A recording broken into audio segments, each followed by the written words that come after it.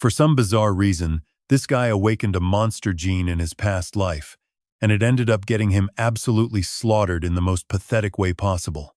But just when he thought it was all over, Xiao Xing suddenly opens his eyes back in the past, long before his monster gene ever had a chance to awaken.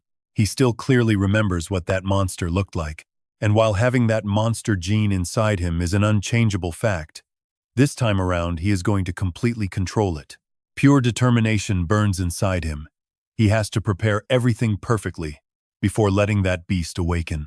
He has got exactly 1 year to make the beasts that controlled him and destroyed the world pay for what they did. Standing outside a clothing store, Xiao Xing already has a solid plan ready. He spots a simple hooded cloak inside. According to the global statistics he remembers from before, roughly 5% of the population carries the monster gene, yet society somehow stays stable. Wearing that cloak, he blends into the crowd, knowing only those with the gene can actually mutate. Everyone always says, "Wait, look at this." People say that as long as they contain these monsters early, society is safe. But honestly, if morality didn't hold them back, almost every normal human would gladly slaughter anyone carrying the gene in a heartbeat just to be safe. Suddenly, Xiao Xing stops in his tracks. He smells the rich scent of endless food. Screams and a massive explosion echo nearby. Just as he thought, it is finally happening, the outbreak inside the mall movie theater. Panicked crowds burst out from the smoke, screaming for their lives. Right at the back, a terrified man runs with monsters snapping at his heels. He shrieks out, "Don't eat me!" Then he spots Xiao Xing standing completely still and wonders if this kid is just a total idiot. Why else would he stand there? As the man dashes past, he maliciously shoves Xiao Xing straight toward the incoming beasts. He sneers coldly, "Then die in my place." But the creature charging for its meal completely ignores Xiao Xing. He chuckles, thinking to himself, "They just ran past me. Looks like they see me as one of their own. My bad. Does that mean I can feast on them whenever I want?" Meanwhile, the smug runner looks back to celebrate, only to freeze in utter disbelief when he sees Xiao Xing completely untouched. No way. How is this possible? Even as he dies, the guy still cannot comprehend why the monsters left him alone. It makes zero sense. But then Xiao Xing remembers there is another big reason why normal people are not entirely terrified of these monsters. A massive stone wall suddenly rises to block the beasts, created by humanity's awakened espers who formed a highly specialized division just for hunting monsters. The cleansing department. Xiao Xing walks past them, leaving the cleanup to the pros. Ni Yang controls his barrier while calling out to Qing He, asking if the mall has been fully evacuated. She shakes her head, pointing inside. No, Lin Qi is still in there. And this is where things get really crazy. A level 2 monster is bound to spawn, but since Lin Qi is an absolute genius, he should be perfectly fine. Suddenly, a massive explosion rips through the ground floor of the mall. Lin Qi holds a child in his only remaining arm. His other arm is completely gone. Trading one limb to save 3 young lives is a pretty heavy loss, but the beasts keep charging. Frowning, he coldly utters 2 simple words, "Iron, come." Golden beams of light slash through the swarming horde that is Lin Qi's signature steel control ability. But as soon as one group falls, another wave rushes in. He scoffs internally. If a mere level 2 beast gets to eat his arm, his reputation as a genius will be completely ruined.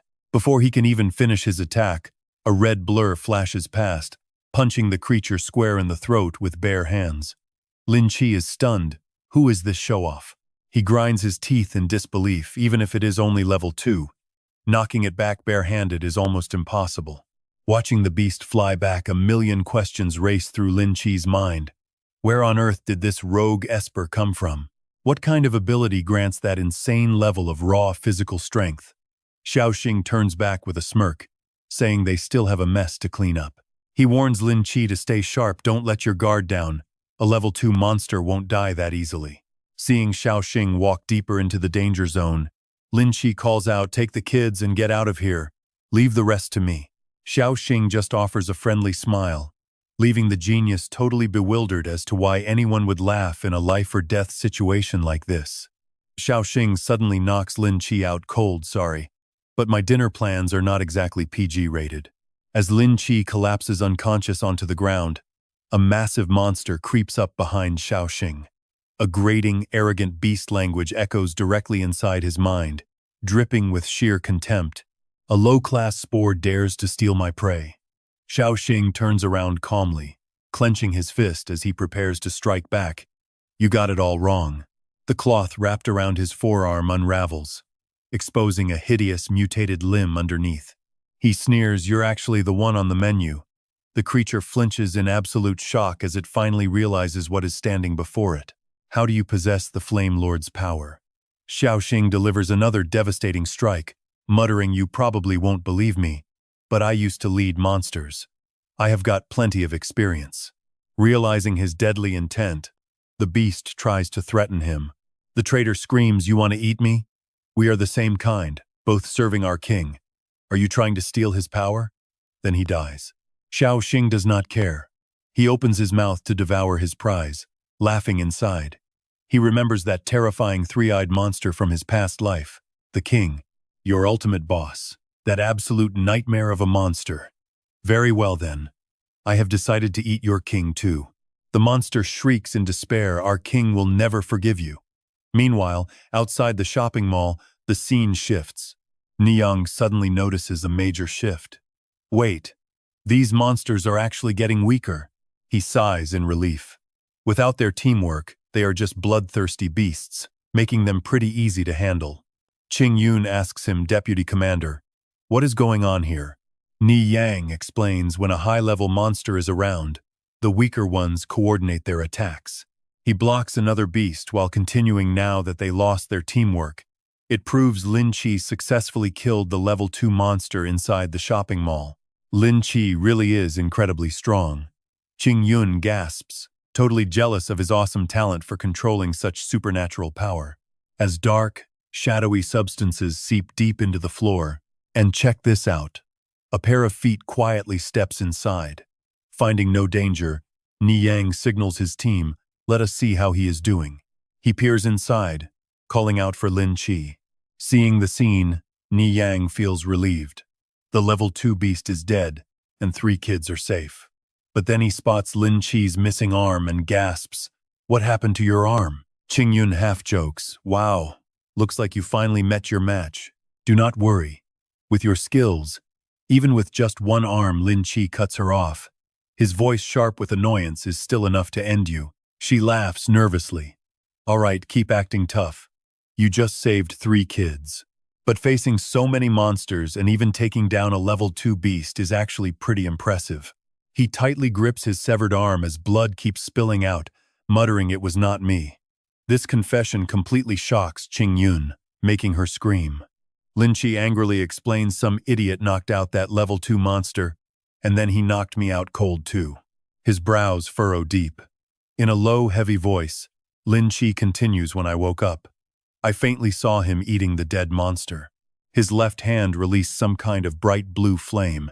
On top of that, I caught a glimpse of his face hidden under his hood. So if I see him again, I will definitely recognize him." She screams in absolute terror, "Wait. Never mind if you can recognize him. If he eats monsters, does that not make him a monster?" Crossing his arms, Ni Yang explains, "While there are rare cases of monsters eating other monsters, that theory does not fit here. If he were a monster, Lin Qi would be dead too." He narrows his eyes, listing the facts. He can defeat level 2 beasts, and he assaulted a purifier on a rescue mission. Ni Yang immediately commands his subordinates put out a wanted warrant for him. By now, Xiao Xing has ditched his cloak, changing back into his normal clothes. He walks home happily patting his stuffed stomach, while a nearby speaker keeps blasting an announcement. An unregistered metal-type superpowered individual, who might also be a rare fire type, showing antisocial traits and a weird craving for eating monsters.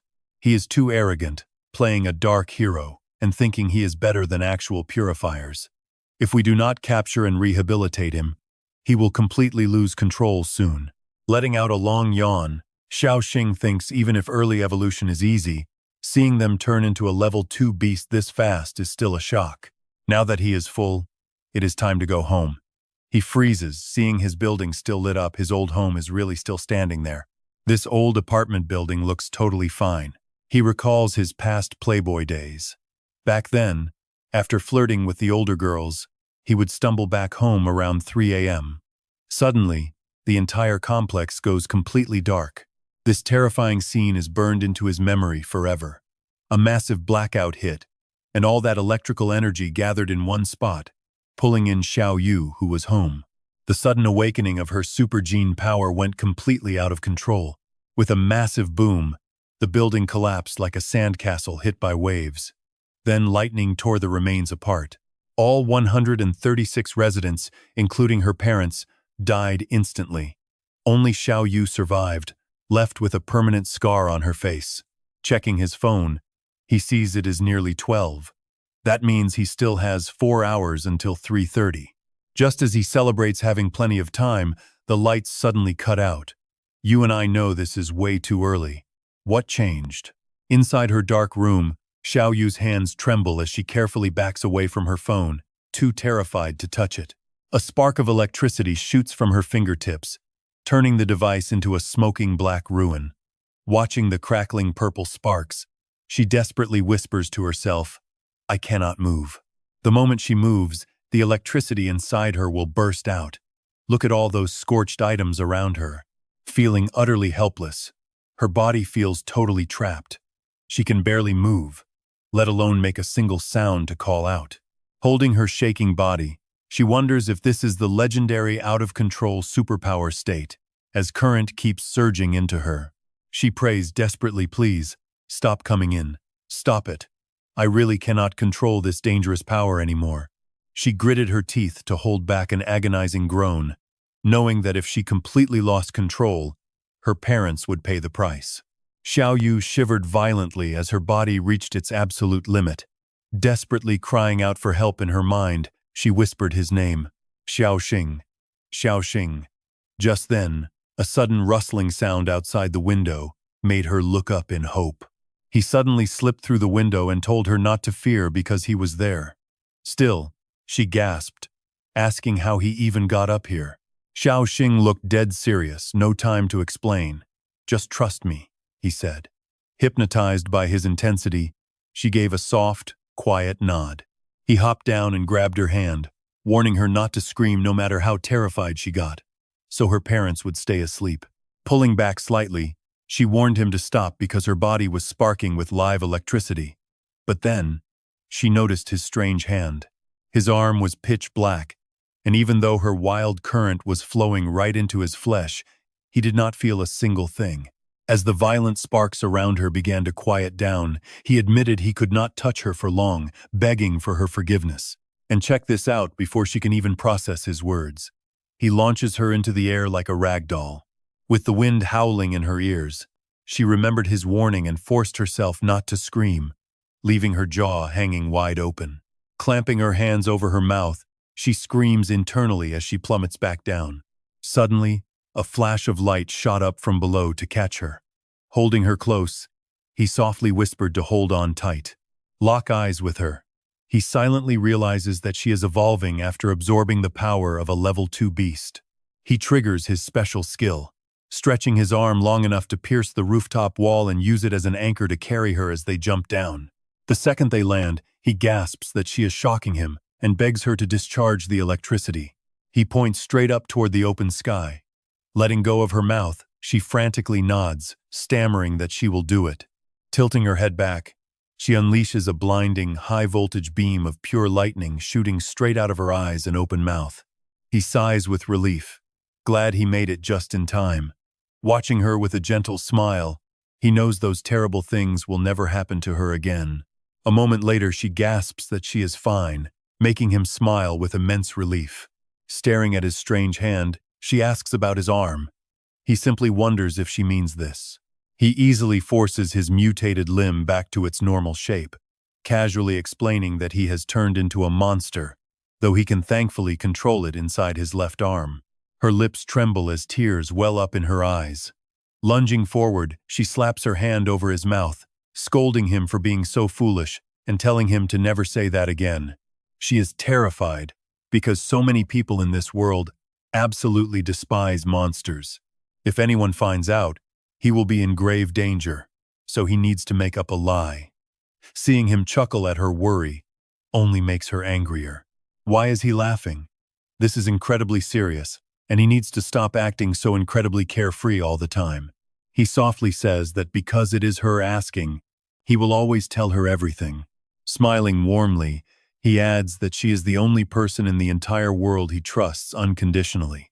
Caught off guard for a second, she quickly snaps back, asking if he says that to all his female friends. He immediately denies it, but she scoffs, asking who would ever believe a word he says. Spotting a strange, glowing object gliding across the night sky, he quickly points upward, telling her to look at that beautiful shining dot. Pouting, she mutters that even if it is a shooting star, she is not falling for his cheesy tricks to get her close. Shaking his head in amusement, he asks what wild things she is imagining, guessing it is actually the Gene Institute helicopter. The light draws closer. He knew that her massive surge of uncontrolled power would create too much noise, and they would inevitably come looking for her. But wait, we're not alone anymore. Suddenly, Tone Min and Teo Lor rush up to the rooftop. He assumes one of them must be the newly awakened psychic who lost control. Putting on a warm, friendly face, Tone Min tells them not to worry, because they are from the Gene Institute. When he asks who caused that massive electrical surge, she steps forward. He gently reassures her, praising her for keeping everyone safe. He then orders Teo Lor to test both of them using their special gene sensitivity serum. Pulling out the testing syringes, she readily obeys. Meanwhile, Tone Min eyes Xiao Xing with deep suspicion, wondering how this boy survived, standing right next to such a lethal electric shock. Suspecting the boy might also possess hidden superpowers, he gently asks him to stay calm while they draw some blood. She quietly nods in agreement. But the moment her blood enters the syringe, a tiny vortex suddenly starts spinning inside, leaving him completely flabbergasted. The vortex swirls faster and faster, suddenly emitting a brilliant, blinding golden light. Tone Min's jaw drops, crying out that he is going blind as her incredible genetic power threatens to shatter every record in their books. Standing quietly as his own blood is drawn, Xiao Xing secretly smirks, knowing the young assistant is about to waste a perfectly good syringe on him. Sure enough, Teo Lor repeatedly shakes the tube but sees absolutely nothing, leaving her staring at him in deep confusion. Then she suddenly gasps, announcing that his blood actually has a trace of genetic power, though she has never seen anything this incredibly weak. Covering his eyes, Tone Min groans about the pain before ordering them to take the boy to the research lab for deeper tests, and Teo Lor quickly nods. Overhearing their conversation, Xiao Xing stands there completely stunned. Wait, a supergene response? Is there some kind of mistake with this test? He only has monster genes in his body, so how could he possess a supergene? Unless, somehow, he actually does. The cleaner whose hand was severed earlier had his arm devoured by a monster, and then he ended up consuming that very same beast. Over at the Weird Gene Research Institute, inside testing room 13, Xiao Xing pulls up his shirt to reveal a highly toned physique. Taking his measurements, Teo Lor clicks her tongue and whispers, "Little brother Xiao Xing, you are quite unique, with the lowest supergene content in history at just 1%. She blushes, leaning closer. Having such a tiny amount of supergene yet possessing such a powerful physique makes him pretty satisfied with his current condition. After mutating and changing back, his entire body became significantly stronger, prompting Xiao Xing to look down and ask, "Can I fix my clothes now?" He thinks back to his clash with Lin Qi, wondering if he acquired the supergene because his half-human, half-monster body swallowed and absorbed its unique mutation. Well, whatever the case, having a supergene grants him entry into the Weird Academy, which beats being thrown under constant surveillance for having monster genes. Once he clears his mind, Xiao Xing asks, "Nurse, does a mere 1% actually qualify me to enroll at the Weird Superhuman Academy?" Reaching out, Teo Lor smiles. The director ruled that anyone with a supergene can enroll. "So from now on, I am your senior sister. Let me help you dress."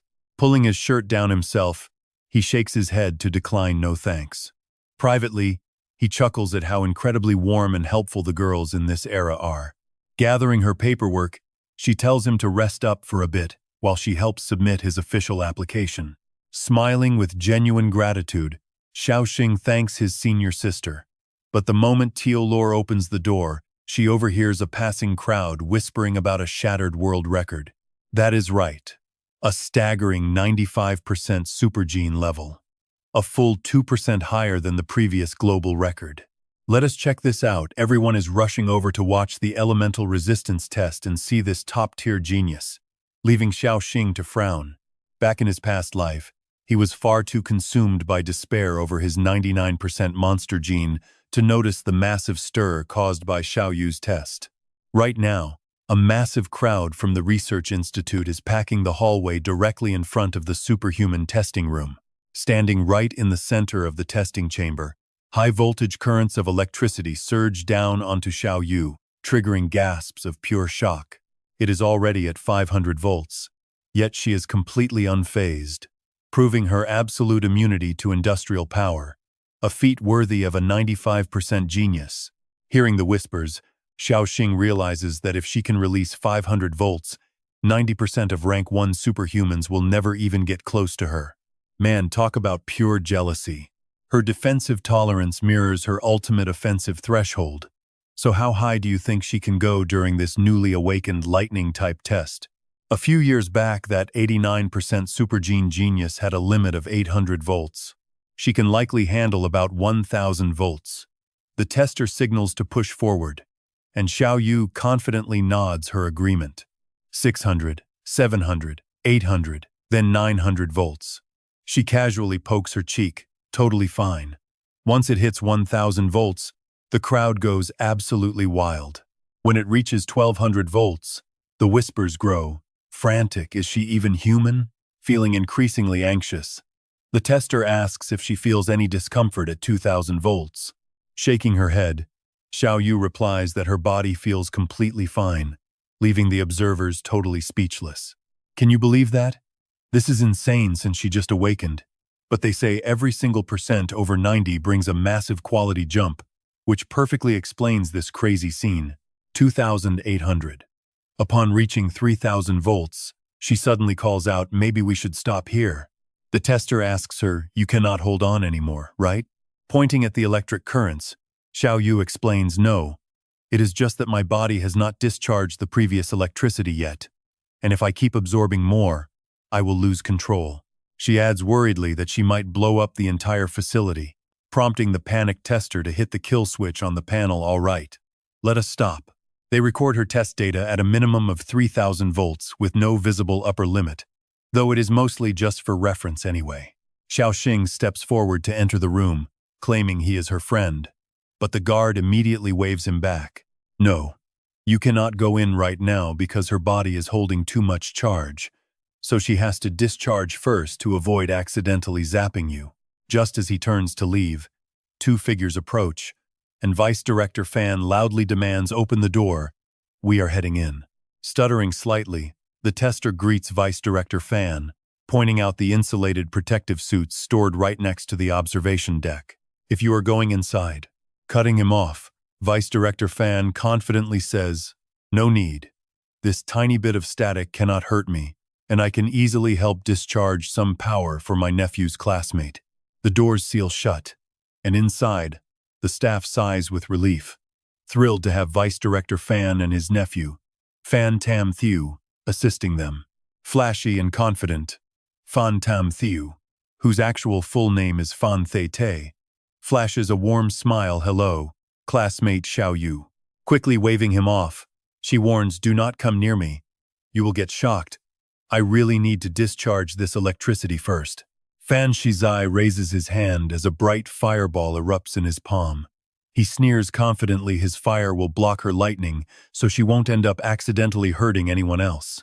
Reaching out for a handshake, he says he already learned her cute name from the research staff. "Nice to meet you, Xiao Yu. I am Fan Shizai, your future classmate at Nanyu Superhuman Academy." Outside, Xiao Xing presses his face against the glass window, looking incredibly annoyed. I mean, look at this clown trying so hard to act all classy when his obvious intentions are literally written on his face. Xiao Yu politely rejects him, explaining her hands still have residual electricity, so shaking hands is a bad idea. He chuckles. saying it is fine since they have plenty of time ahead. Fan Shizai then cuts straight to the point to avoid keeping her from her rest. Launching into a long explanation, he notes that once school starts, they will be divided into teams, and team performance determines their cultivation resources. As the third young master of the Fan family, I possess 90% high-grade superhuman genes. I want to build the strongest squad to secure the best resources alongside the very best teammates, Fan Shizai says, smiling as if victory is already his. Xiao Yu, I hope you will join my team, she nods slightly, admitting that it actually sounds pretty great. Thanks for the invitation. Xiao Yu rejects him directly, but I already have a teammate to team up with. He asks in confusion if she means the guy who came here with her. She leans over, smiles at Xiao Xing, and nods. Xiao Xing walks in behind the researcher, grumbling as he wonders if he is finally allowed to enter now. Fan Shizai looks down on him, thinking his test reactions were way too weak, and his actual stats could never be high. The strong will always stay strong, and the weak will only drag you down. So please consider this offer carefully. Ignoring his warnings completely, Xiao Yu runs over to Xiao Xing, happily telling him that they are going to be teammates from now on. He smiles warmly and agrees that it is a done deal. Seeing the two chatting so happily, Vice Principal Fan calls out to Fan Shizai. He tells him they have some urgent business to handle at the academy. Fan Shizai complies immediately, but before leaving, he urges Xiao Yu once more to think about his offer. Back in the office, Fan Shizai speaks up in frustration. Uncle, she is a genius with 90% superhuman genes. We definitely have to lock her down for our family. Vice Principal Fan shakes his head, saying she has her own mind and waiting is useless. He taps his fingers on the desk and coldly adds that obstacles must be cleared. Just then, his phone rings, and the person on the other end reports directly to him. He found the info. Xiao Xing's profile was just delivered, and his superhuman gene level is only 1%, the lowest in history. Adjusting his glasses, he mutters that having only 1% superhuman genes makes him basically normal. Letting someone like this enter Manhwa Superhuman Academy is a complete waste of resources. The subordinate hesitates, mentioning the principal said anyone with superhuman genes can enroll. He barks angrily, demanding to know if his own words mean nothing at all. The employee panics instantly. Oh, that is not what I meant. After hanging up, Vice Principal Fan turns to Fan Shizai, advising him not to waste words on obstacles. They just need to make him disappear from their sight. Fan Shizai grins deviously, praising his uncle for always being so ruthless. Meanwhile, after listening to Xiao Xing explain the entire situation, Xiao Yu asks if he must stay full to avoid losing consciousness. Is this a side effect of your monstrous left arm? He nods, confirming that this side effect actually gives him an intense urge to eat human flesh. Her eyes instantly light up. I mean, she's not wrong, there are plenty of bad people in this world anyway. He crosses his arms to make a hard stop gesture, telling her he cannot just go around eating people, and that her mindset is incredibly dangerous. The doorknob suddenly turns with a quiet click as Xiao Lu walks in with an announcement, telling Xiao Yu that her parents have arrived and are registering outside. Hearing this, she is overjoyed that her parents are here. Xiao Yu whispers to him not to worry because she is great at capturing targets without getting caught. Sweating profusely, Xiao Xing wonders if that is even the main issue here. She stands up happily, saying she is going to share the good news with her parents. Before heading out, Xiao Yu turns back and flashes a gentle smile. She tells Xiao Xing that going to the same school again with him is the best, then makes sure to thank Xiao Lu. The senior awkwardly tells her it is no big deal. Noticing that Xiao Lu is hesitating to speak, he asks directly, wondering why she looks so troubled and if something bad happened. Looking incredibly apologetic, she breaks the news his admission application was rejected because his 1% superhuman gene level makes him no different from an ordinary person. Asking in utter confusion, Xiao Xing wonders if they said anyone possessing the special gene is eligible to enroll.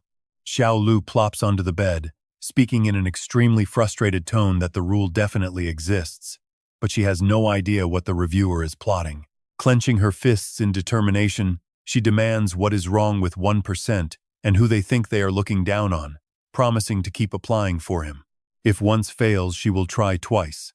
And she stands up waving her arms, declaring if twice fails, she will try 800 times. He smiles softly, thanking his senior sister but telling her it is not necessary since they hold all the power and she might get dragged down with him.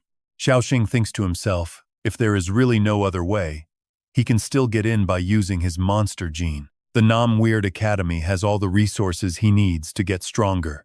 Muttering to himself, he claims he is not afraid at all. Before he can even finish, the phone in Tiulor's pocket suddenly starts ringing. After hanging up, she excitedly announces that the higher-ups are offering him a single chance to enroll, considering he actually has a transcendent gene. Xiao Xing furrows his brows, falling into a tense silence while pondering what this actually means. Meanwhile, Tay is absolutely furious upon hearing the news, the fireball in his hand burning even hotter. What are they doing? He mutters with narrowing eyes. How could they possibly give him a shot at the final trial? He slams the fireball into the ground after studying at the Weird Academy for 1 year. Anyone who fails to awaken gets expelled. This final trial is meant for lower-grade students. So why should a guy who cannot even get admitted take part? On the grass, several moths lie scorched as Tay sneers at them with total disgust. He crushes them beneath his boot after all. They are just useless moths. Vice Principal Fan calls out from inside, telling Tay to come in because moths are too annoying this season, adding that this trial is just King Trier's stupid game. Tay frowns, asking why the head director of the Gene Institute would do this. And get this, Vice Principal Fan sneers, explaining that King Trier is warning him not to cross the line, getting angrier by the second. He has been unhappy with us breaking his rules for a while now. If that kid actually passes, it will be a direct slap in my face. Even if the boy fails, the head director still gets to protect his own authority. Tay tightly grips his wine glass, muttering that they cannot let him pass the trial. Otherwise, the Fan family reputation and his uncle's pride are ruined. Half of Vice Principal Fan's face is cast in shadow as his voice turns icy, declaring that the kid will never succeed. He says with absolute certainty that a measly 1% gene can never fly into their world. Staring at a moth on the window glass, he vows he won't even give him the chance to fly. The scene shifts to the Weird Gene Research Institute. A voice echoes inside the room, claiming that King Trier's actions only prove he is completely wasting valuable resources. He is totally unfit to be head director. So for the next 5 days, our job is to check and ensure the safety of the equipment. Meanwhile, 2 men walk down the hallway. Seeing Li Kung spaced out, completely ignoring his dropped phone on the floor, his colleague asks what is wrong with him. Why is he acting so weird? He quickly grabs his phone, claiming his hand just slipped, and urges them to hurry since they have tons of work left. Li Kung bites his lip, his heart racing with insane excitement because that 1 million was merely the down payment. Greed flashes in his eyes. Even if he loses this job, it is totally worth it. Li Kung reports to Trunan, telling his boss that everything is set and the target has absolutely no background, prompting Trunan to grin and say very well.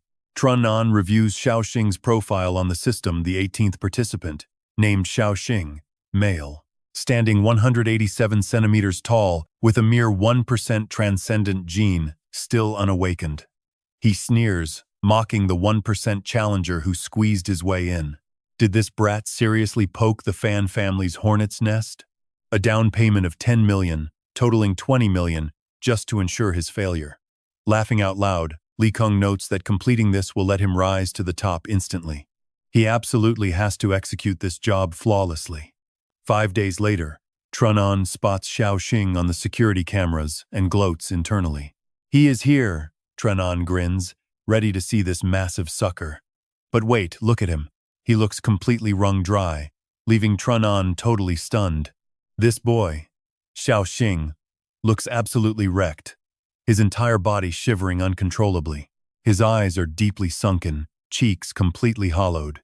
Trunan laughs, wondering if this kid really expects to pass a trial when he looks like he hasn't eaten in days. Facing monsters in this state is pure suicide, meaning he won't even need to lift a finger himself. The kid simply cannot pass this trial on his own. Meanwhile, Xiao Xing is starving to the point of delirium, with a persistent voice echoing inside his head. So hungry. As the chatter of others rings around him, he has only one thought: his stored energy is completely drained, leaving him starving enough to eat everything in sight. These other participants in the trial, none of them have actually awakened their transcendent genes yet. Li Kong stands before the crowd to announce the rules: 3 hours, 3 life-or-death trials, and 3 continuation passes to re-enter the academy, mockingly adding that only 17 of them will be risking their lives. "Oh, my bad," he says, intentionally correcting himself to say 18 people. The head director of the Gene Research Institute recently approved 1 extra participant, prompting the confused crowd to ask who this extra person is. His words immediately draw everyone's eyes to Xiao Xing, as he snidely remarks that they don't need to look far because the guy's background doesn't even matter. Li Kong fuels the fire, claiming they are all the same anyway. Just a fair fight for 3 continuation passes, right? Ready to fight monsters for them? The crowd instantly explodes. "What do you mean, the same? Another guy with a Tier 3 certificate. Like, what the hell? Which wealthy family's back door did he crawl through? He probably does not have special privileges, right? This match is bound to be unfair. Damn it. Let us use him as bait to shield ourselves later." Startled, Tu Tin realizes he has been targeted. He starts drooling as his inner glutton goes wild with all this food around. Wait, he cannot just go eating humans. Li Kong leads him to room 18, calling it his trial room. Tu Tin asks if this was deliberate, but the guy just laughs. "What?" Softly chuckling despite those earlier sarcastic remarks, his hand freezes upon touching a sticky, foul-smelling, blood-stained door handle. Could this handrail be smeared with blood? Tu Tin silently notes that he can smell special-grade blood, meant to lure monsters. Li Kong pulls off his mic and sneers, "You are pretty smart. But who did you piss off?" Tu Tin silently realizes it is the Fan family again. Li Kong closes the door, leaning close to whisper, "All the monsters will swarm right to you." Then he pulls the door open again as if nothing out of the ordinary happened. Unfortunately, this temporary room 18 has a major flaw. The super alloy lock that should protect you is completely broken. Li Kong happily imagines hungry beasts swarming Tu Tin, their physical strength 5 times greater than normal humans. 3 metal-skinned monsters charging right in with absolutely nothing holding them back. You can feel the sheer malice here. Li Kong gets a sick thrill imagining them ripping him to pieces. He points to the exit behind him. He slowly tells him that there is a door over there, and running through it keeps him safe. Though doing that also means he forfeits the trial. Li Kong tempts him, "Just run. The boss is paid for your failure, so do not die. Giving up keeps you safe, and we get our cut. A total win-win." With that, he turns away, giving him 10 seconds to run. As Li Kong walks away, Tu Tin calls out, "Hey, quick question. What if I said that you are actually the delicious snack here?" The man sneers at the mockery, muttering, "Let us see how long you survive." Back in the control room, Li Kong knocks on the door. A voice answers to come in. He enters and reports, "Boss, everything is set. His only path out is to forfeit." Honestly, he is so terrified he is already talking gibberish. Tranan strokes his chin, calculating that once the beasts are released, it will take them barely 10 seconds to reach the kid's room. He raises an eyebrow, betting 100 yuan he quits under 5 seconds. Chuckling mockingly, Li Kong bets the kid lasts past 5 seconds. Meanwhile, the dark arena is lit only by glowing room numbers. The ceiling hatch slowly grinds open. Fearsome monsters peek down from above, letting out savage roars that fill the darkness. They drop down alongside the progression cards, and the speaker blares that the final trial has officially begun. Our manager suggests counting down for him, but at the count of 1, Tu Tin casually kicks the door open and strolls out. Gasping in utter shock, Li Kong stutters, "What is with this guy?" Seeing the kid look so relaxed makes no sense to him. Does he not want to live? All 3 beasts charge at once. Staying completely calm, Tranan smiles, "Do not worry. The monsters will shred him in seconds. If he wants to die, it is on him." Before Tu Tin can even finish saying the food is here, they totally ignore him. Can you believe this? They actually treat him as an ally. He is starving. Li Kong screams, "Why on earth are the monsters completely ignoring him?" Speculating quietly, Tranan guesses the beasts were drawn to the awakened blood on the gate. Lai Kong completely loses it and curses. Damn it, I actually saved his life by accident. But seriously, how pathetic is this guy's awakened gene? It is so weak that the beasts literally ran right past him without even trying to bite. Seeing Tu Tin snag the golden card makes him fume. But the boss smiles confidently. Those progression cards are not that easy to keep. The final trial does not just involve monsters. Enter Ngoan. During a mall outbreak a few days ago, he was attacked and luckily awakened under extreme life-or-death pressure. With a deep, knowing look, Tranan explains that his newly awakened psychic ability is incredibly rare. Sure enough, Ngoan rushes in and sneers, "Get lost. Kid, that first card is mine." Meanwhile, Tu Tin's mind is totally blank except for hunger. Observing this intense standoff, Tranan notes that Ngoan is the strongest competitor in the trial. Ngoan's eyes flash with energy as he activates his mental intimidation skill, confidently threatening to scare him half to death. He sneers that the kid will wet his pants, but instantly freezes upon seeing Tu Tin's mutated monstrous face. Ngoan's hair stands on end. Crap, someone save me. What kind of monstrous mind is this? Sweat pours down his face as he shakes violently. Ngoan stumbles backward, screaming in agony. Blood streams from his ears, nose, and mouth, but his body just won't stop trembling. He realizes with horror that this kid's mental strength is far superior. He suffered a massive psychic backlash. Ngoan stares at Tu Tin, his heart sinking. What on earth is this kid? Why does he feel way more like a monster than a human? Nearby, the beasts chewing on the door of room 18 like dogs gnawing on bones suddenly freeze in their tracks. They turn in unison to glare at Tu Tin. The scent of Ngoan's freshly spilled blood is driving them wild. He mutters that the monsters are rushing over. But Tu Tin just tells himself that although they want to eat this guy, he cannot let them. He raises his hand, declaring he is absolutely starving and needs them to help fill his stomach first. Tu Tin slides his hand right toward the beast's stomach, quietly promising to be as gentle as possible. Out of his palm, a snake-like head with razor-sharp teeth slithers out, murmuring quietly so nobody hears.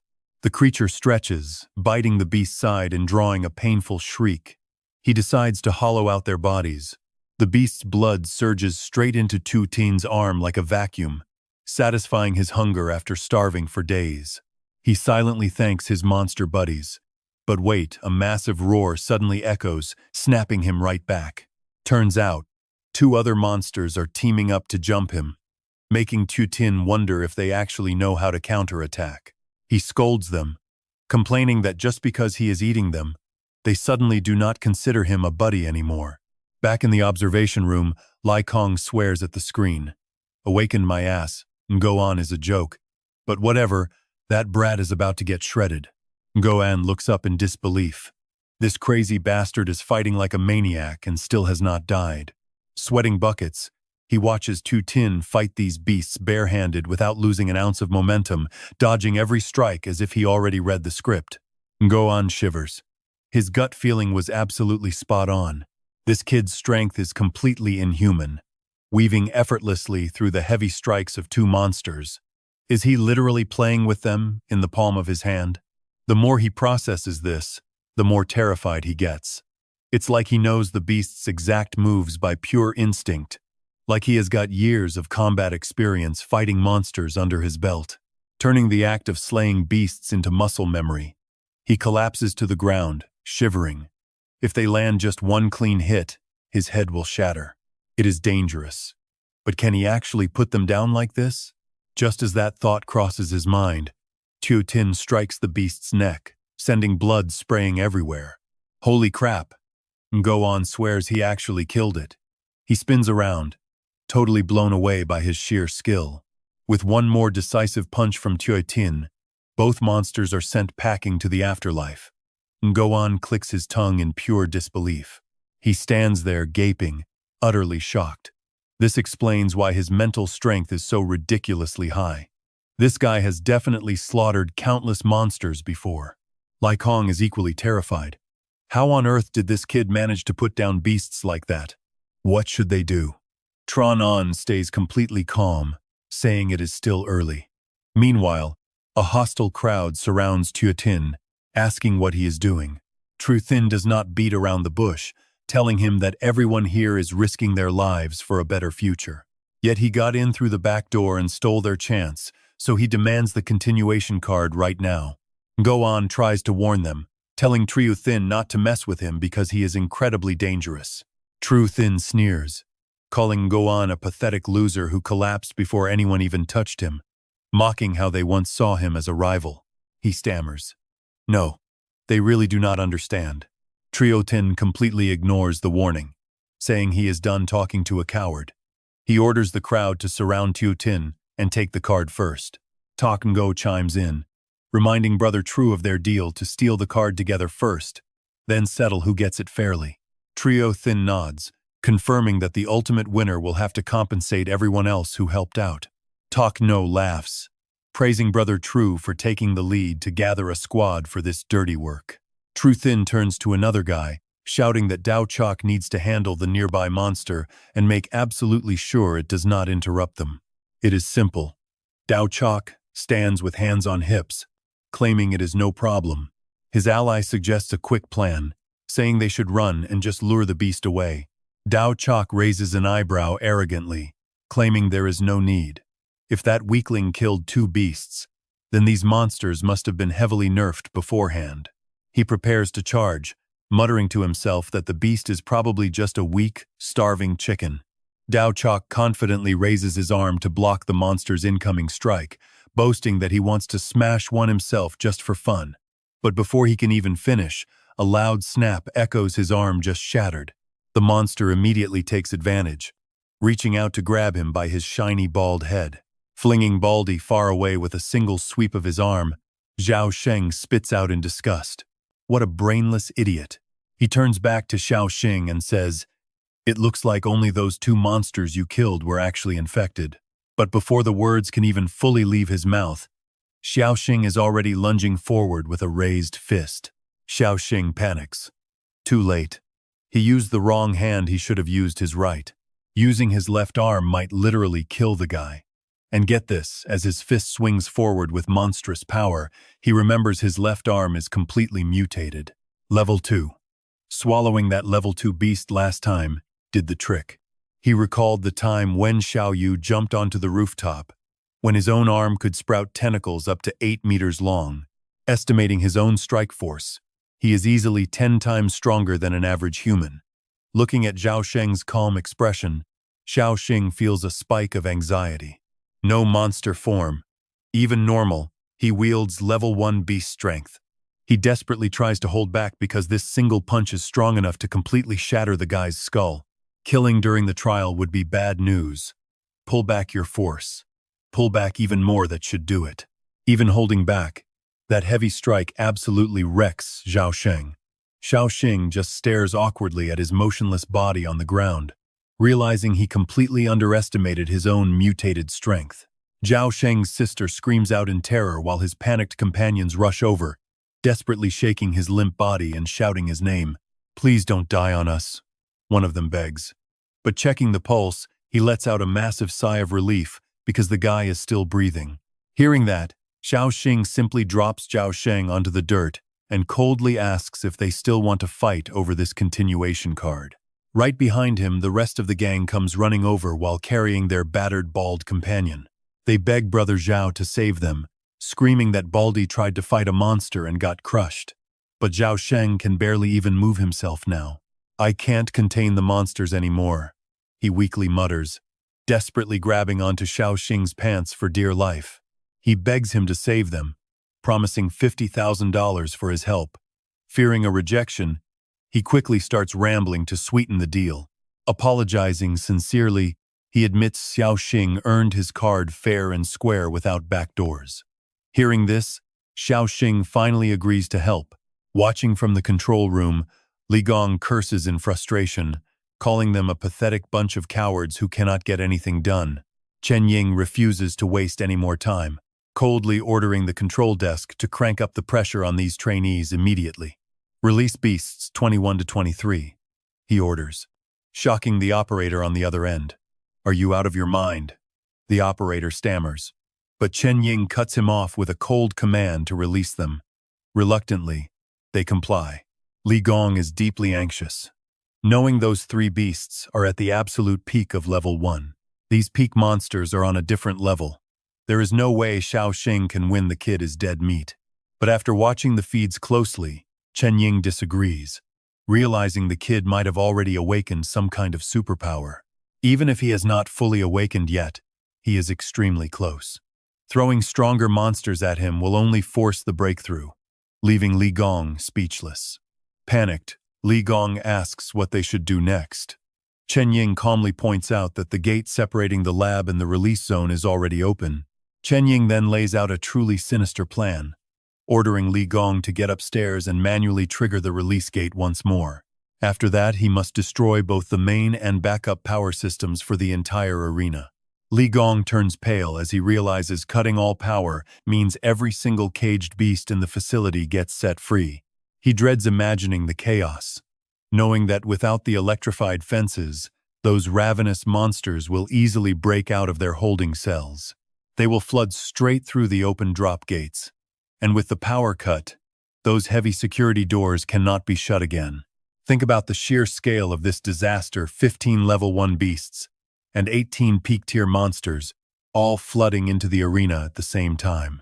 A bloodbath flashes through his mind as he realizes the blackouts will also lock down the emergency escape gates. With no way to escape, every single trainee inside is going to be eaten alive by those beasts. Chen Ying just scoffs coldly, saying these trainees knew the fatal risks when they signed up, so their deaths are totally expected anyway. Finally, grasping the horrifying scale of this plot, Li Gong tries to back out, begging Manager Chen that he simply cannot do it. If they are caught, they face execution. But when he begs to call off the mission, Chen Ying's face darkens with an absolute refusal. This is a direct job from the powerful Fan family. Since they already took the deposit, backing out now has deadly consequences. Chen Ying smirks, reassuring him that he personally guarantees nothing bad will happen to him. Staring down at the terrified man trembling on the floor, he promises $10 million and a safe ticket out of the city if he complies. Blinded by the massive payout, Li Gong eagerly agrees to the job. Back in the arena, Xiao Xing easily drops another beast in just a few moves. Wincing in pain with every single word, Xiao Xing still can't help but praise his incredible skill. "You're insane," he gasps, unable to fathom the training behind those monster-slaying skills. With his face swollen up like a lumpy dumpling, he gives a thumbs up, trying to look heroic. He says, "Don't worry, Trier always keeps his word. 50,000 is 50,000, and even if the others refuse, I will pay you myself. Even if I am short on cash, it is fine. I will ask my sister and use my part-time job earnings." Teal Dao smacks the back of Trier head and snaps, "Brother, why are you dragging me into this? The bald guy is back recuperating, so go home right now." He cries out in pain, complaining that his neck was already stiff and now it is completely broken, while she bows and apologizes to Xiao Xing for causing so much trouble. She thanks him for letting them go, and he simply nods to accept her gratitude. As his friends drag Trier away, he still shouts back that he will treat him to a late-night snack once the trial ends. Xiao Xing half-jokes that he is already full, but then he suddenly shouts out a warning to look out. A monster drops down from above, but he still has no clue and just looks around confused.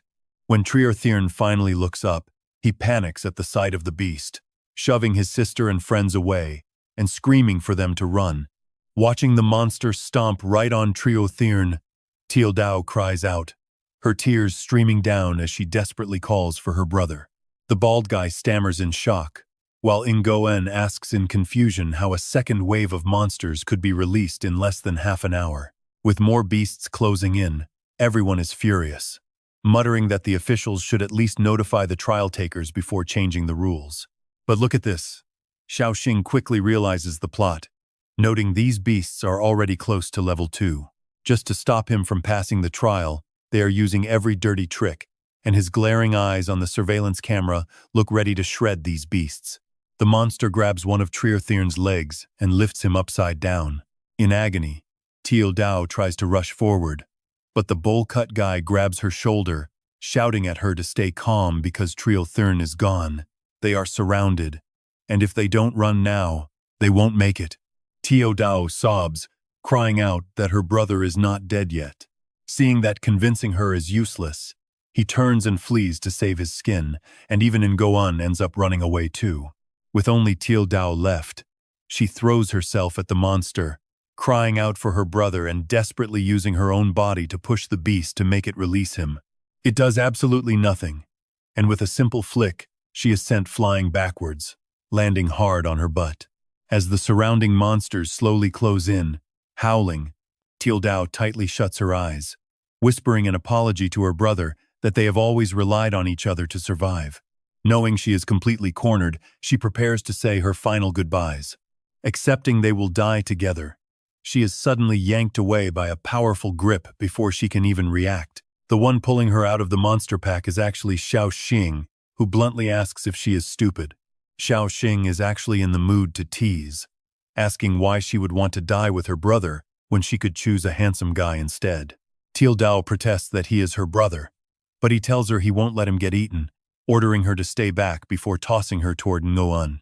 He yells for someone to catch her, and as Ngoan is fleeing, he looks back in confusion, wondering if that call was meant for him. Cursing his luck, Ngoan ends up acting as a human cushion when Teal Dao lands on him. Here is the crazy part: if that beast devours Trio Thurn, it will hit level 2, meaning he has to unleash his mutated left hand to kill it. Sighing deeply at how troublesome this is going to be, Xiao Xing boldly walks right into the pack, demanding that the monster attacking Trio Thurn release him immediately. Teal Dao stares at this scene, completely stunned and unable to believe her eyes. He walks straight into 3 monsters just to save her brother, but the beast completely ignores him, opening its mouth wide to swallow Trio Thurn. Xiao Xing gets a bit annoyed, noting that even though he stepped in, the other monsters are totally ignoring him. Since I am not trying to eat you, you do not see me as an enemy, right? As the beast readies its jaw, his voice cuts through. With a swift blow to its wrist, Xiao Xing asks if it would mind handing over its food, saying he would be super grateful. Yelping in pain, the monster drops him, and Xiao Xing quickly catches Trio Thurn by his leg, smiling as he asks the beast not to get mad, asking if it is really that hungry. Tossing Trio Thurn aside, he tells them not to worry, because he will devour them soon anyway, so they will never feel hungry again. Trio Thurn slowly opens his eyes, his mind still in a complete daze. Spotting Xiao Xing standing in the middle of the swarm, he wonders in shock if he was saved from those beasts, before rolling over on the ground and groaning that all his bones are about to break. Teal Dao happily runs over calling his name, while Trio Thurn mutters back in a weak voice. Helping him up, she tells him that the young man saved both of them, and for such a massive favor, she should offer her hand in marriage. But before she can finish her sentence, she accidentally smacks his head, making him cough up a mouthful of blood. He gasps, asking if she is trying to kill him, before changing to a serious tone and stating that they need to leave this trial ground immediately. Seeing everyone scramble toward the newly dropped trial token, Teal Dao hesitates for a moment. But brother, the continue card fell over there. Let me help you back to the trial room and try again. He absolutely refuses to back down. No, do not do this anymore.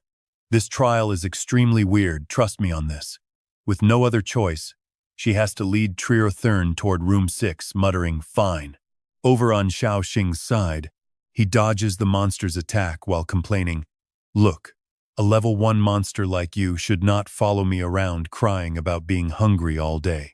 Xiao Xing places his hand on its arm, noting this is only because he has not used the Chi-VM leader technique yet. If he actually did, seeing a deep wound on the beast's arm, he mutters, 10 seconds to take out just one of you. That cost is too high. Xiao Xing pierces straight through its chest with his bare hand, adding, plus, to reach tier 3, I probably need to absorb 100 of you. Lifting the beast on his arm, he sighs with mock pity. Evolution is a tough road, so why don't you just be good and let me eat you? Suddenly, Xiao Xing flinches as he looks up, seeing the drop gate opening once again. Just as he thought, the final drop is starting early. Inside room 6, Trio Thern mutters, "Our lives are way more important than some career. This training ground is far deadlier than before." But the moment he slams the escape button, the power completely cuts out. Total darkness swallows the room. Trio Thern desperately pounds on the metal door, but it is completely unresponsive. "What is going on?" he screams. "The power went out."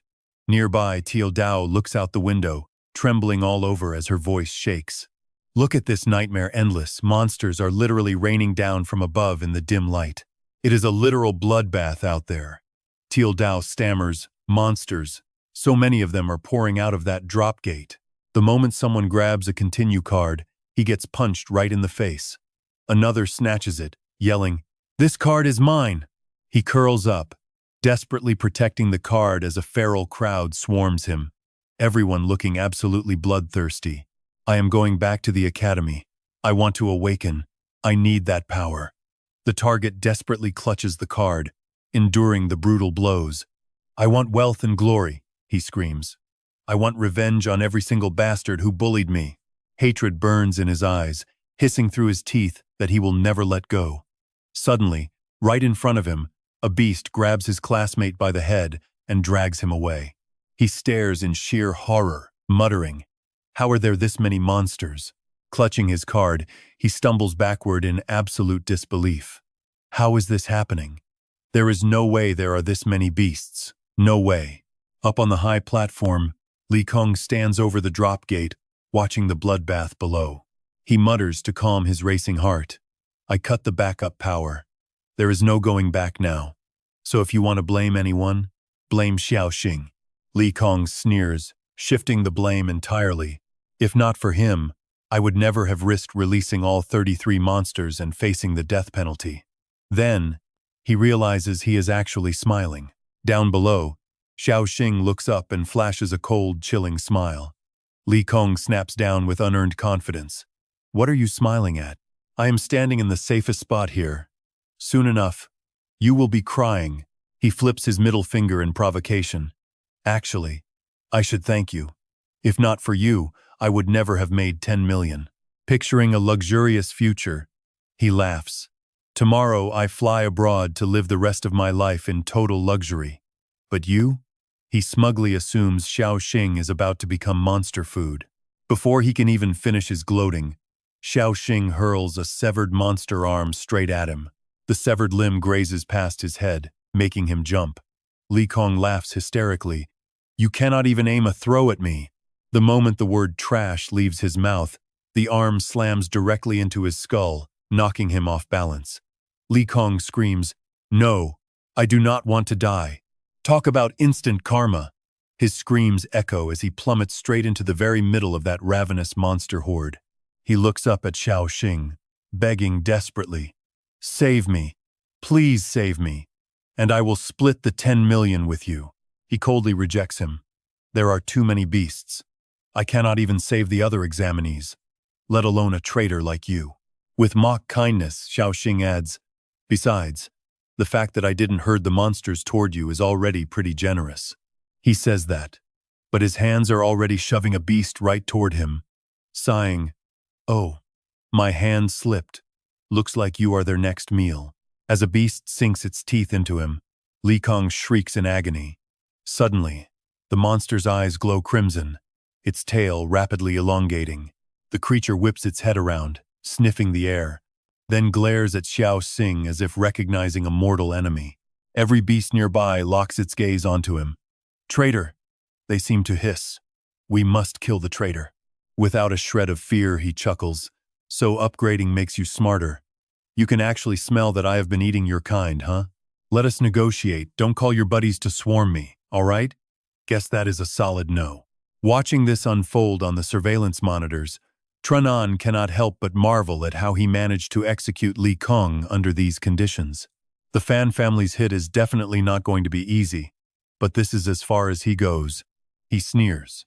With over 30 monsters constantly evolving after devouring the examinees, those 3 superhuman fighters don't stand a single chance of making it out of this trial ground alive. Trunan quickly steps through the partition door and raises his hand, unleashing his special ability. It flows directly into the supporting metal beams, aiming to shut the final blast door on the second floor as Tran-On clenches his fist tightly. Under this immense pressure, the metal bars completely shatter, and he smiles in satisfaction as the heavy barrier slams shut. It is finally done. At the second-floor control room, two operators lie unconscious while Tran-On stands over them holding a cup of water. He splashes the cold water right onto their faces, making them gasp and slowly open their eyes as they struggle back to consciousness. Tran-On slams the cup onto the keyboard, demanding they tell him what on earth just happened. Why did the trial ground lose power? All monitors are completely dead, and not a single door will open. Massaging their splitting headaches, the groggy operators stammer that it is not their fault, claiming Lai Kong was the one who knocked them out cold. That crazy bastard must have sabotaged both the main power and the backup generators. Hearing this, Tran-On fakes a pretty anxious look. You idiots, stop shifting the blame for your own incompetence and get the power back online, or the automated lockouts will completely prevent any rescue teams from getting inside. The technician estimates it will take at least half an hour, prompting Tran-On to snap back that half an hour is fine, just hurry up before Lai Kong ruins everything. Thon Nook hesitantly speaks up, we cannot do that.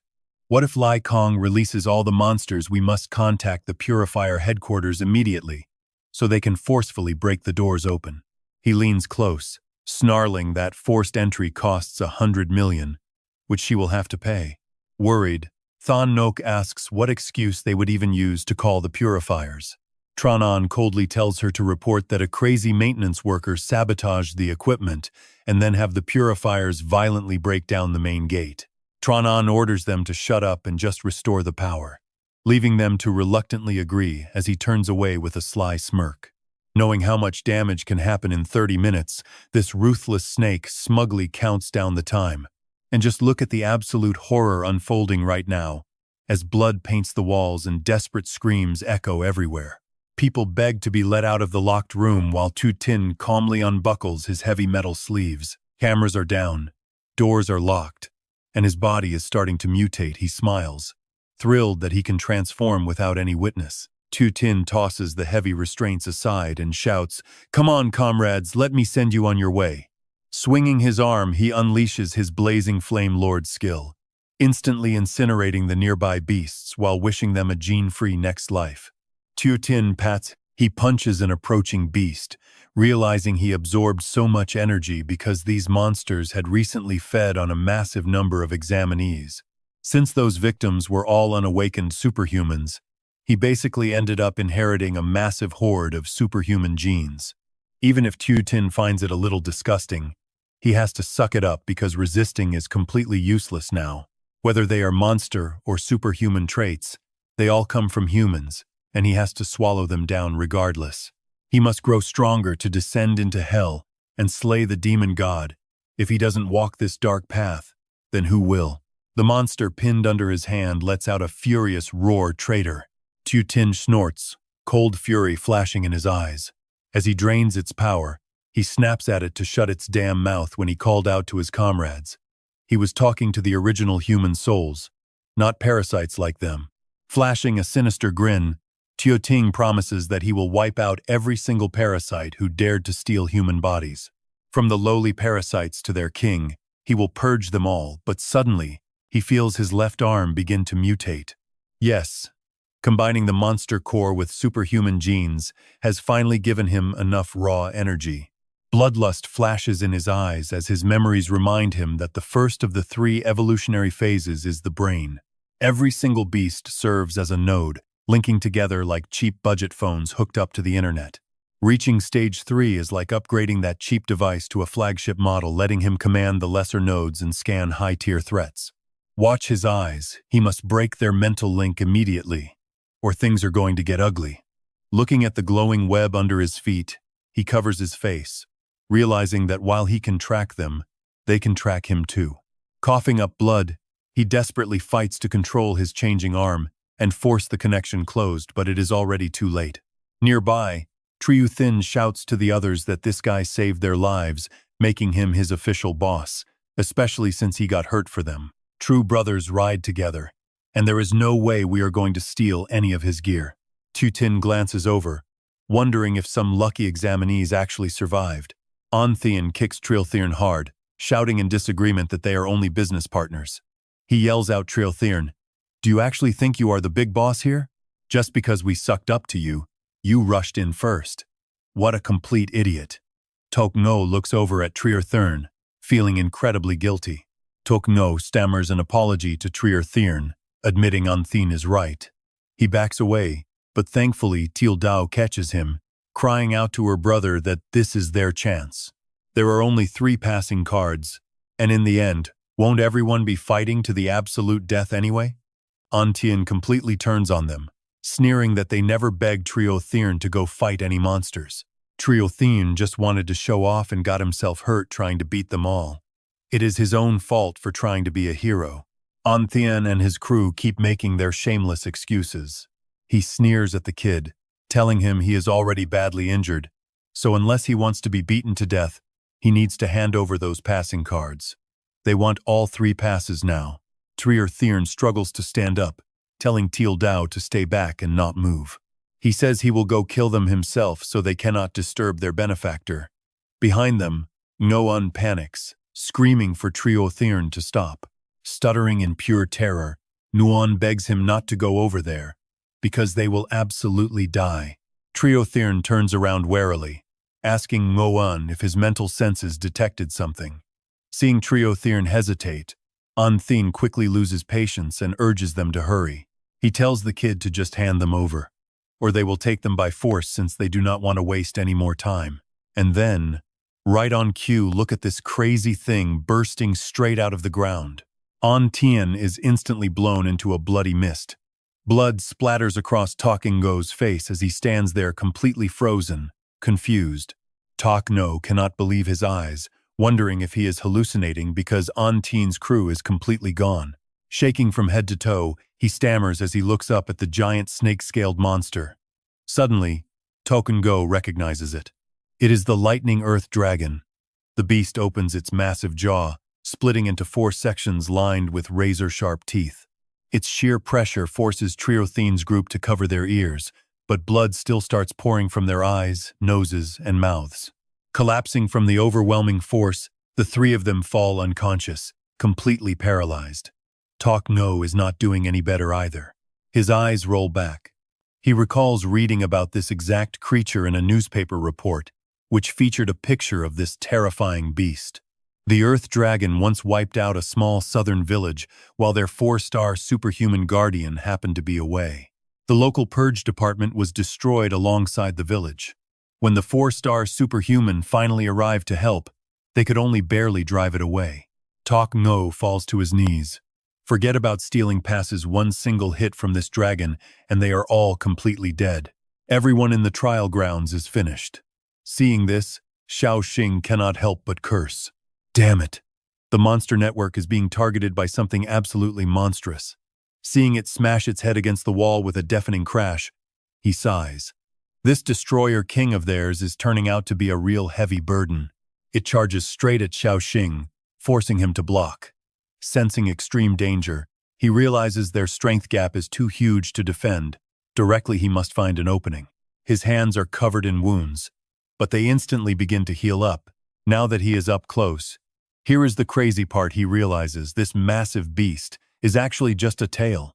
Rewinding to 2 minutes ago, out in the waiting area for the parents, Anthean's mother is praying devoutly to the Bodhisattva, begging for her son to pass this final trial safely, promising she will go vegetarian for 10 years. The other parents are equally anxious, while Xiao Yu quietly listens to them whisper about the terrifying death rate of this trial. One parent complains that they should have never let their child fight for this second chance, saying they should have just remained protected citizens. Wait around to die? This is not the monster-free era from 20 years ago. Without having superhuman abilities, danger is constantly lurking around the corner. Forget about a stable income or government benefits. Becoming an awakened or superhuman is the only way to protect your family. With so many candidates here, do you really think everyone else is foolish? Hoping for divine protection, she stares anxiously toward the trial grounds just ahead. The power inside cut out for over 10 minutes earlier, and it is still pitch black. Surely this cannot be part of the actual test. Sensing that something is seriously wrong, she approaches the security guard to report she is an admitted Superhuman Academy student. She tells him that the electrical current inside the trial arena feels completely abnormal. The already anxious parents grow even more panicked hearing this. Both guards bite their lips in shock, silently wondering how she could possibly know that. To keep from blowing their cover, one guard snaps at her, accusing her of talking complete nonsense. He says everything is perfectly fine and orders her to return to her seat, or they will kick her out. Xiao Yu calmly explains that her ability is lightning, so she can literally feel the current. Before she can finish, the guard points at her, asking whose family she belongs to. Only family members are allowed to wait in this area. Seeing how young she is, the staffer gets bold and demands to know who let her in. Suddenly, the entire room begins to violently shake.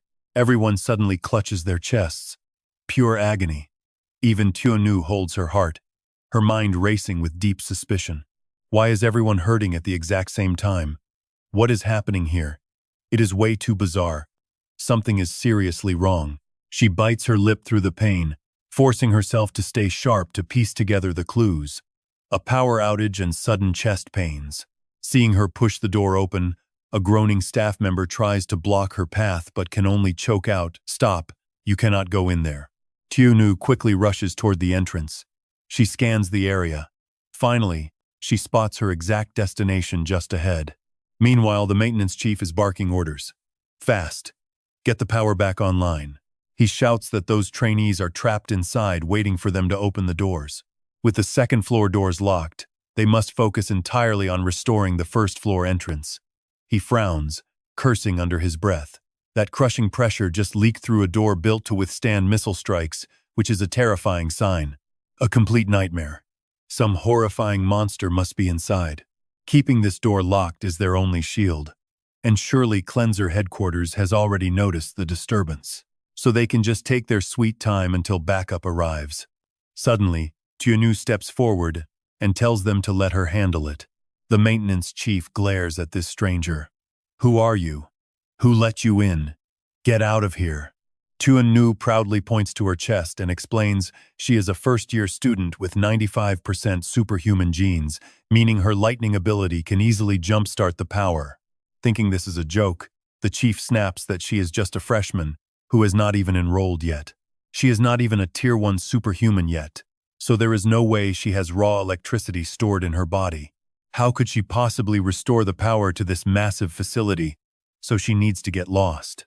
Lightning crackles inside Tuangu's eye as she calmly replies that while her body holds no charge, she can draw infinite power as long as she is inside the city grid. Just watch how crazy this looks. She summons vibrant pink lightning arcs that gather right into her hand.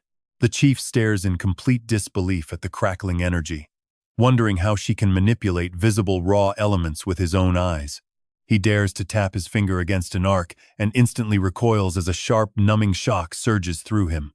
Looking at Tuanu again, the chief realizes she is wrapped in raw currents, but does not feel a single thing. It hits him that the rumors about a super genius with 95% superhuman genes are actually about her. As the control panels flicker back to life, panic sets in. She might actually be able to restore the power and open those sealed doors. No way. Whatever beast is locked inside that arena, it is bound to be extremely dangerous. He is only here to collect a paycheck, not to die. The chief screams at Tuangu to stop, warning her that her unstable powers will break their delicate machinery. This is government property. She cannot just run wild with it. She walks closer, raw lightning still crackling around her body, asking if he really wants to stop her. The chief acts all righteous, claiming she is interfering with official maintenance work and destroying state property. He orders his security unit to eliminate the obstacle, and they instantly point their rifles at her, warning her not to act cocky just because she is a genius. Even with weapons, they are terrified of her potential, nervously shouting to ask if she really dares to make a move. Pointing a finger at Tuanu, the chief coldly warns her that if she takes one more step, he will shoot her dead. Meanwhile, inside the arena, Tu-Tin grips the Earth Dragon's tooth, attempting to wrench it free. Brilliant blue fire erupts. Over and over, He burns the beast. Yet, the tooth remains completely unharmed. Tiotin gasps in disbelief, wondering if this tooth is completely immune to his chief's flame. Suddenly, two upper fangs grow longer and sink deep into his flesh. Tiotin quickly yanks his arm back, staring at the bloody, torn-open wound. And you won't believe how sharp they are. What kind of black teeth are these? It has perfect offense and defense, and it can even siphon off his genetic energy without direct combat. Getting bitten a few more times will completely ruin his third evolution phase. The Earth Dragon lashes its massive tail toward him, forcing him to leap backward to dodge. He knows he has to find a way around those black fangs. Gathering his resolve, Tiotin raises his palm, shoots out a sharp spiked tail, and screams, "Stingtail!" The sharp spike shoots forward, tightly binding the Earth Dragon's torso. Even if his stingtail cannot pierce its thick hide, it can at least hold it down. He uses the line to drag his entire body close to the beast. Tiotin unleashes his signature blue fire again, hoping to burn through the outer armor. Maybe he can sear straight to the tender flesh underneath. But suddenly, he freezes. Cold sweat pours down his face as he lets out a painful groan. Unbelievably, black fangs are sprouting all over the Earth Dragon as a reactive defense mechanism. He stares in utter horror. Do these black teeth actually grow all over its body? With no choices left, Xiao Xing drives his blade deep, making blood spray like a geyser as he risks everything. Going full power, Xiao Xing unleashes his signature chief fire straight into the gushing wound with a wild roar. "Burn!" he roars as the Earth Dragon thrashes violently, trying to shake him off, while Bao Tri Trung desperately calculates his options. The girl with the highest supernatural gene count in history, under the gaze of everyone, is actually just a college freshman. This brutal sight should absolutely terrify her. But if she actually gets hurt, things will turn very messy. The academy will cause big trouble, so they cannot fire. Suddenly, his heart pounds violently. Panic rises in Bao Tri Trung. There is that racing heart again. The armed guards flinch, pulling the triggers by reflex. They curse under their breath. Damn it, they messed up. Bullets fly from the barrels in the blink of an eye, followed by a sudden, deafening wave of rapid gunfire. Saying the bullets targeting Xiao Yu makes Bao Tri Trung grimace. Realizing those frightened guards fired out of sheer panic, what a bunch of spineless, brainless idiots. He is dead meat. They will hold him responsible. But seeing the bullets completely miss her, he sighs in relief. What luck. Yet, something feels off. How could a whole squad miss a target like that? Unbelievably lucky, right? But can anyone really be that lucky?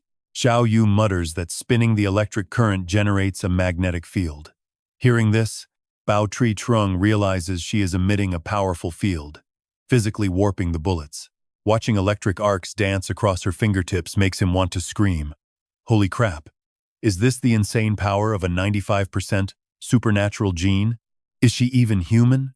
Clutching the controller, Bao Tri Trung wonders how anyone could play with raw lightning as if it were a harmless toy. Lightning is not supposed to be an actual body part. He gasps as the remote controller gets ripped right out of his grip. But the most absurd part is how she is still standing up. How is she withstanding the oppressive, terrifying aura of the testing arena? Using her telekinetic force, Xiao Yu pulls the weapons and the controller straight to her. Then, the realization hits Bao Tri Trung. He recalls an academy lesson candidates with higher genetic counts can naturally withstand the crushing pressure of high-tier monsters. Glancing back at the console, she coldly announces that the system has power. With a freezing glare, Xiao Yu orders them to open the gates. Meanwhile, on the second floor, Trenan and two others are clutching their chests, gasping. Holding his head, he demands to know what is happening inside. After checking the console, Thanang Ngok delivers the shocking news. "Chief, it looks like the power is back on," he says. Caught completely off guard, Trenan demands immediate confirmation. "It is back on, actually back on." He frowns, anxiety creeping in. How is this possible? The second floor repairs have not even started yet. Did the first floor maintenance crew get some insane boost? Not only did they finish their zone, but they somehow connected the second floor too. They have never worked with this kind of ridiculous speed before. Feigning composure, He orders them to link the cameras and check for anomalies. On the first floor, Than Ngok smiles. He is unlocking all gates to rescue everyone first. Trun An wants to curse. "Are you in a rush to die?" he snaps as Than Ngok slams his finger onto one of the red buttons. He watches in horror as the heavy, specially reinforced security door in front of him slowly begins to respond. Down on the first floor, Xiao Yu and Bao Tri Trung watch the massive gate slide open, letting out a sigh of relief as it finally yields. Up on the second floor, Tren An rushes to the observation hatch, while down on the first floor, Xiao Yu bolts ahead as fast as she can. The moment she spots the giant beast writhing in the testing arena, she freezes. Having never seen anything like it, Xiao Yu stammers in absolute terror. "What is that thing?" she gasps. And the others are just as terrified, muttering about what it could be. Bao Tri Trung recognizes it, but his knees buckle. His voice cracks as he stutters out the word dragon over and over, completely losing his mind. "It is a freaking earth dragon, you idiot. Do you not read the news?" Meanwhile, Xiao Yu frantically scans the chaos, whispering and searching for Xiao Xing. "Look at this." A bright blue light flashes near the beast, instantly catching her eye. It turns out Xiao Xing is actively battling the earth dragon with his chief fire. Lightning crackles in her eyes as relief washes over her. She finally found him. Sucking up all that electricity completely knocks out the main research facility's power grid. The entire place goes pitch black. Crawling along the observation hatch, Trun An peers down, muttering in sheer frustration about what went wrong now. Staring at the glowing currents below, he is utterly stunned. How is the ground itself charged with electricity? Outside in the residential district, a massive block plunges into darkness, drawing a sharp contrast with the brightly lit city skyline nearby. The scene shifts to the purifier headquarters, where an operator speaks into the radio chief. She is reporting the situation. With the testing facility at the center, currents are surging through the grid, completely overloading the high-voltage lines. It seems that freshman named Xiao Yu lost control inside the testing arena again, but given the facility's high defense rating, a large-scale collapse is highly unlikely. The chief's voice crackles over the radio, asking if the purifiers, the medical teams, and the Academy's 4-star superhumans have deployed yet. The operator replies immediately. As soon as the scouting station of Purge City detected the earthquake and abnormal pressure, they already sent people out. The chief nods in approval, telling them to keep monitoring constantly, while the staff member shouts aloud yes. Over on this side, Xiao Xing notices floating pebbles and crackling lightning in the air, instantly recognizing it as Xiao Yu's signature power. Somehow a massive weight lifts off his chest. Ignoring the sharp pain of the dark fangs impaling his arm, Xiao Xing keeps his cool. He digs his hand deep into the earth dragon's flesh, thinking to himself, before running away, he is going to take a piece out of this beast. He kicks off its scaly hide, launching backward while blasting his sovereign flame straight at it. Seeing a deep tear open up on its flesh, Xiao Xing grins a successful strike. His arm rapidly regenerates to normal, and he rushes toward the unconscious girl on the ground, calling out for her. Xiao Yu is up there. Trun An chuckles to himself, noting that the Fan family task is definitely not simple, and this kid clearly hides some big secrets. But his journey ends today, as the sudden appearance of the Earth Dragon is basically a gift from heaven. Just as the beast lunges at Xiao Yu, Xiao Xing sweeps her into his arms, narrowly escaping certain death. Meanwhile, the old man is busy plotting, trying to shift the blame. The rampaging Earth Dragon will conveniently erase all evidence of his plot to murder this student. The battlefield is completely chaotic. And get this, the Purgers won't even arrive for another 2 to 3 minutes. If he executes him right now, no one in the world will ever find out the truth. Making up his mind, Trun An barks out orders, calling all training-based personnel and every single awakened fighter to step forward. "Hold back the Earth Dragon until the Purgers arrive," he yells. "Do not let it harm anyone outside, and give those surviving students a real fighting chance." He barks at his men, "You two as well. Understood?" They immediately acknowledge the order. A golden light flashes in his eyes as he unleashes his supernatural power.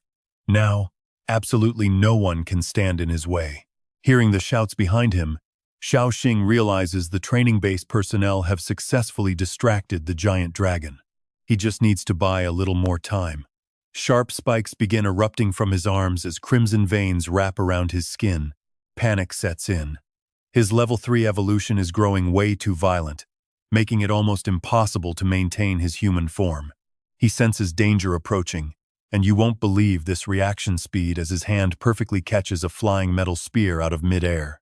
Trunan laughs, surprised that the kid could block that, but his jaw drops when he gets a clear look at the boy's monstrous form. Watching him effortlessly crush the thick metal bar like Tran Kwok Tone squeezing a ripe orange, Trunan stammers in sheer horror, yelling out, "What on earth are you?" A mysterious blue light flares deep inside the boy's eyes. Staring at the shattered metal on the ground, the old man curses, wondering what kind of insane superpower could trigger such a transformation. Trunan quickly runs through the 5 major elements in his mind: metal, wood, water, fire, and earth. It makes no sense. None of the rare variants, ice, wind, lightning, or mental power, should ever cause a physical mutation like this. Transmuting the iron gates into golden metal bars, he curses under his breath, questioning if this creature is even an awakened human. With a sharp crack, the golden bar snaps completely in half. The metal shards float into the air as he snarls that it does not matter what he is. Trunan waves his hand, screaming for him to die. Razor-sharp projectiles rain down on Xiao Xing. He raises his mutated arm, the eerie red veins pulsing along with his racing heartbeat. The metal spikes strike his arm, but he merely laughs internally, amused that the old man thought a sneak attack would work. Seeing him block the flying metal spikes bare-handed, Trunan grows highly suspicious that physical defense is definitely beyond anything a human could possess.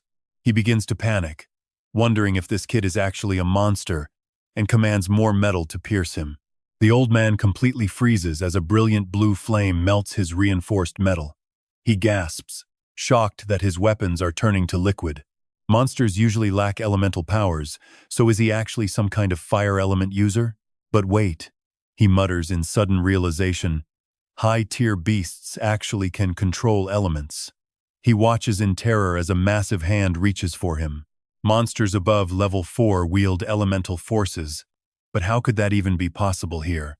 Before the boy's claw can even touch Trunan, a massive explosion erupts right around him, filling the entire area with a thick, blinding screen of white smoke.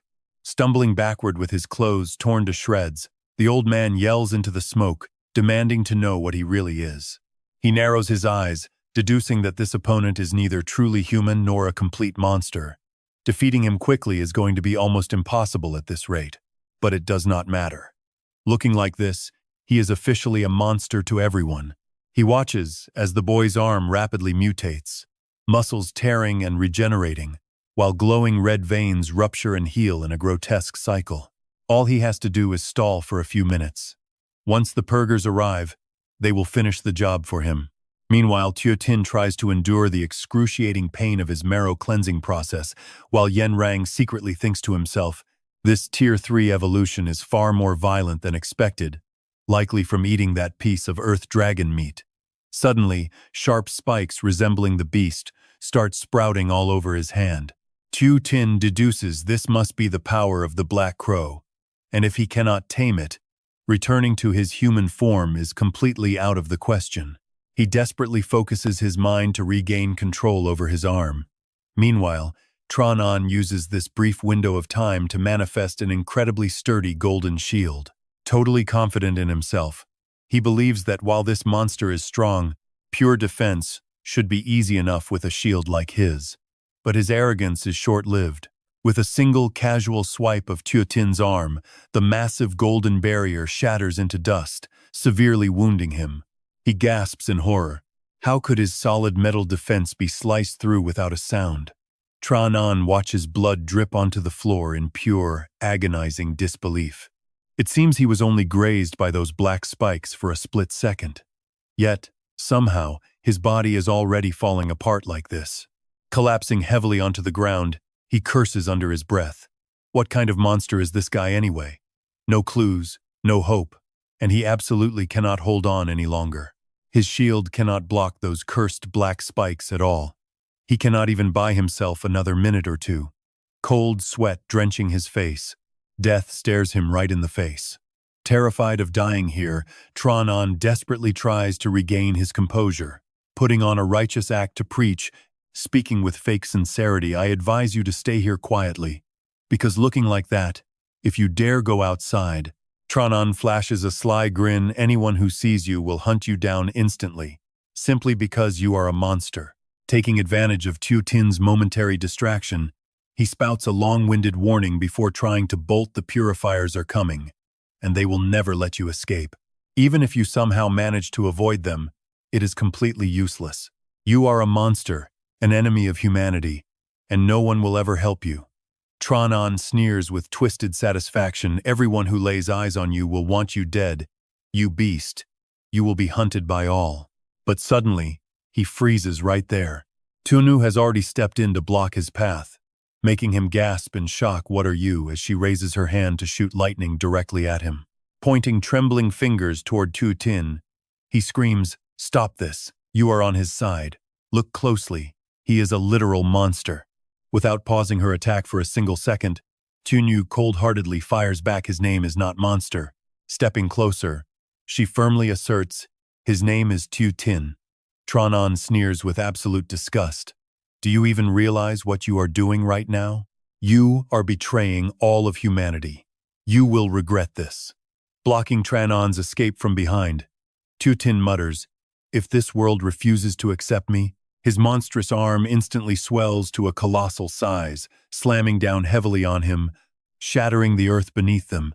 His voice echoes a monster. Then I will carve out a bloody path. Tu Tin's arm hungrily drains the life force and blood from Tran as he mutters coldly, you have been consumed. He frowns heavily, dark red veins spiderwebbing across his face. Loud explosions echo from outside as the earth dragon comes under heavy fire. Tu Tin instantly realizes the purifiers have made their move. He yells to her, Tuenge, get away and play dumb. Worried, he wonders if his left arm will ever return to normal. Yet, Tunu shows absolutely no fear, tightly wrapping her arms around his monstrous, mutated limb. He frowns, calling her name.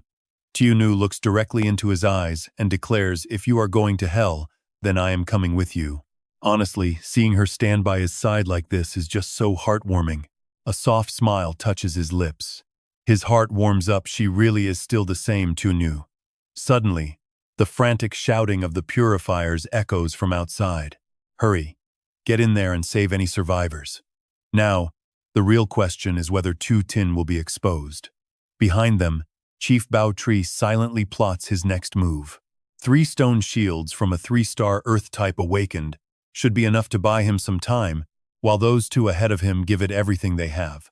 The manager gave strict orders, protect the perimeter. No retreating allowed. Chief Bao Tree looks around for a gap, waiting for the shields to shatter so he can slip away in the chaos. But just as he plans his escape, the Earth Dragon lunges straight for him. Thon Nok screams in absolute terror, Chief Bao Tree, do not just stand there frozen. Chief Bao Tree, it is over. A 3-star stone defense could not even block one single hit. There is no way they can survive this. He yells to the crowd, the manager is gone. Nobody knows where, just run. The Earth Dragon slowly parts its jaws, revealing rows of razor-sharp teeth, before lunging wildly at the fleeing crowd. Suddenly, its terrifying aura washes over them once again, pinning them to the floor as they clutch their chests in agony. Their hearts burn. The pressure is unbearable. They cannot even stand. This is bad.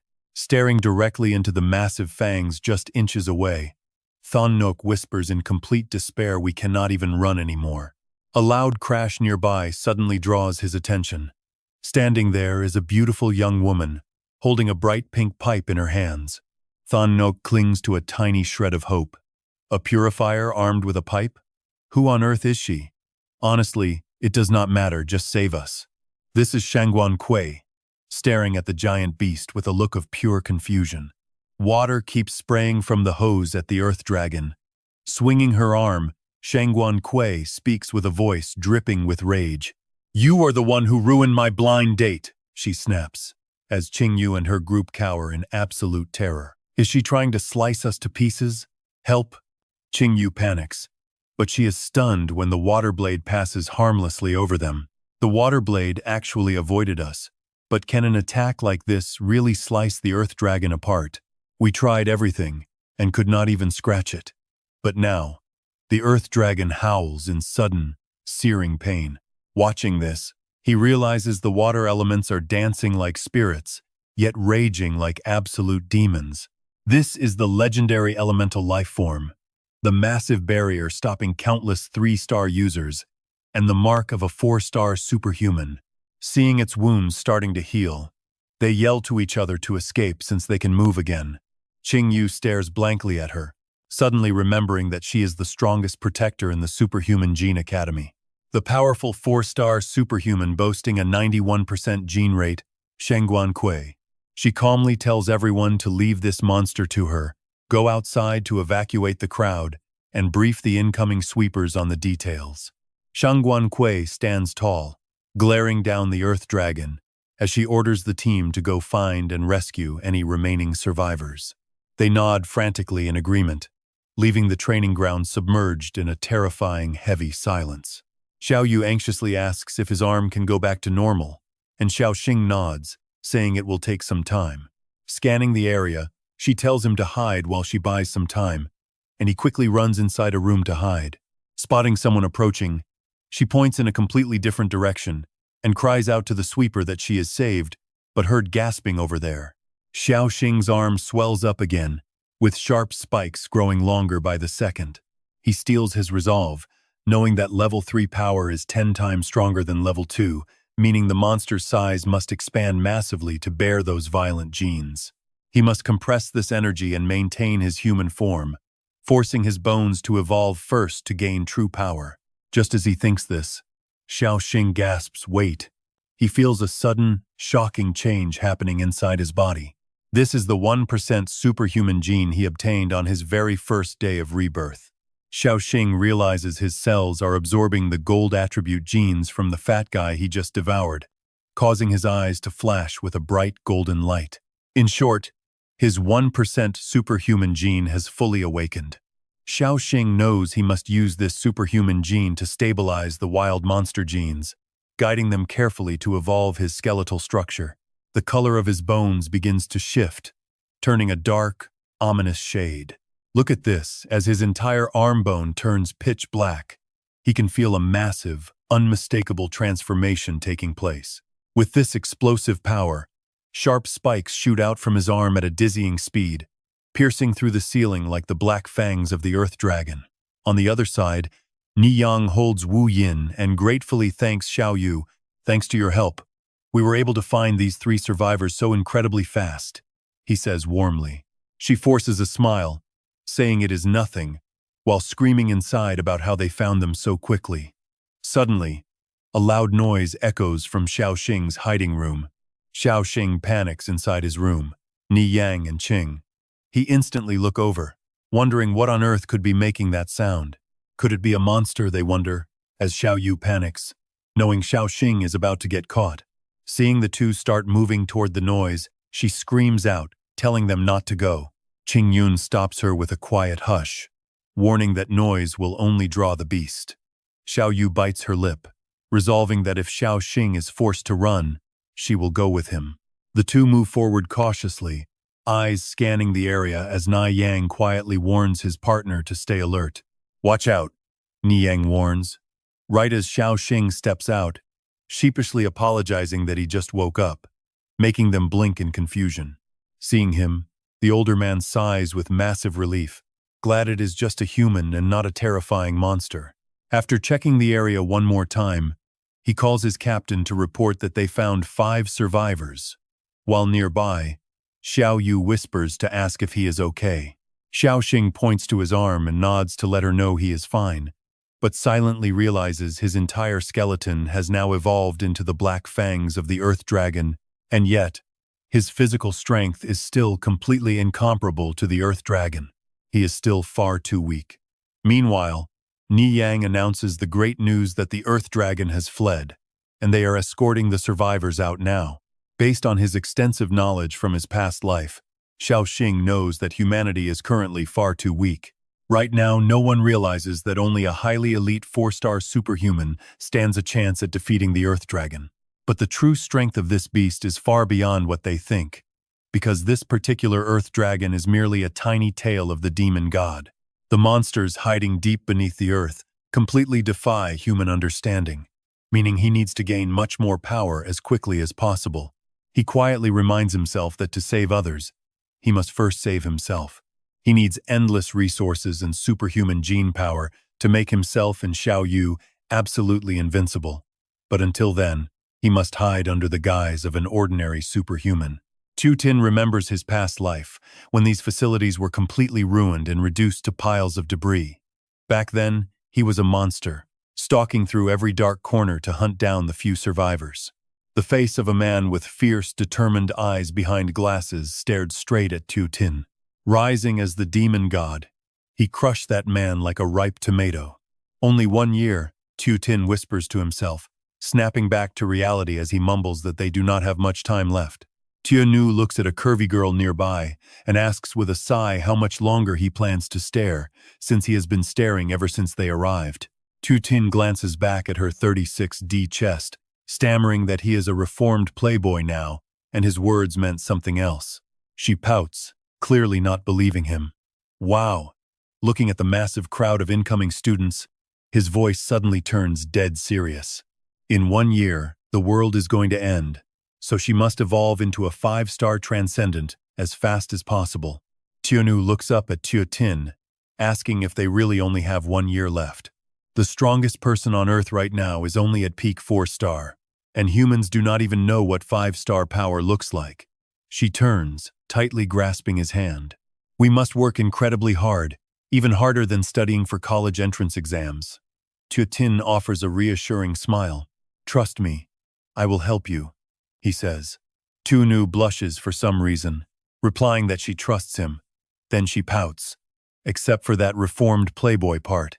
Changing the subject, he lays out a plan, telling her she first needs to level up to a 3-star transcendent within a single month. Tu looks worried, saying her transcendent gene is at 95%, and the higher the gene, the more resources are needed. Without a backing, where will they get that many? She mumbles.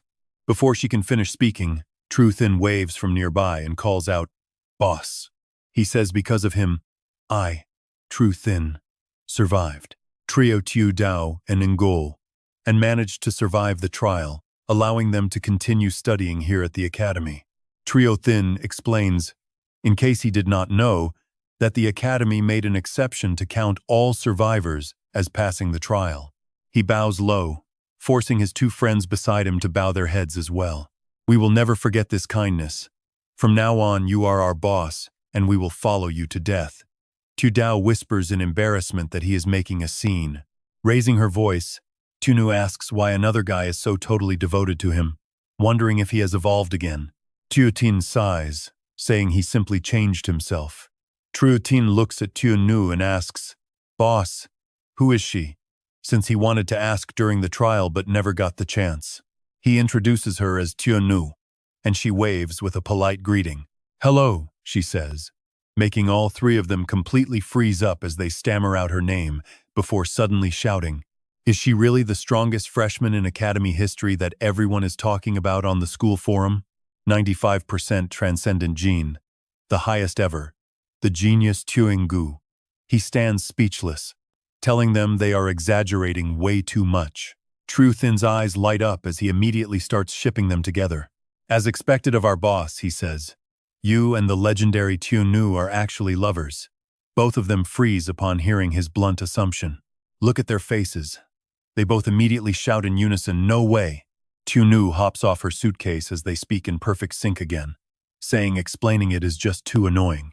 He tries to poke her cheek, but she smoothly blocks him. Their voices ring out together, we are just childhood friends. Tu Tin puts his hands on his hips, pointing out they even share a suitcase. No An scratches his head with a grin, asking if they will team up since they are childhood friends. Well, I have a suggestion. Smiling warmly, he explains that after admission, all incoming freshmen must compete in a resource battle, starting with a basic share given to each student. Over 3 hours, using our own skills, we steal from each other. So can we form a temporary team? My spirit sense can help you avoid the elite freshman. Go on adds, pushing through his lingering shyness to finish. So we can avoid getting robbed? Or maybe we can even steal from a classmate or two. Triu Thin suddenly shouts. Shut up and go An. Triu Thin snaps with a frown, asking if he is trying to get our boss killed. I only meant, go. And mutters as Triu Thin aggressively leans in close, his voice dripping with frustration. Survivors, like us, and those with weak transcendent genes are easy targets every year, especially this term, just like our seniors told us. But check this out. A genius with an 88% gene was already handpicked back during high school screening. He is already the absolute king of the freshmen. And their goal is to strip away resources from everyone under 50%. Triu Thin frowns, noting that awakening below 50% is nearly impossible, like his own 39%. His sister is slightly higher. Tu Dao has a 41% gene, making Goan look quite embarrassed hearing this. Even Ngo, and barely has exactly 50%. Triu Thin says with absolute determination that they cannot drag their boss down with them. Xiao Xing and Xiao Yu lock eyes, bouncing ideas off each other with some pretty insane chemistry. Whispering quietly, they realize the first resource chest fight is basically served on a silver platter. Plus, they have these cute recruits they can easily groom into handy sidekicks to save themselves some real effort. He grins wide, daydreaming about how he can turn these guys into the absolute strongest in the academy. Actually, scratch that. Make it the entire world, so they can reach the peak and happily clear all our obstacles. She raises her hand, clenching her fist. Is this not locking them in with the key of friendship? Once their little plan is set, Xiao Xing speaks up, suggesting they team up, leaving Trier Thirn, who is about to punch No Un, totally stunned. Huh? He gasps in disbelief, begging the boss not to feel sorry for them. Placing a hand on Trier Thirn's shoulder, he explains he is teaming up simply because they have some real loyalty, calling them highly useful partners, which actually makes the guy freeze, totally caught off guard by the word useful. Trier Thirn is so incredibly moved. Tears stream down his face as he whimpers boss. Xiao Xing spreads his arms, warning them that joining his team means their goals are about to change quite a bit. Trier Thirn shouts back, promising they will never let him down and will follow every single order he gives. He grins, and honestly, you can tell he is cooking up a wild idea. What if someone takes everyone's resources? Xiao Yu chimes in, asking if all those resources would belong to that person, making Ngoen nod along in agreement. But deep down, he feels a bit uneasy, like something is somehow completely off here. Xiao Xing chuckles, telling them not to stress since it was just a joke, and asks to be shown to the dorms. Xiao Yu nods, mentioning their first class is tonight, while Tio Dao smiles gently, and on the way, Ngoen asks curiously, Right, boss. I almost forgot to ask, what exactly is your supernatural gene percentage? Looking mysterious, he replies they will find out soon, and it will probably scare them, leaving Trier Thirn pretty excited. Surely the boss has a massive gene count, right? That night, they attend their very first class, where a man introduces himself. He says his name is Fa Lung, and he will be their core instructor for the next year. No sugarcoating. Glancing over the classroom, he warns that anyone who fails to awaken their supernatural power within a year can get lost. Only 50% survive the final trial. Then he asks if Ngoan has already awakened his mental power. Danger sense, perfectly matching his weak 50% gene. Next, Fa Luang coldly reads off numbers like 39 and 41%. Down below, Trilthing proudly raises his hand, calling out to teacher Fa Lung, while Tio Dao softly responds from her seat. Pointing at Trier Thirn's group, the teacher warns that if they cannot awaken within a single year, they will remain ordinary forever, causing the class to laugh as Trier Thirn grins, promising to try his best. Tio Dao timidly nods, while Xiao Xing wonders about the teacher, prompting Trier Thirn to explain that anyone under 50% cannot awaken. He is simply calling out their pretty pathetic percentages.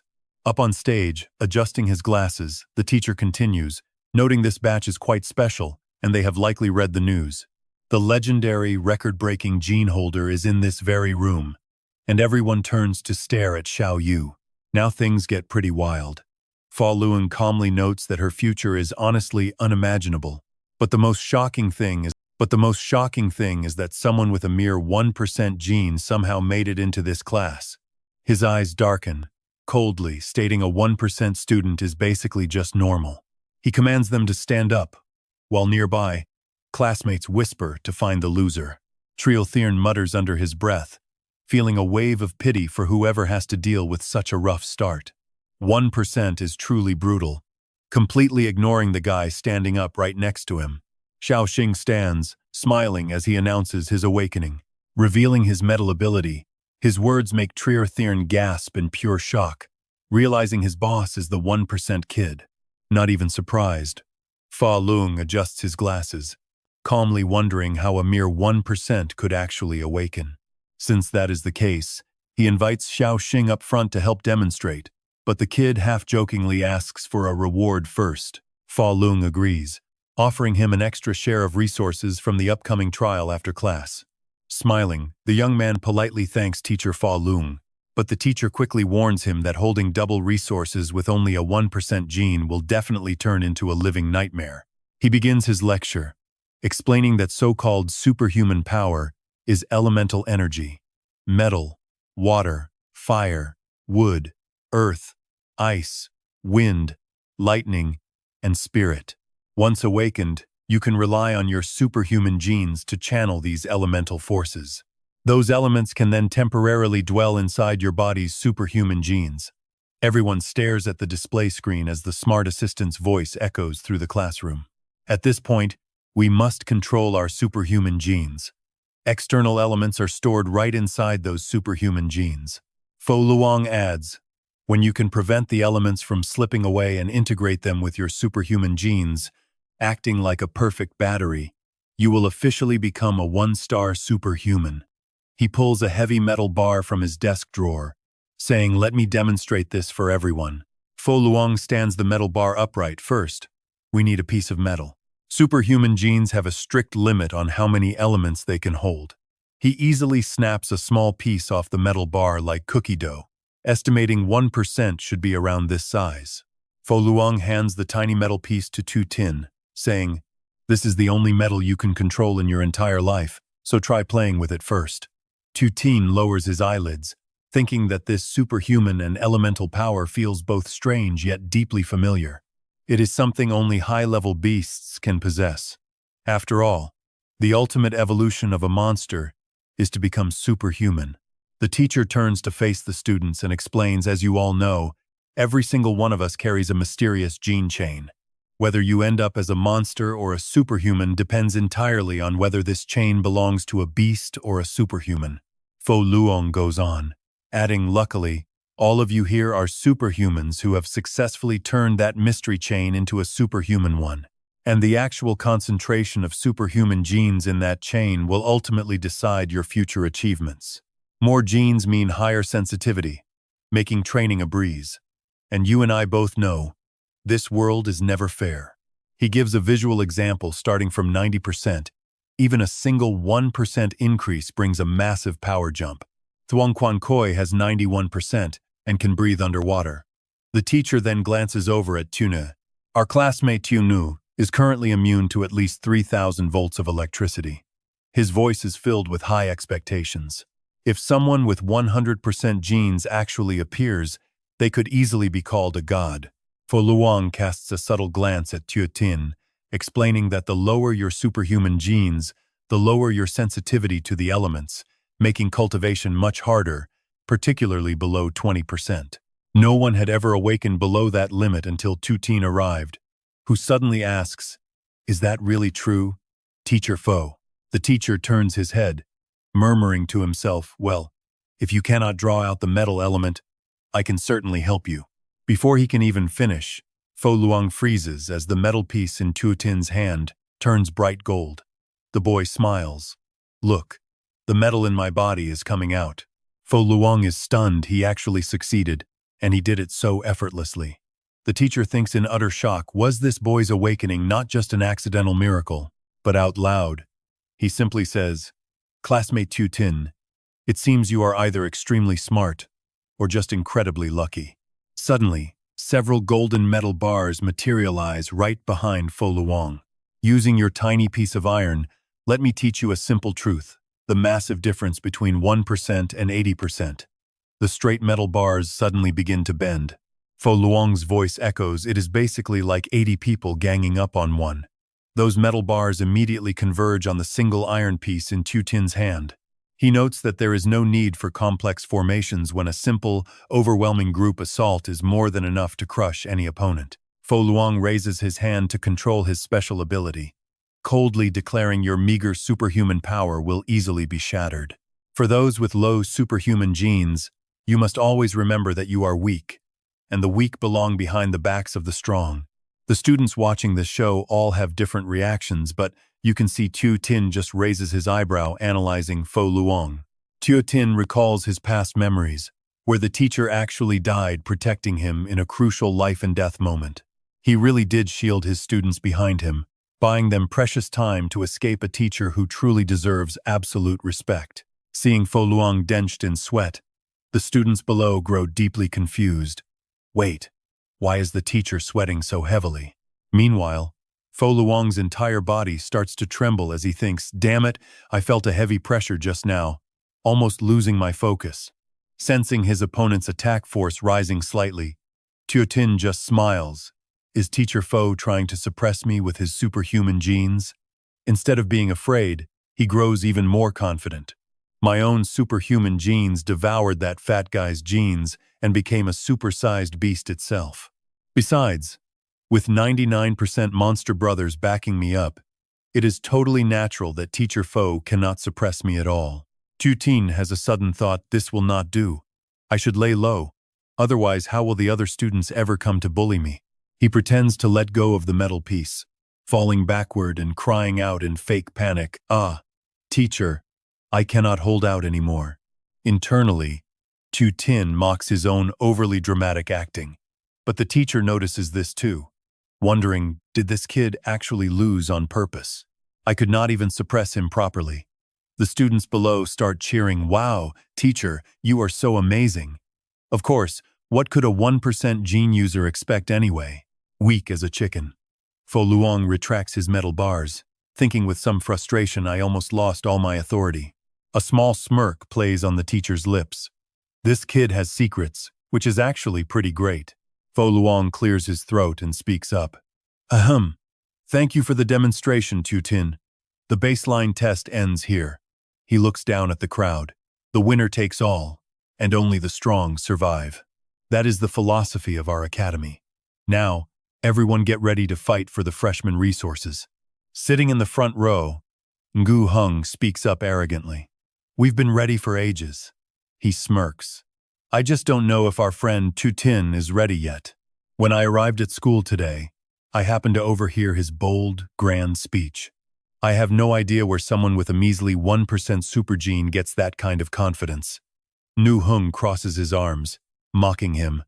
He wants to take us all down and grab every resource? Utterly delusional. Ngu Hung leaps over the desk and sneers. So, you want to seize everyone's resources? That's pretty arrogant. Though, it's quite surprising that someone with just a 1% supergene actually managed to awaken. You must have worked pretty hard. He proudly introduces himself. My name is Ngu Hung, 85% supergene, an awakened water user. Then, he doesn't forget to mock. I really admire you, surviving with such trash genetics. Acting generous, Ngu Hung says. Since you actually awakened, I'll make an exception and let you join us. As he speaks, the crowd behind him bursts out laughing. All the students with over 60% supergenes have gathered here to form an elite alliance. But Ngu Hung has a very clear hidden motive for this invite. If Tu Tin joins, then his girlfriend Tu Ngu, who holds the highest supergene score in history, will definitely tag along. He says, we can pull off that crazy plan of yours together and steal all the resources from the weak. Ngu Hung promises that pooling the resources in their hands will maximize their potential. But wait. Instead of being grateful, Tu Tin literally starts laughing his head off. He bluntly calls him out, stating that at the end of the day, Ngu Hung is just a bully picking on the weak. Ngu Hung's face darkens. Damn it, who do you think you are? He turns to walk away, muttering that Tu Tin is just a trash, 1%er.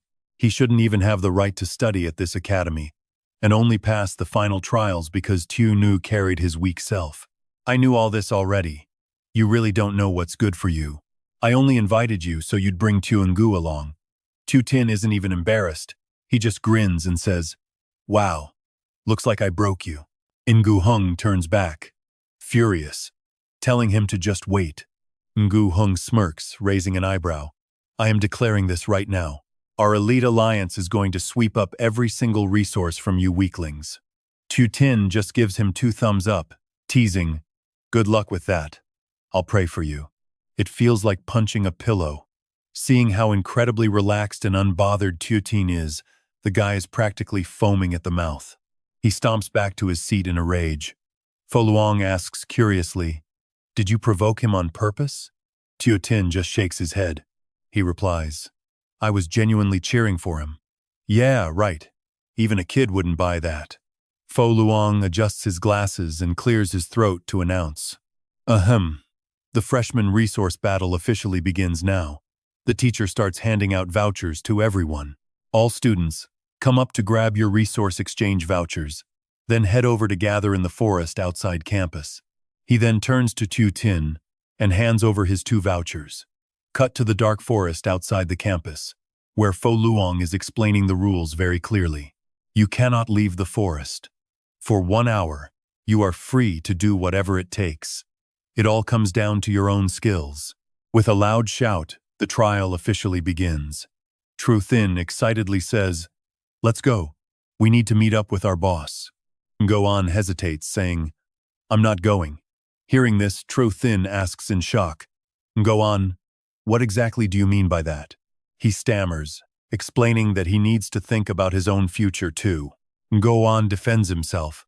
They told me that even though my supergene is only 49%, since I awakened, they'll make an exception for me. Tru Thin angrily fires back that their boss can take them much further. But Go-an just takes a step back.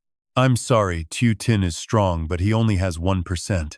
Plus, he's up against the entire elite alliance. I didn't expect him to trigger them right off the bat.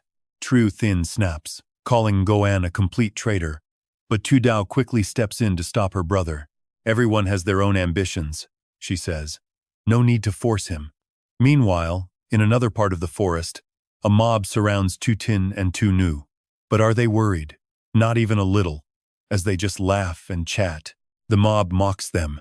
Being targeted by over 10 elite gene users, no wonder the kid is scared. Du Hoang sneers. With your 1%, you can only fake a smile. You're trapped now. We're keeping a very close eye on you. When our boss Ngu Hung gets back, you'll be crying. Tu Tin nods with a huge grin, saying, True, bullying the weak doesn't take much time. The bully raises an eyebrow. What do you mean, bullying? This is resource optimization. You don't know, Jack. Meanwhile, in another part of the forest, a girl is running, completely out of breath. After a while, she stops, taking deep breaths and muttering that she ran far enough to be safe for now. Suddenly, Nu Hung appears right behind her, saying, The human body is 70% water, so nobody can ever escape my senses. Hand over your resource voucher. He uses his water ability to encase her head, telling her it'll save her some suffering. She fights back hard. No way. These are my resources. What right do you even have? Ngu Hung sneers, blame your weak genes for missing the alliance, forcing her to gasp for air and finally surrender.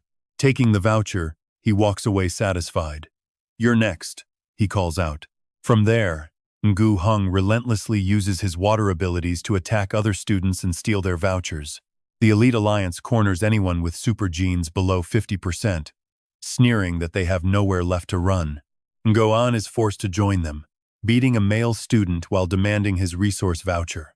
As Ngu Hung moves out, the Tay suddenly blocks his path, asking if he got all the resources. Ngu Hung is quite surprised. Well, the Tay, I hadn't looked for you yet. but this works out nicely. Smirking, Gu Heng wants to test a guy who never got his genes checked. Does a runaway young master who bribed his way in qualify for their elite alliance? The T does not get mad. He just laughs. What a coincidence. Unleashing fire, he wants to see if Nu Heng is fit to be his lackey. Nu Heng scoffs, "You play young master too much." Nu Heng counters with water. "Did you think you could play the big young master wherever you go?" The water and fire clash with a massive boom. Water should put out fire. Nu Heng frowns. Even if he's strong, his black tide shouldn't evaporate this easily. Meanwhile, the robbed students are absolutely screaming in rage. "You dirty bastards, give us back our resources. Just wait until we grow stronger. Settle this later. You dirty cowards." While another timidly points out that they already collected everything anyway. The Elite Alliance guys sneer, asking if they are stupid and who would ever wait for them to grow stronger. It's survival of the fittest. So get stronger if you don't like it, making them tremble with rage at how hard they worked to get here. Du Hong is seriously hyped. We just wait for Ngu Heng to grab those last few vouchers. He laughs smugly. Scared of 1%? Without Tiu Nu, you guys would be dead. But wait, check this out. Electric sparks crackle in front of him, making him freeze in absolute shock. There is electricity.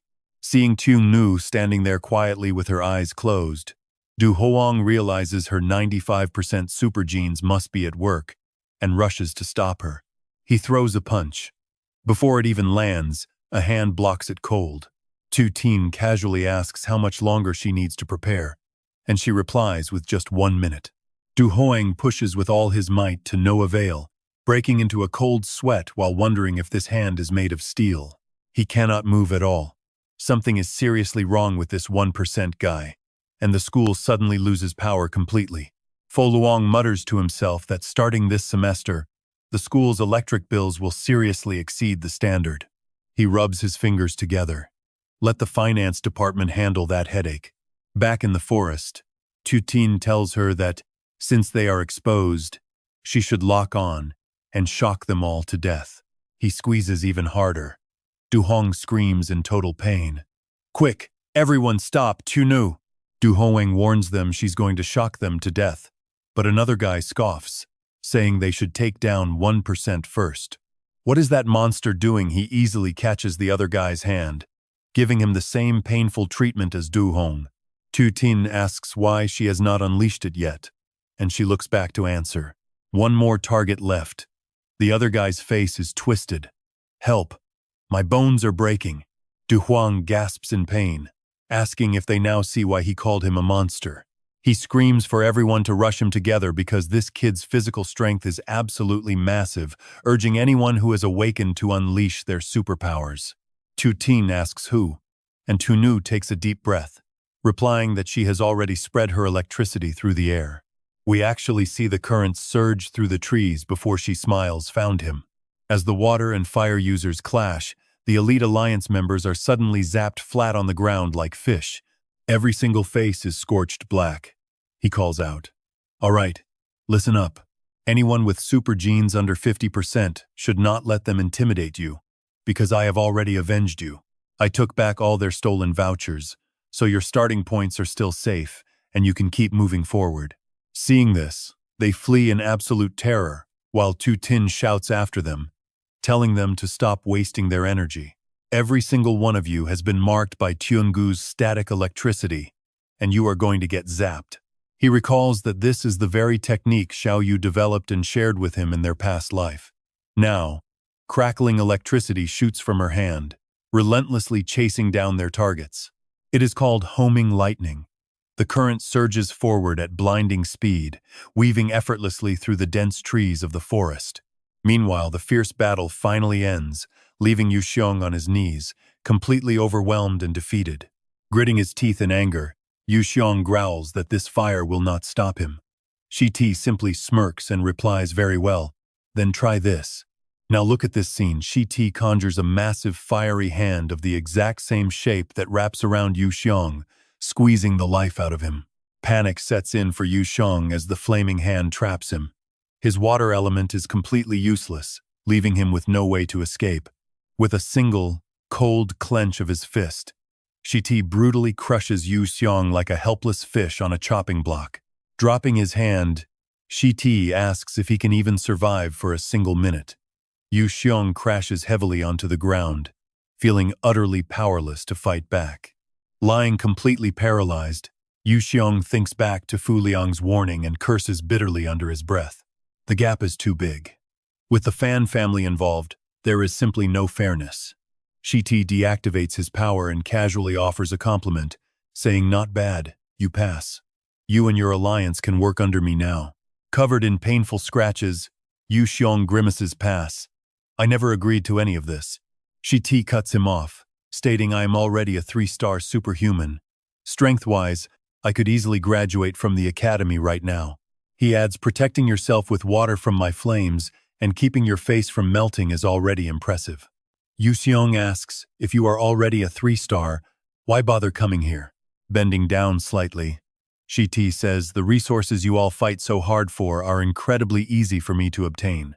Hand extended, he explains he is here to scout top talents for the Fan family. The Fan family treats every top talent equally based on their real abilities, which will help you grow incredibly fast. He asks, "Such fairness is rare in this cruel world. Do you want in?" Yu Xiong closes his eyes, thinks deeply, and finally speaks. "I absolutely do," Yu Xiong replies, reaching out his hand. Meanwhile, in another part of the forest, the fleeing group is completely paralyzed on the ground by Xiao Yu's electricity. Seeing the sparks heading his way, Shi is shocked to recognize the homing lightning. The electric currents quickly surround him, but Yu Xiong gets hit much harder. As the currents shock his body, the forest lights up, accompanied by his agonizing high-pitched screams echoing through the dark. Using his firepower to cancel out the electricity, Shi looks around in confusion, while Yu Xiong lies paralyzed on the ground, gasping out that he cannot move. Hearing rustling nearby, Xiao Xing orders Xiao Sheng, "Xiao Dao, move in. Go grab those resource cards over there. They will be completely paralyzed for an entire hour anyway." Seeing Shi still standing, he waves casually at him. He says, "Fan Shi, I knew you would not go down so easily." Yu Xiong watches, stunned by this insane lightning. Still holding on to hope, Shi calls out to Xiao Yu. But her reply remains exactly the same, "Save your breath, because I will never join your side." Narrowing his eyes, he responds, "That is not what I wanted to tell you." Raising his arm again, Shi activates his scarlet flame hand. As another giant hand of fire materializes, he says, "I respect your decision, and I will wait for you to make the right choice." Seeing the massive fiery hand closing in, Xiao Xing gently tells Xiao Yu to rest. "You are no match for him right now." He leaps into the air with excitement, eager to test out his own superhuman power in this battle.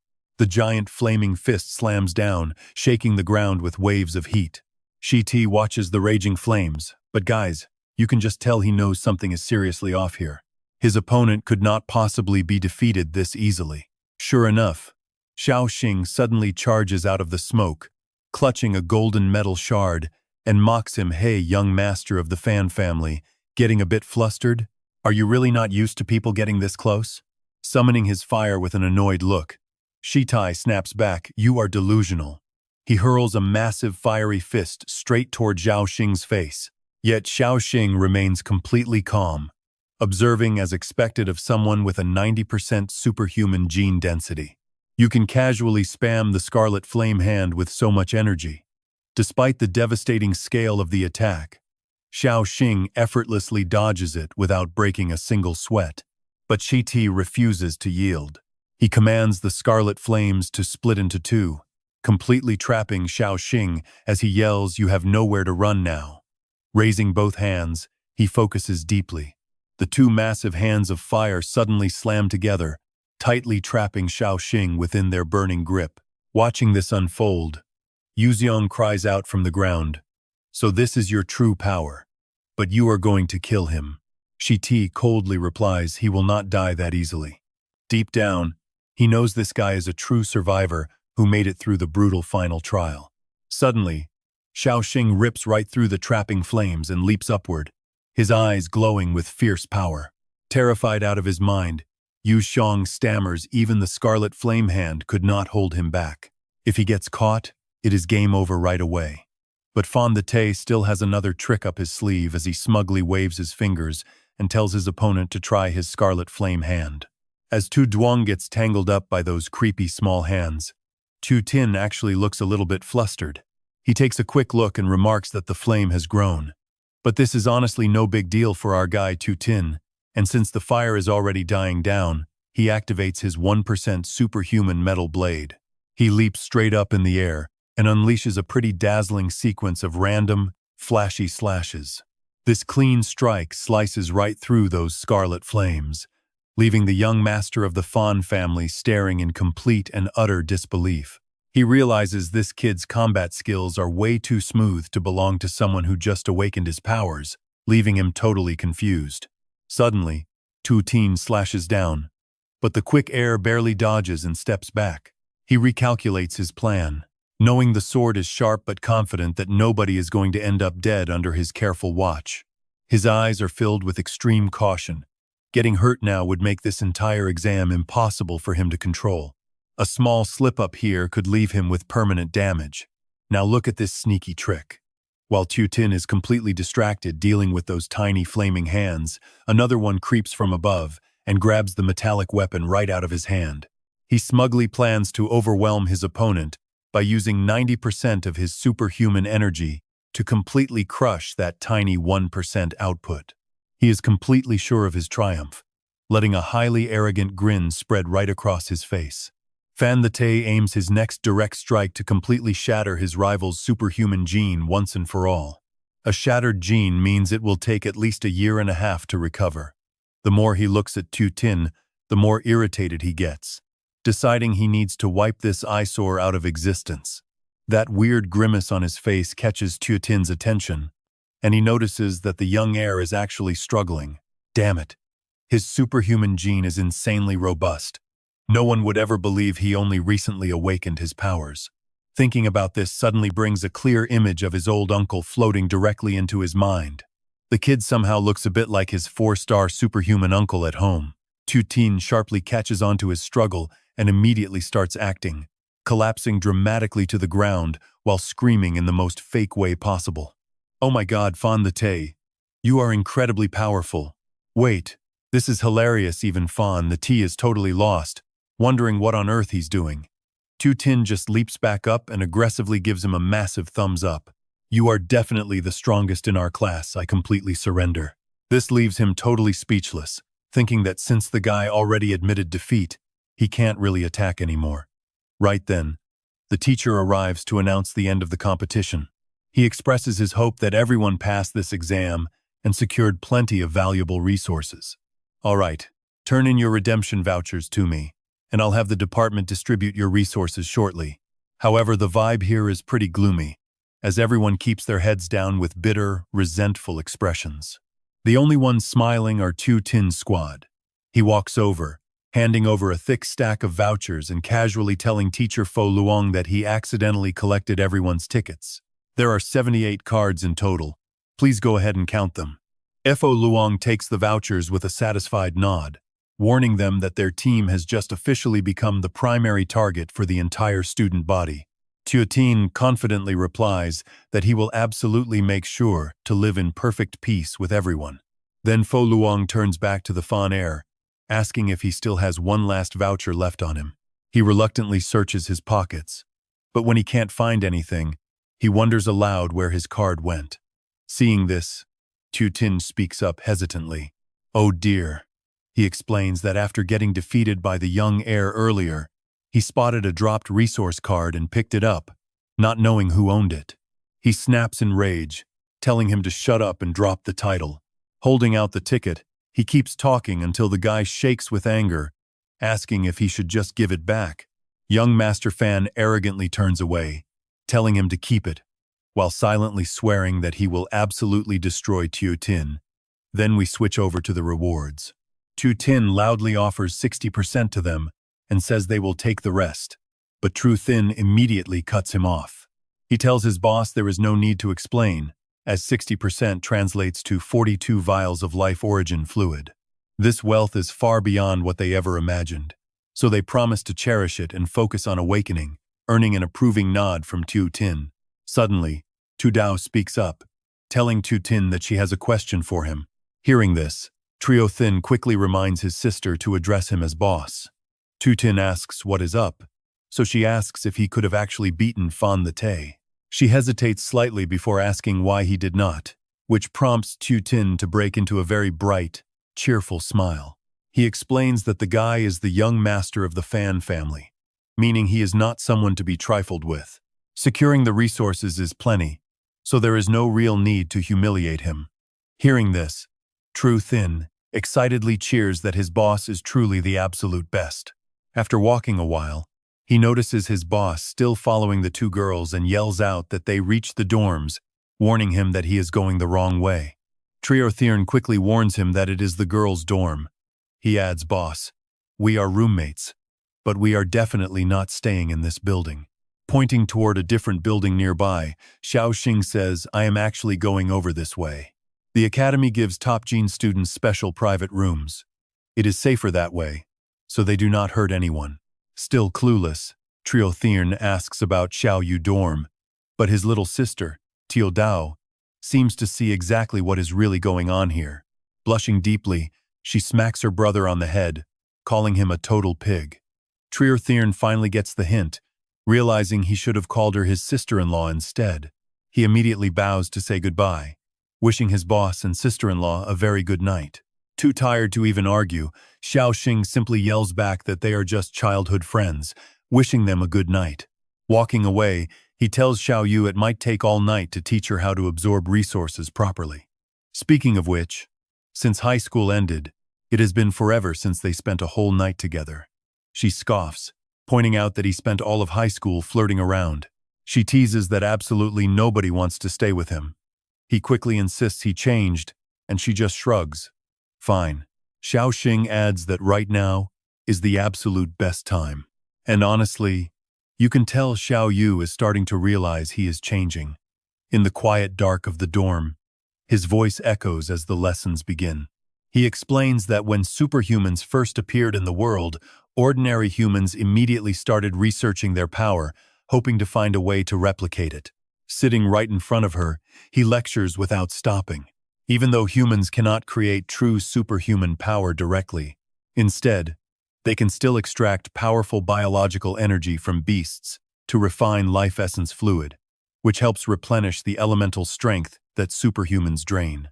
Downing an entire tube of essence, Xiao Xing notes that it honestly sounds a bit like monsters drinking human blood.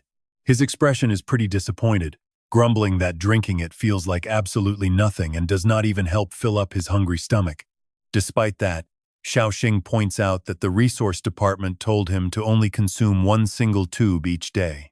That way, when matched with your body and recovery rate, you will get the absolute best results possible. But he tells her not to worry about the school electric bill and just drink up to reach 1-star rank. Before she can even answer, he gets right in her face. He challenges her, "Shock me right now. Let me feel if your current electricity shows any signs of refining." Panicked, Xiao Yu tells him he is getting way too close. Suddenly, vivid memories of everything they went through together start flashing through her mind. It gets her thinking he really has changed quite a bit lately. He is not hanging out with those other girls anymore, and he even deleted all of their numbers. Ever since middle school ended, she cannot remember a single time he has focused on her like this. Seeing her completely zoning out and not reacting, Xiao Xing frowns and urges her to hurry up and shock him already. Words are not working, so he decides to take action, playfully pinching her cheek to get her attention. He laughs, "You are usually so violent. Do not tell me you are suddenly holding back." Hurting a bit, Xiao Yu quickly pulls away with a soft cry, pinning her to the floor. Their eyes are locked. Talk about some serious, awkward romantic tension right here.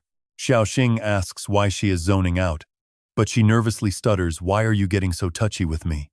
Instead of backing off, he uses his elbows to pin her arms down, leaning in even closer to her face. It looks like their lips are almost about to touch. Flustered, she quickly turns away, silently wondering if this guy is sliding right back into his old playboy habits. Shyly, she whispers, "Xiao Xing, please get off me." This is getting way too weird. But he just mutters, "You smell so good. I want to eat you." Shocked, she asks what nonsense he is talking, only to freeze when she sees half of his face has turned completely monstrous. Oh no, she really struck trouble this time. Meanwhile, Xiao Xing keeps mumbling on and on about how incredibly good she smells. This completely sets her off, and she immediately blasts him away with a massive bolt of electricity. "You dare try to eat me? I am sending you straight to meet your ancestors," she screams. Outside, a massive flash of lightning erupts. Watching from next door, Tio Dao sighs, saying they definitely did the right thing giving hygiene users their own private rooms. Meanwhile, Xiao Xing shakes off the shock. "Your superhuman genes are insane." He explains that to a mutant like him, her scent carries a completely fatal attraction. Hearing this, she can only sigh and give a tired nod to get it over with. Taking off his outer jacket, he adds that her electricity is showing some clear signs of finally starting to refine. The direction is perfectly normal, so she should keep pushing forward. Saying he is going out for a bit, he turns around. Knowing his plans, she tosses him a mask, warning him to wear it if he is doing bad things. "I prepared one for you, and he is totally fine with it." Before he steps out, Tunu adds, "Make sure you stay careful." Chu Tin happily replies, "Do not worry, I am just getting a quick snack. I will bring back late-night food." Blushing as he leaves, she watches him and mutters, "Dummy." Chu Tin pulls up his hoodie, masking his face completely. Walking through the woods, he calculates as a Tier 3 monster. His base form can crush a peak Tier 3 beast using his Lord Chi VM power. Staring at his glowing monster arm, he figures he just needs to hide this fully mutated left limb of his pretty carefully. He is quite sure that with his arm covered, anyone else would just mistake him for a fire attribute awakened. Suddenly, Tu Tin senses a strange, yet deeply familiar energy signature. Wait, this feeling. He immediately reverts his arm to normal, hiding Lord Chi VM. Then, he silently senses what is happening deep below the ground he stands on. Out of nowhere, his heart beats wildly, responding to a sudden wave of dread. Tu Tin instantly recognizes the Earth Dragon, the exact same beast he encountered back at the final testing ground. He might be at the Awakened Academy now, but the distance to that testing ground is not very far. Who would have thought this Earth Dragon would still be roaming around here looking for him? It must have felt his arrival. Overusing the Lord Chi VM power is basically inviting his enemies to hunt him down. Tu Tin sighs and continues walking, grumbling that getting a simple late-night snack is not going to be easy tonight. Mumbling as he walks, Tu Tin realizes there is not just the Earth Dragon down there, but probably other unknown beasts lurking below. Humans have no idea that monsters born from mutated people are never truly killed off. When they die, that rising smoke is actually pure monster gene energy. This power constantly flows back to feed the beasts sleeping beneath the earth. Once these beasts pool enough raw energy for a full year, they will explode outward, officially launching the apocalypse. In his past life, he actually stumbled upon clues about these underground monsters. The perspective shifts to a blurry, dizzy view. Get ready. Things are about to get dark. My head hurts. Where am I? I was just out hanging with friends to blow off steam. This guy was talking to his kid when he got ambushed. Dad is coming home soon. Wait, what? Knocked out cold with chloroform, he gets shoved into a suspicious van parked nearby. Inside, several other kidnapped victims are trapped with him. Sometime later, he wakes up panicking and screams, "Who are you guys? What do you want?" One masked kidnapper snaps at him. "Too light on the dose, Li Peng. Did you forget how to measure the drugs?" The captive keeps screaming. "Let me go. I want to go home. This is kidnapping and it is highly illegal." But the two kidnappers do not seem to care. The other one fires back, "No way. My dosing was absolutely perfect. This guy is just built a little different. That is all." Hearing this, Dian Man nods in agreement. "Well then, it looks like we just hit a pretty massive jackpot." His tone turns sinister as he adds his body must contain quite a high amount of monster genes to wake up this early. "Take a guess at how much more he is worth than our average cargo." Li Peng responds, leaving the kidnapped man utterly horrified. "He woke up 3 hours earlier than I calculated, so his monster gene density is probably well over 80%. Dian Man gets excited. First-class cargo should trade for 7 times more life essence than a standard tier 4. We are rich. But he also knows the risks, quickly warning his partner that if the guy mutates into a beast, they are in deep trouble. Quick, shut him up. Just then, boom, a fist smashes straight through their windshield. It is Tin. Having caught on to their shady business, Tin stops them dead in their tracks by delivering a brutal blow to the car hood. Tin strikes with intense force, leaving a deep crater on the metal before jumping away. Going pretty fast, the sudden stop tilts the back of the car into the air, almost flipping the vehicle completely upside down. Cold sweat pours down the masked kidnappers. One looks around, asking who was that guy and where did he disappear to. The driver does not care. Unable to start the engine, he curses, "Damn it, this piece of junk car is completely dead." He turns to his partner and tells him, "Liap, go check on the cargo right now. We absolutely cannot let them mutate ahead of schedule. I am going out there to track down that bastard and end him." Right then, Tin appears beside the driver's window. Lipeng stammers, "Hey, that guy is right behind you." Before the warning ends, Tin smashes through the glass, grabbing that annoying DN man tightly by the throat. Pulling him out like a stray dog, Tin hurls him through the air, sending him slamming hard against a tree trunk. All the guy can do is weakly curse. Sitting on the dirt, DN man groggily wonders if they got busted. He groans out, "Who are you?" Tin mockingly asks back, "Take a guess."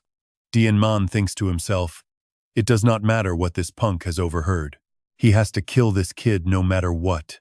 Right then, he hurls a massive, blinding surge of lightning straight at Tin, screaming at the top of his lungs, "I am sending you straight to the underworld."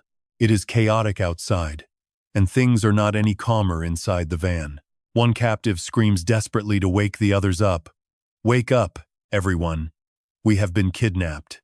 Lipeng completely loses his temper, cursing out loud, "These monster gene carriers are waking up, and it is driving him crazy."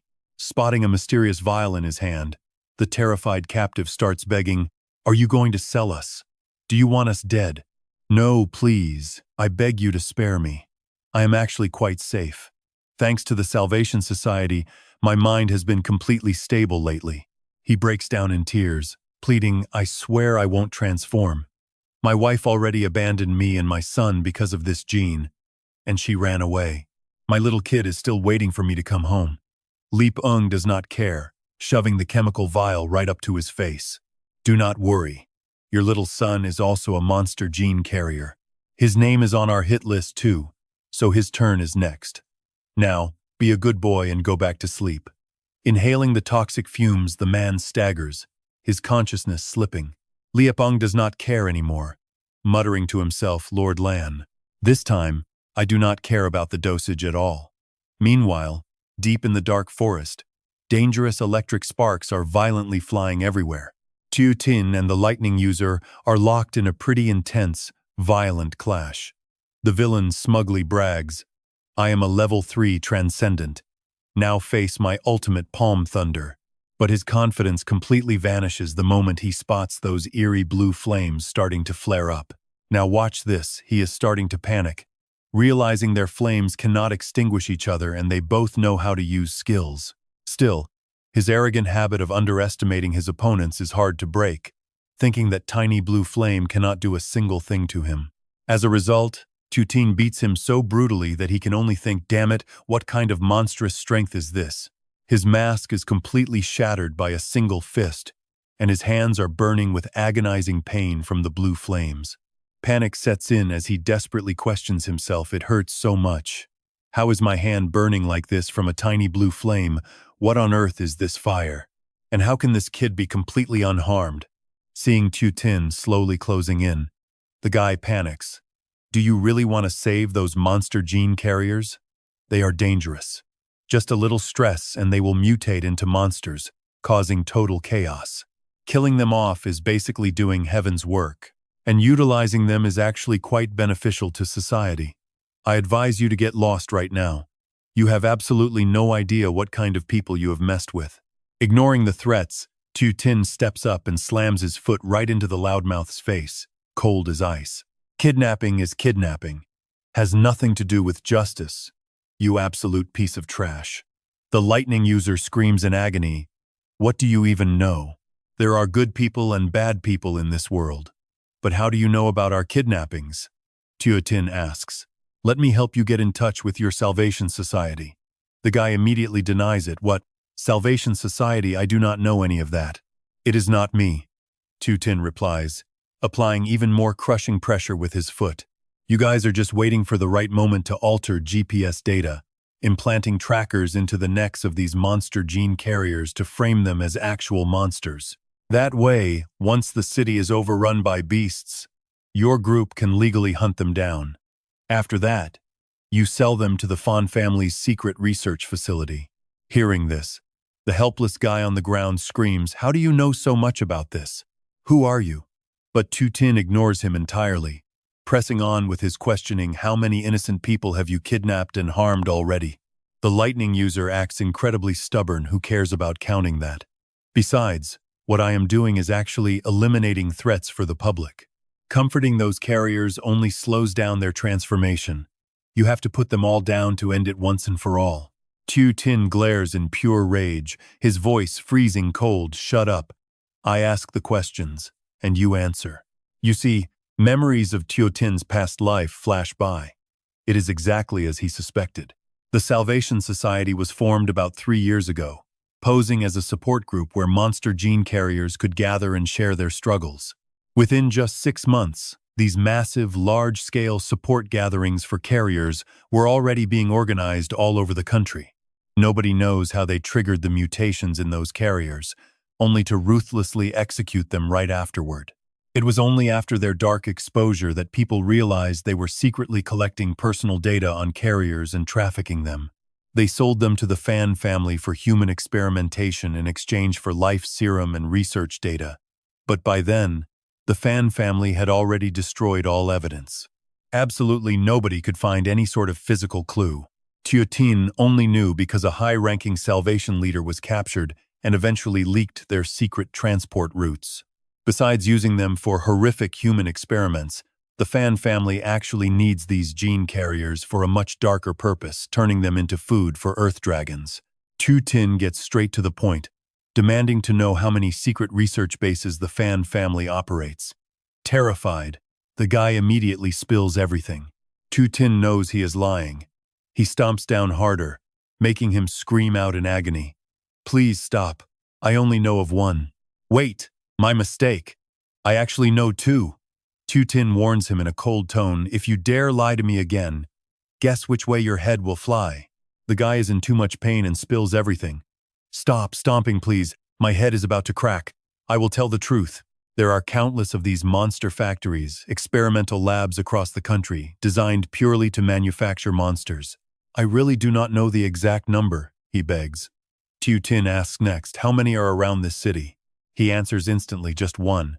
I swear. I can lead you there. Tiotin questions him further. Do you know what kind of monsters are deep underground? But this time, he does not get the answer he is looking for. The guy stammers, monsters underground. How is that even possible? Finally, Tiotin lets go of the man and says indifferently, looks like someone of your low rank does not get any juicy information. Move it. Lead me to that monster factory. Scrambling to his feet, he pretends to comply while secretly planning to ambush Tiotin, telling him, I will take you there right away. Channeling all his power, he conjures a ball of electricity and yells, you are going to meet those monster gene freaks instead. Did not expect my hand to still work, did you? I will crush your skull. Now that you have seen my face, there is absolutely no way I can let you live.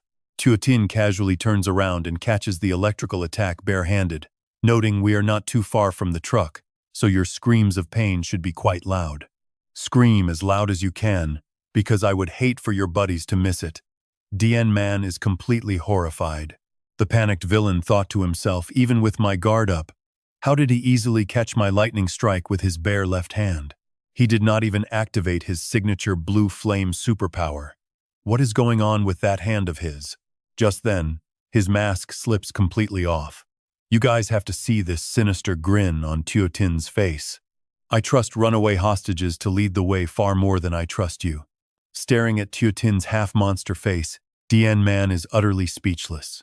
Damn it, he is actually a monster. In the end, there is no escaping this steel-boned, copper-skinned beast. My current electrical output stands absolutely zero chance against a high-tier monster like this. His final words are cut short as a blood-curdling scream echoes through the forest, reaching all the way to the parked truck. Inside, Lipeng is still trying to drug the monster gene hostages, muttering quite impressive, "You held out this long just to protect your son. If your monster genes were not so rare and valuable, I would have snapped your neck already. Just pass out. Otherwise you might mutate." Suddenly, he spots Tio Tin calmly walking out of the forest, instantly sending him into a panic. Wait, is Dian Man already dead? Seriously, if this guy dropped him that fast, he is on a whole other level. With his life on the line, he decides running away is his best option right now. He cannot be blamed if the cargo truck gets compromised now. The hostage, barely surviving, pokes his head out to gasp for fresh air. Struggling to breathe, he spots Tio Tin and quickly gasps, "Thank you for saving us." Tio Tin looks at them and drops a heavy truth. "You are all technically dead already. The tracking data on your necks has been altered to say you were killed as mutated monsters." Seeing his completely bewildered expression, Tio Tin continues, "Do you still not get it? The Salvation Society is the one who set you up. I highly suggest you lay low and never return to the city." With that, he dashes away. The father desperately shouts after him, "But my son is still in the city. What am I supposed to do?" Tio Tin ignores him, locking onto Lipeng's fresh escape trail. He is absolutely sure the coward is heading straight back to base. The Academy of Awakened is built on an island right next to Nam Nguyet City. It used to be Nam Sa City, but 20 years ago, monsters and superhumans suddenly emerged into the world. Awakened humans were weak, while the beasts were ruthless. It took 5 grueling years and a devastating toll before humanity finally wiped out the monsters and restored order. But since then, Namsa became a dead city. Later, the purifiers of Nam Nguyet built a specialized colony here, including the Academy of Awakened, gene research labs, training facilities, and just about every kind of high-tech compound imaginable. A short while later, Lipeng reaches his destination. Tio Tin arrives right behind him, scanning the perimeter. This is the abandoned zone of Namsa City that was never rebuilt, where the corrupt Fan family secretly established their illegal monster factory. Talk about poetic justice, a real half-monster has finally arrived at the actual monster factory. As Lipeng approaches the entrance, he walks past rows of chained beasts howling and thrashing in the dark. The security cameras pivot immediately to lock onto him. Seeing this, he yells out, "It is just me, do not shoot. We are not under attack." But man, the outer defense line of this monster factory of yours is already a huge pain. Every time I come here, I have to listen to these monsters howling. A voice crackles back from the camera the second anyone breaks in. "We will spot them immediately." Even stealthy Awakened trying to hide cannot escape the beast's sharp sense of smell. But seeing Li Ying return completely alone, the guard inside is deeply confused, asking him where Electric Man is and where the new cargo went. Did something go wrong? Li Ying snaps back in frustration. "I was about to ask you the same thing. Did you guys leak the intel? Someone came and ruined everything, and Electric Man is probably dead. Luckily, I smelled trouble early and had the sense to run. Stop wasting time. Open up. I need to ask Boss Song what is going on." The camera voice still sounds pretty suspicious. "Damn it. Are you sure no one followed you?" Li Ying snaps back. "Cut the crap. I am a 3-star wind attribute Awakened. No one can keep up with me unless that bastard has a dog's nose. Even if he followed, could he really get past our first line of defense? He would just end up as monster bait." Now here is the crazy part. During those quick seconds, the camera catches a strange, blurry shadow. Inside, a panicked security guard calls out, "It looks like some dark shadow just slipped past the first defensive line." The other yawns. "No way. The beasts are silent. Check the other feeds." But his partner remains totally indifferent, yawning as he replies, "If anyone really broke in, they would probably use the air vents." Actually, Xiao Xing is walking right through the main entrance. No hiding at all. He thinks to himself as expected, even with their defense network. Those Tier 1 beasts cannot recognize me at all. As long as I have monster genes inside me, they will just treat me like family. He confidently approaches a wall to map his path. Plenty of blind spots. The cameras cannot see them. With a wide grin, Xiao Xing realizes he can just punch a hole right through. Meanwhile, inside the lab, an annoyed surgeon asks, "Where is the new cargo? We are completely out of research materials." Suddenly, the poor guy strapped to the operating table starts screaming like a maniac. Annoyed, Boss Song glares at his assistant. "What is this? Did you not slit his throat yet? How are you this sloppy?" The assistant bows in panic. "Sorry. He was somehow lying so still that I just assumed." Boss Song quickly cuts him off. Monster genes dissolve almost instantly once harvested. Prepping them right is key to reaching the second-tier lab in perfect shape. Gripping his scalpel, he stares down at his test subject and continues, "We have to extract the genes while they are still alive. They cannot die. Their bodies are the biological containers. Even if they lose all their limbs, they will not mutate into monsters. But if they make noise, it is annoying." As he speaks, Boss Song demonstrates. Handling raw materials requires absolute precision and care. Do not make things difficult for the other research staff. The man strapped to the table begs, "Please, do whatever you want to me." Even with the scalpel pressed hard against his throat, he still tries to speak. "Please, just spare my wife. Her monster gene count is incredibly low, so she will likely never mutate. Please, I beg you, just let her go." Hearing this, Boss Song casually glances back. The man follows his gaze and somehow freezes in total horror. He stares blankly at those labeled storage boxes, falling completely silent. Inside one of those cold containers is a familiar head that shatters his entire world. His voice trembles, "My wife." Tears begin to stream down his face, completely soaking his cheeks, before he screams in fury, "You beasts! I will kill every last one of you. You will all die horrible deaths." Boss Song shrugs, completely unfazed. "See what I mean? If our other researchers have to listen to this garbage, they will get distracted and the experiments will easily fail. Fail a vital project, and you block human progress." With his lecture over, he readies his blade. "All right, remember to be precise and careful." But just as the scalpel reaches the man's mouth, the lights suddenly plunge into pitch blackness. Boss Song pauses, deeply confused. "Huh? No power?" It is not just here, the entire warehouse went dark. Boss Song orders someone to check why the backup generator is not kicking in. Soon, a minion reports Boss Song. "Someone cut the power lines." The entire monster facility is offline. While everyone is panicking, Li Ying suddenly storms in with an accusing tone. "Did you leak the info, Boss Song? We got ambushed. And why is the power out?" Boss Song points aggressively at his face. "You useless trash. You were followed. The guy who ambushed you cut the power." Li Ying freezes in total shock. But that first line of defense is a joke. The big boss spins around, screaming for level 1 security, while frantically pulling out his phone to call for backup. He is panicking inside, thinking that a mysterious intruder has breached the monster factory and his higher-ups need to know about it right now. The call goes through and he blurts out, "Monster. Factory number 3 is under attack." But before he can even finish, something flies out of nowhere and blasts the phone to pieces. The boss shrieks, "He is right here!" Lirpong joins in, sneering that this intruder has a death wish for following them all this way. Just then, the guards rush into the room. They yell, "Boss, give us our orders." The big boss points forward, "Go hunt down that intruder right now." The guards barely shout their agreement before some massive force drags them away. A dark figure slowly steps out, mocking their very existence. He says their bodies and souls smell like complete garbage. Inside, Xiao Xing glances around and mutters that tonight is going to be one disgusting dinner. The boss sneers, "Did you seriously come all this way for these monster gene freaks? How stupid. These freakish monster hybrids are a threat to society anyway. But we can actually turn them into something highly useful." He grinds his teeth, snapping that this idiot knows nothing yet dares to interfere. Fine, they will just capture him and use him as raw material instead. Those regular guards were just a waste of space anyway.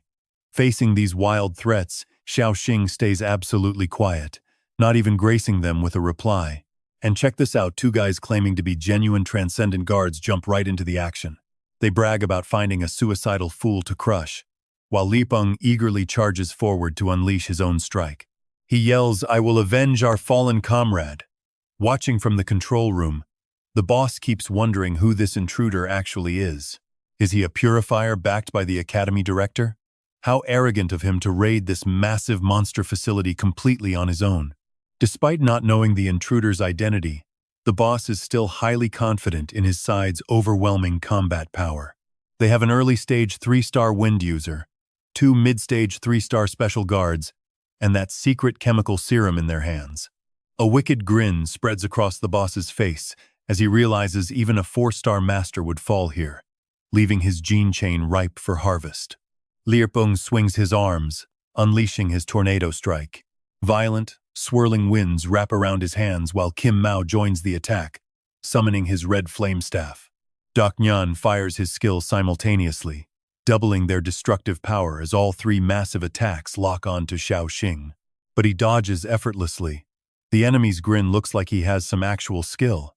Spotting his blue flames, they realize he is a fire user and brag about their specialized fire research laboratory. To them, playing with fire is basically trying to teach a master how to build a furnace. But mid-fight, both fire users sense something is off. Kim Mao loses his smug grin, staring in complete shock at his own flame staff. Doc Nyan agrees, yeah, something feels completely wrong. Now even Li Peng is getting confused. He mutters, "Hey, what I threw out was literally a tornado." All 3 realize his blue fire is somehow devouring their powers. Kim Mao struggles to hold his ground, absolutely refusing to believe his eyes. Devouring our elements? What kind of sick joke is this? Doc Nyan yells he must be detonating his own star chart. This power is just a self-destruct move. Li Peng gets slammed straight into the wall by Xiao Xing, but he still tries to act tough, claiming he knows this trick well. Glaring at him, he sneers, "A move like that ruins your body for 100 days, even with peak genes. You are risking your life just to show off." Talk about sheer stupidity. Seeing Xiao Xing charge, this guy actually flips him off and mocks his speed. He dares him to do it twice, but before he can finish, Min crushes his face with a brutal punch, painting the wall red. This brutal display completely terrifies the remaining 2 fire element guards. Staring at Li Peng's ruined face, they stammer in absolute horror that wind user's head looks like it got ran over by a semi-truck. Doc Nyan cannot believe what he is seeing, muttering, "What is this? A human fighting some kind of high-tier monster? And a level 3 beast at that." Still, trying to act tough, they claim the intruder only has a few tricks. Sure, he can spam high-intensity attacks over and over, but his weakness is obvious. He can only strike at close range. Doc Nyan grins, "We just need to keep our distance." Feeling pretty confident in their strategy, the 2 start weaving their flames, firing a double-skill flame staff and fire arrows directly at Xiao Xing, sending 2 massive fire pillars spinning toward him.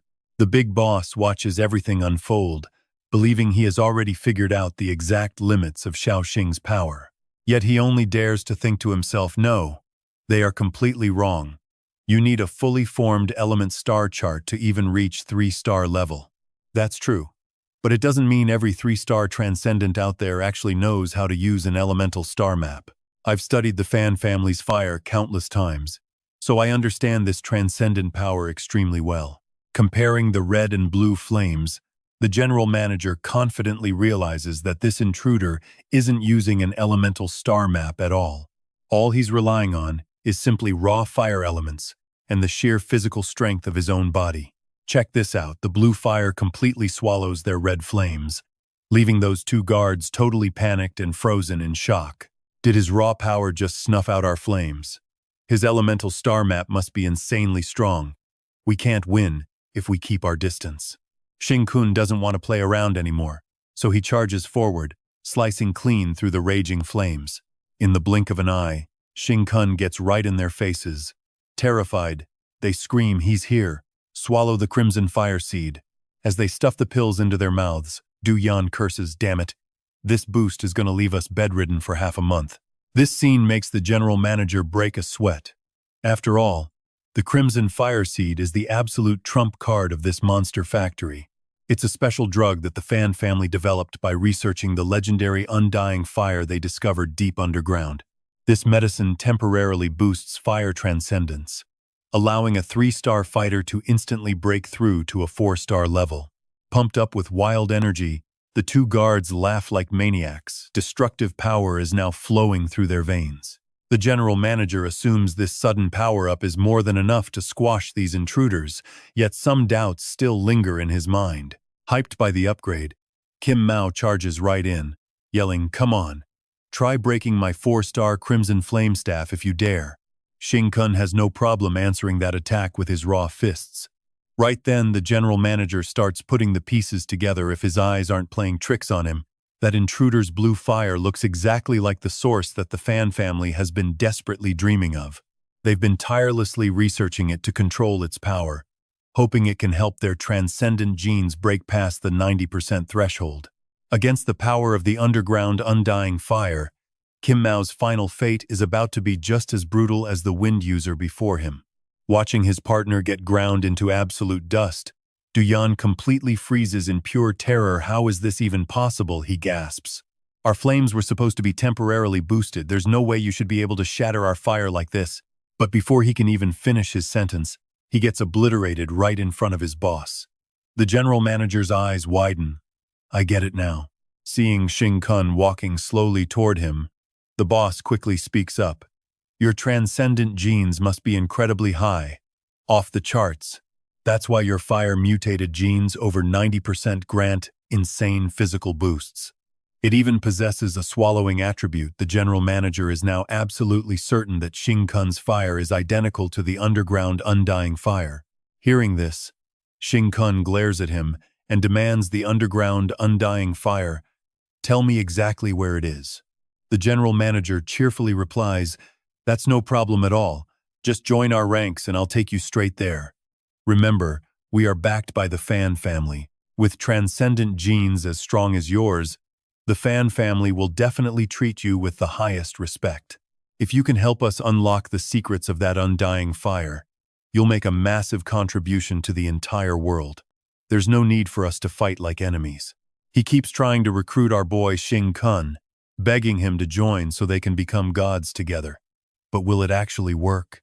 Meanwhile, the assistant quietly slips away to lock the door. But Xing Kun doesn't care about any of those empty promises and gets straight to the point. He simply states, "But I want every single one of you dead." Yet, the general manager keeps trying to sweet-talk him out of it.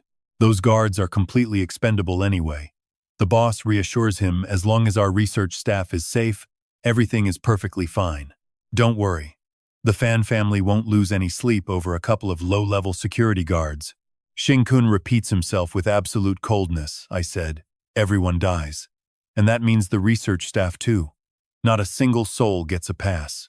Right on cue, the test subjects from outside break in and instantly tear the terrified assistant to shreds. Xing Kun coldly reveals that he's freed all the caged beasts and sealed the emergency exits, leaving the monsters with nowhere to go but in here to feed. Next, he gets right in the manager's face. He whispers, "You force humans to become monsters, and now the monsters are eating you. It's only fair, isn't it?" The boss stammers in absolute terror. "No, that's not true. Damn it. You're a human and a transcendent. Why would you do this?" Those test subjects with monster genes were nothing but the absolute scum of society anyway. Using them for experiments to boost the potential of transcendence is the only useful contribution they could ever make to this world. "You're insane. What do you even gain by helping them?" Xing Kun completely ignores him, gently placing his mutated hand on the chest of the poor dying man. He says, "Getting payback for my people is only natural." Slowly, his hand moves up to touch the man's face. "Rest in peace, brother." He whispers, "I'm going to tear down the entire Fan family for all of you." Hearing this promise, the dying man closes his eyes in peace.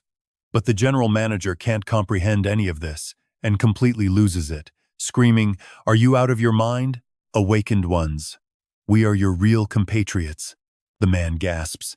But grabbing his throat and hoisting him high, Xiao Xing asks in a freezing cold voice, "Now tell me where the eternal flame is," he demands. or you will seriously regret not being allowed to die right away. As monsters slaughter everyone around them, the boss struggles to choke out the words, promising to talk if he just gets a second to think. Stuttering out the words, he says the underground fire is located, but Xiao Xing cuts him off right away, naming the southern ruined factory. Shocked, the boss asks how he knows. Xiao Xing replies flatly that he also knows the guy is just stalling, even if some truths slipped out, like how it should be burning hot but is freezing instead. From that look on your face, I nailed it. I know way more about Purge City than you think. With this place turned into a total war zone, the Fan family must surely know, right? These cold words leave the boss completely speechless and frozen in terror. Xiao Xing asks if he is stalling for backup, mocking that he is actually waiting for their backup too, calling it a pretty wild coincidence. Cutting off the boss before he can even answer, Xiao Xing continues speaking. This rescue mission is highly classified, so they cannot make a scene, meaning the backup is definitely a powerful 4-star awakened. Panicking, the boss asks what he is really planning. Looking at his terrified face, Xiao Xing playfully teases him to take a wild guess. Choking so hard his eyes well up with tears, the boss desperately struggles to ask one final question. What element is your star chart, and why are the monsters ignoring you? Hearing this pathetic, terrified question makes him laugh out loud. Look at you, staring like you just saw a real ghost. Did you not figure it out a long time ago? It is exactly what you are thinking. I do not have some fancy elemental star chart. No more wasting time. With a quick squeeze, he crushes his throat and absorbs his power. Having dealt with the garbage boss, Xiao Xing sniffs the air, catching the sweet scent of a highly potent awakened gene.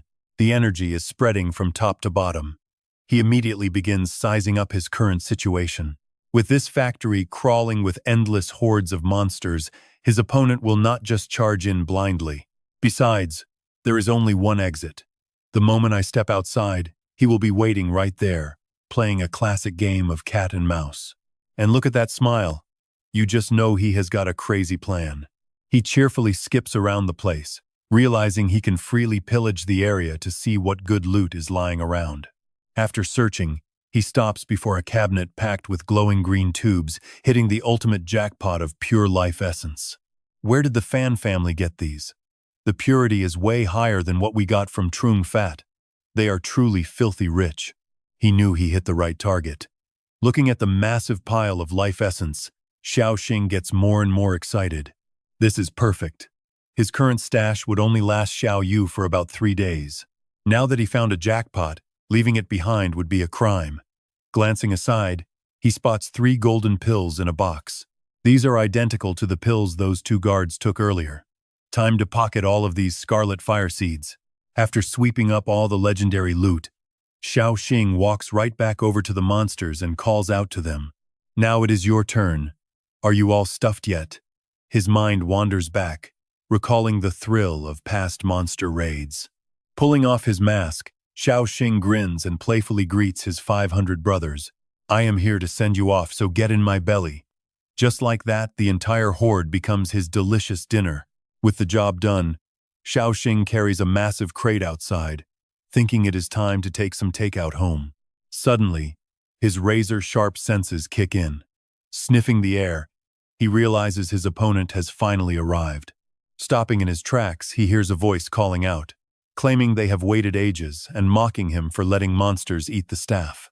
Suddenly appearing in front of him is a freaky guy with purple hair, carrying a highly arrogant attitude. I really admire you, he sneers, getting to witness such a massive feast firsthand. Flicking his finger, he coldly orders him to kneel down. This 4-star fighter possesses absolutely devastating raw power. The ground beneath Xiao Xing instantly cracks and shatters as the guy yells that he needs to make things a lot more entertaining. Standing in the middle of the crushing force, his eyes grow dead serious as he looks at the killer. He did not expect a 4-star expert. Recognizing the freaky killer, Xiao Xing remembers the news reported him dead long ago. An earth element awakened who awakened gravity manipulation upon reaching the powerful 4-star tier. He used his gravity magic to brutally torture women, with 13 victims before the S-rank purge squad supposedly killed him. The Fan family must be truly desperate to recruit a sick, twisted piece of trash like you. Seeing how much he knows, the 4-star fighter smugly asks if he keeps up with the news a lot. Tam 2 gets more and more arrogant, waving his hands as earth and stone suddenly float into the air. He mocks, "Do you even know what kind of situation you are in? Meeting me is the beginning of your absolute nightmare." With that, the massive pile of debris begins gathering directly over Tu Tin's head. He continues, "If you already know me, you must know what the next few hours will bring. My gravity is going to completely crush you, snapping every single tendon in your limbs." Tam 2 acts like a complete psychopath, utterly looking down on his opponent. "You are going to scream just like those women did. Snot and tears streaming everywhere as you crawl over to beg me, begging me to give you a quick death." Tam 2 unleashes his ultimate technique to suppress Tu Tin, slamming a massive boulder right onto him. But beneath that crushing weight, a brilliant blue flame suddenly erupts while Tam 2 is still loudmouthing and bragging. "Better scream loud for me," he sneers.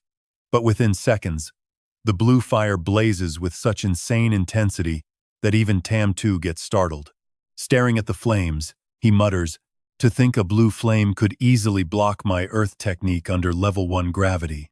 No wonder you dared to enter this dangerous monster factory all by yourself. You are actually a 3-star superhuman. Not bad. This is actually starting to get interesting." Saying that, Tam 2 unleashes his full superhuman power to suppress his opponent. Earth Element. Heavy Earth Star Map. Level 2 Gravity Demon. Trapped beneath the heavy rocks, Tu Tin realizes that even with his Overlord Flame activated, he still cannot break through this monster's supernatural power. A 4-star is way stronger than a 3-star. Who knows how many more gravity levels he has left. This is actually the perfect time to test out some bait. Looking through a gap in the rubble, Tu Tin starts mocking him, "Hey, pervert. You better save some strength if you want to run fast later. It would be a real shame if you died too soon." Hearing that, Tam 2 gets even more excited. "Yes, that is exactly what I want to hear. The more arrogant you act, the more I love it." Punching the ground, he laughs, "The longer you survive, the more thrilled I get." But right in the middle of his joy, something suddenly makes him freeze in his tracks. Look at that brilliant blue light erupting from deep underground. Something massive is coming. Tu Tin is finally releasing his hidden skill. His level 3 monster aura completely explodes, fully mutating his left arm. His glowing mutated arm suddenly thrusts straight up from the ground. Tam 2 freezes in absolute shock, sensing a terrifying aura and wondering what kind of transformation is happening behind him.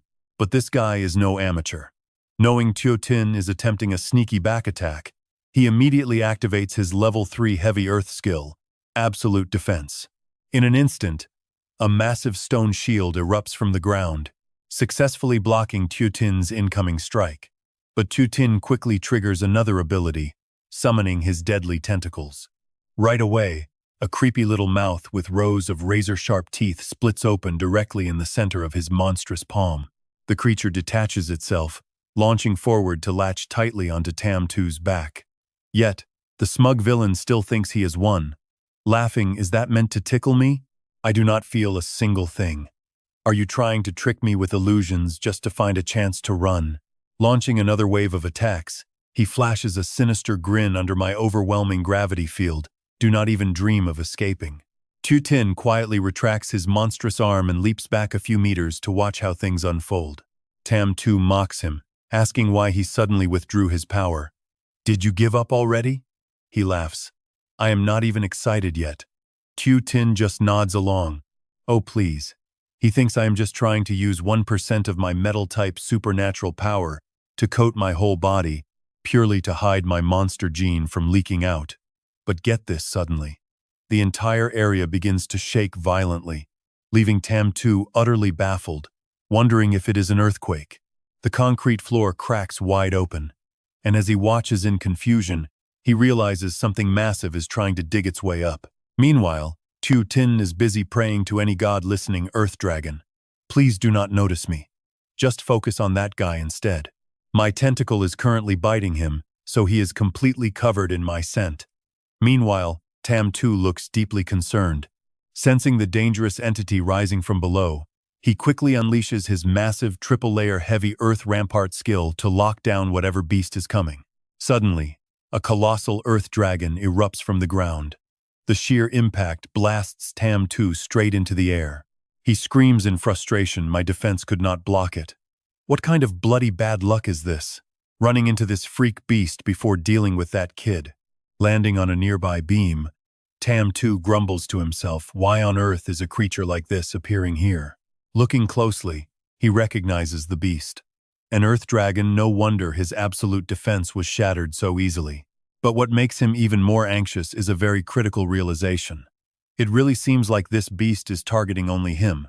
Don't tell me it came all this way just for me, he gasps.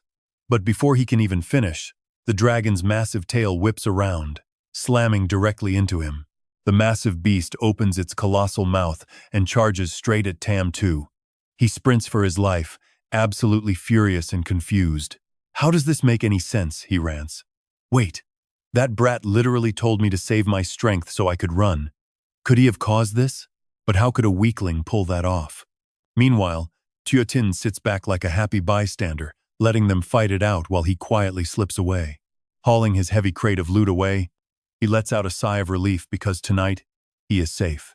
Stepping away, Xiao Xing looks back at the building and mutters, now let us see if your ancestors can actually carry your dead weight. On top of that, Xiao Xing makes a dark promise, staring ahead purifiers.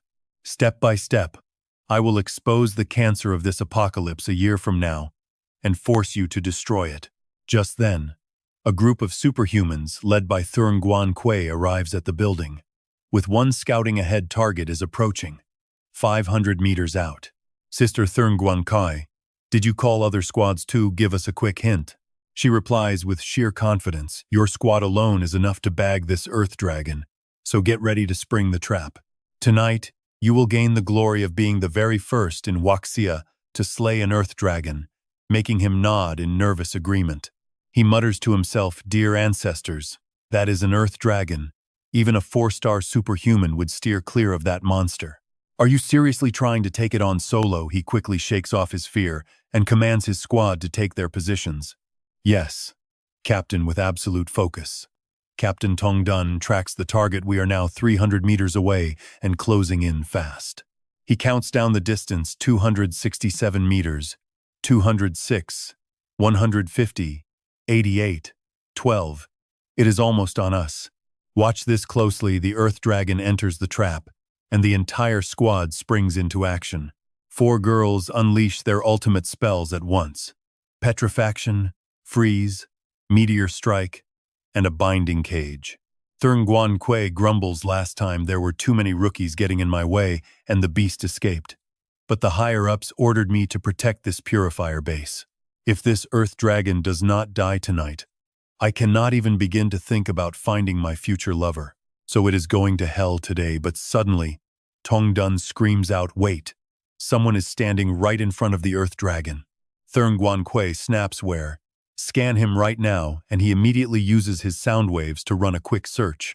Is not that the death row convict who brutally murdered 13 women? What on earth is a monster like him doing out here? Hearing this, Thurn Guan Kui absolutely snaps, a death row scumbag who tortured and murdered 13 innocent women. Then he dies with the beast. She charges forward, unleashing a barrage of rapid, brutal slashes that tear into the massive beast. Watching this from below, Tam-2 genuinely believes his saviors have arrived, wondering if they are actually here to rescue him. But he quickly realizes how wrong he is. His face goes pale as he stammers out, no, this group wants me dead too. Terrified, Tam-2 activates his defense skill Heavy Earth Stage 4, Stage 5, Absolute Barrier. The giant earth dragon gets sliced to ribbons by Thurn Guan Kui, roaring in absolute agony as blood splatters. The shockwave is so intense it blasts Tam-2 backward, and as the beast screams, Thurn Guan Kui leaps like a warrior, smashing her steel pipe right into its skull. Her eyes burn with pure rage as she glares at the beast, delivering another swift, decisive blow. Take another strike with that. The massive earth dragon is almost completely brought to its knees. Tam-2 is absolutely thrilled, thinking how incredibly lucky he is that this crazy squad showed up to fight the beast. he slips away in the chaos, knowing this is his only chance to escape the wrath of that terrifying monster. But as he runs, a sudden thought hits him. What in the world is even happening tonight? If I fail this mission, that old dog Fan Trunui is going to make me pay. Just as he hesitates to leave, the ground suddenly splits open. A second massive set of jaws erupts from below, snapping shut and swallowing Tarm-2 completely whole before he can even process what is happening. What on earth is this? Another Earth Dragon Thurn Guan Kui mutters, looking over with deep irritation. There is actually a second beast here, and right now, the one beneath her feet also bursts upward with a deafening roar, leaving her completely baffled. What are these things? What do they even eat? Is it really just mutated creatures like those experts claimed? Even though she already sliced it to ribbons, its raw combat power is still pretty insane. But why are two of them showing up at once? Just how many of these earth dragons are out there? And how long are they anyway? It seems like absolutely nobody has ever seen the tail of this creature. She shouts to her squad, "Hold this one down and do not let it escape. I am taking this monster down." With that, she leaps straight into the gaping mouth of the beast, leaving Tong Dun utterly horrified. "Thurn Guan Kui, do not jump in there. Those teeth are razor sharp but with burning eyes," she yells back. "Let us see if it can even scratch me." She triggers her legendary dragon transformation skill, diving straight down the throat of the beast. The squad completely loses their minds, unable to believe their eyes. Is she really just a 4-star superhuman? It looks like her water dragon has fully awakened. Is she hitting 5-star level because Huaxia is about to get its next 5-star powerhouse? Guan Kui is absolutely amazing. Her dragon slash just butchered the earth dragon, and the whole team erupted in cheers. "We did it," she thinks excitedly. "I completely severed its path to survival, so there is no way it can regenerate like last time. Let me see just how long you actually are." She starts counting the length she just measured. 10 meters, 20, 50, then 100 meters. Yet there is still absolutely no sign of it stopping. You would be scratching your head too. Can simple monster genetics really mutate a normal animal to be hundreds of meters long? She wants to keep pushing forward, but she knows her limits and decides to call it quits. Her energy cannot stretch any further, and going down there alone is far too dangerous. She has to give up, but her teammates still shower her with praise. "I can't believe we actually did it. She is the first to slay an earth dragon in China. Hey Guan Kui, did you finally reach 5 stars? Or are you still at 4 stars? Despite the cheers, she still feels deeply unsettled, wondering if this earth dragon was truly just a simple monster. Did I actually kill it? Meanwhile, the scene shifts to the Fan family research facility, deep inside the immortal flame base. Old Trenui stares intently at a giant cabbage plant, casually demanding a report on the current status of the monster factory. His assistant quickly steps up. The monster factory in the wasteland has been completely destroyed. None of the researchers survived, and the Liberation Alliance members who handled the shipping are all dead as well. Standing below, the heir listens to the updates.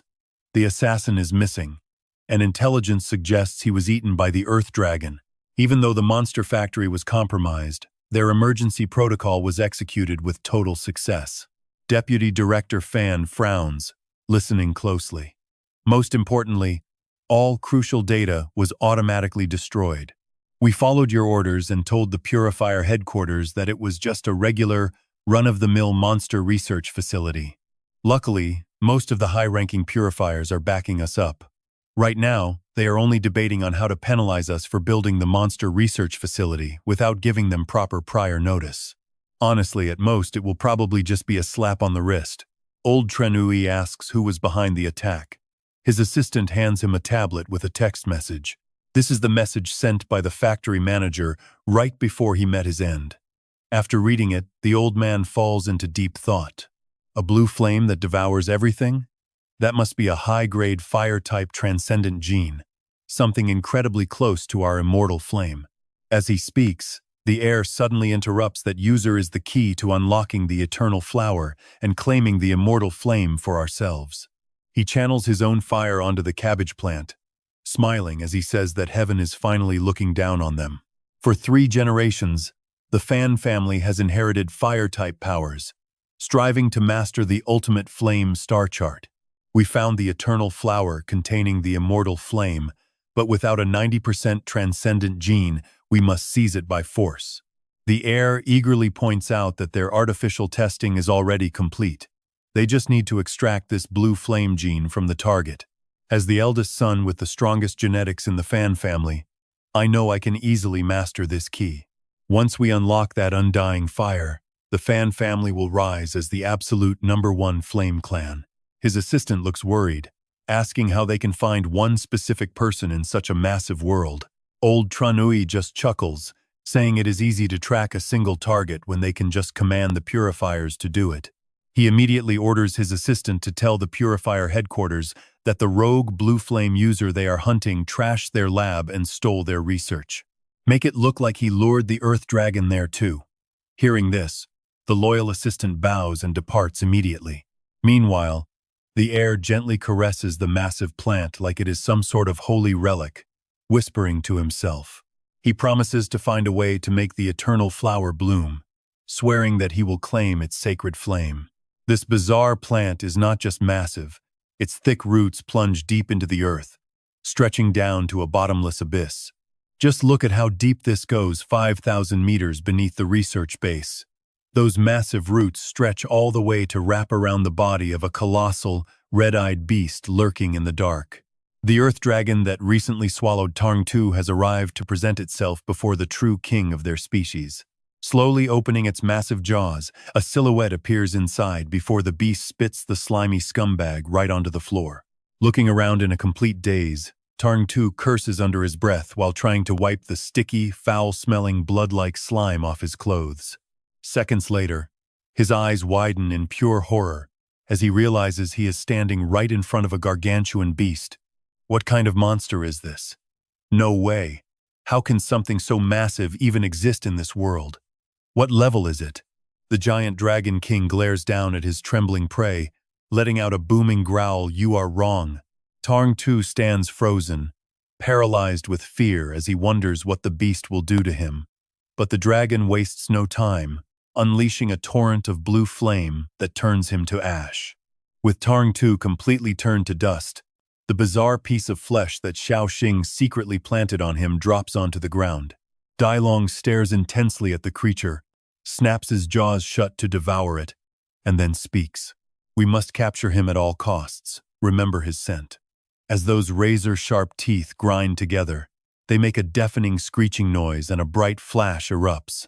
Cut to Tu Tin, who has finally made it back to his dormitory. The moment he arrives, Tu Tin quickly hides his newly acquired loot, while Tu Nu watches in total confusion. He has to stash these resources away until the right time, or he will attract way too much unwanted attention. He starts wondering, has the owner of that massive tentacle realized it was chasing the wrong guy this whole time? It probably already recovered the tracker he left on that other guy. Tu Nu runs out to greet him, asking if he is back.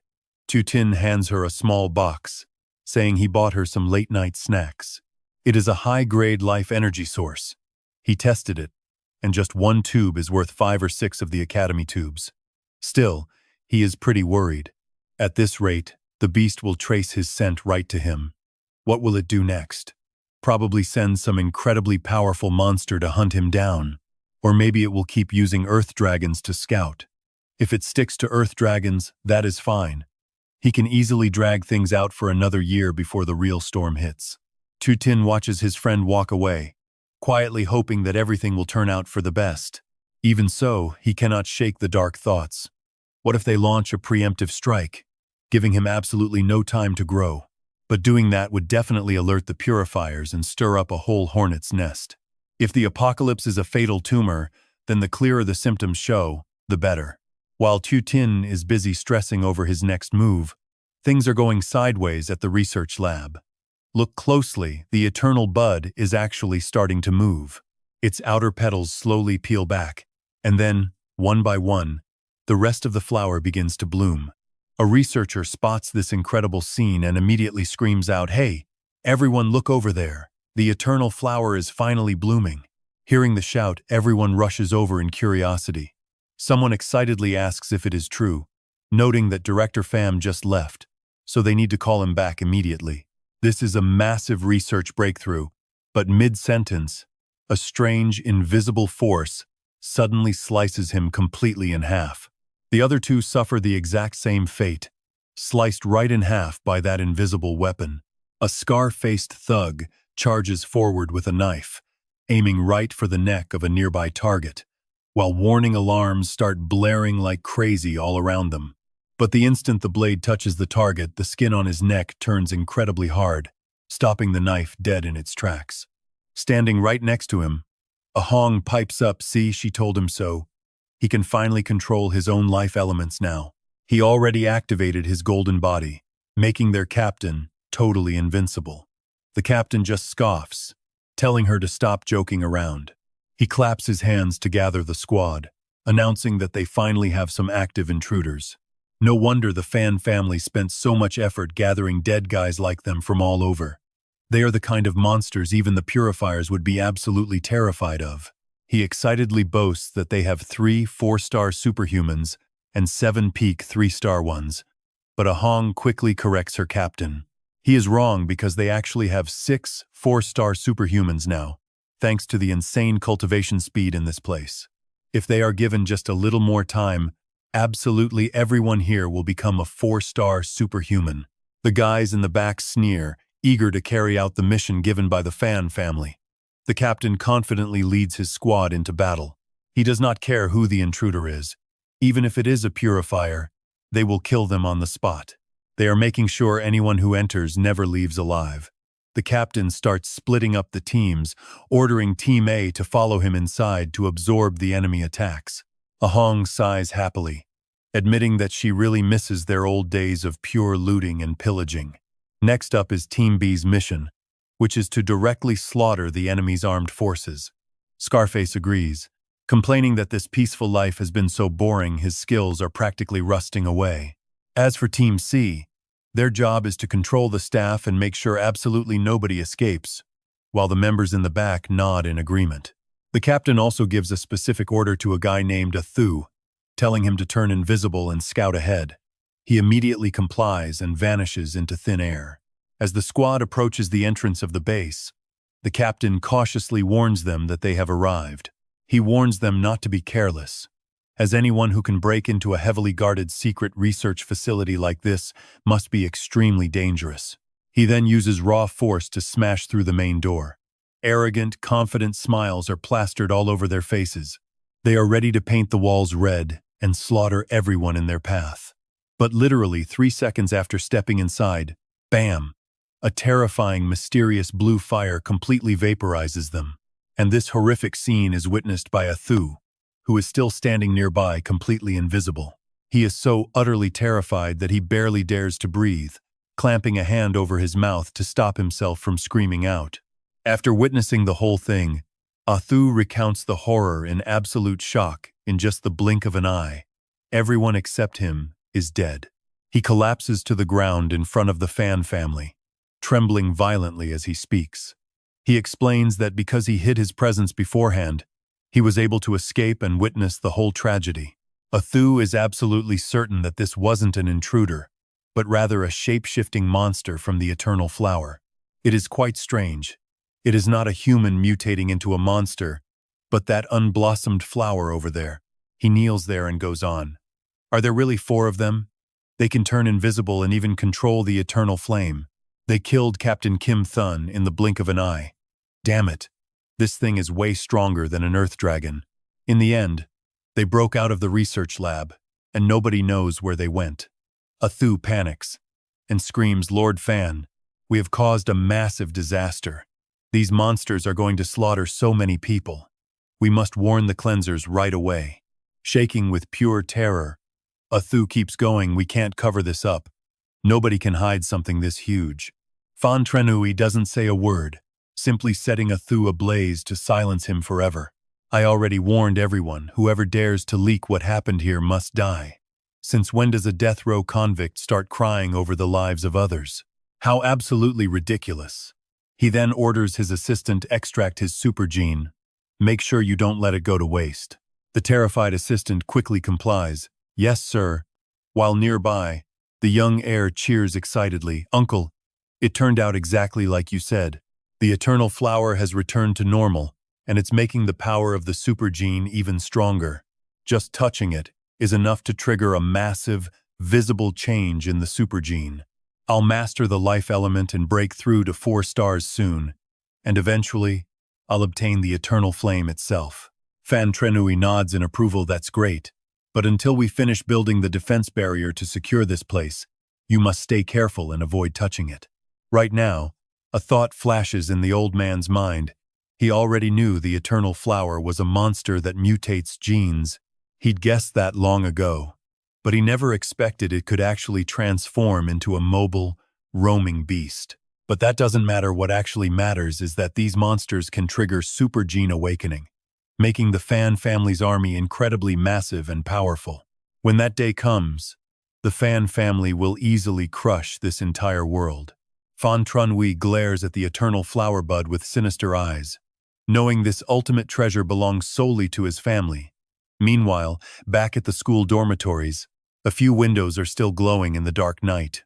Pinned close by Xiao Xing, a flustered Xiao Yu asks, "Why do you keep staring at me like that? Are you trying to eat me again?" He replies with a thoughtful look, "No, I ate my fill tonight, and it'll take about 10 days to fully digest this. By then, the monster gene inside my body should finally reach the absolute limit of level 3. Before evolving to level 4, I need to upgrade my internal supergene to 3 stars first," he explains to clear up her confusion. "I have to use the supergene to stabilize this monster gene. That is the only way I can keep maintaining my current human form. But my supergene levels are way too low, and from what I know, reaching 3 stars requires some pretty special methods." A sudden silence falls between the two of them as Xiao Xing slowly reaches his hand out toward Xiao Yu. He gently places his palm against her cheek, tenderly caressing her beautiful face for a long, quiet moment. Suddenly, his monstrous arm manifests, and without saying another word, Xiao Xing thrusts his mutated hand right in front of her. "Get ready," because sharp fangs suddenly erupt right from the center of his palm, aiming directly for her neck. As he suggests they test this out, feeling a bit anxious, she quickly warns him to be gentle, right before those monstrous fangs sink deep into her neck. Xiao Xing reassures her it is fine, it will only hurt for a second. The moment it bites, the supergenes inside her instantly gather around the wound, and within just a few short seconds, she starts feeling much more stable. "My supergene levels are dropping fast," she says, and an excited Xiao Xing replies, "Man, that worked incredibly fast." He looks at her and explains, "Based on my past experience with refining electricity, a strange force will completely drain your supergene energy and process it all. So go ahead and absorb all the electricity you want. The student handbook says the school covers all costs during a breakthrough." Xiao Yu begins absorbing power while he keeps egging her on to take in even more. After all, the academy is paying for tonight's entire power bill. Meanwhile, the panicked secretary rushes in to make an announcement. "Principal Qin Triert, there is a massive anomaly in our campus power grid, and the entire school has blacked out." Completely unbothered by her panic, the principal simply smiles and nods. "Yeah, my office lost power too." The clock ticks loudly in the quiet room. Tick-tock, tick-tock. And just like that, a whole minute passes. A confused Secretary Dung finally speaks up. "Sir, aren't you going to issue some orders?" Principal King smiles warmly and says, "Calm down. Our academy currently has the greatest supergene genius in history. She must be breaking through right now, so it is fine, though her incredible speed is actually quite a surprise to me. Xiao Yu is far more talented than I imagined." A worried Secretary Dung replies, "But sir, the electric bill is going to be astronomical." Taking a relaxed sip of his tea, the principal answers, "It is fine. Even if the bill climbs to hundreds of thousands, it does not matter. New recruits are priceless. Besides, if the cost gets too high, the purifier headquarters can easily cover it, right?" Suddenly, his phone rings. He looks over and sighs with relief that they have a secure, heavy-duty line. Otherwise, it would be impossible to handle these kinds of emergency calls. Checking the caller ID on the screen, Headmaster Qin Triet recognizes it immediately as a direct line from the purifier headquarters. He grabs the receiver quickly and speaks, saying, "Kin Triet here." The voice on the other end barely starts talking before Headmaster Kin Triet jumps up in absolute panic, yelling out what? The entire city has gone completely dark and all the power is rushing to the academy. He reassures them that it is fine. It is just their student Tuanu breaking through, but then asks what the cost is this time. Wait, they need to submit an application?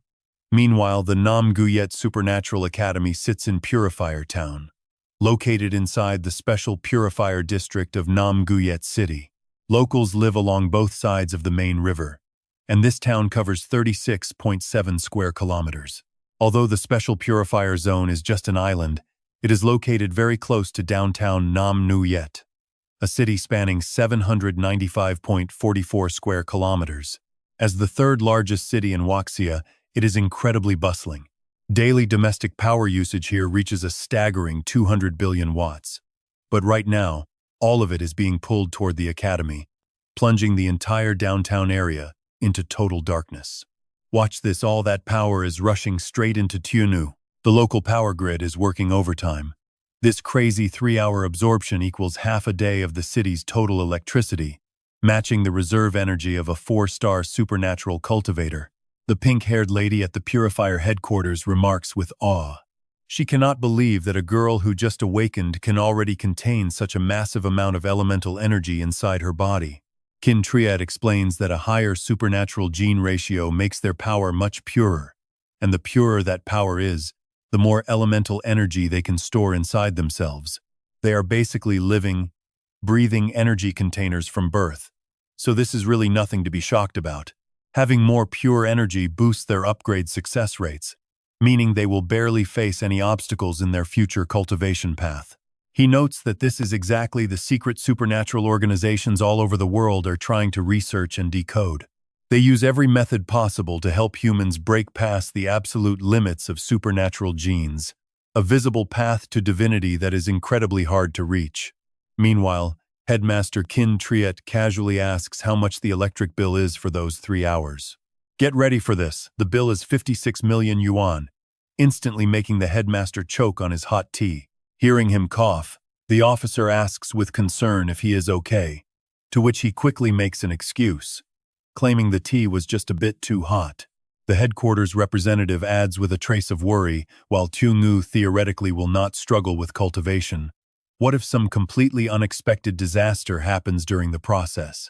For instance, since she is not even a 1-star supernatural cultivator yet, her body might not be able to contain all that raw elemental energy, meaning your 50 million yuan is basically going straight down the drain. However, Kin Triet confidently shoots back, asserting that such a thing is impossible.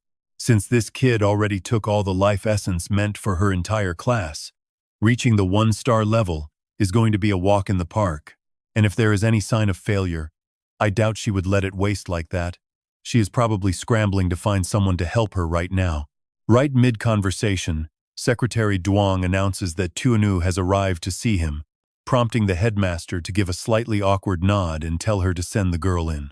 Tuanu and Tu Tin walk into the office, and the young girl bows her head apologetically, greeting the headmaster. She thanks him deeply for all his support while offering her sincere apologies, explaining that after finishing her training tonight, she realized she used way too much electricity, costing the school a fortune. Kin Triet laughs, dismissing it. Nurturing great talents is the school's duty after all. But on that note, he asks if she has managed to reach the 1-star level yet. Tuanu looks up innocently and tells him, no, she has not. A response that feels like a sharp knife twisting right into his gut. Despite his deep disappointment, the headmaster forces himself to say that it is fine. He offers to teach her how to lock down the energy she absorbed, since her high talent should have helped. But Tuanu interrupts him to clarify that she is actually already a 2-star cultivator. Headmaster Kin Triet practically jumps out of his skin, asking her to repeat that, utterly unable to believe his own ears. He leaps to his feet and gasps at how fast she did it, since he estimated it would take her at least 2 weeks to reach that tier. Perhaps she really does not face any obstacles in her cultivation, but with her supernatural genes being so high, it should still take some time to refine those elements, so he decides to test her with his own power. Telling her to let him take a look, countless wooden branches instantly sprout and surround Tyunu. She stares at them and wonders to herself when exactly these branches managed to wrap around her like this. Tyunu looks on blankly, realizing they appeared completely silently without making her feel any sort of threat, even though these wooden branches are undoubtedly incredibly dangerous. She reaches out to touch them with a look of pure, curious confusion as the headmaster speaks up. I see. The surging of your supergene makes your elemental refining speed much faster. After that, he retracts the wooden branches, sits down in his chair and explains that a surging supergene usually has two main causes. One is fighting monsters, and the other is intense emotions. Hearing this, Tyunu raises her hand, saying her emotions are extremely intense. Look at his face. Qin Triet just stares silently at the little girl standing right in front of him. Tu Tin laughs and says that Tyunu is just cold on the outside but warm on the inside, so it does not really matter. Tu Tin walks over, pats her head, and says they only came there to thank him and the academy. Plus, we wanted to ask for some elemental star map techniques to level up to 3 stars. Dean Qin hears this and replies that 3 stars is the academy graduation standard, asking if they want to graduate already. He laughs out loud and adds that Tyunu is fine since the academy prepared the perfect star map for her, but he cannot. To become a 2-star super, he must make his super gene break its cocoon and turn into an elemental gene. As for 3-star supers, they have to use this elemental gene to scientifically construct an elemental star map, similar to the Crimson Flame Hand technique of the VN family. Once that is built, you can use pure elements to invent your own powerful exclusive moves. But your genes are deficient, and your gene ratio is too low to build a star map. Tu Tin smiles and asks how that can be, since their school has that helper armor called the artificial super robot. He silently thinks to himself, this tech project is not fully successful yet, which is why the cleansers only release it during the apocalypse. But it did nothing to stop the end times. Luckily, this might actually help him hit 2 stars. Qin Triet asks curiously, you even know about that? Makes sense. If you always follow the news about superhumans, knowing this is completely normal. He adds that the artificial super robot was indeed officially registered after the research succeeded. But soon after, all information on it was completely wiped, not to hide it from people, but because the technology is still far from ready. Dean Qin explains that cleansers can use robots to replace supergenes, but it only works for those with under 40% supergenes. The effects are absolutely massive, but the catch is that it also consumes a ton of energy. That is how it generates power for low gene users. The price is literally a sea of life fluid, so it is not worth it. Tu Tin insists that this makes it absolutely perfect for him. He has plenty of life fluid, and his classmates are happy to help. Dean Qin hesitates, disagreeing, telling him not to speak for everyone. Tu Tin quickly fires back, asking if the dean misunderstood him. Qin Triet thinks it over and rejects him, noting that its power consumption is massive. Tu Tin has to accept it. Saying goodbye to the dean, he pulls Tyunu away as they talk. Tu Tin, I feel like I cannot hold the electricity inside. I will release it all later, and we can try absorbing it again tomorrow night. He replies to just let it go then. She adds that if tomorrow night still fails, they can try again the night after. Tu Tin nods, promising that as long as they never give up, they will definitely succeed. He quickly calls them back, telling them to return as he decides to offer Tu Tin a chance with his group of friends. The academy is about to host a super rookie selection.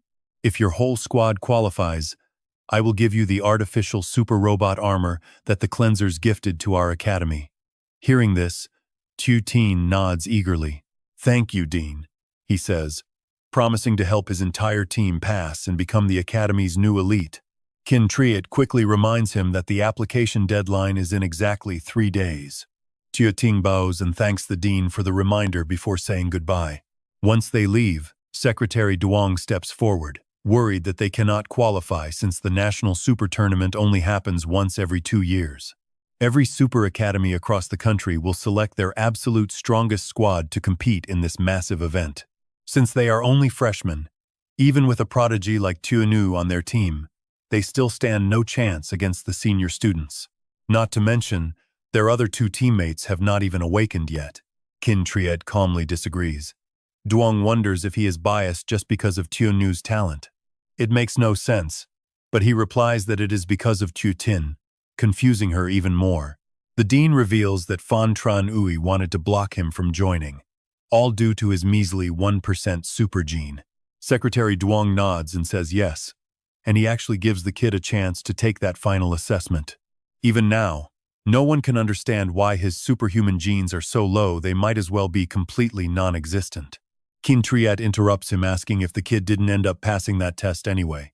He continues explaining that while those superhuman genes are basically invisible, his physical records from high school reveal something highly unusual. There are anomalies there, meaning this kid has a secret. My years of research experience say he's definitely not simple.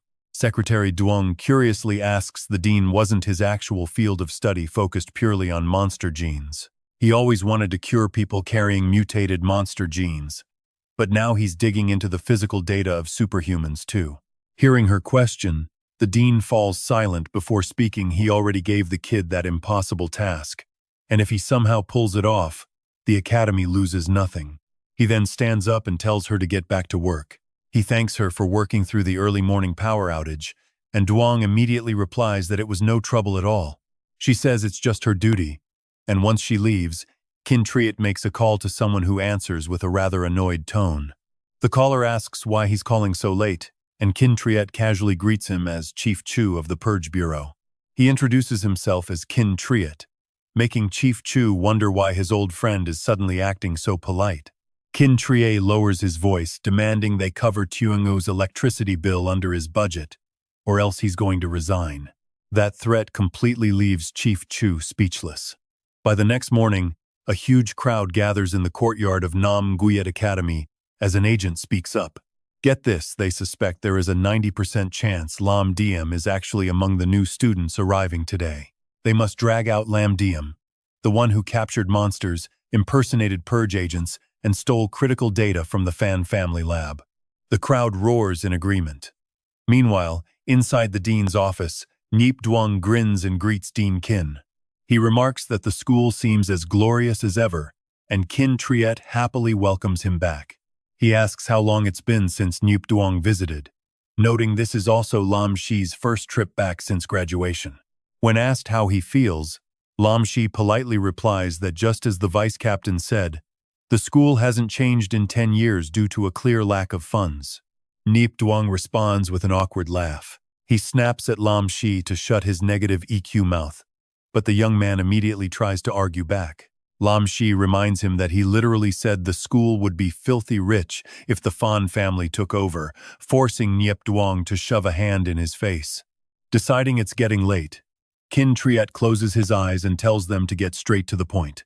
Niep Duong turns completely serious, explaining that besides judging the upcoming supernova selection, their actual mission here is to track down the mysterious Lam Diem. Old Qin instantly frowns, questioning what Lam Diem has to do with them. He asks why the Purge Bureau suspects their academy, prompting Niep Duong to helplessly nod at Lam Shi to explain the encounter.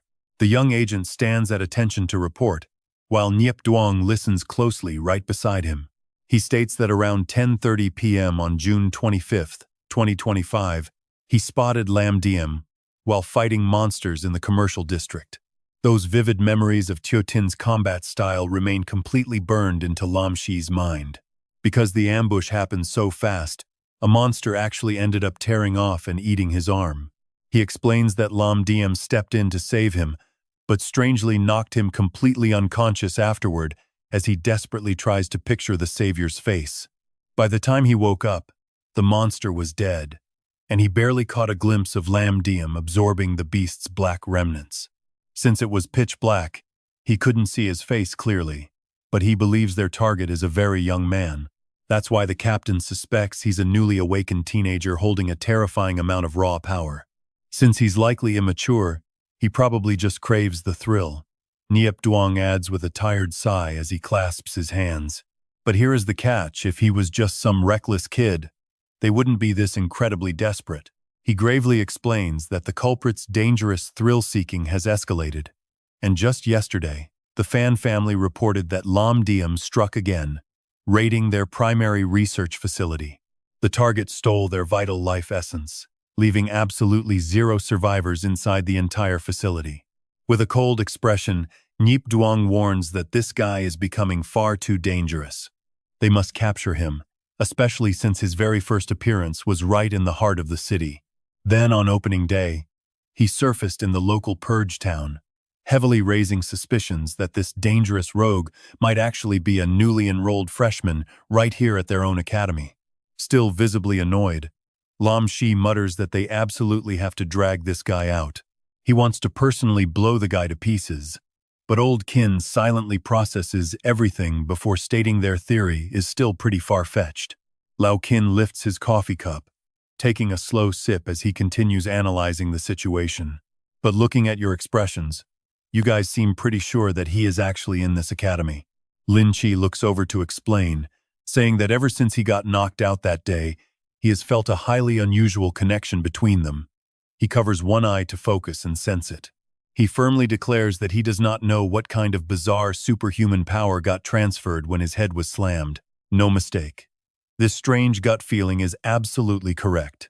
Lin Chi recalls his first arrival at the academy and continues explaining that he felt it the moment he stepped inside. Lam Diem is definitely here, and he really wants to find out why he has this strange sensation. After a brief silence, Ni Yang speaks up with a serious face regardless. All they need to do is catch Lam Diem. The Purger Bureau is not just focusing on the academy itself, they are tracking down this entire batch of new students. Lao Kin listens to both of his pupils, closes his eyes for a moment, and ultimately agrees. All the new freshmen are currently training at the elemental field, so they should go over and take a look. As everyone gathers at the field, a loud voice suddenly echoes across the training grounds. The academy offers many different elemental courses along with various martial arts classes. If you guys ever run into any difficulties during your daily cultivation, you can always seek out the specialized teachers for answers. On top of that, you can always use this elemental training field to practice. Fa Lung stands there lecturing, pointing out that the ground beneath them is designed with the 5-element cycle. This special setup makes your superhuman genes boil. For those who already awakened, cultivation speed increases incredibly fast. Unawakened? Your odds are much higher here. He adjusts his glasses, offering a strict, serious warning. Value today's rare chance. Your future access to this training field depends entirely on your performance today. I highly suggest finding a suitable sparring partner. After all, real combat is the best way to boost your superhuman genes. Now, let's begin. After saying this, Fa Luong turns to leave, gesturing for Xiao Yu and Xiao Xing to come over for a moment. Now watch this jerk. Do Huang immediately turns a mocking smirk toward Trio Thern, ready to start trouble. Since your protector just left, you unawakened trash can practice with us instead. Trio Thern calmly replies that he is going to practice with Teal Dao because he is afraid of accidentally hurting them. Do Huang bursts out laughing. Did I seriously just hear that? An unawakened nobody. And yet your mouth is the toughest thing about you. Watch out or your pride will get you killed. But since we are classmates, we will teach you a lesson instead of our teachers. Trash like you dares to steal our resources, so you better hand everything over right now. Do you really think your protector can shield you forever? No way. Over on the other side, a highly stressed Fa Lung holds his head, groaning that the principal actually agreed to the ridiculous, mind-blowing task they took on. The principal even ordered him to support both of them with everything he has, meaning he is now officially their instructor. He sighs, calling himself unlucky, and honestly admits that neither of them even qualifies to register for the Supernova event. Looking directly at them, he explains that the absolute minimum requirement is for the team captain to have at least 3-star superhuman combat power. You must thank Thung Guan Kui. Without him, you would fail this requirement alone, let alone all the other high standards. Years ago, Thung Guan Kui was just a brand new freshman, but he managed to join a sophomore team and somehow defeated a tough 3-star examiner using only 2-star strength. Since then, the standards completely changed. Fa Lung stands up and adjusts his glasses, suggesting they follow that example and join a sophomore squad first, although Xiao Xing might still get rejected due to his incredibly low gene level. Xiao Xing immediately refuses. He says their current group is already good enough. The teacher coldly delivers his harsh assessment. Their team currently has 3 lost members, 2 unawakened, and 1 with a mere 1% gene level. Suddenly, his face drops as a bizarre, creepy sensation hits him. Wait, what is this feeling? Memories of their very first meal together and Lin Qi slowly flood back into his mind, causing a sudden rush of intense thoughts. It is the fake purger whom he had indirectly ripped an arm off. Has he actually come here? After a quick moment of deep thought, Xiao Xing hardens his resolve, realizing this is a perfect genetic match. That means the enemy can easily sense him too, and he cannot let himself get caught. Deep inside him, a massive crowd of towering, muscular monster genes completely surrounds a tiny, vulnerable, golden superhuman gene. He quickly comes up with a plan to use those massive monster genes to cover the superhuman gene, blocking the signal. Back outside, Fa Lung is still doing his absolute best to advise the 2 stubborn students. Xiao Xing, even though you received the 10,000 swords chart, in theory, even people with weak supergenes can practice combat techniques. But since your talent is way too low, you cannot even begin to cultivate your astral chart without wearing armor first. He drops a cold, hard truth. Without an active astral chart, you cannot channel elemental energy or trigger any skills. It is like trying to cook without any ingredients, unless you can somehow sense and copy the elemental powers of others, imitating their moves like a copycat. Fa Lung then points toward Tiannu and raises his hand to explain things further. Tiannu will be our temporary captain. Let's get registered first, then show me your maximum power. Hearing this, she eagerly beams and says it might take her a moment to warm up first. Please wait a moment, teacher. But seeing Tiannu looking so excited, Fa Lung immediately gets a very bad feeling about this. Why are you so hyped? It is dangerous, so shoot it up into the sky. Elsewhere, Du Hong swings his fist at Triu Thin, letting out a sinister laugh. Even the mighty king of the forest has moments where he drops his guard. Your master cannot protect you forever. So what if you have a 95% supergene, old man? But check this out, a blinding pillar of lightning suddenly shoots straight into the heavens from Tiangu's direction, leaving him frozen in shock as the entire courtyard lights up. Everyone quickly turns back toward the origin of that massive lightning pillar, their figures completely blurred by the blinding flash of light. The surge of lightning rips straight up into the clouds. At that exact moment, the power grid across several campus buildings completely shuts down. Seeing the insane display, Du Hong immediately drops his thug attitude and starts brushing off True Thin's jacket to kiss up to him. Absolutely top tier. Master Thin is such an elite powerhouse. Our resources are always ready for you to enjoy. He chuckles to himself. Meanwhile, the eyes of the Triu Thin siblings are glowing like high beams out of sheer awe. His sister-in-law is amazing. After wrapping up her attack, Tiannu turns back to look at Fa Lung with worry. She asks if that was good enough. The teacher freezes for a few seconds before giving a calm nod. But inside, Fa Lung is crying tears of shock. She really is a demon queen. True, her warm-up is slow, but just relying on pure elemental burst lets her achieve this devastating level of power. If she ever masters the astral chart from the Dean, she might literally turn into a walking human nuclear power plant. Suddenly, a loud shout echoes from outside. Teacher Fa Lung looks back in surprise, completely puzzled by who it could be. It is Secretary Duong. She walks in slowly and asks him to step over for a moment, so Fa Lung quickly joins her. Nearby, Tuotin is still closing his eyes with zero response, making Tiannu panic and ask him what is wrong. His eyes snap open as his cold voice breaks the silence, warning her that the purgers have arrived. After finishing his talk with Secretary Duong, Fa Lung quickly gathers everyone together. Nam Not and his crew are curious, wondering what is happening. What could it possibly be? Meanwhile, Neep Duong stands nearby and tells Lam Ji that he is handing full control over to him. He asks if the target has been spotted. Lam Shi narrows his eyes and cautiously answers that they are close, though he suddenly lost his signal. Lam Shi then activates his power, causing his eyes to glow with brilliant gold energy as he scans the area. He confidently declares that he can find him.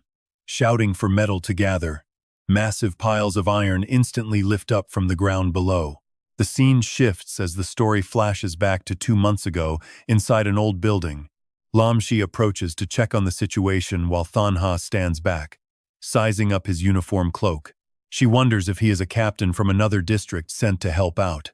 She quickly reports that the deputy captain successfully lured the monster into that old structure, keeping the civilians safe. Hearing this, Lam Shi gives a cold order. Tell the deputy to withdraw immediately. Thanha is completely dazed, stammering in confusion. But Lam Shi waves his hand impatiently, urging her to hurry up. Yes, right away. Thanha quickly grabs her walkie-talkie and warns the deputy captain that a commander from another sector wants him to evacuate immediately. Seeing that she finished the call, Lam Shi unleashes his power, slamming his palm into the ground and cracking the earth wide open. Heavy metal elements instantly rise high into the air under Lam Shi's absolute command. Look at her face. Thanha just stands there with her jaw dropped, completely speechless. Where on earth did all this iron come from? He just pulled it all in. Lam Shi then hurls the massive metal shards straight at the building. The impact is so devastating that the entire structure starts to shake. She watches in absolute horror as even the iron window frames get sucked away. He did not even seem to exert much of his elemental force. Staring at the vibrating structure, she cannot help but curse. Damn it! He knows exactly how to use a tiny fraction of force to deflect a mountain. Now the walls are beginning to collapse. Thanha watches in sheer awe, recognizing this as the peak realm of the astral chart 10,000 swords returned to source. Watching from the outside as massive debris rains down, Thanha gasps that the entire building is coming down. Suddenly, Nipduang bursts out of the wreckage, frantically holding up his pants as he flees. He roars in absolute fury, demanding to know what idiot just brought the building down. His face twists in rage as he yells, reminding them that he was inside holding back the monster just to help the rookies get some practical training. I don't care which district's captain you are, I am still going to kill you. Gritting his teeth, Niyang breaks free and glares furiously at Lin Chi, who calmly raises his hand to salute and says, reporting, Vice Captain. With a completely blank face, he introduces himself, saying, I am Lin Chi, a class of year 25 graduate from the Nam Weird Academy of Superhumans.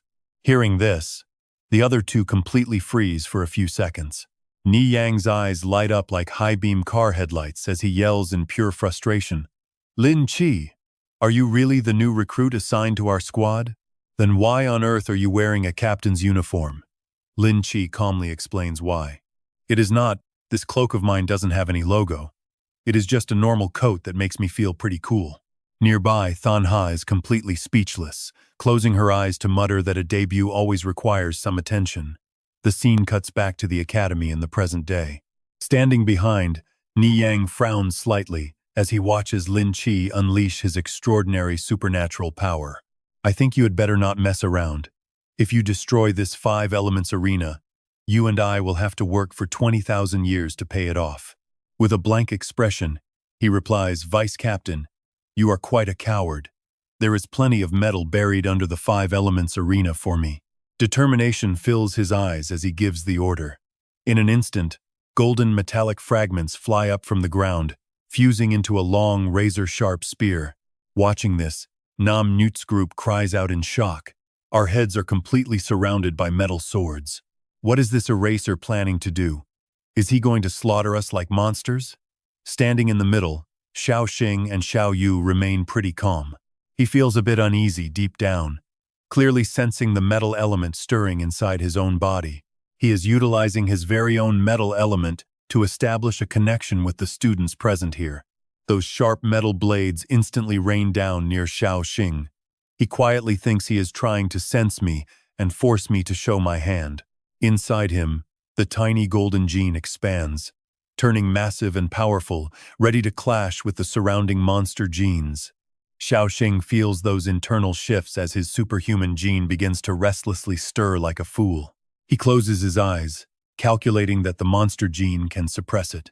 But, looking up at the massive metal spear floating in the air, Xiao Xing frowns, feeling totally helpless. Is it true that as long as this shorty is around, I cannot use my superhuman gene? He can't keep avoiding this forever. But then, check this out, a brilliant idea pops into his head. Who says that if he senses me, it automatically proves I am the legendary Lam Dirm? Xiao Xing whispers to Xiao Yu beside him. Do not rush later. Stay away from me for now. And trust me, I will be fine. At that moment, he guides his monster gene away. Now that his superhuman gene is no longer suppressed, Lin Chi's sharp senses instantly lock onto it. His eyes turn razor sharp as he points directly at his target, Lam Dirm. I finally found you. Suddenly, the metallic spears right in front of Do Huang change direction, along with every other iron fragment, all aiming directly at one single person. Seeing the metal blades pointing at him, Xiao Xing immediately turns on his Oscar-level acting skills, shouting, "What on earth is happening?" He calculates internally that it is time to test his acting skills.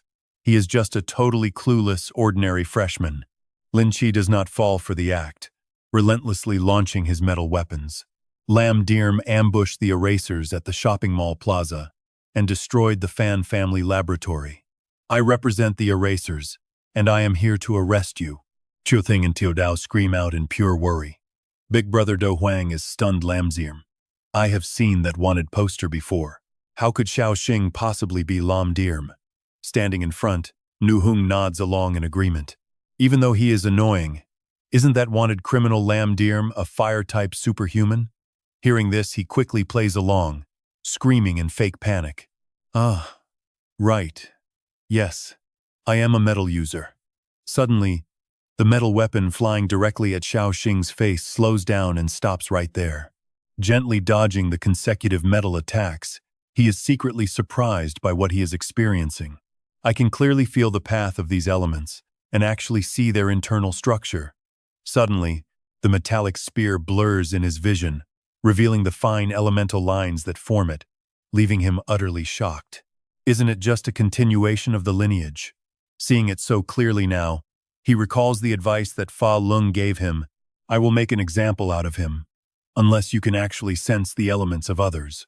Copying the move, Xiao Xing raises a leg and silently plans to use his superhuman gene to pull up the buried metal shards. Just a tiny bit of the metal element, like this. With a cold face, his hand gathers the metal pieces to forge a weapon identical to Lin Chi's. What did that guy shout earlier? Sut-toi? What an incredibly dumb command. But being a cheat user is different. With just one glance, he effortlessly conjures a perfect copy of Lin Chi's heavenly star sword from thin air. However, since he isn't used to controlling this duplicate yet, the blade keeps wobbling back and forth. He yells out to quiet down. Fa Lung, standing next to him, looks on in shock and pushes up his glasses. This is the signature move from the 10,000 Swords star chart that only requires a tiny bit of metal element. Did Xiao Xing really just copy that after seeing Lin Chi use it once? But this is not a skill you can just copy. He does not even have a star chart. So how is it possible? Ni Yang silently studies Xiao Xing while trying to advise him. Lin Chi, Lam Dirm uses blue fire, but this guy is a metal element user. He snapped back, insisting his senses are never wrong. Lin Chi waves his hand to control his swords. His voice cutting through the air. Does using fire absolutely require a fire element? Lin Chi swings his arm aggressively, forcing those metal swords to fly in every direction, making his point loud and clear. With a little trick, metal can easily create fire. Pushing his speed to the absolute limit, the metal blades spin into a blur, forming a circle so fast they start throwing off wild sparks. The metal blades quickly heat up to a glowing red as he shouts his ultimate move. Burning Star Tremor. Fa Lung watches this blazing display in utter shock, wondering how he can unite 10,000 swords and ignite every single one at once. It seems Lin Chi's control over his abilities has improved a lot since graduation. But the teacher suddenly goes quiet, filled with doubts. Yes, metal can generate fire, but still. Fa Lung looks over at Xiao Xing standing frozen, staring up at those red-hot swords in disbelief. Is Xiao Xing actually the real Lam Dirm? Was his freshman status just a clever cover? This is getting wild. As for Xiao Xing, his eyes are literally glowing brighter than car headlights as he watches Lin Chi's skill in complete admiration. Holy crap, blazing lightning swords, I want to learn that. Meanwhile, Lin Chi's face is extremely tense as he roars out Lam Dirm, die! He drives the fiery metal shards forward, turning them into a hail of glowing, sharp projectiles aimed directly at Xiao Xing's body. Suddenly, a loud voice echoes, "That is enough." At that exact second, the entire area threatened by those blazing hot metal swords is completely surrounded by a massive dome of water.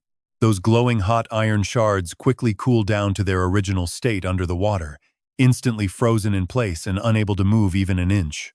Na Yang is completely stunned by this water power, and honestly, who wouldn't be? Every single student standing there, including Xiao Xing, right in the middle of the sword storm, is completely unharmed. Thurn Guankui steps in front of Xiao Xing, speaking up with clear annoyance. "I thought you guys only came here to judge the supernova selection." Her eyes narrow in pure frustration as she continues to press them, reminding them that they are all alumni here, and they should know Nam Weert Academy is under my protection. Keep bullying our students like this, and do not expect me to show any mercy just because we are alumni.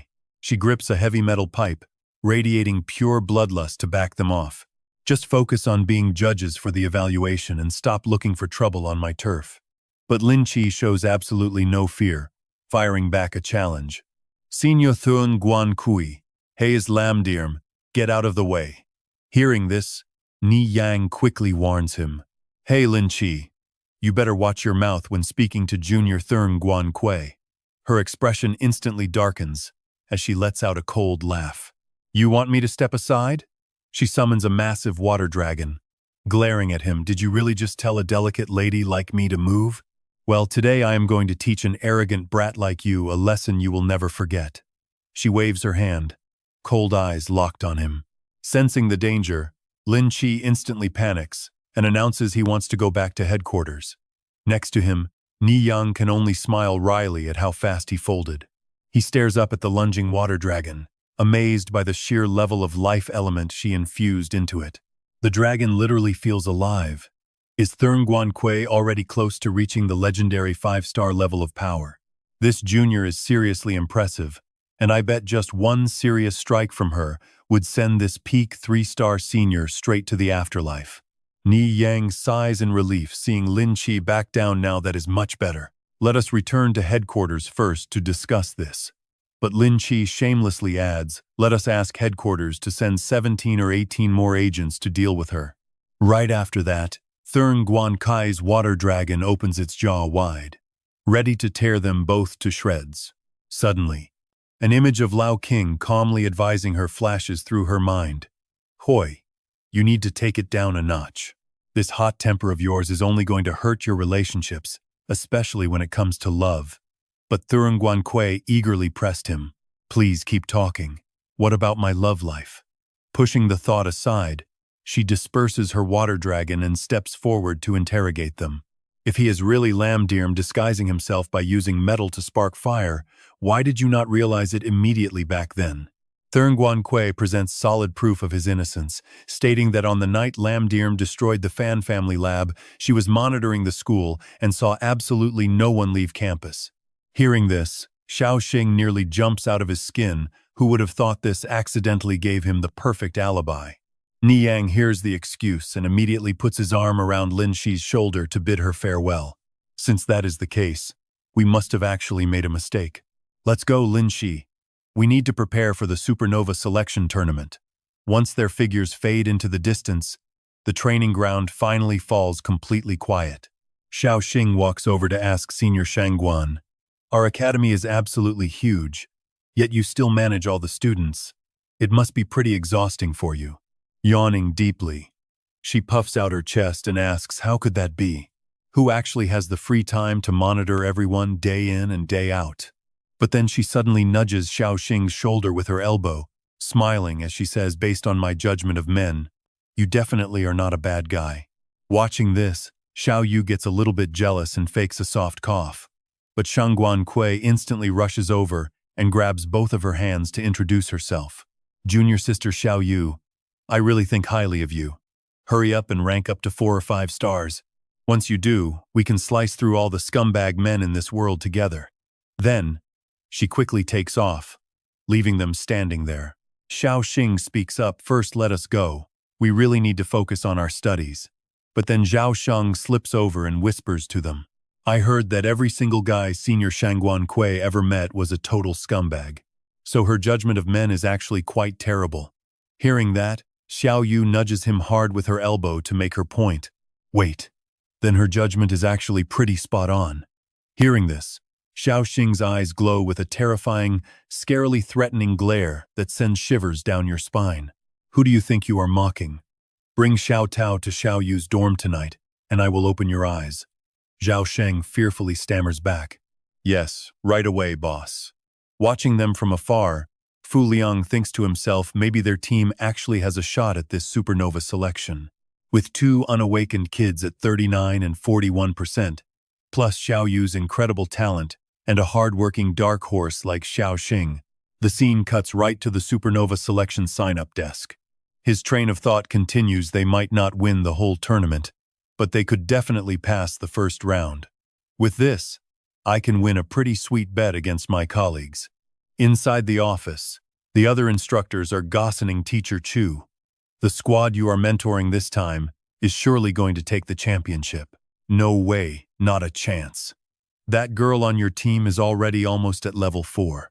The other team members are not doing so well, but we have a secret weapon. Do you think I would just tell you? Hey, did everyone hear the news?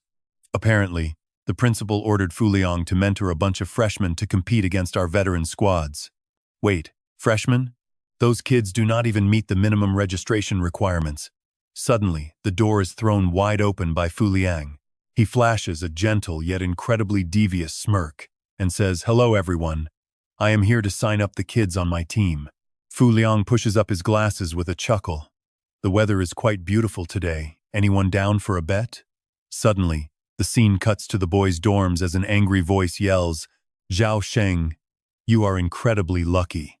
Du Huang stands right in front of Xiao Sheng and barks out. Young Master Fan wants to recruit you and your little sister into the Fan family's 4th team. Do you have any idea how many benefits he is offering you?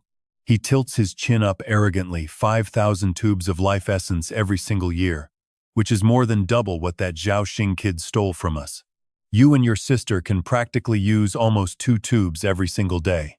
I am dying of jealousy here. This is an absolutely amazing deal for you. Du Huang sneers with pure contempt, so good that a loser like you could never even dream of it. You have seriously hit the jackpot with this benefactor. Seeing him stay silent, this guy actually assumes he is on board. Talk about completely clueless. Young Master Fan has a special method to help you both awaken. Isn't that what you need most right now? Xiao Sheng raises his head, asking coldly awakening. His voice booms, yes. This is the luckiest break of your entire life. I know your sister, Xiao Tao, repeated a grade once, and you repeated twice. 2 whole years have dragged by and you still can't awaken. Your shell is so incredibly thick that even I feel frustrated for you. With talent as garbage as yours, awakening this year would be a literal miracle. Don't tell me you actually think riding on pure luck for 3 years means you will magically pass the final evaluation next year. Right now, all you have to do is side with young Master Fan, and both you and your sister will get a real shot at awakening. Du Huang places a patronizing hand on his shoulder, thrilled. The entire fate of your pathetic Zhao family is finally about to change forever. Xiao Sheng's expression remains perfectly calm, but his voice drops down to ice as he demands, Take your filthy hand off me. Du Huang completely ignores him, laughing mockingly, Oh, come on now. Don't tell me a little brat like you is already acting tough just because you found a backer. Suddenly, Xiao Sheng raises his voice. Listen to me, loud and clear. He violently slaps Du Huang's hand away, declaring with absolute certainty, In life I belong to my boss, and in death I will be his ghost. Hearing that, Du Huang's face completely freezes, letting out a confused grunt. Furious, he grabs Xiao Sheng's collar and screams, You stupid idiot! Do you always have to do things the hard way? Gritting his teeth after failing to convince him, He starts throwing a massive fit. Going up against the powerful Fan family, Xiao Xing's end is pretty much a given. He will lose absolutely everything and inevitably crawl back to kneel before them. Du Huang's face darkens as he keeps spitting threats. And you are the most pathetic one here. Your own stupidity cost you your only awakening chance, and now you are just collateral damage. But Xiao Xing is built different, he just smirks right back. He delivers a brutal kick straight into Du Huang's stomach, shouting out, "My big brother is way too strong for a shallow idiot like you to even comprehend. Even his loyal lackey cannot imagine it. Come on, hit me if you think you are tough. If I make a single sound, I lose." Kicked straight back onto his bed, Du Huang snaps in a rage. "Xiao Xing, if you keep acting this stubborn, no one knows what will happen to you when you fall asleep. Are you ready to never have a single good night's rest again? Not even scared?" Xiao Xing just provokes him further. "Then you better never let me wake up, because once I do, I will fight you to the bitter end." Absolutely furious, Du Huang unleashes his power, gold lightning flashing in his eyes as he roars. "You are a total mad dog," he snarls, slapping Xiao Xing hard across the face to teach him a lesson. "From now on, I will find new ways to make your life a living hell every single night. Just thinking about it is exhausting. A low-tier trash like you dares to act smug with me, trying to play the loyal dog protecting his master. But instead of whining, he laughs without my big brother. I would have died long ago. I will spend my whole life repaying that debt." Walking calmly outside, he says, "I have urgent plans tonight. Since you did not beat me to death, I am leaving. In a real fight, you probably could not even beat me anyway. We will settle this score later." Du Huang just bursts out laughing. He is absolutely convinced the coward is terrified and making excuses to flee. "Get lost before I beat you to death," his angry roar echoing all the way down the dormitory hallway. "You will die, and drag your sister down with you, you useless trash." Meanwhile, the scene shifts, showing Yu Xiong looking over at young Master Shi Zai. "Master Fan, that trash is basically Xiao Xing's loyal lapdog. Trying to win over anyone on Xiao Xing's side is not going to be easy." He just laughs. "It is fine. I have 1,000 different ways to break them. I wanted to play nice at first, but they are practically begging me to show them my ruthless side. Now, let's head over to the girls' dormitory." Things are about to get pretty chaotic as Xiao Xing and his sister Xiao Dao stand outside knocking. "Big brother, we have arrived." But suddenly, a hand shoots out from inside to grab him, as a violent gust of wind whips past as fast as lightning. No hesitation. Xiao Xing drags both dazed siblings inside. A devilish grin spreads across his face, his creepy voice echoing in the small space. "Little Sheng, little Dao, are you ready for hellish training?" Stunned, they can only blankly agree. Xiao Xing crosses his arms, starting his serious lecture. "Next up is our absolute hell training. First, I need you both to close your eyes," he commands, pointing at Xiao Xing. But Xiao Xing suddenly stops, completely baffled. "Why on earth are you taking off your socks?" Hearing this, Xiao Dao looks at her brother in pure horror, holding up his smelly sock. Xiao Xing defends his logic. "I promise not to peek, but I might accidentally open my eyes." Xiao Xing then shoves the smelly sock right into his sister's face. "Xiao Dao, put this over your head," she screams in protest. "Are you trying to murder your own biological sister with that?" Xiao Xing just folds his hands, completely ignoring the sibling drama as he speaks up. "Fine, forget about closing your eyes for now. The next rule? Way more important. I need you both to trust me completely." Xiao Xing narrows his eyes, telling them to place their very lives in his hands. Without a single second thought, the brainless Xiao Xing immediately agrees. "No problem, right, Xiao Dao?" But unlike her reckless brother, Xiao Dao is actually keeping a pretty level head. She looks straight at him, asking Xiao Xing, "You are actually Lan Ye, right?" Beside her, Xiao Xing immediately snaps in defense. "Xiao Dao, what nonsense are you spitting?" But Xiao Xing bluntly admits to it. "Yes, that is indeed me." Hearing this, Xiao Xing's eyes instantly light up with admiration. "Big brother, you are seriously so strong." He then turns to his sister, demanding to know how she figured it out. Narrowing her eyes, she explains that there is no way the cleaner would randomly show up just to search for Xiao Xing. So when Senior Lin Qi called you Lanye, I watched both of your reactions closely, Xiao Dao says, looking straight at him. Based on everything I've observed about you, that exaggerated panic of yours was clearly nothing but a cheap act. Because I have never seen you truly panic even once. She then recalls how Xiao Yu acted, noting that her performance was even more subtle. Knowing the bond between you two, there is no way Xiao Yu would just stay quiet like that. I have never seen him completely detach himself like this. Trier Thern screams in sheer terror. Tiu Dao, are you seriously my real sister? How are you this smart? Tiu Dao immediately mocks her dumb brother, saying that a family cursed with two idiots would be unfortunate for 18 whole generations. Suddenly, Xiao Xing speaks up to Tiu Dao. You can call me Lam Dirm, but do not insult my acting. I really am Lam Dirm. I am the bastard who wrecked the Fan family lab. So do you still trust me? She calmly shares her own thoughts on this, completely agreeing with what my brother just said. If it was not for you, we would have died a long time ago. Thinking back now, that final exam got some seriously special treatment, which means the powerful Fan family was definitely designing the whole thing just to target you. Trier Thern nods along with his sister, admitting she makes sense. With determined eyes, Tiu Dao looks back at him and says that ordeal actually proved how truly evil the Fan family is. Their secret laboratory is definitely researching some pretty dark and dangerous things. Besides, I do not have a choice anyway. She adds, my foolish brother already decided to follow you, so he is definitely never going to change his mind. Hearing this, Trier Thern playfully rubs her head with a grin. He jokes Tiu Dao, you should marry him to pay him back. She snaps, shut your mouth. Getting serious, Tiu Dao declares, even if your opponent is the massively powerful Fan family, Trier Thern and I will do absolutely everything we can to back you up. With absolute resolve, she yells out, let the training begin. Whatever you want us to do, we will do it. Trier Thern completely agrees, shouting that his sister is right. That is when Xiao Xing and Xiao Yu pull out 2 massive bottles of life fluid, telling them to drink up. They immediately agree. Yeah, Trier Thern says. He grabs the bottle and chugs it down, proudly announcing he finished the whole thing. Next to him, Tiu Dao struggles but manages to finish her bottle too, exhausted and complaining that her stomach is completely bloated.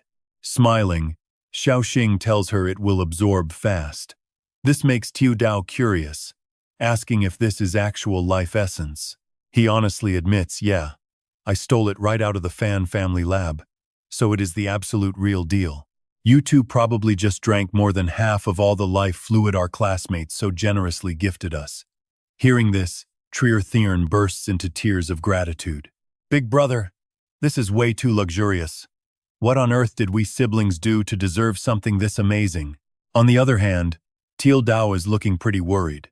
She silently realizes this must be why Xiao Xing told them to trust him with their lives.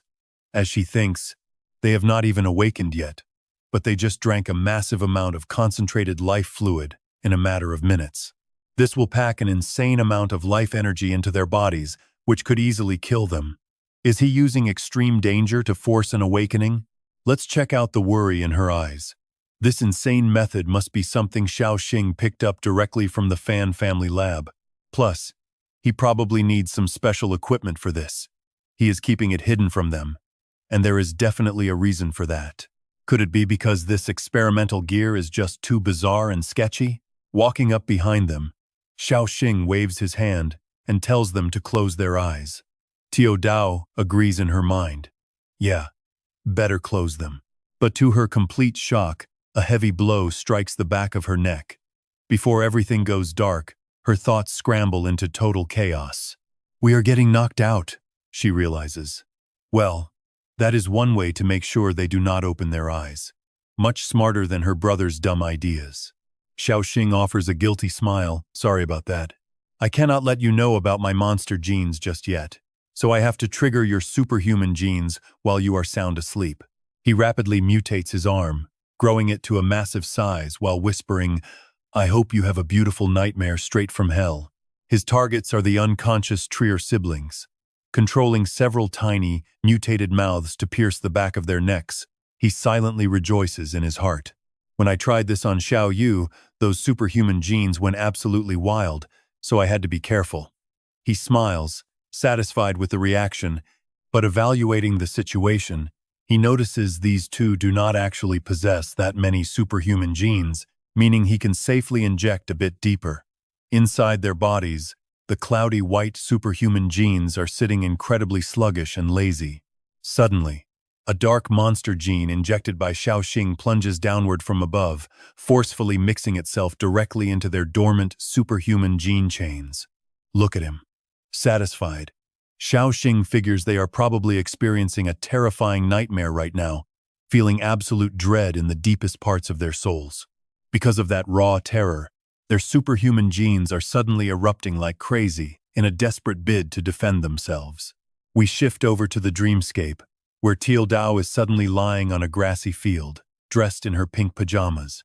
Slowly regaining her consciousness, Teal Dao looks around in confusion. Suddenly, she gasps in horror at her own hands, completely covered in blood. Looking at her outfit, a heavy sadness washes over her exhausted face as she realizes she is trapped in this horrible nightmare once again. Out of nowhere, her tiny, cute teddy bear begins to twist and distort, swelling up to a massive size and catching her completely off guard. She stares in terror at the massive bear, now larger than a building, drooling right over her. Terrified, Teal Dao screams out this dream feels completely different and way more disgusting than before. Outside the dorms, a frustrated Lin Chi mutters to himself, "Something is definitely wrong with that guy." Thanha walks right up, putting her arm around his shoulder to comfort him. "The captain was clearly right to send me along.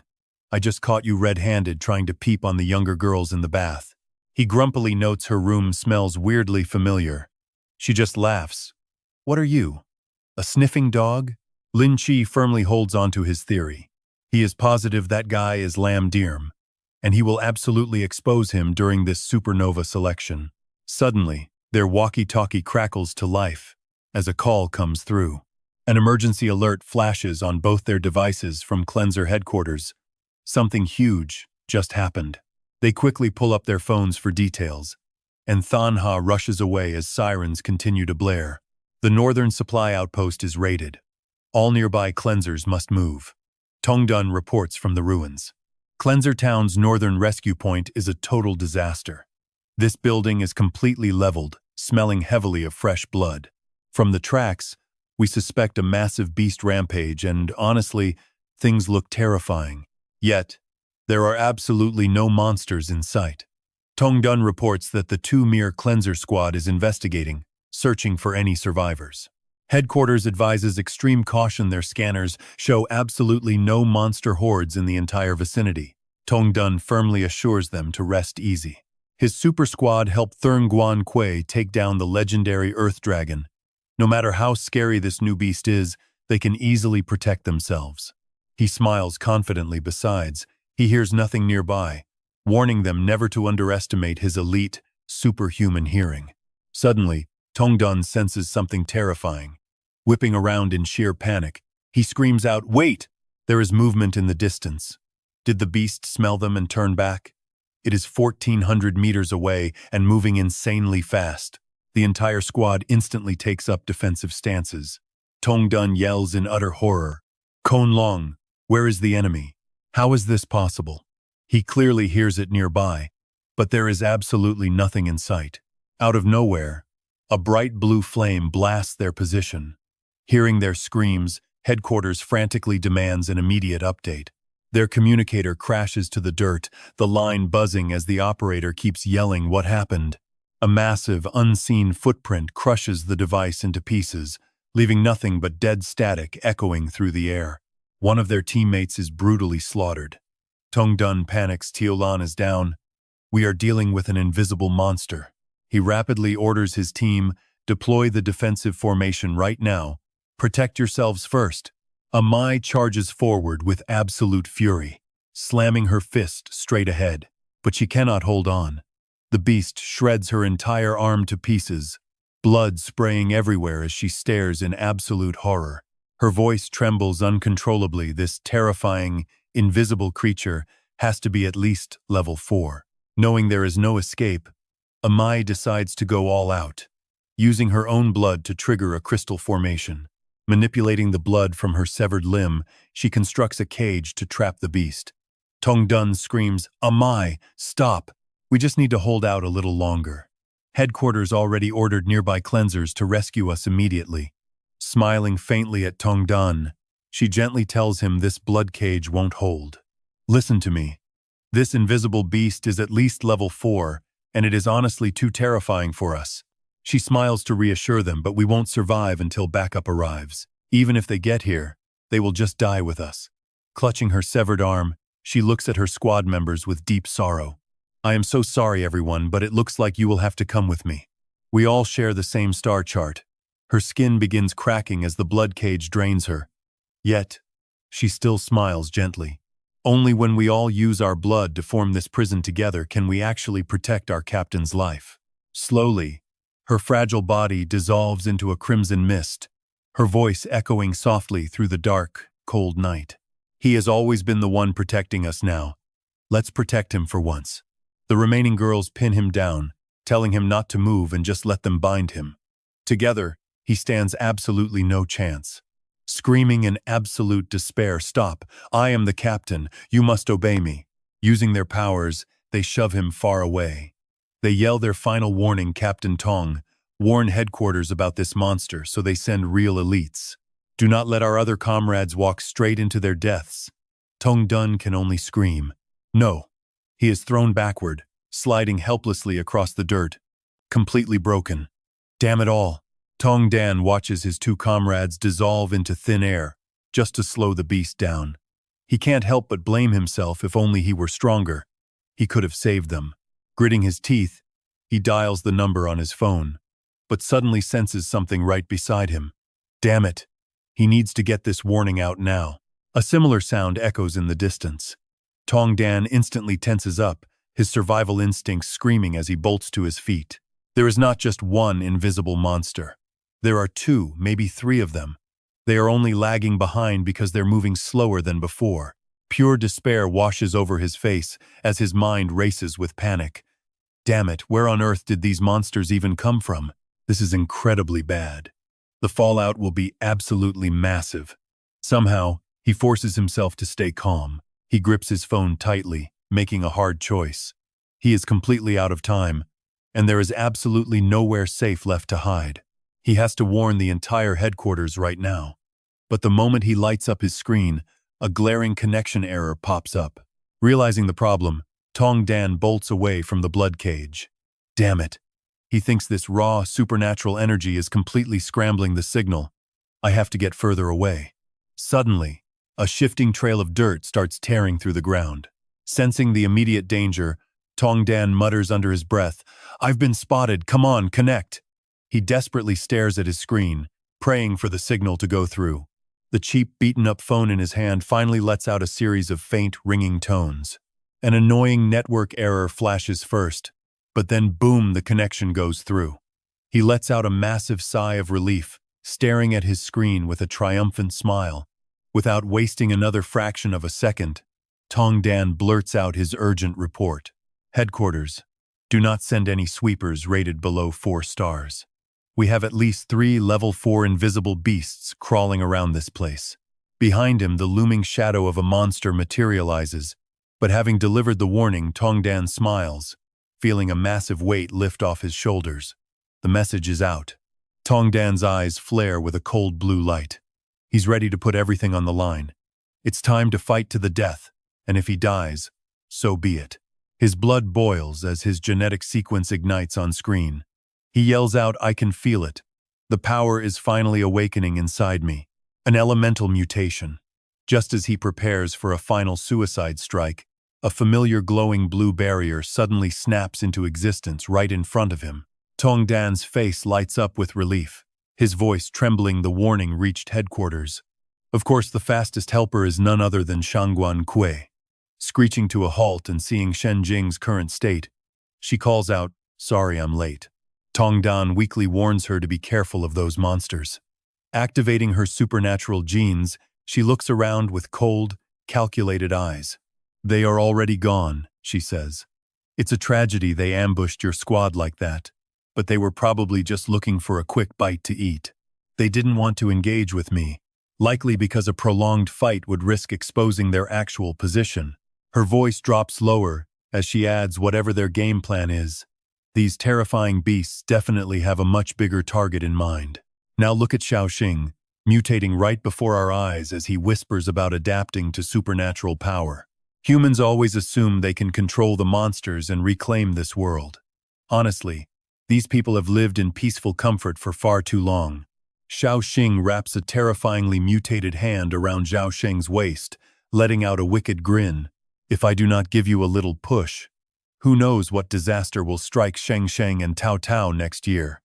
Let me shake things up for you." Watching this bizarre scene unfold, Xiao Yu gets pretty freaked out. She quickly warns him, "You better control yourself and not end up eating them alive." Xiao Xing gives her a mischievous smirk. "Don't worry," he teases. "If I really can't help myself, the very first person I eat alive will be you, because you taste way better than they do." Hearing that, Xiao Yu glares with her wide fish eyes and swears. "Get lost," she snaps. Xiao Xing just chuckles and explains, "I wouldn't dare graft monster flesh into your body. If I did that, your supernatural genes would completely mutate out of control. But their dormant powers are weak enough that they can actually handle this extreme training method." Intrigued, she asks, "So what exactly are they dreaming about anyway?" Xiao Xing breaks it down. Xiao Tao is having a standard nightmare, just a normal subconscious reaction to sheer terror. But Xiao Sheng's condition is pretty bizarre. His whole body is convulsing, and he keeps muttering the word "kill" under his breath. It is like he is hiding a deep, boiling rage. Suddenly, Xiao Sheng bolts upright, veins popping all over his face as his eyes flash with pure fury. "I'm going to kill you," he roars. He is ready to lash out, but seeing the two looking back at him so peacefully snaps him back to reality. Xiao Xing gives him a satisfied smile and welcomes him back. "Congratulations on finally awakening."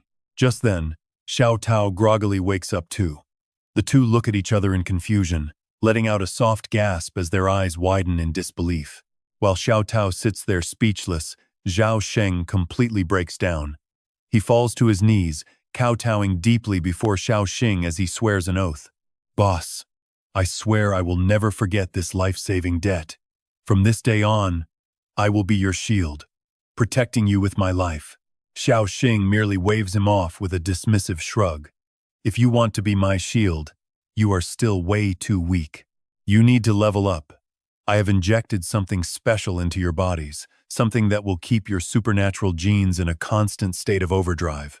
Xiao Xing explains their wild, transcendent gene state, telling them to just imagine it like this for a brief second. Imagine being hunted. Every single cell in your body instantly tenses up. They do everything to protect you from absolute death. Xiao Tao immediately asks if that means a gene burst. He waves his hand and says it is pretty close.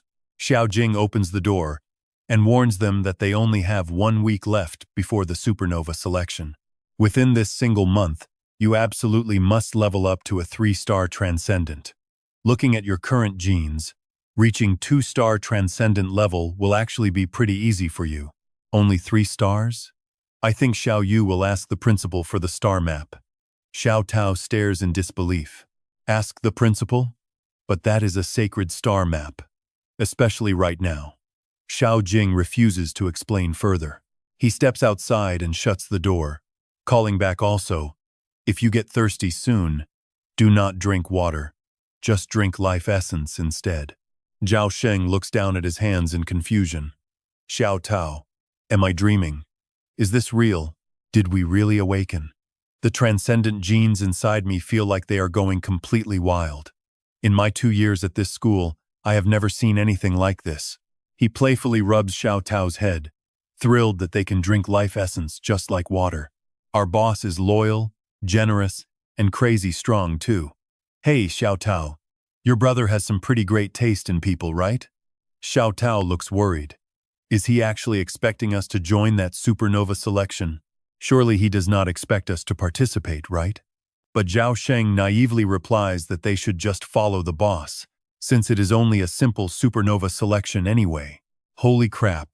Our boss is seriously incredible for scoring us a spot in the legendary supernova selection. Xiao Tao is still deeply worried, reminding him that even though he is acting humble this semester, he should not forget the crazy things he did last time. Xiao Xing quickly tries to dodge, asking if beating every single classmate was really that bad. Xiao Tao yells back, saying it is good he remembers, because in this upcoming selection match, they will be facing those exact same people again.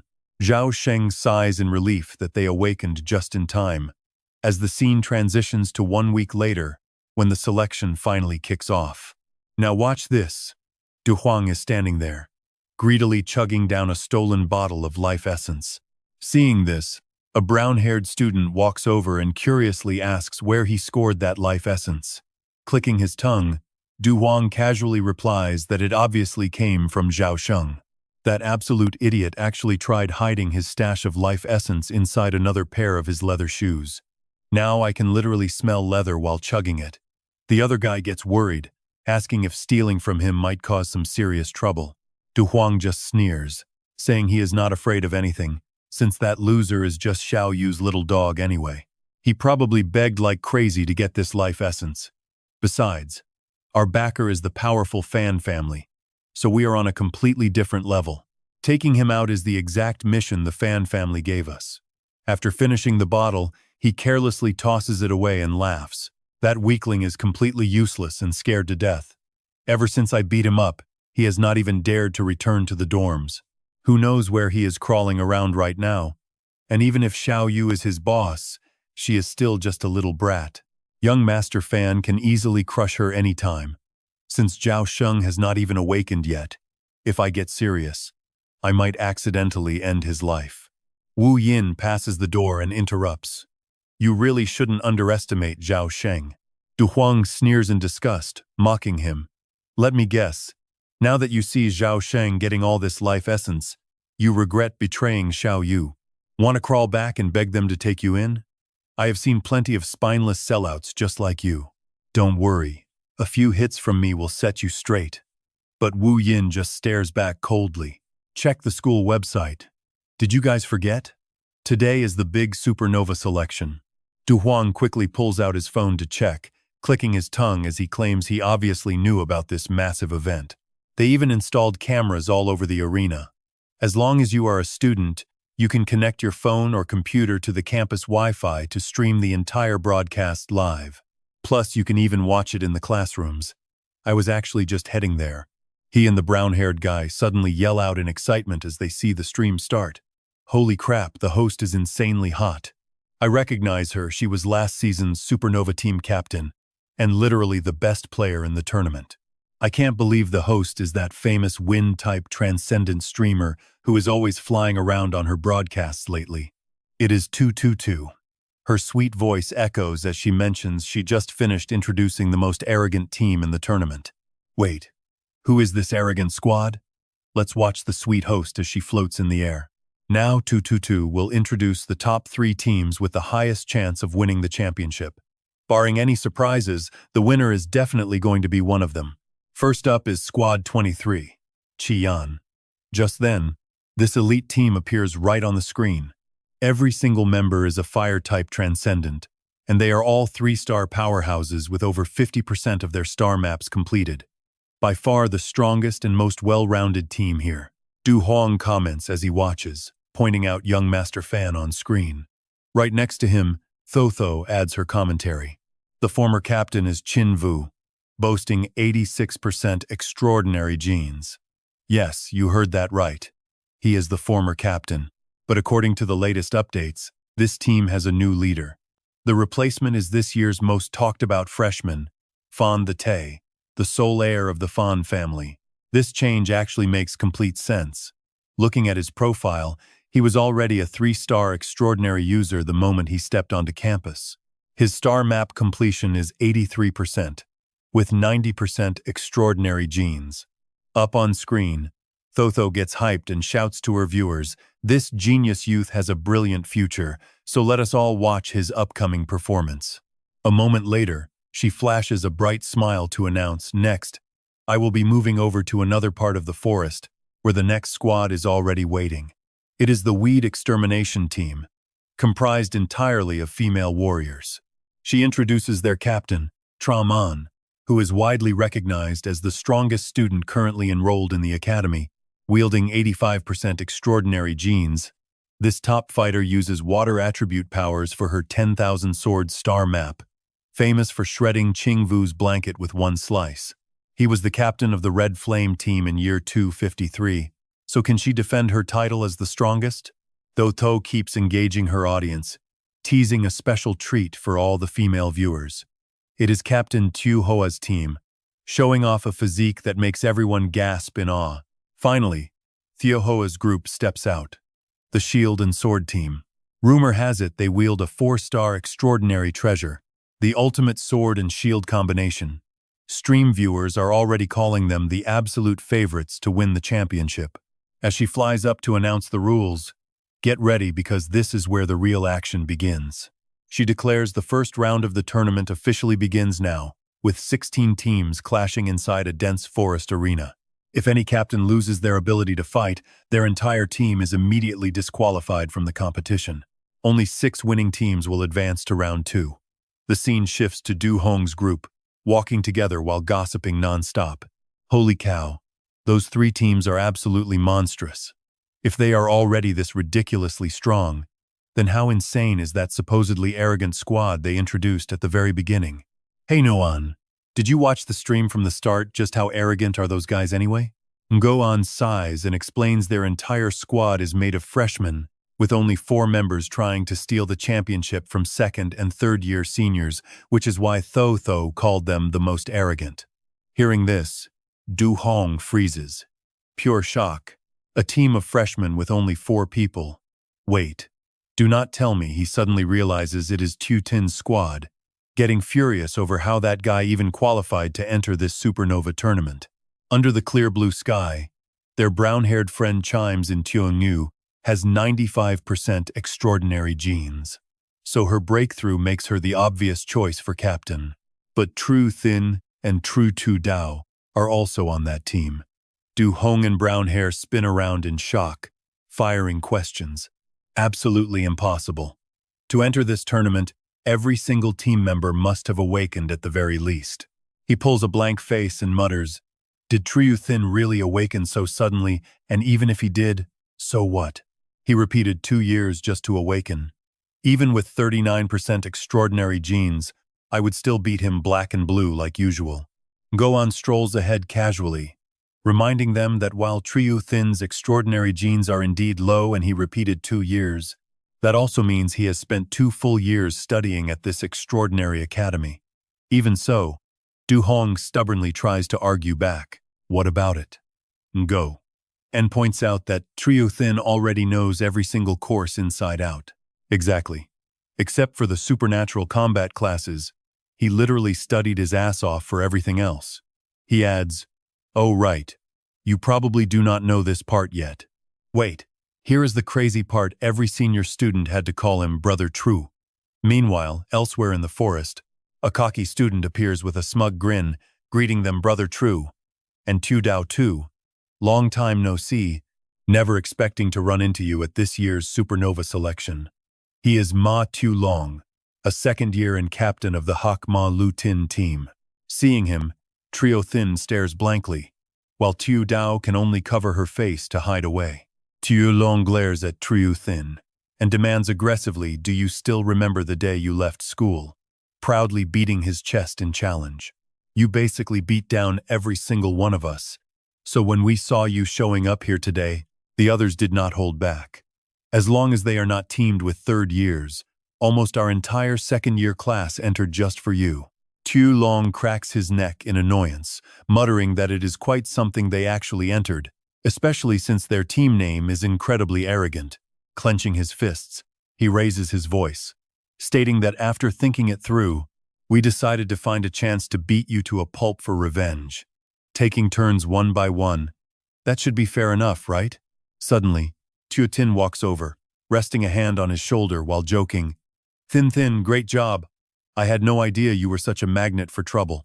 Stepping forward boldly, he sweeps his gaze across the crowd with sheer disdain. Are there really only this handful of you? That is pretty weak. They hear this and get absolutely furious. Damn it. You are a freshman. Is there a spot here for you to open your mouth? Meanwhile, over at the faculty office, Teacher Lei Yan is busy dishing out some serious sarcasm. Teacher Fu Liang, do you really want to bet with us that this freshman team can survive round 1? He smiles slyly and continues. There are 6 teams made up entirely of sophomores, 30 people in total.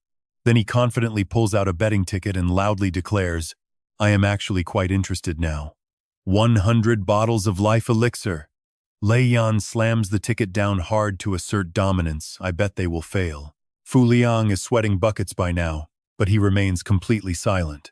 The others join in, betting 50, 188, 200, 250, 300 bottles of elixir, while Lei Yan sneers. Fu Liang, you will not back out when you lose later, right? Fu Liang just keeps his head down and replies, if you play, you accept the outcome. Suddenly, a flicker of curiosity crosses his face, but what does your team name even mean? Right now, nobody likes talking about the apocalypse. Apocalypse Spark, Lei Yan mocks. Does that mean they are cursing this world just to act as the saviors? Talk about young and reckless. Absolutely defiant. No wonder that 2020 girl called them the most rebellious team in the academy. Xiao Xing's face darkens, but his lips curl into a slight smirk as he quietly schemes. When the sparks of fire spread wide, relying solely on oneself cannot save this world. He remembers that before the apocalypse arrives, he must make the surrounding sparks ignite. Make the surrounding sparks ignite, which means he needs to add more fuel to the fire. Finally, Xiao Xing speaks up in protest, saying, a round-robin battle? No way. You guys seriously think too highly of yourselves. He waves his hand to provoke them, saying it is only fun if they all fight at once. Now watch how Ma Xiaolong's crew completely loses their minds. Xiaolong's gang roars in anger. This freshman is way too arrogant. Let us charge him all at once. But wait, how could they all attack together? That would be way too cheap. He growls, clenching his fists. This time we only came here to butt. Xiaolong suddenly pauses for a few seconds, looking over in surprise. Xiao Xing charges straight forward, shouting at the top of his lungs. Come on, big brother. I already told you to just bring everyone at once. He laughs excitedly. Let me see if you guys have improved at all this past month. Xiaolong's entire group panics in absolute terror. Brother Zhao, Brother Zhao! But it is too late to stop him. Before he can react, Xiao Xing grabs him swiftly and drives a knee right into his back, launching a direct frontal assault with a devastating elbow strike. In just a few lightning-fast strikes, he drops the guy, leaving the rest of the crowd staring in pure disbelief. Knocked flat onto the ground, the guy only manages to squeeze out 2 words, wait up. Xiao Xing gets into position and calls out eagerly, you guys can attack together, no need to hold back like before. This time, superpowers are allowed. Down on the floor, foaming at the mouth, Xiaolong can only groan out in pain. Brother Zhao. Meanwhile, back in the office, a betting ticket is suddenly snatched away by Fu Liang. The other teacher's voice trembles, let me add more. Wait. Actually, no I won't. Fu Liang quickly grabs the ticket and says coldly, too late. Let go of it now. Another instructor looks up at the screen and asks curiously, who exactly is that Xiao Xing kid? Fu Liang, busy counting the pile of tickets he just won, replies, you guys only care about supernatural powers, right? If you ask the martial arts instructors hired by the academy, they would never bet against me. Even though Xiao Xing only has a 39% supernatural gene, he is incredibly hardworking. He has actually repeated the grade twice over the past 2 grueling years. Aside from his inability to master supernatural abilities, the martial arts teachers view him as an absolute genius. Whenever he learns something new, he eagerly teaches it to everyone else. Almost all his peers have been taught by him, making him highly respected, like an assistant teacher.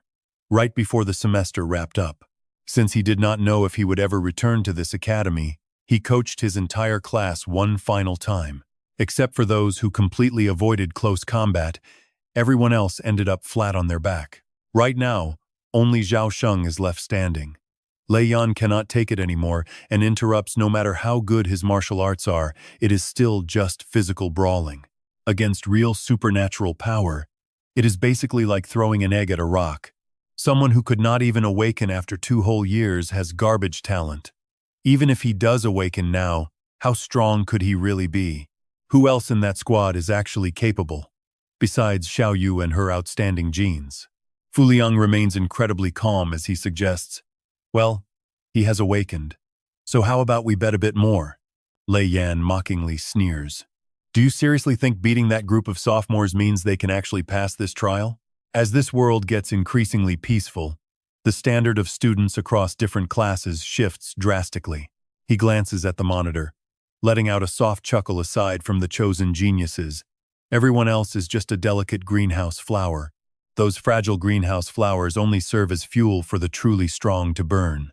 You acting like this is only going to make them wither away much sooner. At the tournament arena, Ma Tialong shakes as he tries to explain Triothiern Chi. We only came here to welcome you back. And we also wanted to check out what kind of person could actually make you call him boss. Xiao Xing does not bother hiding his disgust as the guy keeps shouting, you look like an absolute idiot begging us to gang up on you. Ma Tialong scowls in anger, telling him he needs to know his limits. You guys are just newly awakened superhumans. Acting like this is basically begging for a world of hurt. Just look at the pure rage boiling inside him. If the kid is begging for a beatdown, let us give him exactly what he wants. Ma Tialong and his teammates flare up with burning hatred, looking ready to incinerate him right where he stands. Sorry, Triothiern Chi, but we are going to crush your squad. Activating their superhuman genes, they charge forward, shouting at Triothiern Chi to just take over as captain. He snarls a quick threat. Hey, freshman, our superhuman strength is going to crush you easily. Meanwhile, Triothiern Chi calmly raises his hand and issues a challenge. Ma Tialong, you absolute fool. My big brother is way stronger than me. I was trying to stop you, so how could I ever replace him as captain? Suddenly, a massive blast of wind energy strikes Ma Tialong right in the neck. Turns out, Trun Hardung sees the opening to strike Ma Tialong. The host immediately makes an announcement. By the rules, Ma Tialong has lost consciousness. With Captain Ma Tialong defeated, Team Dark Horse Shooting Star is eliminated. Trun Hardung sneers at these sophomores, calling them pretty cute. With sharp eyes and a smug grin, Trun Hardung laughs. Their whole squad tried so hard for nothing, and their leader went down like a fragile doll. Too funny. He blitzes forward like a hurricane, giving the opponents zero time to react before declaring who is next. Everyone gets absolutely wrecked by Trun Hardung. Tutu quickly announces that Captain Har Tielnin is defeated, and Team Phi Dung is eliminated. Other teams can only watch in absolute horror. His speed is just way too insane. We literally have no way of fighting back. Is this what a third-year student on a training mission looks like? Up above, the host, Tutu, enthusiastically details the battle Team 52 has been completely crushed by their opponent. This is Trun Hardung from Team 54. Using wind-based superhuman powers just like me, and he is fast. Elimination announcements keep ringing out. Captain La-Un is defeated. Team Konyert Fiu must leave the field. Captain Tong Ngok Chu is defeated. Team Ko Thu Tong is eliminated. Trun Hardung sweeps past them next. Captain Ham Vor Vi is defeated. Team Ko Ngur Tin is out. After clearing the field, Trun Hardung finally locks his sights on Xiao Xing's squad. You are next, freshman. He charges forward like a violent storm, tearing through the air and yelling that he loves nothing more than crushing arrogant first-year bosses. Meanwhile, Xiao Xing calmly stands his ground, shielding the 2 girls on his team. Down on the ground, a battered Ma Tialong groans out Triothiern Chi. Is this really the captain you chose? Even Tutu cannot hide her shock. The powerhouse fire team is in deep trouble as Captain Xiao Xing is about to be. Look at that.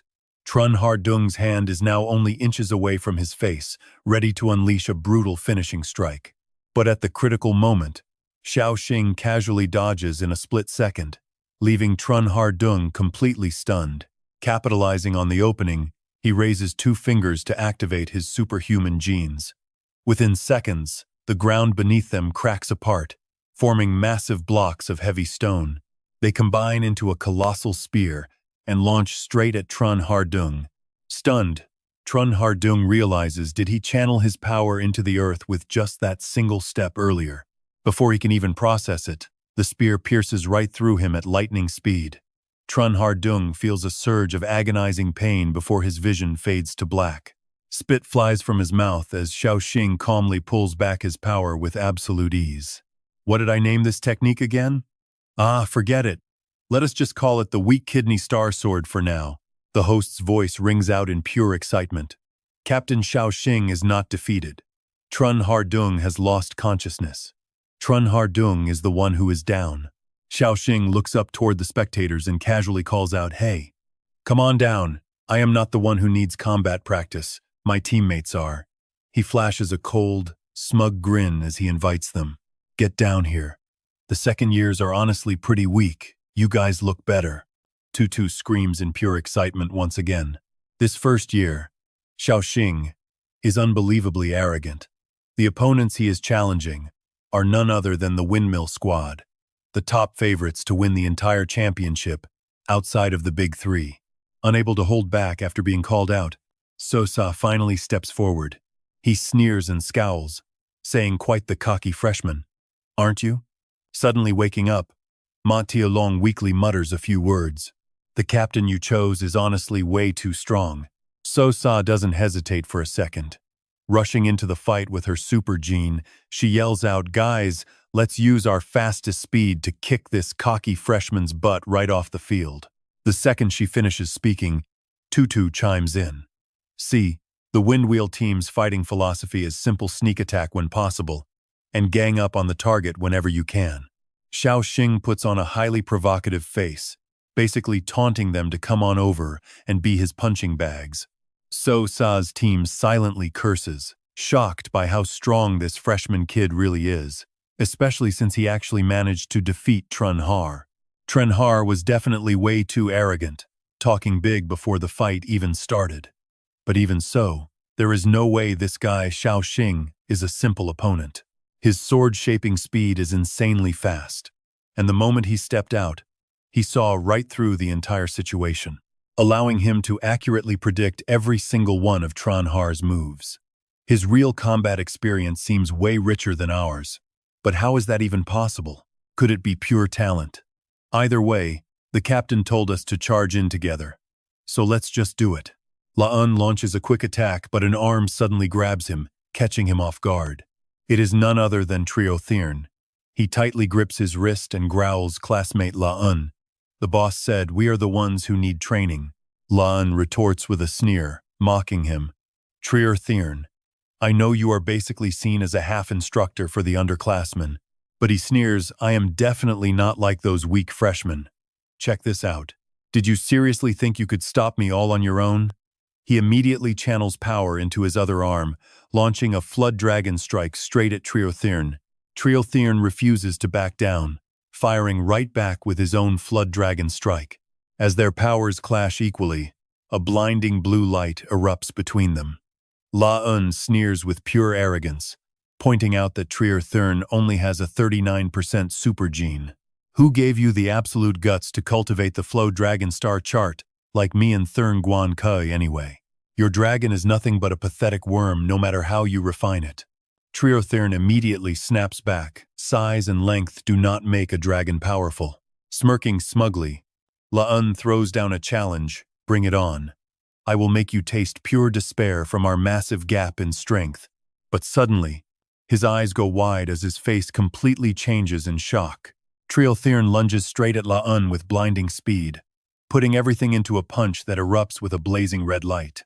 La'un quickly steps back into a guard, shouting out in disbelief, "You are actually using your own blood to replace the water element, forcing your supergene to refine it." He grits his teeth, adding, "You literally housed a water flood dragon right inside your own body just to gain this terrifying power over others. Trio Thirn, I am officially done playing games with you." He looks over and notes, "Sure, doing that makes your dragon a lot stronger, but you completely lose any chance at ranged combat. And if your dragon gets destroyed, you are going to take massive backfire damage. Trier Thiern does not even care, flashing a wild grin. As long as you push yourself, all that hard work will eventually pay off. A second later, he strikes without hesitation, shouting, "If my genes are trash, then I will just risk my life." Dragon subduing. Meanwhile, in another area, Da Mok says with a haughty smirk, "Chiu Tiu Dao, I noticed your name was completely missing from our department's list of awakened freshmen. That means you had not even awakened when you first enrolled here." Tiao Dao takes a stance, listening.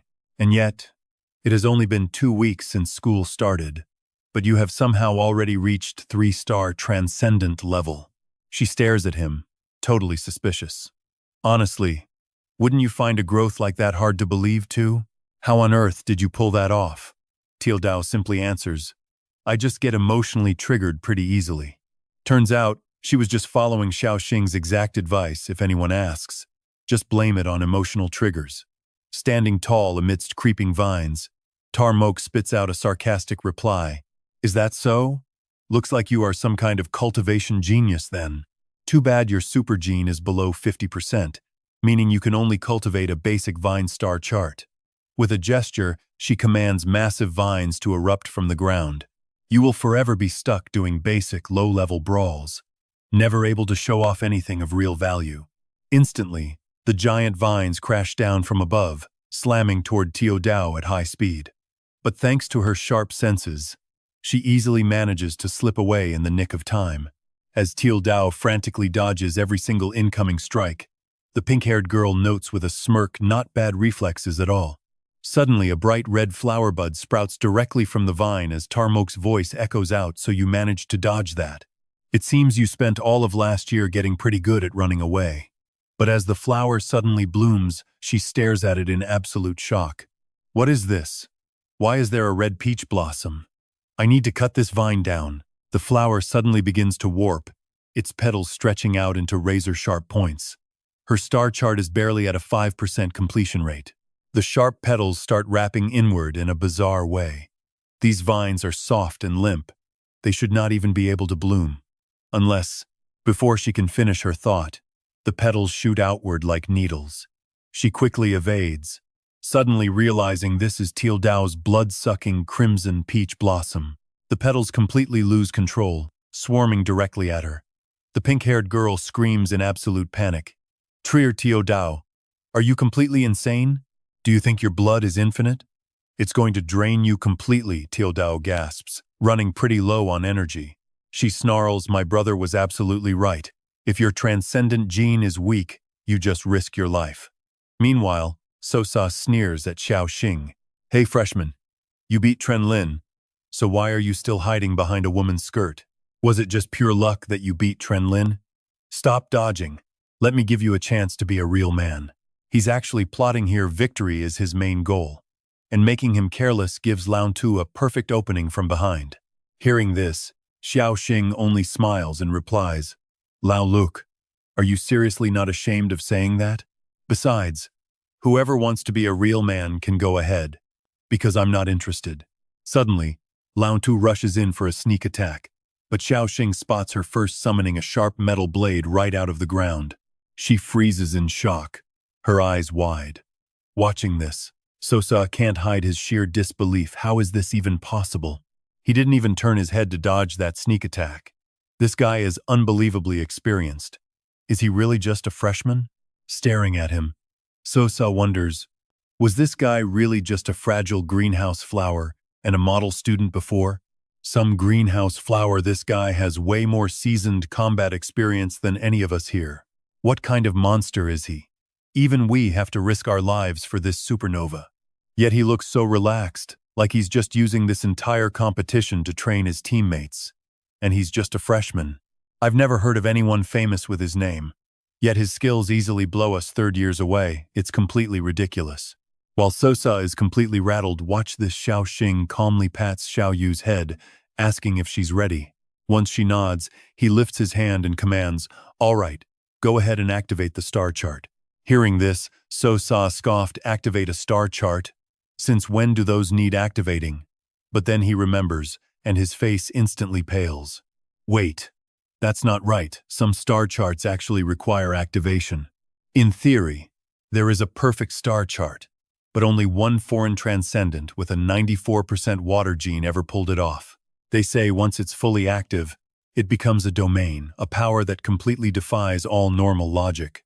Sosa watches the young girl in front of him, falling deep into his own thoughts. Right. This junior has a 95% transcendent gene, the highest in human history. She can actually pull this off.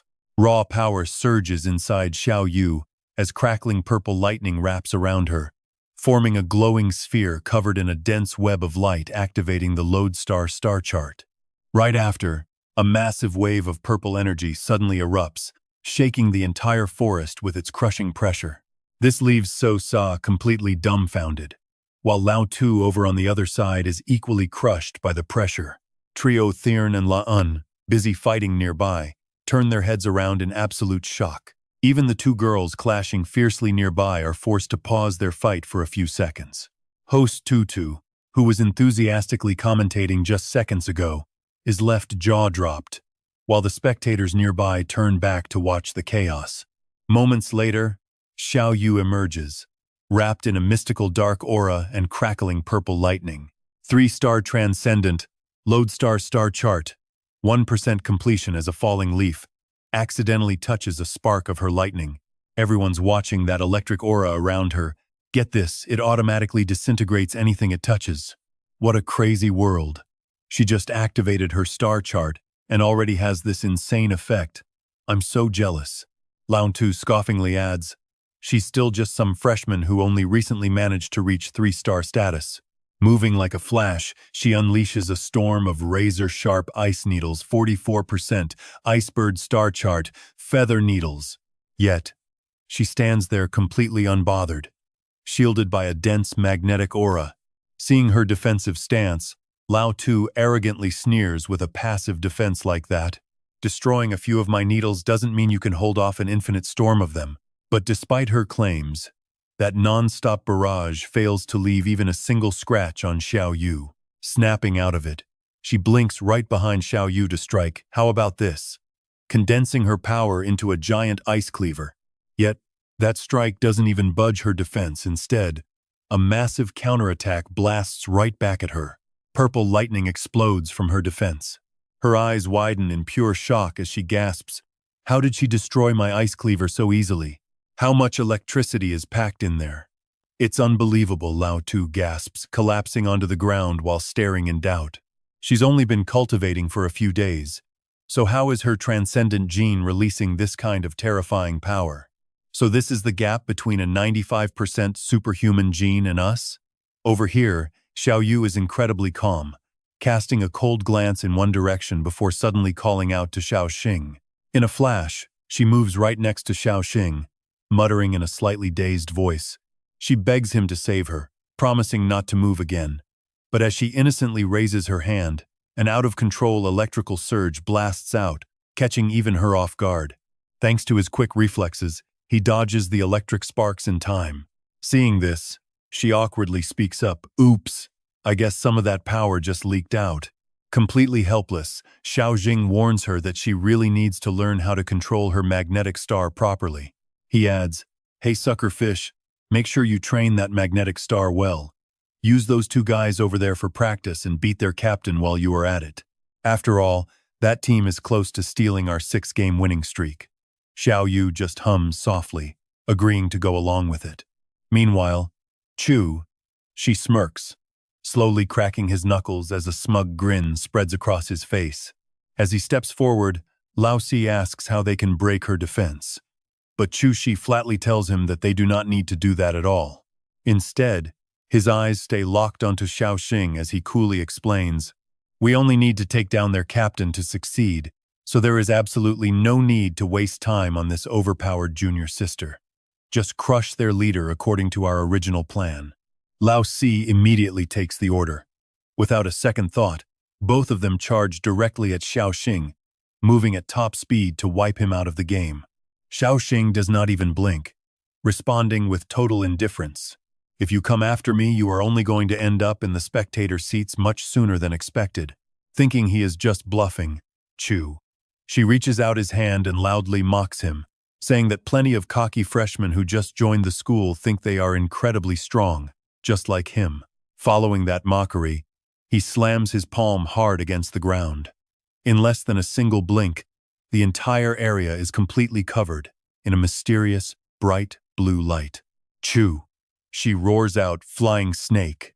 Lao Si quickly channels his energy into the rain needles, confident that they now hold the upper hand. He gloats with pure arrogance, pointing out that as a freshman who has barely even attended a single class, it is about time for this senior brother to teach you a real lesson. Chew! She coldly declares that he should learn to stay humble, because he will not be getting any second chances. The moment those words leave his mouth, a sudden counterattack blasts him backward. Xiao Xing calmly tells him to go back and train some more. She can't believe what is happening right in front of him, gasping in absolute shock. Holy crap! What kind of ridiculous power is this? He screams in absolute fury as he is sent rolling and sliding across the ground. How is this possible? Look at this, a massive blue vortex closes right in on him. As Xiao Xing's flickering figure reaches out a hand, she panics. It is his superhuman combo Ice Storm. Xiao Xing swiftly grabs Chu by the mouth. Wide-eyed and terrified, Chu stammers, wondering how he dodged all the needles and read his movements so perfectly. Xiao Xing calmly replies, "Maybe your constant trash talk just activated my battle instincts. But do not worry. I am not going to let you guys get knocked out quite that fast." Terrified, she looks around frantically for help, only to spot Xiao Yu standing directly behind him with a blank stare. Where on earth did these crazy freshmen come from? Meanwhile, back in the staff room, a familiar voice rings out. There is something wrong with Xiao Xing. Lei Yan mutters with a dark look. No freshman should ever be this strong. His superhuman gene is literally at 1%, so we should definitely run a background check on this kid. We should run a test on his DNA. But suddenly, Fu Liang stands up and calls out to Mr. Lei Yan. If even Principal Jing is keeping quiet about this, then ordinary instructors like us really have no business meddling. Or is it because you are so close with the rebel vice principal and want to check with him first? Those sharp words leave him completely speechless, and the entire room instantly falls into a heavy, suffocating silence. Right then, another teacher grabs their phone as an emergency alert blares out monster attack in Thon Tru City. Everyone else quickly checks their devices as a gold-tier monster alert flashes. All eliminators rated above 3-star peak must deploy to the scene immediately. He immediately rushes out the door, and the rest of the teachers follow him without a moment's hesitation. Meanwhile, back in the principal's office, Secretary Yang asks if they should cancel the Supernova selection tournament right now. Should they end it? Jing Che replies that headquarters said no, even with this little surprise. Everything still seems to be under control. Aside from the high-ranking 3-star peak eliminators, the remaining fighters are more than enough to keep this competition running as usual. The Supernova tournament was made to push these kids forward, so there is no reason for them to run and hide. After all, when the real apocalypse strikes, every single one of them will have to step onto the battlefield. Meanwhile, deep in a tunnel, Captain Song rushes in. Another scout quickly rushes over to report on the situation. Our 4 strongest Nam Guyet Awakeners have already forced the invisible monster back deep into the tunnel. But those escaped high-level beasts unexpectedly grouped up and came charging back to save their invisible ally. Because of this chaos, we have already triggered the gold-level monster alert. Every purifier above peak 3-star is already heading over to support us, but Tong Dan just curses in anger. Damn it, he growls. If only I broke through to 4-star sooner, I could have joined this mission. He demands to know exactly how many invisible monsters are trapped in the tunnel, and the nearby soldier nervously answers, 3. The next second, he charges into the dark tunnel, cursing that his new 4-star senses just picked something up. He yells back that he heard 4 invisible beasts back there, not just 3. They need to be extremely careful now, because that rampaging beast outside was almost certainly summoned directly by them. Rushing through the passage, his mind races, wondering if there really is only one beast left. Tongdan breathlessly calls out Thuong Quan Koi, "Did you guys really kill 3 invisible monsters already? You really are the strongest in Nam Nuguyet." Hearing this, Quan Koi yells back in pure frustration. Tong Dan, are you deaf? We are currently struggling with just one single invisible monster here. The other two completely vanished. This shocking news leaves Captain Tong absolutely stunned, gasping out what? No, there are actually 4 invisible monsters in total, meaning 3 of them have vanished. Fear grips him as he realizes one of them has not even shown itself yet. What are they planning? Brace yourselves, because something huge is coming. As they argue, a sudden burst of blue light erupts nearby, and a sharp voice echoes through the tunnel. They tell Thuong Quan Koi to hurry up and help so they can exploit the absence of the other 2 beasts, while Tong Dan yells to kill this one first. Even though this beast is as strong as an earth dragon and can turn invisible, it cannot heal its own wounds. This is our chance. Quan Koi immediately gets the plan and quickly shouts out a command. She orders Tong Dan to use his special tracking ability to locate those 3 missing beasts before they get ambushed. And he quickly nods, focusing all his energy to search.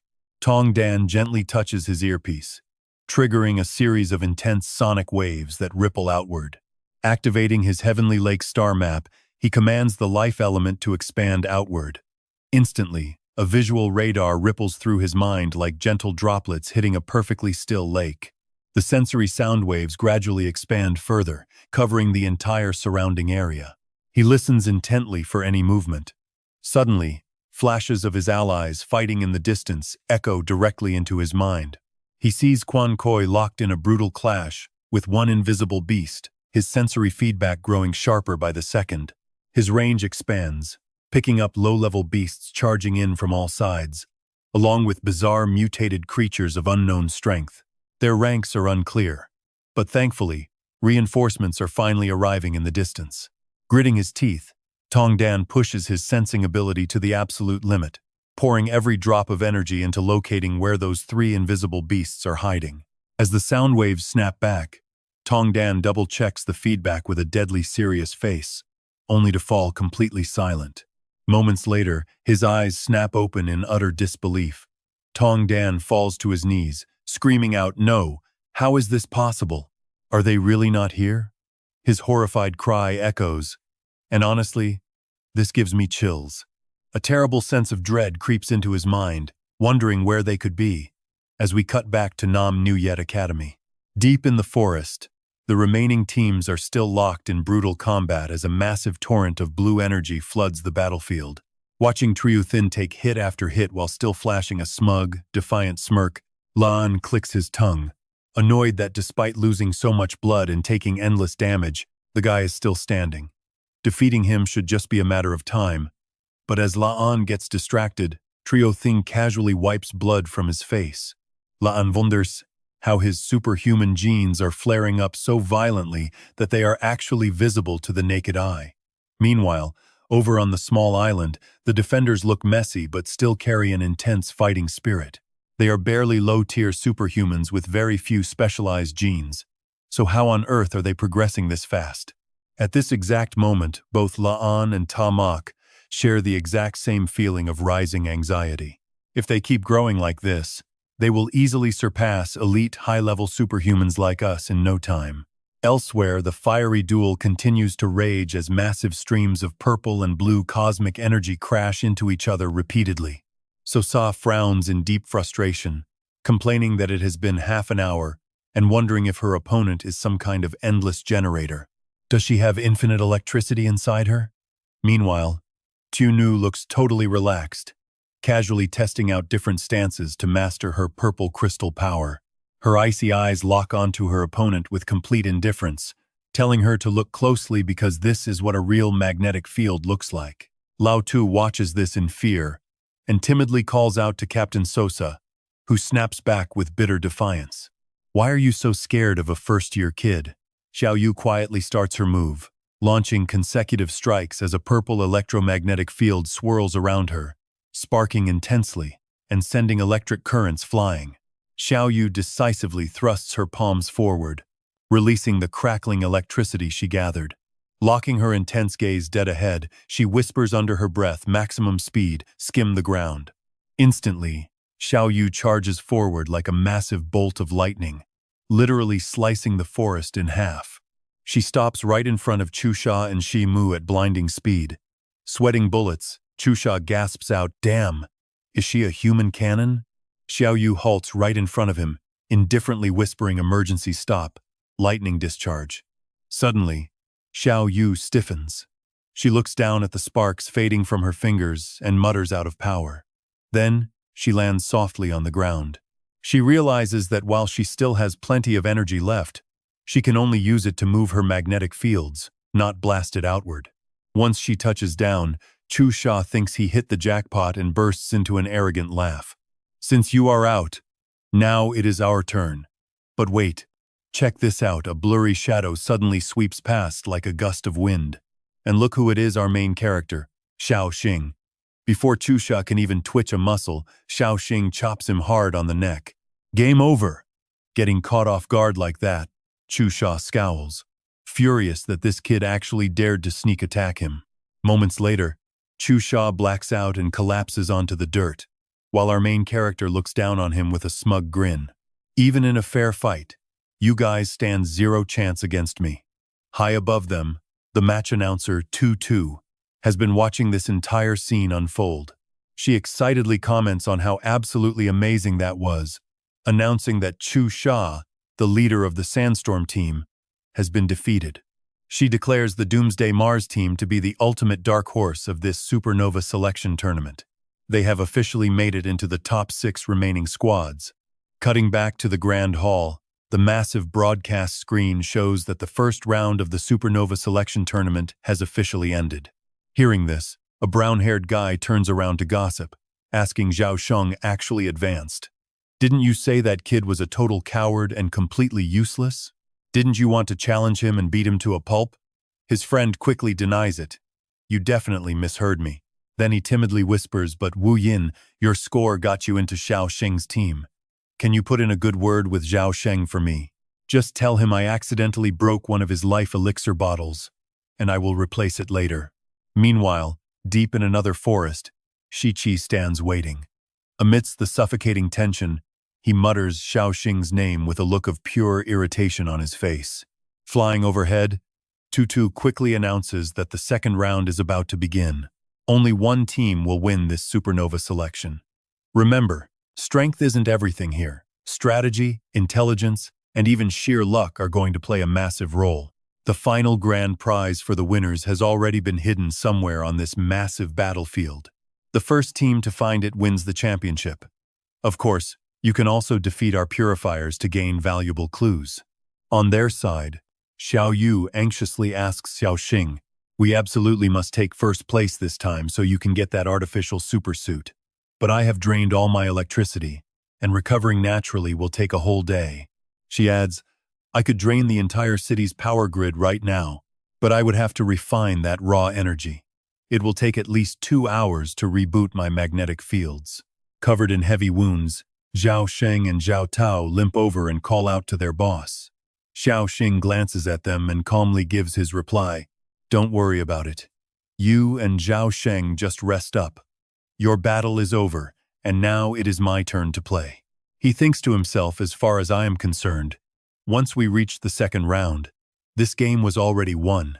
At the same time, Shichi smiles with satisfaction as his teammate steps up, asking Shichi, "Are you really planning to go solo?"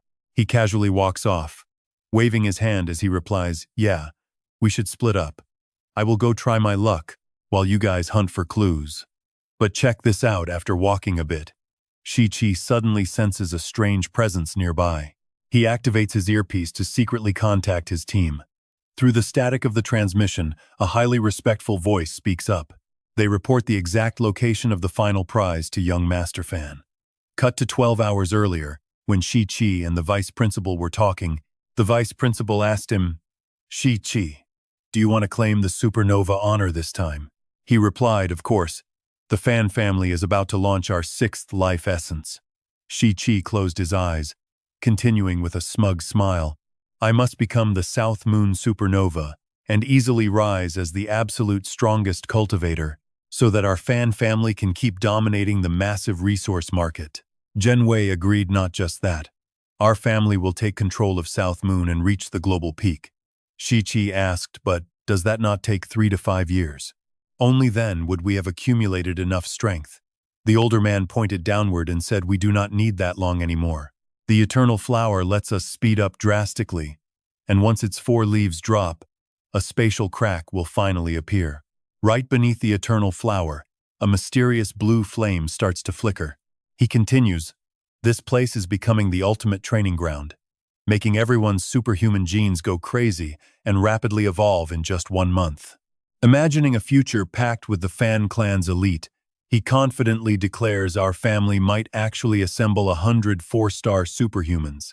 The vice principal pictures someone wrapped in blue fire and adds, and my eldest brother, after constantly absorbing the immortal fire you sent him, your father has become the very first 5-star superhuman in all of Huaxia.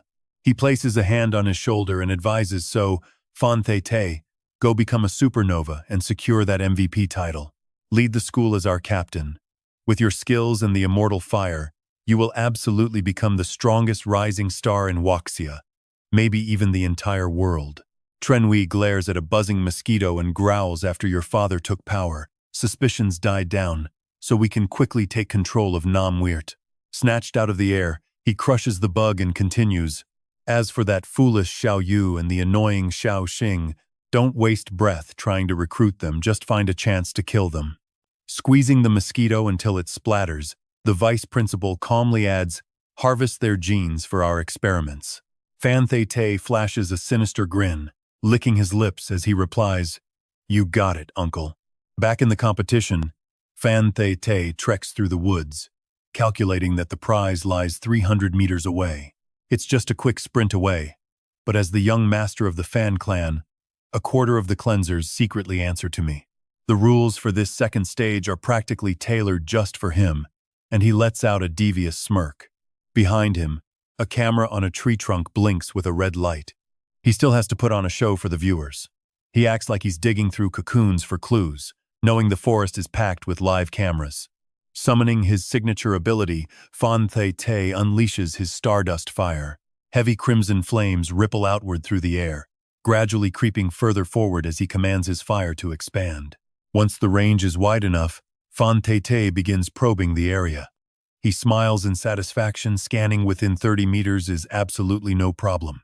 Just watch how smug he is. He really thinks he can easily fake his way to the reward. Strolling casually through the woods, he continues hunting for the perfect spot to fake his discovery. Taking a detour to reach his target, he spots a sudden blur flashing past and realizes it's Xiao Xing. Shocked to see Xiao Xing walking toward him with a smile, Fan Te curses inwardly. He watches him stroll by, grumbling that the kid must have just arrived and got incredibly lucky. But he quickly reassures himself it's only a temporary stroke of luck. There's no way he knows where the prize is hidden. But then, Xiao Xing's eyes light up as he darts straight toward the reward, sending Fan Te into a sudden panic. Watching him sprint ahead, Fan Te loses his cool and chases after him. Is this just a fluke? No way. His heading is too precise for a simple coincidence. Squinting in growing anxiety, he realizes the kid knows the exact location of the prize. Fuming inside, Fan Te glares at him, pissed that this nobody is ruining his plans yet again. But then, a malicious grin creeps onto his face as a dark thought crosses his mind. But honestly, we all know luck is never enough in a world as brutal as this one. An image of a particular guard standing right beside Lin Qi flashes through his mind as he plots his next move. Thanks to a secret tip from his insiders, he knows the final guardian of that prize is actually a hidden, 4-star mental-type superhuman who will crush anyone. Fan Te chuckles darkly at the thought. That guard can launch a silent mental strike on any superhuman without leaving a single trace, meaning there is absolutely no way Xiao Xing walks away with the prize. Smirking with supreme confidence, he knows the only one walking away with that reward will be Fan Te. Meanwhile, Xiao Xing catches a sweet scent drifting through the air to a monster's nose. Every single superhuman smells incredibly delicious. Pausing to reflect, he notes that in his eyes, the regular students are like tiny colored lights, while the cleansers shine like bright bulbs. In this supernova selection, his life is finally being valued. The last two cleansers are ahead, guarding the prize. Xiao Xing lowers his hand. The raw aroma of human flesh makes his mouth water. Tracking them down is a total breeze, but unfortunately, he cannot eat them. Grabbing this reward is all he needs to finish his goal. Crouching down with a grin, he happily pulls open the hidden hatch. With this, his superhuman genes can jump to 3 stars, and his monster core can finally begin its level 4 breakthrough. As the hatch swings open, he eagerly cheers that he is the first to arrive, unaware that Lin Chi is already waiting in ambush. His eyes flash with a golden glow as his voice drops low, confirming it really is Lam Dirm. Summoning metal with a wave of his hands, Lin Chi yells out, "Metal, come!" Xiao Xing gets attacked but effortlessly dodges the blow. He sighs and tells him that he definitely has the wrong guy. Seeing Lin Chi launch an attack, the guard below instantly worries, wondering who this is and if it is young Master Fan. Hiding behind a tree, Tate is shocked to hear the purifier call Xiao Xing by the name Lam Dirm. Meanwhile, Lin Chi controls several metal bars, declaring with absolute determination that if he wants the reward, he has to pass this final test so he can expose his disguise. He swings his arm in a wide circle, commanding the metal to return. The metal bars instantly reverse and lock onto Xiao Xing below. Then, a massive barrage of weapons storms directly toward him, lighting up the entire area in a blinding flash of brilliant gold. Once the blinding light and heavy dust settle, Xiao Xing walks forward completely unscathed, casually throwing out a playful little tease. He thanks his senior brother for holding back. Lin Chi can only watch him stroll inside so casually, feeling incredibly frustrated. Just as he observed last time, they have a mutual connection and can easily sense each other. He even knows my fighting style inside out. He is definitely Lam Dirm, but what good is capturing him anyway? And check this out. Tate is absolutely losing his mind up there because Lin Chi stopped attacking. He demands to know what connection this purifier has to Xiao Xing and immediately orders his men to block him. The guard smiles slyly, accepting the order. Watching the young man happily stroll forward, the guard calculates that all the top 3-star and 4-star experts have left the academy because of the golden monster alert. Officially, he is rated as a 3-star, but his actual power is at 4-star, meaning he is technically the strongest person left on campus. With a sly grin, he decides to just block his path and wait for young Master Fan. The moment Xiao Xing steps into his attack range, the guard unleashes his mental ability without hesitation. Absolutely brilliant. He senses it clearly but remains totally unbothered.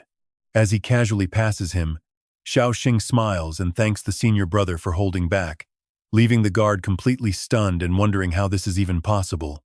He did not even slow down. The guard's expression turns dark as he scrambles for a plan because this supernova selection is critical for young Master Fan and cannot fail. Even if Lin Chi notices, and even if it completely shatters this kid's mind, he has to take him down. Glancing back, the guard sees Lin Chi clutching his head in sheer frustration, blaming himself for failing to defeat him. The Fan family lackey glares at him, unleashing a vicious psychic attack.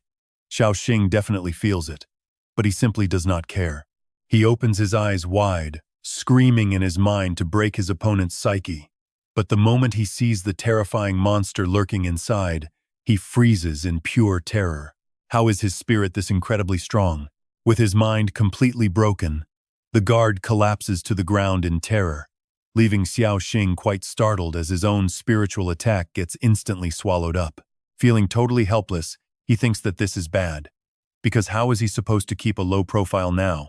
Shifting his gaze to a glowing golden orb, he decides to let it go and focus on claiming his reward first. Smiling, Xiao Xing picks up the prize to examine it closely. This is an extraordinary mechanical device created by humans, and with his goal achieved, he can finally begin his evolution. Suddenly, a heavy pressure radiates through the air, causing his eyes to widen in shock. He looks up toward the dense forest to get a clearer sense of it. He instantly detects something highly unusual nearby, noticing a massive footprint left behind by a gigantic monster on the forest floor. Gauging the creature's underground aura, He realizes his damage output target has actually been achieved successfully. Silently, he activates the reward in his hand, and the orb slowly begins to glow with a deep red light. Moments later, he watches the sphere transform into a high-tech gauntlet, quietly thinking that he is truly sorry. But saving the world cannot rely on a single person, nor is it his responsibility alone. Consequently, the peaceful days they have enjoyed are officially overstarting right now. Deep within the woods, look at that massive footprint. The invisible beast is finally revealing itself to the world. Many powerful elites have already left the campus. Closing his eyes to focus, Tongdun senses their movement, realizing those three cloaked beasts traveled down this narrow path, which leads directly toward the Namwirt Supernatural Academy. His eyes snap open in absolute panic as he realizes they mistakenly assumed the beasts were safely trapped inside the tunnel. With other creatures launching attacks simultaneously, all of the Academy's top combat forces were deployed to this location, leaving Tongdun deeply anxious. This is bad. The Academy is holding its supernova trials right now, meaning all the new students are gathered there. Right now, there are absolutely no defenses left on campus to protect those freshmen. If these three invisible monsters actually reach the school, every single person there will basically become sitting ducks for them. He suddenly remembers the blue flames that humanity had fought against previously, imagining the absolute worst-case scenario. Is this just a mere coincidence, or is it a calculated diversion tactic by the beasts? If it is the latter, then they are in serious trouble. Terrified, Tongdun covers his face as pure despair washes over him at the thought of monsters having actual strategic intelligence. Humanity has always vastly underestimated their intelligence. He quickly stands up, yelling for everyone to listen up because this is a massive trap. Those three massive stealth beasts have pretty much reached the academy by now. The students there are in serious danger and we need to head back right away, but behind him, Kim Kang just bursts out laughing, asking if he is seriously scared of getting wiped out. Kim Kang scoffs, accusing him of overestimating those beasts just to find an excuse to run, while Tong Yin tries to explain. No, he says. He actually heard them, but then he suddenly freezes. Crap! Right then, a streak of blue flame shoots straight at him, and the old uncle quickly reacts, leaping forward to swat it away. Kim Kang chuckles mockingly, telling the 4-star rookie to watch his step and avoid getting ambushed, because he won't be there to save him next time. The arrogant old man crushes the weak flame in his hand, claiming that monsters are nothing more than failed genetic mutations of human beings. They completely lose their minds, and research shows even evolved level 4 beasts act just like mindless wild animals. With supreme confidence, Kim Kang boasts that he once fought in the massive battle to take down the strongest level 5 monster in the world. That brutal beast took one of his eyes, yet its intelligence was still pretty much inferior to that of an average human. He says humanity is lucky, monsters are dumb, because if they actually possessed the cunning Tong Yin claimed, mankind would have been wiped out long ago. The uncle dashes off, telling them there is absolutely no need to overcomplicate things like that. It is best to just deploy more hunters to wipe out all surrounding threats.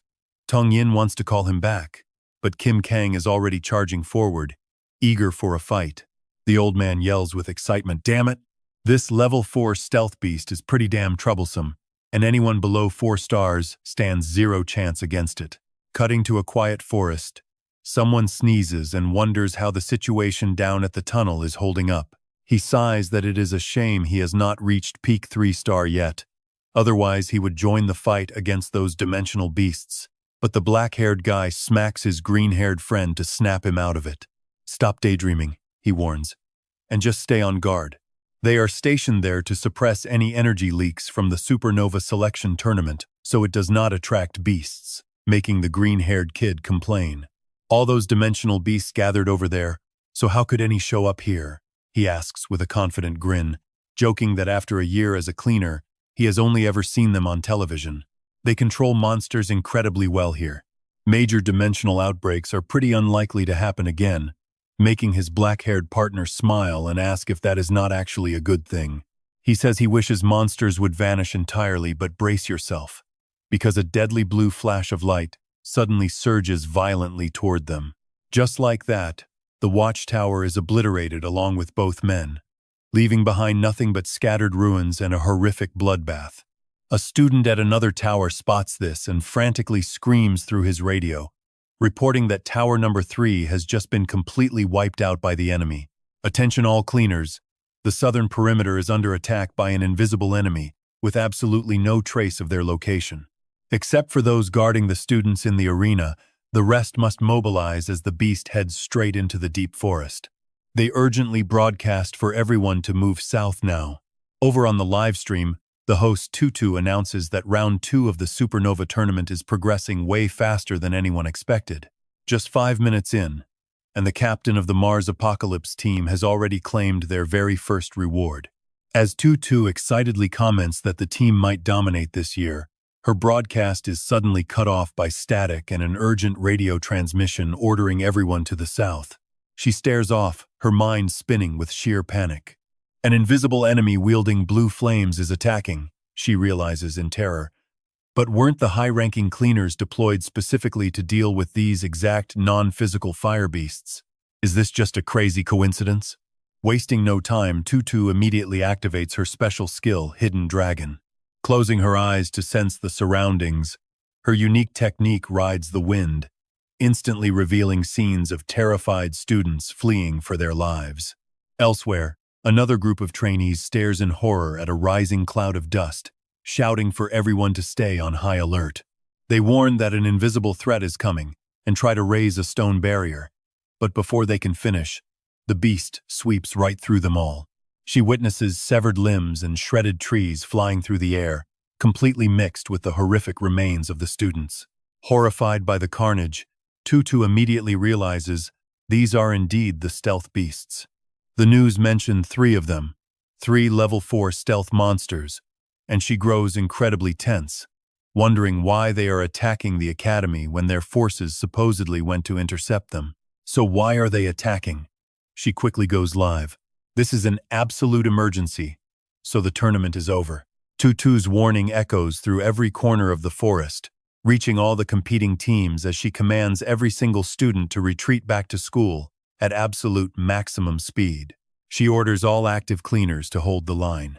They absolutely cannot let these stealth monsters escape, and Niyang quickly steps forward to guard the retreating crowd, urging them to run. Those voice echoes toward the academy with an urgent request. Dean Qin, please seal off this forest right now. The scene cuts to the office, where Secretary Duong looks frantic.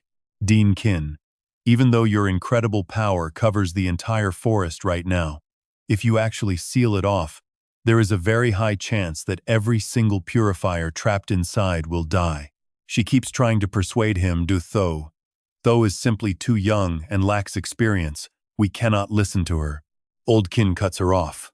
No, she is absolutely right. He then leaps away, adding, I have no idea how purifiers in other countries do things. But on my watch, it does not matter how strong or incredibly dangerous the beasts are. We must stand up to eliminate these monsters and protect the weak.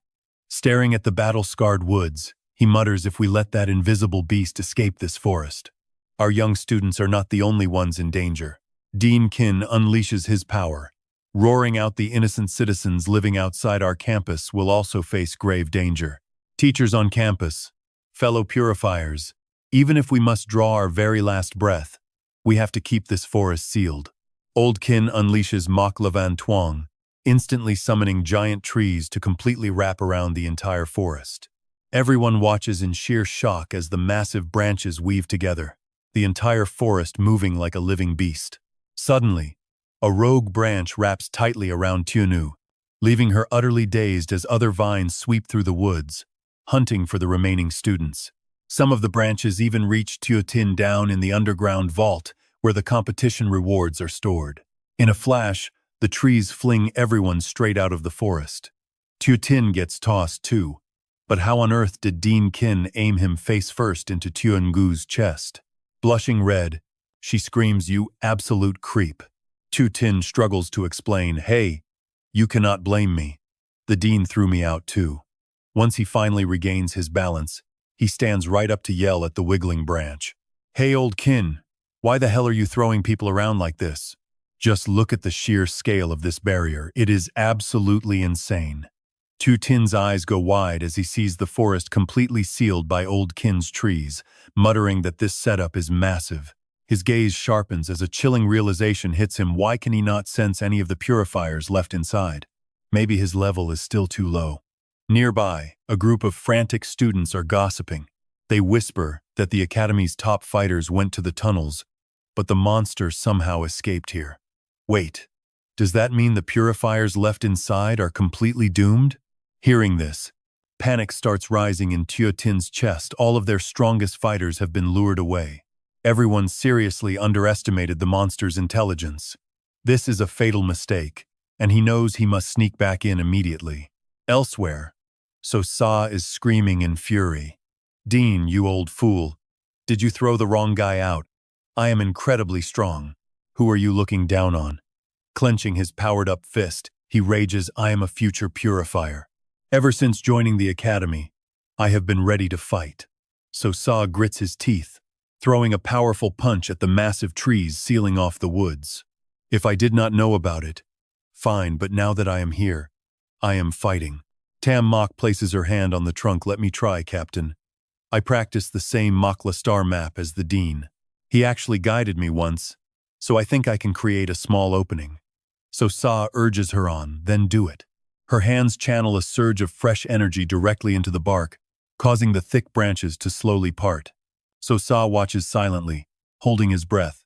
Turning to his squad, he tells them your power level is not quite there yet, so I will go in alone. Do not get dragged into this. Hearing this, Tam Mok frowns in annoyance.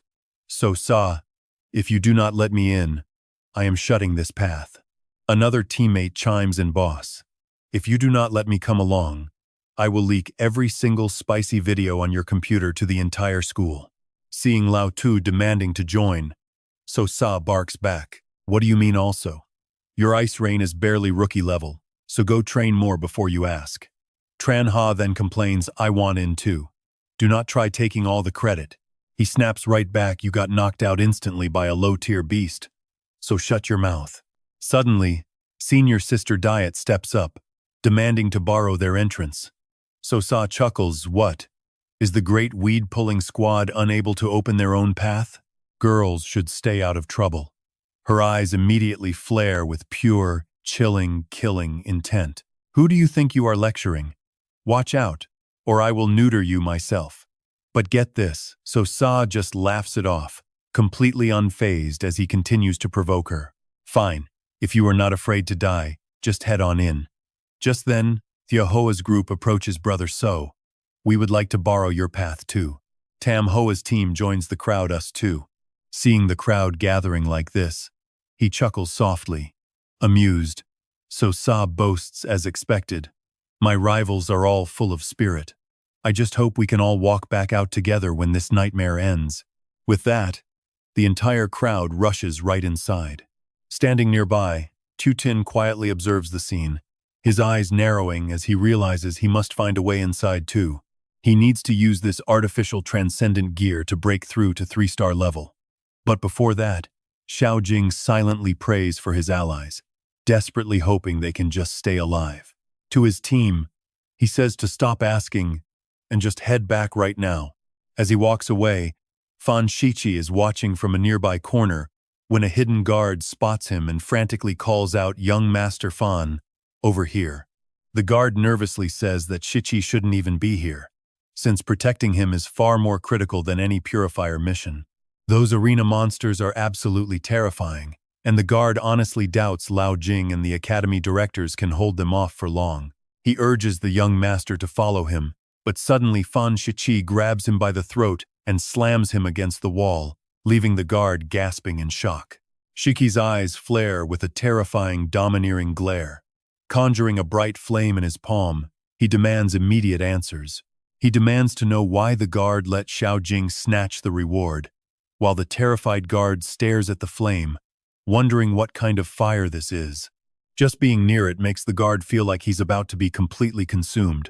He wonders in panic if Fan Shichi has already mastered the life element and advanced to a 4-star transcendent.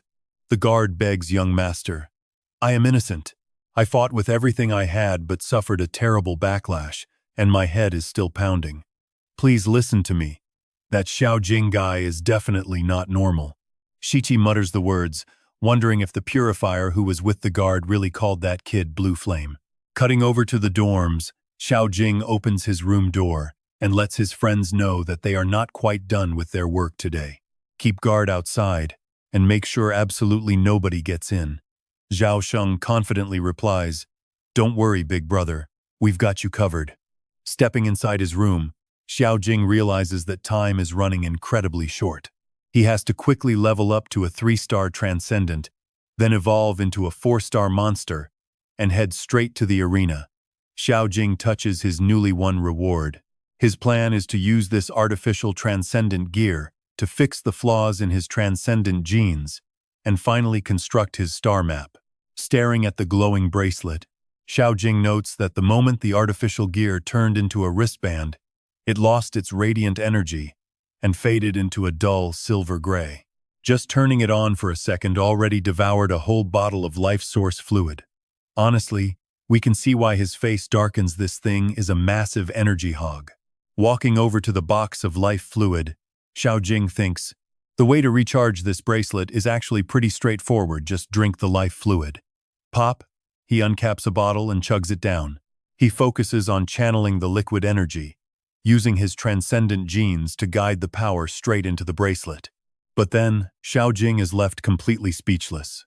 Feeling the fluid inside him, he estimates he will need to down at least 30 bottles to charge this thing. Damn it. The massive amount actually isn't the real issue. Inside his body, his monstrous genes flare up, completely crushing his transcendent genes. The real problem is his human genes simply stand no chance against his monster side. His jaw drops in utter shock as he realizes he can't charge the bracelet at all. What on earth should he do now? Meanwhile, deep in the forest, Tutu sits high in the trees, grumbling that the entire battlefield is jammed and there is absolutely no signal. Sighing, she realizes live streaming is impossible, so she decides to just record a video instead. Hitting record, she jumps right back into her bubbly host persona. Hey everyone, it is your favorite Tutu here. Peering down into the dark woods, she warns her viewers that she's about to face an incredibly terrifying invisible monster and might not even survive until tomorrow. She just hopes she lives long enough to say a real goodbye. First, she needs to track down where the beast is hiding, and after scanning the area, Tutu quickly spots the chaotic sounds of a fight nearby. Pointing over there, she grins right into the camera, inviting us to fly along with her. Hold on tight, guys. Suddenly, a sharp wind slices past her ear, instantly shattering the phone she was recording with into 2 pieces. Suddenly, the invisible monster strikes Tutu directly, launching her through the cold air and slamming her violently onto the hard ground in absolute agony. Before she can even breathe, the sheer force of the impact carries her backward, smashing her directly into several thick tree trunks. Clutching her badly injured arm, she struggles to speak. Coughing up blood, she groans that if she hadn't conjured a wind barrier in time, she'd be a dead rabbit by now. Plus, her camera is totally trashed. Hovering above, Lao Jing uses his power to suppress the beast while shouting out, warning her that there are 3 invisible monsters, and the one that hit her is a flyer. He says he has it temporarily trapped, but cannot hold it for long, prompting her to look up in complete surprise. The director continues, telling her that the others are currently pinning down another one on the ground, so he must go help them. They need to kill it as fast as possible. But Lao Jing struggles to hold the line, admitting there is still a 3rd beast he cannot pinpoint. She must find and stop that last one, because even though he is a 4-star transcendent, holding down 2 beasts at once is pushing him to his absolute limit. He paints the absolute worst-case scenario. If that last beast breaks free from my Moklavarn vert barrier, I cannot stop it. And when that happens, every single soul in this academy is going to pay the price. Tutu nods in grim understanding. We can only try to hold it back. That's bad news. Her expression darkens, blaming her own weakness for this mess. She winces, feeling a few broken ribs. If she dies here, at least the compensation payout should be more than enough to take care of her sibling. Taking a deep breath, Tutu unleashes her wind power and flies up, determined to risk it all. Guided by her wind-type superhuman gene, she launches herself high into the sky. She reaches out with her slender arms, summoning a massive hidden gale to sweep the area. Rapid wind currents slice through the thick forest below, desperately searching. But frustration builds inside her that cloaked monster is nowhere to be found. She wonders if there are truly only 3 of these invisible beasts. Suddenly, her eyes glow bright green as a wave of absolute shock washes over her face. Tutu looks on in horror as those little troublemakers smash through the wall. She gasps, "The students are in here. This is bad." These stubborn, competitive kids have no idea that this monster is way more terrifying than they think. This just made a bad situation a whole lot worse. Tutu flies over and yells down, "Get out of here. Just a minute ago, you kids were beating each other half to death. Why the hell are you suddenly acting so united now?" Sosa leads the charge, with all the other young competitors rallying right behind him. She desperately warns them that this is no place for kids, her eyes darting around to catch any sudden movement from the monster. Is that the invisible beast? She did not expect it to strike right now. The moment she senses its presence, all the color drains from her face. Even with a perfectly healthy left arm, she could never evacuate this many students in time. There are just too many of them here. Damn it. Tutu desperately tries to think of a way out. All she can do is try to disrupt its senses. But suddenly, Sosa and his crew leap ahead, casting their triple storm golden eye shield. He grits his teeth, shouting, "No matter how much we fight among ourselves, we still know when to face the real threat. We came in here prepared to give it 120%. A massive stone pillar shoots up to block the beast. Sosa bellows, "Put everything you have into taking this monster down." Terrified, Tutu screams at them to stop. She already knows firsthand just how absurdly powerful this creature really is. In a fraction of a second, the girl beside him is obliterated, and the monster tears off the arm of Sosa. He stares in utter disbelief. The strongest shield in their entire year could not even withstand a single blow. He looks down at his shoulder, only to find his own arm completely gone. Tutu swoops in to carry him away, snapping at him in frustration.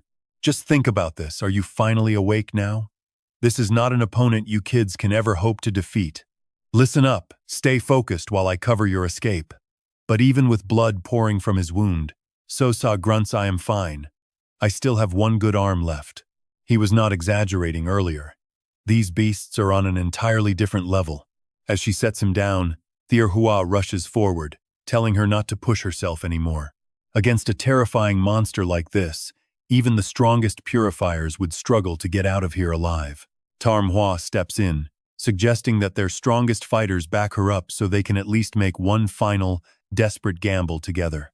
Tarmuk agrees, pointing out that if the seniors die here, there is no way the rest of them survive anyway. As students of this academy, we all carry the exact same duty. Senior Dirt calls out, activating her power while looking back at her. "Give the order, Senior Tutu, lead us in, and we will fight them to the absolute end." Helpless, Tutu closes her eyes, cursing these foolish kids because she knows they might all end up dying here today. But get this. She quickly pulls herself together and commands them to find a way to make it visible as they all launch an all-out attack. Their battle cries echo in agreement, but in the next second, blood splatters violently across the ground. It looks like they failed. The scene shifts, showing fresh pools of blood splattered all over the ground outside the dark tunnel. A voice yells out in panic, "Hey, Thurn Guan Kui, have you completely lost your mind?" Blue light flashes inside the tunnel as the warning screams at her not to charge in like that. But Thurn Guan Kui ignores him, diving headfirst into the dark tunnel alone while Kim Kang keeps shouting after her. Our human bodies can never match the sheer brute force of these monsters, especially when this damn thing is completely invisible. Even so, Thurn Guan Kui refuses to back down, pressing forward with absolute determination in her eyes. Seconds later, the invisible monster strikes her out of nowhere. Sensing the clash, Kim Kang screams for her to pull back, warning that she is throwing her life away. But Thurn Guan Kui unleashes her blood dragon strike, smashing her weapon into the beast, despite her bleeding arm. The old man grumbles, "Thurn Guan Kui, get back here right now. How did you ever survive long enough to reach 4-star rank with stunts like this? We are supposed to attack this thing with our powers from a safe distance." Clutching her bleeding arm, she just laughs, old man Kim Kang. The older you get, the more cowardly and stubborn you become. She stares at the monster ahead and says, I believe in Song Yin. This is clearly a beast conspiracy, and if there is even a single shred of doubt, we simply cannot gamble with our students' lives like this. They represent our entire future, but we cannot afford to split our forces in half and head back either. Otherwise, this creature will break free and devour every single purifier out there, Shangguan Kui says, her voice turning completely resolute.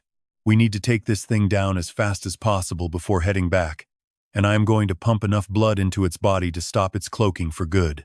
Once it is forced out of hiding, it is still just a level 4 monster. Her face darkens, and her voice drops to a low whisper, explaining that only by exposing its original shape can they analyze and find its weak spots. Shangguan Kui freezes in absolute shock at its hideous appearance, wondering what kind of creature this thing actually evolved from. The invisible monster lunges forward with incredible speed to strike, but Shangguan Kui manages to swiftly dodge the deadly blow just in time. Song Yin's voice is shaking as he admits that he has carefully read every single monster record out there, but has absolutely never seen anything like this before. I think it looks more like a prehistoric monster, he stammers, pointing out its resemblance to a triceratops. Right then, the monster's tail whips forward to strike, but Jing Gang furiously blocks it and yells back, asking how on earth this thing could look like a triceratops. Damn it, Shangguan Kui, you and Song Yin need to get back and save the academy right now.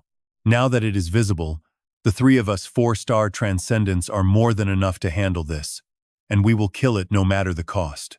The old man is visibly in pain with the tail impaling his body, but he stubbornly grunts that if this really is a mutated triceratops, things are about to get ugly. It would prove that all of humanity's previous research on these monsters has been completely wrong this whole time. Perhaps humanity has completely underestimated these beasts all along, blinding ourselves to the reality of the situation. And here is where things get crazy as the scene cuts to Xiao Xing in his dorm room, complaining that those monster genes devoured every single bit of his energy. Xiao Xing pulls off his sleeve and warns them not to blame him for what comes next. That special substance known as life essence fluid is actually nothing more than refined energy extracted from living organisms specifically to support biological life itself. He analyzes the compound, realizing that once monsters consume humans, they digest them into vital life energy, which triggers their rapid evolution. After all, monster genes inherently contain a massive reserve of this vital life energy. Xiao Xing watches the monster genes clinging to the life essence vial, realizing he can't stop them from draining every single drop of it. He controls the energy.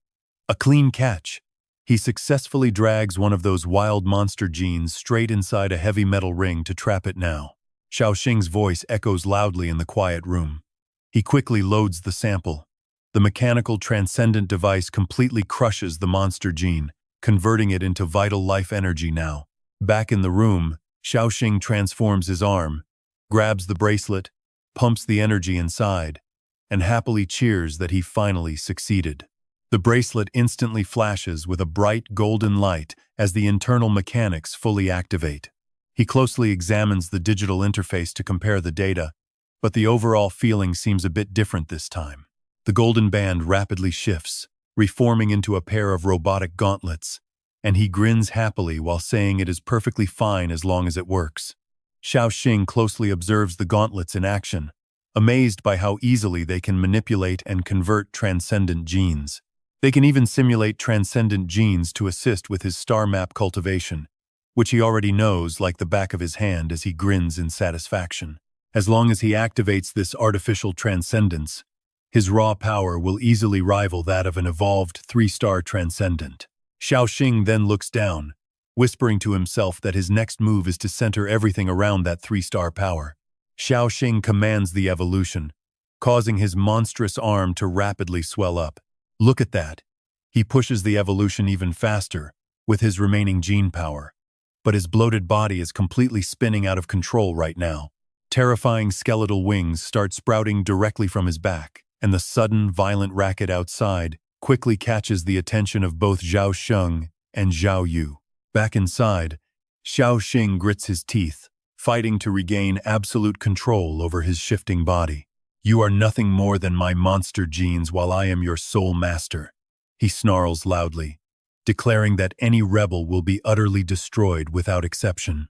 Inside his body, the rebelling monster genes are instantly crushed into pools of blood, popping and exploding. Staring down at his heavily mutated arm, Xiao Xing roars for those genes to obey his mind and evolve exactly how he wants, pushing his strength straight to level 4. The scene shifts to the deep forest, where the academy students are desperately struggling to survive against the invisible beast. Many of them are already heavily wounded, but their painful sacrifices have finally bought the group a real shot at success. Tutu senses a distinct ripple in the air ahead and yells out that the invisible monster is right there, currently being held down and bound tight by their traps. Xiaohua quickly readies his battle stance, unleashing the power of his golden transcendent gene as senior sister Mi watches intently, with Tutu reminding them that they only have one single shot at this. Xiaohua shapes his energy into a blade and charges forward, pushing his transcendent star map to the absolute limit, without caring if his own hand can take the strain. His eyes bulge in a pretty terrifying way, veins popping across his entire body like they are about to burst open. Just swing that sword and unleash the absolute greatest power of your entire life. Suddenly, the veins in his arm completely rupture, sending fresh blood spraying in every direction.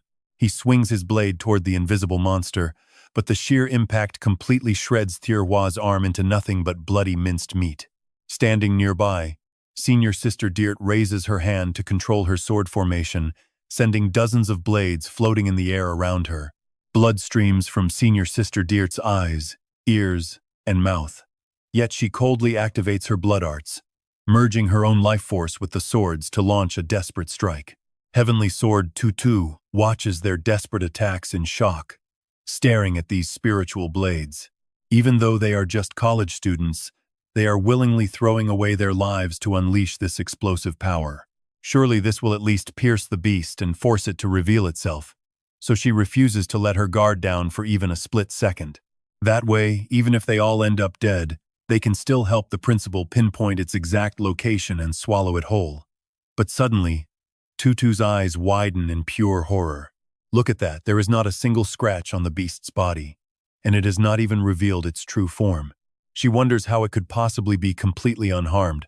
Suddenly, a massive explosion echoes, sending thick clouds of dust flying everywhere. She thinks in absolute terror it is all over, because even though they risked everything, they still cannot stop this thing's advance. Tutu can feel this suffocating pressure, realizing there is nowhere to hide as she desperately scans the area to see where the beast is coming from. To think humans cannot even detect this thing is just pretty terrifying. As the beast lunges to attack, Tutu barely manages to jump out of the way. She mentally mocks herself how hilarious that they actually believed they had stabilized the situation and no longer needed to fear these creatures. Gritting her teeth, she channels every ounce of her remaining power. It turns out the price of arrogance is incredibly high. Right now, she can almost feel a new sense of life blooming from the wind element itself. A fierce gust of wind forms inside Tutu's body. She tells herself it is too late for her, but the students behind might still have a chance if she self-detonates. Swirling wind elements completely wrap around her entire body. She resolves to use this wind to blow the students behind her as far away as possible, her eyes slowly glowing a bright, vibrant green. She releases her power to the absolute limit, desperate to give them a single sliver of hope, even if only one of them makes it out alive. She mutters an apology. But as she prepares to sacrifice herself, her head gets yanked back violently, like fate itself is dragging her into the abyss. Someone suddenly appears and grabs Tutu by the hair, dragging her backward. She angrily screams out, "Let go! Damn it! What kind of bastard pulls a girl's ponytail like this?" Luckily, Xiao Xing arrives just in time to rescue her, telling her in a calm voice to stay quiet since it is not time to die yet. Angrily pulling away, Tutu demands to know who he is, shouting if he even has any idea what he just did. She yells out that if they miss this one chance, everyone is finished, squinting her eyes in pain as she envisions them all being torn to bloody pieces. Right at that moment, the monster unleashes another devastating attack, causing a massive explosion right in front of the duo. Tutu is shocked to find herself completely unharmed, wondering if the attack was actually blocked. Standing directly in front of her, Xiao Xing uses his monstrous hand to stop the brutal impact, leaving Tutu completely stunned as she recalls that supposedly invisible beast. Every single time that thing attacked, they suffered devastating losses, while the creature took absolutely zero damage. Now this is insane, it actually got blocked. Staring at Xiao Xing, she wonders what kind of power this could possibly be. Even a powerful 4-star metal-type diamond transcendent forged from pure bone would never be able to block that invisible monster head-on like he just did. As Xiao Xing coldly channels his power, Tutu desperately racks her brain to remember exactly who this guy is. He manipulates a sudden surge of fire spreading through the air to strike back, immediately catching her full attention. Seeing the blue flames, Tutu asks in shock if he is actually Lam Dirp. He casts a cold look over, asking if she plans on arresting him. Her mind races, realizing it really is him, the monster who destroyed the Fan family laboratory, slaughtering 48 people inside. Her face completely freezes in shock as his true identity dawns on her. A wanted criminal. Seeing her reaction, Xiao Xing coldly tells her to take the others and leave right now if they do not want to be eaten. He turns around to strike the invisible monster, warning her not to get in his way. His attack forces the beast to reveal its true form, exposing its terrifyingly sharp teeth and spikes covering its entire body. The surrounding students quickly gather in total panic, asking senior sister Tutu what kind of terrifying creature has just been revealed, prompting her to quickly respond. She admits she has never seen a monster like this before. Even though she knows nothing about it, she can feel that while it was invisible, the creature was actively hiding its true strength. Now the storm has fully erupted, and this monster's true form is way more terrifying than before. She frantically waves her hand to urge the Panthers, "You guys need to run right now.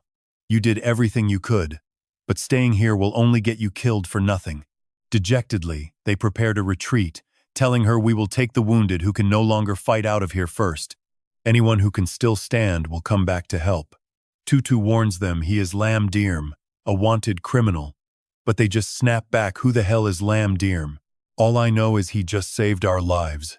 And right now, he is facing that nightmare completely on his own. He is still locked in a brutal clash with the beast, but let us check back at the dorms where Thirn is panicking."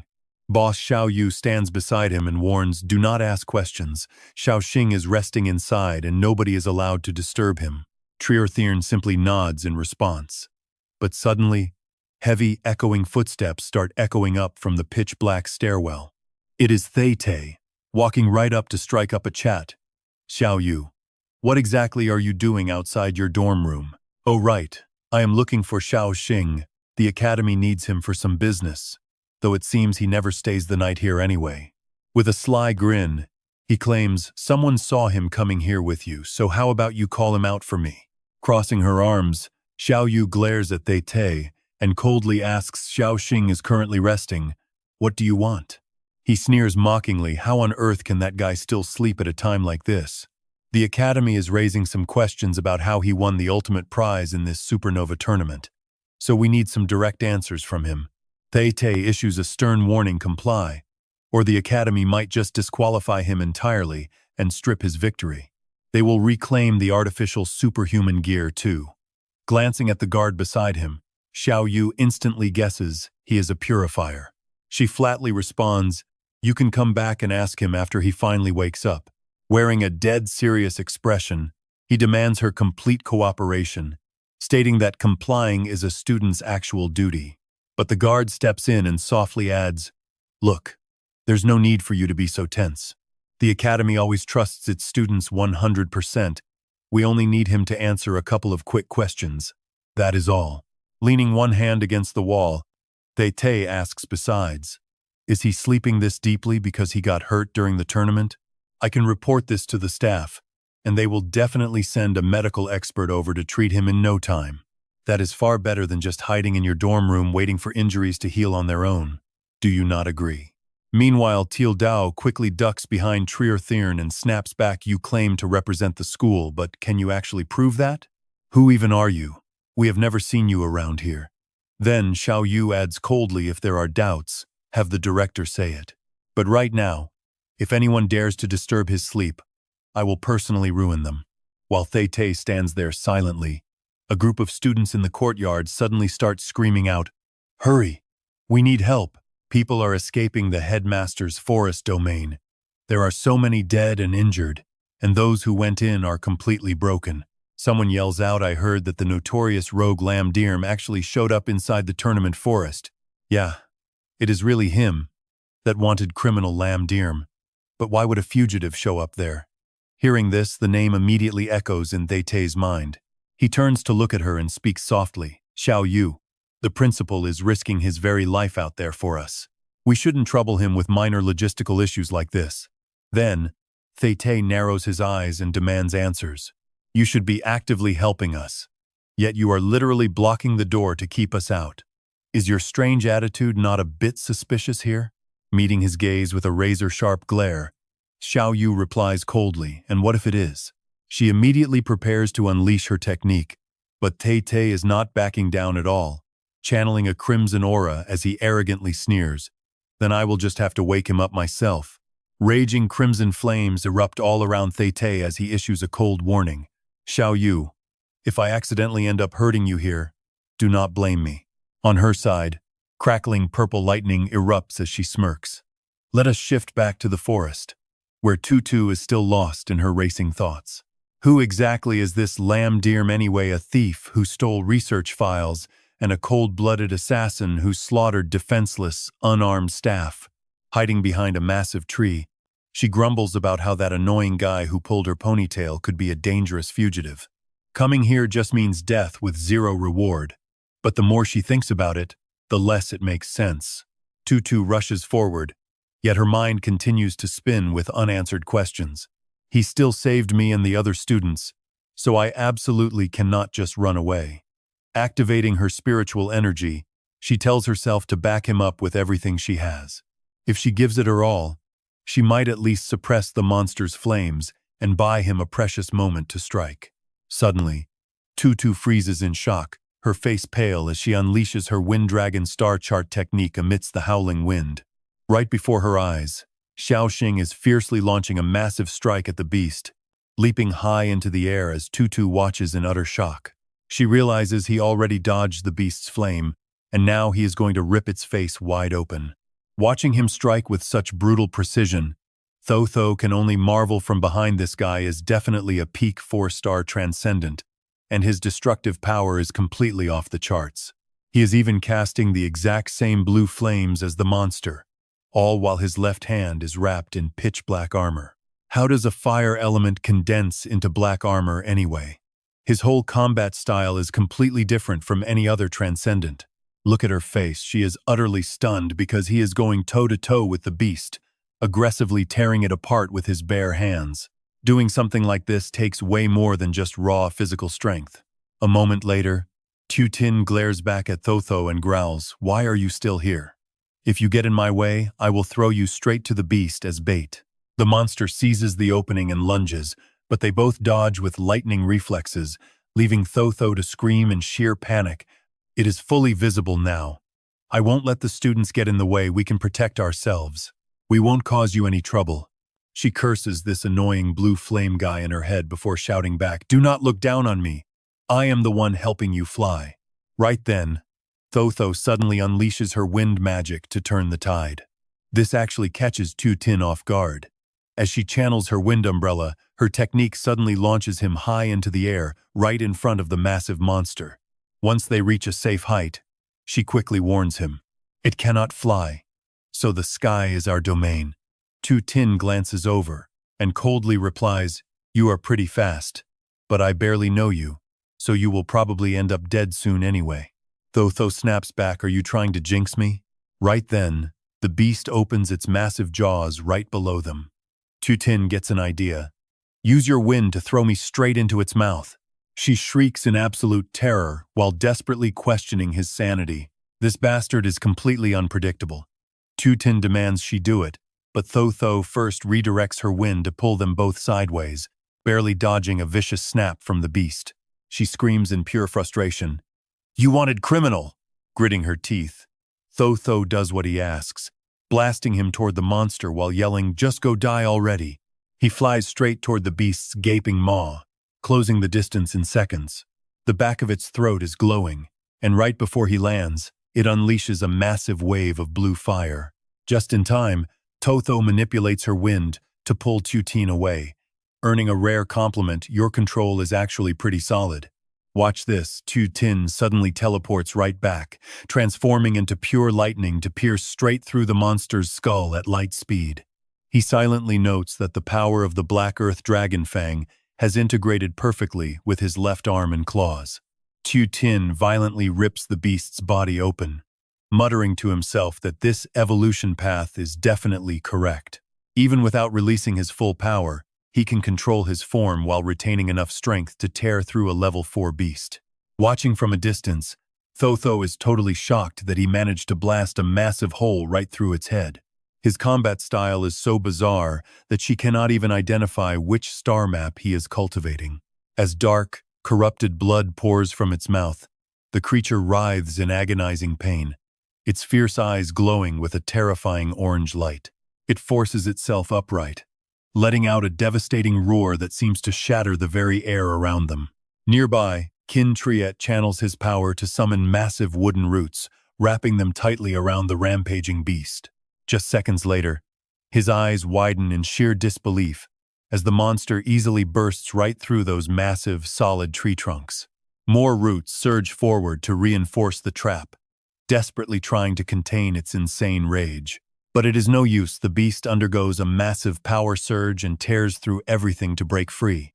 Neep Duong reflexively shields his face as the two watch in horror, completely overwhelmed by the crushing pressure of a level 4 monster. 3 invisible monsters are releasing their terrifying pressure all at once, violently blasting Tho backward as she screams in agony. Only Tutin remains completely unfazed. He quietly looks up to observe the area, realizing this isn't normal pressure. The aura of a monster king is here.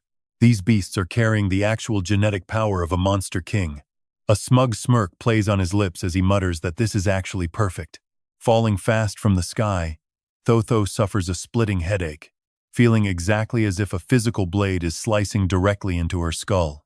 This overwhelming pressure feels like it is literally tearing her transcendent gene sequence apart, leaving her completely dizzy and in absolute agony during her freefall. It is completely disrupting her energy reserves, leaving her wondering if she is completely unable to use her powers. She needs to find a way to stabilize her genetics quickly, gritting her teeth as she desperately tries to manifest her spiritual energy. But nothing works, and a wave of absolute horror washes over her as she realizes she cannot stabilize herself at all. Panicked and completely lost, Tutu realizes too late that she isn't landing on solid ground. No, she's falling straight onto a giant monster's head, sending her into a total panic. Its glowing red eyes stare back from right beneath her. She thrashes wildly, trying to break free, but it's completely useless. Realizing there's absolutely no way out, she makes a desperate plan.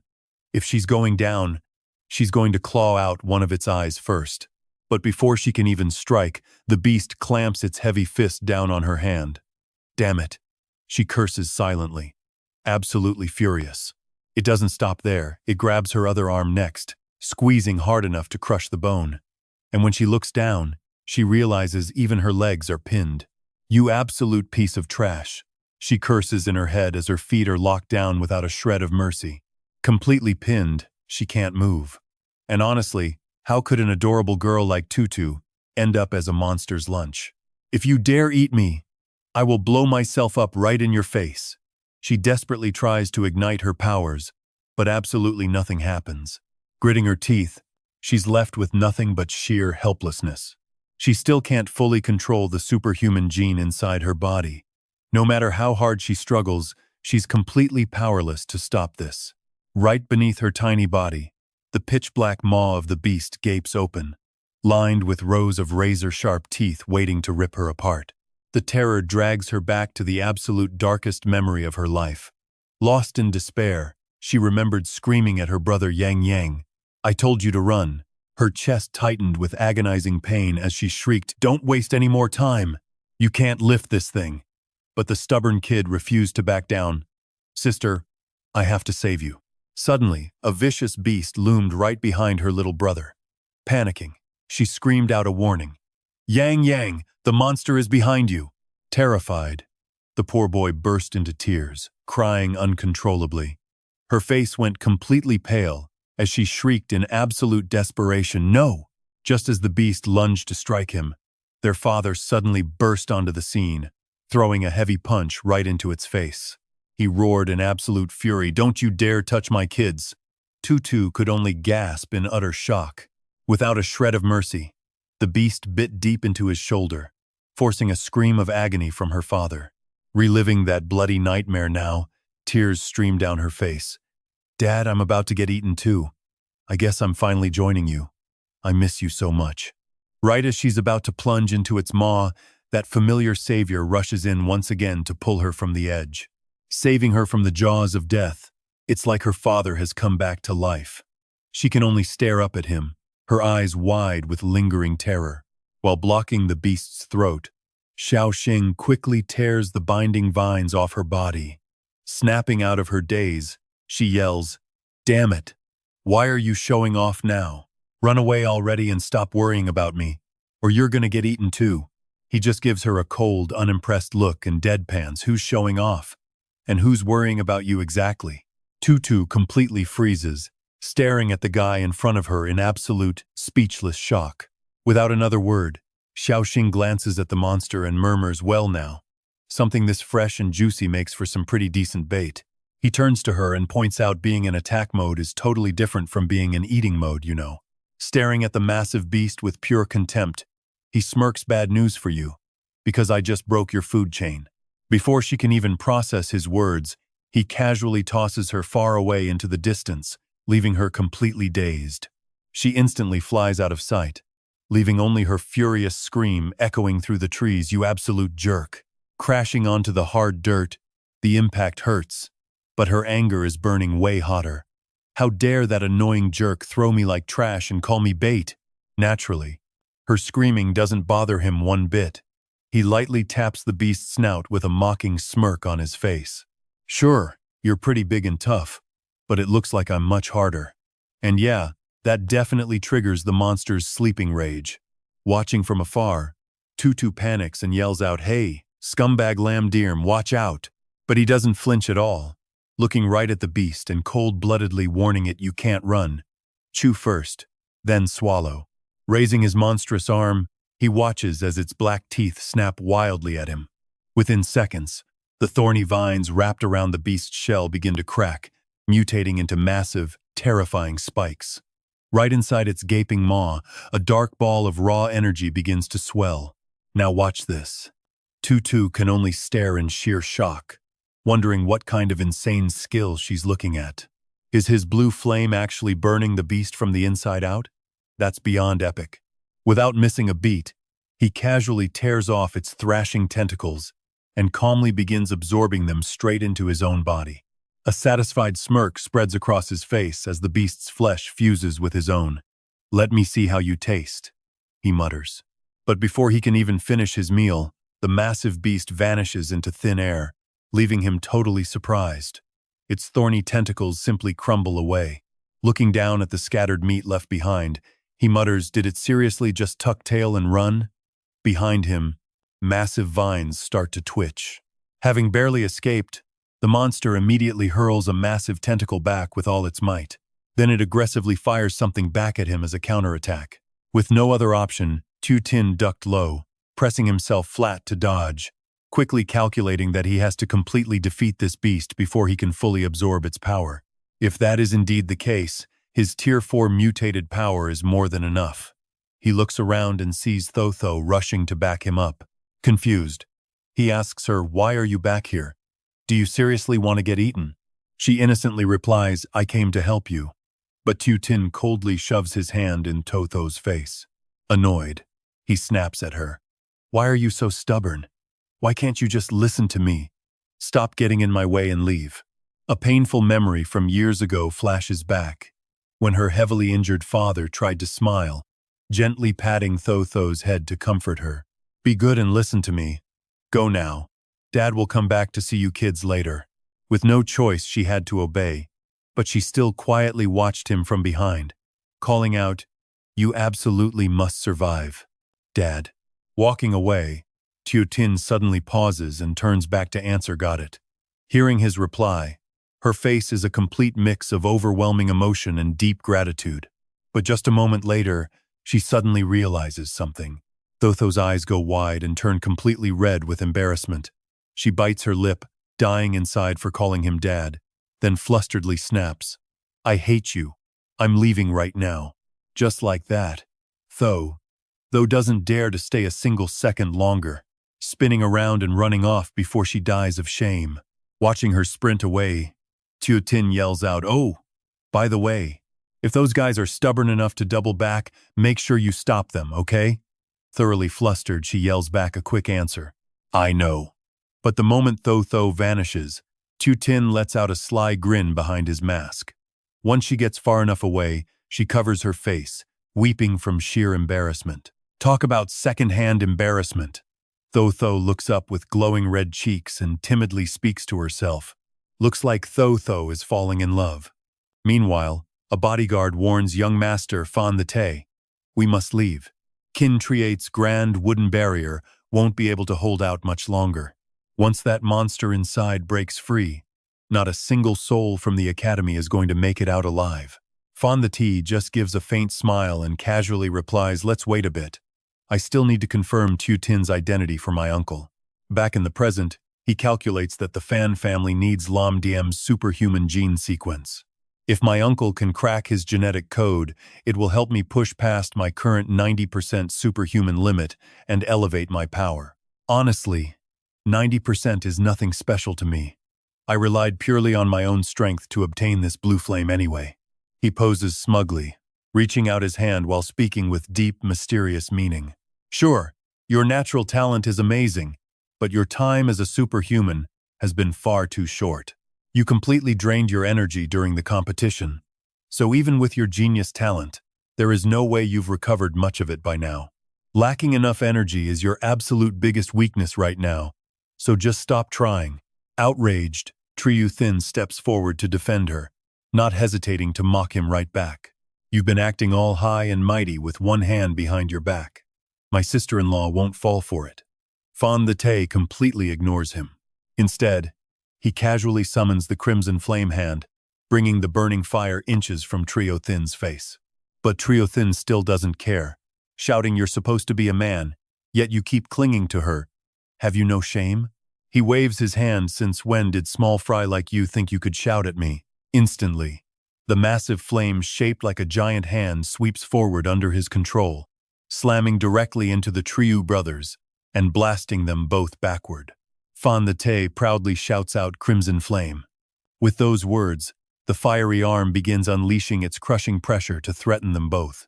After showing off, he doesn't even recall his magic, instead aggressively expanding the massive fiery hand as if he wants to swallow everything around them whole. He continues trying to sway Tionggu. "I know you can absorb lightning from the air, even enough to cause a complete blackout across the city. But right now, this entire area is completely filled with my fire elements, making your lightning elements as useless as thin air. You are as weak as a puddle of water right now, unable to absorb a thing." Facing his pressuring words, Nu visibly hesitates. Fan the Tay smirks, declaring with absolute certainty, "You have no strength left."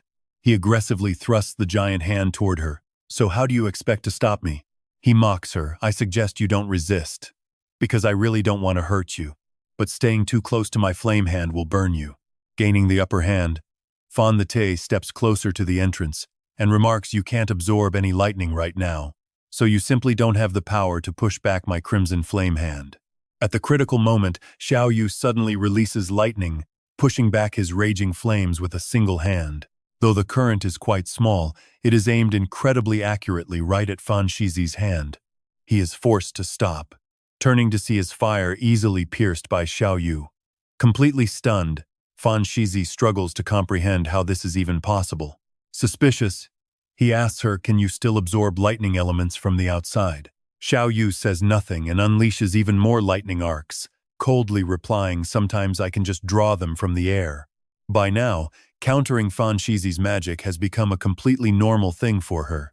As long as I can touch the lightning element, they will gather and enter my body. Meanwhile, over at the Purifier headquarters, the staff suddenly descend into absolute chaos. The area around the Superhuman Academy is absorbing massive amounts of electricity again. Purifier City is losing its power. And Fan Shizi suddenly remembers Vice Principal Fan's warning. He told him, "Shizi, we must help the Fan family break their superhuman genes past 90%. More superhuman genes mean a massive upgrade in quality." Seizing his distraction, Xiao Yu quickly charges forward, activating her magnetic star. Yet, the old man's words keep echoing in Fan Shizi's ears. This kind of qualitative evolution is something ordinary people cannot even fathom. Standing before them, even the most powerful superhuman is just a lowly creature. And that is exactly what Xiao Yu is doing. She pierces straight through his crimson flame hand. His face darkens as he blocks her crushing pressure, angrily muttering, "You lowly insect. Now look at this." The scarlet fire surges again, completely swallowing the entire space with blistering heat. Both sides clash without hesitation, one wielding raging infernos, while the other commands a violent storm of lightning. Suddenly, they both break apart, and the shock waves of their terrifying power slowly fade into nothingness. Xiao Yu feels a sting of regret, shocked that those few minutes alone cost hundreds of thousands in electricity bills. I need a different move that consumes less power. Or maybe I should study his crimson flame hand. She raises her finger, forming a tiny orb of lightning, saying like this, "A magnetic star satellite." He realizes her magnetic star is a masterpiece from Wuxia researchers, yet she dares to modify it without losing control. This means either her inner constellation map is at least 50% complete, or her pure familiarity with the lightning element is simply beyond any normal comprehension. Fan Shizi wonders, does this mean she actually looks down on me? Has a genius praised, since childhood, really become a lowly existence in her eyes? It is just pure talent. Once again, memories from the research lab flash in Fan Shizi's mind. Vice Principal Fan once told him directly, "Shizi, my research shows that only by fusing the eternal flame into superhuman genes can we actually increase the number of genetic chains. The chance of breaking past 90% is massive, and you could even communicate directly with the eternal flower. But doing that is incredibly risky. Once your father is fully ready, give the eternal flower you refined over to him. He will advance to a 5-star superhuman and can handle this immense danger far better than we can." Back then, Fan Shizi merely smiled and agreed. Snapping out of his memories now, Xiao Yu suddenly yells. The satellite explodes, making him believe the old man's words even more. "If I fuse the eternal flower into my genes right now, I can definitely break past 90%. Fan Shizi falls silent, burning with desire. Just then, a bright green light flashes, and the chaotic air suddenly falls dead silent. Watch this. An overwhelming, mysterious pressure descends, and he quickly spins to look outside with a racing heart. Xiao Yu also senses something wrong and gasps the very ground is shaking. Meanwhile, Xiao Tao and Xiao Xing cannot hold out at all, clutching their heads in panic and screaming in terror. It is a monster riot, meaning Qing Che's myriad wood manifestations has been shattered. His guard urgently whispers, "Young master, Fan, we must leave. There is no need to waste any more time with them. They will not survive this anyway." Realizing the truth, Fan Shizi doesn't hesitate, and the two quickly turn and escape the area. Down below, the moment she escapes the forest, Tutu runs and yells out just like Xiao Xing told her, "Do not go in there. You will only be a burden to the others." Fearing the worst, she looks back at the forest, praying for him. "You stupid Lan Yan, you had better be careful." Meanwhile, a fierce battle is raging deep inside the forest. Over where Qing Che is, he is still desperately trying to restrain the giant beast. Watching his vines snap, he gasps in exhaustion. "I cannot hold it anymore." Suddenly, Lin Qi swoops down, rushing the monster. 3 invisible monsters have officially merged. Watching closely, Qin Triet realizes this beast has actually grown way stronger.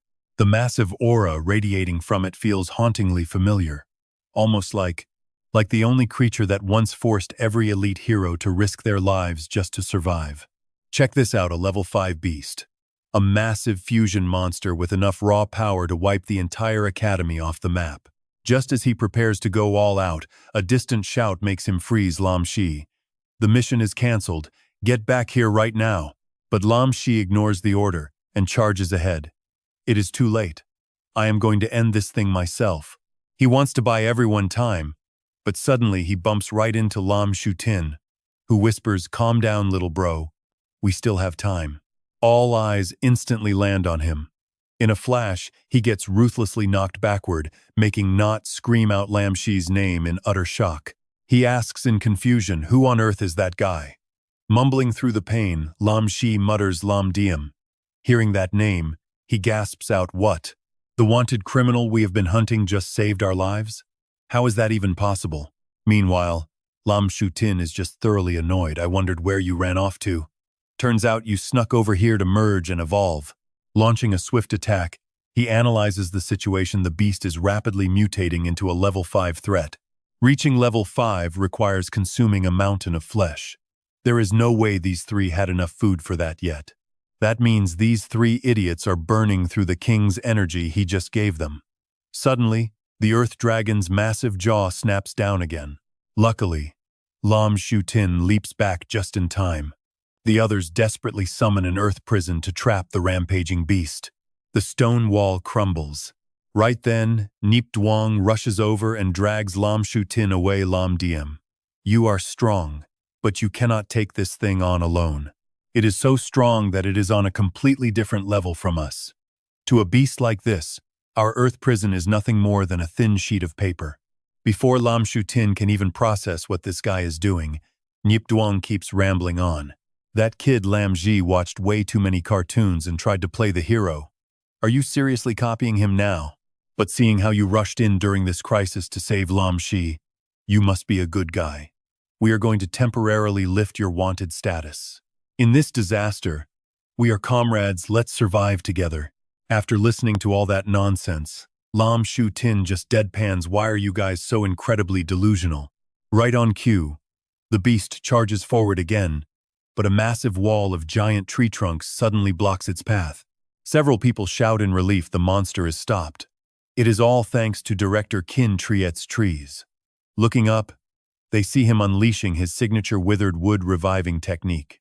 Massive branches sprout rapidly, instantly wrapping around the giant body of the earth dragon. The crowd cheers wildly. He bound it. The director is not old yet. He is still incredibly strong, but Qin Triet is struggling. He cannot hold this much longer. He instantly screams out, "Thuong Quan Koi, I know you are back. Stop standing around and help me."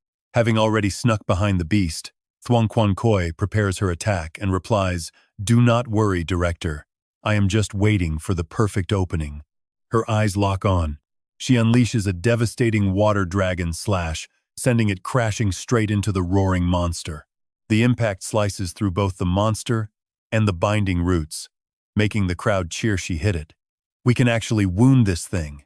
Old Qin Triet is completely stunned. Thuong Quan Koi has gotten even stronger, and with Lam Diem here, they might actually stand a chance. Standing above, he commands, "Ready yourselves. Thuong Quan Koi and Lam Diem will lead the charge. We still have no idea what this enemy's true power is.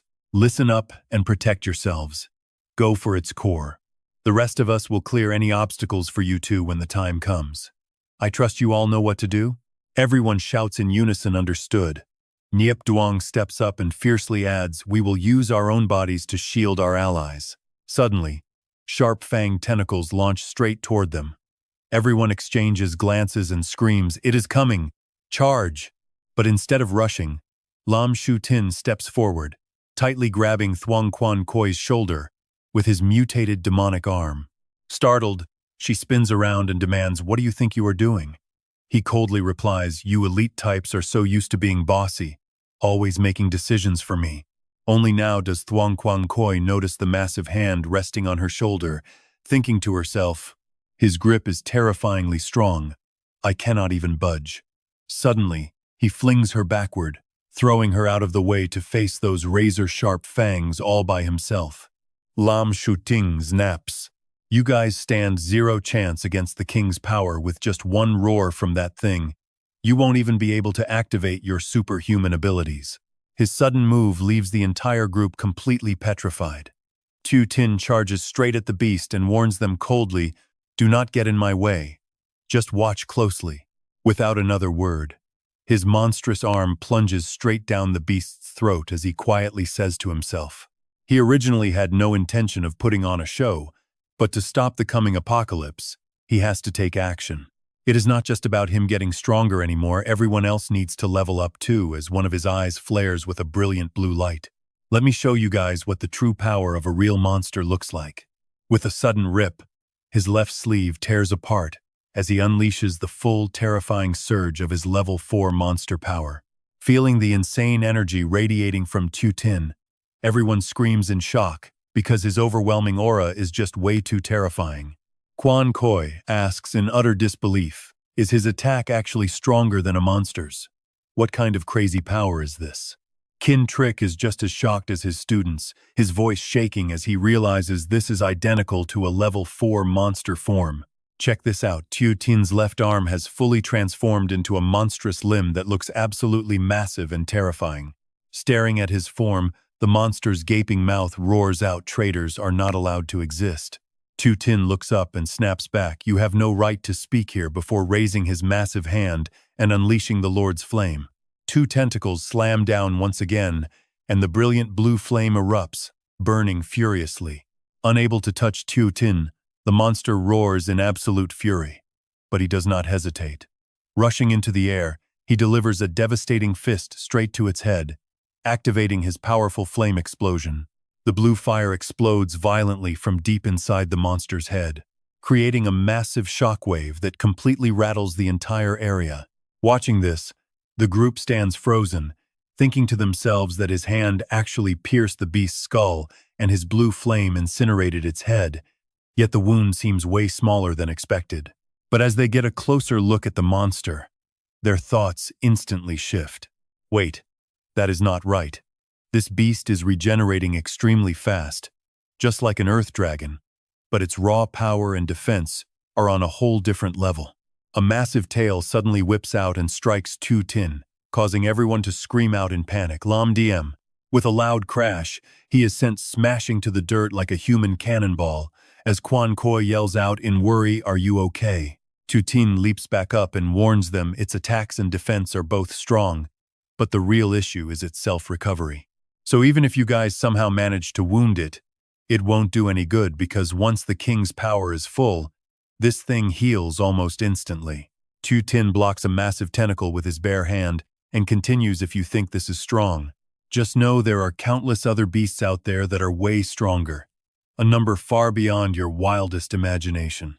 Kin Trick asks in pure panic if creatures like that actually exist, and hearing him say there are tons of them leaves the old master completely frozen.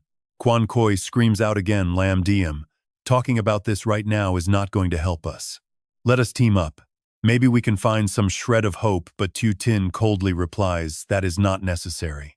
His eyes flare with an undying blue flame as he declares, "Right now, I am going to show you exactly how to take down these monsters. Remember, if you ever want to protect this world, you must become far stronger than I am right now." Hearing those words, Quan Koi yells out in absolute shock, "What did you say?" Tu Tin ignores him, unleashing his blue fire while telling them to pay attention and learn what a domain is as his arm erupts with a massive wave of energy. The entire group, young and old, widen their eyes in utter shock, gasping out, "Did he say domain?" Tu Tin stops talking, concentrating as he begins to focus his mind on activating his inner power. By burning the monster gene and combining the souls of both his lifetimes, he can temporarily unleash his past life's ultimate move, Domain, Hellish Devour. Now watch this. His glowing blue energy expands in all directions as Quan Koi watches, completely transfixed. Before anyone can even process what is happening, Tu Ting's domain completely swallows them up, leaving them crying out, "His domain has already trapped all of us." Lam Shi reaches out to feel the heavy air, instinctively asking a question. Can everyone feel that looking down at his trembling hand, he mutters the metal elements in the air have been completely eaten away. Kintrick notices it too and responds, it is not just metal. Every single element here is being devoured by his domain. Right now, this entire space only contains his dominant elemental force. He quickly warns them to suppress their energy, because if they let their inner elements leak out, they will get swallowed instantly. Tuolam looks deeply unsettled, as she realizes he has basically become the absolute god of this space. She whispers that she stands zero chance of fighting back inside this barrier and must run, but Quan Koi smirks and points out that she is wrong, because there is absolutely nowhere left to hide. She claims that the very moment his domain wraps around us, we are already trapped inside his mouth. By this point, the domain of Xiao Xing has completely enveloped the entire massive beast. Seeing the monster shriek as if it is too terrified to attack, Ni Yang and his crew are shocked, blurred out, and wonder. Is this monster actually trying to run away? Someone quickly answers, there is no way it can escape this domain. The edge of the domain is just like a row of teeth, swallowing anything that dares to get close. As the beast struggles, Xiao Xing keeps burning it with blue flames, declaring that the three-headed monster will never escape. Watch how the domain shrinks down to crush the beast, making everyone gasp that the monster is finally getting bitten. Tuolam asks in utter confusion if any living creature caught inside has absolutely no chance of escape, while another voice shouts out in panic that the entire boundary is rapidly tightening now. The flames grow hotter and fiercer by the second, relentlessly burning down the fused three-headed monstrosity. It looks like a fiery hell swallowing a demon. Ni Yang stares in awe, asking how powerful this blue flame domain is and what its name could be. Maybe he should name it the demon-devouring fiery prison. Hearing this, Principal Qin looks over at him and says that Ni Yang was always slacking in school, and even as deputy captain he has not changed. He tells him to stop complaining, be quiet, and watch closely, as this is a rare opportunity. Ni Yang can only nod his head in agreement. He says, yes, sir, while Qin Triert analyzes the situation, realizing this blue flame domain is incredibly deadly because enemies are bitten before they even realize it.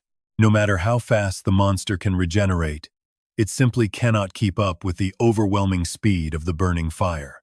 He looks at Xiao Xing and thinks that seems to be the case. At this moment, Old King suddenly remembers what happened 20 years ago. That final desperate moment when the elite human extranatural fighters went head-to-head with the monsters. It was also the tragic moment when a 5-star beast slaughtered the 5 strongest elite fighters of humanity. Back then, standing far away, he could not see it very clearly. But Old Kin remembers that the beast's domain looked incredibly similar to this blue flame domain right now. It was overwhelmingly powerful, matching the terrifying sight of the left hand of Xiao Xing trying to consume everything in its path. Meanwhile, inside his mind, Xiao Xing is screaming that he is literally about to starve to death. The monster genes are not strong enough, and maintaining this prison is draining his energy. He thinks if he does not eat something soon, those tiny humans will not survive. With that thought, Xiao Xing locks his eyes onto the level 5 monster. He summons his monster voice and commands it to become his dinner, while the beast is rapidly crushed and screams out in absolute denial. It is impossible. You are clearly only at level 4, so how can you unleash a domain of a peak level 5 monster? Xiao Xing glares back at it mockingly, telling it to guess, as the creature slowly starts to lose consciousness. Refusing to accept defeat, it tries to scream one last time before dying. It roars in pure anger that the sacred power bestowed by the king must absolutely never fall into his hands. But as it finishes speaking, the beast shatters and becomes a feast for his left hand. Xiao Xing roars back in anger, yelling that it has no say in this matter before ordering his hand to bite. Slamming his hand down, the devouring flames surge violently. The domain shrinks instantly, blasting a massive pillar of fire straight up into the air. Just imagine that sight as the beast is swallowed in the dark, with a giant blue pillar of fire shooting straight into the sky. This spectacular sight forces Old Kin and everyone nearby to look up in complete astonishment. Viewed from the academy, that massive column of blue flame covers a vast area and reaches incredibly high. Over at the dorms, Xiao Yu and her friends stare blankly, while Tutu and her group stammer in disbelief, asking if this is really the blue flame. Far away, the young master of the Fan family spots it while traveling and yells to stop the car, quickly kicking the door open to watch. Watching the fire slowly die down in the distance, Fantete frowns, muttering about how incredibly terrifying this aura is. He adds that if he could just feel a fraction of it, he might gain a cultivation breakthrough, as his subordinate gets out to join him. The subordinate replies that very few students left in the academy can still perceive an aura of this magnitude. Soon the academy will rely entirely on Principal Fan to rebuild, so they should go home. Fantete darkens his face in deep thought before giving a brief nod. Back with Xiao Xing, he has finally returned to his human form, holding his stomach and letting out a helpless laugh. He went from almost starving to death to nearly exploding from being full, taking deep breaths to settle his stomach while waiting to digest the food. He wonders what he would become if he acquired the power of Vung Min. Before he can even finish that thought, the ground beneath his feet cracks open into massive pieces with a blinding flash of light as an earth dragon suddenly bursts out. Staring at the monster, he realizes that 3 earth dragons using their powers consecutively like this proves they can easily sense his presence. But Xiao Xing feels no fear, simply raising his middle finger to mock them. But I have already eaten and drank my fill. You want to die? If you are so tough, try making me spit it out. The furious earth dragon roars with its mouth wide open, sending dirt and rocks flying everywhere. But before Xiao Xing can even react, a sudden attack comes flying in, making him turn around in absolute shock. Turns out it is Guan Kui, rushing into the fight, using her water dragon scythe skill. She slashes the monster right in front of her without a single shred of mercy. And that is not all. Tree branches suddenly reach out from behind. With a quick glance, Xiao Xing recognizes the myriad wood technique. Qin Triert has made his entrance too.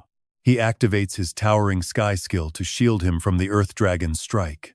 Both Niyang and Lin Qi also show up to lend a hand. It is almost here. We are only 3-star, so our power is limited, but we must give it our all. Lin Qi unleashes a blazing star strike and yells out, "I will definitely become stronger than them in the future." Watching this play out, Xiao Xing smiles to himself, already plotting his next move. Thurn Guan Kui, the principal, and their insanely overpowered skills combined should be more than enough power, right? It was totally worth putting on a show to rescue the top elite prodigies of this world. But mid-thought, countless fanged tentacles sprout from right beneath his feet, wrapping around him. Furious, Xiao Xing swings his arm and slices their heads clean off. Sneak attack? It is not the Earth Dragon, but that stealth beast. It is still alive. But what good are these tiny tentacles anyway? Suddenly, a small mouth reaches up and sinks its teeth right into his neck.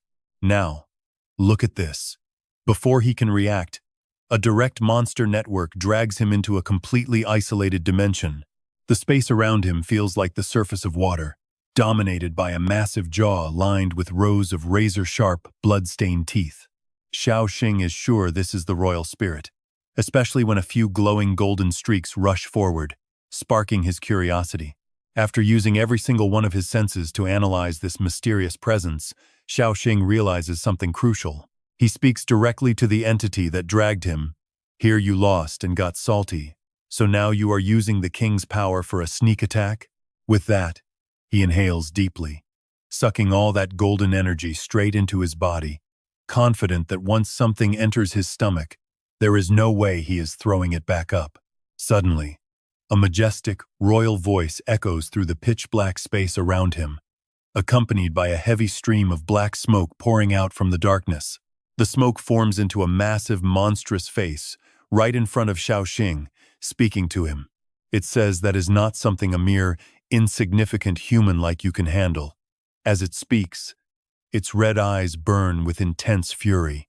Hand it over now, it demands, and I will let you return to the king's embrace. When sweet-talking fails, it immediately resorts to cold threats. If you refuse, only death awaits you. Xiao Xing stares right back at the dark smoke. Is this power called royal authority? If you lose the royal authority granted by your king, you must be pretty terrified, right? He then boldly calls out its true identity, the flame demon god, one of the 5 great demon gods serving the king. Hearing this, the shocked monster stammers, "How is this possible? How could you know that?" At the same time, the flame demon god unleashes multiple tendrils of black smoke, impaling them directly into his body.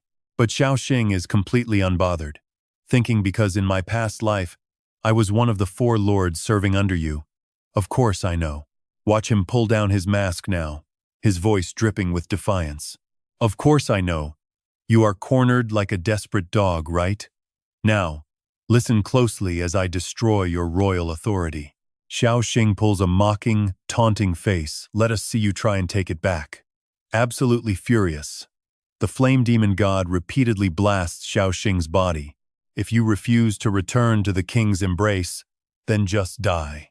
I will completely crush the weak soul of a lowly human like you, using this monster network."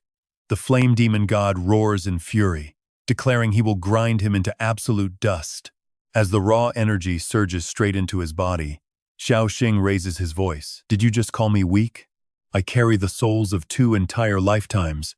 With that, he instantly swallows all the dark energy swirling around him. The flame demon god is completely terrified, paralyzed with shock, unable to utter another single word. Xiao Xing can feel it too. The entire monster network has shattered. Watching the demonic face crumble, he realizes that absorbing the royal authority makes him the new ruler of the monster swarm. Just like a newly crowned queen ant, he is no longer bound by his own kind. At that exact moment in the forest, the 3 earth dragons completely dissolve away. Staring at the drifting smoke, Guan Kui asks, "Did the earth dragon escape? Where is Lamdirp?" Qin Triot replies, "He is gone." He lapses into a deep silence before continuing, "Even though he is a wanted man, he truly saved our lives today. And he saved the entire academy." Ni Yang and several others run over, shouting, "Principal, Lam Dirp warned us there are many more monsters like this." Qin Triot calmly responds, "Regardless of whether that is true or not, with what happened today and Lam Dirp's warnings, it is time to alert the entire world." Meanwhile, taking advantage of the chaos, Xiao Xing slips away unnoticed, heading straight back to Xiao Yu's dormitory. His mind is racing with endless thoughts. A newly crowned queen ant only rises from within the swarm once the old queen has perished. And somehow, I'm the new queen ant, the one that emerged right before the old queen died. Shedding his tattered clothes, he stares at his body. He now holds sovereign, independent power as the new king of monsters. His monstrous energy might not look quite different on the outside, but inside, a massive, earth-shattering shift is actually taking place. Dressed in a clean outfit, Xiao Xing strides outside. Out there, his loyal friends are already waiting for him. Looking at them, he feels a sudden rush of excitement. He can finally build his own private monster army. Qiu Thing spots him and calls out immediately, "Boss, I don't know if we're just losing our minds, but both Teal Dao and I felt something pretty weird earlier."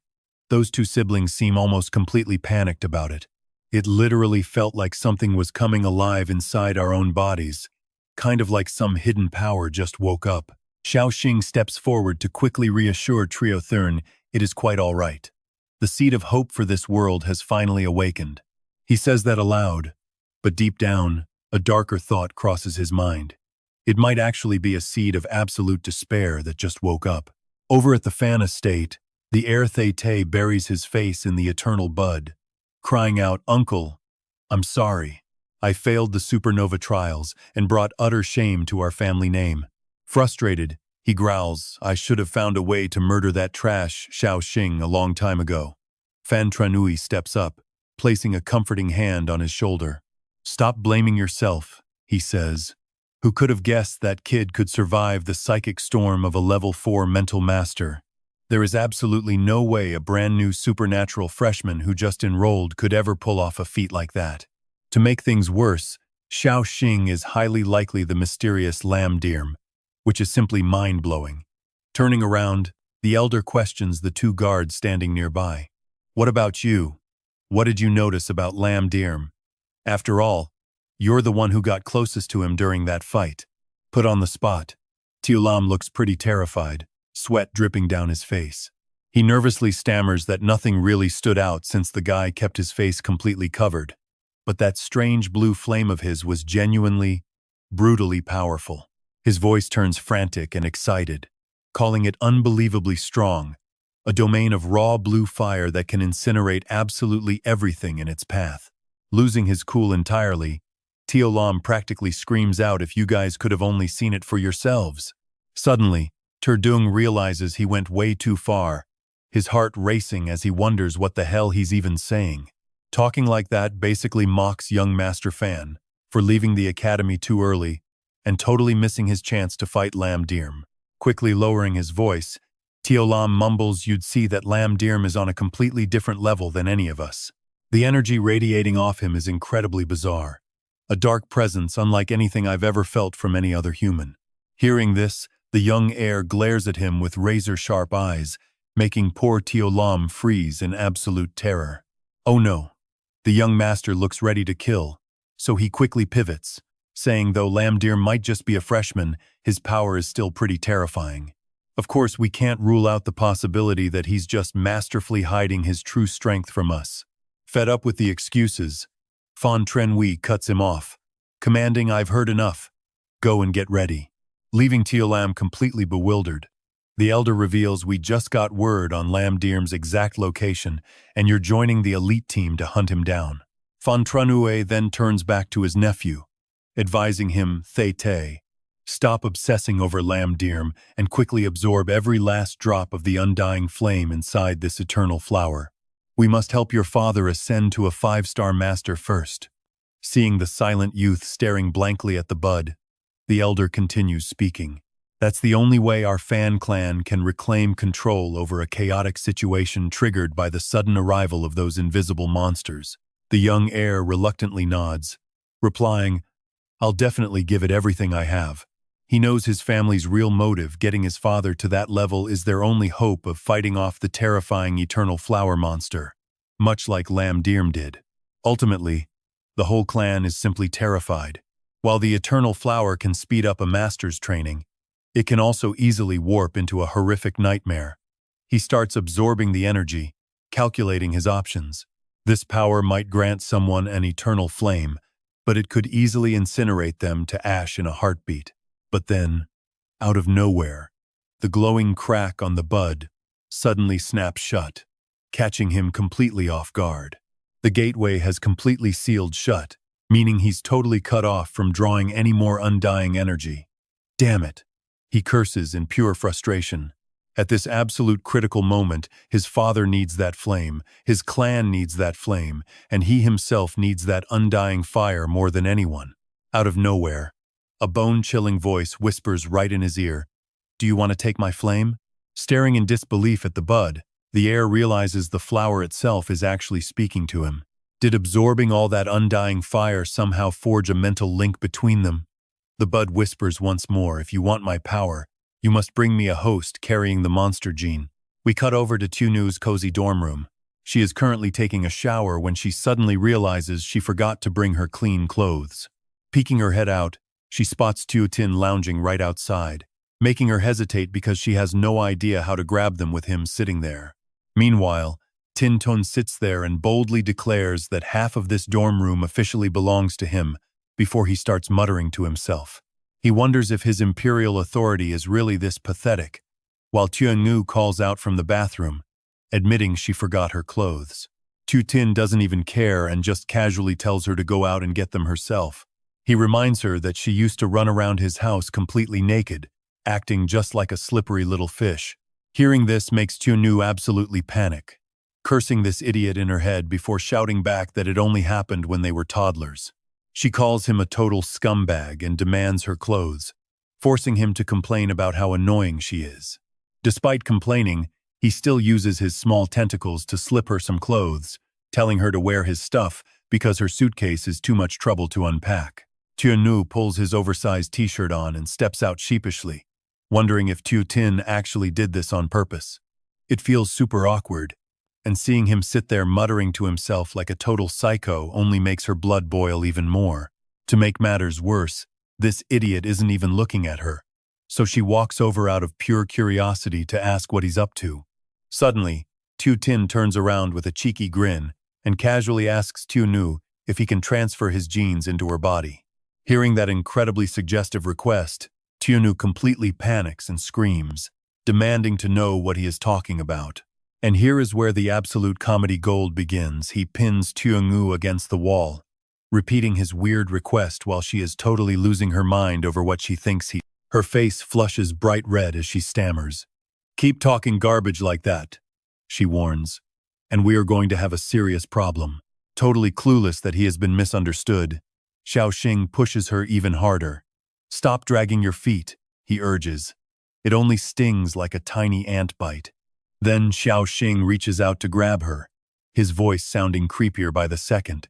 "Just hold still," he says. "It will be over fast." That totally crosses the line. Furious, she screams and blasts electricity straight at him. "Do you not understand human speech or what? I told you. If you keep talking trash, I will knock your teeth straight out." Just like that, a massive surge of electricity explodes from Xiao Yu, completely lighting up the entire dorm building. Luckily, Xiao Xing bolts outside just in time. He gasps for air, realizing she completely misunderstood him. He almost got fried to a crisp. Standing in the cold air, Xiao Xing finally calms down to reflect. Honestly, he really was way too rushed back there. Sure, he can feel that his new ability lets him bestow a crown of kingship upon any living creature, granting them terrifying monster powers. But he has no idea how they will actually mutate, or if the process will just flat out kill them. Testing this raw power on Xiao Yu was definitely a terrible idea. He decides he needs a literal lab rat first, something small to test it on, just to see if it mutates into a mini Godzilla. Mid-thought, the phone in his pocket suddenly starts buzzing. It is a text from Xiao Yu, telling him to stop wandering around and get back before she locks up. He wonders if it is because of his regression, viewing the world from a completely different angle, but she feels different than he remembers. He stares blankly at the screen. In his past life, she only wanted him gone so she could gossip. She loved snitching on him and ruining his plans just for fun. Shaking his head, he replies that he is off to find a mouse for a little experiment. Her reply is just a wall of question marks. Now check this out. In a nearby forest, a very lucky mouse is chosen to receive his dark blessing. Instantly, the tiny rodent begins to mutate, eyes glowing blood red, muscles bulging, and tiny teeth sharpening into fangs. Watching it struggle, Xiao Xing realizes the truth. If things keep going like this, the creature is not going to survive the raw energy. And right on cue, the entire creature just violently explodes into dust. Suddenly, a strange sound puts him on high alert. With eyes flashing, Xiao Xing immediately fires a deadly energy blast straight toward the noise. Staring into the darkness, he demands to know who is there. Slowly, a shadowy figure steps out of the trees, calmly saying, "Hello there, Lam Dirp." That dark shadow stares right at him with glowing red eyes. Quietly, Xiao Xing stares back at this mysterious creature with nothing but suspicion in his eyes. The figure finally steps into the light, and it is Principal Qin Triert. He walks up and speaks gently. "Xiao Xing, I know you are actually Lam Dirm.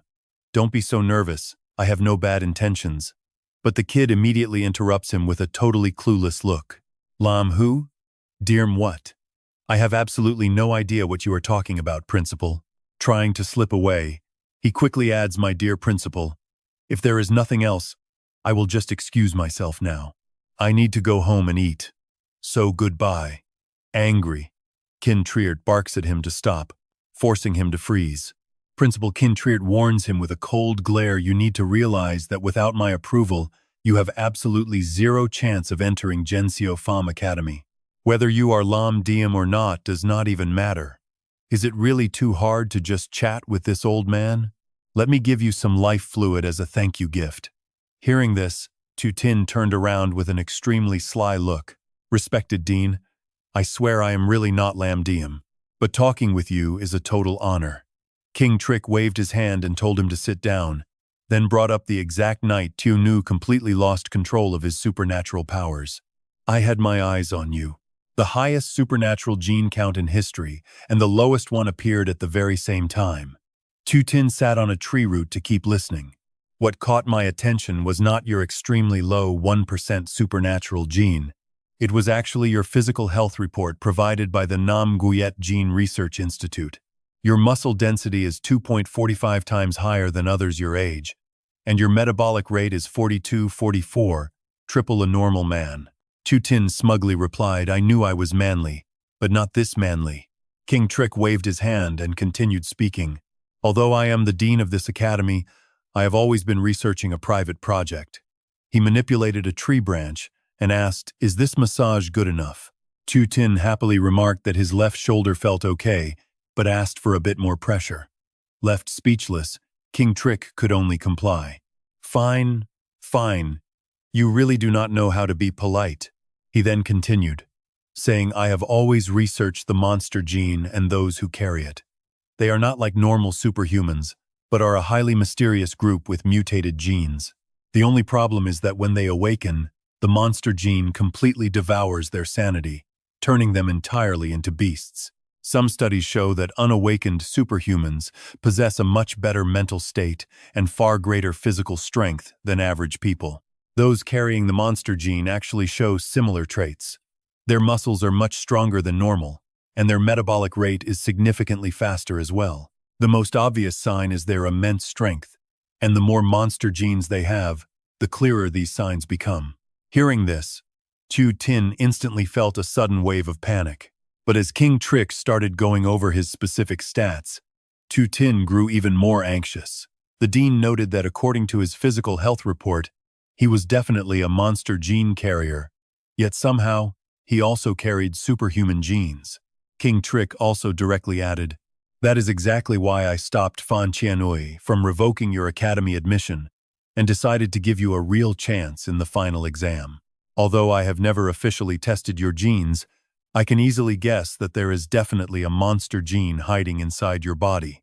He then suggested that they go do a makeup test right now, but Chu Tin immediately stood up and rejected the offer. That would be a complete waste of resources. Dean, I have some urgent business to attend to, so I will head home first. Just remember to send over that life fluid tomorrow. King Trick was completely straightforward, telling him that the life fluid was already right here. Every single tree in this academy was created by my own supernatural power. Also, on the night the secret laboratory of the Fan family was destroyed, I noticed that Lam Diem appeared twice near that specific area.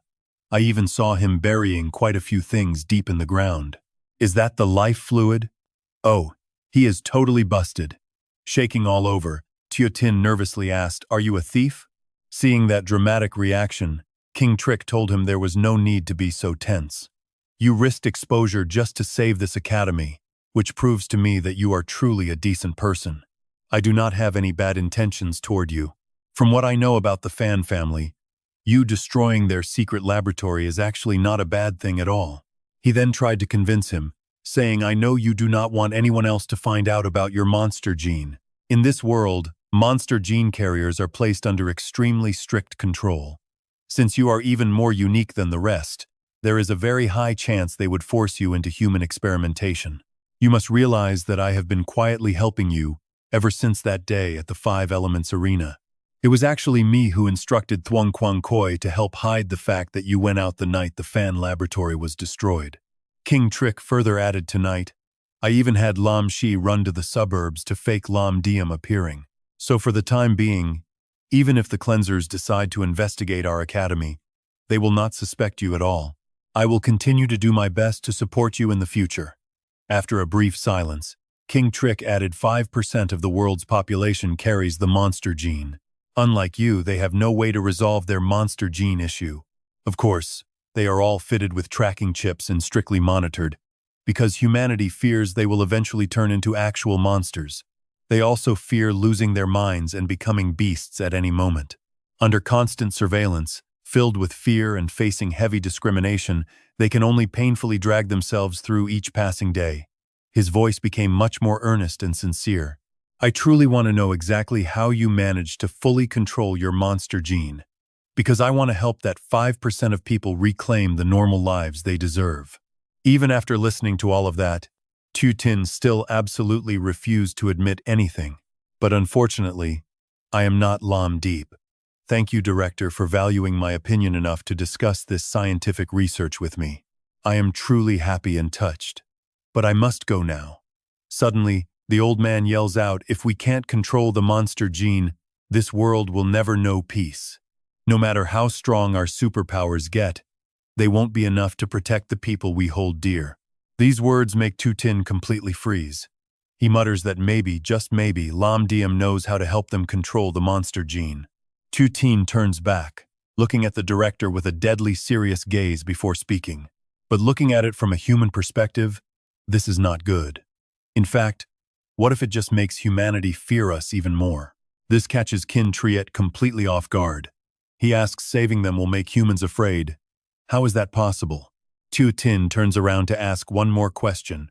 Director, what do you think monsters really are? Old Qin answers the purifiers think they are just superhumans like us who have completely lost their minds, but I have always thought they are a race we don't fully understand yet. Suddenly, Tutin clenches his fists and says, right, you are the most sober man alive. All of humanity is like one single ant colony, and Lam Diem just happens to be the king of another colony entirely. So Director Qin replies, to save an ant in one colony, your only choice is to kick it over to a different colony. Tutin adds with a sigh, one single ant might not scare humans. But what about 100 ants, 10,000 ants, or even 5% of the human population?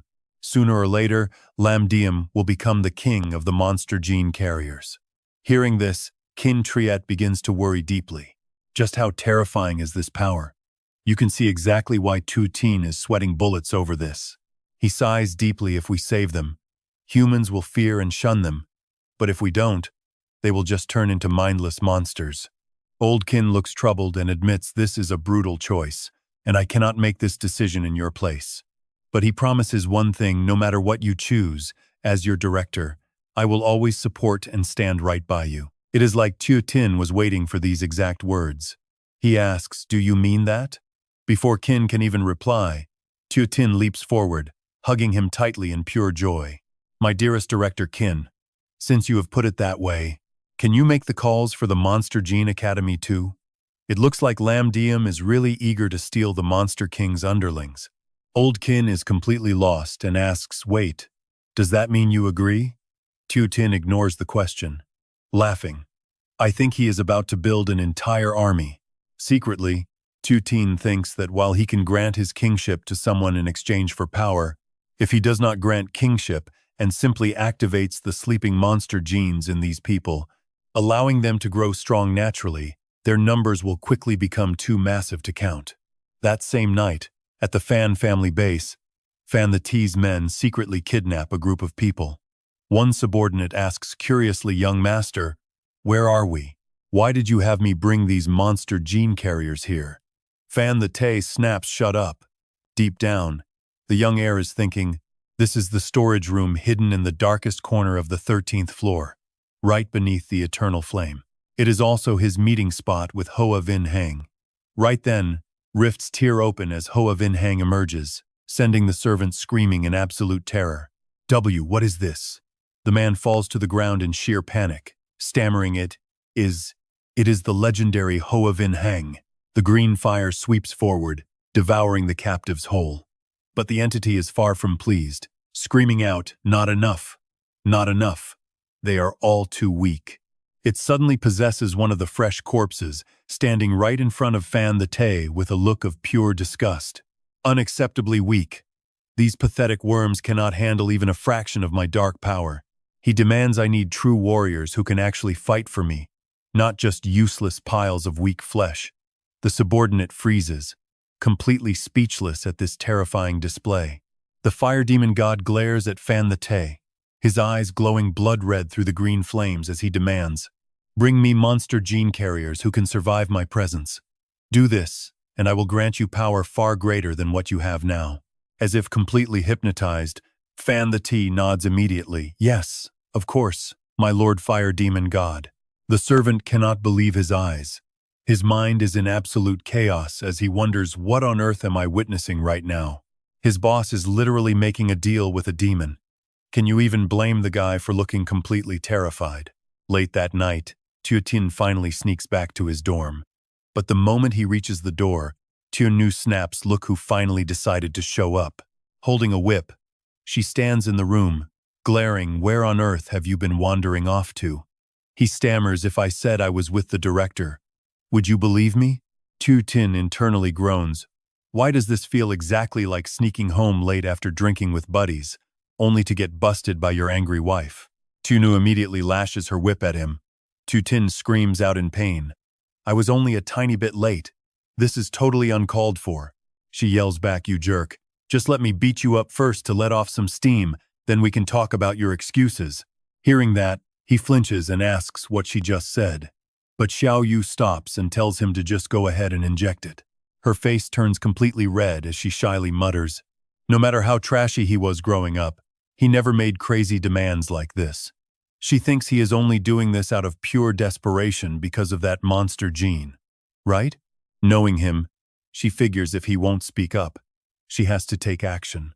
Pulling her collar down, she hesitantly tells him to just get it over with.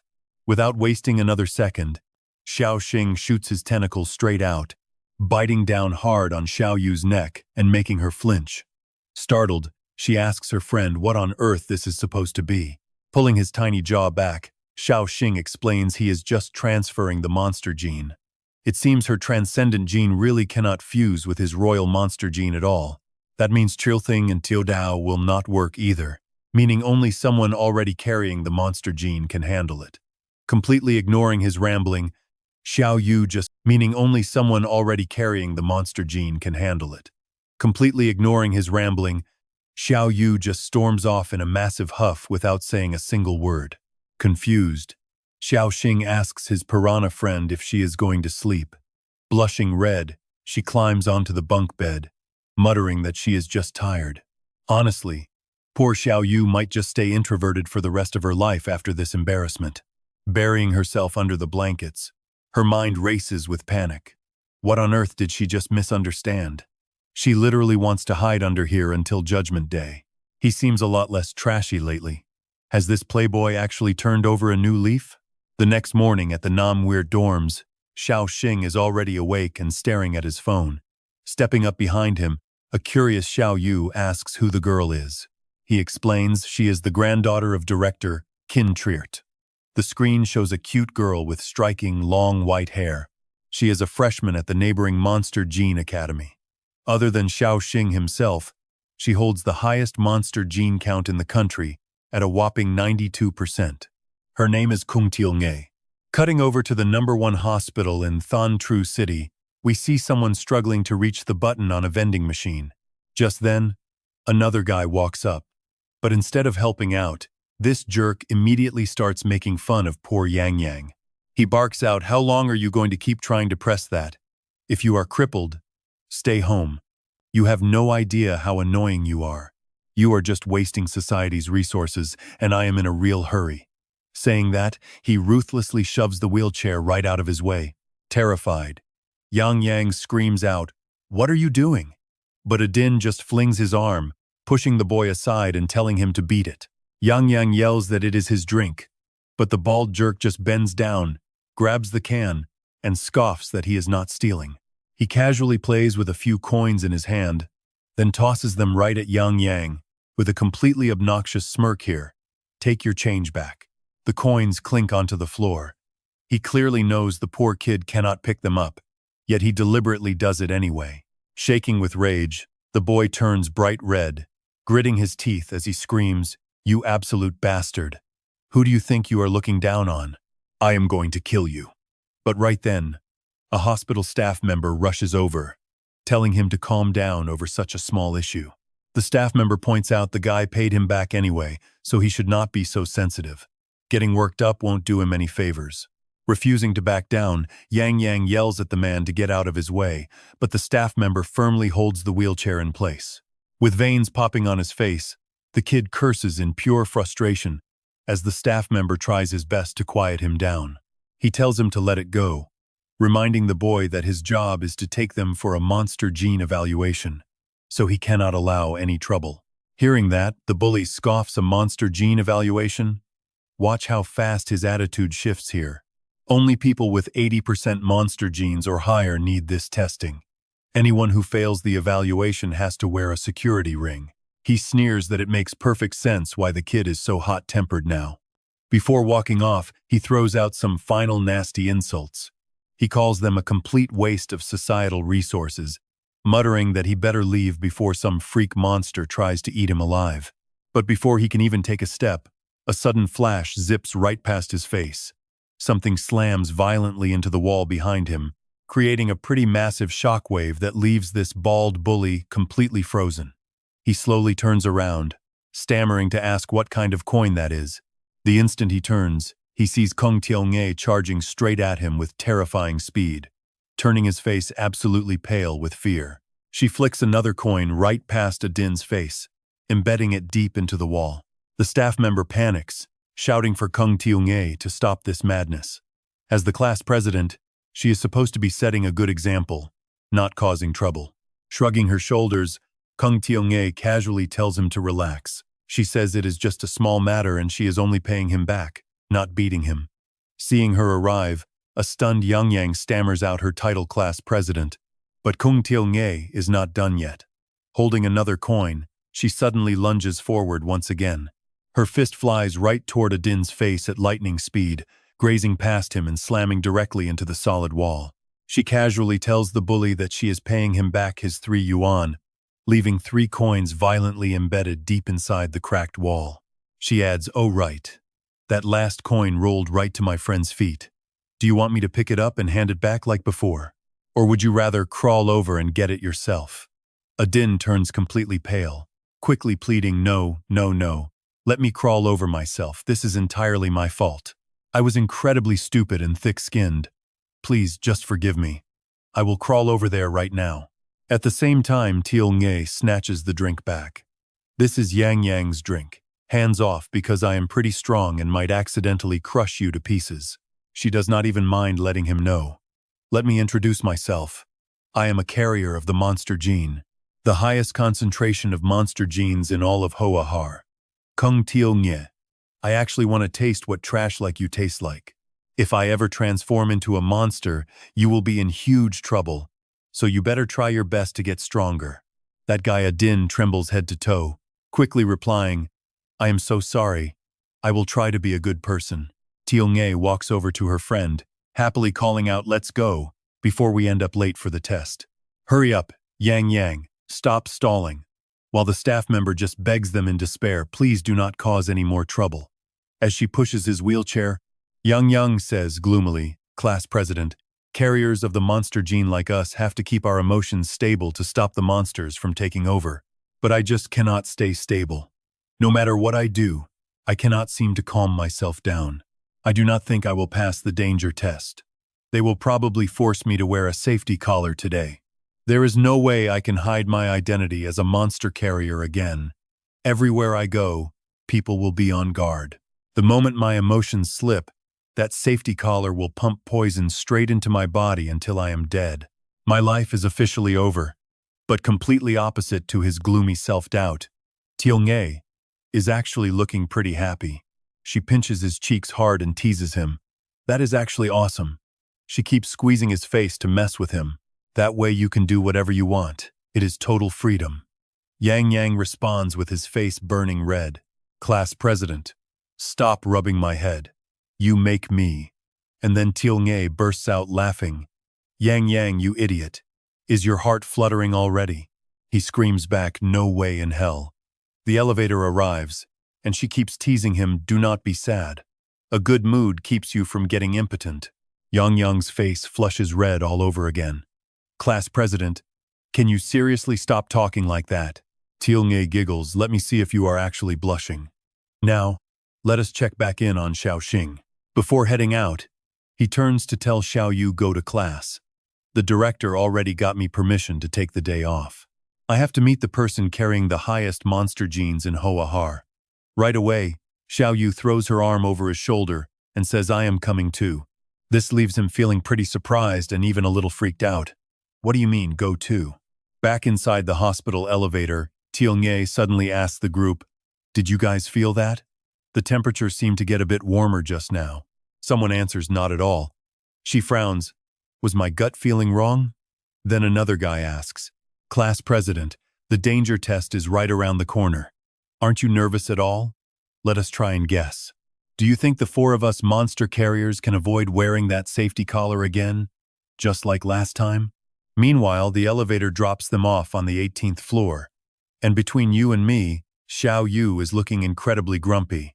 She sits huffing to herself, white hair, purple eyes. That is totally your type. You absolute playboy. Catching a whisper, Xiao Xing turns to ask, what did you say? Xiao Yu snaps back. I said this entire city of Than Tru is so remote.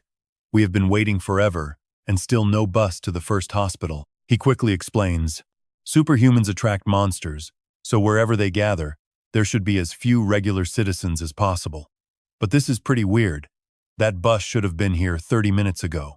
Right on cue, the bus rolls up, and Xiao Yu points out that it has finally arrived. However, Xiao Xing takes a quick sniff, instantly realizing that something is not right. The driver is a guy wearing a gas mask, speaking into a radio reporting, I have spotted the target. He is indeed waiting at the bus stop for the ride to the first hospital, proceeding to eliminate the target. Suddenly, Xiao Yu jumps up in a panic. Xiao Xing, did that bus lose control? Stepping forward to shield his friend, he whispers, is there a 4-star superhuman inside that vehicle? Reacting instantly, Xiao Xing activates his special superhuman gene glove, tearing a sharp piece of metal off the bus stop sign to use as a weapon. He expands the size of the metal piece and slashes it hard against the speeding bus. The vehicle is instantly sliced completely in half. That 4-star fighter is shocked he does not see the terrifying fire superhuman power Master Fan warned him about. But instead, he clearly senses metal elemental energy. As the split vehicle slides right past the two teens, the driver is left utterly confused. Could he just be a 3-star superhuman? But how is that even possible? The assassin stares, sizing him up. His attacks look pretty basic, using only a tiny bit of metal power. Yet he somehow gathers such a massive amount of raw iron element. And is he really this tough? With that in mind, the masked assassin leaps off the bus, his arm erupting into raging red flames as he charges at Tu Tin, muttering to himself that he obviously couldn't rely on a simple bus to crush this guy. Looks like it will take quite a bit of effort this time to finish the mission assigned by young Master Fan. Thanks to Hoa Vin Heng helping me train these past few days, my power has completely skyrocketed, making this the perfect chance to test it out. The very next second, his special skill explodes, and you can practically feel the heat as crimson fire spreads everywhere. Expecting a quick victory, he suddenly spots a bright streak of light slicing straight through the air, sending absolute panic through his mind. His fire got cut in half, and in that split second, a beam of light from Tu Tin pierces straight through his skull as blood starts pouring down. Even while dying, he still can't believe it is this kid really just a 3-star transcendent. Looking at his glove, Tu Tin marvels at the man-made transcendent gear.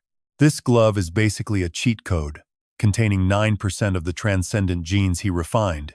And even if it doesn't compare to genes his own body naturally makes, it's still way better than nothing. Once he gathers 10% of these transcendent genes, he can finally begin building the myriad sword star map. Pretty good. Just enough to unleash his transcendent power. And after finishing off the masked assassin, he immediately calls Director Qin to report the situation. Hey there, my beloved director. I accidentally ended a guy's life over here at the bus stop, but one look at him and you'd know he's bad news, which immediately makes Director Qin explode in pure rage. What? We literally just started working together and you already went and caught a body. Tu Tin's tone instantly turns serious. Come pick this guy up for me, and make sure you tell them to take me to hospital number 1 while they're at it. I think things are starting to stir up over there. And Director Qin agrees right away. Right then, Tu Nu leans in close and whispers, Hey, you little playboy. This trashy street assassin who hunts down innocent civilians can probably be turned into a nice snack, right? Tu Tin replies, I still have a massive amount of genes left to digest, so I don't really mind either way. He's probably just a sacrificial pawn for the Fan family anyway, so handing him to the director might actually turn up some useful clues. But right now, a sudden wave of dread hits him before they even reach the hospital, makes you wonder what kind of nightmare is waiting for him there this time. He had listened to the sweet lies of that enchantress, Kung Tueng, happily volunteering to let her run a danger assessment on him. Aside from completely failing that danger assessment, absolutely nothing else of importance had happened on that day. But today, he's got a really bad feeling about this. Cutting over to the hospital, a nurse holding an evaluation sheet sits across from Kung Tunei and sighs, "Your current strength is at least 3 times greater than an average human. This is highly abnormal, which means the monster gene has already started to take a massive toll on your physical body." The nurse looks down sadly. "Even if your mind and emotions are stable, I am deeply sorry. But as a safety gene inspector, I have rules. I am forced to be responsible for all of humanity, which is why I simply cannot let you pass this safety test." Just like that, the failed box on her evaluation is checked. But Kung Tueng remains surprisingly calm about the whole thing. She ponders for a moment, before cheekily replying, "It is basically like a condom and little tadpoles, since my pouch is just holding a bit too many of them right now. That shouldn't be much of a problem, right?" But the nurse immediately cuts in. Having too many is exactly the problem. Kung Tueng gently pulls her collar to check her device, saying confidently, "If it doesn't spill, we won't get pregnant. I have excellent control over it."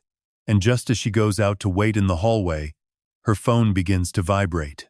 Answering it with a smile, Kung Tueng greets him, "Grandpa, I was just thinking of you when you called," while on the other end, Kin Triet warmly checks on her. He asks Kung Tueng, still as bubbly and energetic as ever today, "Right. Did you manage to pass that danger assessment?" She casually replies, "Of course I failed," leaving Director Kin to let out a deep sigh over how incredibly carefree his granddaughter is. "Just trust your grandfather on this one. You are absolutely going to be fine." He also takes the chance to let her know that someone will be coming to find her soon, and she needs to listen to him since he can help break the chains of her monster gene. Right now, there is only one slot available, making Kung Tueng wonder in amazement, who on earth is this super impressive guy? Hearing her tone, Kin Triet immediately scolds her, "Speak properly. And the bottom line is that you absolutely have to cooperate with him." Mid-conversation, she spots Duong slumped nearby and asks, "But Grandpa, is there really only one spot? Why are you being so stingy?" Sensing exactly what his granddaughter is plotting, he screams so loud it almost breaks her phone, "There will be plenty more in the future." He yells, "Kung Tueng, what are you planning?" But she just smiles and replies, "Well, won't there be more later anyway? Right now, someone else needs this slot way more than I do." And as she says this, her gaze lands directly on her miserable friend Duong sitting in a lonely corner. Once again, Director Kin screams out in pure panic, "Kung Tueng!" He tells her that her situation is incredibly dangerous right now, and she needs this spot more than anyone. He orders her to use it first. She quickly replies, "Do not worry. My self-control is incredibly strong, so I can easily handle this." Over here, King Triert cannot even sit still anymore. He bolts to his feet and shouts that she is the one carrying the most monster genes. If anything happens to her at any second, how on earth is he supposed to explain it to his late daughter? Tueng speaks softly, "Grandpa, my dad always said my personality is just like yours. If you were in my shoes today, you would definitely do the exact same thing, giving up this slot to someone who needs it more. She cannot destroy his lifelong glory and reputation."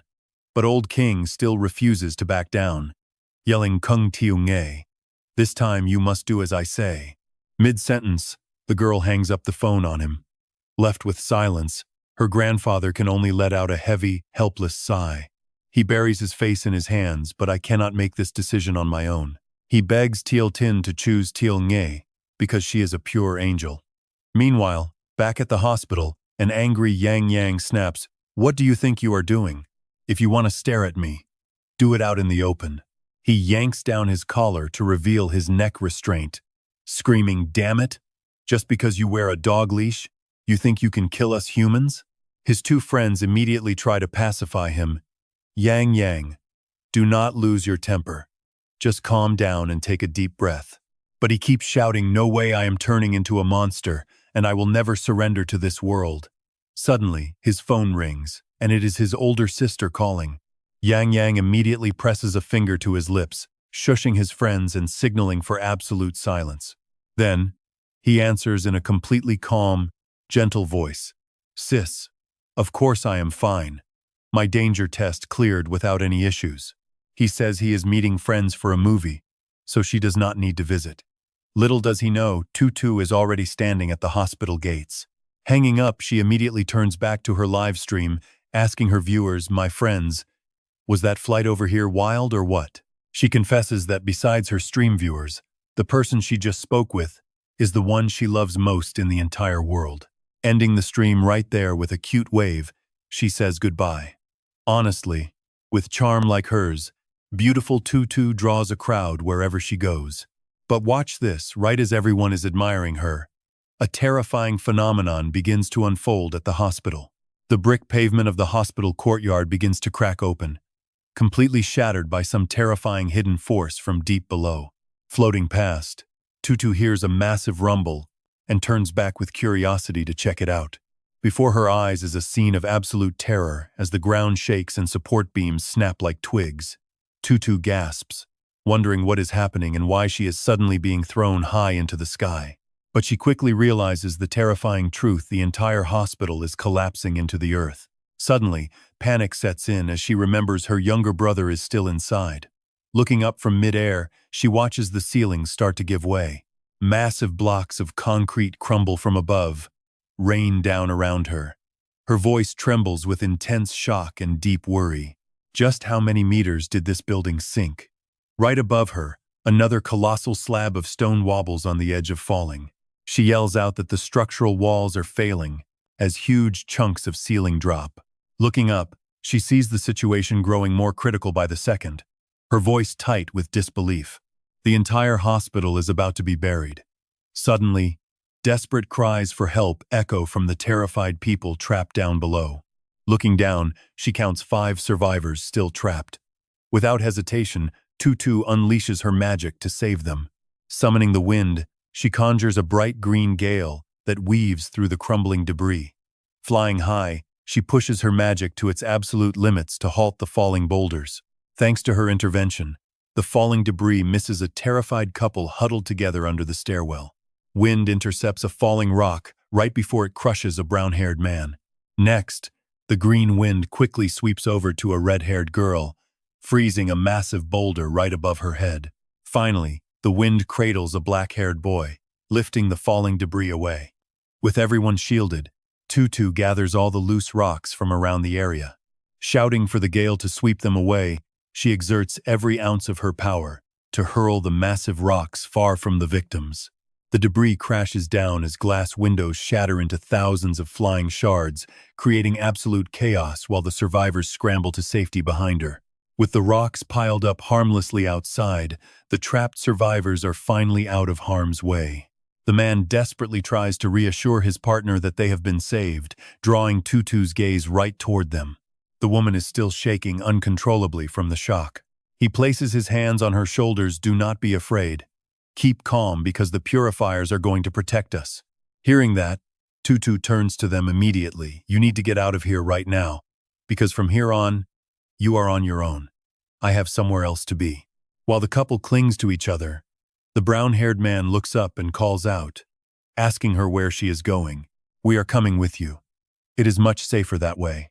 Thotho sits there, looking incredibly uncomfortable as she admits she has to reach the 18th floor. The brown-haired man completely freezes. He stammers the 18th floor of Thantru City's #1 hospital is the monster gene diagnosis department. Only those carrying the monster gene who show abnormal symptoms end up there. The brown-haired man screams, his face completely pale with pure terror. "No, you cannot go in there. Even if you make it inside now, what difference would it make? Facing something this terrifying, anyone would lose their mind with fear. Every single person trapped in there has definitely mutated into a monster by now." Thotho speaks in a sharp, unwavering voice, completely shutting down his panic. "No, my Duong Duong can control it." But Thotho fails to notice the tracking chip on that young woman's neck is already flashing a bright, ominous red.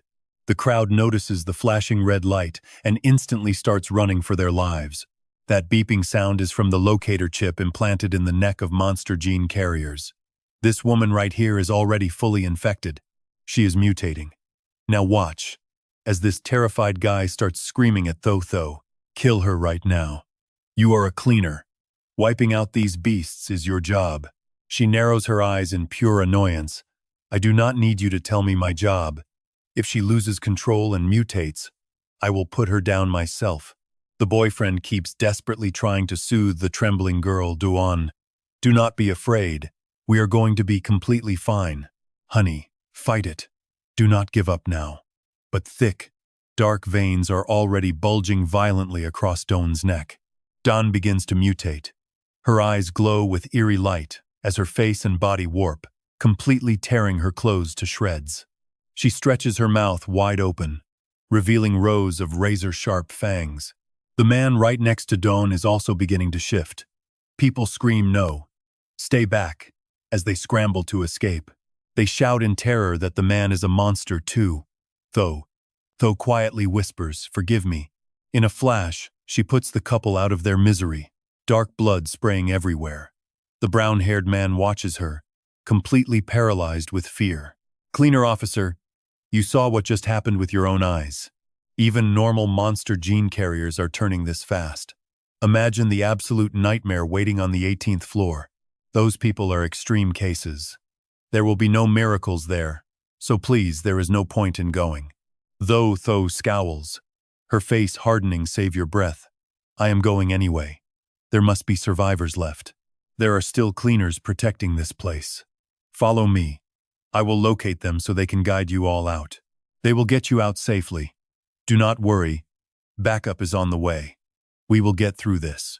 Meanwhile, a rescue vehicle speeds down the highway. Tu Tin sits in the back, talking on his phone. For the esteemed principal of the elite Nam Guyet Academy, your official ride is incredibly cheap. This car is a total joke. It will be pitch black by the time we reach hospital number 1. The principal quickly cuts him off. I just got word that the hospital has collapsed. Tu Tin freezes. The principal confirms yes.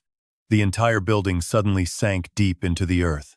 Get this, headquarters has no idea how a massive sinkhole just swallowed the entire place. Though the structure has not crumbled yet, and the foundation remains intact, everyone inside is hanging by a thread. Life detection scans show that the casualties are surprisingly low for now, so there is still hope. Aside from a few gene carriers who turned, there are no active monster attacks reported inside. Hearing this, Tu Nu in the passenger seat and Tu at the wheel both look back, deeply worried. The mint green car continues speeding ahead as the principal adds that cleaners are being sent through the sewers to rescue survivors. Tio Tin, I need you to lead this mission and save Tiong Nge along with the Monster Academy students. I know Tione and the others can hold out until you arrive. Tio Tin's face darkens. In his past life, this massive hospital sinkhole incident never even occurred. Combined with the recent ambush on him, there is definitely something fishy going on. He quickly replies to the principal, I am on it, but you have to send Tru Thin and Tru Tu Dao from my team to join me right away. I also need to borrow one more person. Meanwhile, at a small diner, Tu Dao gestures for her brother to stop eating. Brother, we have a huge problem. She looks at her brother with a dead serious expression. I feel so weird right now. No matter how much I eat, I cannot get full. I just polished off 30 buns in a row.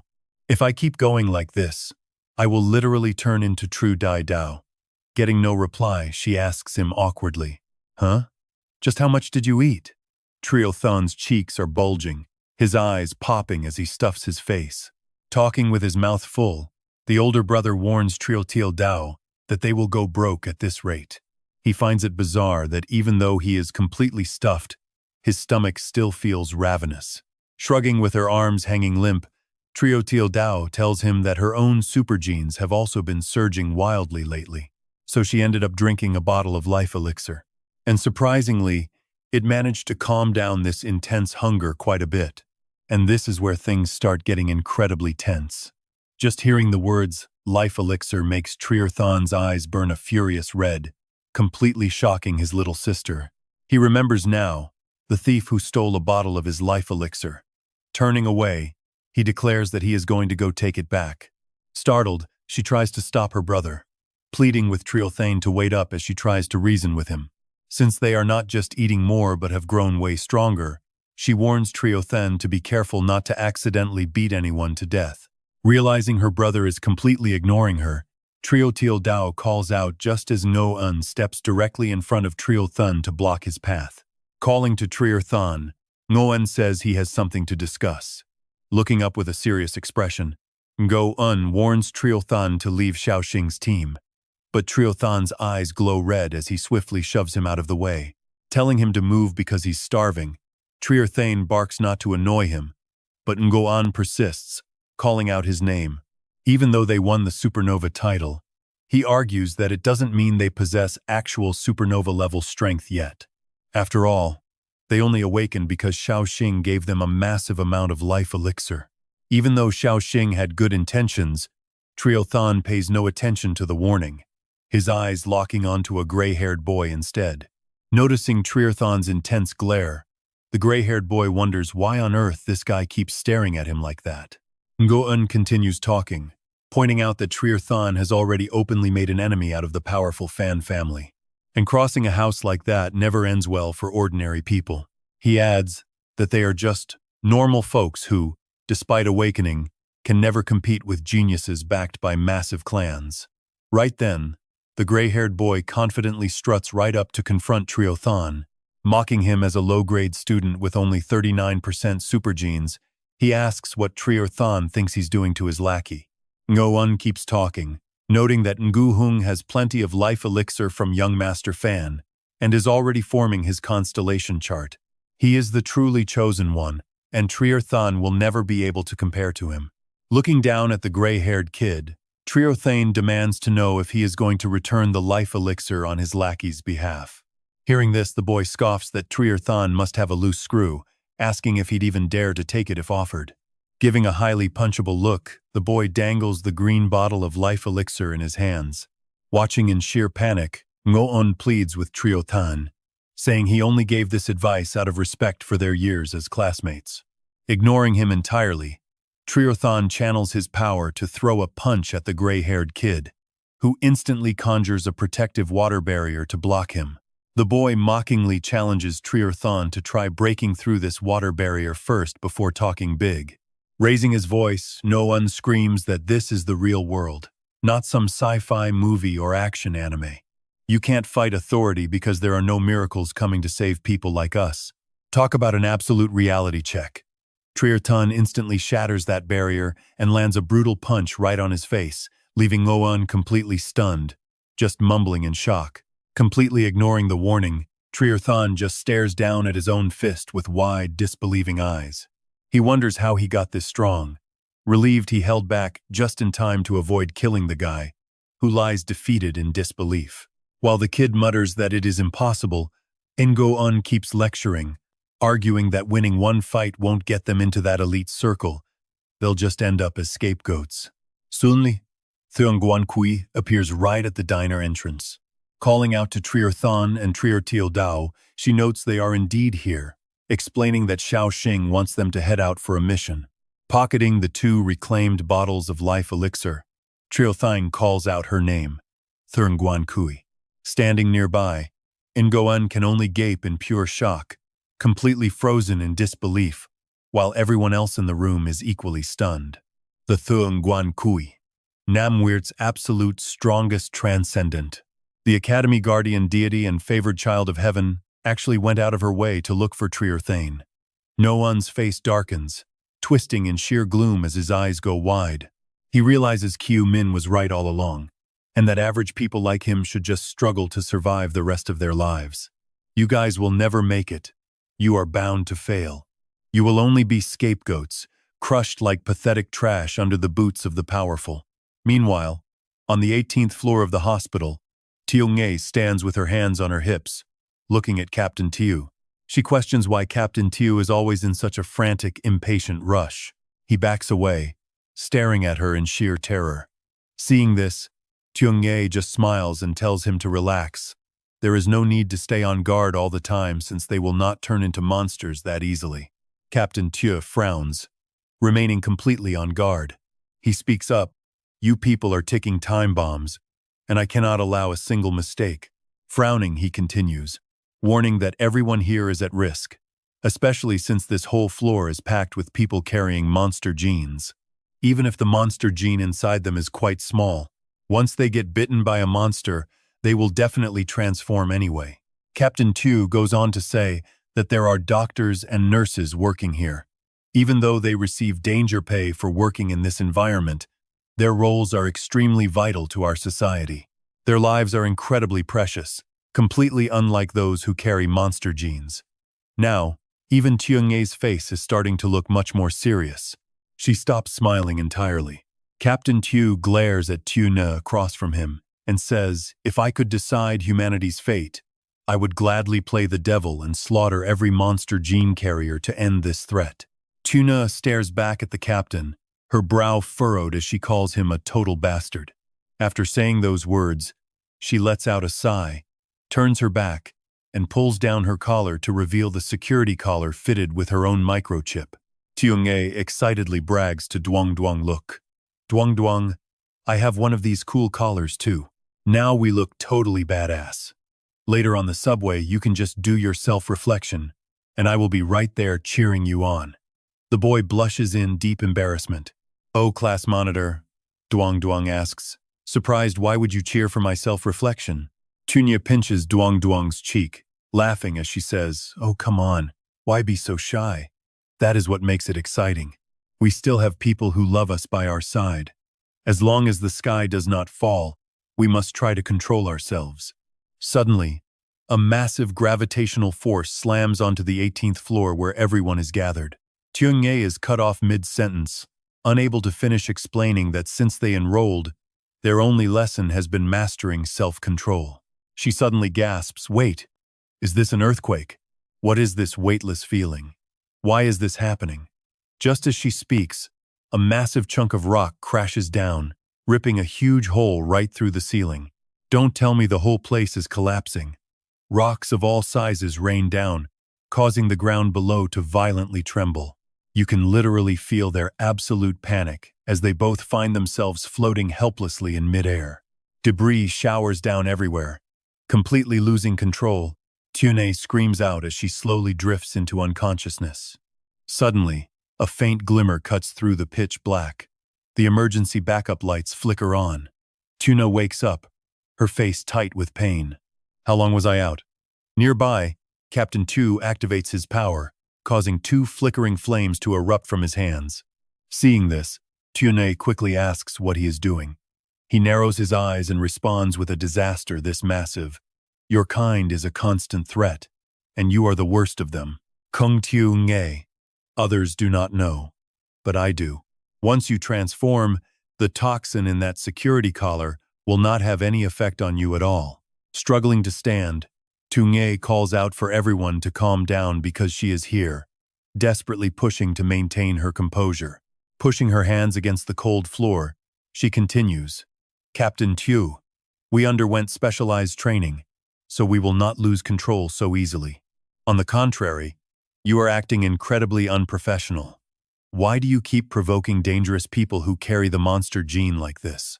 The young guy on the right clutches his chest, trying to stay calm by telling himself to just breathe. Duang Duang tries to comfort himself by thinking of his sister, knowing he cannot make her worry, while the boy on the left seems close to his breaking point. He gasps that he cannot take it anymore, pleading for help. Tungye blames Captain Tue, saying his prejudice will cause him to lose the focus he desperately needs right now. She warns him that he is only dragging himself down. Just as she finishes speaking, a monster suddenly lunges from behind, sinking its razor-sharp teeth deep into Captain Tue's shoulder. Its claws pierce his stomach, leaving him completely stunned. Now look at this shocking turn of events. Before the captain can even realize that low-level gene carriers mutate far quicker, he is violently torn apart by the savage beast. Someone screams that the captain is being eaten. Duang Duang trembles, his hand dropping from his collar as he yells, "A warning! We must get out of here right now. He was a 3-star combatant." Once this thing digests his body, it is going to evolve even further. Duong Duong points directly toward the glass doors where the nurses are stationed, shouting for everyone to hide inside the nurses' station. The glass around the nurse's desk is bulletproof, and the staff even have self-defense weapons. The two nurses look on in absolute shock. Guns in hand, they watch the crowd with terrified looks. One guy objects there is no way they will let us inside. He quickly checks behind himself and continues. He looks at everyone in absolute terror as he speaks, warning that swarming monsters have trapped them in one spot. Another beast is already coming, meaning they are completely cornered with only a solid wall behind them. We are finished. Even if we control ourselves, they will still bite us and turn everyone into monsters. Gong Xiaoni looks dead serious as she answers him, saying this place is not safe. So and then her eyes flash with a bright blue light. She channels her raw power, clenching her right hand into a fist before slamming it down to cave the ground in. She wants to check the lower floor, leaving the others completely shocked as class monitor Gong Xiaoni cuts them off, yelling, "Jump down with me." The group leaps down, and Yang Yang asks in shock, "How did you even do that?" Gong Xiaoni seems to enjoy floating in midair, smiling as she gives her answer. "You just need to trigger the semi-mutation mode," she explains with a serious face, pointing ahead, making a pretty wild comparison about how self-control works, even without using protection. One of the guys quickly calls out to her, "Gong Xiaoni, you absolutely cannot do that. There is no guarantee you will control it next time." But she just laughs it off. Okay, just focus on finding the path," she says, as another classmate warns her that a triggered safety collar will poison her to death. She reassures them to keep moving, telling everyone to follow closely and keep themselves fully under control. "Keep it up, guys can never say they cannot do it," she jokes. While outside, an orange-haired nurse supports the vice principal. She introduces herself, explaining she is the vice principal of the Qingchu City No. 1 hospital. "We barely survived this disaster, as our entire facility collapsed deep underground, completely buried under massive piles of rock and dirt. Luckily, our scouts report that the solid structural design of the building managed to prevent a total collapse. There is still a pretty delicate balance between the heavy debris and the building itself, but her face suddenly pales as she warns that clearing the dirt too quickly might trigger a total collapse. We must do everything possible to carry out the rescue without disturbing this fragile equilibrium. Fortunately, the nearby water supply is pretty abundant," she notes, thinking of the pathways leading inside. "Experts calculate that 2 underwater pathways can reach the building, which will serve as our primary entry points. Therefore, this entire rescue operation will be handed over to 2 purge squads, and each team must bring along an Earth element supernatural user who is also a structural geology expert. These 2 teams will split up and enter through both entry points. The biggest threat our purge squads will face is the high chance of aquatic monsters appearing, along with victims inside who carry mutated genes and might turn into beasts." Looking down, she promises that the hospital will track the survivors and reward both teams generously. Each survivor saved earns 10,000 yuan and a bottle of life essence. "Thank you for your support, but we only have 2 slots, so purge squad leaders should sign up quickly." Hearing this, Xiao Yu raises her hand, declaring that the Apocalypse Spark squad wants to register. "Apocalypse Spark, that sounds pretty unfamiliar. Is it a rookie squad?" she asks, smiling politely before turning them down. "We appreciate your willingness to help, but we are deeply concerned about the safety of our staff and patients inside. If possible, we prefer more experienced squads to apply," she says, as the nurse leans in to whisper. "They are gone," the nurse whispers. And when asked what is gone, she says only their team signed up. Her eyes widen in shock, talk about an instant, awkward reality check. Disappointment washes over her as she sighs, muttering that their hospital's reputation must be terrible because of her own incompetence. The nurse quickly supports her, offering comfort by saying the recent monster tide likely left everyone severely injured. Even the elite fighters from the academy are completely drained of strength. Those who fought that beast tide are still recovering, and even the 4-star general is not doing much better. Smiling politely, the vice principal insists they must start the rescue, before Xiao Yu corrects the squad name again. "The Spark Squad," she says, claiming she knew they were pretty extraordinary from the very moment they arrived. You are the chosen ones for this mission, though it is quite a shame you have to split into 2 teams. Xiao Yu immediately reassures her, promising they are already fully prepared for this. After speaking, Xiao Yu calls her teammates, saying they secured both slots and do not need to block anyone. Flashback to half an hour ago, where the path to the academy is quiet under a bright, breezy sky. Shangguan Kui blocks the hospital entrance, coldly declaring they will have to go through her to join this mission. A 4-eyed guy from another squad responds, saying there is really no need to take it that far. We will just head back, since you clearly must have a pretty good reason for acting like this. Meanwhile, Xiao Xing plays with his knife, smiling, and honestly, his warning makes complete sense, telling everyone to stay far away from this fishy collapse. But nobody listens to him. They completely ignore Tin Ton and keep marching straight toward the hospital. Tin Ton sneers and begins activating his power. He figures that last time, these guys at least bought him some valuable time. A golden gauntlet wraps around Tin Ton's hand, suddenly shooting out a pretty bright spark of blue electricity. He keeps thinking to himself that he cannot just watch them run straight to their deaths, since he is a decent guy after all. That electricity fires long iron ores right into the side of the skyscraper. An incredibly blinding flash of light erupts, completely blocking the crowd from moving forward. Tin Ton continues releasing more iron ore to construct a barrier, forcing the entire group to halt in their tracks. Stopping his power, he gives a polite smile and asks, "Did you even hear me? Why are you all so eager to steal my mission? This is for your own safety, so let us charge in together. I really need to pay you back for earlier." The crowd glares toward Tin Ton with pure murderous intent as one of them snaps. Is this the famous rising star everyone keeps talking about? He looks pretty arrogant. A massive guy in a red mask growls it out. This blonde punk is looking for a very creative way to die. Another guy sneers who knows how much he cheated just to snatch that rookie title. The gray-haired woman glares at him and warns, "Acting this cocky is just going to get your face slammed right into the dirt." Now look at this guy standing right before his battlefield of iron ore. Tin Ton waves his hands and laughs. "Just kidding. Just kidding. You upperclassmen are pretty scary. We definitely cannot fight like this inside the academy." Landing on the ground, he draws a quick circle on the dirt and says, "Does our academy not have a traditional dispute resolution method? Basically, we all stand inside this small circle at our feet, and whoever steps out first loses." Tin Ton's look turns pretty cold. He sneers and then continues, "Of course, since I am the one blocking your way here, you can all attack me together. I promise not to tell a soul, so nobody will call you cowards." Hearing this, the orange-haired boy speaks up. Covering his eyes with both hands, he mutters, "This guy really wants a beating. I cannot take this anymore." Diapan also steps forward to handle this, saying there is indeed no need to make a scene, so let us draw the line fair and square. Traumon adds in a threatening tone, "Last time you played this circle game with me, you could not even protect your own troops." Diapan steps forward. Unleashing his power, an orange glow radiates from his hand as he glares at Tin Ton with an extremely serious look. "Do not worry.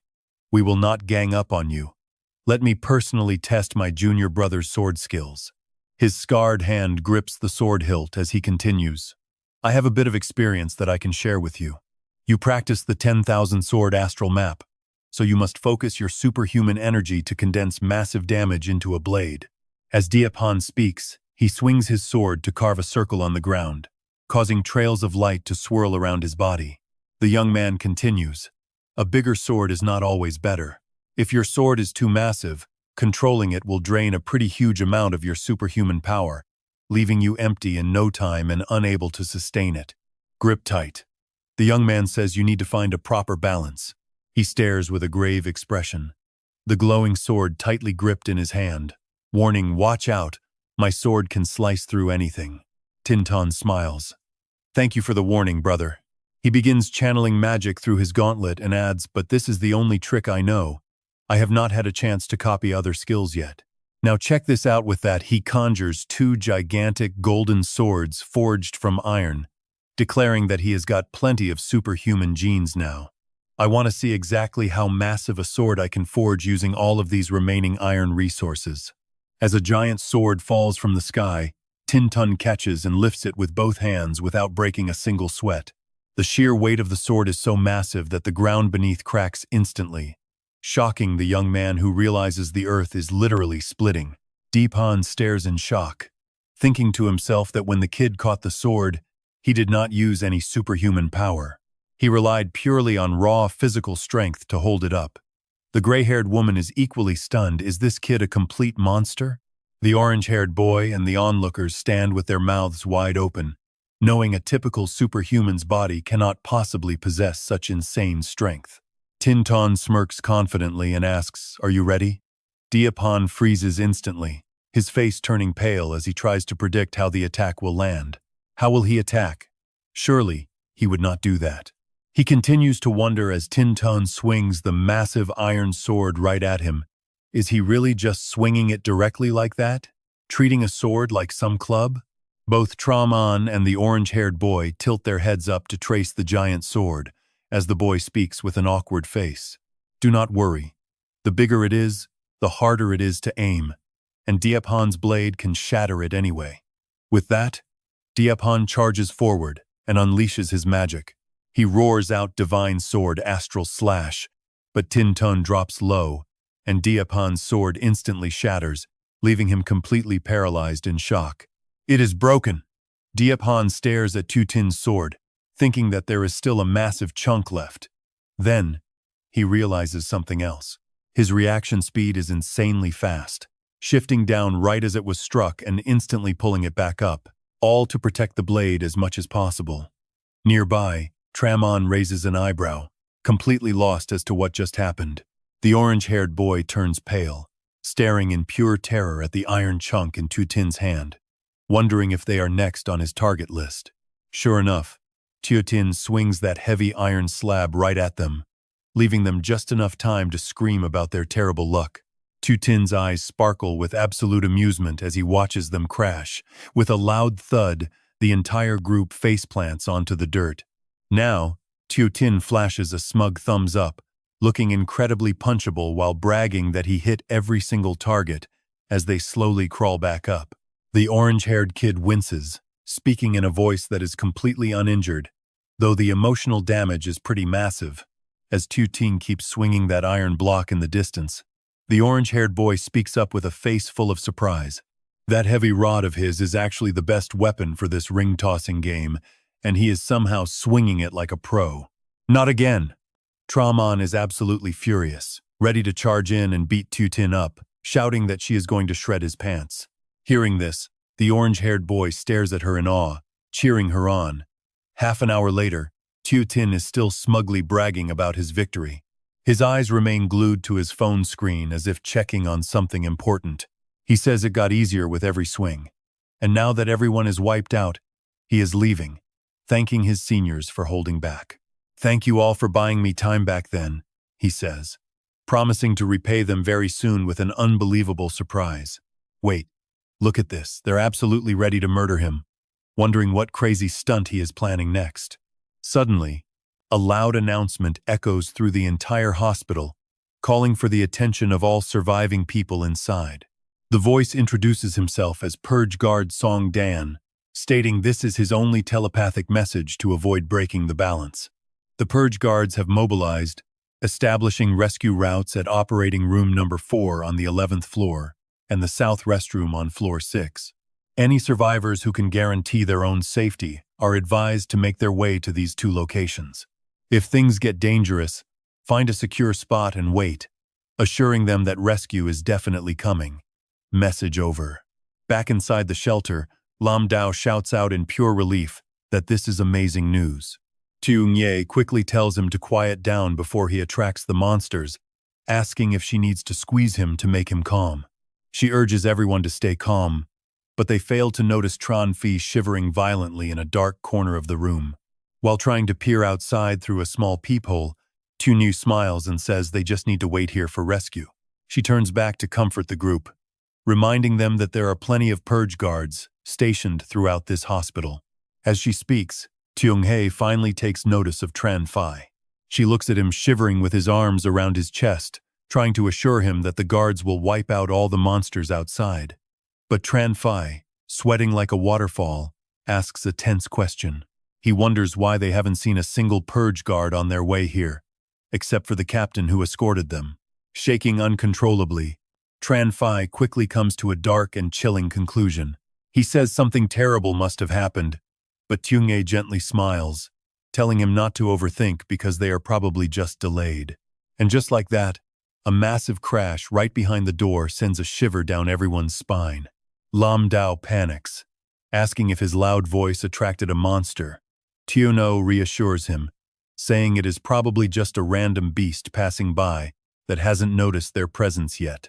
Meanwhile, Tran Fai's body begins to undergo a horrifying transformation. Bulging veins crawl up his neck as his safety chip flashes an ominous red warning. Seeing this, their class rep, Lam Dao, desperately tries to calm him down. He begs Tran Fai to stay strong, pointing out that even high-risk Duong Duong remains completely calm under pressure with his safety collar on. Tyun-gae joins in, pleading with Tran Fai not to give up and to hold on just a bit longer. With tears streaming down his face, Tran Fai looks back and calls out to everyone. Sharp fangs and claws erupt as his body warps, his voice trembling as he admits this cursed fate was likely set from the start, and he can no longer fight it. Now completely transformed into a beast, Tran Fai struggles to squeeze out his very last words. He apologizes for causing trouble, begging them to be stronger than him and to keep fighting to survive. The noises outside grow dangerously close, and Tyung-ae glares at the door, her face pale with mounting panic. Lam Dao shouts a warning, saying Tran Fai's monster gene is at 84%, which means he is turning into a level 2 threat. Looking completely stressed, he urges everyone to run outside, but Tyun-ae instantly disagrees. She yells that they cannot go out because there is more than one monster. Suddenly, Duong Duong steps forward, offering to stop Tran Fai. He kept speaking with a determined look, staring straight at Chen Fei, who was now fully a monster, and told the class president to find a way to get Lin Tao out. "Class president, get Lin Tao out of here." Yang Yang grimaced and yelled, since he was the high-risk one, especially with his legs being useless. "If you guys stay, there is no way out. I want to survive, so I will absolutely risk my life to hold Chen Fei back." Suddenly, a crazy blue light flares up and you know things are about to get absolutely wild now. A massive burst of fire blasted a hole right through the floor, sending debris flying everywhere as he and Lin Tao scrambled backward. Lin Tao gasped in shock. That blue fire, is Chen Fei being burned to death? But as the flames quickly died down, someone answered him. No, he probably just fell through, leaving everyone utterly confused about what was happening. Stunned, they all peered down into the smoking hole where the flames had just erupted, wondering what on earth was going on. Looking down into the bottomless abyss, one of them whispered, "We thought there was no way out. Could it be the cleaners coming to save us? Are they really that fast?" The group wondered in awe, staring into the dark depths. Yang Yang and Lin Tao leaned over the pit, and Lin Tao spoke up. "Monsters below level 4 do not have elemental powers, and since that fire was blue, it is either a high-level beast or an awakened." He glanced over at Xiao Ni, adding that if a level 4 monster had actually showed up here, they would all be dead already. "Right. So I bet the cleaners sent backup down there," Lin Tao said with his eyes wide, starting to feel extremely anxious at the mere thought of them. "But it is so dead silent down there.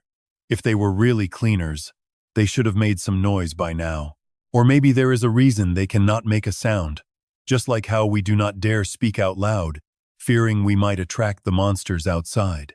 Yang Yang chimed in, but Lin Tao ignored him and swung his legs over the edge, fully intending to jump down. "This is our best shot. Did not that cleaner just send us a telepathic message telling us we can head to the 11th or 6th floor? Going down from here is the perfect shortcut, so I will head down to scout the path first." Xiao Ni panicked when she saw Lin Tao about to leap, urgently telling her friend, Yang Yang, to hold him back. Yang Yang nodded his head instantly, looking completely terrified as well. Yang Yang quickly grabbed Lin Tao mid-jump, catching him with one hand while snagging his collar with the other, fiercely scolding him for being reckless. Do you seriously not know how terrible your own luck is? The moment we get trapped, an exit suddenly opens up. Do you honestly think we are actually that lucky? Xiao Ni immediately chimed in to remind them that they are literally the unluckiest people in this entire world. We buy instant noodles with no seasoning, get ripped condoms, and exits that are traps, I mean. Talk about terrible luck. Lin Tao frowned, still arguing that an awakened back at the academy was using blue flames just a couple of days ago. That might be true, Xiao Ni muttered while reaching down to grab Lin Tao. Sure, there are heroes who use blue fire, but monsters can use it too. We simply cannot afford to take this risk. She kept warning him while pulling him up by his shoulder, telling him they only survived this long by being patient, so they had to be careful. Once pulled back up, he just started to shake.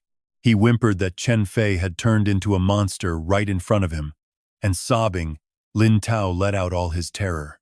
I refuse to turn. I want to live. But people who carry monster genes like us are despised even by the gods. Nobody is coming to save us. They probably wish we would all just die here. Xiao Ni used her finger to lift the corners of his mouth, forcing a smile. She spoke with a reassuring wink, telling Lin Tao to listen, that he just needed to focus on himself and ignore what everyone else thought. By forcing a fake smile on our faces, we can easily trick our own brains. It triggers chemicals that make us feel happy, instantly boosting our optimism so we do not end up breaking down and turning into horrible monsters. Lin Tao nodded, tears still filling his eyes, when suddenly, Yang Yang, standing by the door, called out to Xiao Ni and Lin Tao. It has been dead silent out there. Maybe they left. What if we try to slip out right now? He finished speaking and peeked through the crack, only to see a massive horde of giant monsters gathered right outside the door. Yang Yang slammed the door shut, terrified, turning to the other two to warn them that going out there was absolutely out of the question. Luckily, they did not notice us, Lin Tao said, asking the class president what they should do. We cannot go outside, and we cannot go down either, meaning we are completely trapped in this room. Even if nobody wants to help us, the Purge Bureau cannot just ignore the public outcry and do absolutely nothing about this. The hospital collapsing is a massive disaster, Lin Tao added with wide eyes. And yet we still have not seen a single other cleaner around. Where is the hospital security? These corridors are eerily silent, with absolutely no sounds of battle, just monsters lurking everywhere. He throws out a theory but quickly brushes it aside with an awkward smile. Is it possible that every ordinary person is also Yang Yang? Before things went crazy at the hospital, I think your sister had already arrived here too. Actually, never mind. She will be fine. Usually when a girl says she arrived, she is just stepping out the door. Yang Yang just keeps his head down the entire time, completely silent. Tiong'e immediately tries to comfort him. Yang Yang, calm down, take a deep breath. Just try to remember your time as a sage. Lom Dao looks at him in utter terror. Do not mutate, or that safety collar will poison you to death. Up on the 4th floor radiology department, those poor souls who were trapped downstairs finally reunite with the other survivors. They are completely ecstatic, crying out that they are finally saved. Look at how many people are here. The three of them quickly run over to the group, feeling a huge wave of relief washing over them. Wait, did the rescue really go this smoothly? I do not know about you, but this feels way too easy. A sudden voice calls out from behind them, well, if it isn't the most brilliant bunny captain among our Nam-Wirt Purgers, did you bring those people from the 1st, 2nd, and 3rd floors up? You did an amazing job. Now we do not need to head down there. Thanks for your hard work. 2 superhumans, a man and a woman, step toward Tutu. The brown-haired man tells her the hospital crisis is completely over. Now we just wait for our colleagues to get us out. Tutu looks visibly uneasy. Wait, has everyone on the other floors really been saved? And where are all the other monsters? The brown-haired man bursts out laughing. He continues, we just got lucky, since we were here for a checkup when monsters showed up at the academy, so we acted fast to rescue the trapped survivors. Alongside the hospital security team, we took down all those mutated beasts that transformed from people whose monster genes went out of control. Tutu slowly repeats his words. The hospital security team? He just chuckles again and raises his voice. They have never dealt with such a massive crisis, so they are completely wiped out. Right now, they are resting over there, piled on top of each other. Tutu feels highly suspicious, wondering if they are really just resting. He leans down, looking right at her. That is right. You are exhausted too, right? With us here, you are safe. So go ahead and rest. He thinks to himself, actively trying to channel his power directly into Tutu. His eyes flash with a purple glow, activating his 4-star mental superhuman ability, psychological suggestion. Thoughts swirl around Tutu, telling her that everything has been completely settled. She feels incredibly relieved as all her fatigue washes away. She is so tired, and her eyelids grow heavy. It is safe here. Just close your eyes and rest. But Tutu suddenly snaps out of it, smiling as she tells him, I do not need to rest. That is right. You saved everyone. In that case, where is the group from the 18th floor? The brown-haired man narrows his eyes at her in total confusion, wondering how his hypnosis failed. Did she somehow break through to 4-star superhuman level? The other green-haired woman now begins to speak up. The 18th floor, you cannot go there. The entire hospital structure is unique, and all units related to monster gene carriers are above the 16th floor of the West Building. A map of the hospital appears. Right in the center is the monster gene zone. She continues, once an accident happens, the hospital defensive mechanism triggers, automatically sealing off the special barrier on the 15th floor. But there is no need to worry about the staff inside. They already know to retreat to private safe rooms and await final rescue. Tutu widens her eyes and asks the green-haired woman, what about the ordinary people besides the medical staff? What about all the patients who came for checkups? The green-haired woman coldly replies, you mean those monster gene carriers? Sorry, but we must prioritize the majority. She asks again, do you want to go to the 18th floor? Tutu does not answer. She just turns and runs in another direction, shouting the corridor is blocked. I will find a way from outside. I leave this place to you all. Just look at those faces. Their true, sinister natures are finally starting to show. They prepare to use their power to stop her. The green-haired woman speaks up. In that case, we have no other choice. The hospital collapse must be announced to the public as a major disaster, but fortunately, with no serious casualties to speak of. She cannot be allowed to interfere with Master Fan's plan, so they have no choice but to eliminate her. Outside, the rescue team chief quickly runs over to meet his deputy. Who told you to arrive here so early? Did I not tell you it would take at least an hour to stabilize this collapsed structure? She replies, looking quite troubled. No. You said nearly 30 minutes would be enough. Our colleagues are buried underground and their lives are in serious danger. We must rescue them immediately. Hearing this, he instantly screams at the deputy director for being so reckless. He barks at her. Am I the rescue commander here? Or are you? Do you really think you know safety better than me? How can you start this without being properly prepared? If something goes wrong, who is going to take responsibility? Why are you even so stressed? The commander raises his voice at her again, arguing that the purifiers, backed by the hospital security force, are already quite enough to handle any problem. Besides, according to their info, there are already 3 purifiers inside. With them on the ground, nothing can go wrong. The hospital is completely safe. She tries to cut in and object, stammering out that, of course, but what if? He snaps back in anger. Damn it! Stop standing around here and getting in our way. Suddenly, Tin Tone steps forward right next to the vice director, his face dripping with pure hostility as he tells him that his bald head is incredibly shiny. The commander stammers out, "Who are you?" But Tin Tone just keeps threatening him with a terrifying, menacing glare. If anyone gets hurt or dies because of your turtle paste rescue, are you going to use that bald head of yours to take the blame? Is that bald skull actually tough? If a blade comes down, will it split cleanly in two or just shatter into tiny pieces? He gnashes his teeth in pure fury, staring up at Tin Tone and thinking, where did this punk come from? Putting on a show like some crazy actor. If I do not teach this brat a lesson, I am not myself. But hold on, because right here, the massive shadow of a giant beastly dog looms from behind, freezing him completely in his tracks. Tintone just grins and asks, "Why are you shaking so much?" With a look like that, even if you are cured, you will still be drooling. He raises his voice again, snapping, "Get lost and let us inside already." He is absolutely terrified by now, but he still stammers no. Thurng Guan glares down at the commander as she walks past, raising her voice, "Say another word, and I will cut you down." He stammers, Thurng Guan. Fine, please go on inside. Two of our expert supernatural masters are already waiting for you in there." The commander anxiously watches the group that just walked inside.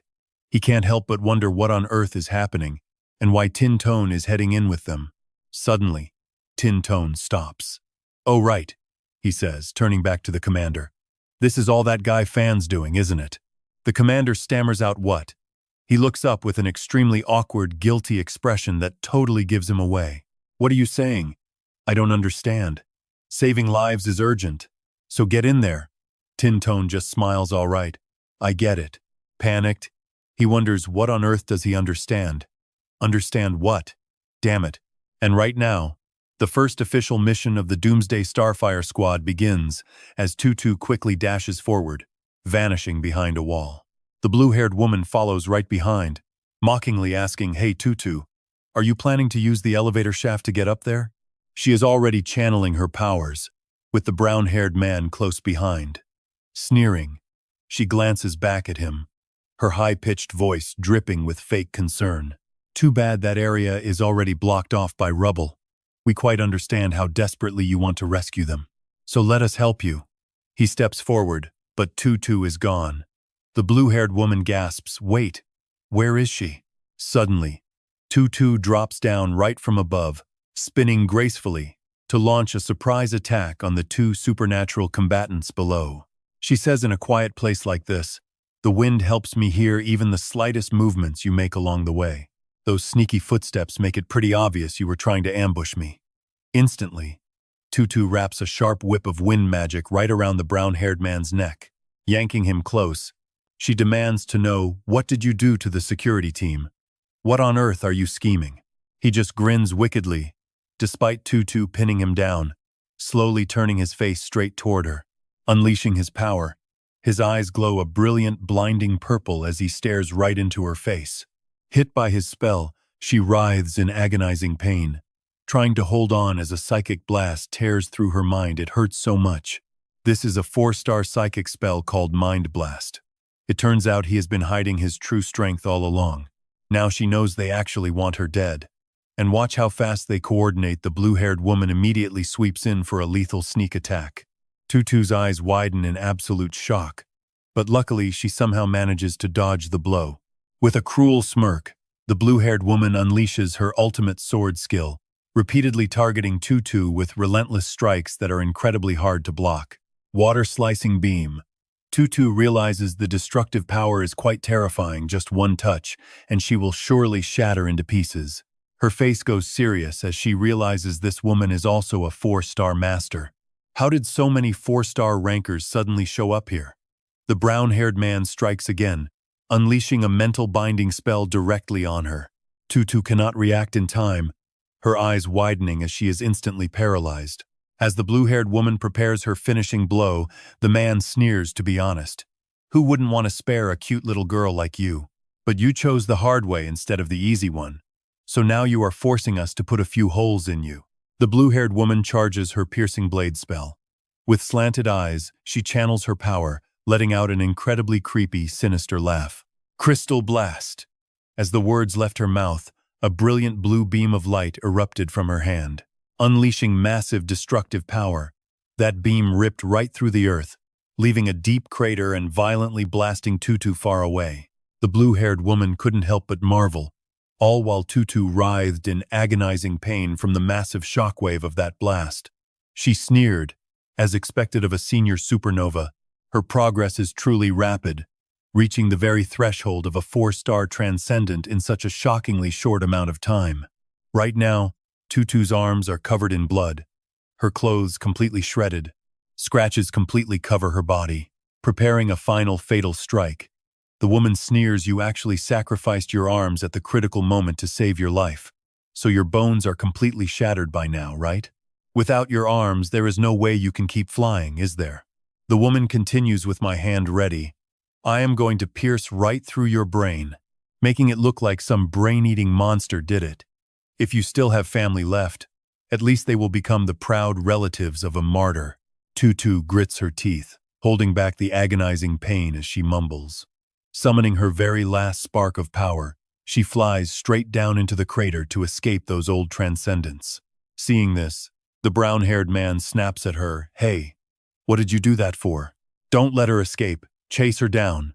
The blue-haired woman stops, hesitating, but that's the zone young Master Fan specifically locked down. The brown-haired man snaps back, "Who told you to blast this giant hole open anyway?" letting Tutu escape right into it. With that, he barks an order at her, "Go finish her off quickly. If she gets in young Master Fan's way, we are both done for." With that, they head deeper into the crater, and the woman strikes up a conversation with him. "Something feels pretty off here. Do you actually know what young Master Fan is planning to do?" The man replies, "Yeah, I have no idea." Suddenly, the woman steps on a root inside the pit. "What on earth did I just step on? A tree root? That is so weird." The man looks straight ahead, telling the blue-haired woman, "Just ignore it. We need to track down Tutu as fast as possible." She shoots back immediately. She is heavily wounded. She might already be dead in some random corner anyway. But look at what's happening behind them. Roots start gathering, sealing the crater's opening while he mutters, "We need to find her, dead or alive." Over with the Doomsday Spark team, Ah Fan complains to his companions. "This setup makes zero sense, splitting us into two teams like this." He pauses for a second, then continues talking. "We have 4 people on this side, and even Shangguan Kui, the strongest rescue asset from South Moon, is here. Meanwhile, the other team only has some nameless captain." Xiao Yu looks at him with pure disdain, scoffing exactly. That jerk probably just wanted to ditch us so he could play the hero and save the beauty. Plus, that girl is the dean's granddaughter. Look at the way he stared at her picture. On top of that, the rescue captain over there is actually a girl. "Ah," Fan blurted out. "Wait, what?" Xiao Yu just grins. "Too bad you have to blast this path alone." "Ah," Fan yells, unleashing his power. "This is my duty." "Almost done." Ah Fan roars, channeling his inner energy. "Rock star chart." He directs his full power straight at the wall, unleashing a massive, devastating beam of light, shattering the wall with sheer transcendent power, mountain-shaking force. With a loud laugh, Ah Fan boasts that the rescue path is officially open. Standing right beside him, Xiao Yu claps and cheers. "You are so awesome." Behind the broken wall, the surviving victims finally appear. Ah Fan turns to them. "Do not panic, everyone. You are all saved. Just stay calm, stay put, and wait for further instructions. Doomsday Spark Squad, get over here and coordinate with me to stop any monsters that might show up." He thinks to himself, we have plenty of manpower on this side. Plus we have Shangguan Kui here, giving us a total sense of security, but I am pretty worried about that other team. Meanwhile, the captain of Rescue Team 2 has opened up another path on her side. She calls out to the people trapped inside. The rescue path is open. But where is that Doomsday Spark Squad captain? And wait, here is the funniest part. She turns around to speak to Xiao Xing, only to realize he is completely gone. "Get over here and help me expand this path." She yells out in frustration, "Where did he go?" The captain crawls forward, grumbling under her breath as she moves. "Having only you on my team was already bad enough, but now you are pulling a disappearing act on me?" One of the survivors tries to calm her down, captain of Rescue Team 2. "You have worked so hard. I can sense that no one in here carries the monster gene. No monsters will show up, so you can focus on the rescue with peace of mind." Hearing this, the captain turns and scolds him with a frown. "Why did you even crawl in there? And sense my foot. Peace of mind, my ass. I am definitely reporting you." The survivors nearby look on in complete shock as they watch Xiao Xing walk inside. They whisper among themselves, "Who is this guy? I do not think we saw him earlier." He walks over to where the fallen guards are lying, trying to wake one of them up. Xiao Xing shoves the foot of another guard right under this guy's nose and calls out, "Hey, guard buddy, wake up, come on, get up." Smelling the foot, the guard finally opens his eyes. Xiao Xing grins and speaks up, "Hey, get up and help with the rescue." Still half asleep, the guard grumbles, "Fine. But does that salted fish smell mean it's lunchtime already?" In a flash, Xiao Xing vanishes, leaving the guard all alone to scratch his head before shrugging it off and waking the others. Where did he go? Whatever. Everyone get up. Xiao Xing heads deeper inside, chin in his hand as he thinks Gong Xiaomi is probably on the 18th floor. Slipping his hands into his pockets, he walks to the elevator, but it is completely blocked by concrete debris as Xiao Xing mutters. He sniffs the air like he caught a scent, saying, "No way up through the elevator. Guess I have to take the stairs." Xiao Xing quickly runs back to check, realizing, wait, there is a weird scent of extraordinary genes coming from over there. He finds a crater showing clear signs of a brutal fight. Smirking as he mutters, "This scent feels familiar. Let's check it out." With that, he dives straight into the pit. But a threat like this never happened in the future timeline. Did the Fan family do something? Walking a bit further, Xiao Xing spots massive tree roots completely blocking the path, leaving him totally baffled. Humph! Xiao Xing pushes through anyway, parting the thick roots to head deeper, with a highly puzzled look on his face. He murmurs, "Did the flame demon god actually have a hand in this? No way. Since when does he cooperate with mere humans? What kind of annoying butterfly effect did my past actions trigger?" Xiao Xing rubs his chin, staring intently at the roots in the crater. How massive must this butterfly effect be to make the mighty high priest of the flame demon god stoop to collaborating with plants? A predator teaming up with vegetation? Unbelievable. Amused, he bursts into a loud laugh, and Xiao Xing continues, "It's like your stomach bargaining with a crawfish during a late-night snack. Hey, should we steam that crab over there? Hilarious. They won't catch a slippery crab like me so easily." And then, things get ugly. One of those massive roots splits into a giant mouth, snapping right at Xiao Xing. He flinches in surprise. Oh, crap. Did this thing actually sense my presence already?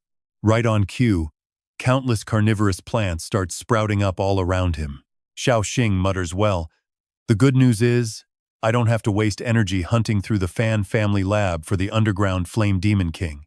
He just decided to show his ugly face himself. Leaping high to dodge the snapping jaws of the monster plants, Xiao Xing yells out, "And the bad news is, I can't win. There's absolutely no way to beat him." He chuckles awkwardly, a hint of terror crossing his face as he thinks of the Flame Demon God. The Flame Demon God is an absolute monster lurking deep underground. Without level 5 strength, defeating him is completely impossible. Even back when I was a level 5 monster lord in my past life, it would have been a tough gamble. Thinking of Zhao Yu, Zhao Sheng, and Zhao Tao, he realizes he originally thought the beast was just chilling in the Fan family's twisted laboratory, hoping he could just wait until he evolved, and wait for Xiao Yu to reach 5-star extraordinary status, while Zhao Sheng and Xiao Tao grew much stronger before facing it. But now, the Flame Demon God is right here, giving him zero prep time as he desperately runs for his life. As the flesh-eating vines snap at him, Xiao Xing flees, shouting, and he even teamed up with the Fan family to cause all this chaos. Wait, something is off. A powerhouse like the Flame Demon God teaming up with plants makes absolutely no sense. Dodging a lashing vine, he locks his gaze forward. These tail attacks are fast, but they are way too weak compared to his actual terrifying form. Suddenly, he stops. As the monsters surge toward him, Xiao Xing raises his hand, ready to unleash his hidden power. Now get this, he realizes the monster hasn't fully recovered yet, making it too terrified to unleash its true power and reveal its secret nest. Xiao Xing smirks triumphantly, starting to channel his destructive magic. "Now's the time," Xiao Xing shouts, waving his hand to fire a barrage of razor-sharp magic blades slicing through the vines. "You monsters still don't have the power to take on this entire world. If you actually did, you wouldn't have waited a whole year to destroy humanity." The thrashing plants begin to mutate and strengthen, shedding their leafy disguise to reveal their true, terrifying forms underneath. Xiao Xing speaks up, "You're clearly hiding here. Yet you didn't eat those helpless civilians, and even let those delicious high-tier guards who walked right into your territory walk away completely unscathed. You are definitely hunting for something far more valuable." Menacing red veins pulse across the writhing roots as even more massive tentacles begin to sprout. Xiao Xing stands below with a cocky grin. "Gong Xiaoni, the one carrying those powerful monster genes? Well, I'm a pretty tough opponent. And quite handsome and smart too, right?" With that, Xiao Xing begins to undergo a dramatic transformation. A dark mask forms over half of his face, radiating an extraordinary aura that shields him from any potential harm here. Xiao Xing gets dead serious, muttering, "Now I've fully transformed."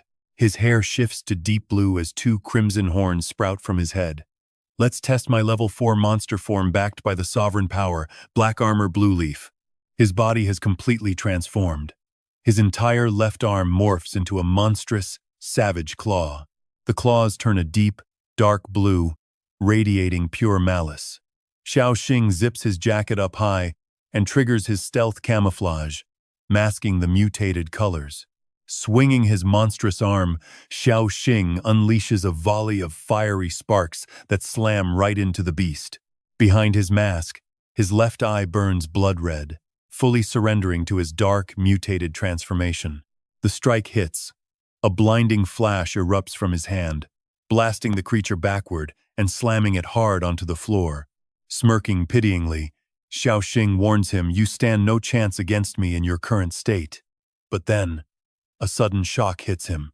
The beast still possesses insane vitality, lunging forward to swallow Xiao Xing whole. "Oh man, are there really this many of them?" He counters, blasting the creature right in its gaping maw. To think a fire demon would actually resort to cheap stall tactics like this. Smashing through the adjacent wall, Xiao Xing quickly evades the beast, muttering, "I am done playing games with you." He cannot let them touch him. He needs to avoid physical contact, dodging all those thrashing tails as he charges straight for floor 18.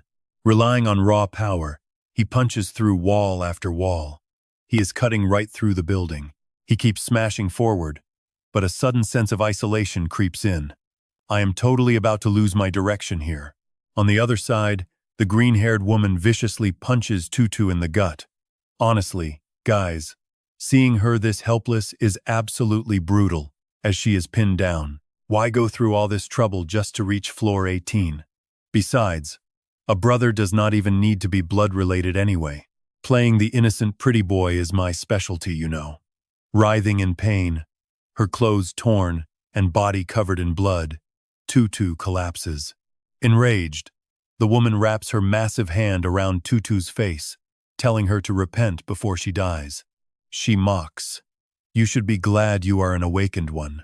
Normal people who associate with monsters only drag everyone else down. You should have left them. Look where that got you, he just dragged you to your grave." Meanwhile, the brown-haired man is growing extremely restless. He urges, "Hurry up, kill her and let's go."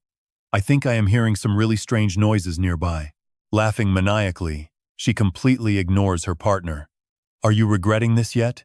But Tutu simply spits directly in her face with pure disgust. Enraged, the woman squeezes Tutu's head, making her wince. "I abandoned my trash family long ago," she snarls. "This is the difference between us. And that is exactly why you are going to die by my hands." But just as she prepares her final spell to execute Tutu, a terrifying rumble shakes the wall.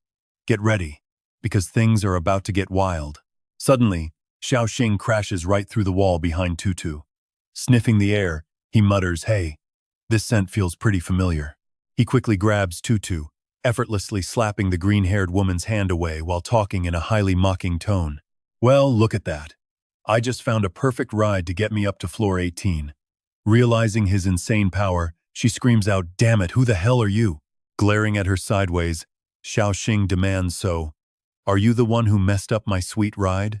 Her confident smile completely vanishes now. Absolutely terrified, the green-haired woman frantically points her ultimate technique straight at him. Damn it. What kind of awakened idiot just barges into a restricted zone like this? Go to hell. Star Sword Diagram. A bright blue beam of energy shoots right at him. Crystal blast. Xiao Xing is momentarily taken aback. Huh. Holding Tutu with one arm, he casually raises his other hand to deflect the blast, sending it completely off target. It seems my demonstration of domain power last time taught you a few tricks. Such a shame you decided to use those skills for something so utterly corrupt.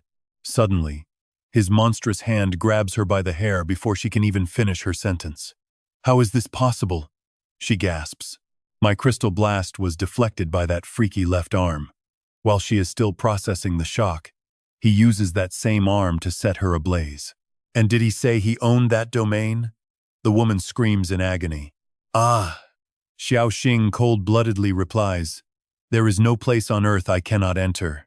You, on the other hand, chose the wrong path. Go meet your maker. The brown-haired man is absolutely paralyzed with fear. He stands frozen, utterly shocked by the horror before him, while Xiao Xing flashes a cunning smirk. A perfect chance to recharge, he thinks. It looks like he is burning her, but he is actually draining her dry. Finally recognizing the boy, the man grits his teeth and yells out, "You are Lam Deerp." Xiao Xing speaks up. Collaborating with monsters and betraying humanity is a dead end. I suggest you turn back while you still can. Walk away from the darkness. Tell me their plot right now, and I might just let you walk away from here in one piece. Gathering his strength, purple electricity crackles around his hands as he unleashes a sudden psychic burst. Instantly, the man turns and runs. No way, he yells. I would never dare betray the Fan Ra. But his face suddenly pales in sheer terror.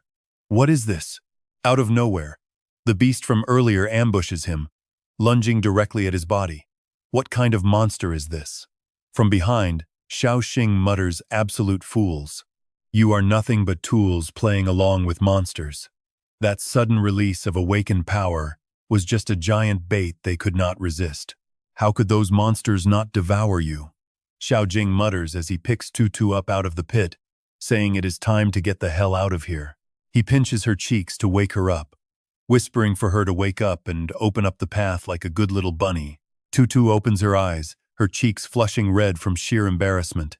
She stammers that she is fine, then looks up at him with wide, startled eyes. It seems like every single time I am in danger, you always drop down from the sky to save me.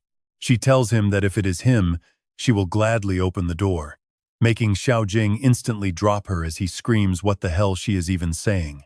Minus 100 karma points, he thinks, warning her not to try and seduce him.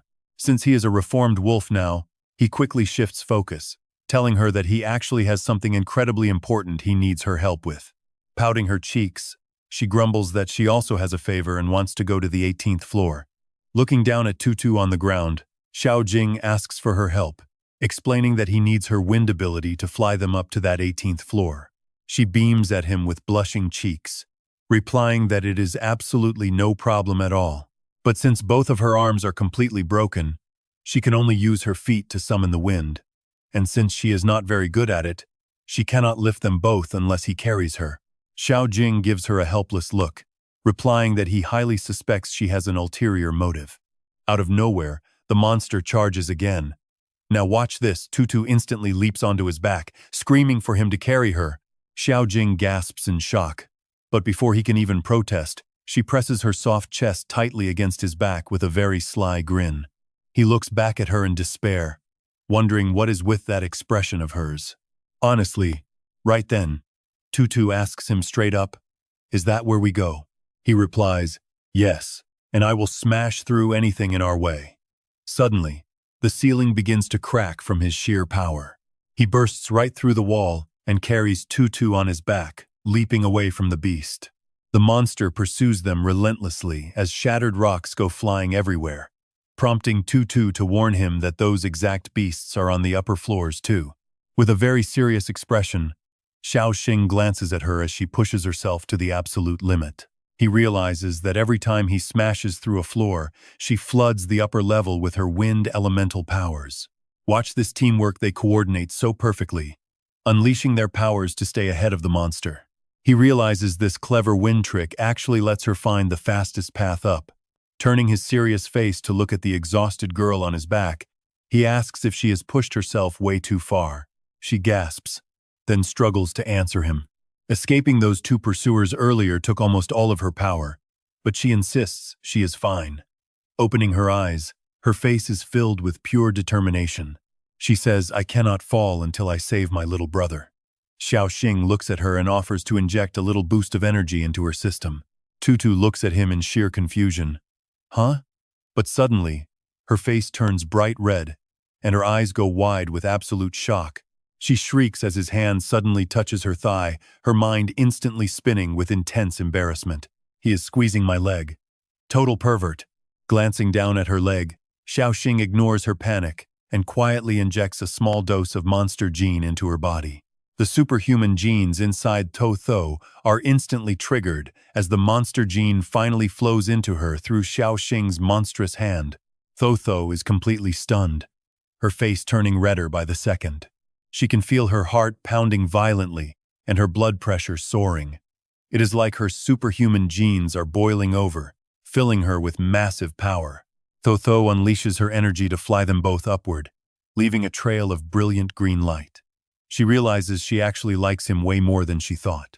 Somewhere else, the Flame Demon Lord speaks indeed. Just as you wanted. The traitor has finally fallen right into our hands. Thay kneels respectfully before her and replies, "It is all thanks to the crucial intelligence of the great Flame Demon Lord. That is how I locked on to the target. Who would have guessed that Lam Dirm is not a superhuman, but actually a monster?"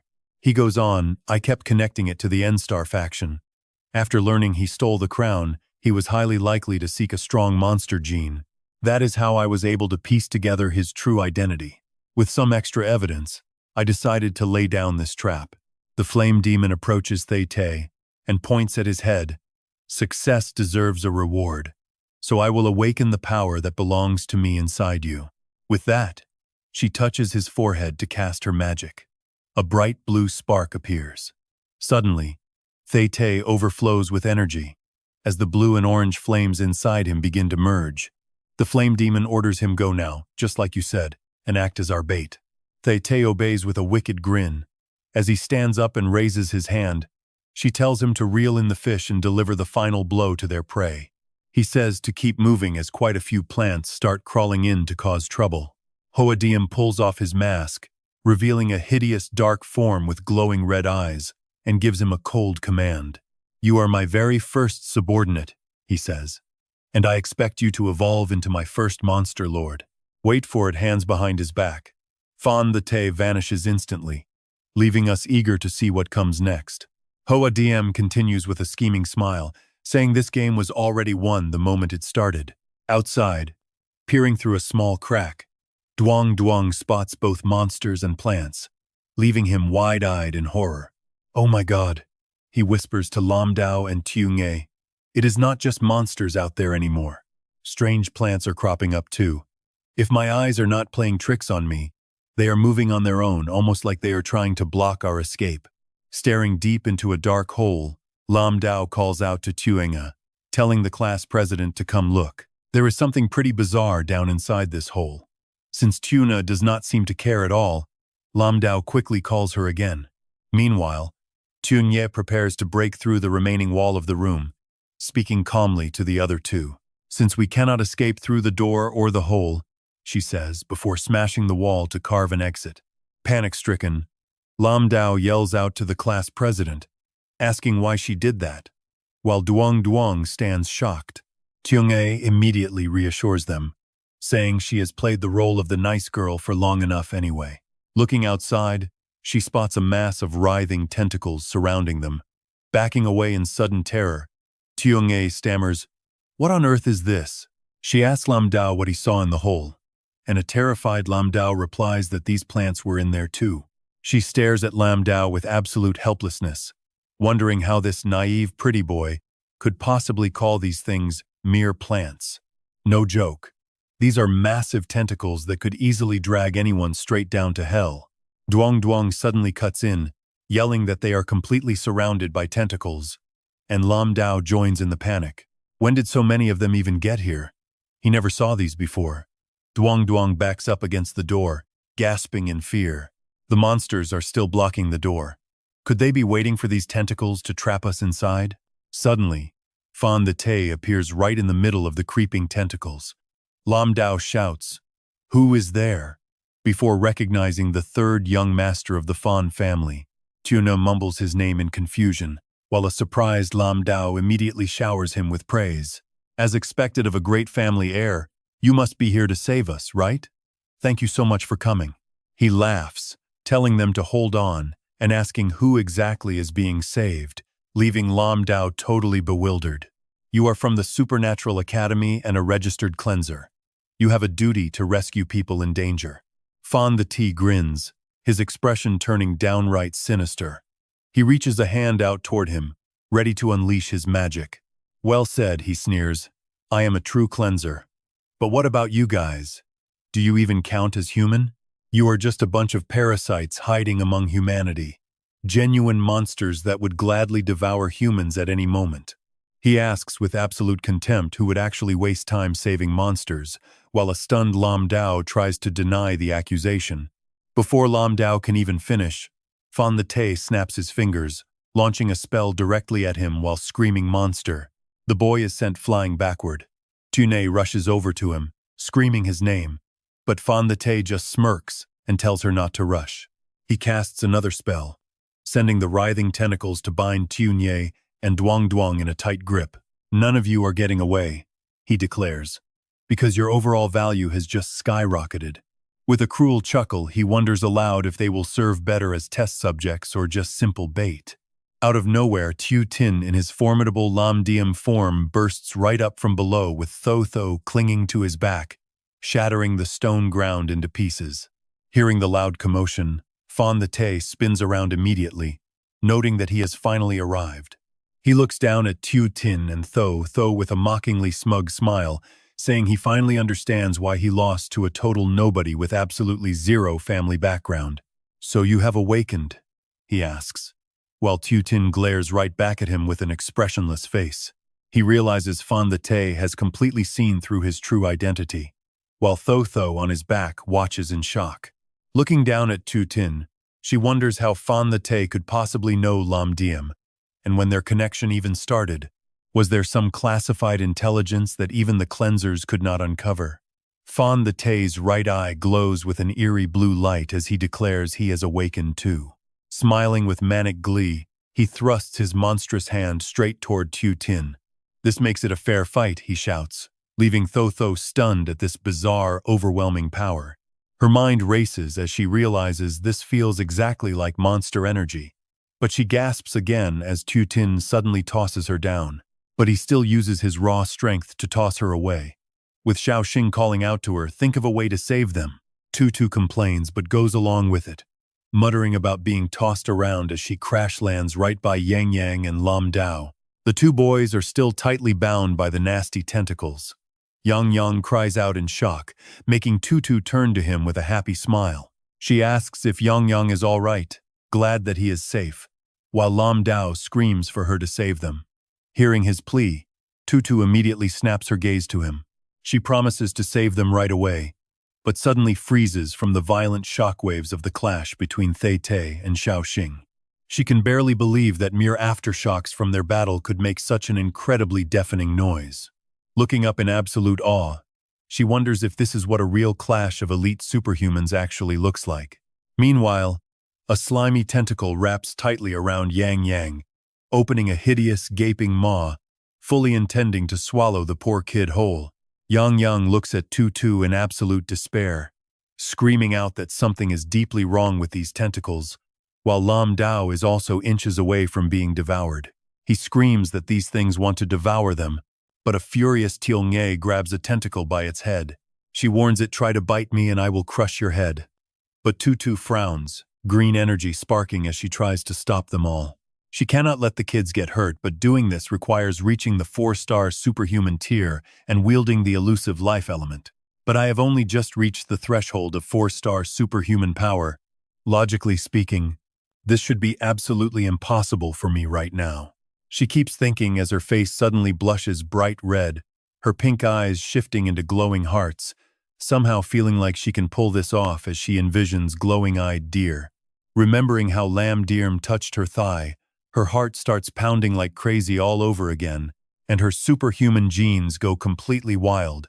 Unleashing her power, Tutu flips through the air with absolute, unshakable determination, telling herself that this is the unstoppable power and rhythm of love, as wind elements rage fiercely throughout her entire body.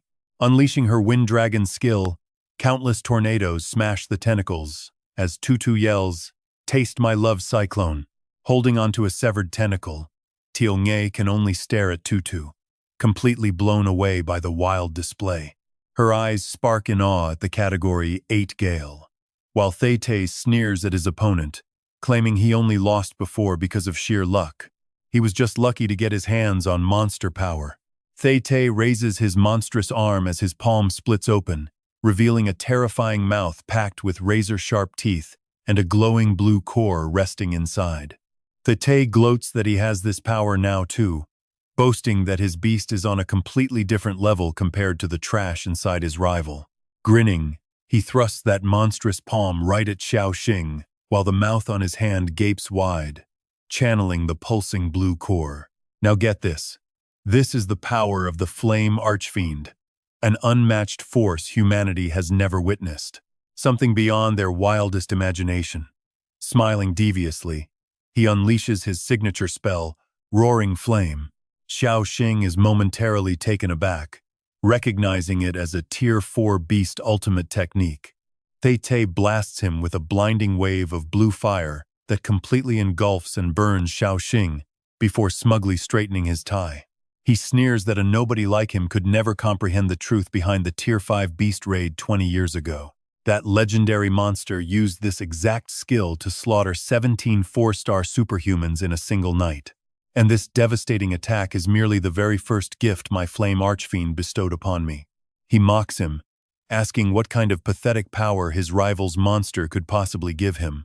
Just a weak, shrunken body, or maybe some useless hair-dyeing skill like a cheap salon stylist. Meanwhile, Xiao Xing slowly struggles back to his feet. His arm splits apart, scoffing at how weak his opponent is. Reaching out to grab him, Thete warns that walking into this trap means there is only death waiting for him. Xiao Xing shoots back that he actually quite appreciates his talent and might just give him a chance to survive. But Thete talks right over him. He tells him to beg the Archfiend for mercy, discard his pathetic beast power, and pledge allegiance to the mighty Flame Archfiend instead. He tells him not to worry about their past bad blood, boasting that as the noble heir of the Fan family, he is exceptionally generous. Thete sneers, continuing his arrogant rant. Just hand over the Flame Archfiend's authority, and we can pretend none of this ever happened. You should feel incredibly lucky that I have the true qualities of a leader who values real talent. His eyes glow with a sinister blue light as he channels magic through his monstrous arm, saying, he calmly promises to lead everyone to the top so they can master their own lives, though doubt silently creeps into his mind. He took a direct hit from the roaring flame and is totally fine? Did he actually possess enough power to block it completely? How can he possibly possess this much raw power? At the very least, he shouldn't be blocking my strikes so effortlessly. Could it be that similar fire properties gave him a pretty high resistance? Off to the side, a furious Xiao Xing curses him out for doing something incredibly stupid. He repeatedly dodges the incoming strikes and fires back with his own punches. Xiao Xing warns him that he is literally dragging humanity straight into hell. Thete stares intently at Xiao Xing's arm while wondering what in the world is going on with that mutated limb of his. Thete glances back at him, his mind still racing, as he wonders how that black bone spike could so easily sever his own monstrous arm. Xiao Xing speaks up, reminding him that a hunter can absolutely never cooperate with their own prey. Xiao Xing rushes straight at him, furiously yelling that acting as a slave to monsters and helping them out is just wrong. It only helps the beasts devour humans even faster. "Damn it," he shouts. "Don't tell me you actually failed to realize something so obvious." Xiao Xing lands a heavy punch on Tete's shoulder, declaring that the entire human world will suffer eternal damnation because of his actions. He glares back at Xiao Xing with a furious scowl, yelling, "Who are you to lecture me? Of course I know. I've known it since the moment I got this monster power." Tay completely loses his temper and unleashes his full strength, letting out a loud roar as black and red energy swirls around his body. I also understand better than anyone that we can't resist. Humanity is absolutely finished. The world is doomed anyway, so what does it matter if I become a monster's slave as long as I can trample everyone else under my feet? If those beasts want to feed on humans, wouldn't it be incredibly perfect if I helped them build a massive human breeding farm? He continues his rant while forcefully lunging his giant hand directly toward Xiao Xing. That way, human society will actually manage to survive, solely for the purpose of serving both me and the beasts. I'm literally saving this world. I honestly thought you'd understand my vision and join me in helping them, which is why I offered you a chance to surrender. The kid quickly leaps backward. Xiao Xing fires back, mocking him for babbling so much nonsense when he's clearly already just a dog for those monsters. Tay freezes instantly, completely stunned by those sharp words. With a calm expression, the boy replies, "No, I have zero interest in degrading myself like that." Meanwhile, he wonders how someone can even use a star map to harness beastly power. Too bad his monster power is way too weak. Xiao Xing leaps up and grabs Tay by the shoulder, making him stammer in disbelief. The boy continues, explaining that he can clearly see the monster energy slowly consuming his transcendent genes. "You're going to die," he warns while firmly locking Tay's arm. "But I can actually purge this foreign monster gene right out of your body. Since you're still a human, I will give you a single chance to turn back." He just grits his teeth. "Forcing me to live a pathetic, ordinary human life? No way," he snarls. But the boy's hand lands right back on his shoulder. Tay desperately struggles to break free, screaming in pure horror as his monster gene is sucked away. He's totally losing his mind now, shrieking in agony. "Damn it. I wanted to give you a chance to survive and join forces, but you insisted on doing this the hard way." His other tentacles suddenly merge together, forming a massive beast with a gaping mouth as he roars at the boy. "Go to hell, I'm the one fishing here." Looking at that hideous beast, panic sets in. "Look at that thing, it's pure nightmare fuel." A crazed Tay screams that the fish has completely taken the bait. 1 hour ago, Tay picked up some photos.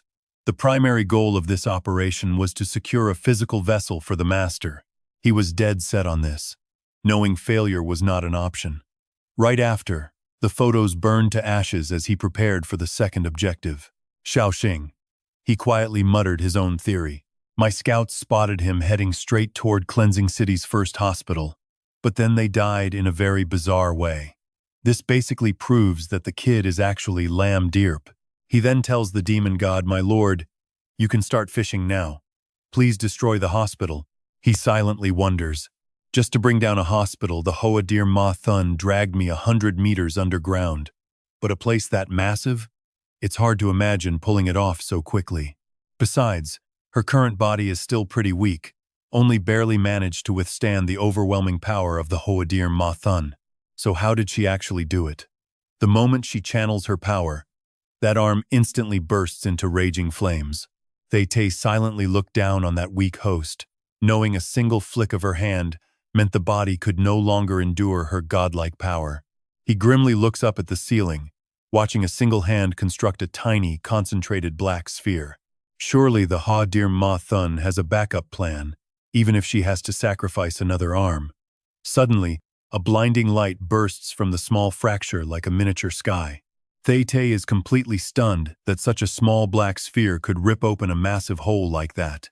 Could this actually be just the tip of the iceberg when it comes to the god's true power? If her body was strong enough to handle it, wouldn't she be able to spam this devastating technique without a second thought? Seeing the rocks and soil collapsing, panic finally grips him. This is bad. The crater is huge and the hospital is about to slide in. Tay spots her about to act and speaks up instantly. Knowing these are the monster gene carriers the flame demon god demanded, Tay watches as the deity points his finger at the crowd, declaring he will grant them an abnormal evolution. Right away, disgusting tentacles start bursting straight out of the brain of one of those helpless victims. As he groans in pure discomfort, the entire crowd of kneeling victims begins screaming in absolute agony as thick tentacles violently tear out. Staring at the horrific scene, A shocked Thay gasps out, "What?" He is absolutely frozen in sheer terror. Is he actually mutating these monster gene carriers directly into giant tentacles so they can anchor into the rocky cliffside and stop the hospital from sliding down? Just thinking about this terrifying plan gives him goosebumps, and Thay-Tay's face quickly drains of all color. Back to the present, and he is already smiling like a maniac. Humans stand no chance against these beasts anymore, so he plans to climb to the very top and rule over this entire monster army. He yells out that only he can save humanity before instantly launching a brutal attack straight at the young man. His eyes burn with intense hatred, as if Xiao Xing murdered his entire family in a past life. But from inside those writhing tentacles, Xiao Xing's voice calmly rings out. He dryly asks, "Are you suffering from some narcissistic personality disorder?" Bursting through the trap, he claims that when facing real monsters, a coward like him would surrender instantly, acting just like those traitors from 80 years ago who everyone wanted dead. Suddenly, the hideous beasts open their massive jaws, snapping aggressively at him. Thay barks out to survive these jaws first before talking big, as the ravenous horde instantly surrounds and begins to tear into Xiao Xing. Suddenly, his eyes flare up with power, as a dense aura wraps around his arm, shielding his entire body from the onslaught. A bright barrier of energy forms around him. It holds, easily deflecting the monster's razor-sharp fangs. Lunging forward, he brutally grabs Thay by the face and mockingly asks if his combat skills are really this terrible, yet those sinister eyes show absolutely zero fear. Staring at his stubborn enemy, Xiao Xing cannot help but ask if he is really brainless enough to throw away his own life for these monsters. Grinning triumphantly, the traitor sneers that he knows absolutely nothing about the true power of the supreme demon god. He boasts that as long as he remains useful, the deity will never let him die, leaving Xiao Xing completely speechless at how utterly hopeless he is. But watch this, what happens next is about to catch him completely off guard. Deep cracks start spiderwebbing across the protective barrier, while a strange black sphere suddenly materializes right below the bridge. Realizing they are breaking through, a stunned Xiao Xing looks around and immediately spots that bizarre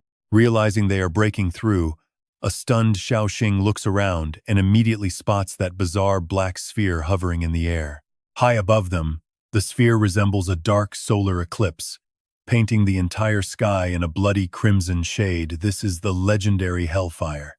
When the monsters invaded the city last century, the entire region of Namweert assembled every single soldier for one final, massive counterattack, only to be utterly wiped out by this exact force. Along with millions of human lives, their hope was completely crushed, bringing on the true apocalypse, as this terrifying hellfire suddenly appears right here. Now, both sides begin to mobilize, preparing to fight a brutal life-or-death clash. Gloating, Thay boasts that this despair-inducing power belongs to the demon god, as he tightly binds his opponent's limbs with massive tentacles. He sneers that both the boy and all the allies he brought to this place will be erased from existence, turning into nothing but piles of ash.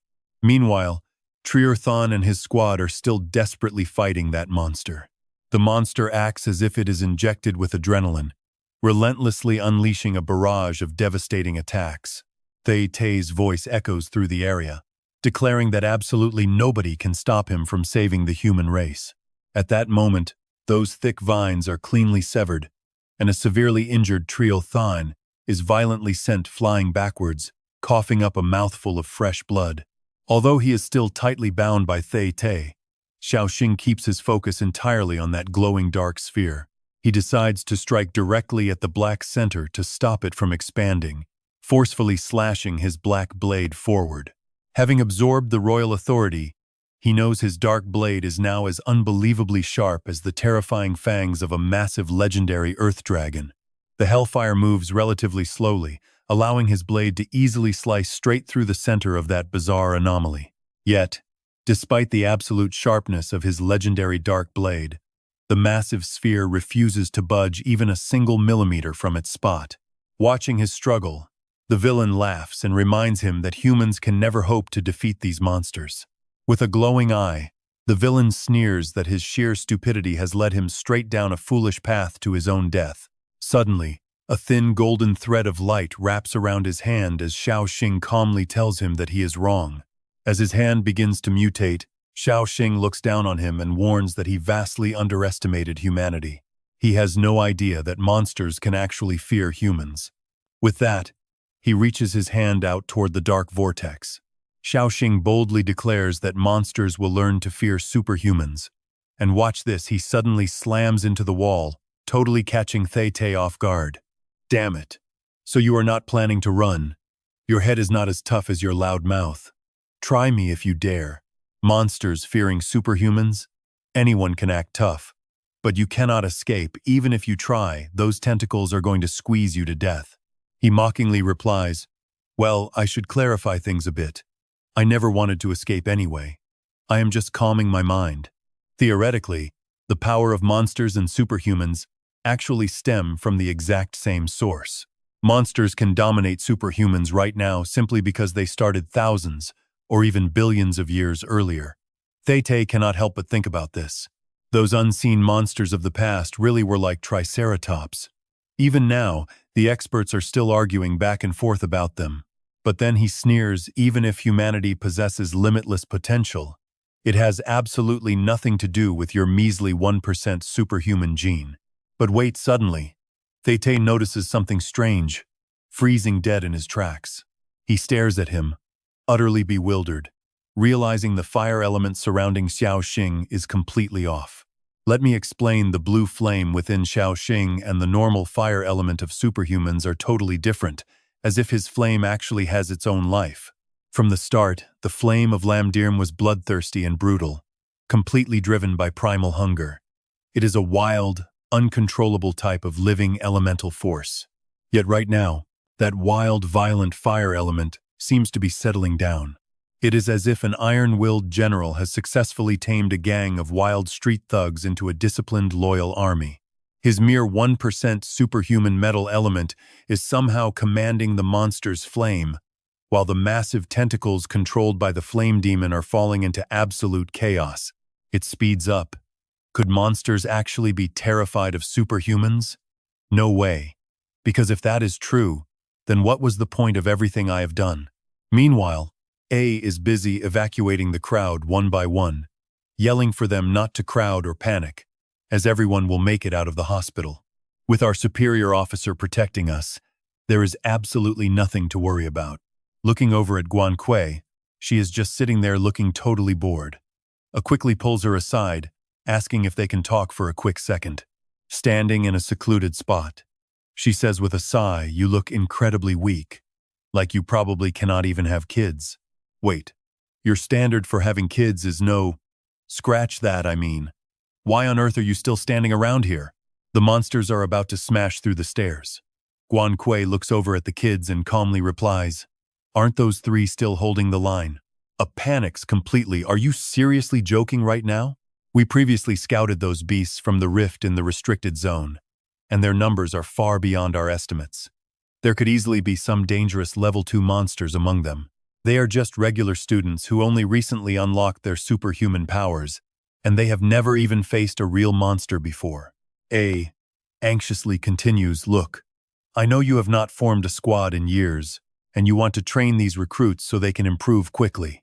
But the insane level of danger you are throwing them into is something not even the toughest veteran could ever survive.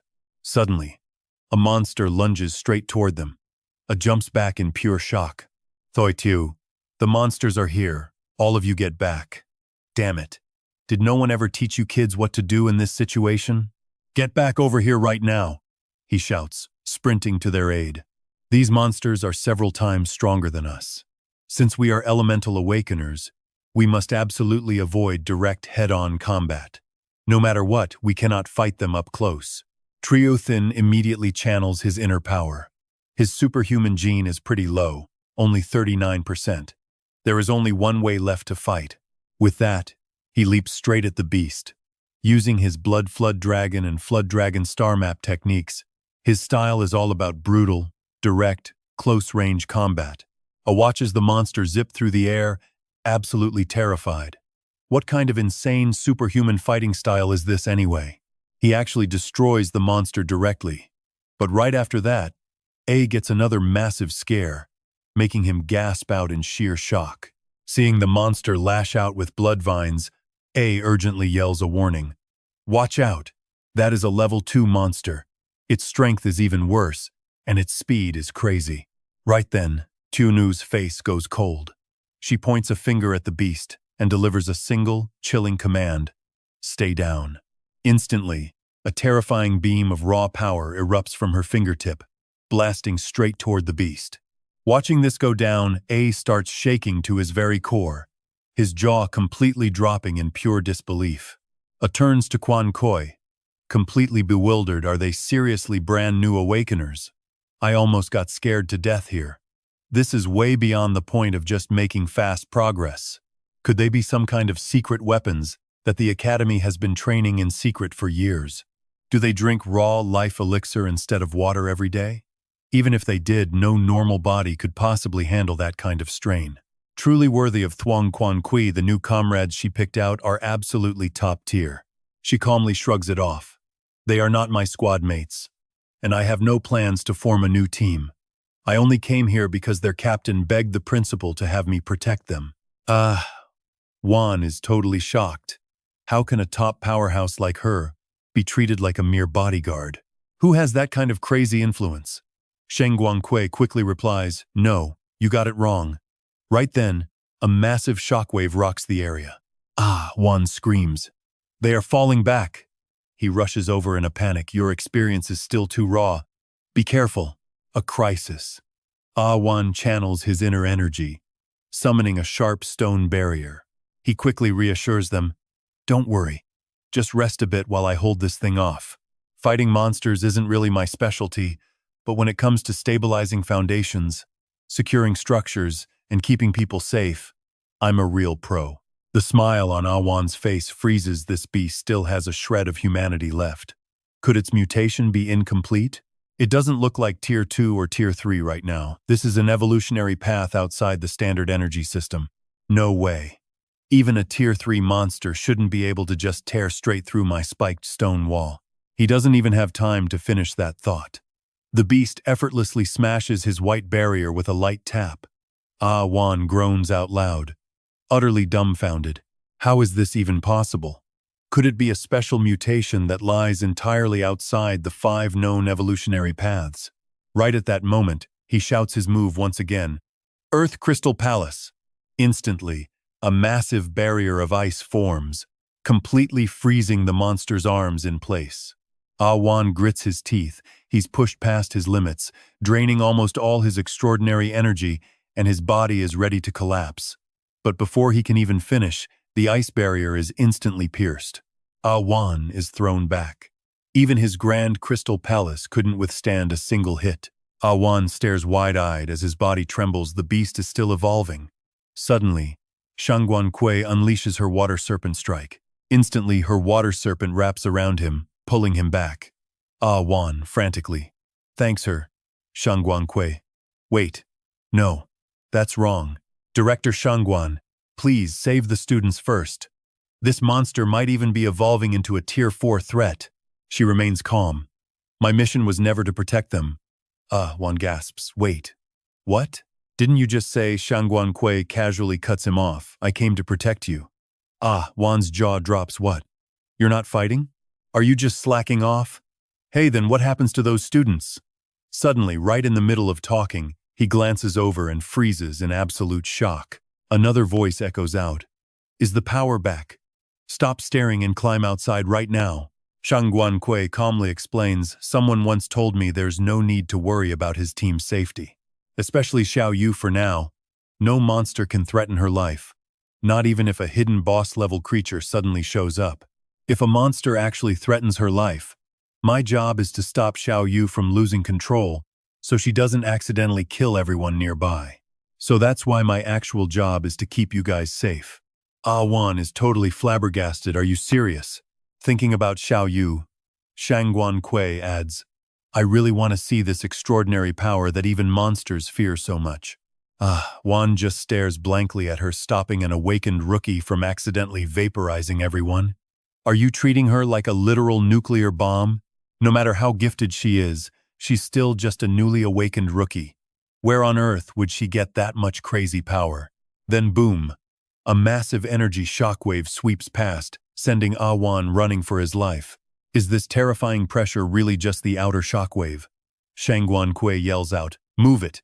Get everyone out of here as fast as possible." The lights keep flickering violently, causing cold sweat to pour down his face. This is insane. Why does it feel like this hospital is starting a self-destruct sequence, ticking down to take our lives? Shang Guankui asks with a dark face. Isn't this supposed to be the dampening zone? Why are we getting this massive electricity leak? Seeing Xiao Dao and Xiao Xing flying backward together, Shang Guankui is shocked. Even their allies are getting blasted away. Let me check what's going on. With that, she sends her water snake forward to investigate the situation. Spotting Xiao Yu, Shang Guankui clicks her tongue. She's a literal nuclear bomb.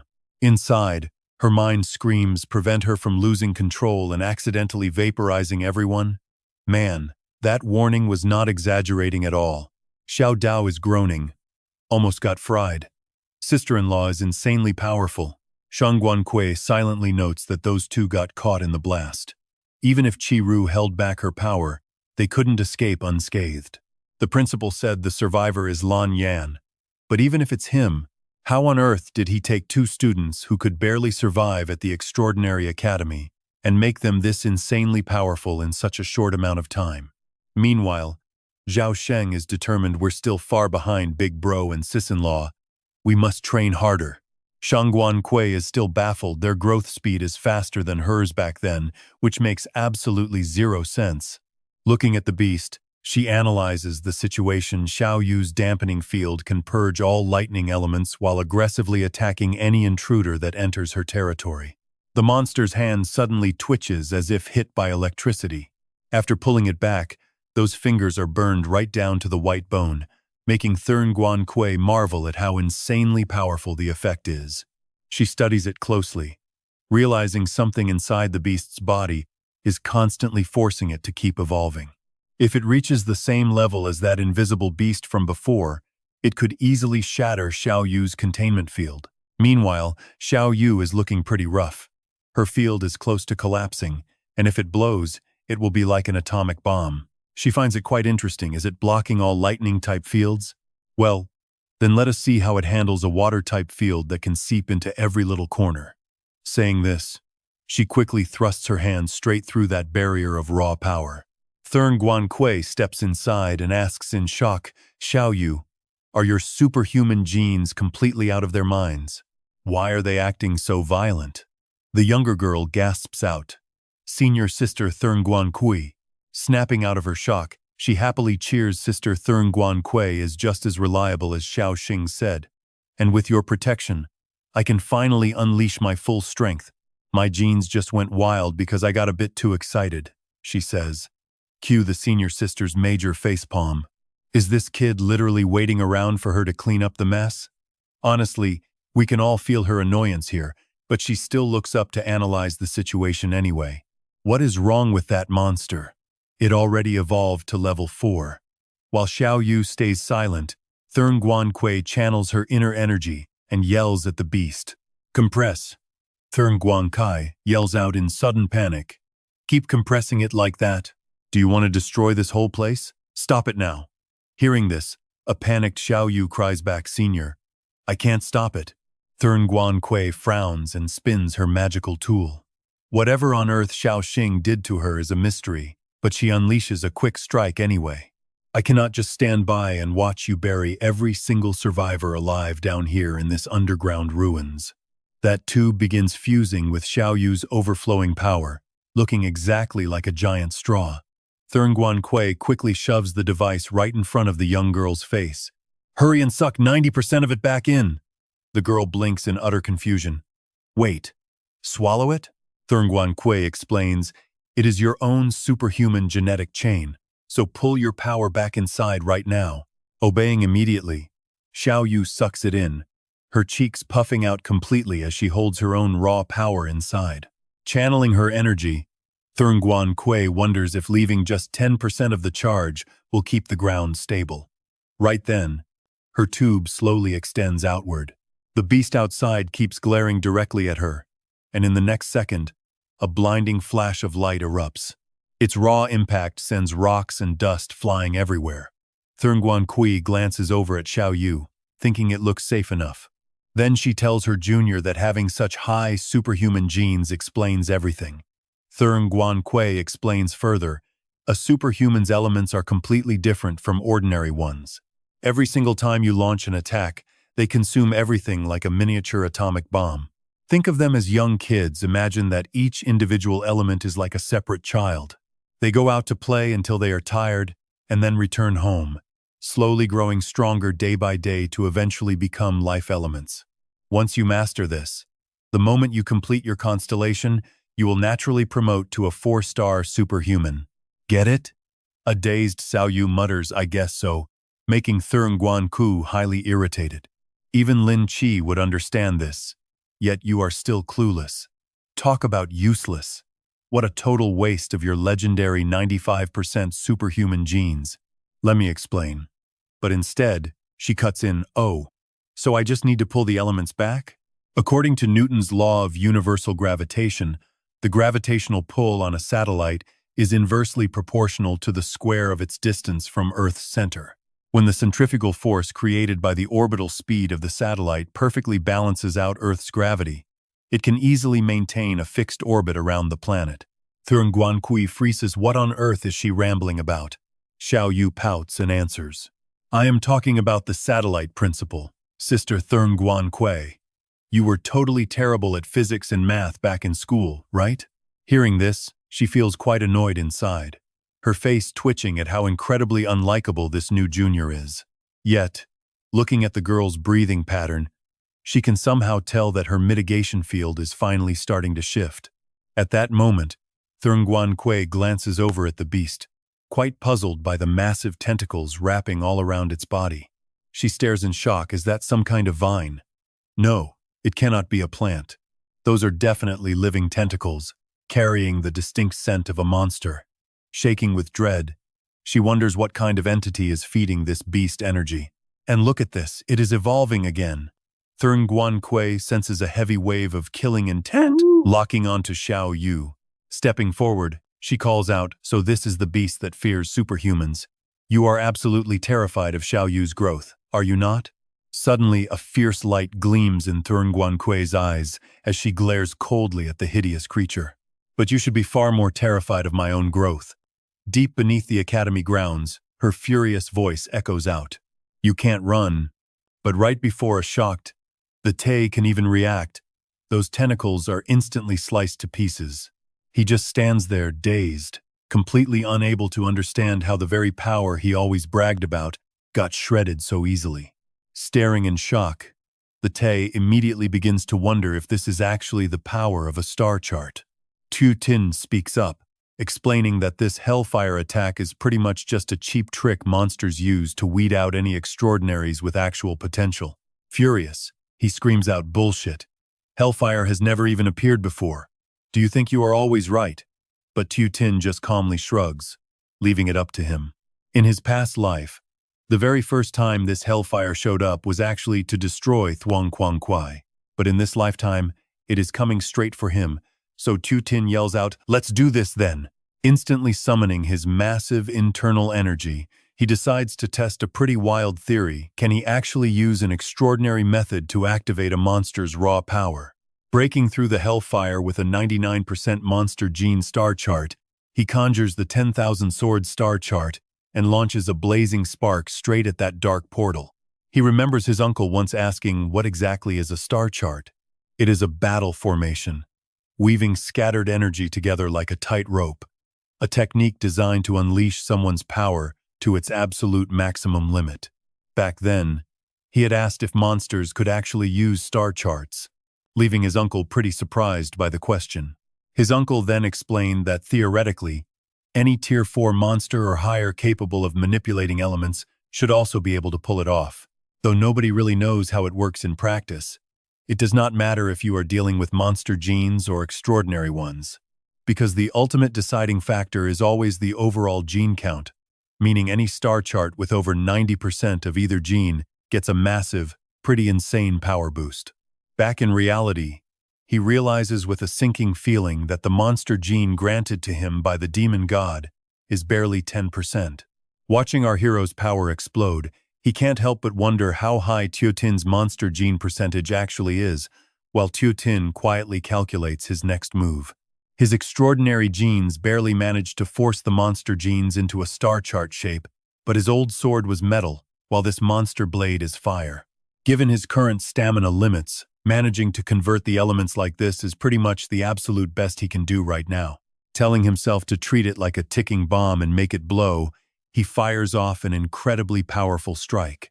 The blazing starfire sword erupts with insane force, charging straight into that pitch-black portal like a violent hurricane, spinning deeper and deeper, yet somehow still failing to break entirely through. Seeing this struggle, the Tay smirks, mockingly muttering that the kid has completely overestimated his own pathetic strength. But before he can even finish speaking, a massive shockwave sweeps through talk about instant karma, watching the entire area blow up as the blast literally lifts him off his feet. The T is utterly terrified. He stares in horror at his own mutating arm under this terrifying pressure, feeling the raw shockwaves of their clash. While nearby, Quan Koi charges up her internal energy, ready to unleash her Serpent Dragon Star chart. A brilliant stream of deep blue energy erupts all around her, as she hammers the monster with a relentless water dragon strike to prevent it from recovering, leaving the beast screaming in absolute agony under her crushing pressure. The beast bares its razor-sharp teeth at Quan Koi, but right in the middle of their fierce clash, massive boulders start raining down on them.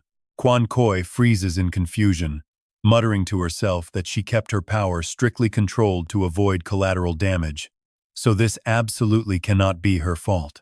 Suddenly, a loud voice screams from below, demanding to know who is causing all this reckless chaos. The voice yells out, "Are you trying to bury us alive?" While up above, Lam X is frantically trying to evacuate everyone safely. Meanwhile, back at the portal, the Tay is practically shaking with fear. He honestly never imagined Tu Tin possessed such incredibly massive power, with the sheer shockwaves causing pretty terrible destruction, though luckily, the flame demon god's tentacles are holding up the collapsing ceiling. Looking at the crumbling rocks, he knows damn well that without those tentacles acting as supports, the entire underground hospital would have caved in. As the dark portal starts shrinking, a sudden wave of panic hits him, making him wonder if Hellfire just lost. But then, it suddenly expands again, bringing a massive wave of pure joy to his face as he laughs off his own stupid doubts. Feeling confident again, the T sneers out, "What is all this nonsense about monsters fearing extraordinaries anyway? You pathetic actor. Do you really think a few cheap lies can change your destiny? I gave you a way out, but you chose death, so go regret it in hell," he screams. But Tu Tin remains completely unfazed, calmly whispering 10,000 sword star chart, utterly confused. The Tay can only blink and ask, "What are you talking about?" Tu Tin calmly explains that the higher your concentration of extraordinary and monster genes, the more swords you can actually manifest. So take a guess at how many more swords I can create, but the Tay refuses to believe it, scoffing and calling him a total show-off. He sneers, demanding to know how many blades he could possibly summon even with those monster genes. But seeing his smug arrogance, Tu Tin just lets out a cold smirk. With a loud roar, he calls out "Spark," and suddenly, hundreds of blazing sword-like beams of light charge aggressively right towards the open dark portal. Staring at this insane display, a terrifying question suddenly flashes through the T's mind. Just how many monster genes does Xiao Xing actually have?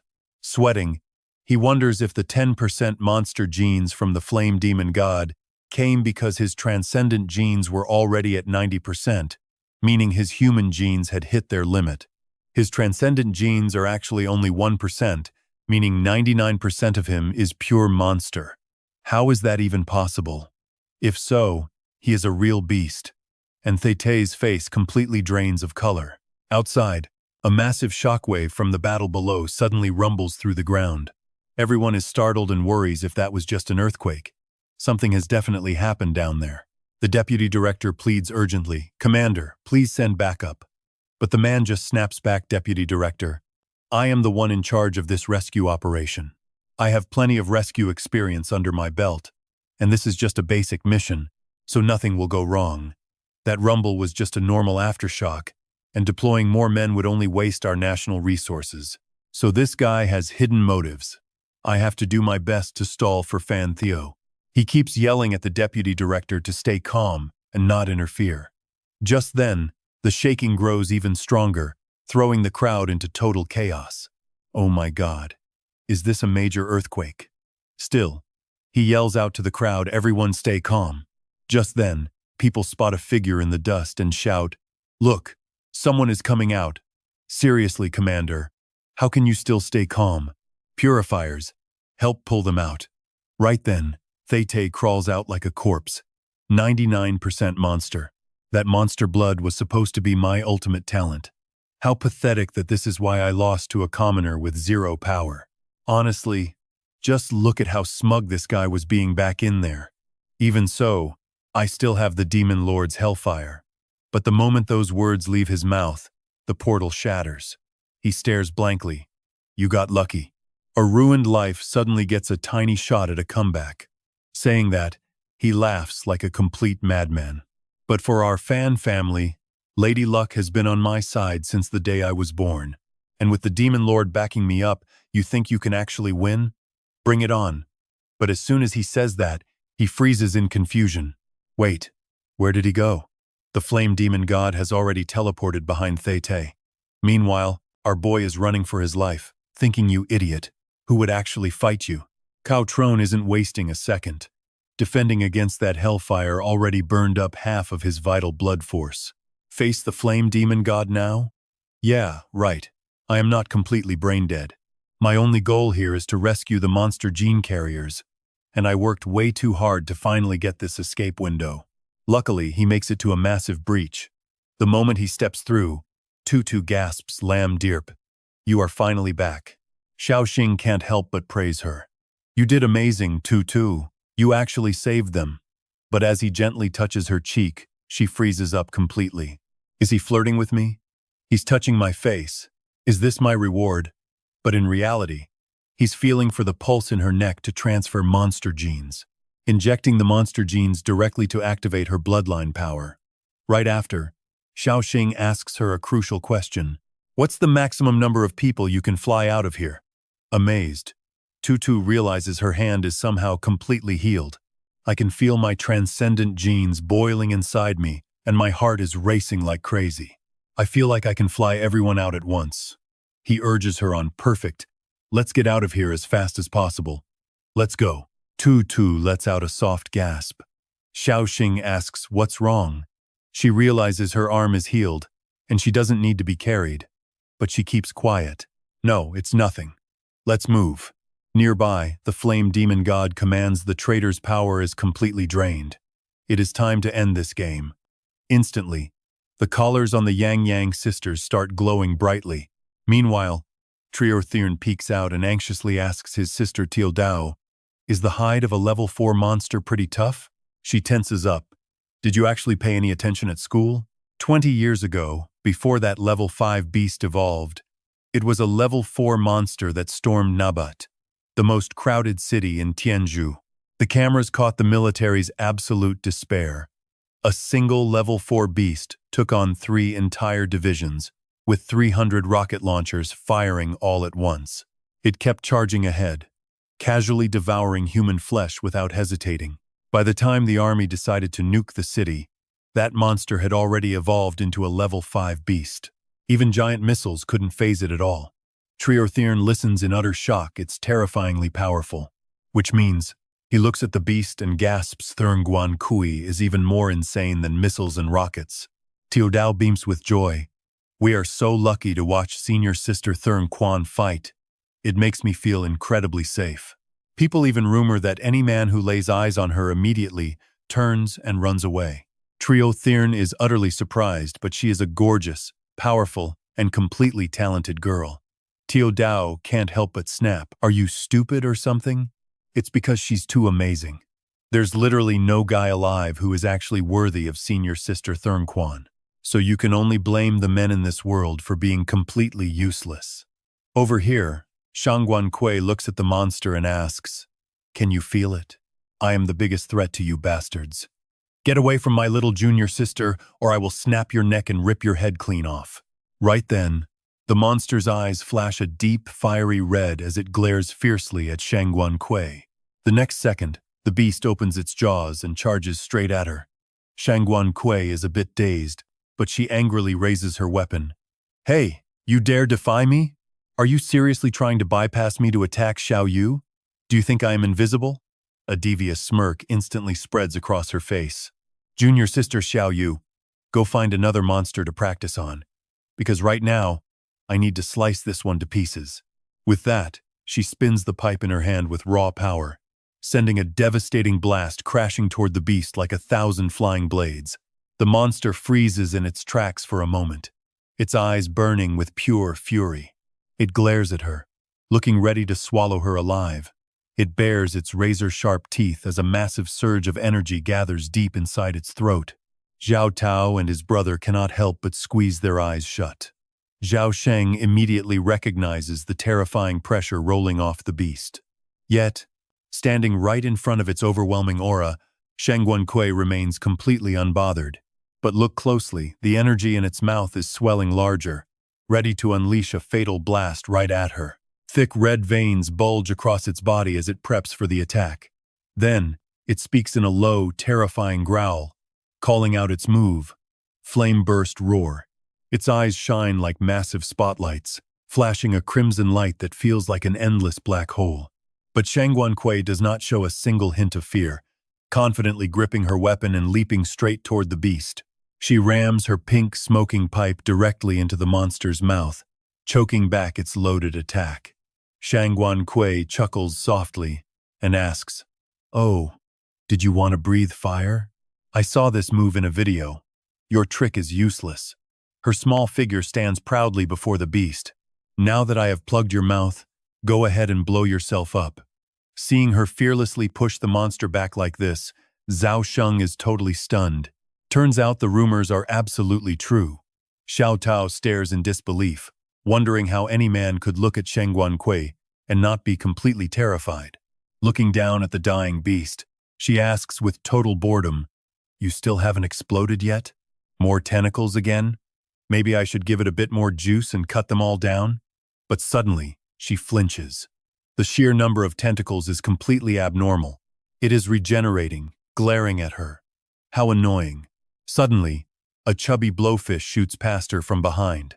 Shangguan Kui is completely stunned. "A fish? What on earth is that?"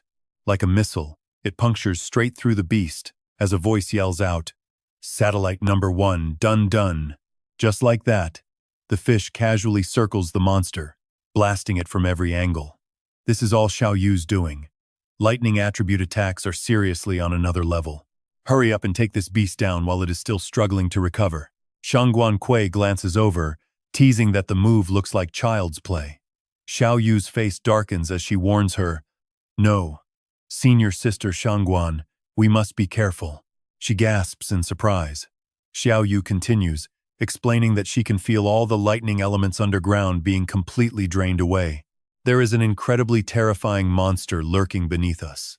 Right then, Dun screams out, "Xiao Yu, look out, that thing is coming back." Xiao Yu panics, shouting that this entire place is about to collapse. Shangguan Kui looks at the cracking ground and groans, "Why does everything go wrong at once?" Meanwhile, Xiao Xing carries Tutu on his back, while thinking, it is just like fueling up a car, using the monster genes to stimulate her transcendent genes, keeping her superhuman powers in a constant boiling state. Right now, she cannot help blushing, thinking that Lanye is holding her in a very sensitive spot. Her heart rate is completely out of control, beating like crazy. And here is the wild part. Tutu drags everyone into the air, throwing them into total chaos. Xiao Xing calculates their moves, noting that although the building is collapsing, the debris seems to be guiding them back in the right direction. He immediately yells out, "Tutu, ignore the collapse and keep moving forward. I will clear the path." She quickly hums in response. Suddenly, Yang Yang feels a sharp pain in his chest, clenching his teeth and groaning in agony. Tutu turns around with deep worry in her eyes. She asks Yang Yang, "What is wrong?" Glancing at his sister, Gong Xiaoni, Tutu frantically wonders if their safety collars are starting to lose control. "It is fine. We are almost out, and everyone is safe. So just stay calm and do not worry." Right then, Xiao Xing's eyes suddenly light up, as if he has just sensed something nearby. Xiao Xing quickly warns them the safety collars around your necks are highly unusual. They are actually packed with the flame demon god's monster genes. Gong Xiaoni winces as she fights the pain. Watching her, he feels a wave of despair, wondering if they had already lost this game from the very start. Suddenly, strange tentacles begin sprouting from the necks of Gong Xiaoni and Yang Yang, making her scream out in absolute agony. Xiao Xing panics. This is bad. He reassures her, saying these are his monster gene hosts, and he can save them. Then he quickly yells, "Tutu, get out of here right now!" Riding on his back, she instantly senses the sheer danger and nods quickly in agreement. Tutu then screams, channeling her inner energy to unleash her wind umbrella. But right in that moment, his entire group is suddenly trapped by a massive wave of overwhelming power. Xiao Xing sighs, realizing they still cannot escape, while Tutu gasps in surprise, asking what kind of creature that woman actually is. Why is her head engulfed in blue flames? Xiao Xing replies that she is a monster that absolutely no one on earth can defeat. Hearing him say this, Tutu is gripped by absolute terror, wondering if that woman is actually a monster. She has never seen a monster with such a bizarre shape, because except for her head, every other part looks completely human. Every single monster gene inside her body is trembling in sheer terror, reacting completely on instinct. It is like a mouse facing a cat, a total biological lock. She cannot fight back, she cannot run, and she can barely breathe. Xiao Xing tells her to calm down, warning that if she keeps shaking like that, they will both fall, snapping Tutu out of it. And just like that, he snaps right back into battle mode. Time to take her down, right? Looking behind her, she sees her younger brother and the others still trapped back there. Glaring at them with pure malice, Huadir Ma Thun declares that the game is over as she will finally claim a body strong enough to hold her power, making Tutu scream in panic. Disguised as Yang Yang, the demon smugly boasts that pretending to be a human is an absolutely thrilling experience. Since she can secretly devour transcendence for power, leaving Tutu completely puzzled. She wonders if Lam Dirp is talking to that monster, but right then, Xiao Xing pulls them close. He defiantly shouts that she has no chance of eating these two, a bold move that actually catches the demon off guard. Frozen in shock, Hoadirm fails to react as Xiao Xing mocks her, asking if she has been buried underground for way too long. Since monster genes have been around for so long, did she really think human research made absolutely zero progress all this time? He thinks back to the director, who faced endless hardships without ever giving up. Refusing to let failure stop them, they researched tirelessly to save those with monster genes, eventually creating a special vaccine after 20 years of hard work. This life-saving vaccine is designed to stop monster genes from completely taking over a human brain, even though it only delays the process for less than a single second, and is useless on those who have already transformed. But that is more than enough. Even if your corrupting monster genes try to take over their minds, this split-second buffer ensures they will still stand by my side to fight you. Hearing this bold claim, Hodir Mathun scoffed in pure contempt and glared down at him. Suddenly, the demon's right leg begins to glow with an eerie light, and Tutu watches in absolute shock as the left leg suddenly explodes. Wait, that is not an explosion. Looking closer, Tutu screams in horror as massive waves of fire begin rolling across the sky. Huadir Mathun screams out, heaven-swallowing flame jail. Massive, razor-sharp shark jaws form from the raging fire, snapping directly at Tiong'e as they are sucked in once again. You can feel her absolute terror for her little brother. She screams for Yang Yang, but Xiao Xing quickly orders her to back him up and keep him focused, prompting her to vow she will protect him even if it costs her life. Without wasting another second, Xiao Xing begins channeling his immense inner power. Stunned by their resolve, Hua Dir Ma Thun's eyes flare like an erupting volcano, claiming that they belong to her. Gritting her teeth through the agony, Tiong'e feels her body slipping out of control as the corruption eats away at her mind. Is this what mutating into a monster feels like, realizing she cannot escape this day? Cruel and mocking voices begin echoing through her fading mind. She remembers her grandfather calling her his little sunshine, begging her to stay strong and never give up because he will surely find a way to save her. Back then, she had only given a half-hearted reply, telling him not to worry. He kept telling her to stay optimistic, but inside, her soul is screaming. Apologizing to her grandfather for not being able to hold on, she watches as a powerful hand suddenly grabs the corrupting tentacle and rips it apart. Now, back in his human form, Xiao Xing sheds his Lamdir persona, leaving a dazed Tiong'e to wonder if he is indeed her savior.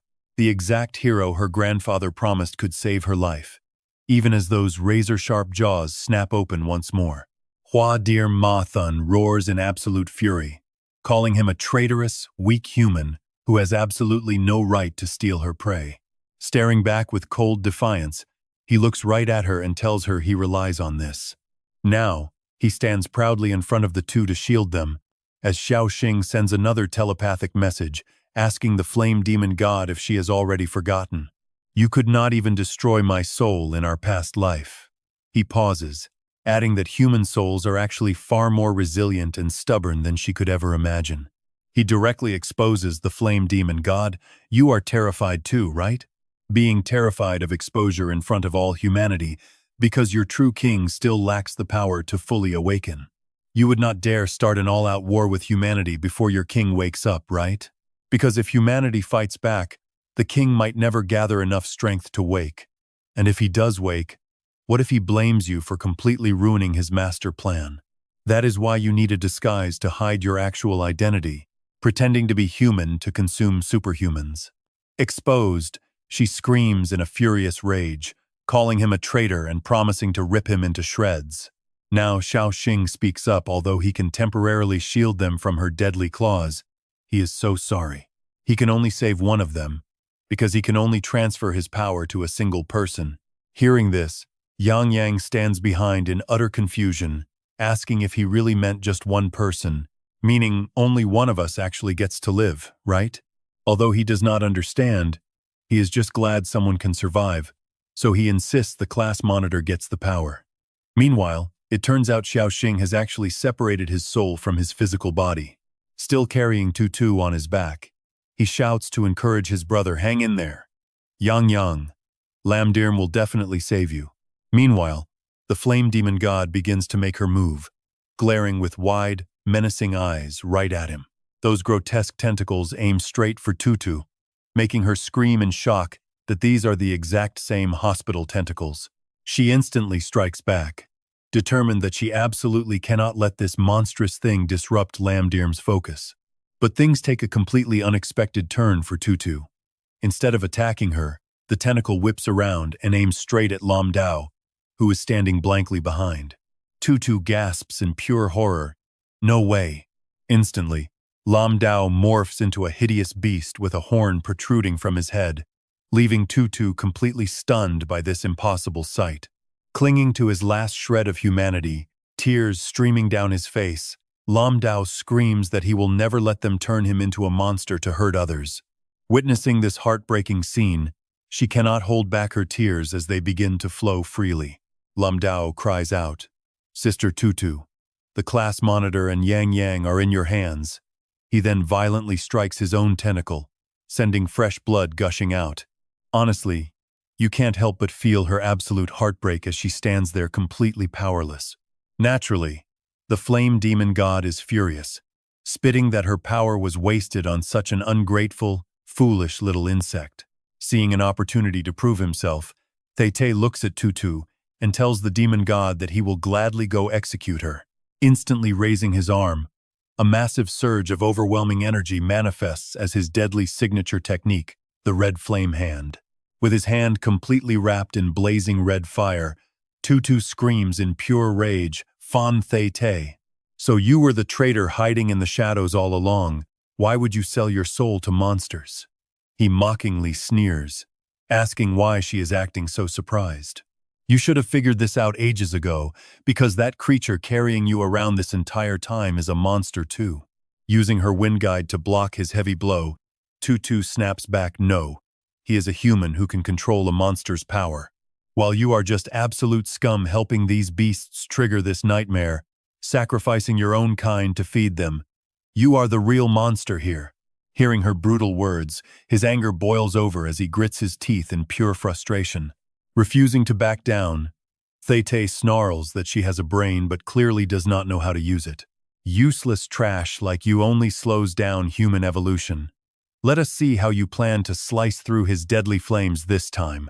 The clash between superhuman flame and monster flame begins right now. Meanwhile, Tiongye pouts and yells out, asking who gave him the right to decide on his own. She is the class monitor, so she decides. Strangely, the moment she swings, Yang Yang's head turns completely soft like a wet noodle, which Xiao Xing quickly explains.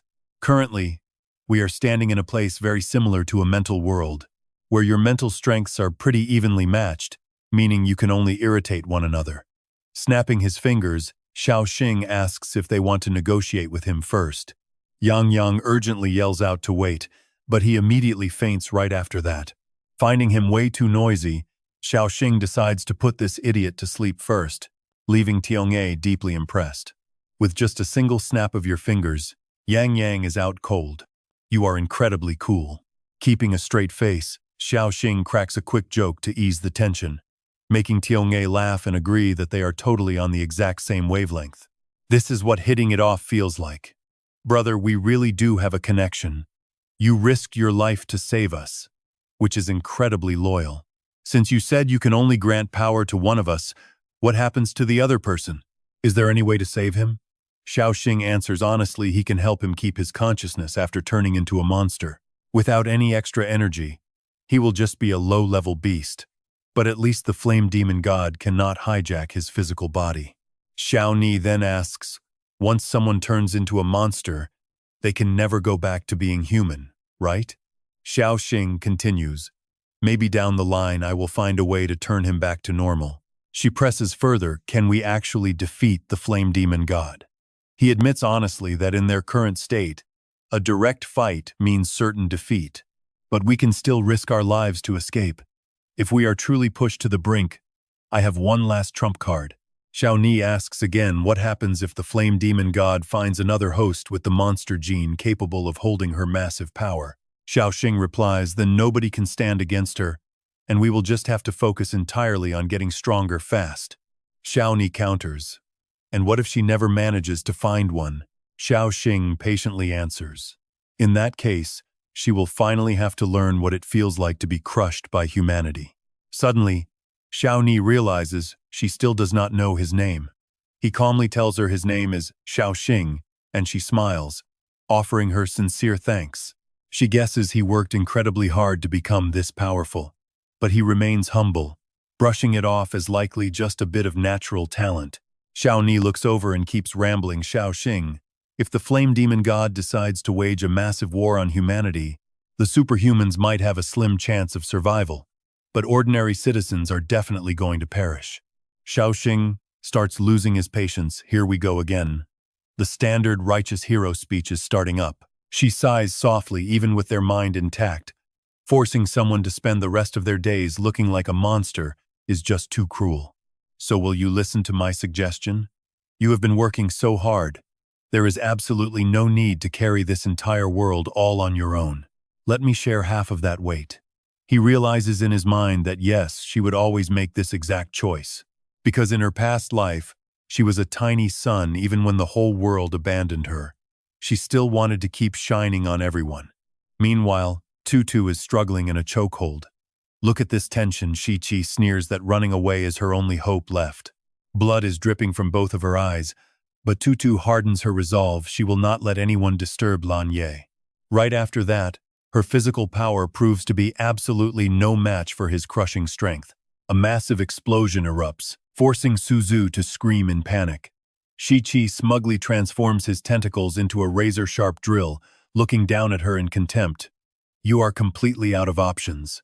Completely helpless, Tutu bleeds from her facial orifices, sweating profusely as she stares at him in sheer terror. Suddenly, a familiar hand fiercely grabs those tentacles and crushes them tight. Shi-Chi glances over at Yang Yang, completely frozen in shock. Where did you get this insane strength? How is it you? Right then, Yang Yang's legs rapidly sprout a strange, mutated form. Yang Yang builds up momentum and kicks. Boom, Shi-Chi is launched into the air like a soccer ball. Yang Yang roars out, "Do not bully my sister." Seeing that her younger brother is safe and sound, she cries out with joy. Yang Yang, with tears streaming down his face, looks over and begins to curse. "Damn you, Lan Ye, and you stupid class rep Gong Xiaoni." He screams in utter despair, "A useless piece of trash like me should have been the one to die." Hearing her brother, Tutu's eyes go wide. Has Gong Xiaoni already? Right then, the flame demon god shoots tentacles directly from her head toward Xiaoni. She cannot help but gloat, "I am still the ultimate winner of this game." Driven wild by pure grief, Yang Yang cannot hold back and prepares to launch himself upward. Those monstrous legs of his are gathering massive amounts of inner energy, constantly radiating a bright blue flame as he braces himself. Just like that, he shoots up toward Xiaoni like a human rocket. Tears stream down his face, his fist is clenched tight, and Yang Yang screams out in despair, "Give back our class rep." But wait, he is far too late. That physical body is already completely hollowed out, leaving nothing but torn clothes. A powerful hand suddenly clamps down on his face in a way, "You are also a king's subordinate, but the king you serve is just too weak, and you are hopelessly pathetic yourself. See, I have completely taken over Xiaoni's body." The flame demon god sneers at Yang Yang in disgust. "Sharing a subordinate title with you is a total disgrace. Just disappear." He blankly stares at his possessed classmate, entirely powerless to help her. Yet for some strange reason, the demon does not strike him down. The flame demon god's gaze seems to hesitate slightly. Right after, she casually tosses him aside like a toy ball. Yang Yang flies out of sight, and she shifts her target, pointing her finger forward. "With this body of infinite energy in my hands, traitor, your final hour has arrived. Chains of hell." Terrified for her brother, Tutu screams out his name. But Xiao Xing calmly reassures her, "Do not worry. An attack like this will not kill him." She snaps back in frustration, "That absolute idiot. He literally just got my power and immediately rushed in to get beat up." Lan Ye calmly tells her to just wait, leaving Tutu completely shocked as she asks, "Wait." He remembers his talk with Gong Xiaoni. Her plan actually had a decent shot at succeeding, but any tiny slip-up would instantly cost them their lives. She quickly fires back, "Stop hesitating, because being slow will only get more people killed. I have been ready for this day for a long time, holding the strongest monster gene to unleash on this battlefield. If I fail, please lead everyone to safety." Suddenly, a devastating hellfire attack blasts out, and the villain laughs triumphantly, utterly thrilled with her brand new body. The flame demon god immediately calls them out. "Let me guess, the owner's consciousness is still inside. So what are you plotting?" Hearing this, Lan Ye is slightly startled. He probably did not expect her to know this. Right then, a strange black ring manifests from her fingertips. What an innocent game, since human consciousness is stored in the brain, right? She then opens her mouth and casually swallows the dark energy. And check this out, because what the monster does next is absolutely horrifying. Gong Xiaoni's entire body starts showing deep, glowing cracks. Suddenly, Gong Xiaoni's head completely explodes. Lan Ye never expected such utter madness and screams out in absolute shock, "No!" Right after, Lan Ye quickly thrusts his hand forward to unleash a massive blast of power. A terrifying torrent of sword starlight energy surges directly toward the demon, leaving Tutu watching the scene in absolute shock. She wonders if Lan Ye's attack will hurt Gong Xiaoni. But suddenly, horrific tentacles sprout from that body in a bizarre display. It seems he wants to destroy the vessel completely to preserve Gong Xiaoni's dignity. Lan Ye calmly explains to Tutu that body no longer belongs to Gong Xiaoni. Two mutated arms sprout from her back as she sneers, boasting that a fragile human mind is not worthy of such a vessel. My genes will form a new head to see what plans you humans with your grape-sized brains can possibly come up with next. In a flash, she appears right before him. Mocking traitor, your remaining energy is not even enough to let you escape. Lan Ye is shocked. She is incredibly fast. But no matter how strong Gong Xiaoni's body is, there should still be limits for this demon. She cannot possibly reach her true peak state from his past life during the apocalypse, but this sheer speed still makes her a complete blur. He quickly regains his composure, using his star sword to block the incoming blow. But she grabs his hand, roaring that no monster should dream of becoming the new king. Give back my royal authority and all the monster genes inside your body. Lan Ye looks down at his hand, realizing she wields such terrifying power that she is easily a Tier 6 monster. She is practically invincible in this world. Since he cannot break free, he has to sacrifice part of his own power. Look at that sheer resolve, he shouts for Tutu to get back, then brutally tears his own trapped arm off to escape. Tutu watches in sheer horror, crying out for his arm. Lan Ye reassures her that as long as his heart is safe, limbs can easily regenerate. The flame demon god immediately devours the severed arm, laughing with absolute triumph. She sneers that this tiny bit of flesh is barely enough to pick her teeth. Lan Ye tells Tutu they must escape, though she wonders if it is even possible. Right at that moment, a massive explosion erupts right between them, separating both sides completely. The devious demon snarls, "You superhuman pests. You killed my monster general, so now your bodies will pay the ultimate price." Across the field, Tutu suddenly spots Shangguan Kui alongside their powerhouse new student, Xiao Yu. Suddenly, Lan Ye pushes Tutu back, leaving her completely confused as she asks if he no longer needs her help to fly. Lan Ye quickly reassures her, "Do not worry. I can use my fire skills to temporarily hover in midair on my own. Just take Tu Yangyang to Shangguan Kui right now." And Tutu immediately nods in agreement. But that scene is fully witnessed by Xiao Yu. Her face darkens as she stares coldly and immediately charges straight toward him. Seeing this, Tutu calls out, "Lan Ye, is that elite student Xiao Yu trying to beat you to death? He is incredibly powerful, yet facing Xiao Yu, his inner self is screaming in sheer terror." Hearing Tutu ask that, he coughs nervously. "She is just bringing me energy. Now hurry up and go save your younger brother Tutu." Tutu replies, "Then I will withdraw the Fengyu power from you, so make sure you stay safe." Lan Ye nods, agreeing, but his next move leaves the flame demon god highly intrigued as she silently watches his actions. Lan Yu stares directly at the monster, shouting aloud, "Since you devoured my arm, I will just have to eat this." Suddenly, the array from Shangguan Kui's Dragon Star map strikes, forcing her to scream out in complete shock. Confused, Shangguan Kui unleashes his water wind scythe while demanding, "Lan Ye, how did Gong Xiaoni end up like this? Once this is all over, you better give me a clear explanation." He casually replies, "Sure," and at the exact same time, Xiao Xing wastes no time absorbing those nasty tentacles. Glaring at the massive beast, Xiao Xing mutters that he will reluctantly absorb the energy of this monster general. Inside that inner soul world, he suddenly spots a young schoolboy. "Are you Chen Fei?" he asks, shocked that the flame demon god's general is actually his old classmate. Hearing his own name, Chen Fei looks up and curiously asks how he knows him. Xiao Xing casually answers that he was a classmate of Gong Xiaoni. But in his head, he adds that he was also his past life classmate, apologizing silently for causing his monster transformation ahead of schedule. A shocked Chen Fei wonders if he hasn't already turned into a monster. Why is his mind still clear, and how did he even get here, he asks. Xiao Xing just smiles gently, explaining that he is currently absorbing him. Chen Fei flinches in shock, but Xiao Xing quickly reassures him that if he refuses, there might be a way to restore his human form later. "Can you even imagine that?" he asks Xiao Xing in total disbelief, wondering if he can actually continue to live on.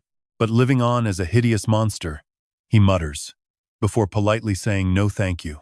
To have my mind intact while trapped in a monster's body is just terrifying," he admits, "because humans would only despise and hate me even more." With a deep sense of regret, he continues, I can never hang out in crowded places again, and with these huge claws, I can't even play games. Ever since my mom passed away, my dad has abandoned me too. Honestly, since everyone found out I have an 84% monster gene level, my relatives and friends have treated me like a beast and wanted to kill me. Back then, I only survived because the class leader and my friends constantly kept my spirits up. But now that I'm a monster, I can never go back to class with them, and that is something I just can't bear. Pausing for a moment, he adds that he can feel their class leader is in serious danger. Reaching out a trembling hand, Chen Fei tells Xiao Xing to go ahead and absorb him. As his spectral body begins to dissolve, tears stream down his face as he begs him to save their class leader and wipe out every last monster on Earth. Xiao Xing extends his own fist, gently bumping Chen Fei's hand. It is a solemn promise, Xiao Xing vows, accepting their pact before his consciousness immediately snaps back to the chaotic battle outside. Suddenly, a massive blast of raw energy erupts, striking directly at the flame demon god. Having absorbed Chen Fei, Xiao Xing's power surges dramatically, though the enemy mockingly asks if that weak provocation is all he has. Trying to use pure fire against me, the flame demon god, she sneers with absolute contempt, asking if this brainless move is just his way of gifting her free power. And check this out. A bizarre mutation suddenly occurs in the arm behind her back, taking her completely by surprise. Simultaneously, a completely new arm begins to sprout, glowing with an eerie, distorted red hue. The flame demon god mutters in confusion, demanding to know what this is, while Gong Xiaoni prepares herself to become a literal roadblock. She wants to act as a paralyzing agent to hold her back, protecting innocent lives and buying them time to fully recover. But Xiao Xing quickly tries to stop her, warning her to calm down because the risk is too high and her grandfather would literally end him. I promised the old man I would bring you back safely, he says, and I have no idea how I would even face him. Gong Xiaoni sadly asks how she can ever go home when she is bound to turn into a monster anyway, claiming her grandfather will understand. He won't blame you, she says, because she is the only one who can do this. Pointing over at the completely unconscious Lin Dao and asking if they should rely on that idiot instead. Plus, there is Lin Dao to consider. Even if he has turned into a beast, she recalls his promise that there is still a way to save him, smiling as she vows that as class leader, she will never leave him behind. She begs Xiao Xing to promise her to quickly grow stronger. Save this world and bring me home, she asks, and he finally relents, giving his solemn word that he will try his absolute best. He warns her to listen carefully, explaining that, while he cannot share his powers, he can protect her mind from the flame demon god's control. Her physical body will inevitably be taken over, but her soul and mind will remain completely untouched. She needs to hide her consciousness deep within the monster's genetic chain and survive, refusing to let that demon erase her. From there, she must absorb the energy he sends her and hold on, acting as an internal poison to paralyze the flame demon god. She had readily agreed to his plan back then, which explains why this bizarre red arm suddenly erupts and punches the demon squarely in the face. Laughing wickedly, the demon calls it a pathetic struggle, effortlessly catching the incoming fist with one of her other massive arms. With a brutal yank, she tears the limb completely off, sending a fountain of dark blood spraying everywhere. She snarls to get out of her body, before whipping around to face Xiao Xing, screaming at him for being a filthy traitor. But to her utter shock, the spot is empty. Looking around, she realizes she is completely alone because Xiao Xing already knew his limits and ran for his life. Oh, who would have thought he'd run off alone like that? Right now, an argument is breaking out outside. We were sent by headquarters to investigate the abnormal earthquake here. The rescue captain is demanding a report on the current situation. The commander-in-chief speaks up almost everyone who survived inside the hospital has been rescued. But Shangguan Kui, the Spark Squad, and 2 purifiers are still trapped underground. Everyone is furious, demanding to know what they are still standing around for. Why aren't you sending backup? He stammers, but watch this, because right then, shadows begin emerging from the dust. An officer shouts out, Shangguan Kui and the Spark Squad have all made it out safely. He is completely shocked, wondering how that is even possible. The commander-in-chief immediately steps up to ask Shangguan Kui what happened down there. She grabs him tightly by the collar and barks, "Get me headquarters right now. I have an urgent report to make." Startled, he quickly obeys. Xiao Xing then turns to the young girl, Xiao Tao, telling her to take Xiao Sheng to the hospital director to collect their reward, and reminding her to be polite. This catches her off guard, making her gasp, "Wait, me?" Xiao Xing points out that they cannot exactly trust her foolish brother with this. Xiao Tao nods, accepting the job without any complaints. Then he turns back, mechanically telling Tu Tutu to take Yang Yang back to the academy first, while he gets the dean to treat him in secret. He calls to Xiao Yu, suggesting they find the dean to discuss things. Soon after, he is standing in the office, explaining the whole story. After explaining everything for a while, he catches Jingzhe fully up to speed, and that is how the whole thing went down. Though clearly devastated, the old man tries to keep calm, his wrinkled face heavy with worry. Seeing him like this, Xiao Xing feels a pang of guilt. He softly apologizes for failing to bring Gong Xiaoni back home with them. Hearing this, Jingzhe clenches his fist tightly, struggling hard to suppress the raw grief in his chest.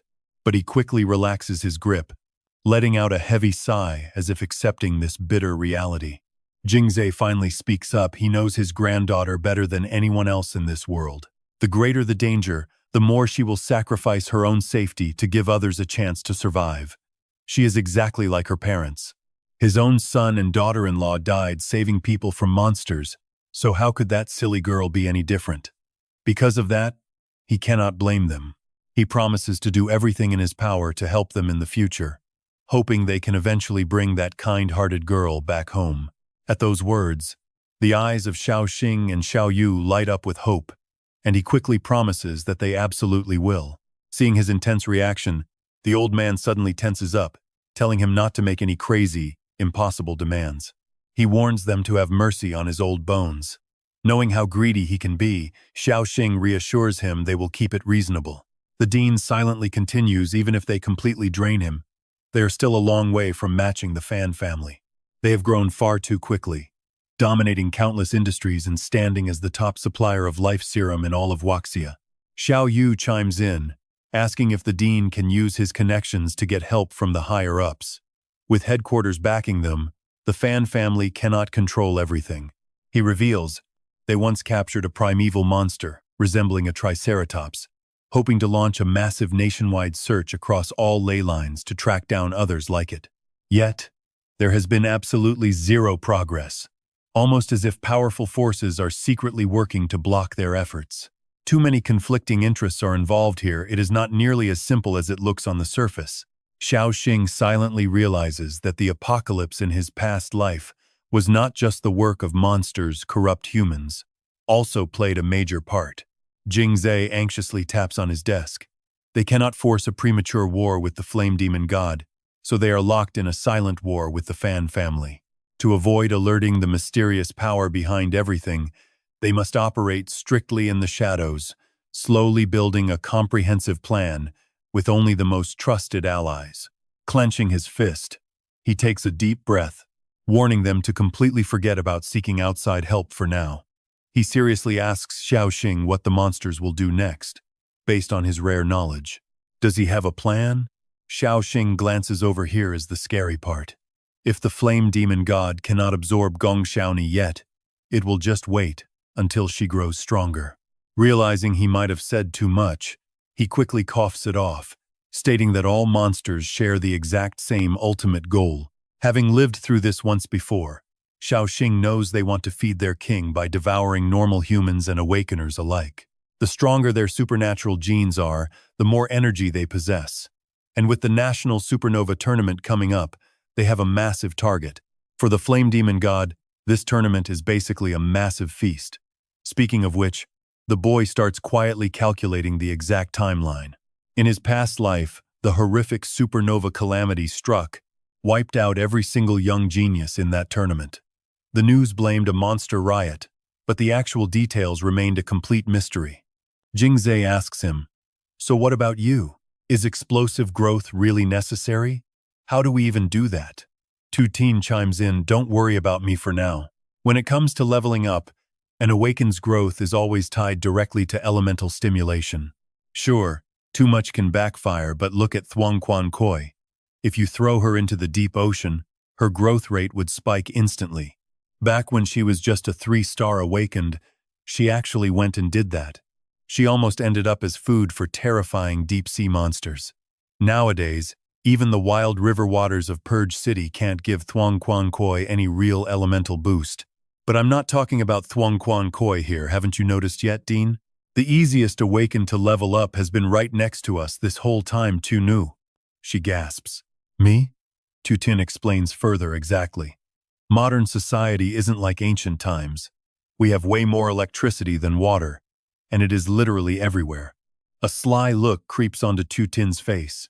Dean Kin Triet quickly calls him out, put away that greedy grin of yours, kid. Ignoring his shock, Tu Tin drops the real bomb. The National Supernova Competition in New City has the country's largest nuclear power plant. Hearing this, the old man can't help but shiver, as cold sweat instantly starts pouring down his face. Wait, stop right there. But Tu Tin's mischievous smile doesn't fade one bit. Dean Kin Triet, don't you want to witness the nation's very first 5-star awakened? A thunder god raised by your own 2 hands? Dean Kin Triet finally sighs. What you need is something this old man absolutely cannot pull off. He then turns to his secretary, Tu, to go ahead and give Tu Tin a copy of the original star chart. She is completely stunned. Isn't that original magnetic star map a perfect type O chart, theoretically built from a person's most flawless superhuman gene sequence? The dean sips his tea thoughtfully. Yes, that perfect type O chart. Honestly, it means absolutely nothing to anyone else. But according to him, this original could help Tu Nu understand magnetic stars much better. Tu asks, is that really necessary, sir? Dean Kin Triet replies, whatever he needs. We just do our best to support him. She asks in absolute panic, wait, what about the nuclear plant? He waves his hand dismissively, go prepare the type O chart for him. Getting approval for the application will take quite some time. Tu doesn't argue. Understood, Dean Kin Triet. With that, she immediately walks out and shuts the door behind her. Dean Kin Triet immediately grabs his phone. But the moment the other side sees his caller ID, they hang up instantly, showing zero respect. He refuses to give up. Old Tran, it is me, but the line immediately goes dead again. He calls more contacts, but they all hang up. Everyone is terrified of getting blacklisted by the Fan family. Finally, someone picks up, only to unleash a furious tirade on Dean Kin Triet. Ever since you stole 2-man away, we have been mortal enemies. How do you even have the nerve to call me now? What on earth do you want? My poor 2-man worked herself to death after choosing you. Yet you still dare to call me continuously? What crazy game are you playing? Speak up. Swallowing his pride, Dean Kin Triet quickly replies, listen, my student is in desperate need of a massive source of raw electricity. Since you run the nuclear power plant in New City, I want to send this kid to join the supernova tournament over there. I need you to help charge her up and, if necessary, briefly cut the power to local residents. This is for the sake of all humanity. But a deafening roar cuts him off, you absolute maniac, before the line goes dead. And here's where your heart really breaks. Dean Kin Triet keeps calling, desperate to help Tu Tin, so he can bring his precious granddaughter, Tu Nge, back home. Another contact answers, there is no way we are cutting the public power grid. I will report to the Purger headquarters that your tiny 5-man academy wants a $1 billion partnership. No negotiations. Feeling awkward, Dean Kin Triet mumbles, our academy doesn't have that kind of cash. The other side is ruthless goodbye. Wait, don't hang up. Fine, let's just go with that deal. I will figure out the rest of the details later. Immediately after that, the call is cut short once again. Massaging his throbbing temples, the dean mutters to himself, how many more calls will it take to finally get this sorted out? Dialing yet another number, he grumbles that kid Tu Tin really knows how to torture an old man. Finally connecting, he warns Tu Tin, our time is running out. Please, you must bring Tuing back safe and sound. Meanwhile, a powerful voice roars out alongside a stinging slap. Fan the Tay, our fan family is at a critical turning point right now.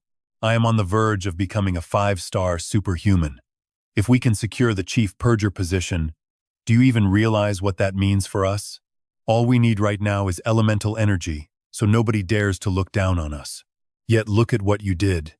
You failed to win the supernova, and you even went behind my back to cause trouble at the hospital. I have told you 1,000 times what you do doesn't matter, as long as you wipe your hands clean. Just look at the mess you made. How many times does the family have to clean up after you? You absolute piece of garbage. Has your lust completely rotted your brain? How could you kidnap Kin Triet's granddaughter and bring her here? Damn it, I have no idea what kind of evil spell you are under. His father beats him until his mouth bleeds, but Fan the Tea just bursts into a bitter, mocking laugh. He finally talks back, claiming that everything he and his father did was strictly for the family's future. Fan Qiantian points his finger directly at his son, screaming out, "What absolute garbage are you spitting? If you cared about this family, you should have just followed orders and finished refining the undying flame with the eternal flower. Helping me become the very first 5-star transcendent in Wuxia is the single most critical task for the fan family right now, not you running around making trouble. Fan the Tay, you are a complete disappointment to me. He is beaten bloody, yet his mouth stays sharp. My great father, without me, you would never be able to get that undying flame, and you certainly would never reach 5-star transcendent status either." He slowly stands up, staring down at his father with pure contempt. "So let me be frank, you are nothing but a useless old man." Fan Qiantian never expected such defiance from his own son. His eyes widen as he roars, "You rebellious brat. What did you just say?" Nearby, his uncle completely panics. "Fan the Tay, apologize to your father right now." But he does not flinch, asking, "How should we deal with useless trash again? I remember you showed me the perfect example many years ago." Hearing this, Fan Qiantian freezes in complete shock. He cannot believe his own son could transform into such a monster in just a short span of time. Flashing back to the past, an imprisoned woman spoke gently to a young Fan the Tea, telling him, "My sweet child, let us get out of here." Young and confused, he asked her who she was and why she suddenly ran into his room like that. He told her he had to go to the gene lab for testing. The poor woman tearfully explained that she was his mother, forced by the family to bear their children, and he was the only survivor. The young boy was stunned, asking if she was really his mother, as she continued gently. Because of her powerful superhuman genes, she was forced to mate with Fan Qiantian to produce elite offspring through any means necessary. She told him she could not take it anymore, and he was all she had left, urging him to escape that hell together. Suddenly, a menacing figure approached from behind. Fan Qiantian spoke coldly. "You have gone completely mad. You are useless now." The woman screamed in utter rage, "Fan Qiantian, you absolute demon." The patriarch channeled his inner power. He declared that useless trash should turn to ash. Instantly, her body burned away right before young Fan the Tay's eyes, leaving only her screams echoing.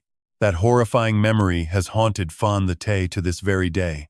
Honestly, seeing something like that, could you ever forget it? Back in the present, Fan Qiantian snarls, "You ungrateful wretch. If you refuse to repent even in death, I will personally rip the undying flame straight out of your body, treating all the resources we spent on you like dog food." His uncle quickly tries to diffuse the tension, pleading, "Brother, please calm down, Fan the Tay is just acting foolishly." But the patriarch snaps back, "Foolish? You are the real fool here? Is this how you usually train the heir of our fan family?" Burn one of his arms as a warning. Instantly, a massive torrent of fire surges forward. Fan Qiantian ruthlessly unleashes his red flame hand to strike his own son, roaring out, "You unfilial brat, kneel before me." Fan the Tea smirks, channeling his energy to block the blow with his mutated hand. "I did nothing wrong, so why should I kneel?" Fan Qiantian sneers at his foolish arrogance. But suddenly, creepy tentacles begin sprouting right out of his son's mutated hand. They whip forward, attacking the father while pinning down his uncle. Seriously, Just look at the terror on the old man's face right now. The terrified uncle cries out, Fan the Te. What happened to your hand? But his nephew just chuckles, you are the ignorant one here. You have absolutely no idea what this world truly looks like. My dear, respected father, you desperately want the undying flame, do you not?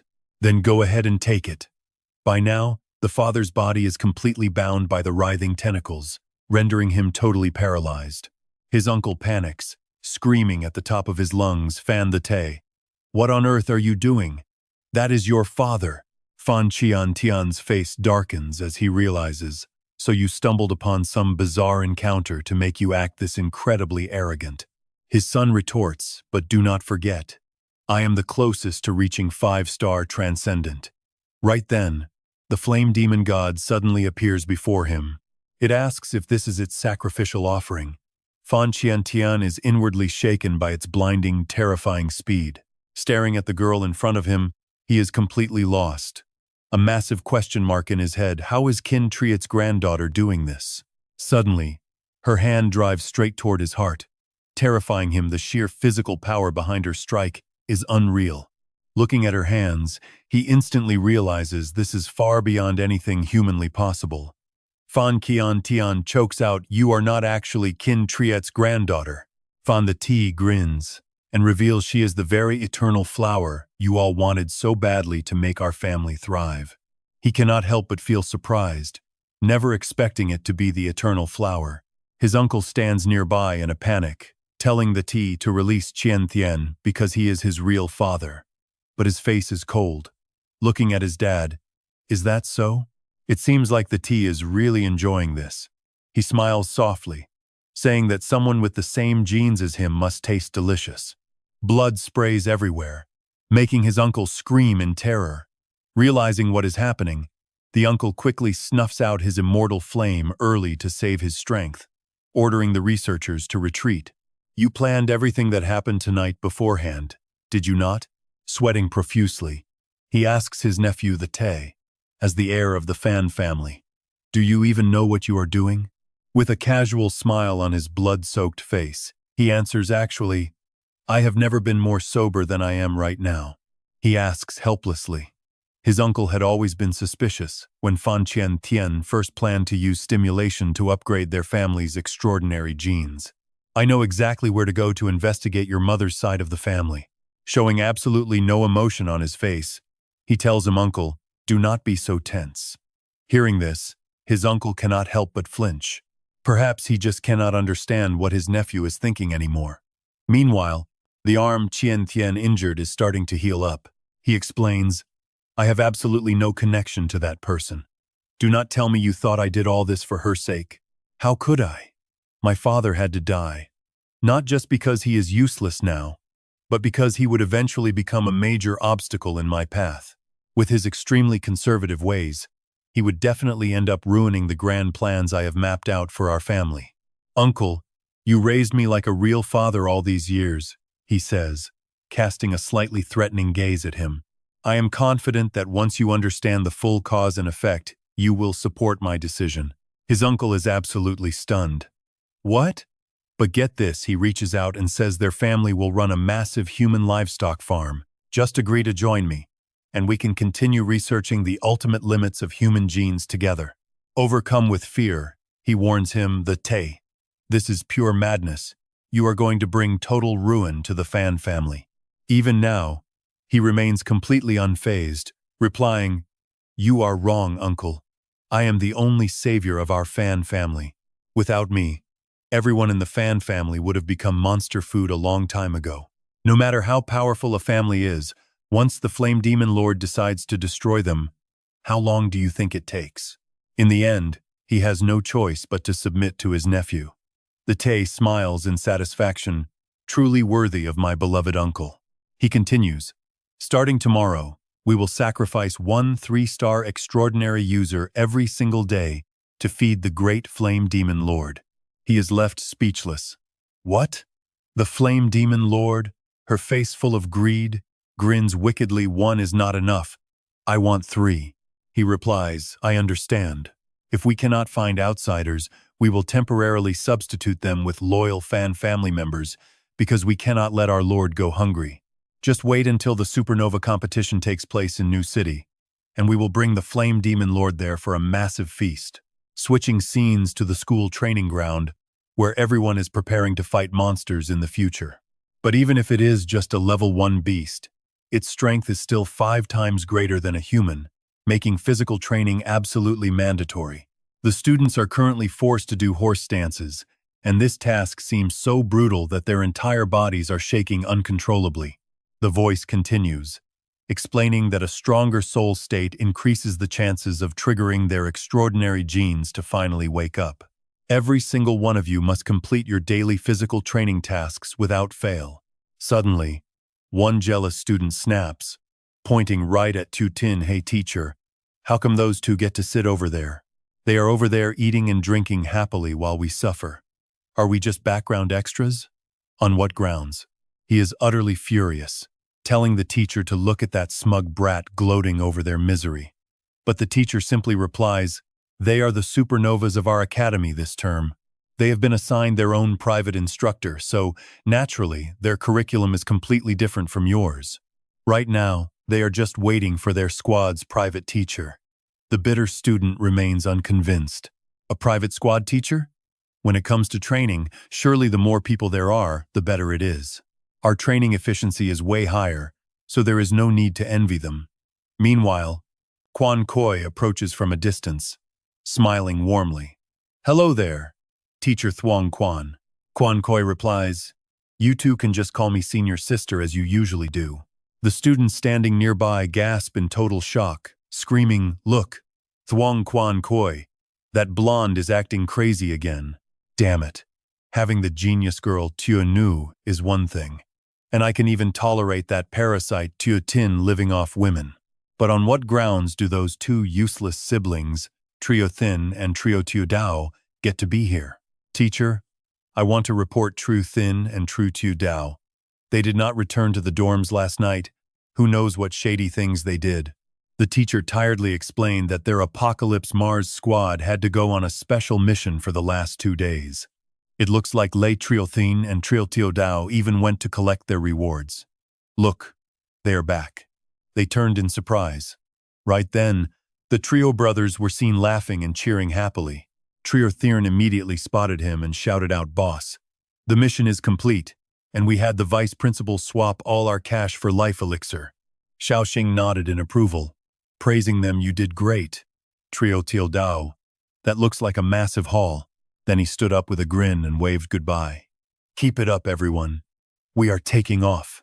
The other students collapsed in sheer despair. How are Trio Thurn and his crew so strong, dragging all those crates at once?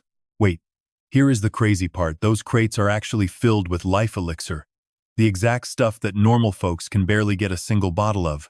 Normally, one crate holds 50 bottles, and since they had 54 crates in total, that means the teacher spoke up. All right, pull yourselves together and focus. Let us get back to training." The crowd below immediately started whispering again. "Teacher, why can we not train at the 5 Elements courtyard? It is way easier to awaken our transcendent genes over there." The teacher explained that the 5 Elements courtyard has been under renovation lately. Meanwhile, at the 5 Elements courtyard, Quan Ngon told them until the supernova competition begins, "This entire place is yours." Before starting the lesson, she looked at young Xiao Xing and said, "Fill me in on the details, and you need to pay my tuition first. The principal claims the academy is totally broke, so you must pay out of pocket." Xiao Xing was speechless at that greedy old man, while Guan Kui watched the brothers with deep worry. "Looking at this, you easily scored half a crate of it. I am so hungry, will they not burst from drinking so much life elixir?" Xiao Xing happily replied, "No. Actually, it is the exact opposite. If they do not drink it, they will literally starve to death." Guan Kui gasped in shock, prompting him to add, "Senior sister, let me give you something special instead, as payment. Do not worry.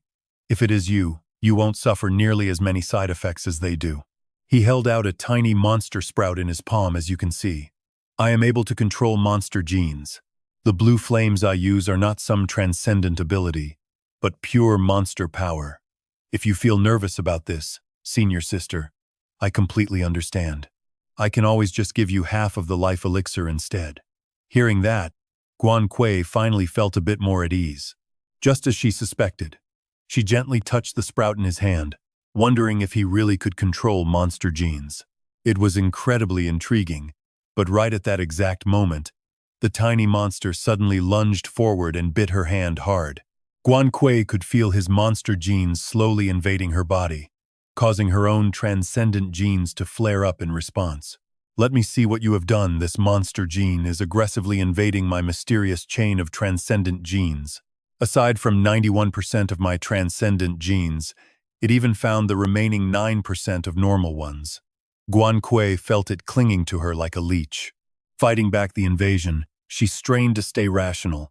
I have to use every ounce of my willpower just to tolerate this parasite inside me. Xiao Xing explained. In reality, this is exactly how monsters above level 2 consume human prey. Most of a human's energy is produced directly from their transcendent gene chain. An invasion that directly targets the transcendent gene chain like this can completely devour a person in the blink of an eye. Of course, my monster genes won't eat you like wild beasts. They only stimulate your transcendent genes to make them evolve at lightning speed. Guan Kui felt a cold shiver. I cannot believe I actually accepted such a twisted reward. Right after that, the three of them sat down together. Xiao Xing filled her in on everything, explaining their current situation. Guan Kui immediately understood the whole picture. So that is it. The Flame Demon Lord has temporarily taken over Kung Tiung's body, and she will definitely regain her full power soon. The National Supernova Competition in Tantir is bound to turn into a massive feast for the Flame Demon Lord. We have to find a way to get stronger before this deadly banquet begins. Xiao Yu's plan revolves around magnetism and nuclear power. Guan Kui looked at him and continued, As for you, Xiao Xing, I have an idea we should try. He was taken aback. What idea? That is when Guan Kui proposed her wildest suggestion, yet eat me. Xiao Yu gasped. Senior sister, are you insane? That is way too extreme. Do you want to die? She quickly clarified, no, you both got it wrong. The higher the monster genes, the more they stimulate transcendent ones, which is why Xiao Xing's genes can boost superhumans like us so dramatically. And conversely, my transcendent genes might also provide a massive boost to Xiao Xing's own monster genes. Of course, I do not mean he should literally devour me, but things like a few strands of hair, fingernails, or saliva containing transcendent energy. Xiao Yu smirked playfully. Then you do not need to worry, senior sister. My genes are much better suited for Xiao Xing to consume anyway. Why are you still spacing out? She glared darkly at the absolute scumbag. Back at the hospital, seeing you carrying Tho made you look completely exhausted. She decided you needed to recover and offered to feed you something delicious. He flinches in surprise.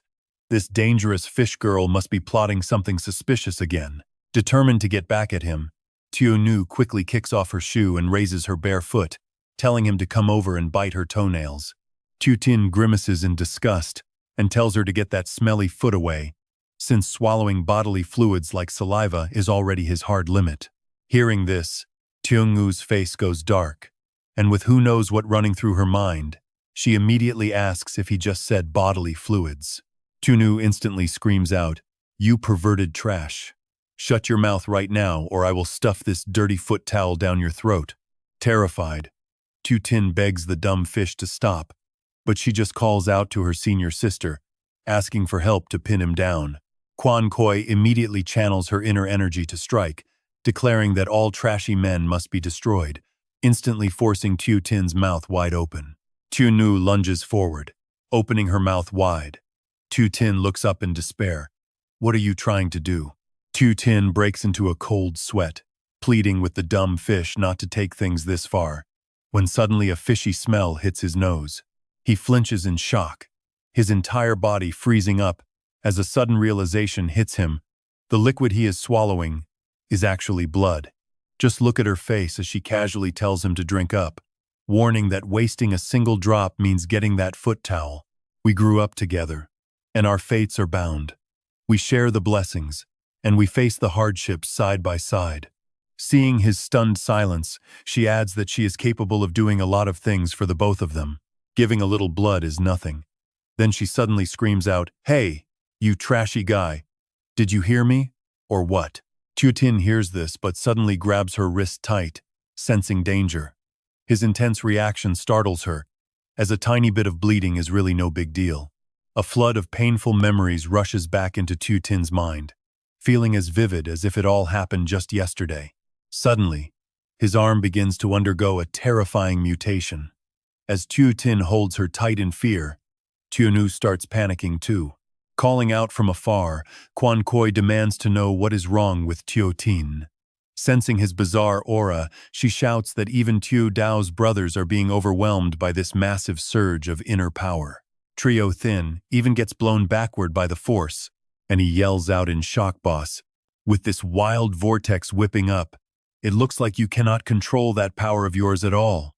Nearby, the principal's heart suddenly skips a beat, causing him to stand up in deep worry.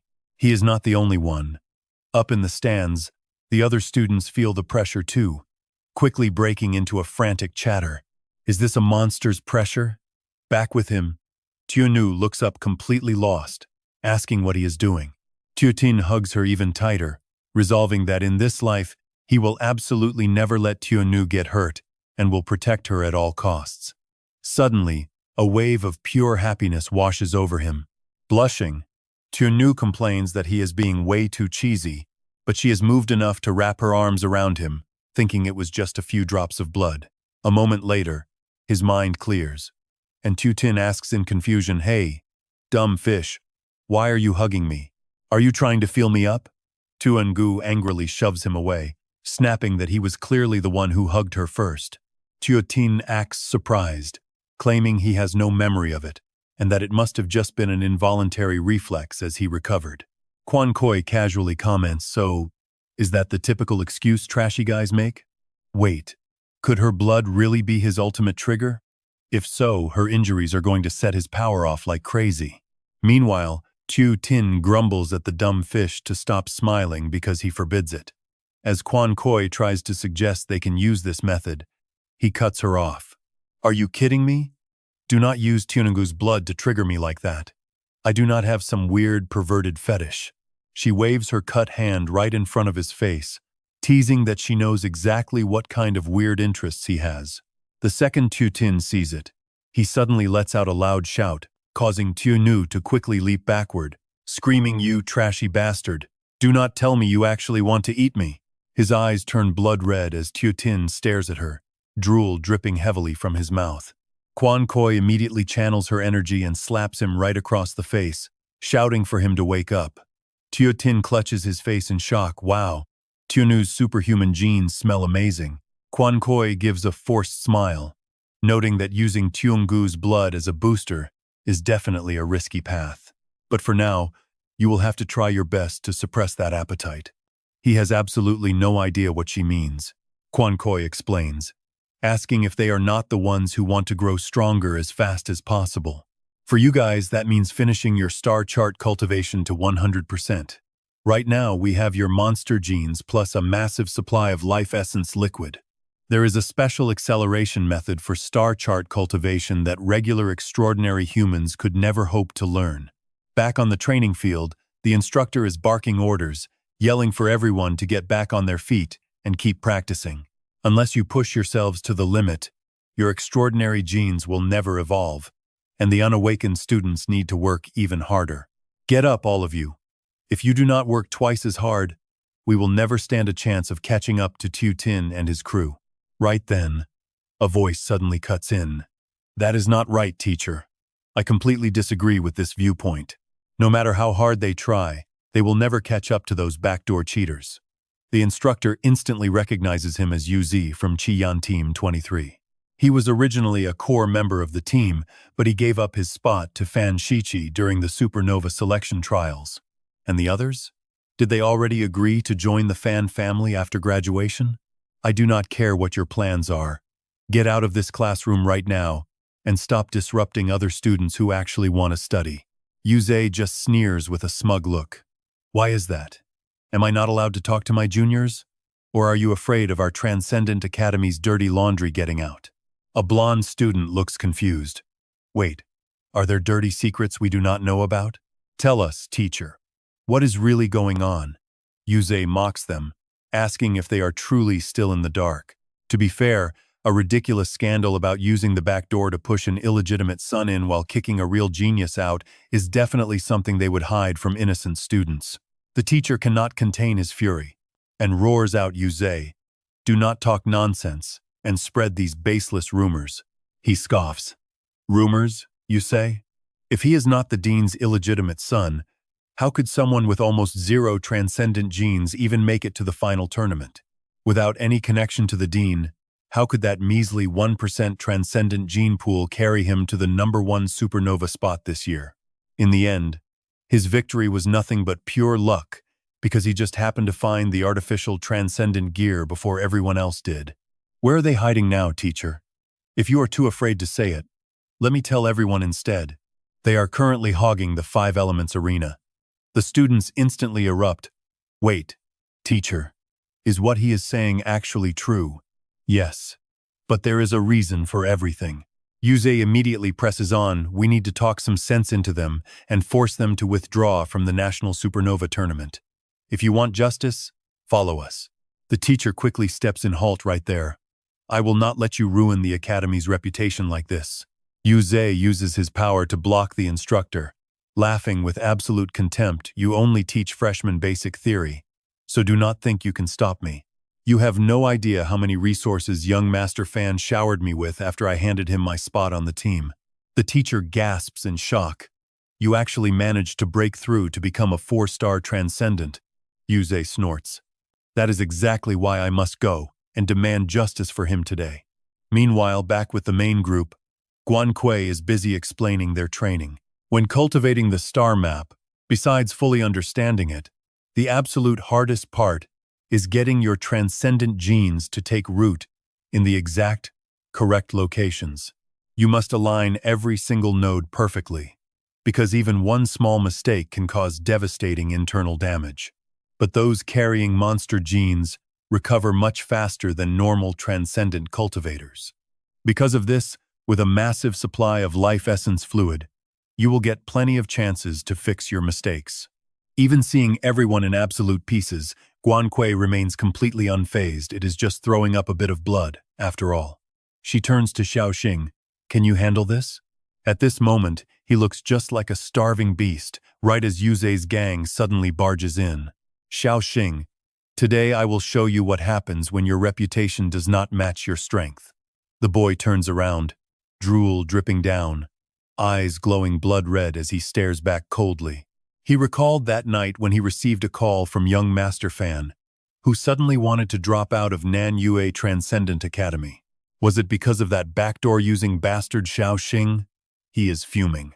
I can rally the other students to petition the dean and get you justice. On the other end of the line, Fan Shichi replied, no need. I already have a much better destination. Rose Transcendent Academy Yuzi. You should transfer here as well. He quickly replied, isn't Rose Academy always suppressed by Nan Yue? But no problem. With young Master Fan joining, Rose Academy will definitely crush them this year. Yuze was thrilled. If young Master Fan wants me to join, then count me in. Fan Shichi then revealed his real plan. Do me a favor. Yuze eagerly agreed. He was told to lure and convince as many other students as possible to transfer to Rose Academy. Returning to reality, he glares at Guanquei's group and thinks to himself, he knows that even if he beats the kid to death, it is too late to help young Master Fan regain his spot in the National Supernova Tournament. So now he just needs to crush him utterly to expose the dirty secrets of this academy to everyone. After that, with the massive reward promised by young Master Fan, he can easily convince the other students to transfer with him to Rose Academy. Xiao Yu suddenly gasps when she sees Xiao Xing stepping closer to the hostile crowd. Quick! Pull Xiao Xing back. If he completely loses control and eats our classmates, we are all dead. Yu Zi channels his inner power just as I thought. Xiao Xing, you only fooled everyone because others hid your secret, but today you will be exposed. He slams his hand hard against the ground, swearing to completely wipe out all their backup.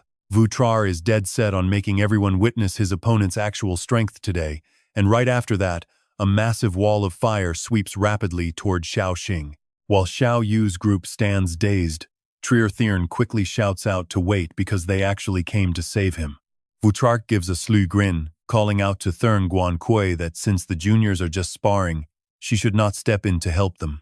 In total contrast to his tension, she does not even care, casually drinking her medicine while waving them off to go right ahead. Vutrark steps forward, commanding the freshmen to block the teachers, while the upperclassmen keep his opponent's allies completely pinned down. This way, the two of them can have a fair fight. And the moment he finishes speaking, he instantly dashes right in front of him. Vutrark mocks him, saying not to blame him for bullying a junior since he is the supernova of the Nam Weird Academy after all. He is representing their school in the national tournament, so surely he cannot be easily taken down by him, right? But look, before he can even strike, the boy unleashes his Hualien Tian star map right at him.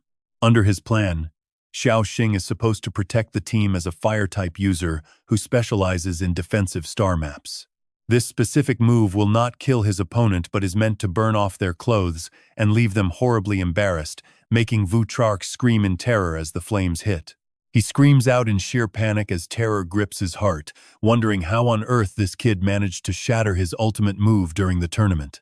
He defeated every single opponent as easily as taking a stroll. Was it not just them letting their guard down, but that this kid is actually an absolute monster, though right now, Vutrark feels something is off. Wait, why does the kid look like he wants to tear him apart? And after being beaten to a pulp, Vutrark crawls toward his teammates, begging them for help. But in the next second, his teammates are suddenly sent flying into the distance.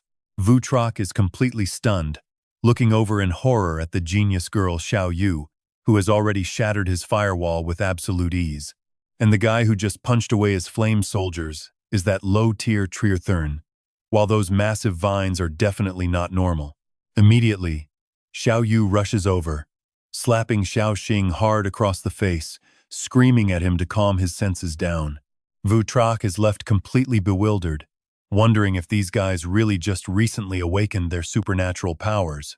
To think he is the one getting utterly humiliated, but the crucial mission assigned by young Master Fan absolutely cannot fail.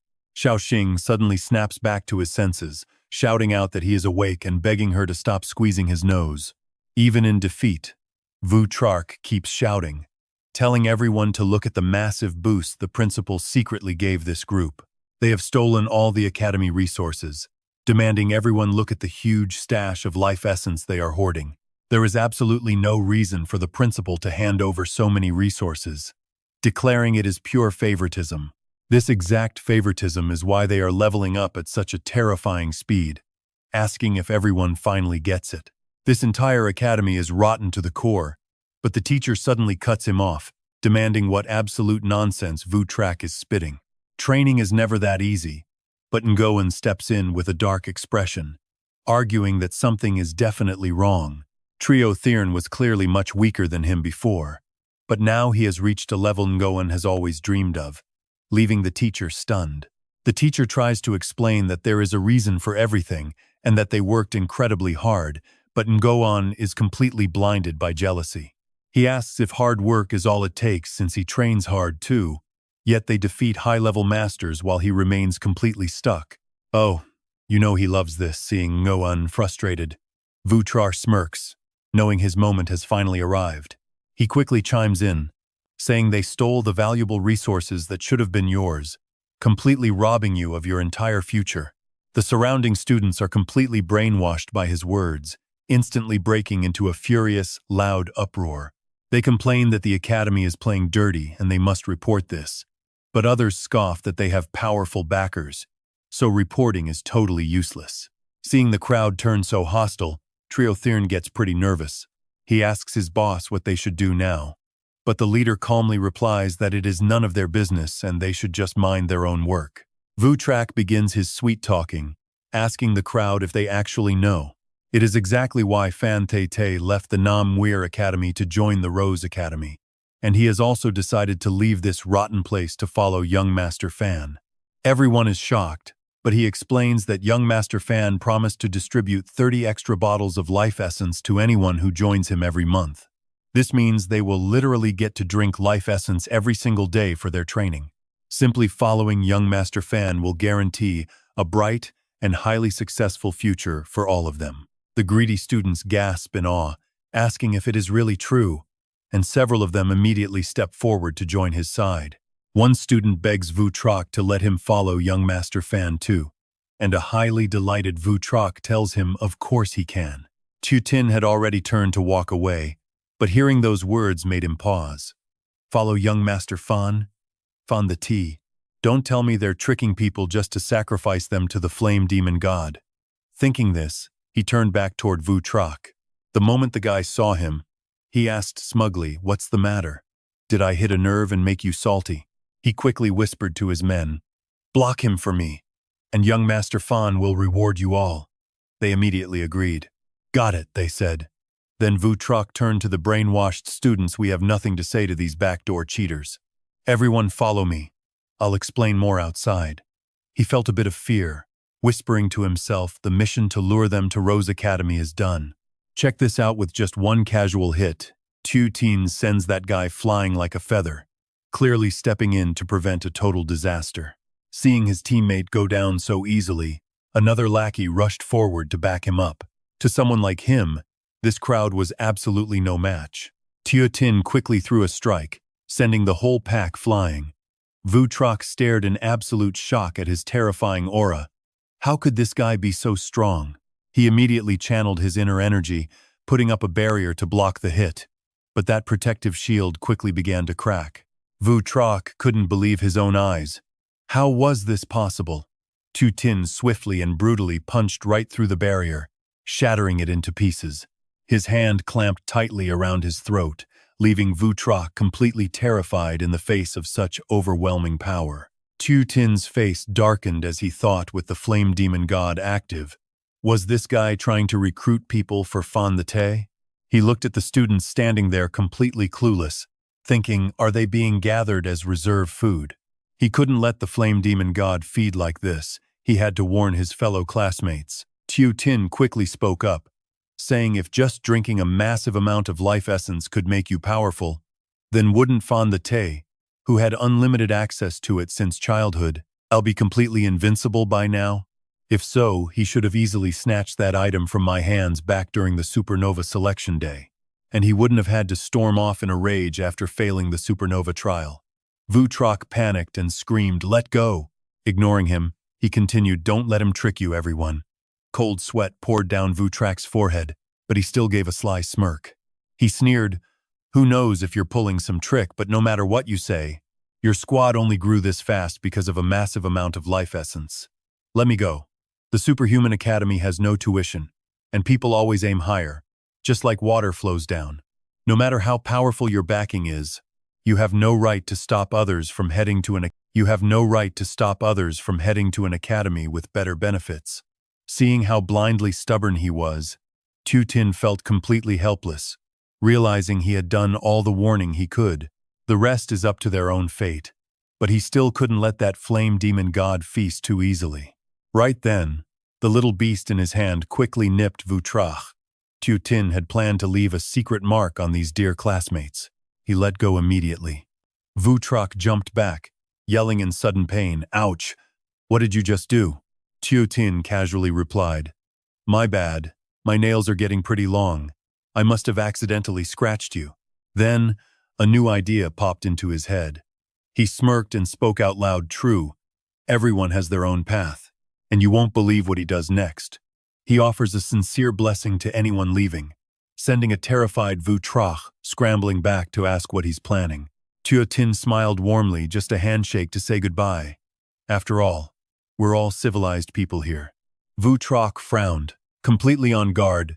This guy definitely wants to convince everyone to stay behind. This guy's full of dirty tricks, so we have to be careful not to let him stall us too long. We need to leave. Vu Troc immediately turned to the students. "Guys, if you want to live the high life with young Master Fan just like me, then follow me now. Miss this, and you'll regret it." With that, they shook hands to say goodbye. "Sorry, Boss Hung, but I have to head over to Rose Academy." The students stood there looking completely bewildered. He quickly went around shaking hands with each one according to his plan, making every single one of them wince in pain. Tu Tin smiled cheerfully. Sorry. Guess I used a bit too much force. One of them asked suspiciously, Is it really necessary to hold hands for this long? He happily replied, I just hate saying goodbye. Just like that, Tu Tin shook hands with one student after another, his mouth running non-stop as he wished them all the best. Coming to another student, Tu Tin couldn't help but speak up. No in. Since we almost became teammates, I strongly advise you not to go there. Guilty. He couldn't even look him in the eye. I'm sorry, I'm just an ordinary guy who wants a future that's a bit easier to fight for. Knowing he couldn't convince him further, Tu Tin gave up. Tu Tin sighed. Fine. Then I wish you the best of luck. Ngo In replied with a thank you. Once it was over, the teacher saw him looking solemn and walked up to comfort him. 30 students are gone. I also tried to advise quite a few earlier, but if they want to leave, we can't force them. You've done more than enough. Everyone has their own path. Honestly, other academies try to scout our students every single year, since superhuman talents are in high demand everywhere. He yelled out after them, well, let's hope they survive a little bit longer. Xiao Xing sighed to himself. Implanting so many monster genes at once really exhausted Liu, making the teacher completely misunderstand him. Huh, Xiao Xing, that insult of yours is pretty clever without using a single dirty word. But where are your sleeves? Time flew by, and a week later, Xiao Xing ended up giving Jing Che a call. Director Jing, drugging all those students at the neighboring Monster Gene Academy with sleeping pills over the last few days is pretty wicked, he says. But then again, I was just following orders. I had to turn every single student from that Monster Gene Academy into my own beast faction. Even if they eventually mutate into monsters, they still won't completely lose their minds. But once the students actually mutate into monsters, you better think of how you will explain it to them. And Jing Che just replies, stop complaining. By the way, Tu Yang Yang's medical checkup is completely done, so he can replace you in my experiment. Though it's a real shame I can't slice you open. Xiao Xing gets quite surprised. Wait, Director, are you seriously targeting me? The director quickly explains, I have already let Tu Yang go out for now. He will disguise himself as your blue flame identity to draw the purifier's attention. But what was your actual goal in letting Lin Shi find you in the first place? Even though his swordsmanship talent is insanely strong, with his current power not even reaching level 4, he probably cannot help you at all. But Xiao Xing just replies, no. Maybe he can create a miracle. But as they are talking, his phone suddenly goes completely black, making Xiao Xing shake the screen and wonder if he just ran out of battery. Hold on. Look at this. The entire room has gone pitch black, making him blurt out that the power is totally out. Suddenly, the lights flicker back on, and Xiao Xing feels a slight chill as he wonders if these light bulbs have gone completely insane. Right after that, Xiao Xing remembers his friend and spins around to call out for Xiao Yu as he rushes back to his room, opening the door and asking if it is done. She gives a soft hum of agreement before explaining that she just finished placing every single extraordinary gene in its exact spot. The complete magnetar structure is fully finished now, unlike last time when we only built a basic magnetic star shape. Back then, the magnetic star could barely start up, and she could easily shut it down. Even if she did nothing, it would shut down once the power ran out. But this fully completed magnetar is a whole different beast. The very second it is fully completed, it will start up by itself and can never be stopped. The previous magnetar had less than 2% energy, but now it runs automatically on just that tiny spark, multiplying and creating a wild magnetic pull that constantly sucks up all the outside power. She looks at Xiao Xing with deep sympathy. Ah, Xing, I kind of get how you feel now since I am absolutely starving, she says, as pink currents surge around her hand. Xiao Yu feels so incredibly hungry that she is ready to drain all the electricity in Nanyue right this second. She immediately gets a wild idea to go find a storm zone, but Xiao Xing steps in to stop her right away. Hold on. Do not underestimate nature's wrath, because if you actually face lightning, it will definitely strike you dead. So you need to stay far away from those storms. Right now, you are literally a human lightning rod, so forget about storms. But she still feels they can easily siphon Nanyue's power grid. Wait. Look at this. A shadowy figure suddenly glides past them, making Xiao Xing spin around. Wait, Director Jing, we were just talking on the phone. So how did you get over here so quickly? Jing Che calmly says the massive spike in the electric bill led him right here, telling them to follow him because Xiao Su is already waking up Xiao Xing and the others. Xiao Xing asks him where exactly he is taking them. Jing Che tells them not to pack any bags since Xiao Su can ship their stuff later, and whatever they leave behind can just be bought over there. He will pay for everything, but Xiao Xing is confused since they were not supposed to leave for Xin City until next week. At this point, the director is internally sweating because his wallet cannot take this anymore, wishing they would go cause trouble in Xin City instead. The local contact already agreed to cover all power costs during the supernova competition, so arriving a week early to get settled makes total sense. The director waves his hand to shoo them, mentioning that he rented a car because taking a plane with her current state might crash it. He had already booked their flight tickets anyway, making Xiao Xing speak up. Director, Xiao Yu is in a pretty crazy state right now, sparking at the slightest touch and causing the surrounding appliances to flicker on and off. This rental car might get completely fried, making Jing Che cover his face in pure agony. It is fine, if it breaks we will just buy a new one, so hurry up and leave, he groans, while Xiao Yu smiles and thanks the generous director. She promises that she will try her best not to drain any electricity along the way. Jing Che cuts her off, telling her to absorb as much power as possible to grow stronger, since he can still barely cover the damages. This trip, you guys have to face a terrifying monster like nothing you've ever seen before. As long as I can help, I'll give it everything I've got. I really hope you guys can win this battle. Tu Tin is absolutely overflowing with confidence. Victory will absolutely be ours. We'll bring Kung Tuing back.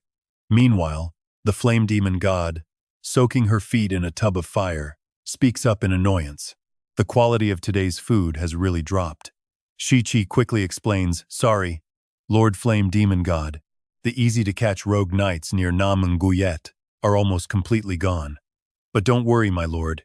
I have already prepared the death soldiers trained by the Fan family, ready for your use at any moment. I've also gathered quite a few newborn superhumans. They will be ready for you to eat after some training.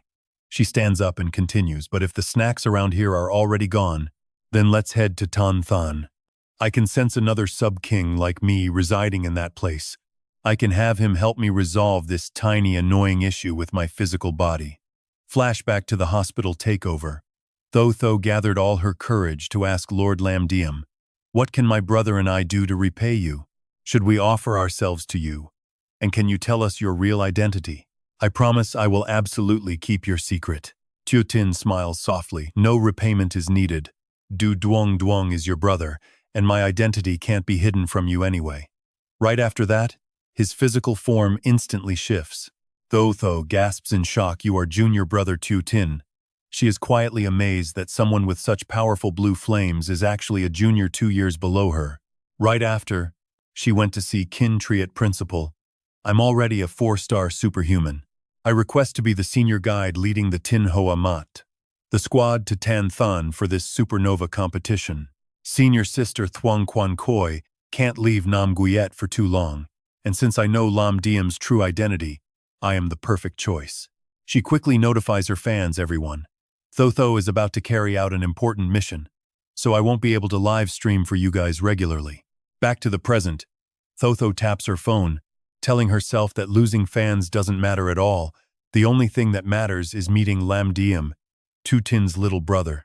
She smiles happily with a blushing face, her heart racing wildly at the mere thought of seeing Lam Diem. She definitely loves Mr. Lam Diem the absolute most. She can't help but sigh inwardly, telling herself to stay calm and cool before this summer ends. I definitely must experience a sweet, younger guy romance. Go Tho, go. Just then, a very familiar voice echoes from outside. Brother and sister-in-law, please get in the car first. Hearing this, Thotho completely freezes up.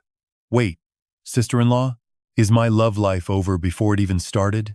Tu Tin can't help but feel surprised. Oh, so senior sister, Du Tho. Tho is our driver. Seeing her mouth hanging open, Tu Nu nudges her senior sister. Did your jaw just drop? Tho mechanically replies, I am fine. Embarrassed, She quickly turns around junior brother Tu Tin. Don't worry. I will absolutely get everyone to Tan Than safely, and do my best as your guide. Tu Tin speaks up as our guide. You probably already know from the principal how insanely dangerous this trip is, right? We might all die, so you don't need to risk your life with us. Tears silently stream down her face. No, I'm completely willing. Even if I'm a moth to a flame, I won't regret it. This is my destiny. Because both my body and soul, along with my brothers, have belonged to you since that day. Tu Tin feels a bit flustered. You're being way too dramatic. That is definitely not necessary. The car engine quickly roars to life as Tho Tho shouts out at the top of her lungs, we are heading out. Cruising through the empty streets, Tho Tho feels incredibly weirded out. Why are all the surrounding cars completely stationary?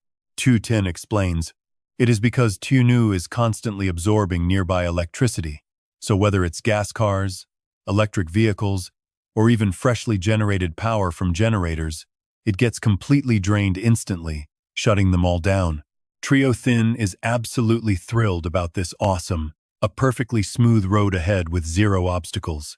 Tu Tin dryly warns we still need to be careful, even though Tu Nu is trying her best to avoid absorbing our car's electricity. It's just an effort. There is still a small chance some will get sucked away. And just like that, boom! The car loses control, slamming through the barrier and flying into midair as they all scream in panic.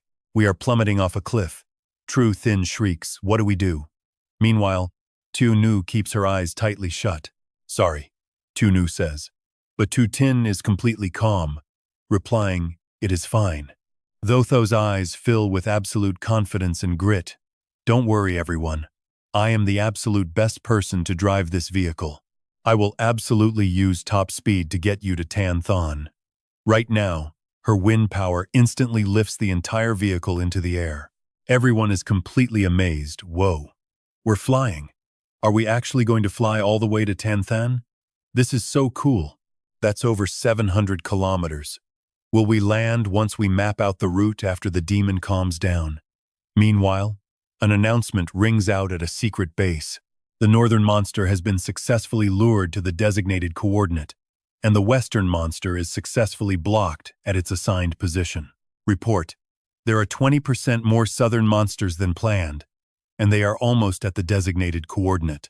Monsters from the north, west, and south have hit their targets. The barrier is cracking, but the gathering mission is complete. Halai smiles at the progress. Not bad. All purgers hear me. Prioritize your safety and begin the retreat immediately. Down below, the squads look up and shout back in unison, understood. Halai slowly lands. Li Tianhin explains that for the supernova competition next week, every top rookie in the country will assemble here. That gather will pull a massive horde straight toward the city. Our job is to lure them in and wipe them out beforehand. You better not mess up these calculations. If this horde breaks into Tan Than, the chief purger who happens to be your dad takes the fall. But Tianhin just casually shrugs. No way, he says. Relax. I am practically guaranteed to become a top-tier transcendent, so this is a sure thing. He pauses, before adding that the nuclear power plant is primed, meaning the entire city's power grid will combine with his own lightning. With this next strike, even Thurngwan Kui from Namwirt won't stand a chance. Halai rolls her eyes. Talk about confidence. If this is the ultimate national strike, she happily whips out her phone to record. She says she has to record this to go viral.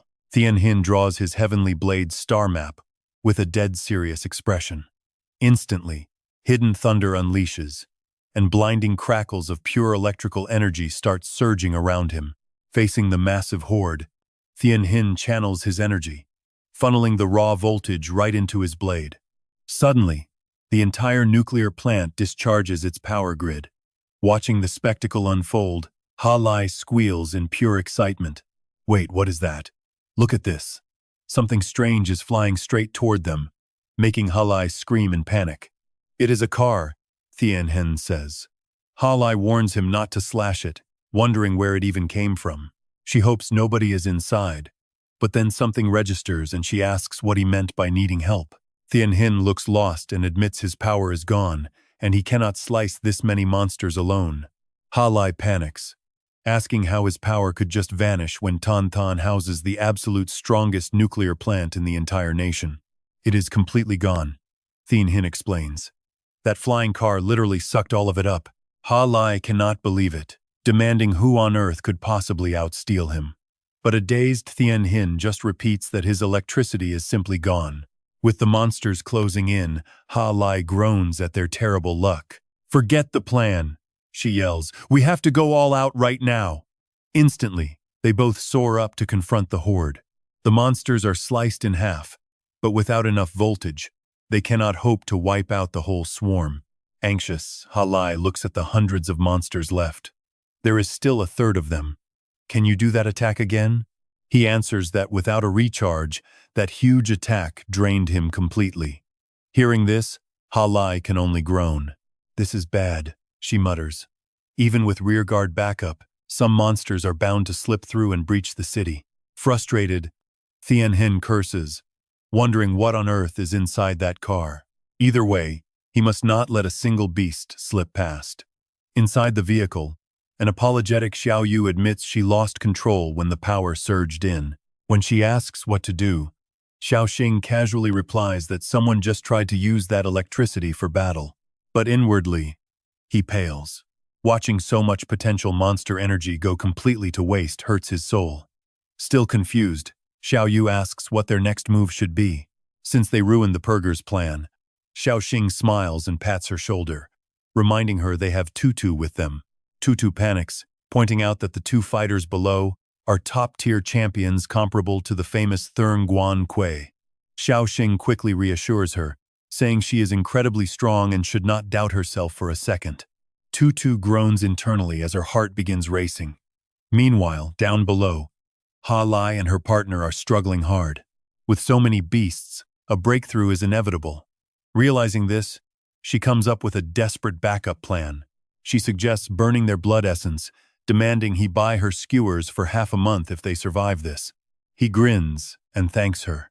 But suddenly, she screams as the mysterious car plummets right into the middle of the horde. Thien Hin mutters that anyone absorbing that much electricity would normally pass out. He is quite annoyed, realizing they now have to save civilians on top of fighting monsters.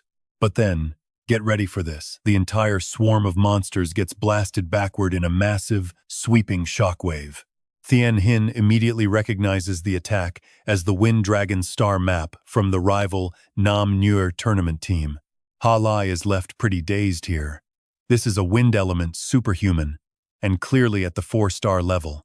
Where on earth did Nam Nuet find a wind user this incredibly strong? Thien Hin agrees, noting how strange it is. Sucking in that much electricity made the vehicle plummet, yet there is absolutely no sign of power leaking from them. Right now, Thotho cannot stop her tears from flowing. Her heart is racing wildly, but somehow, everything inside her feels completely crushed. Is this what a broken heart actually feels like? It hurts so bad. Her fighting style is a total mess now, with wild winds blasting everywhere. Trio Thin quickly notices that his senior sister's emotions are looking pretty unstable. Tu Dao panics and screams that the car the director rented for them has been completely trashed. Meanwhile, Tu Tin yells out, "Hey, dumb fish, cover me later, I will be right back." Tianu casually replies, "Got it," while thinking to herself, she needs to tap deep into the earth to draw power from her envy. That is a massive boost. Meanwhile, Thotho is crying heavily, her racing heart making her sob even harder. She kicks off hard against the empty air, completely losing control of her emotions as she bursts into loud, heavy sobs. The moment she loses her grip, her overwhelming power is unleashed, violently bursting outward in every direction. Hit by the relentless barrage, the beasts go plummeting from the sky. Watching this, Ha Lai is totally shocked by the raw, direct force of her attacks. She stands dazed for a long moment, wondering if these guys really are from Nam Nuet. It is time to go introduce themselves to this new powerhouse. Sheathing his sword, Thien Hin agrees that they definitely need to meet. As the two walk and talk, Ha Lai cannot help but wonder. Sucking up electricity while creating a massive vortex, could this be that nuclear power plant team Station Master Ho mentioned? Thien Hin confirms it. He recalls Station Master Ho complaining about some wealthy backer who spent 1 billion to buy out all the excess power from the Bin City plant during the supernova tournament.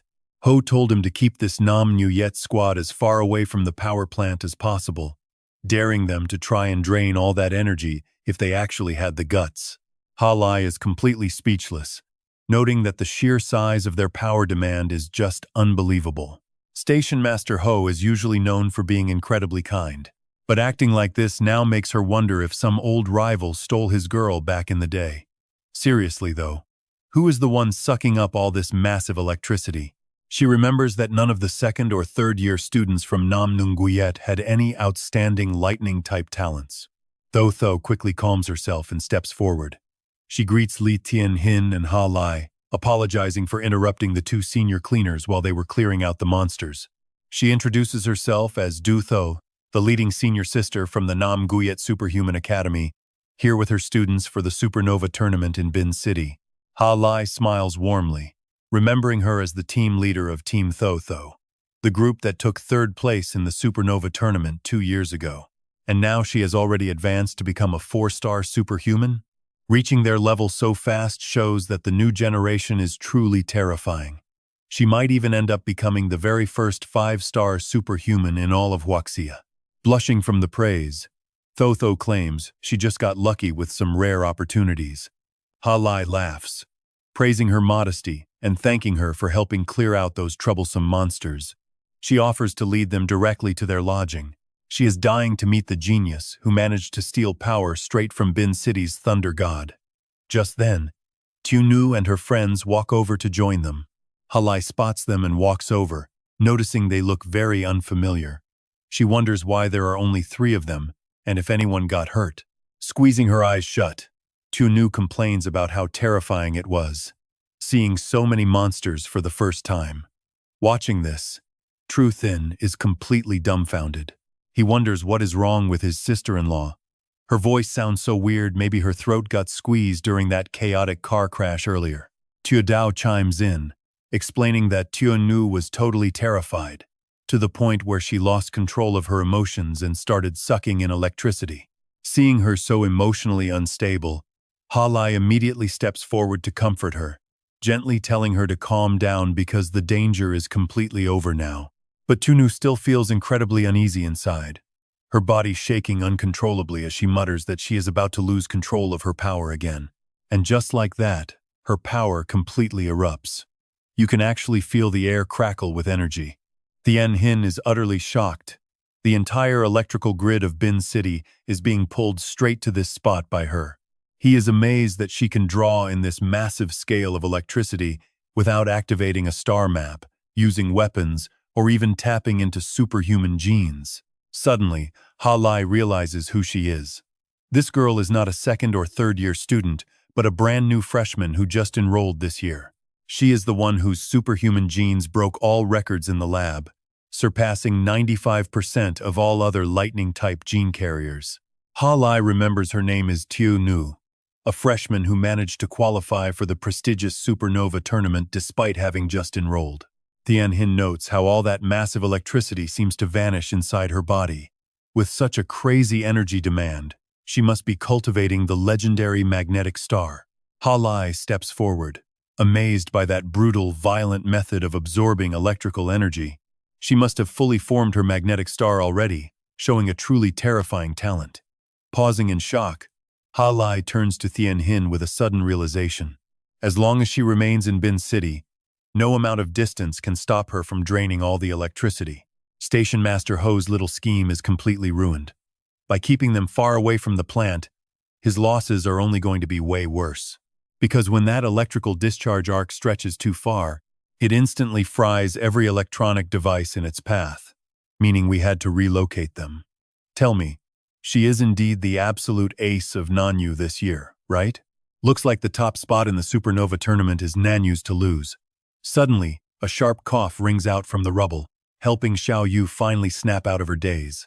She lets out a quiet sigh. Finally, she is totally calm. Xiao Yu speaks up, saying she is fine and has it under control now. Tianqing nods, glad she's got a handle on it. The The station master already warned me about your unique condition. But with this sudden chaos, he asks, a bit pale, where you guys have been staying near our main power station. Hearing this, He-Lai's face turns grim, and she immediately asks who the heck that guy is. Just then, Xiao Xing steps up with a bright smile, apologizing for his sudden, urgent emergency. He says he had to run to the restroom and got held up. But watching him, Tianxing feels a sudden jolt of alarm.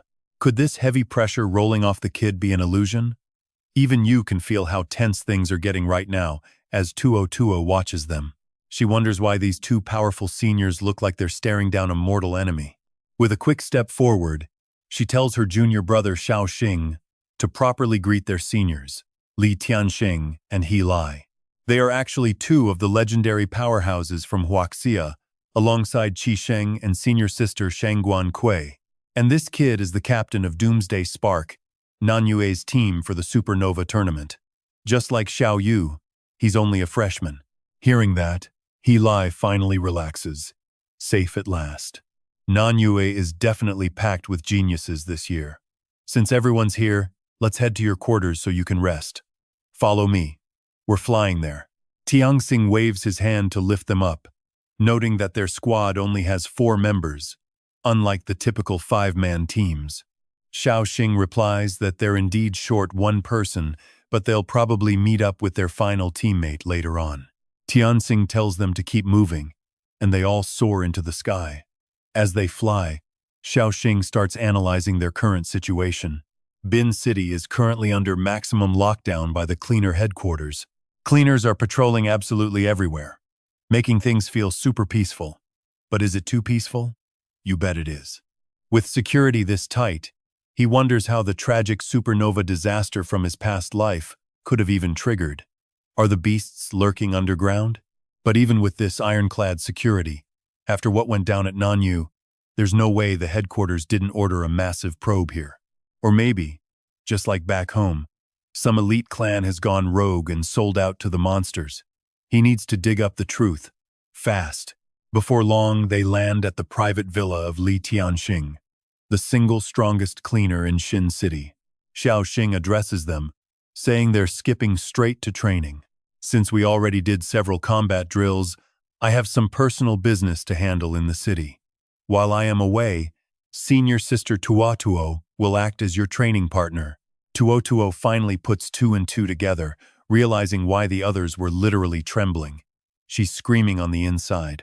Sure, she's technically the senior mentor here, but in reality, she's just a helper for her sweet little brother Lin Yan. She sighs, wondering when she'll finally be able to stand proudly by Lin Yan's side. Xiao Xing then turns his gaze to Xiao Yu. Calling her a dumb fish, he tells her she's up. She snaps back, calling him a brainless comet. Xiao Yu closes her eyes, focusing entirely on the raw internal energy circulating deep within her body. Moments later, she happily reports that she has successfully fried all the electronics nearby, completely destroying every single surveillance camera.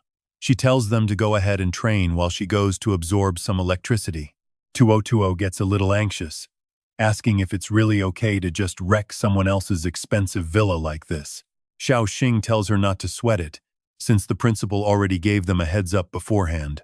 They've been prepared for this. Turning to his favorite dumb fish, he tells her to power up, and she complies with a quick retort. Xiao Xing looks at the 2 guys waiting behind, asking Xiao Sheng and Xiao Tao if they're ready. Xiao Sheng shouts back, saying he's ready to face death. Even Xiao Tao steps up next. Ready. Tuotuo giggles at Xiao Sheng's bravado. He claims he's not afraid to die. But the dramatic style of this captain is honestly way too over the top. They look like they are facing a war zone. Her little brother Lin Yan's training sessions must be absolute hell. Xiao Xing rolls up his sleeve and tells Tuotuo to watch closely, as this is the baseline intensity she needs to maintain later. Instantly, his arm begins to monstrously mutate. His arm explodes into giant, writhing tentacles that smash straight toward Xiao Sheng and the others. This raw power is utterly terrifying. Tuotuo watches in awe, realizing this training could literally get someone killed. No wonder they had to fry the security feeds. Lin Yan has gotten so much stronger and she absolutely loves it. Xiao Xing notes that while his monster gene energy is fully maxed out, he still needs one critical piece to ascend to a level 5 beast. In my past life, I pushed my body to the absolute limit of a 5-star superhuman. Looking back, it was probably Thurn Kui who evolved into a level 5 monster while barely surviving that hellfire. But in this lifetime, I am walking a very unique monster path and need a different way to evolve. Glancing back at Xiao Yu, I realize I might need to study a level 5 superhuman first. Judging by how Thurn Kui almost died in my past life, it probably involves the elemental domain. Xiao Xing gets anxious. Let's be real. This is a dangerous territory that nobody has ever managed to reach in either lifetime. Xiao Yu suddenly speaks up. Xiao Xing, I can feel the owner of this villa. With Li Tianhin waiting outside, Xiao Xing asks what he is doing, and she replies that he is trying to steal her control over the electricity. Suddenly, her arm reverts to normal as he tells Tutu to take over from here, leaving her looking completely bewildered. Huh, he thinks. We must investigate all the deceased rookies. The meteor disaster in Tan Thier originally began when we started tracking this obsessive eccentric, Li Tianhin. That falling star disaster was likely caused by a powerful clan that secretly surrendered to the invisible monsters. Meanwhile, Li Tianhin is desperately trying to channel the electricity, muttering under his breath. He cannot believe he is losing a power struggle to a little girl, but the sheer difficulty of it is driving him crazy. Is he seriously unable to win this? He wonders. According to the director, the only clan in Tan Thier capable of hiding both people and monsters is Li Tianhin and his family. He tells himself to stay calm and keep his cool. He cannot let anyone see how anxious he actually is. He must remain polite and act like a mature adult at all times. Xiao Xing just rolls his eyes. This guy really takes his idol image way too seriously. Could someone this incredibly naive and immature actually have what it takes to betray all of humanity? Seeing him stare intensely at a cat with his hand resting on his sword, Xiao Xing flinches, wondering what he is planning.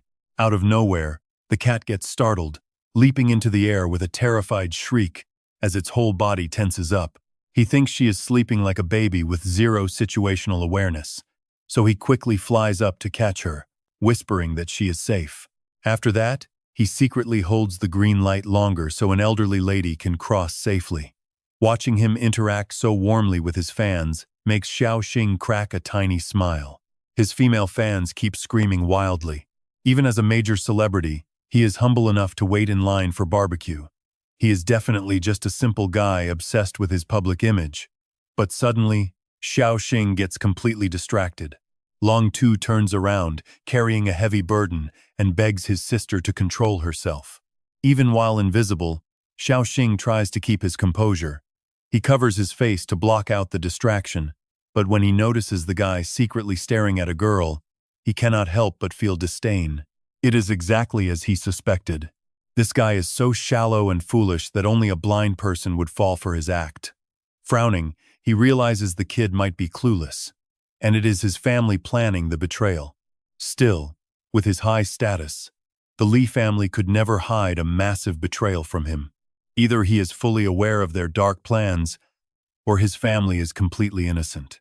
Watching Li Tianhin sneak off with a bag of food makes him curious. Honestly, you would never guess his destination. He is marching straight toward the border of Tan Thier. Xiao Xing mutters to himself. Purgers are guarding every inch of the Tan Thier border with security far tighter than expected. This makes things even more baffling. How did the falling star disaster even happen here? Could the monsters be hiding in the river? No. With current technology, underwater concealment is way too easy to detect. Li Tianhin hands over the food, telling Ha Lai it is her favorite barbecue. She is shocked he got it from her favorite local spot. But Ha Lai's expression instantly hardens as she looks at him, warning him that he was followed. His face pales in utter shock as he panics, wondering when on earth he got followed. Ha Lai instantly unleashes a strike that even Xiao Xing barely detected, proving she is far from ordinary. Xiao Xing quickly dodges out of the way.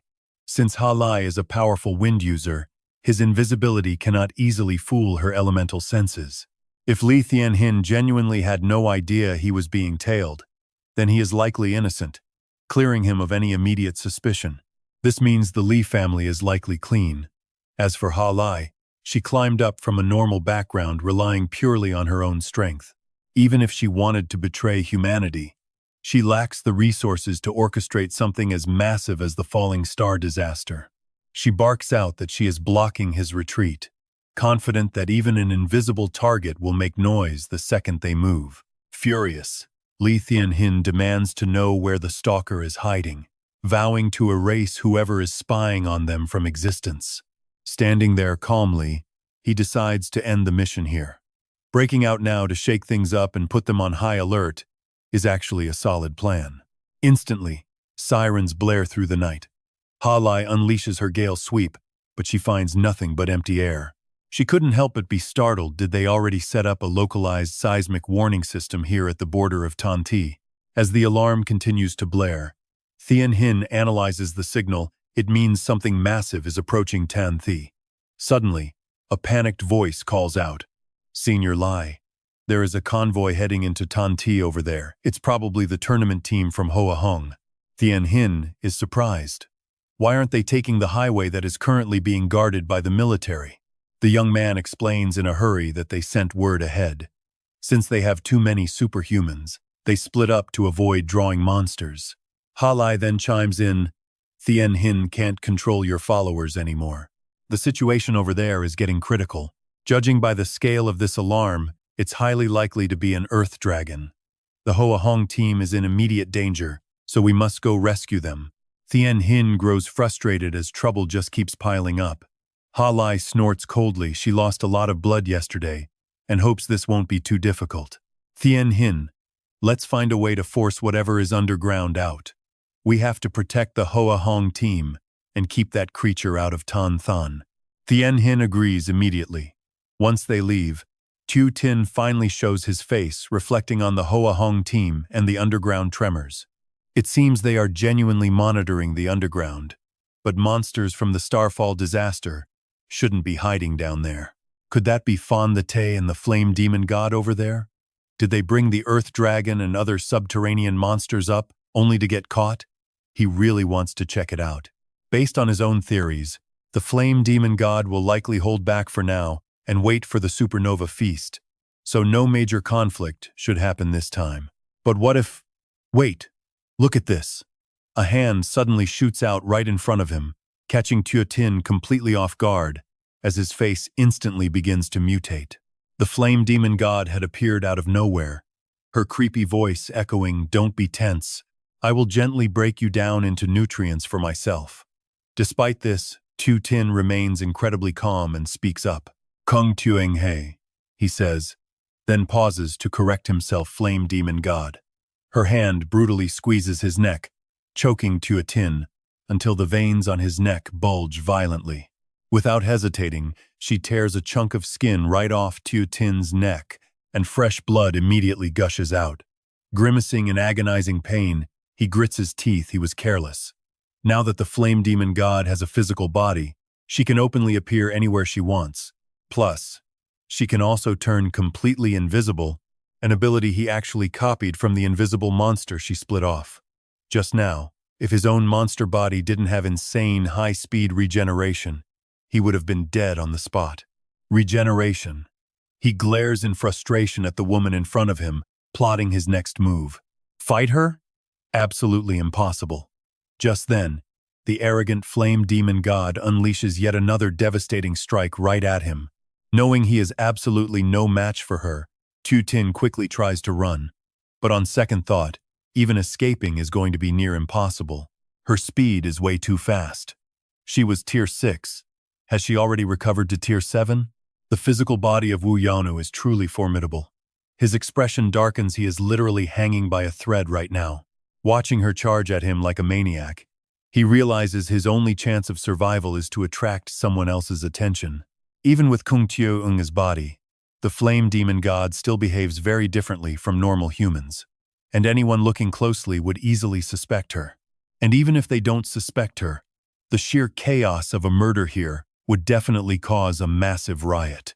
If she gets exposed now, humans will be on high alert, and her king won't ever forgive her. She has to hold back for now.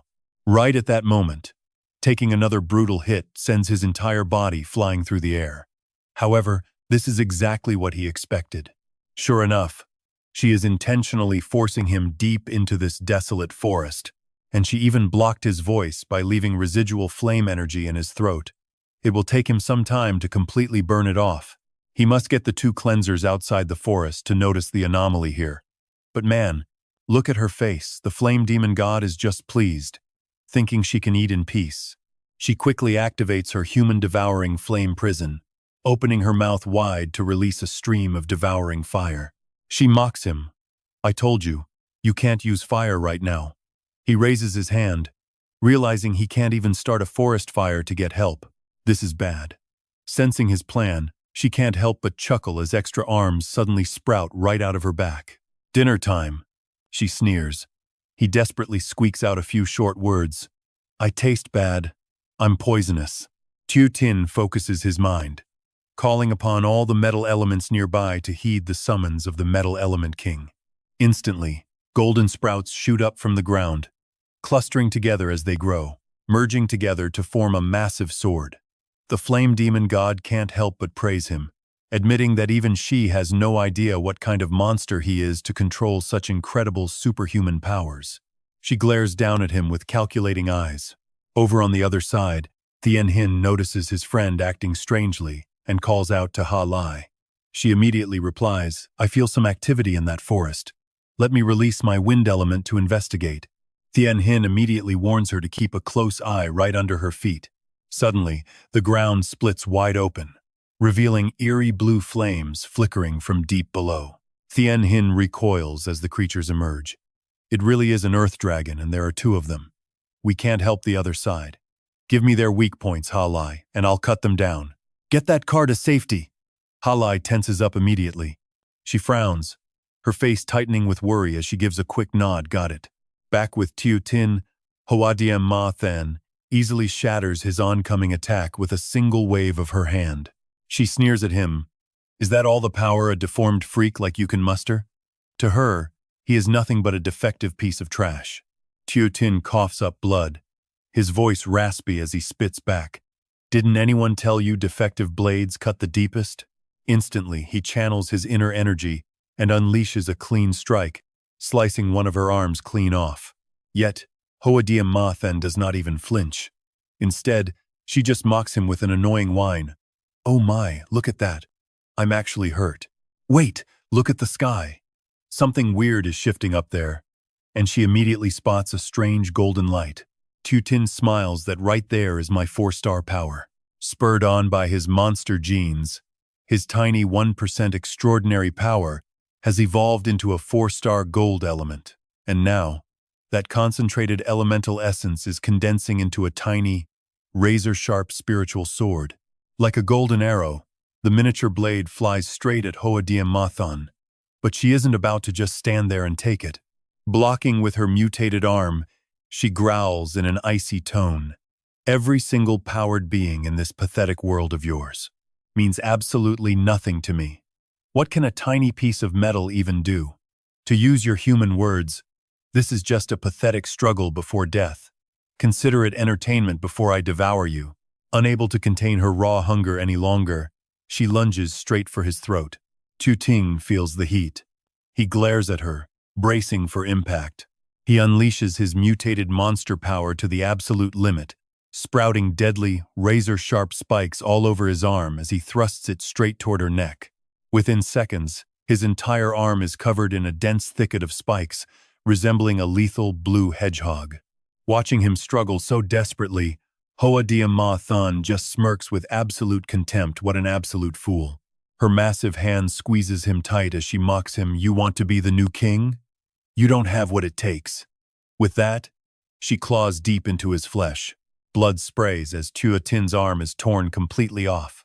She looms over him. Did you really think you could steal my throne? She stares down at him with the smug look of a victor, demanding that he give it back right now. Even flat on his back, Tu Tin just smirks clearly. You don't understand how the extraordinary realm actually works. Hoa Diem Ma Than pauses, her eyes narrowing as she glares at him. Tu Tin explains a 4-star elemental life force can actually function on its own using basic logic, even if it's completely disconnected from the host. And as for something like a fire spark, fire isn't the only element capable of creating a spark, he rasps, staring right back at her. He recalled how Lam Shi's elemental core had vibrated rapidly, igniting the thunder sword while that foolish fish laughed at how stupid the move was. Meanwhile, Tien Hin is locked in combat against those 2 massive earth dragons. With one devastating lightning slash, he slices both beasts completely in half in a single motion. Ha Lai is completely amazed. He really is the closest warrior to 5-star status in Bin City. His growth is insane. But as she looks over, she notices smoke. Is that forest on fire? That massive shockwave from earlier must have caused it. Tien Hin speaks calmly. Ha Lai, help me suppress them. Let's try to capture one alive for research. Surprised, she stammers out, wait, really? Okay, got it. Over in the woods, the wildfire rages out of control. The massive blaze finally catches the attention of Hoa Diem Ma Than. She glances around with utter contempt. Looks like nobody actually cares about you. She sneers, clearly enjoying his pathetic situation. Lashing out, Hoa Diem Ma then lunges straight at him, screaming in his face, what's wrong? Are you finally out of tricks? Her claws are fully primed to rip Tu Tin into shreds. Yet the boy just stands there, completely motionless. Wait, what is that? Out of nowhere, another arm sprouts right from her back, slamming a heavy fist directly into her face. Tu Tin speaks up word of advice. Don't just shove anything into your mouth. You devoured quite a lot of my left arm, didn't you? Honestly, if you had just swallowed me whole in one bite, I wouldn't have been able to do a thing. But since you only ate my scraps, it's only fair I give you a stomachache. You might be stronger, but this body of yours actually belongs to my faction. Absolutely livid. Hoa Diem Ma Than lunges forward, wrapping her hands tightly around his throat as she screams in rage. This body belongs to me. At that exact moment, the raging fires in the forest are suddenly snuffed out. As the woods quickly return to normal, Tu Tin looks incredibly satisfied for some reason. He maintains his absolute calm, locking eyes with her before speaking. They've arrived. Just as he predicted, she is genuinely terrified of being discovered. Hoa Diem Ma Than immediately panics. Snapping, shut up, she leans in close, her face twisting into a sinister grin as she whispers, keep that flesh of yours safe, because next time, I'm going to savor it. Tu Tin stares right at her without showing even a shred of fear. The flame demoness sighs, telling him he has no idea how deep the waters are. She then quickly pulls back her horribly mutated arms, instantly shifting back into her original human form. The newcomer is Ha Lai. She quickly speaks up, asking South Moon Captain Tu Tin what on earth he is doing out here. Tu Tin freezes. He mechanically asks if that is Senior Purifier Ha Lai. He explains he is picking up a teammate who is traveling with another group. Ha! Lai gasps in surprise, asking if she actually came with the Rose Squad. She questions why this teammate was not on the bus, and why she is running with another team from a completely different city, and why are only 2 of them alone in the deep woods. Ha Lai lands swiftly, calling it highly suspicious, and teasingly asking if he is just some scumbag player. Total panic. He stammers nervously while rolling his eyes. He stammers that they had a pretty bad misunderstanding earlier, prompting their young miss to storm off to the Rose Squad. He explains he was just trying to apologize to her, and a quiet spot seemed perfect for that. He adds that he is actually quite shy, claiming the Rose Squad is nowhere near as brave and righteous as theirs. He tells her that their young miss could not stand their terrible attitude, so she got off the bus and called him to pick her up. Kung Tuen He, still possessed by the flame demoness, stammers in agreement but adds that their own squad feels pretty exhausted, making the Rose team look much more reliable. Awkward silence. Both Tu Tin and Ha Lai are completely speechless in utter confusion. Chunye remarks that weak men are the worst, telling him to try harder or he will never keep any female teammates. At this moment, Chuang realized the flame demoness was taking complete control of her body to force a retreat. Tyunga bids him a rather regretful farewell, promising she will definitely wait for him to grow much stronger. Watching her walk away, he sighs deeply at how their rare reunion ended up in such a bizarre conversation. He will find her. He sighs silently, swearing to get stronger and rescue her from this nightmare. Halai adjusts her glasses, giving him a sly look and asking if he really expects her to believe that. Feeling incredibly guilty, Tiotin quickly bolts and leaves her behind, shouting back that she obviously believes him and thanking her for tonight. He jokes that since their peaceful forest caught fire, Bin City really needs to work on its fire prevention efforts. Just then, Thien Hin finally arrives on the scene, though she unfortunately failed to capture the giant earth dragon. Seeing her rush over, Halai asks what exactly went down here. Halai pieces things together, noting his sudden disappearance, followed by the earth dragon and a bizarre forest fire. A South Moon competitor secretly meeting someone who is definitely not his teammate in this burning forest suggests there must be some kind of hidden connection. A full week quickly passes by, and you and I are finally at the massive Supernova tournament, featuring 358 teams, with the first round officially kicking off. At Arena 3, South Moon Doomsday Mars faces off against the Sunvuk team. Looking at the lineup, Triuthin asks his boss if this is some kind of joke. He panics, saying he and Tudao stand absolutely no chance at the Supernova tournament, which is a national stage for elite superhuman geniuses. In such an important match, they are just ordinary superhuman students with a combined gene rating of only 80%. Tutin looks around for their electricity-absorbing teammate, Tuungu, who is currently struggling just to avoid frying the local equipment. He has to investigate. If they do not fight now, they will have to forfeit. With a sneaky grin, Tutin tells them there is no pressure, even if they lose, advising them to just have some faith in themselves. Tutin immediately slips away, leaving the referee to shout that Doomsday Mars will face immediate disqualification if they do not step onto the field right now. He jumps. The booming announcement startles Triothin out of his panic. He quickly yells out that they are coming and rushes forward, leaving the referee shocked that South Moon is only fielding 2 fighters.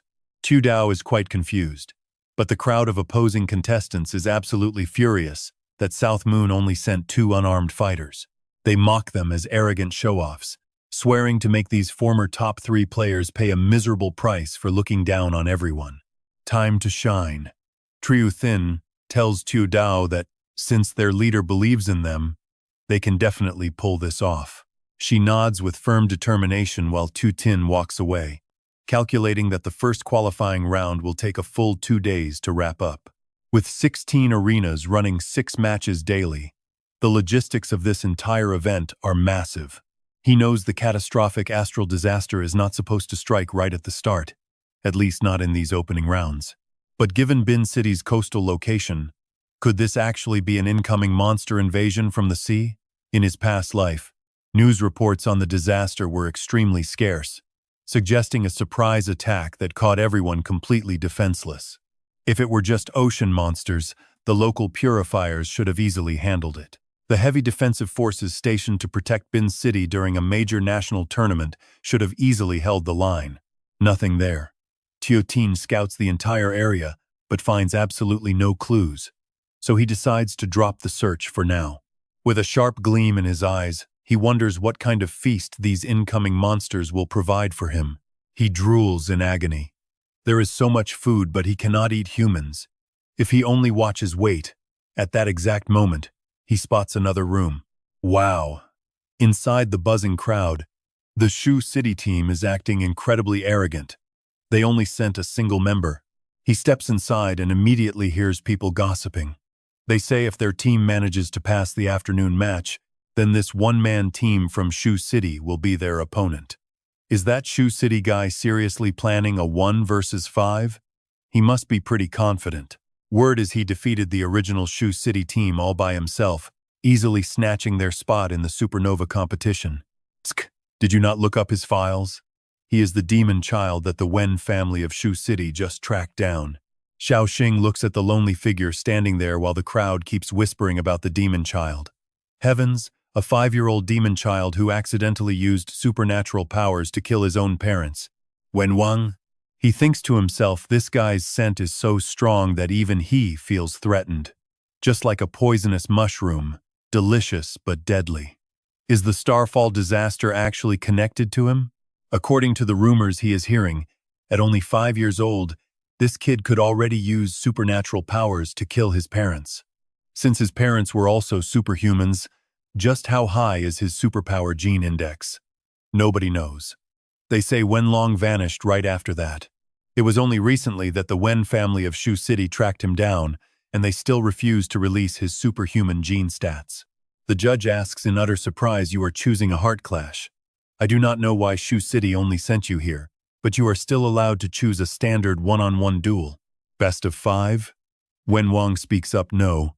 A heart clash is much faster. Everyone listening is completely shocked. Faster? They think this kid is being way too arrogant. The opponents charge at him instantly. Pretty aggressive, are they? We will entertain you, they think. While the judge yells out, hey, I have not declared the start of the match yet. Wen looks down, but then he quickly raises his head, a flash of pure aggression in his eyes. And get this, before he even moves a single muscle, his opponents are already violently crashing to the ground, their limbs bent at unnatural angles. The judge stands there utterly speechless. They were defeated before she could even finish her sentence. Wen Wang looks at her coldly and asks if he can go. Speechless, the judge quickly forces herself to snap out of it. Ah, yes, she stammers, declaring the one-man Shu City team the winner. The crowd gasps, damn it. His supernatural power is even crazier than the rumors. Seriously, we couldn't even see that move. How did he fight? Just how high is his superpower gene index anyway? I think he is even more terrifying than the kid who used to hold the world record for superpower genes. Once your superpower gene index passes 90%, a qualitative change always occurs. However, there is one rare power that has never been seen above 90%. He belongs to the mental attribute. That is right. Haven't quite a few researchers studying supernatural powers stated that the mental attribute is theoretically the most powerful superhuman class in existence. Xiao Xing thinks to himself that to a monster, this guy looks incredibly appetizing. Keeping an eye on him might actually lead to clues about the Starfall disaster. Suddenly, Wen Wang stands right in front of Xiao Xing, making the crowd gasp and whisper, "Oh, why is he coming over here? This is so terrifying. Is he trying to make a powerful impression on us since we might be his future opponents? You killed your own parents at just 5 years old, so you certainly wouldn't hesitate to slaughter us, right?" Wen Wang does not hold back and directly exposes him. "Are you planning to stalk me? You think I look tasty and want to eat me?" The crowd gasps and quickly backs away. Oh, rumor has it Wen Wang can read minds. Is he reading his mind right now? What is this about tasty? He is talking pure nonsense. Heavens, what a complete creep. That is so gross.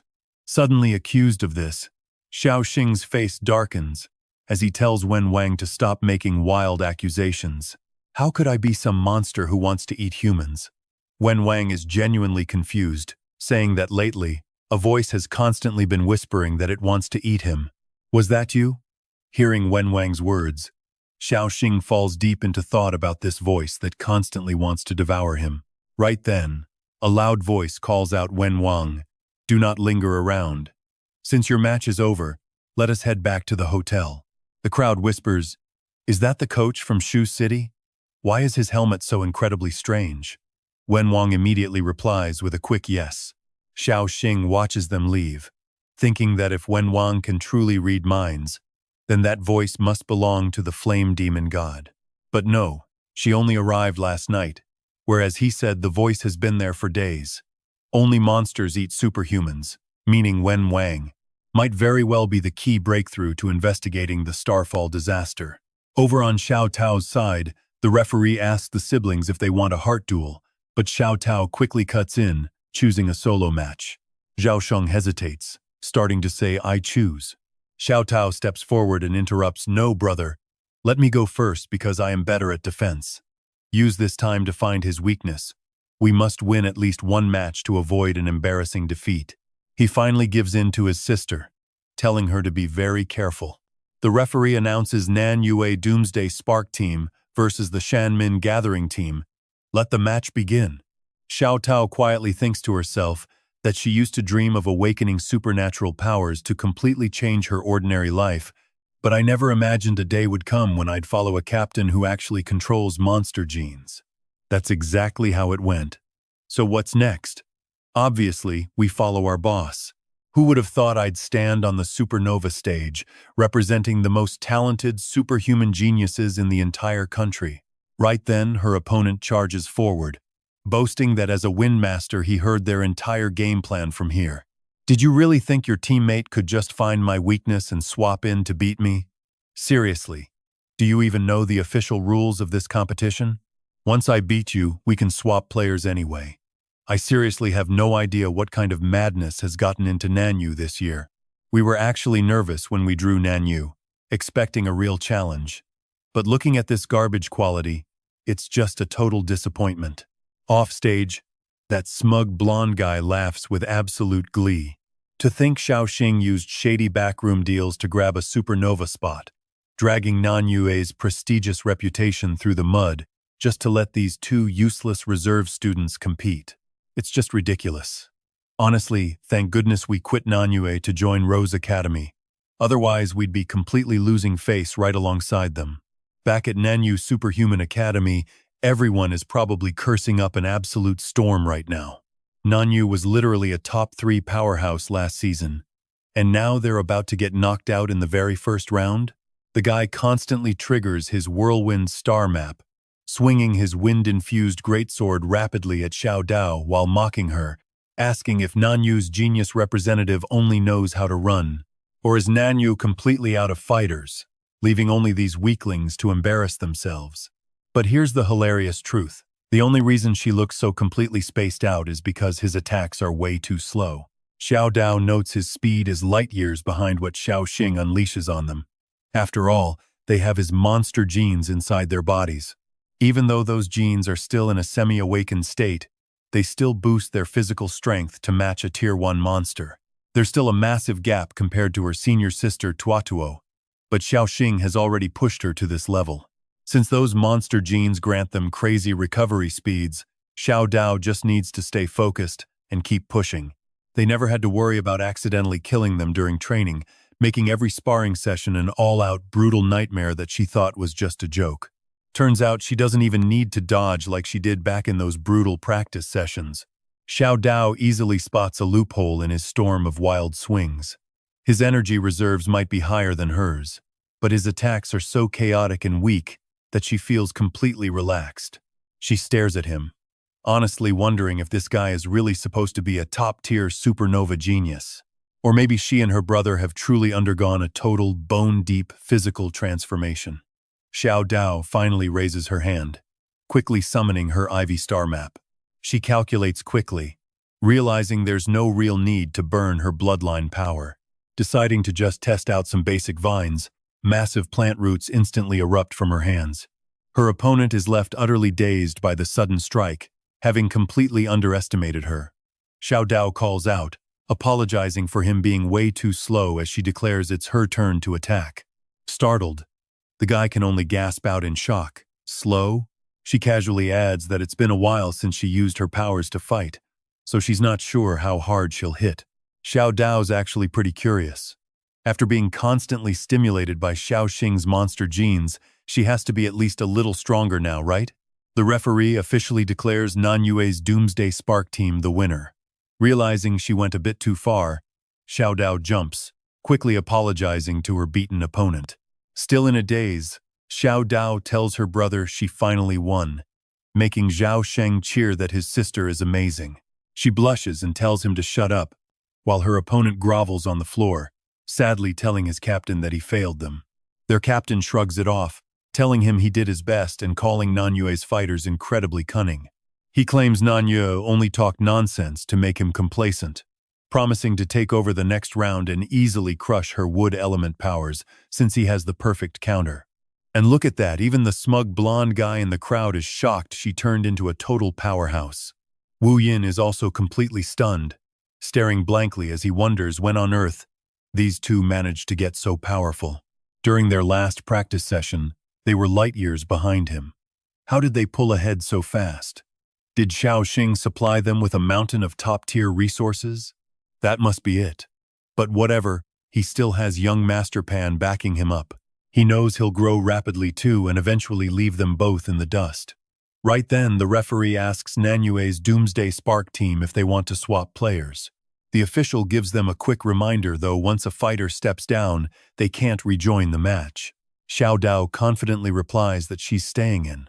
Their arrogant captain sneers, declaring that even if she is a Nanyu genius, they absolutely won't lose this round. He channels his inner energy, screaming about the 3 years of sweat and blood his team spilled for Shanmin City's glory. He vows to completely tear her down. Unveiling his destruction star map, he boasts that his energy completely counters hers. But Xiao Dao just stands there calmly, slowly reaching out her hand as she softly whispers. The Tengwan captain roars out, "You guys from Nam Guyet are way too arrogant." Running a small team makes them an easy target for elemental counters. Standing there, Tu Dao suddenly remembers what Tu Tin once told her, "Hang in there, because the future is going to be far more terrifying than anything you can ever imagine. Grow up, get much stronger, fast, and become my true sidekicks. Find your own way of fighting already. Can you guys actually get the job done or what? Oh, that is right. You are special. The monster genes inside your bodies actually outweigh your original supernatural powers. Even I have no idea how your bodies will mutate. So if something weird happens, just make sure you do not panic." Trapped in the blazing fire, Tu Dao wonders to herself, "Figure out my own way of fighting. Should I use the blood peach blossom? No way. I cannot keep risking my life forever." Standing inside the fire, she stubbornly mutters, "I will not keep hiding." Tu Dao plants her feet, her stance growing firmer as she resolves, "I want to crush every single threat right in its tracks." And check this out, the enemy captain stands there completely frozen as wooden roots suddenly burst out from right behind his back. A surprise attack? My back is covered in defensive flames, so how is this even possible? Her vines somehow bypassed every single one of my fires. Pure disbelief. It makes no sense. My fire wings should have completely blocked her line of sight. How did she predict my moves so perfectly? Gasping for air, he wonders if she is manipulating some kind of life element. Is she already reaching 4-star supernatural level? These vines did not just dodge my fire wings, they are actually highly poisonous. The referee makes the call. Match over. Round 2 goes to the Nam Guyet squad. Seeing her teammate get blasted away, the pink-haired girl panics and yells, "Captain!" She is totally riled up. "Let me take the next round." "My turn. I am a fire elemental too." Shocked, the captain screams, San, wait!" He frantically warns his team, "Watch out for her vines, because once you get tangled, it is game over." San steals her resolve, muttering, "I will be careful, even if I have to burn my own flesh to win this round." Tu Dao stands there confused. What is happening to the monster genes deep inside me, and why are my vines mutating like this? Seeing tiny thorns sprout that clearly do not belong to her normal supernatural powers, she is completely shocked. Worse yet, the moment her vines wrapped around him, she felt a wild urge to eat him. Meanwhile, San charges onto the field with gritted teeth, unleashing a blazing flame strike straight at Tu Dao. But look at her face. Tu Dao's expression turns terrifyingly dark as she whispers that her opponent smells absolutely delicious. Right then, massive thickets of Tu Dao's vines erupt from the ground, instantly wrapping tight around San and catching her completely off guard. Did her vines mutate again? Is this her real strength? This makes no sense. My raging flames cannot even singe these things. This is definitely not a normal vine. Both the referee and True Thin immediately notice something is deeply wrong here. They scream in unison. "Oh no!" Terrified, True Thin yells at the top of his lungs, "Sister, Tu Dao, snap out of it." Tu Dao turns around blankly, asking what is wrong. True Thin screams in panic, "Look, she is practically gone." Looking at the girl on the brink of death, he frantically shouts, "Pull back your tentacles now." Meanwhile, San is trembling violently. "I surrender." San gasps. Tu Dao finally snaps out of it, shocked to see her opponent looking so miserable. "Oh, I am so sorry." And once again, the referee steps in to declare the Nam Guyet squad as the match winners. Trio Thin cannot hide his sheer awe, saying those tentacles are absolutely legendary, making him want to jump into the arena himself. Blushing bright red, Tu Dao tells him to keep it down, just as the referee's voice echoes. Congratulations to Nam Guyet on advancing. The next match is the day after tomorrow against a much stronger team, so prepare well. Tu Dao just blinks. Wait, what? Tho cheerfully walks over to congratulate them on their victory. Tu Dao humbly replies, "We should really thank senior sister Tho for all our special training." The surrounding crowd whispers in absolute awe as expected of Nam Guyet. That was incredibly impressive. My team and I will definitely stick around to cheer you guys on. Sanai then steps forward, blushing as she says, "Tentacle Queen, I will be watching you. I hope Nam Nuyet wins the top supernova spot this year." Tu Dao is utterly dumbfounded by the bizarre nickname. Tentacle Queen? Tru Thin stands right next to her, teasingly repeating the words.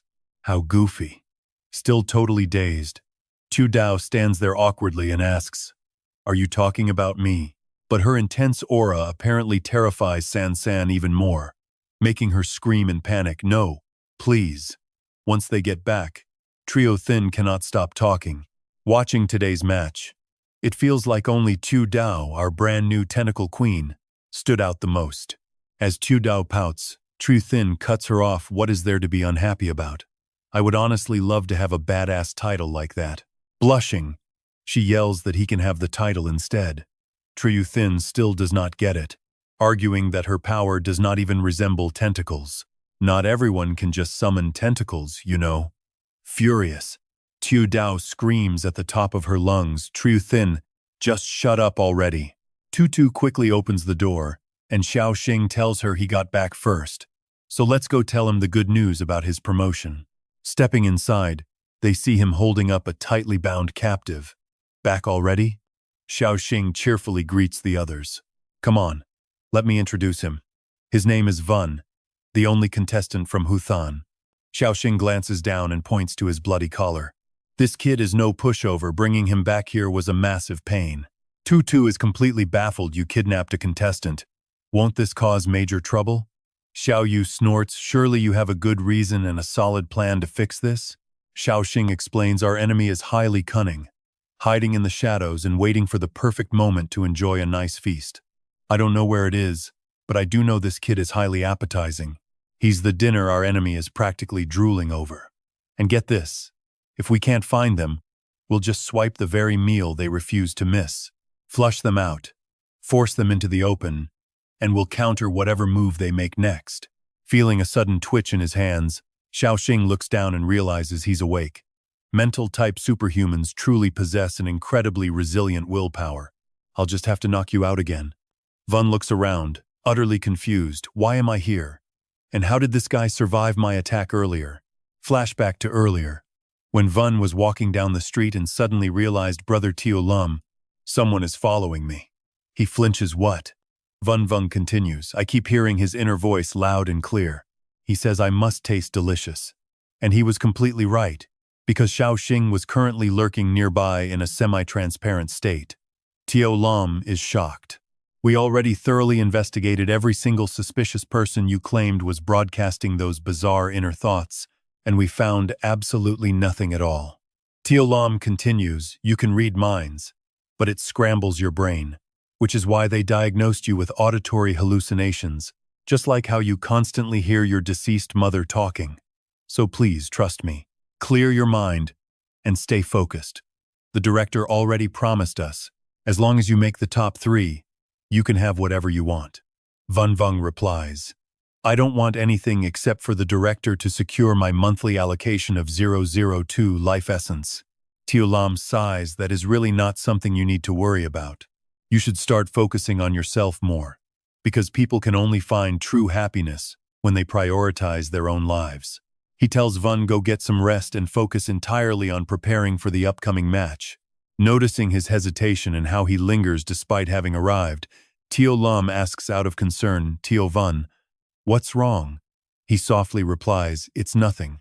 Walking away in silence, he realizes those phantom voices have followed him here too, whispering in admiration. Van whispers to himself, I've stayed in this house for nearly a week, totally unaware that over a dozen monsters are hiding inside. I'm literally a lamb in a tiger's den. Brother Teo Lum, that voice wishing to devour me is giving me a massive headache. He reassures him it's just a hallucination. Van Vung quickly interrupts that hallucination just made a decision, and before Teo Lum can even react, he warns he wants to tie me up, just like that. Before he can even finish speaking, he gets violently yanked away. Teo Lum panics. Teo Van, keep watching here, because our invisible guy is already making his move. Van feels a surge of bitter resentment. Why is it that besides brother Teo Lum, absolutely nobody will leave me alone?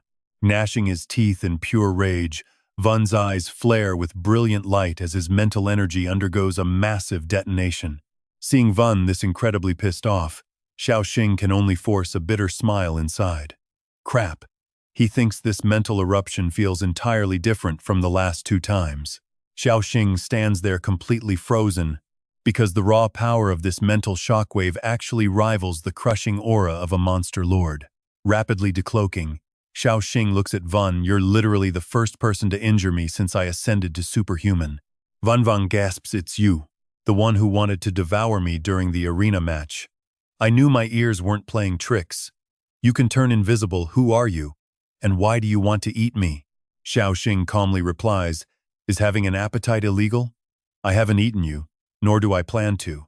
I'm simply helping you escape this monster nest before you end up as someone else's lunch. Naturally, Von Vunk doesn't buy it. You are lying, he silently thinks to himself. Yet he's also the very first person to tank my mental explosion without immediately passing out. Xiao Xing casually remarks, to be honest, outside of your mental blast, your close-quarters combat skills are pretty much pathetic.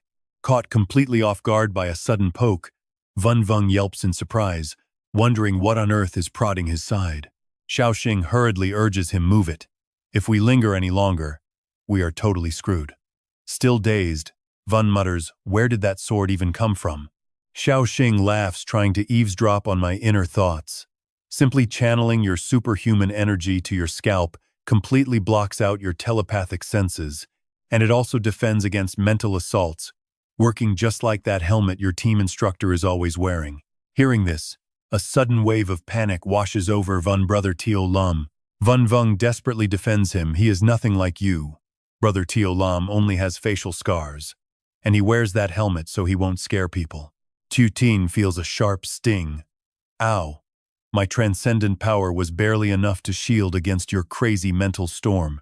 Tu Tin dismisses his excuse as totally lame, asking what kind of weak excuse is that.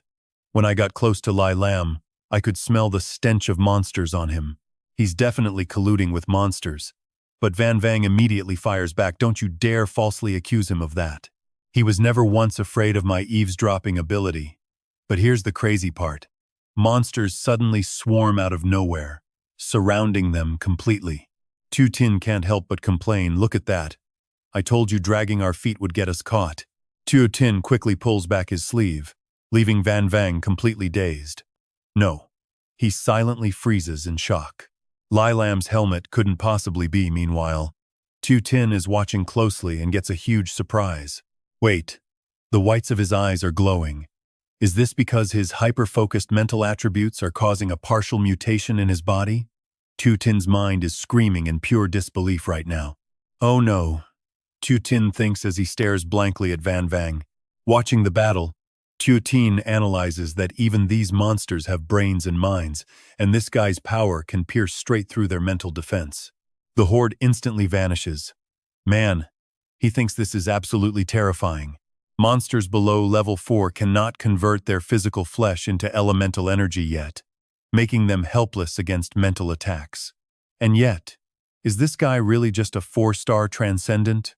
As a transcendent being, he is the ultimate counter to these beasts, someone every monster deeply fears. If I were a monster, wait. I actually am a monster. I would never let him reach 5 stars, let alone 6. He pats Van Vang on the shoulder. This guy is definitely more enticing than imagined, so why not just kidnap him? He can't handle the faction behind the Star Abyss disaster just yet.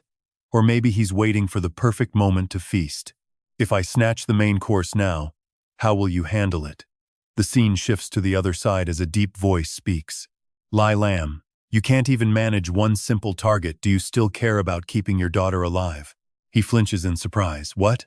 The voice that wanted to devour him wasn't yours? I thought you made the first move. That voice echoes again. You fool, you disappoint me. Terrified, Lai Lam begs, please don't destroy my helmet just yet.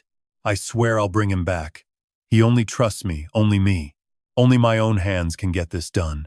Just then, the flame demon god appears who knew the other lord of Bin City was in this pathetic state.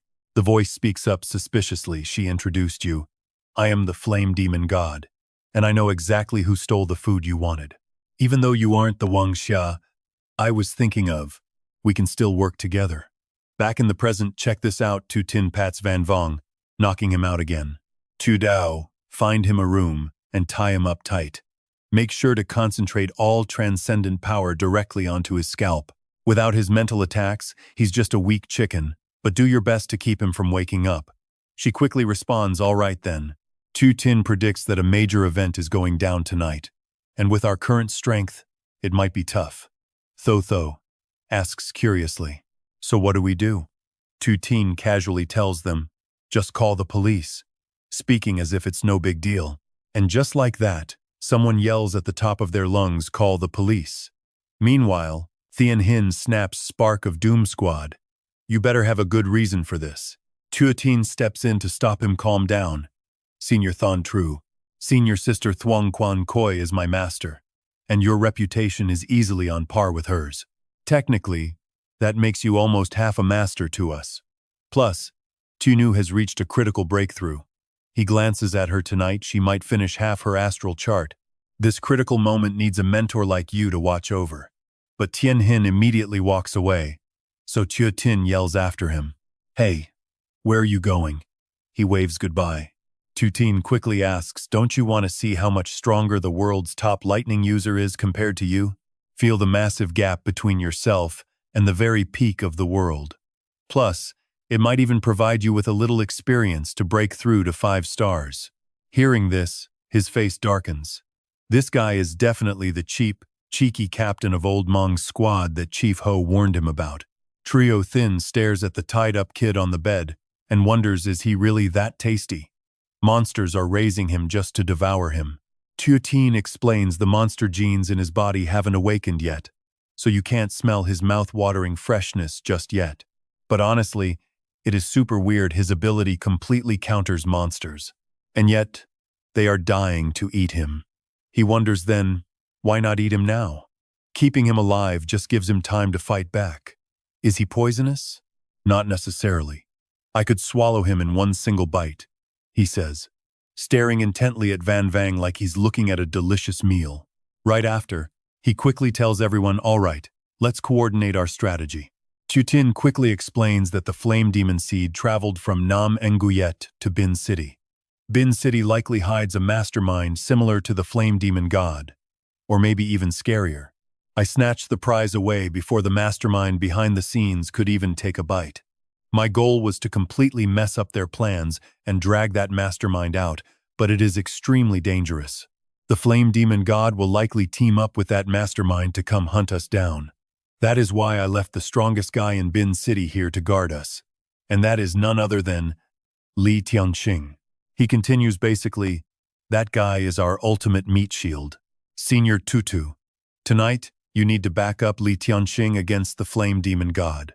You know what that monster can do, so do not let Li Tianxing underestimate him and get himself killed out there. Xiao Tao and Xiao Sheng guard the hostage, but keep yourselves safe above all. If we really cannot hold on to the hostage, just kill him. Tutu nods firmly. She is fully prepared and ready for a major showdown. Xiao Sheng chimed in. He is already prepared to lay down his life. Xiao Xing chuckles awkwardly. No need to be that dramatic. Tutu pipes up, but I am only a 4-star extraordinary. Xiao Sheng adds, and I am only a 3-star. Xiao Xing snaps back. Are we just going to sit here like sitting ducks? We must stall for time and make things as difficult as possible for the enemy, regardless of what traps they set. After all, our ultimate mission is to protect all the young extraordinary geniuses of Huaxia.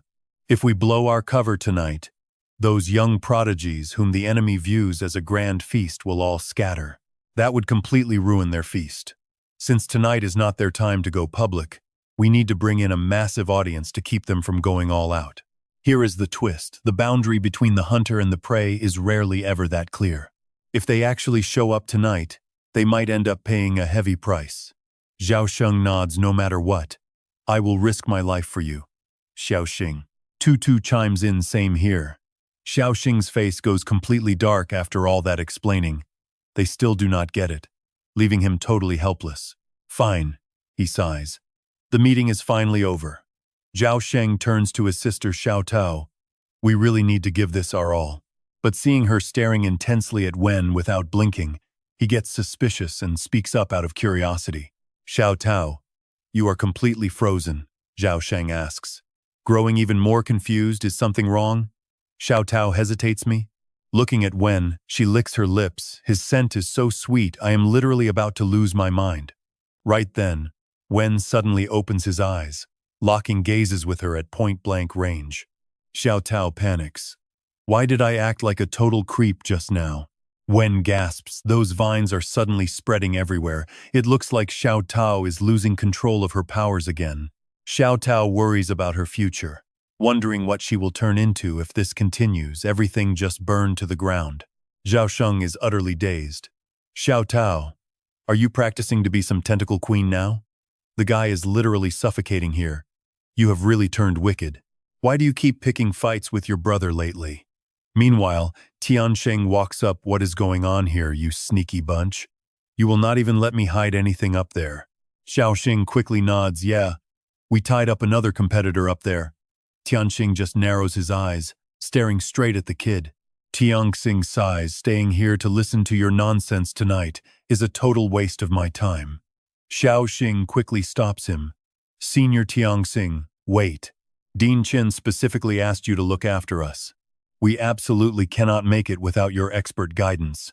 So please, we beg you to teach us some of your secrets on breaking through the lightning star map. Tianxing scowls. Fine. Out of respect for Station Chief Hu, I will stay a bit longer. Xiao Xing smiles wryly. Senior, you are too kind. He turns to Xiao Yu. Even if your extraordinary genes are top tier, you still are not completely immune to raw electricity. Training outdoors is incredibly risky since it attracts lightning. In fact, my own eye was completely destroyed by a bolt of heavenly lightning. Although that strike did help me master the life element, the weather tonight is actually quite clear. It probably won't call down any heavenly lightning, but you still need to stay alert. If you pull too much energy from the power grid, it could pack a similar punch. Xiao Yu glances at him and smiles brightly.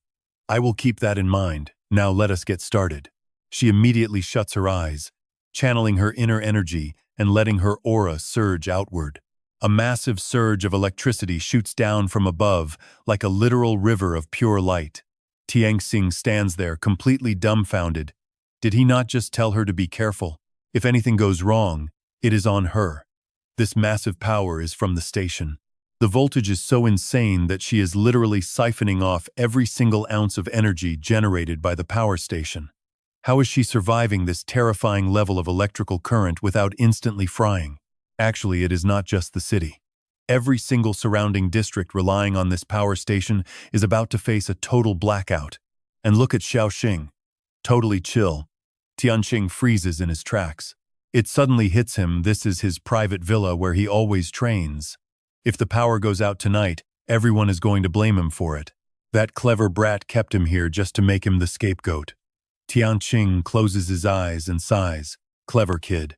But since he already promised, he will play along. He wants to see exactly what this girl, who holds the most powerful lightning genes in the world, is truly capable of. That demi-thunder god surely talks big. Thinking of this, Thien Hin explains that cultivating the star map is all about helping your life element grow. He adds that just like the heavenly blade he nurtures, she must have her own life element too. Let it out, Tunu replies. To which Thien Hin asks, right here in this place. That is right.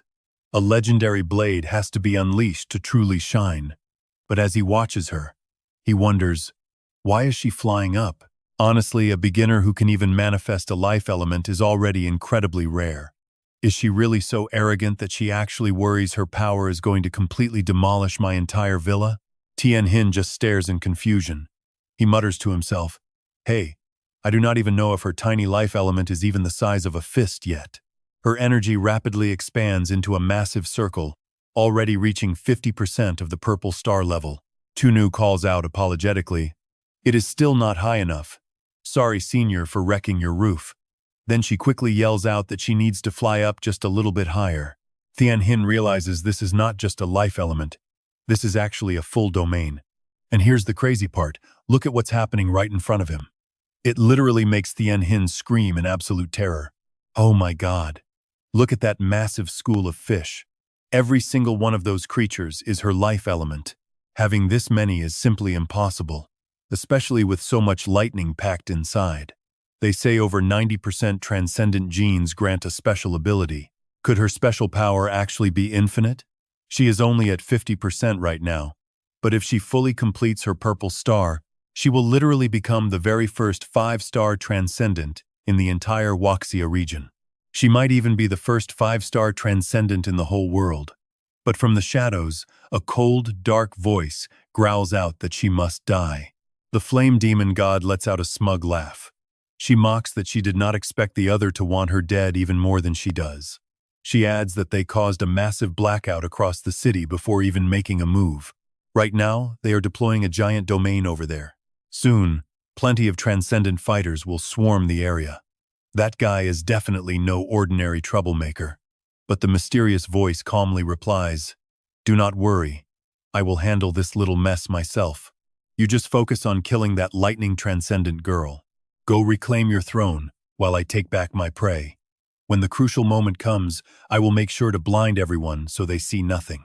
The flame demon god grins with satisfaction. Flashback to the past, when Tu Tin and Tu Mu were still young kids, and he slid a small notebook over to her. Tu Tin teased her. Look, earlier before we went out, I put a cockroach in your shoe, and your face looked exactly like this drawing. Even as they grew older, he kept teasing her like that. Tu Mu got so annoyed and snapped, Vuong Ba Tin, get lost. Why draw in my book?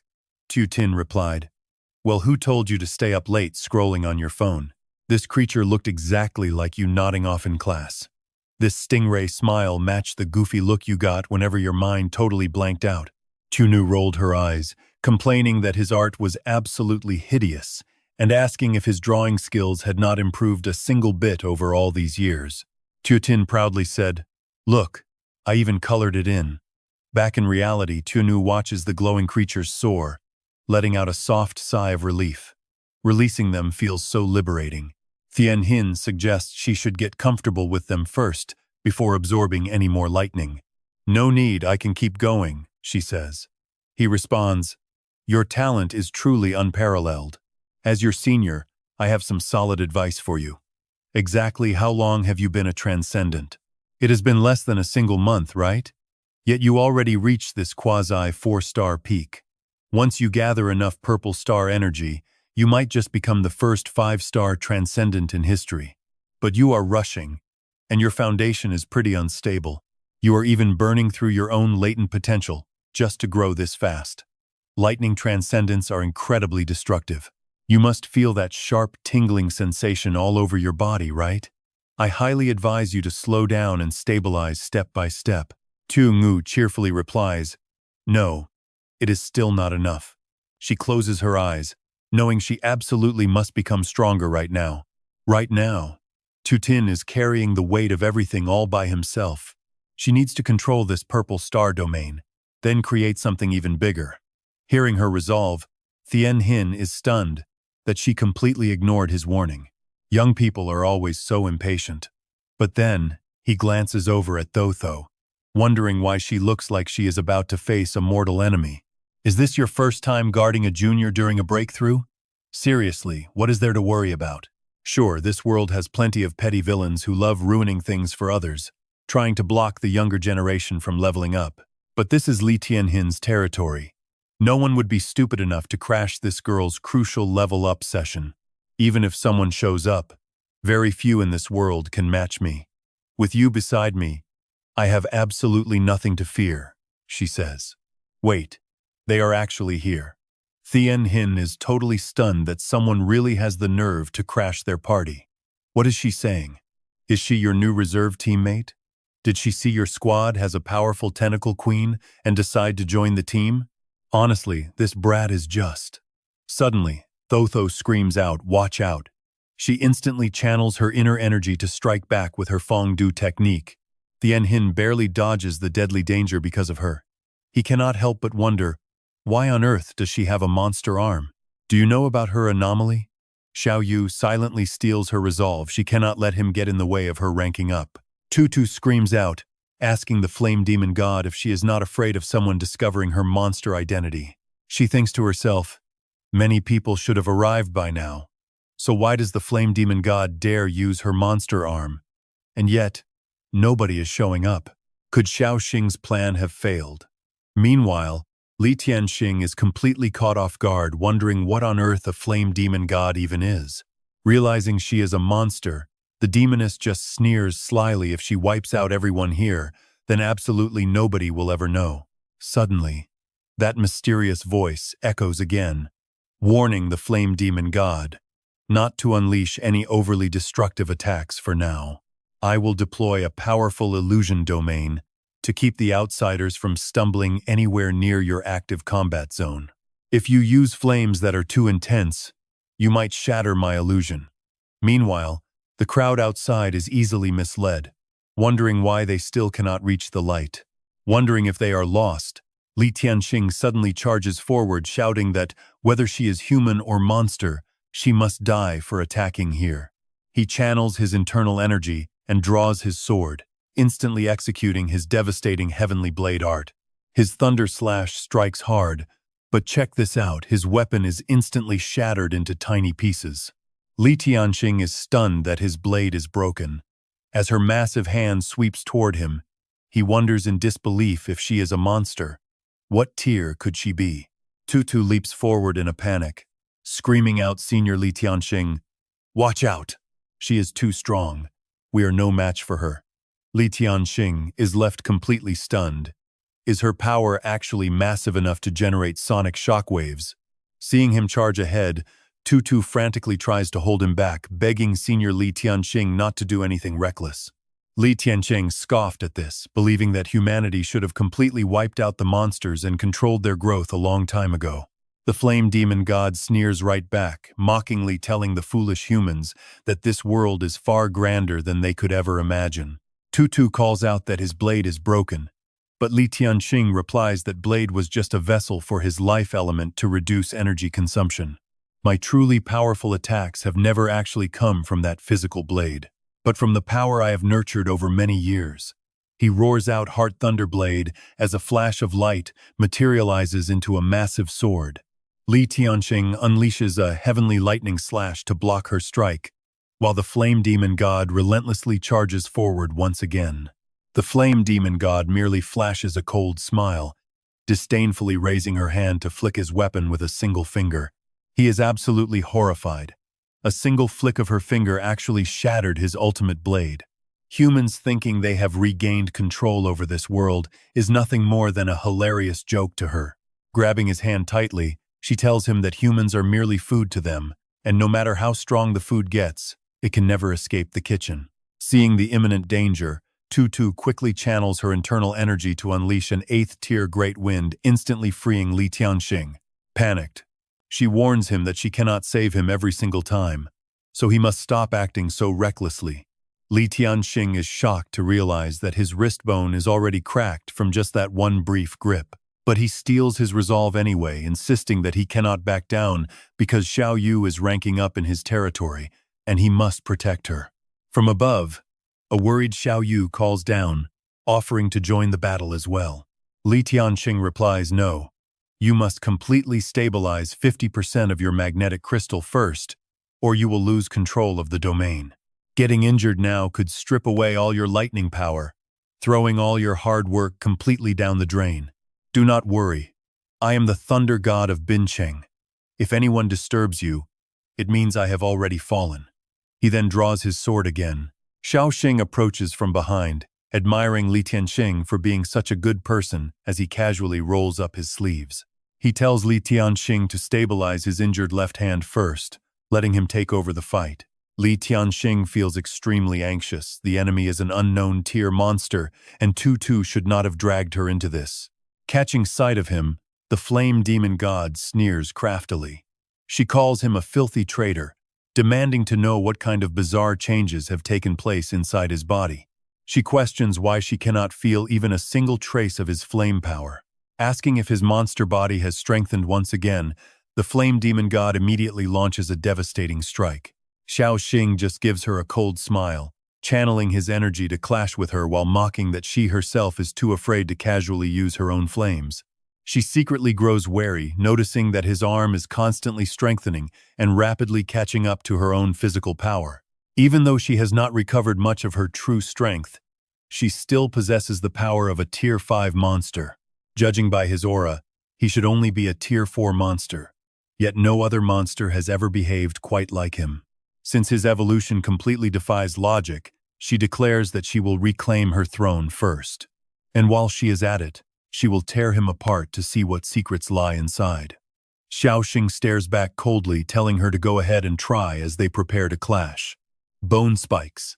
The flame demon god is pretty shocked that they actually managed to pierce right through her monstrous form. She grips his hand tightly, smiling slyly as she says he's tough to deal with, but as a monster, he's still way too green. Shh. She wants to see what's wrong with him since she can't feel the flame aura, unless it's hiding deep in the absolute deepest part of his body. At the same time, his arm suddenly sprouts a sharp spike that drives directly into her chest, sending Flame into a total shock. Xiao Xing smugly triggers his multi-bone spike attack, instantly turning her entire body into a spiked hedgehog. He slams her body high into the air, leaving the flame demon god looking like nothing more than a human kebab. Xiao Xing immediately hurls her onto a roof in the distance, sending a massive shockwave echoing through the area. Giving her no room to breathe, he rushes over and lifts her up again, leaving the flame demon god completely stunned as she asks why his monster body is so bizarre. Xiao Xing scoffs, telling her that she's getting a bit too curious for her own good. She cuts him off, saying she's simply checking the ingredients of her food before the feast begins, because with only one arm transforming, no matter how strong he gets, he can't be that big of a deal. Right after that, the flame demon god strikes down hard, causing the ground beneath him to erupt with a deafening explosion. Tutu nervously asks Senior Tianxing if his villa is cheap, wondering if they can even pay off all this crazy damage in this lifetime if they split the bill. He ignores her joke and focuses on his worries, wondering how Xiao Xing is matching that monster with his bare hands. What kind of superpowered being is he? Or is he actually just a monster to begin with? He realizes that everyone from Nan Yue, including her, is completely abnormal, leaving Tutu totally stunned and speechless. She says she will explain everything if they actually survive until tomorrow. While Xiao Xing yells at them to stop chatting and start attacking, Tutu nods with a serious face, while Tianxing agrees to trust them just for the time being. Instantly, they combine their wind and lightning powers to launch a massive strike, but the flame demon god does not even look back, scoffing at them to get out of her way. But watch out. She immediately swings her massive monster arm backward to launch a counterattack. That grotesque arm suddenly morphs into massive, whipping tentacles that smash directly toward them. Tutu and Tianxing are instantly blown back, bleeding heavily as she gloats that she is about to discover his secret transformation so that she can copy his monstrous form. That creepy evil voice echoes again, ordering the flame demon god to prioritize wiping out the lightning user first. Of course, she absolutely refuses to listen, snapping back that she kills whoever she wants and won't take orders from anyone. But the voice insists that she must kill her first, because if she is allowed to level up peacefully, before the voice can even finish, a strange, blinding light shines through, leaving the flame demon god utterly shocked. Tutu excitedly cheers that it is Xiao Yu's magnificent amethyst barrier, which amazingly destroys absolutely nothing, while Xing notes she has already stabilized 50% of her crystal power. Suddenly, a giant spectral fish envelopes him, and that sinister voice rings out with pure panic, warning that her rising power might completely destroy his illusion domain as the massive fish lifts them both close to Xiao Yu. Xiao Xing grins, explaining that a 4-star transcendent can actually choose exactly who they want to target. For Xiao Yu, the entire Xinqi atomic power station is like a massive buffet, and she is already half full. Now check out his smug face as he warns those monsters to get ready to meet the god of thunder. On this side, Xiao Yu silently clenches her fist and commands it to explode, bringing down a furious bolt of lightning. The entire sky erupts in a deafening blast as the flame demon god plummets from the heavens, screaming out in rage while still cockily bragging that a strike like this cannot even scratch her monster body. Suddenly, Xiao Xing launches a surprise attack from behind, but she spins around instantly and blocks it with her chest. Sneak attacks are totally useless, but the flow of power suddenly shifts, catching the flame demon god completely off guard, as Xiao Yu coldly explains that she can summon lightning at will anywhere inside her amethyst domain. Calling out her white shark, a massive set of jaws instantly snaps wide open. Xiao Yu's shark swallows the flame demon god whole without leaving a trace, forcing that strange voice to panic as the entire illusion domain takes a direct hit. At this point, the flame demon god begins to rage furiously, screaming that she does not care what they are waiting for, and demands they hand it over right now, while glaring furiously as the shark begins to thrash wildly, releasing her double illusion domain to completely blind their eyes and deafen their ears, as that voice warns there are only 10 minutes left, urging her to unleash 3 flame blasts until she screams out that she has had enough. Meanwhile, Xiao Xing watches in confusion, wondering what is going on since this is extremely abnormal, while over in the dark courtyard, Xiao Lin calls out to Lord Yu. The sinister voice tells him there is no need to be cautious anymore since no one can see them, ordering him to change the plan and leave Wen behind. Lord Yu commands him to end it, but Xiao Lin freezes, crying out that he simply cannot do it. Yu tells him he does not need to strike, only mess with the boy's mind. Since you are his teacher and therapist, you must know his deepest weaknesses better than anyone. Their original plan was to wait until the supernova tournament drained his strength before striking, but Lord Yu cuts him off, commanding him to act right now without delay. Xiao Lin immediately opens the door, answering with a soft yes as he obeys. Stepping inside, he finds Xiao Xing with bloodshot eyes, furiously throwing a massive punch. Yao tells him not to worry, since they are trapped in his illusions and will only see what he wants them to see. With a frustrated snap, Xiao Tao tells him to stop doing his daily workouts, put some clothes on, and stop acting like a total exhibitionist. Zhao Sheng is left dazed, but Yu explains that keeping things normal is the best way to make humans feel safe and drop their guard. After that, no matter what you do, these weak superhumans around you will not notice a single thing. Watching the young boy get tightly wrapped up, Yu speaks aloud. Left completely bound like this, Wen Wang really is hated wherever he goes. Once the order to strike is given, Xiao Lin tremblingly clenches his fists in deep guilt. Apologizing silently, Xiao Lin begs Wen Wang to understand that Lin Lin is his entire life, hoping the boy will eventually find his own light. Look, I am finally here. You always said that my words back then were what pulled you out of the darkness. What a foolish kid, thinking simple encouragement from a book meant anything.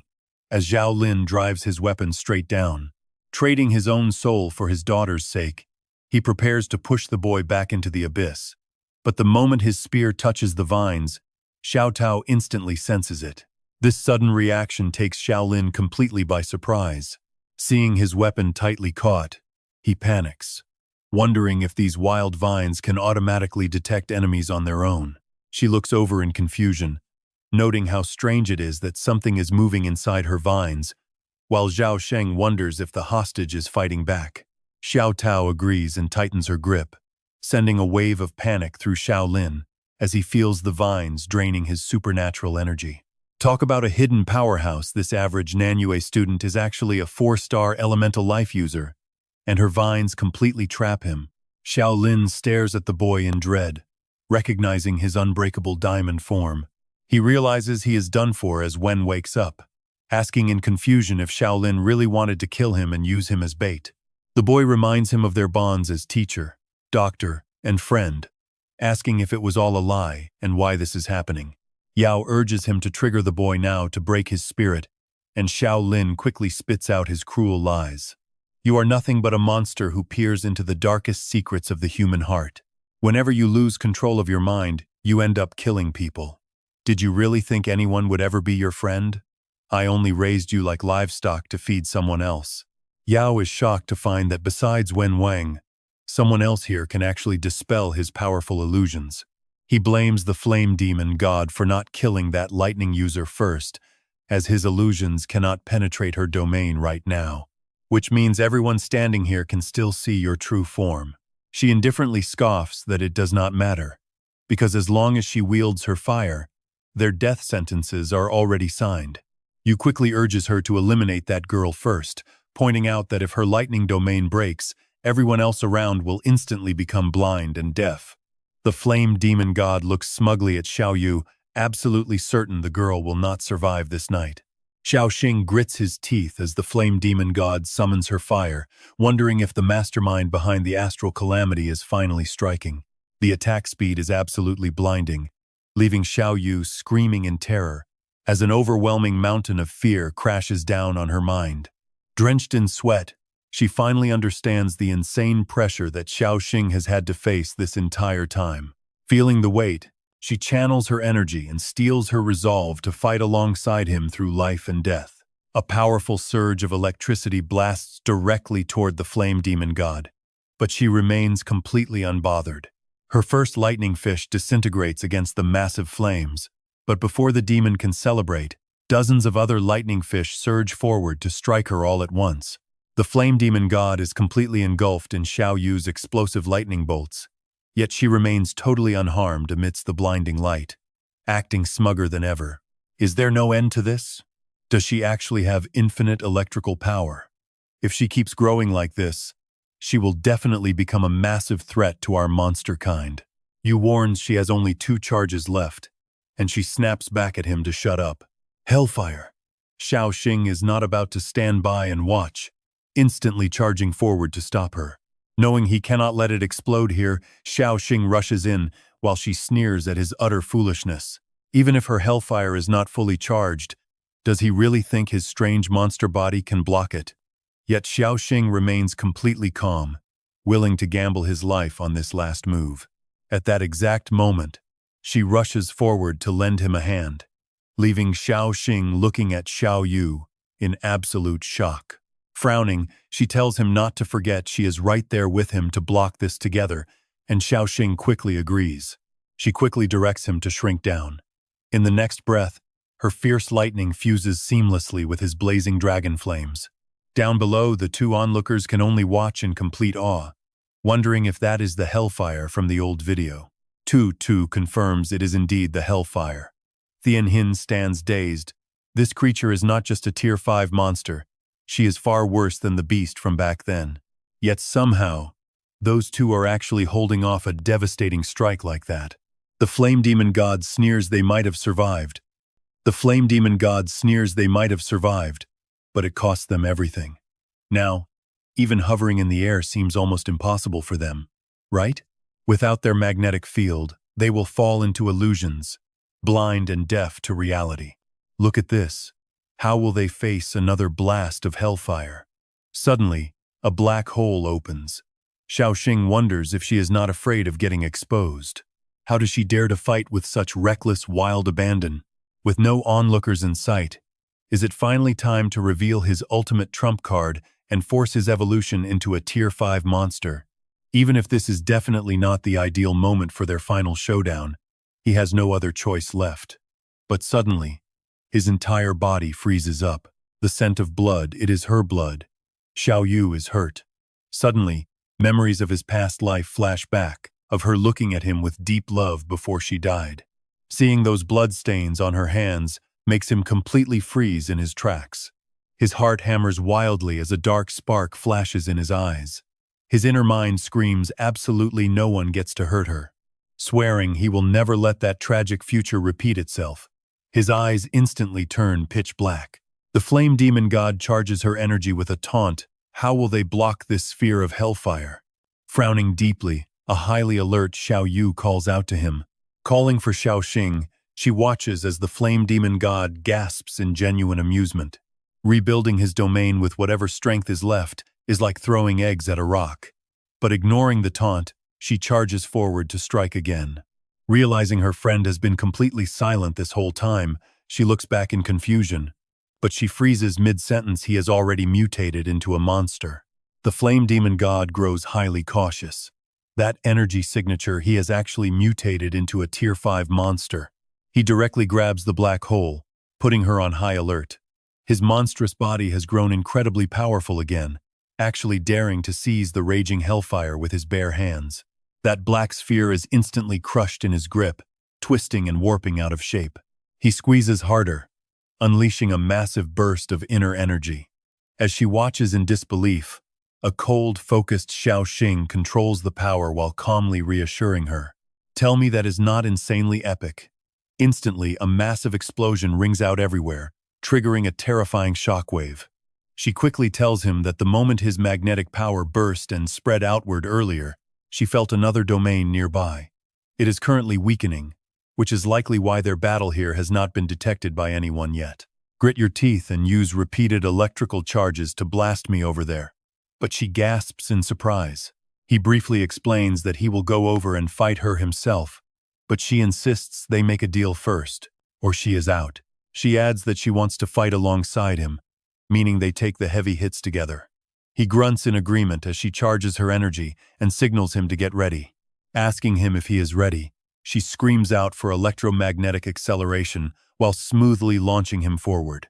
Rocketing forward, he completely wipes the smug look off her face. Blocking his heavy strike with her hand, she is horrified to realize his monstrous strength now completely surpasses her own. That is the terrifying reality she directly senses after engaging in close combat with him. A powerful, crushing blow leaves her struggling to cope, proving he has grown far stronger. At the same exact moment, the flame demon god finds herself surrounded by her elemental energy. Left quite desperate, she reminds herself that after stealing this body, she spent time learning about human society to avoid suspicion.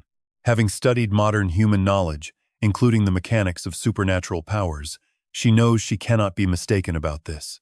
He is using human cultivation methods to train his monster power, which is why his beastly physique has become so bizarrely unique, completely breaking away from a normal monster's evolutionary path.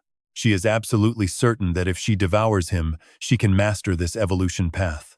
Smirking slyly, she wonders if this stolen human body is starting to influence her. Now, she deeply desires to break free from the king's absolute control, even if her position under Vung Har normally forbids any betrayal. But if she can shatter her monster evolutionary limits just like him, she could evolve into a brand new king and claim true sovereignty. He will be the feast that grants her a new life. Even if she devours no one else, she must eat him. Suddenly, Yao speaks up, warning the flame demon god that she absolutely cannot use her fire a third time.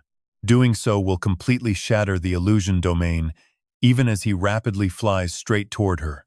He anxiously adds, "Even if you use it now, you might not kill them, so we must leave. Please leave this golden opportunity to me, because I am about to get the Eye of Vun Vung, which lets me build an absolute illusion domain that nobody can ever break. That way, you can safely unleash your full power without waking up the sleeping monster king. So please, hold back just a little longer to enjoy a much better feast." Flame demon god growls in annoyance, "I warn you. If this fails, I will eat you first." Right after that, the giant shark summoned by Xiao Yu quickly swallows her entire body whole. But wait. As the dust clears on the other side, a truly vicious voice echoes. "Vun Vung, the terrifying mental power you carry is not a gift, but a deadly curse. And this exact curse is the very thing that killed your own father. You were supposed to be the future head of the prestigious Vun family in Hu City, but instead, you are nothing but the child of the devil.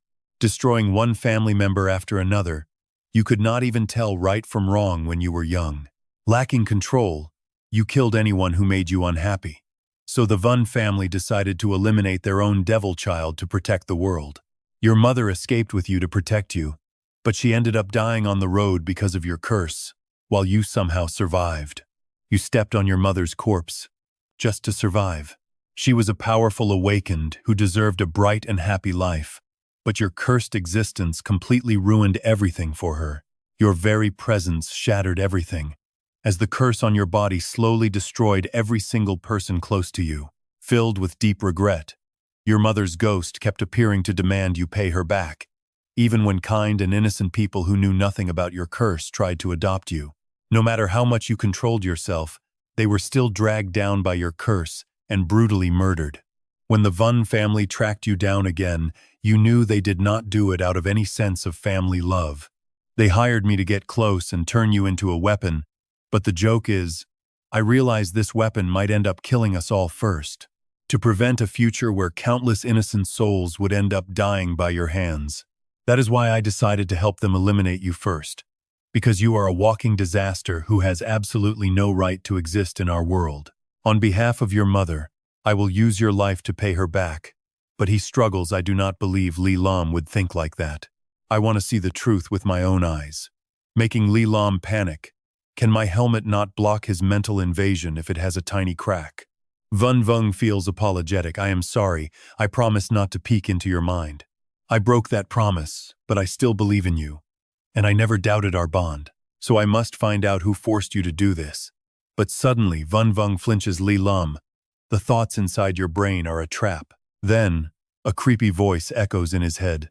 Vun Vung, I want to eat you. And he quickly recognizes this sinister voice. Vun Vung immediately puts the pieces together. You used Li Lum's daughter to threaten him, thinking I could never hear your inner voice. But I did. You want my eyes. You want my power. I can understand wanting this mind-reading power, but why do you carry such intense hatred toward me? And Wu just replies, you will find out after I eat you. Back in the real world, his physical body remains completely dazed, while the voice commands Flame Demon God, use your flames to block them a third time. Do not let anyone disturb me, because once I get close to him, it will only take a few seconds to absorb his power completely. She snorts coldly. You had better succeed. And at the exact same moment, she begins to channel her inner energy. Glaring at both Xiao Xing and Xiao Yu, she screams out in absolute rage, prepare to burn to ashes. Xiao Yu panics as the terrifying hellfire returns, while Xiao Xing stares in confusion, wondering what kind of bizarre new monster is actually hiding here in Banthine. Now watch this. He rushes straight toward Vun Vung, knowing he cannot let this creature succeed. Xiao Xing realizes the Flame Demon God might just be buying time for this creature as it lunges forward, making him scream out, "Tutu, watch out!" She freezes. What is this monster? With zero time to waste, Tutu grits her teeth and instantly channels her inner energy to unleash a powerful gale storm. But the beast's mouth splits wide open to swallow her. Tutu panics as she realizes the beast can actually control lightning. It is the powerful lightning demon god, and her wind gets completely blown away. But right at that moment, a sudden strike slashes down to save her. The monster leaps back as Li Tianhin flies in, grabbing her to escape the danger zone.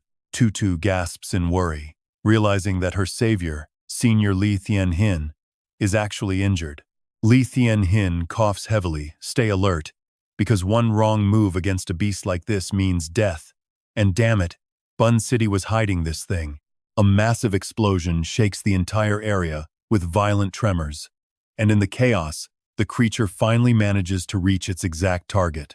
A chilling voice echoes, I have waited for this day for so long, Vun Vung, leaving Trier Thurn completely paralyzed with shock. Oh my god, what is this? Are they coming for the hostage? The monster's voice rumbles with raw anger. The illusion domain is right on the verge of collapsing, unable to blind them anymore. But no matter, they are just tiny superhumans. Trier Thurn instantly channels his inner energy, brilliant light wrapping around his body as he summons the Flood Dragon Star chart. Unleashing his burning blood earth-shattering sky cannon, he blasts a devastating strike directly at the towering beast standing before him. A massive explosion erupts, leaving Tho and Tien Hin completely dazed by the sheer speed of it. Tien Hin mutters in shock that Triu Thin, the most overlooked member of their squad, is way stronger than he ever imagined. But we must save her. And Tho immediately agrees. Despite taking that massive hit, the beast stands completely unfazed, as if the attack could not even scratch its thick skin. Instead, it stretches its massive jaws wide, gathering raw power as it prepares to launch a terrifying counterattack. The beast looks on in brief surprise as that chilling voice asks if half its electrical power was just redirected.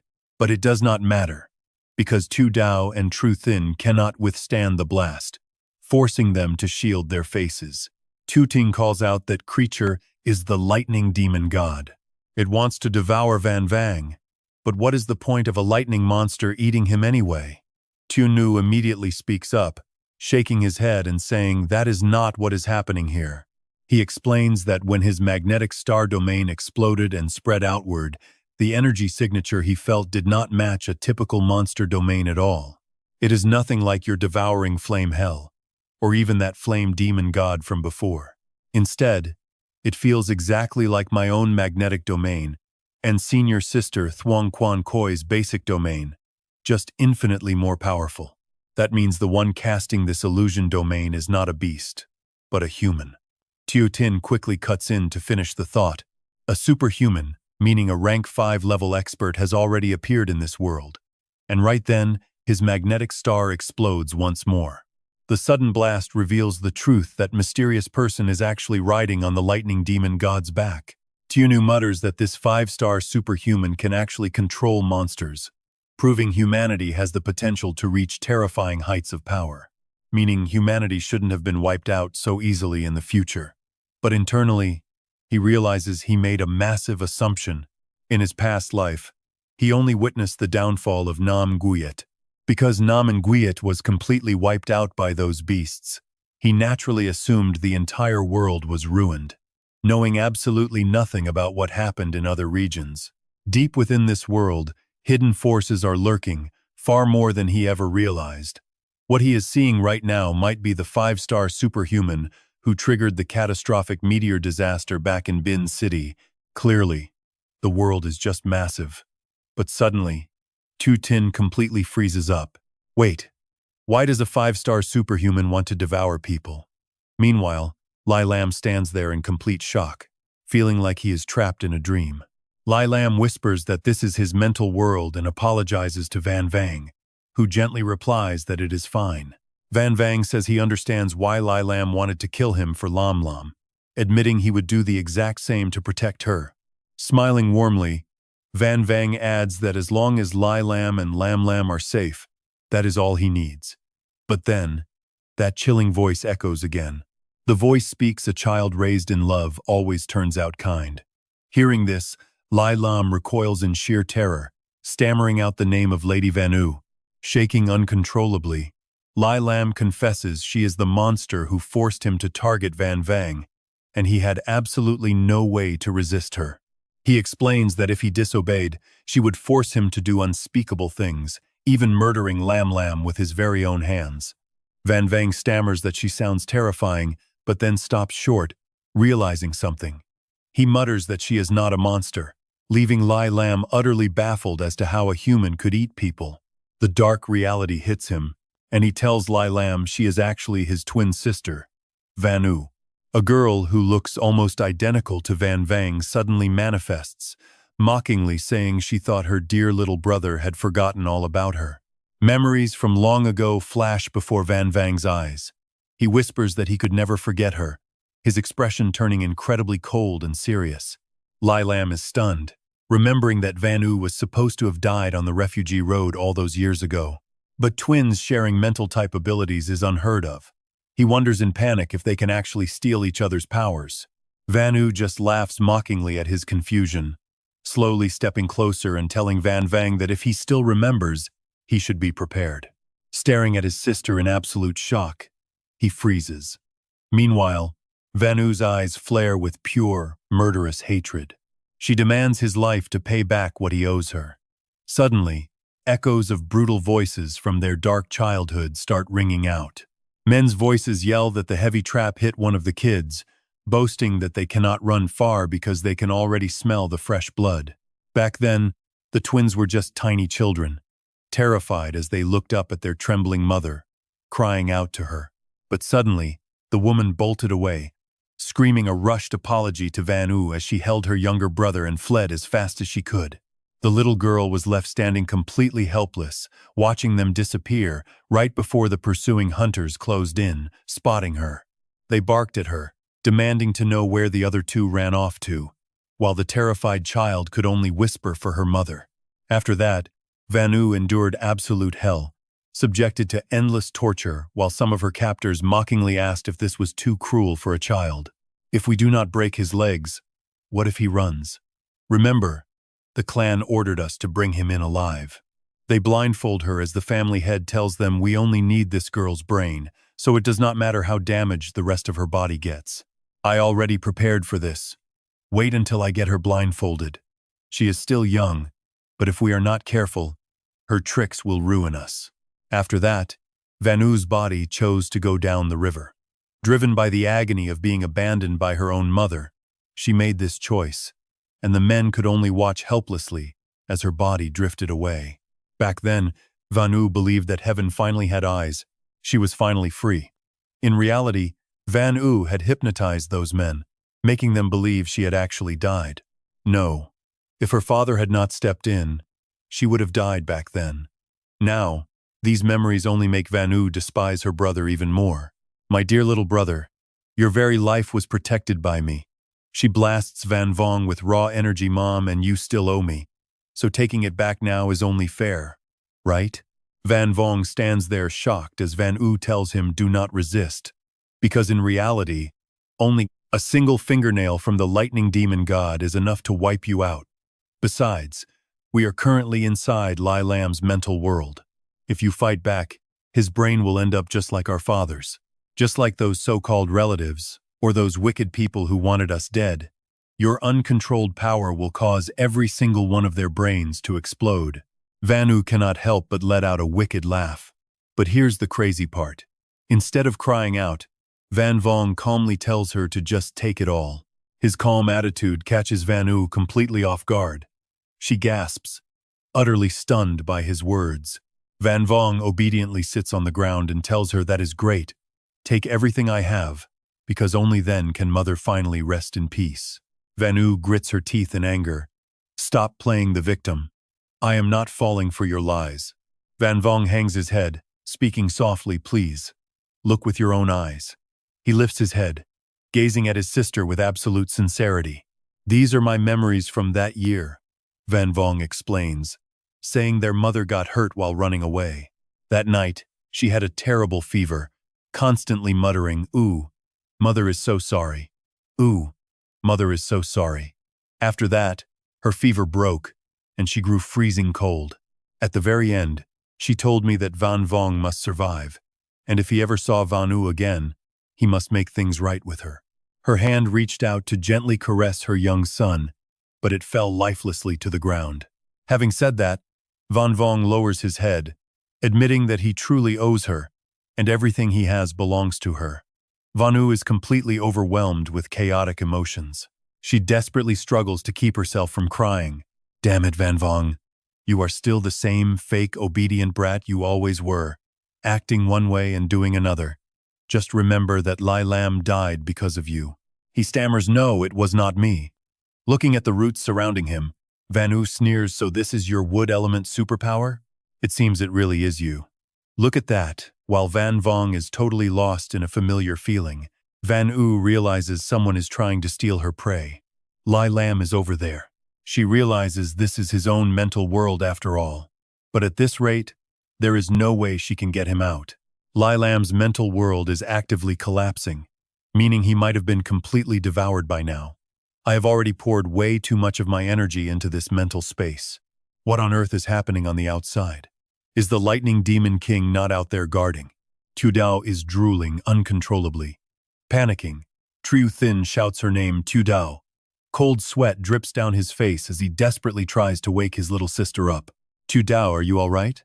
You are acting completely out of character. Suddenly, she snaps out of it and opens her eyes. Thank goodness you snapped me out of it, or else I would have eaten them alive. Triu Thin worries. Either way, we must protect the hostages. Not right now, anyway. If I just take a few quick bites, are you sure it will hurt? Tu Dao screams. Stop talking. I really cannot hold myself back anymore. Sensing all the commotion outside, Vanu cannot help but frown in annoyance. She snaps angrily. Do you people really value your lives so little? Hearing Vanu's command, the massive monster finally begins to stir. She screams out, then go ahead and die. Instantly, the terrifying beast tears its mouth wide open, exposing rows of deadly, sharp fangs. A massive, devastating blow slams directly into the beast, as a very familiar voice echoes through the area. When it comes to my life and death, you do not get to call the shots. Tu Tin rushes over, making Tho Tho blush. Tu Tin smiles mischievously. This lightning demon god is way weaker than the lightning flame demon god. Is this just an incomplete copy? Or is there another beast out there? He looks over at Vanu, asking if she is humanity's very first 5-star awakened. What is your name? Is controlling people and monsters your specialty? To be honest, I want to test it out myself. Over here, the fire demon god asks Tu Nu, are you all alone? That guy left me quite a massive feast on my plate. Tu Nu calmly replies, the signature of a purple tier expert is life energy, and my lightning will not disappear that easily. Try to remember, just how many times have you been struck by my lightning up until now? They have all been waiting for this exact moment. Even if it cannot hurt you, holding you back for a moment won't be a problem at all. Then he laughs out loud, saying that was just carelessness, because this weak attack isn't even worthy of being called real lightning. Inside his head, Xiao Xing finds the whole thing pretty amusing. The real party is finally starting now. Meanwhile, back at the villa, Li Tianxing's massive crowd of fans is screaming his name. They are shouting that they love him, since everyone saw how he heroically blocked that lightning and took heavy injuries just to save a rampaging student. Li Tianxing, the thunder god of Bincheng, is just too awesome. Looking down cold and aloof, he tells them it is no big deal, and they should leave so he can rest. But the fans just scream that he is so cool. He then turns to explain to Tutu that those people are under heavy mass hallucinations, so waking them up is impossible, they can only disperse them. As for what he mentioned about the monsters living deep underground, those two powerful fire and lightning demon gods are supposed to appear tonight alongside that mysterious 5-star superhuman, so he needs to report this to his superiors immediately. Seeing the blood pouring out, she frantically asks if he is all right, but Tianxing just tries to play it cool, muttering that it is just a scratch.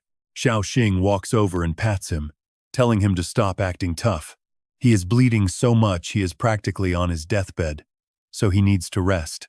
But Tianxing snaps back to cut the nonsense before coughing up more blood. Right then, the tiny creature in Xiao Xing's hand suddenly bites Tianxing, sending the injured hero's heart rate spiking through the roof. Tianxing starts panicking because his heart is pounding way too fast. As it keeps thumping, Tutu chimes in that he really needs to rest, and this time he does not argue, finally agreeing to go lie down. Once they all head inside, Xiao Xing quickly lays out the entire situation for them. Those beasts definitely do not want to see Xiao Yu successfully hit 100% magnetic power and evolve into a 5-star superhuman. Since Bincheng houses the biggest nuclear power plant, dragging this out only hurts us, meaning if I were those monsters, I would strike fast and execute the plan immediately. During the big match the day after tomorrow, every single competitor will be there. Talk about a nightmare scenario. Every young genius superhuman in China is gathering in one spot, giving those monsters the perfect feast. It seems that mysterious 5-star superhuman already managed to recover her stolen gear. Once that happens, neither she, the fire demon god, nor the dark forces pulling the strings will hold back anymore. A realization that absolutely shocks Tianxing. What? Are you saying those humanoid monsters tonight were holding back? and that they are actually hiding an even more terrifying power. Xiao Xing nods exactly. And if the beasts sleeping deep underground all wake up, I can tell you right now that this world is heading straight for the apocalypse. Xiao Xing cannot help but wonder how this kid knows all this, not to mention the insane level of power he displayed earlier tonight. Who on earth is he? And why does it feel like Xiao Xing knows absolutely everything about this secret threat? With a bright grin, he replies that he is just a totally ordinary freshman from the South Moon Superhuman Academy. Tianxing grows increasingly tense, realizing his real identity does not even matter now, because if this is all true, humanity stands absolutely zero chance of winning. There is just too little time for them to grow stronger, which secretly makes Xiao Xing feel quite smug.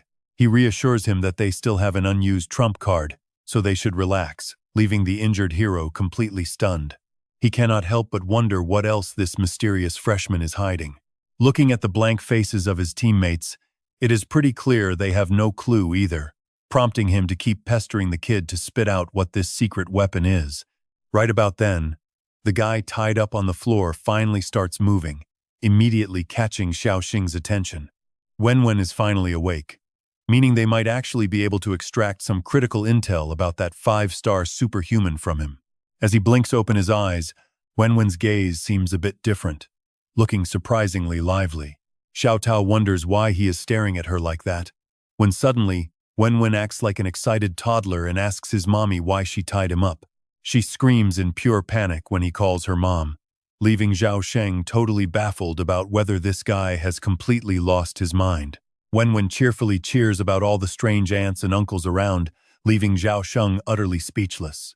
The kid innocently looks at the long-haired Xiao Xing and rambles on about how his mom's brother would be his uncle, happily greeting him.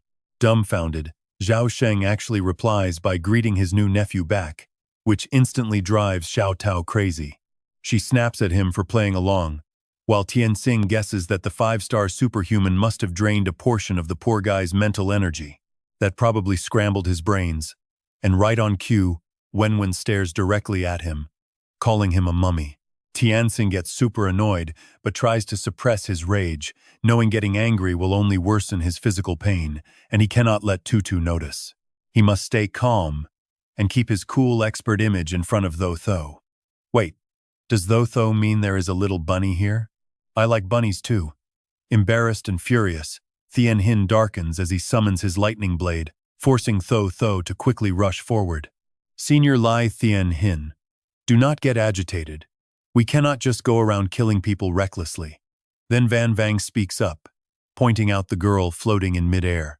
Deep down, she wishes Li Tianhin were Tuotin instead.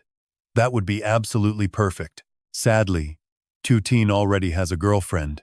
He is the most handsome, strongest, and most charming guy, and Min will forever love him in silence, always supporting him, even wishing she could bear his children. Yet, despite just stopping Thien Hin, Tho loses her temper and starts ruthlessly beating the kid up. Go die, she screams. Van Vang feels so aggrieved. Mom, this lovesick girl is hitting Van Vang way too hard. He looks over at Tuangu. Inside, this twin-tailed girl is screaming that she is definitely not Tu Tin's girlfriend, and who would ever want to date that absolute jerk. He keeps effortlessly reading everyone's minds. The lovesick girl is wondering if that is actually true. She thinks she still has a chance, which is amazing, while the twin-tailed girl thinks Tu Tin is a total scoundrel.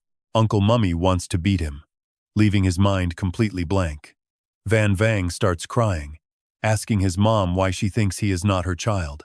He apologizes, saying he should not just read people's minds like this, but he simply cannot control his powers. He begs his mom not to abandon him, promising to be good. Tu Tin speaks up, noting that something is seriously wrong with him. Tu Dao, since he thinks you are his mother, go comfort him and try to extract some information. But Van Vang interrupts, crying out for Van U. Anxiously running to Tu Dao, Van Vang asks through his tears if Dad kidnapped Van U again. Tears stream down his face as he begs his mother to save Van U. Meanwhile, Hoadium Mathan cannot help but wonder, asking Van U if she really wants to eat her own brother. Is she hesitating because he is still alive? Vanu calmly replies that she has already taken his mystic eye. Her eyes light up, claiming that combining both mystic eyes will make her domain unbreakable. Suddenly, Hoa Diem Ma Thun flies over and grabs Vanu by the throat. Are you really up for this? As the grip tightens, she wonders if she should just eat Vanu right now, freeing the lightning demon god under her control, and the monster that took the lightning god's power would be much more beneficial. She grins slyly, pointing out that Vanu was never truly on the king's side anyway. Vanu's eyes flash as she speaks, with a bone-chilling coldness. You are welcome to try and see if you can eat me before I use my power to make your head explode. Now watch how she backs down here. Even these terrifying monsters know when it is best to play it safe, dropping the act immediately. Consider tonight your only warning. If you fail the day after tomorrow, prepare to be torn apart and eaten alive by those monsters. Suddenly, a voice echoes through the dark forest, announcing to the demon god that her feast is finally ready. The Tay smiles slyly, telling her she can begin her feast whenever she likes. Hoa Diem Ma Thun cannot help but drool in anticipation. Perfect. She needs to feast and fully restore her strength. Meanwhile, the students are buzzing with excitement after Fan Tue promised them a special bonus tonight. Fantastic. The wait is finally over. Ngoan is thrilled, hoping to finally secure massive resource backing from the powerful Fan family tonight. With this, he can easily catch up and surpass Trio Thin and the others. After all, he was always stronger than them anyway. A moment later, the crowd starts cheering. It is finally here, the grand opportunity they have all been waiting for. Vu Troc proudly boasts that aligning with the Fan family was the best decision they ever made, because finding a powerful backer is the ultimate key to success. Tonight, everyone is going to witness firsthand what real, life-changing fortune actually looks like. Just as Fan Tue promised, it is time to enjoy. But behind them, Hoa Diem Ma Thun is already spreading out her massive tentacles. And just like that, boom! A massive tentacle instantly wraps around Vu Troc, swallowing him whole before anyone can even react. Blood splatters everywhere, leaving Goan and the rest utterly paralyzed with fear. This was definitely not what they signed up for. The Tay coldly adds that Vu Troc was right about this being a grand feast, except they are actually the ones on the menu. Another student gets grabbed next, screaming out in absolute terror as desperate, agonized cries begin echoing through the dark forest. This cannot be happening. Is that a real monster? Begging Fan Tue for mercy, Ngoan collapses to the ground in pure horror. Total regret washes over him. He realized he made a fatal mistake, wishing he had just stayed loyal to Trio Thin and Tio Tin from the very start. Watching his classmates scream as blood paints the ground red, Ngoan is crushed by ultimate remorse. Having eaten her fill, Hoa Diem Ma Thun licks her lips, slowly feeling her dark power returning. Another monster looms behind her, eager for the next phase of this slaughter. Soon, absolutely no one in this world will be able to withstand her flames. Shifting back to Thien Hin, Ha Lai spots him and immediately rushes over in a total panic, asking how he got so badly injured. Thien Hin frowns, telling Ha Lai he took his sweet time, but at least he is finally here. Time is running out. We need to head back home as fast as possible, and he will explain all the crazy things that happened tonight on the way. She asks back in absolute surprise, what? He takes off into the air, promising to explain everything on the way, which completely shatters our wildest expectations. She mutters a quick agreement and follows. Thien Hin quickly lays out the entire story. A monster that terrifying is actually hidden right beneath our world. And to make things worse, 5-star supreme experts are actively helping them. This world is bound to face destruction soon. Seeing him stay completely silent, Thien Hin speaks up. Ha Lai, did that story scare you? Thien Hin keeps talking, asking Ha Lai, is there a massive tower right in the center of Tan Than? And check this out. The building right in front of him suddenly blurs, making Thien Hin freeze in absolute shock as he realizes they are heading the wrong way. Is this some kind of illusion? Or does this lightning demon god have other monsters? Could it have been hiding inside the tallest building in Tan Than this whole time? No matter how strong her illusions are, how did he, the wind god, completely miss it? The entire top section of the tallest building in Tanthan is just gone. During the massive sweep before the supernova event kicked off, there is no way he would have missed this. Following his gut, Thien Hin immediately demands to know if Van U has taken full control of Halai. Van U ignores him completely, standing there with a freezing look as she lets out a sharp, mocking cry to taunt him. Suddenly, Halai binds him tight, saying, "I am sorry, my friend, but I am not like you. You were born with a golden spoon in a powerful family, while I have had to fight like hell just to survive. I had to crawl my way up, kissing up to the elites just so I wouldn't get eaten alive by monsters. Becoming your best friend was just a play to get my hands on more resources. My entire life is about survival. And let's face it, humanity has absolutely no hope left. I am just doing what I always do, chasing profit and avoiding danger. Do not worry. You are still my close friend. Even if you hate me for this, I will make sure you stay alive." Van U glares down at Tien Hin and delivers her threat. "Play your part tomorrow and fire the first shot in Tanthan, and I might just let you live." Hearing those words, Tien Hin begins to tremble from head to toe.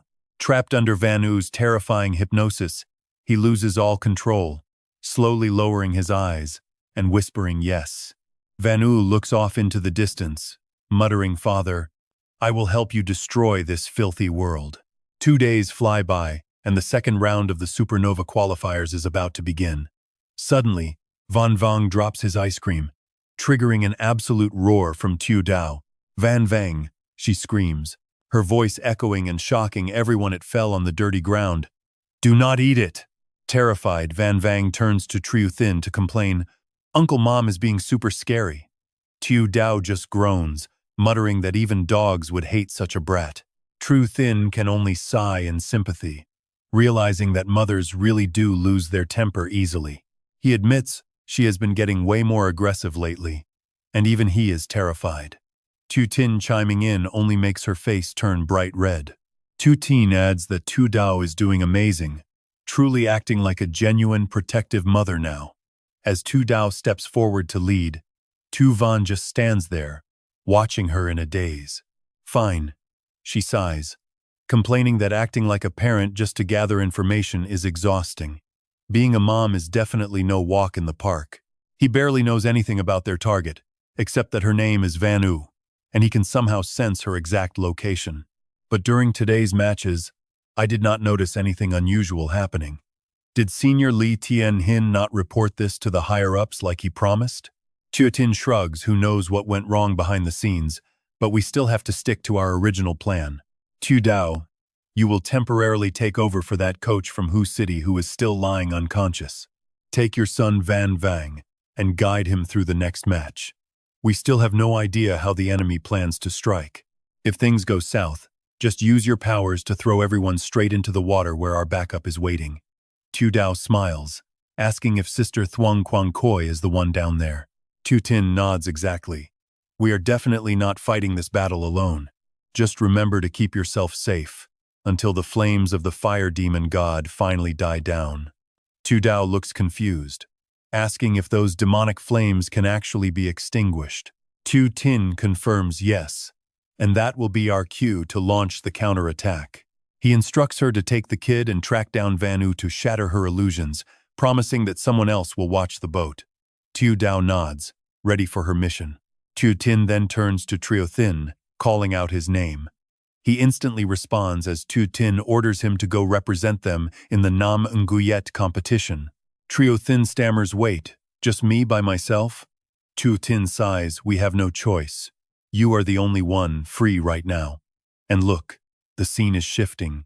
Even the referee is completely shocked when he finally spots him. Did Nam Gayet really only send a single fighter? Talk about being absolutely arrogant. The opposing Rose team, which answers to the fire demon god, is led by the Tay, and both sides are acting incredibly cocky. Triu Thin growls, "Let me knock his teeth out." The Tay sneers, saying he never expected his opponent to be the little lackey of a 49% star survivor.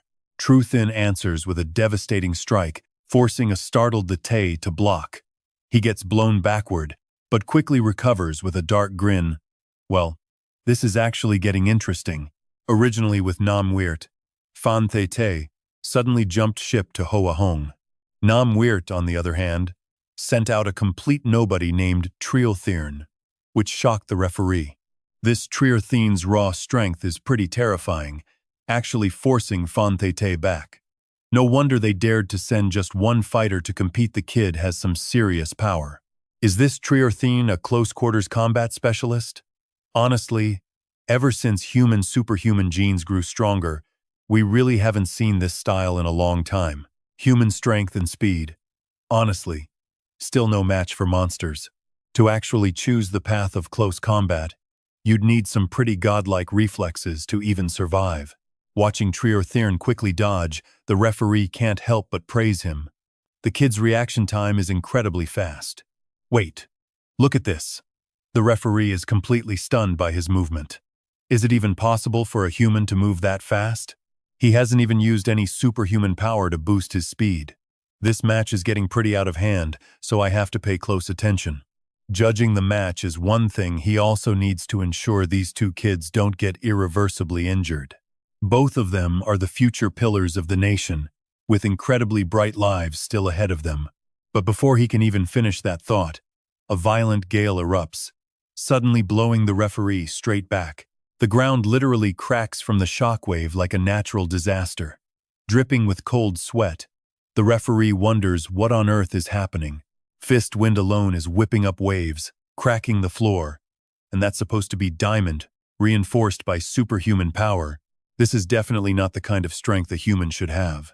Did Fanthete actually block that with raw muscle alone? Good grief. Are these actual superhumans fighting in front of me? Or did two monsters somehow hijack the arena? There's absolutely no way I can control this match alone. Panicking, the referee immediately grabs his radio to call headquarters.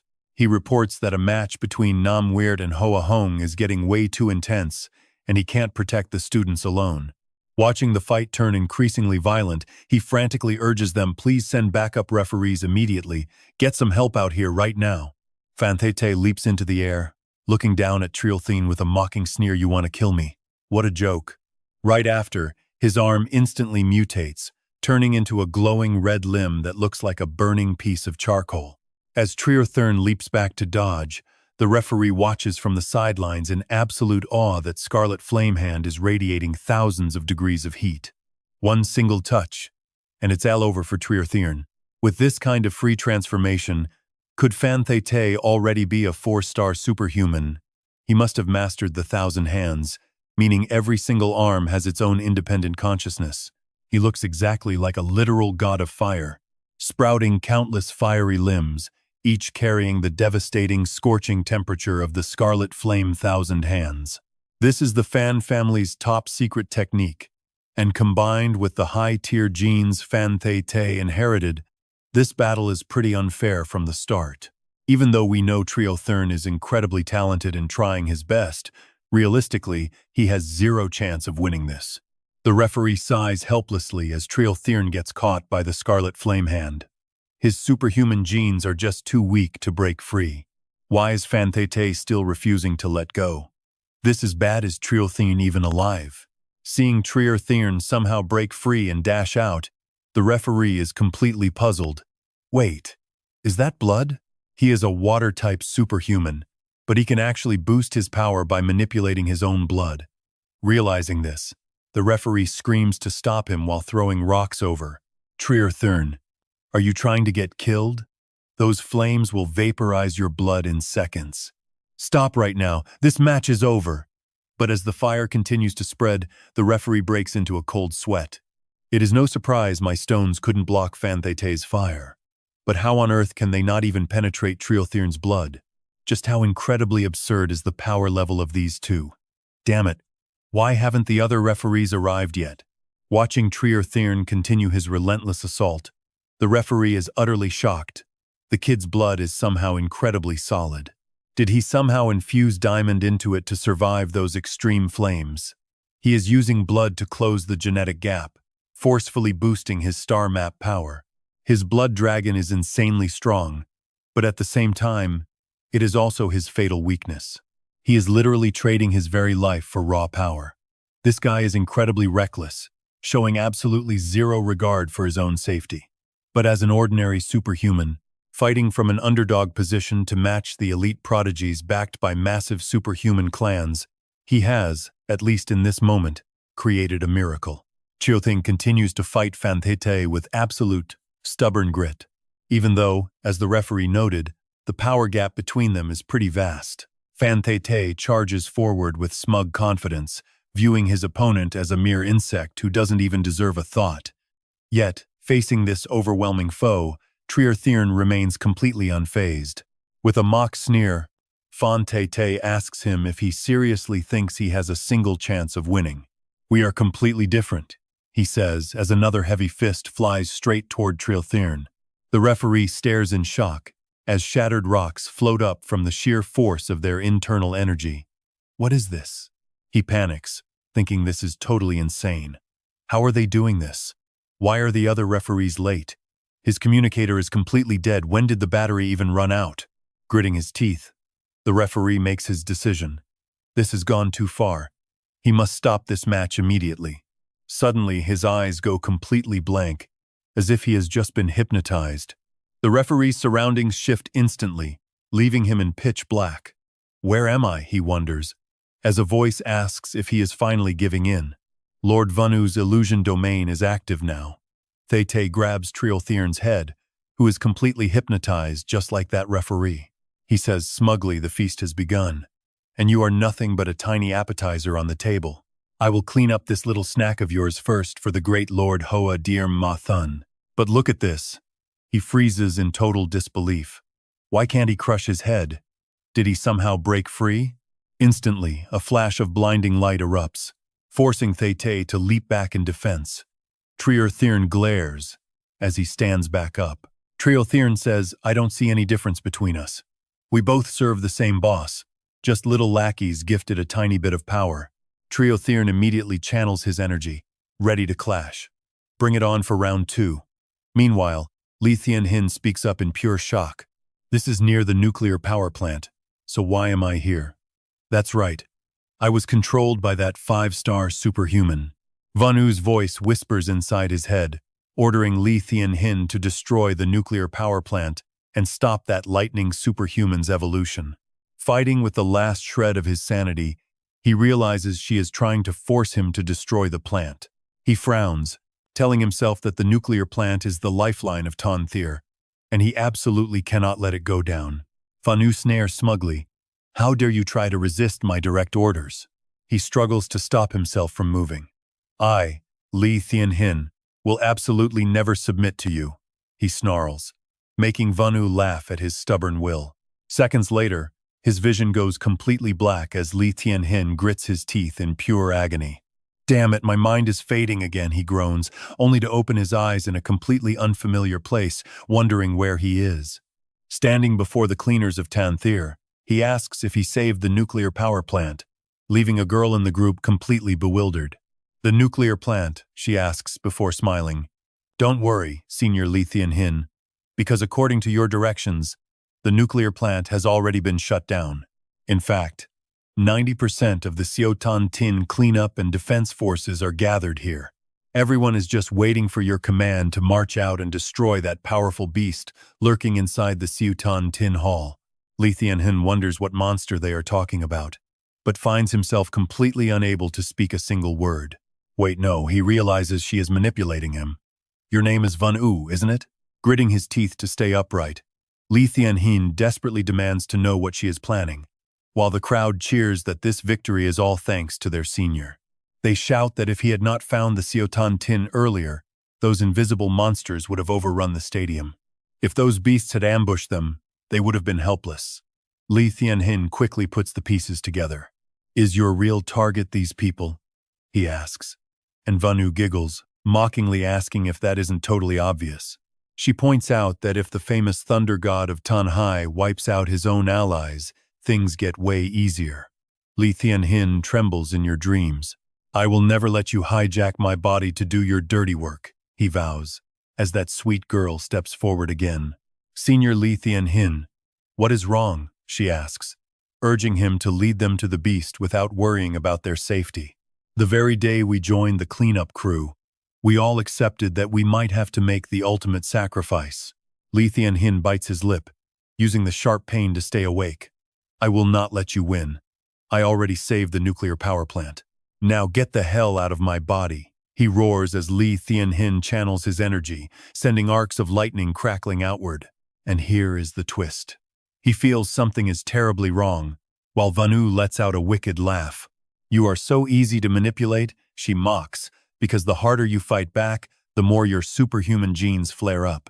That makes the mental blade I use to hijack your body grow even stronger, giving me plenty of raw power to slaughter all these people at once. Talk about highly efficient.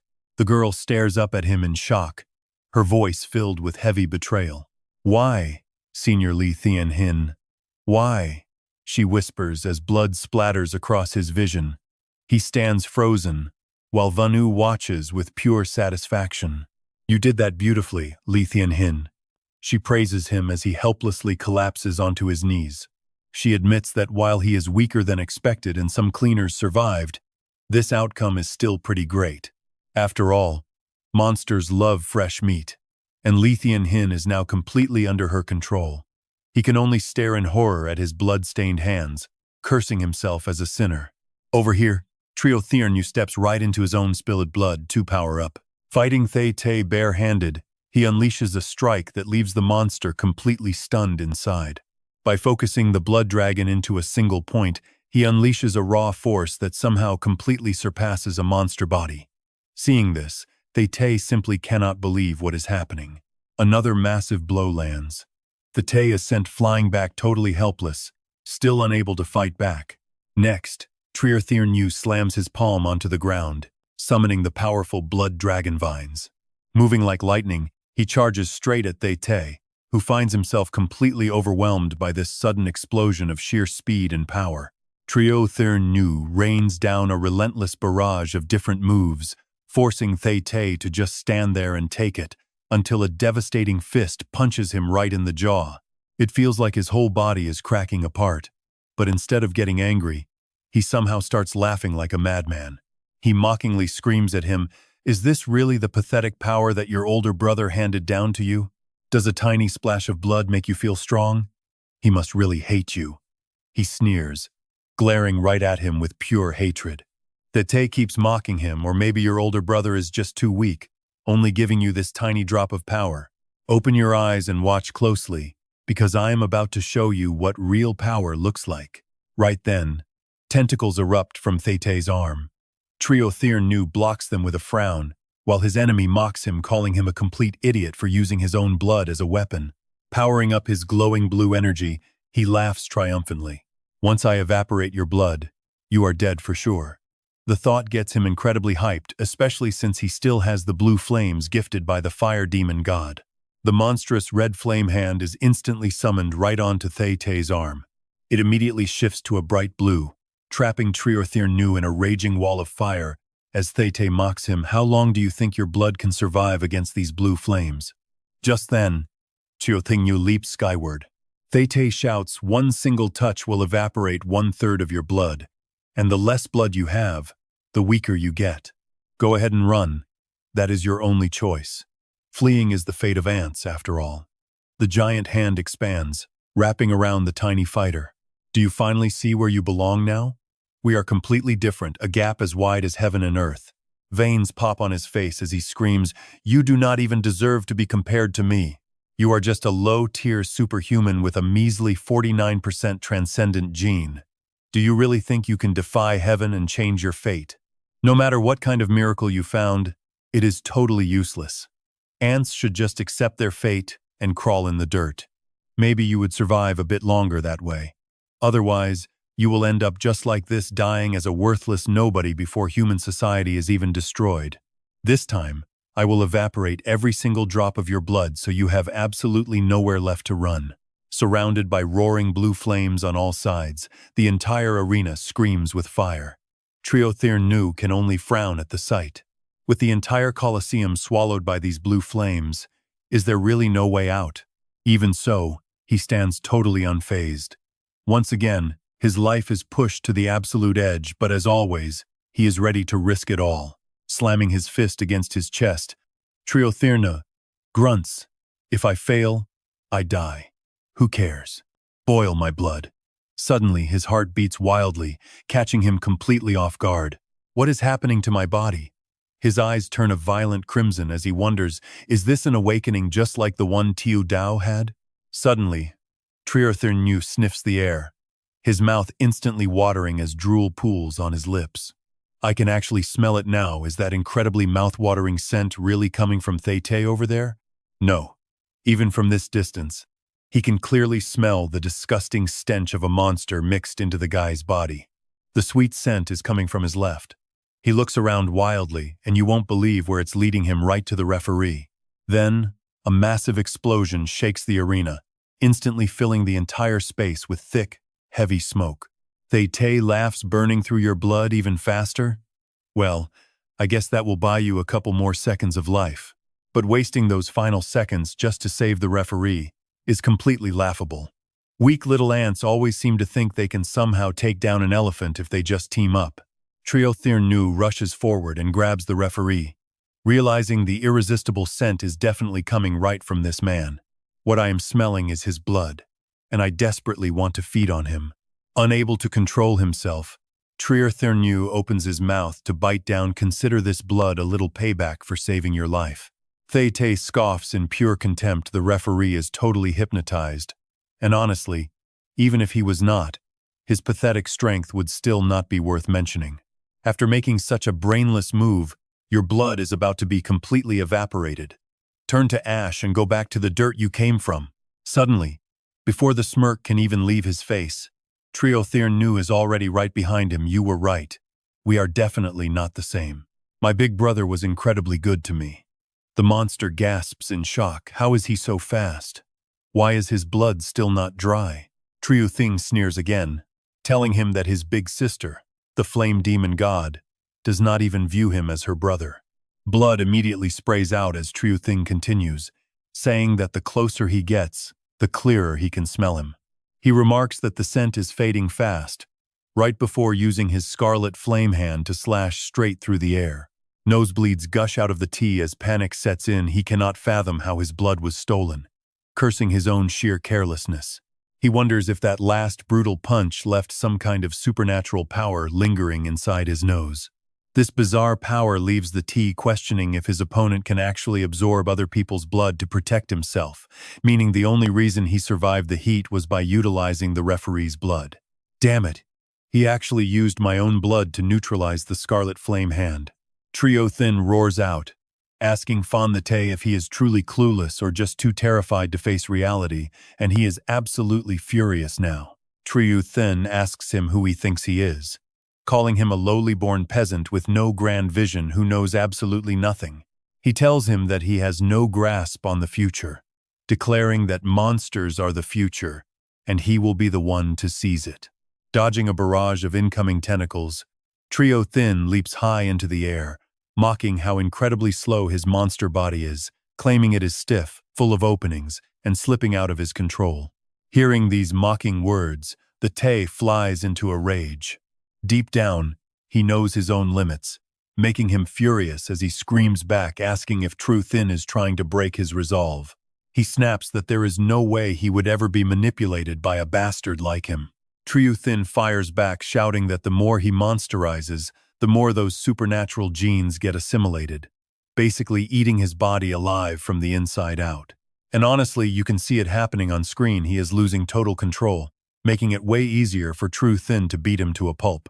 With that, a devastating punch slams straight into his face, prompting the Thay to shift form as he flashes back to his darkest, most painful childhood memories. It started in his memory when he was only 5. They locked him in a burning room every single day to force the awakening of his hidden supernatural genes. By age 7, after his unique genes finally awakened, he was subjected to grueling, daily training programs, custom designed just to exploit his power. They told him he was the face of the Fan family, forcing him to keep up appearances before the public. And he did everything demanded of him, even refining the undying flame so his father could reach 5-star rank. He did absolutely everything, blindly obeying every single command of his clan, since he was a helpless child. But now he is grown up, he screams in a mad frenzy, declaring that this time, joining forces with the monsters is his own personal choice. A torrent of blue flames violently surges toward Triuthin, as he vows to prove he is right and worthy of leading his clan. But Triuthin stands right in front of him, looking down in pure disgust, calling him childish, since he cannot even control his own body anymore. Before he can even finish speaking, a brutal punch sends the tea crashing violently into the dirt. Sitting up in absolute shock, he rationalizes that he used everything his clan taught him for years, carefully weighing the pros and cons before making this choice. How could he possibly be wrong? No. It must be because his uncles failed to support him with everything they had, leading to this failure. It is all their fault. Blood covers his face as he grits his teeth, his inner voice screaming in pure denial. He refuses to accept this defeat, but Triuthin could not care less, sending a devastating punch that blasts him straight through a wall. Shaking on the ground, he can only stare helplessly, as Triuthin points out that Fan the Tay can barely move because those monster genes have completely devoured his supernatural powers. He offers a final mercy, saying that since they are classmates, he will end his suffering with a quick and painless death. Suddenly, a massive explosion echoes in the distance, startling him as he wonders what on earth is happening outside. Wondering where everyone went, he spots a massive crowd of students and referees marching in a long, silent queue, their eyes completely vacant and soulless, looking exactly like mindless puppets. And honestly, it looks like they are all completely brainwashed, confirming his worst suspicions. They have all completely lost their consciousness. Leaving the defeated the Tay behind, Triuthin rushes over to investigate, only to stare up in utter disbelief as he realizes the giant flame demon god is actively growing stronger by the second. He quickly ducks behind a crumbling wall as the chaotic scene feels like the literal end of the world. His boss had warned him to wait. They must wait until the flame demon god's fire dies out, but he has no idea what it will actually take to extinguish those legendary flames. Suddenly, a bizarre blue rain starts pouring from the heavens, prompting Triuthin to reach out his hand in confusion, wondering how rain could possibly fall in this intense heat. Shouldn't any normal rain have been vaporized instantly by the flame demon god's extreme heat? The Tay instantly realizes that this mystical rain is Thuong Quan Koi's work, trying to force her way inside, but he merely sneers to himself, calling her desperate rescue attempt a complete waste of effort. This is the illusion domain of a 5-star superhuman, possessing the legendary eyes of illusion. It is something entirely unprecedented in human history, meaning absolutely nobody can see the actual reality inside, and no one can cross the barrier to enter. The massive atomic power plant has already been shut down. Xiao Yu cannot even absorb lightning to break through to 5-star. The only path to break this deadlock is completely blocked now, turning this place into a living hell. Right after that, a massive bolt of lightning tears through the sky, striking directly at the flame demon goddess. Thay is absolutely shocked. Lightning actually managed to penetrate the illusion domain. The Weather Bureau predicted no storms for another 2 days, and they are never wrong, meaning this has to be Thuong Quan Koi. True lightning can easily replace a nuclear power plant, but even if heaven sides with humanity, it is still pretty much useless. The flame demon goddess is something humans stand zero chance against. Everything they are doing is like an insect trying to stop a carriage, and right now, she just blankly reaches out her hand. Raindrops, she wonders. The flame demon goddess reaches out, laughing softly as if this storm does not bother her at all. If it gets in her way, she will just eat it. No hesitation. The flame demon goddess immediately swallows her prey. This space only allows my flames to exist, she proudly declares. Triuthin watches from the side, realizing the fire element is completely consuming every other elemental force in the air. Is he about to be incinerated? Yes. Any second now. Not a feeling. Everyone's life here now depends entirely on a single thought from the flame demon goddess. Boss told us to wait, but my health is running pretty low. In just a few more minutes, even if I do nothing at all, my blood will burn completely dry. The flame demon goddess calls out Xiao Xing, I know you are here. Why are you hiding like a coward? She channels her energy, instantly surrounding him with small flames, afraid of being eaten. Are you? Do not worry. You are already on my menu. That unique monster scent of yours, no matter where you hide, I can smell it, and I can easily drag you right out of your hiding spot. And get this, she is not kidding, because blue flames rapidly wrap around Xiao Xing, forcing him to show himself. The moment she spots him, she charges forward, shouting that the royal power must return to its owner. All his flesh and blood will serve as interest for stealing it. Below, Trier Thurn sees the danger. He rushes out, screaming for his big brother. Mocking him with pure contempt, she mutters that he does not know his own limits. She instantly binds Trier Thurn, declaring she will have dessert after finishing the main course. And right now, it is time for the main course. His face goes blank. It looks like he is completely hypnotized. Xiao Xing breaks out in cold sweat. He told that idiot to wait patiently. Meanwhile, she suddenly grows suspicious because something feels off. She expected eating this main course to take some effort, so why isn't he resisting at all? The immense physical power he unleashed that night was strong enough to block hellfire itself, so he is definitely capable of fighting back. She stares him down, wondering what is going on here. He is clearly up to something, trying to endure. But endure what? The flame demon goddess just grins widely, opening the terrifying mouths of her tentacles. She does not care what he is holding back. Moving closer, she mutters that once she devours him, she will feel his flesh, and everything will make sense. But check this out, only now does Xiao Xing look up, realizing he has finally found his opening. Hearing his words, the grin on the flame demon goddess's face instantly freezes. He locks her in a tight hug. Spotting this, the flame demon goddess snaps. Are you trying to eat me again? Xiao Xing gives a sly smile. Yes, I am. Refusing to lose, she hugs him back, asking if this is his struggle, competing to see who eats who faster. How incredibly foolish, she mocks. But instantly, Xiao Xing sinks his teeth deep into her neck. The flame demon goddess is completely stunned. Down below, Thete rejoices, believing he made the right choice. Once she unleashed her full, unchecked power, everything is going to end. She will devour absolutely everyone, swallowing every single thing in sight, without a single exception. He clenches his fist so hard his veins bulge, convinced that only by surrendering everything first can someone barely survive. Watching this, he quickly realizes the reality is far from what he imagined, leaving him completely shaken up. What on earth is happening? Is Xiao Xing actually absorbing the flame demon goddess's fire? This crazy suction is far too strange. Could this be? He suddenly recalls a past conversation. Uncle, is our fan clan's Scarlet Flame Hand the strongest star map? The old man quickly explained. No, the absolute strongest star map is O. It is the most perfect star map in the entire world, deduced by the transcendent domain based on the ultimate 100% perfect gene. If you possess that perfect 100% gene, you could master O. The very second your training is complete, an elemental vortex will form, directly devouring all surrounding fire energy to make you the ultimate fire sovereign. This was the exact research I always chased.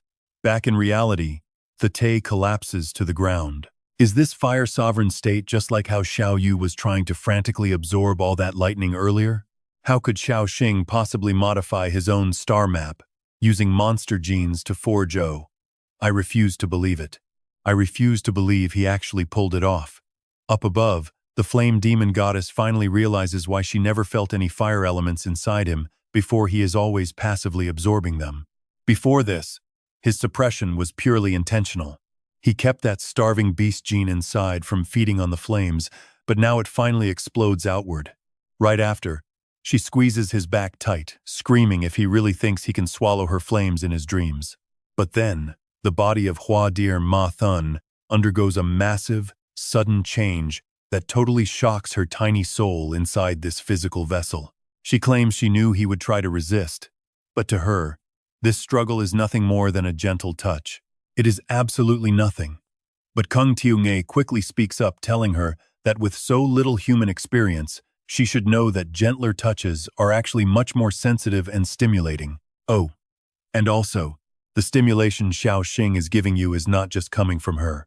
Hearing this, Hua Deer Ma Thun gasps in absolute shock. Sharp thorns suddenly erupt all over her body, As Hua Dir Ma Thun looks down in disbelief, Kung Tiongye explains these represent the students she swallowed from the South China Academy. Every single of them still carried a tiny piece of Xiao Xing, his signature Kim Chum. Hua Dir Ma Thun acts totally unfazed, brushing it off as a minor annoyance. But this makes Xiao Xing pretty satisfied. Squeezing her tight, he taunts her, saying this minor trouble is more than enough to break her dam. All it takes is a tiny anthill, and once the floodgates open, there is no going back. Honestly, watching this unfold is pure stress. The flames of Hoa Dir Ma Thun are completely vanishing. Thay grits his teeth, realizing this is absolutely not normal cultivation. If it were normal, he could never have controlled it this long. Yet, no matter what technique he uses, her powerful flames are being completely sucked dry. Rain begins to fall again. The goddess still talks big, but he can clearly feel it. She remarks that his beast gene is turning into quite a fascinating meal. Even though her fire is slipping away, she still considers him a mere snack, mocking him for trying to claim her physical form. So let us see who ends up being the feast here. His scorched arm begins to rapidly heal itself right before her eyes. Xiao Xing just chuckles and holds her even tighter if fire is off the table. Let us see whose physical strength reigns supreme. Hearing this, Hua Dir Ma Thun visibly flinches as blood continues to gush heavily from her neck. He licks his lips, declaring that today, he is going to swallow her whole. Of course, after the initial shock, she quickly recovers her composure, telling him to bring it on. You little monster. Suddenly, Kung Tiongye's red arm sprouts out to help him restrain the enemy. She urgently yells, telling Xiao Xing to take this golden opportunity to squeeze her completely dry. He is totally stunned.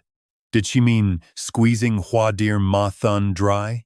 Honestly, you can't blame him for being confused here. Mocking them for dreaming, she instantly and ruthlessly tears that crimson arm right off. Xiao Xing grins deviously, locking his grip around her head, telling her that humans are experts at dreaming, and he is the best. Hua Dir Ma Thun gets slammed into the dirt with a massive crash. Her army of monsters can only stand by and watch. As he drains her blood, he mutters about making dreams reality, while she feels his raw power rising higher by the second. Hua Dir Ma Thun frowns, realizing that strange fifth-stage state from the other night was definitely not his final form. She admittedly underestimated humanity way too much.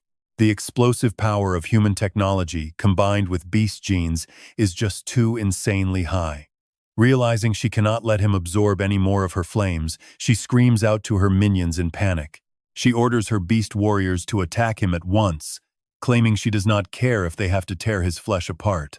Immediately ordering Vanu to release the food, an answering voice echoes, assuring Hua Dir Ma Thun she cannot lose. Annoyed, she grumbles about the noise. Down below, the students and the referee suddenly feel a strange jolt of electricity surging through them. Trielthirn steps forward, shouting that nothing gets to stand in his big brother's way that easily. They will have to step over his dead body first. But looking at that terrifying beast, his legs begin to shake uncontrollably. Instantly, a flash of pink lightning strikes right before him. Xiao Yu steps up and tells Trielthirn to rest because she will handle this. Trielthirn shuts his eyes and stammers out his respect, while the brainwashed crowd keeps chanting for the beast to eat them. Nearby, an anxious Tildao begs young Tilvan to stop them, leaving him completely clueless. But he whines that there are just too many of them for a little kid to handle. She gently reassures him that she believes in him, which instantly cheers him up. He asks if she truly believes in his heart that he can do it. She teases that he is already pretty big, with all his hair fully grown. Blushing deeply, she tells him to just hurry up and stop those people right now. Wondering why his mom suddenly got so mad, he quickly complies and commands everyone to fall fast asleep. Seeing them drop, Tildao keeps a serious face but still praises her boy, telling Tiovun that he did an amazing job. She quickly channels her inner energy, focuses her power, and yells that it is finally her turn. She commands her massive vines to wrap tightly around the crowd and toss them straight into the sea. Wenyu is totally shocked. No one should be able to leave this place. At the same time, nobody can enter unless they are the thunder god. He Lai, go disperse that storm, she orders, and the girl quickly obeys. She obeys. Meanwhile, Guan Kui figures that her rain has seeped in again, and the faint heat wave has finally disappeared. Did Xiao Xing succeed? This is my chance. The storm outside doesn't need my help anymore, so I have to go inside now. Tutu, keep directing the wind to make this storm stronger, she orders. And the girl immediately replies, yes. Wait, here is where things get pretty weird. Suddenly, Guan Kui freezes, realizing she isn't even heading toward the arena. Why is the arena behind her now? She quickly realizes it is actually a massive illusion. Guan Kui scrambles left and right, but absolutely nothing she does works. She rises from the water in a super eerie way. A man's heart is like a phantom maze, but this is just a 5-star transcendence illusion. She scoffs, I can't walk into a man's heart, but this cheap illusion thinks it can stop me from entering too? Tutu looks at her and screams in shock as a water flood dragon is quickly summoned. Guan Kui yells out, get over here! Guan Kui aggressively charges forward, daring it to try pushing her out again. This leaves Wenyu completely stunned by her domain invasion. Besides, her transcendent power is nearly 5-star level. Where did this powerhouse even come from? There is no one like this in Xin City.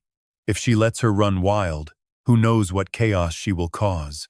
In that case, she will just let her in. Another tough challenger enters, and now the two are standing face to face. Over here, Xiao Xing quickly senses the Earth Dragon's aura, but before he can even finish his thoughts, a monster suddenly strikes. A beast lunges from nowhere and bites at Xiao Xing, catching him completely off guard. What the hell? Looking at the giant beast, he has to admit that this faction has got some pretty terrifying monster combat power.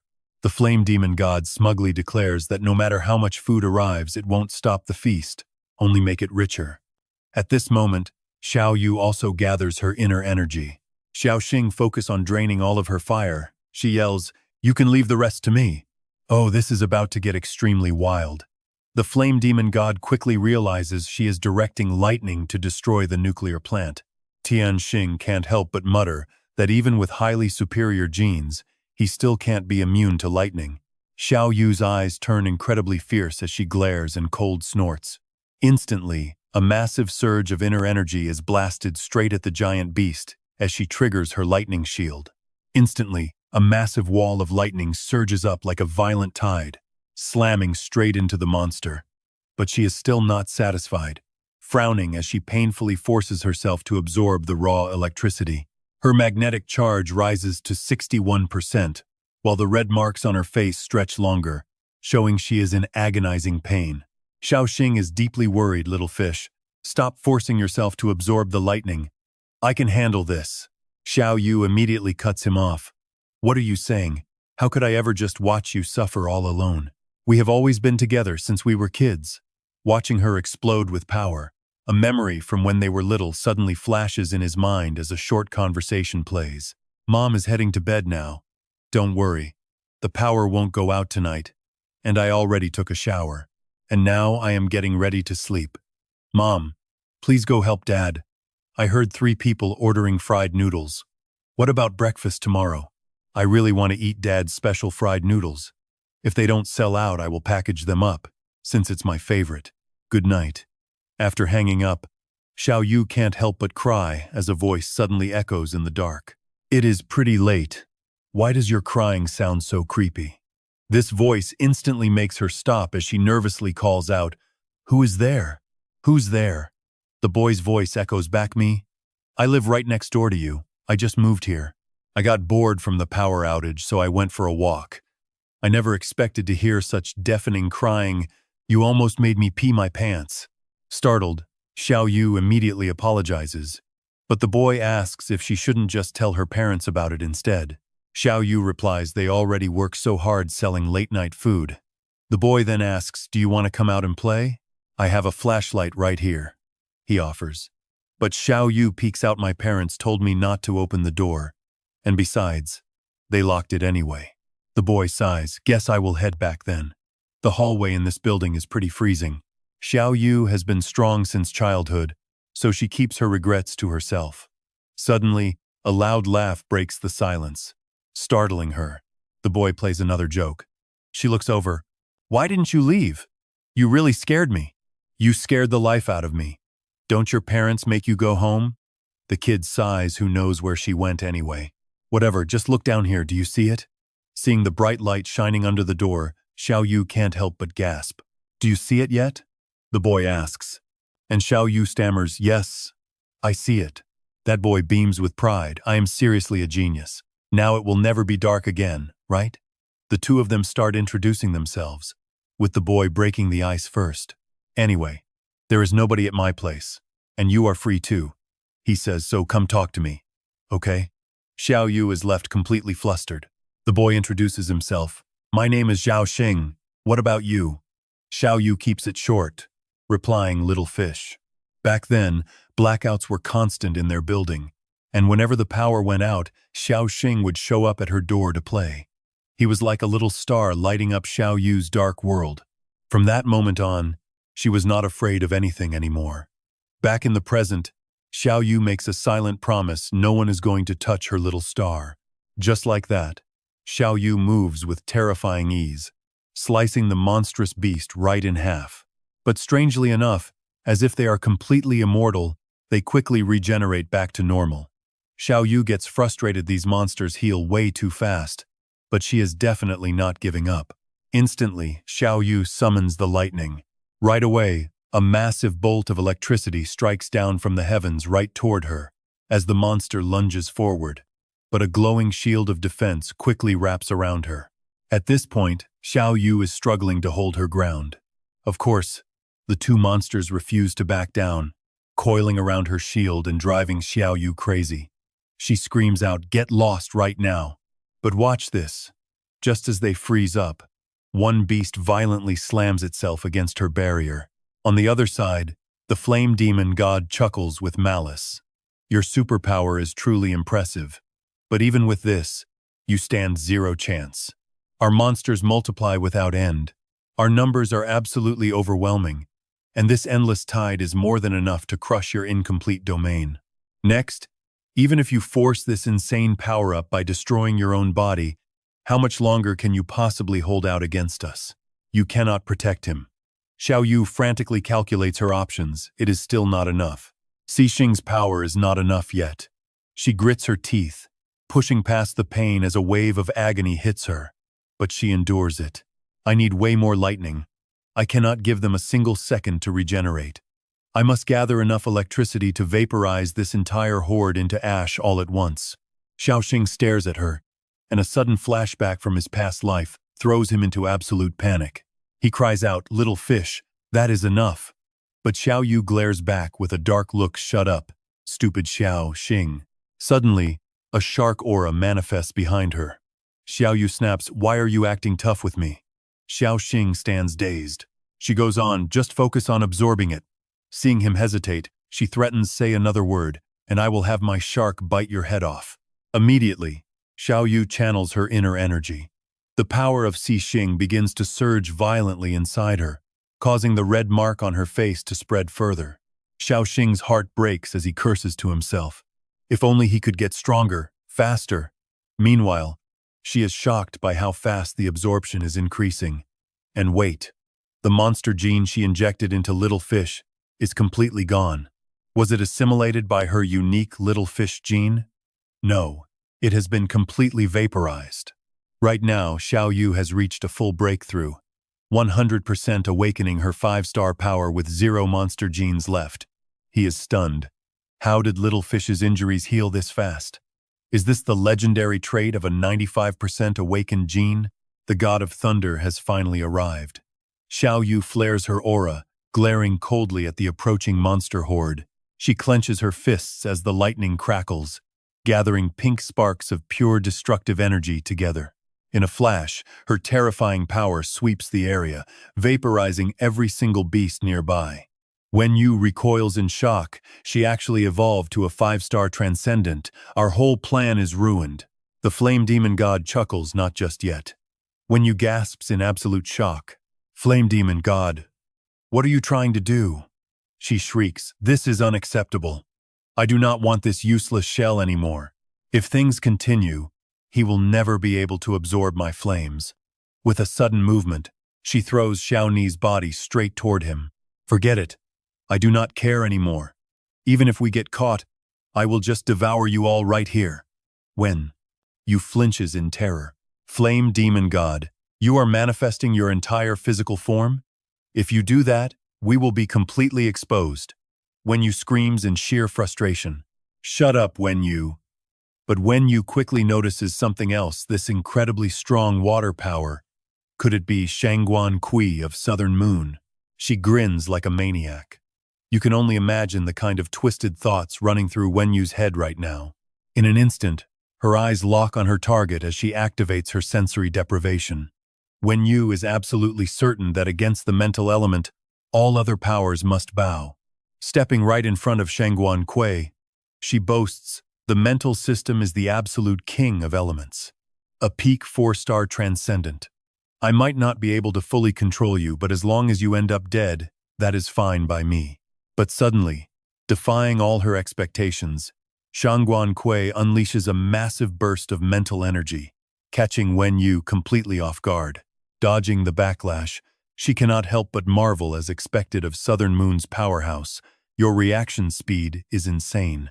In a mere fraction of a second, you actually manage to shield your own brain using your energy. But once your 5 senses are completely stripped away, you will be nothing but a headless fly. I will slowly break through your defenses and rot your brain to pieces. Suddenly, Vanu spots something that catches her interest.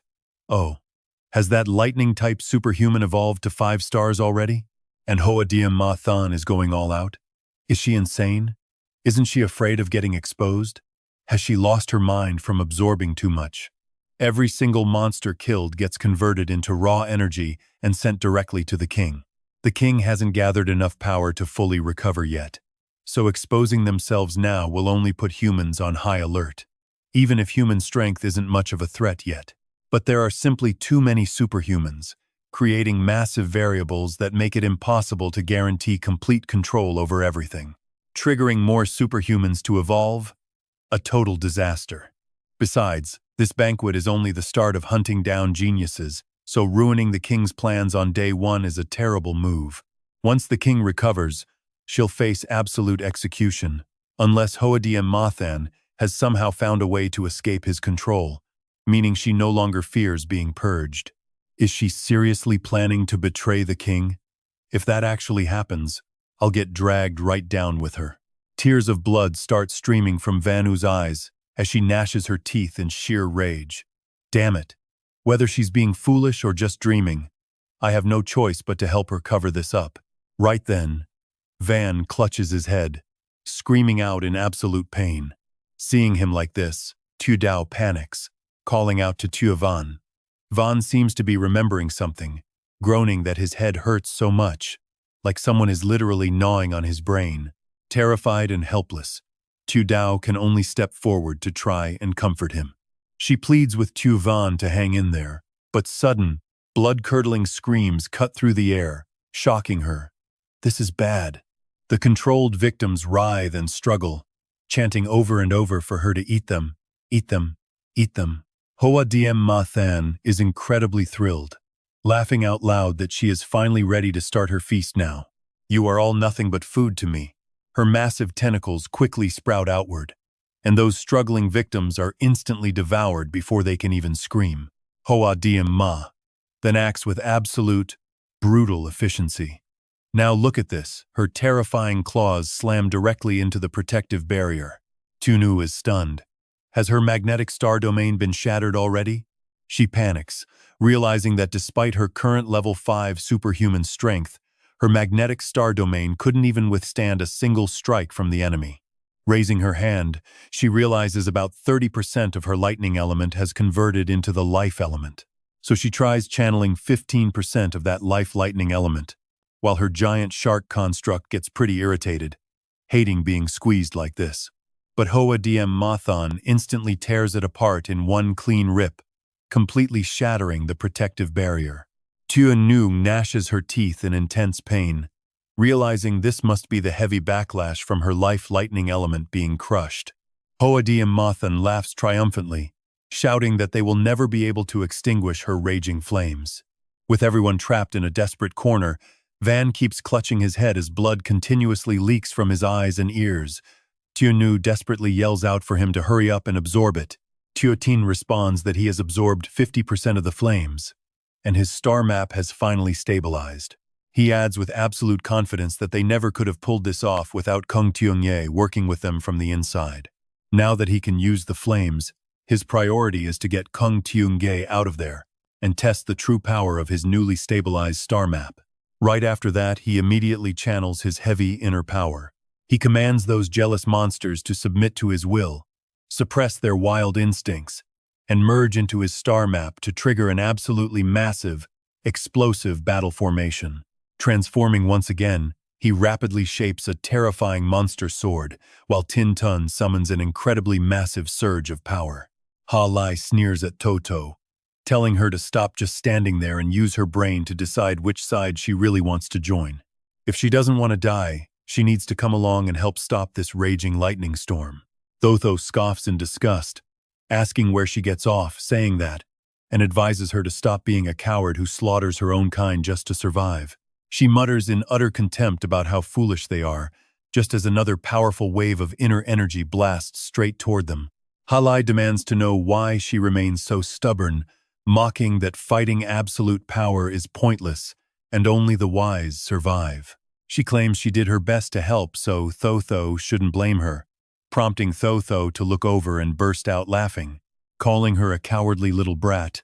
Halai fiercely tells her to go ahead and die a brave death then. Hit by the heavy blast, Thotho gasps in sharp pain. Halai gloats in silent satisfaction, telling her she can struggle and endure this extreme agony all she wants, but it will only buy her a tiny bit of time. There is absolutely no way she will ever see the illusion hidden inside the domain. But wait, Thotho is suddenly taken aback. Has something actually just pierced straight through? Turning her gaze toward Vanu, she silently wonders if her power can really no longer be concealed. Why does he always manage to pull off these wild surprises? What kind of star map is he actually cultivation training? Tutin replies that although he is still just a level 5 monster, with the addition of this monster sword, he has officially reached level 6. Tutin continues, the exact moment I felt the Monster King, I realized just how small I really was. Nothing but a tiny ant crawling on a massive tree. I had to quietly, carefully gather my strength in the shadows, and now is finally the time to unleash the results. This little ant has grown into a wolf, and I am more than ready to sink my teeth into that giant tree. The flame demon god swings her hand to crush him.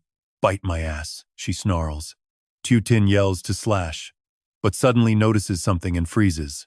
Wait, the flame demon god gets sliced and bleeds, but why is she not turning to smoke like normal monsters do? Her massive arm swings down violently at the group. Tudao screams out in pure terror. She opens her mouth wide, unleashing a raging inferno of purgatory flames. Watching this, Vanu grows incredibly anxious. With a massive domain eruption of this intensity, she wonders if the flame demon god wants to wipe out her entire illusion. The demon empress snarls back, then you better stay sharp and protect your own domain. That is your job, not mine, she snaps. Vanu tells her to be careful and wrap this fight up quickly. Out of nowhere, the flame demon god swings her massive claws forward with brutal speed. But right then, her hand starts dripping blood as a pretty deep slash splits open her arm, sending fresh blood spraying everywhere. And let me tell you, his evolved power is absolutely off the charts now. Tu Dao holds her head in absolute disbelief. Tu Tin is incredibly strong, but he is not done, channeling his inner energy to roar. Unleashing his ultimate strike, the star sword slams directly onto the flame demon god's head. Furious, she snarls that she cannot remember how long it has been since she used her horns to fight. Is that why you think your weak body can match mine? Under the rain, Tu Tin smiles coldly. You can guess why. Because this monster sword of mine is still alive. It easily bypasses every single obstacle, he yells, bringing the blade straight down on her head. She heals instantly and scoffs. Then you should know that a true, powerful monster cannot die. Ordering her beast army to rip him apart, she watches as Tu Tin smirks. You think a crowd like this is going to stop me? I have got plenty of backups too, he laughs. Behind him, Tunu gathers her energy to face the entire swarm. Activating her magnetic star domain, she whispers softly to Tu Tin that she is leaving the rest to him. As her ocean kingdom is summoned, a massive school of giant fish charges directly at the enemy horde. Tu Tin watches in disbelief, asking why she loves summoning fish so much, and if she has anything cooler. Tunu snaps back, shut up and focus on the battle. Leaping up, Tu Tin yells for the demon to take this. He delivers a devastating slash with all his might, leaving Ha Lai watching the fight in absolute shock. Did our entire plan fail? Vanu mutters, her face darkening as the slash tears through her entire domain. It got sliced right through, Ha Lai gasps, wondering if she backed the wrong side. Vanu panics as she gets cut again. Realizing the danger, Ha Lai flees to avoid dying with them. Blood pours from Vanu's eyes as she completely loses control over her domain and the giant demon. Going all out, she screams that since they cannot hide this anymore, she will show their power to the entire world. You only absorbed 1/4 of my eternal flames. So what do you have to act so proud of?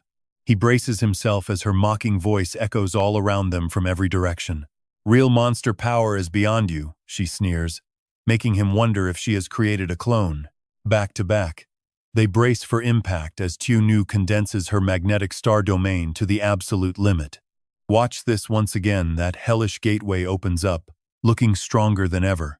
But their joint attacks do nothing, as both giant monsters lunge forward, snapping their jaws shut around Tu Tin. Instantly, a massive surge of blue light explodes outward, blinding the entire city and hiding the battle completely. The blinding flash leaves Vanu screaming in agony. Squeezing her eyes shut, she realizes that even after that brutal combined attack, the flame demon god stands completely unharmed. She lets out a mocking laugh, challenging them to keep going. That is when he finally realizes her weak spot is her horn. Roaring that she will tear them to pieces, she lunges while Vanu panics, realizing her illusion domain is completely shattered. Locking onto her weak spot, he charges forward. I am going to rip off those horns and crush them. The flame demon god speaks up, praising him for modifying his monstrous genes. She says she can finally see everything clearly now, and she fully recognizes his strength. Next, she shoots a red object toward him and Xiao Yu, leaving them completely baffled. Xing Kun yells out, "What is the meaning of this?" Meanwhile, Wen Yu watches with deep curiosity. That dense crimson energy merges right into Fan Shiqi, as the chilling voice of the flame demon god echoes out. She says Xing Kun's current power still has not fully recovered enough to inflict real damage on a demon god. Keep eating humans. Soon, defeating the demon god will be within your grasp. She adds that with her help, he might actually have a shot at challenging the king. As she speaks, Fan Shiqi's eyes look strange, completely taken over by the flame demon god. He snaps back. Who would team up with you? If you want the throne, go fight the king yourself. Xing Kun realizes she wanted him to go all out just to analyze his monster power, before firmly adding that he does not eat humans. At that moment, the last of Fan Shiqi's consciousness completely fades away, replaced entirely by the flame demon god. She mocks his arrogance, reminding him that since their goals align, they will definitely end up working together sooner or later. If you do not want to eat humans, that is fine. We can feast on the king instead.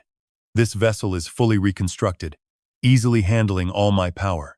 Get ready for this.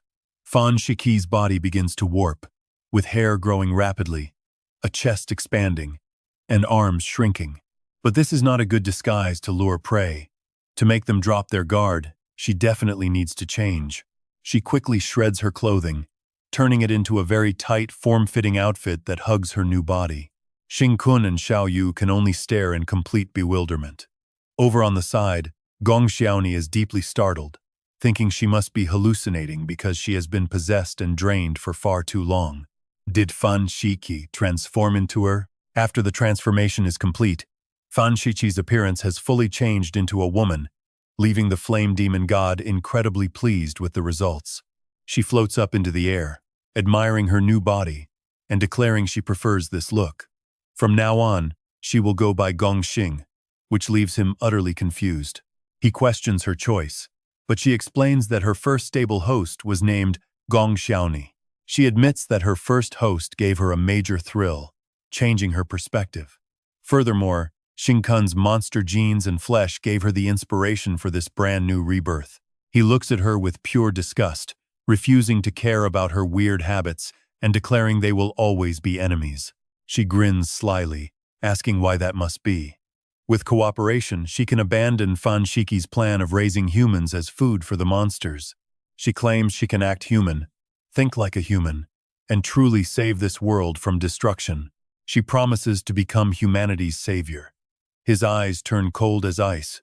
Who in their right mind would ever believe a monster? Hearing the word monster triggers the flame demon god's rage.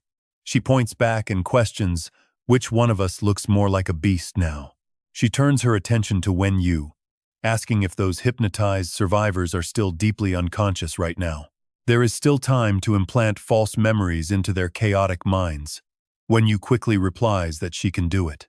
She continues, planning to tell everyone that this candidate, Xing Kun, is actually a monster disguised with mutated genes. He lost complete control, transformed into a beast, and led other monsters to hunt down humans. His teammates barely managed to wake him up from this nightmare. But by then, his mouth was already stained with blood from slaughtering and eating innocent victims, turning him into a terrifying beast. Down below, panicked survivors scatter in every direction, screaming out, "Please, do not eat me! Do not eat me!" The flame demon god playfully asks Xing Kun if he finds this fake memory entertaining. He can only glare back at her with absolute disgust and anger. "Are you threatening me?" Suddenly, his beastly projection lunges forward, viciously biting into her arm. He points out that she must transform into a monster to escape his tight grip. If she does, this entire framing scheme of hers will crumble instantly. If she does not fight back, his vast monstrous power will tear her apart, as his arms hold massive destructive force. Amused, the flame demon god asks if he is not afraid of being painted as a cannibalistic monster. Xing Kun shoots back, "Those survivors already believe I eat people, so what is a little more fake memory to them?" Hearing this, she merely chuckles. She mocks him to go ahead and play the man-eating beast in this supernova competition. She willingly offers him the power of both her arms as a thank you gift for analyzing his strength, then turns to Wen Yu, asking if Li Tianxing is dead yet. With him gone, absolutely no one will be left to clear Xing Kun's name. Wen Yu answers that if she had controlled the situation, instead of letting the illusion slip and release everyone for a moment, he would already be dead. Right now, he is leading a handful of survivors in a final, desperate attempt to fight back. She adds viciously that it is almost over, and she is heading there now to clean up. Turning around, she tells Shang Guankui that he got lucky this time. Suddenly startled, she asks if she is finally awake. Realizing she is spotted, Shang Guankui immediately launches a multi-layered illusion attack. Thurn Guankai's face goes dead cold as she warns him, "You can't control me." One look at Fanu, and Thuy Long instantly recognizes a 5-star extraordinary power. She immediately alerts her allies that another 5-star extraordinary has just joined the playing field. She urges Hua Dir Ma Thun that they need to retreat immediately before things spiral. Then, Vanu screams out, "Father, stop them!"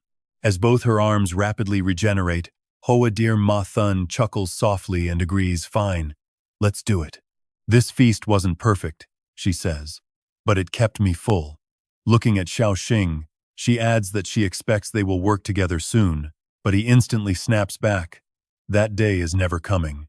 Hua Dir Ma Thun shrugs and offers a final warning. "Here is a little parting advice for you.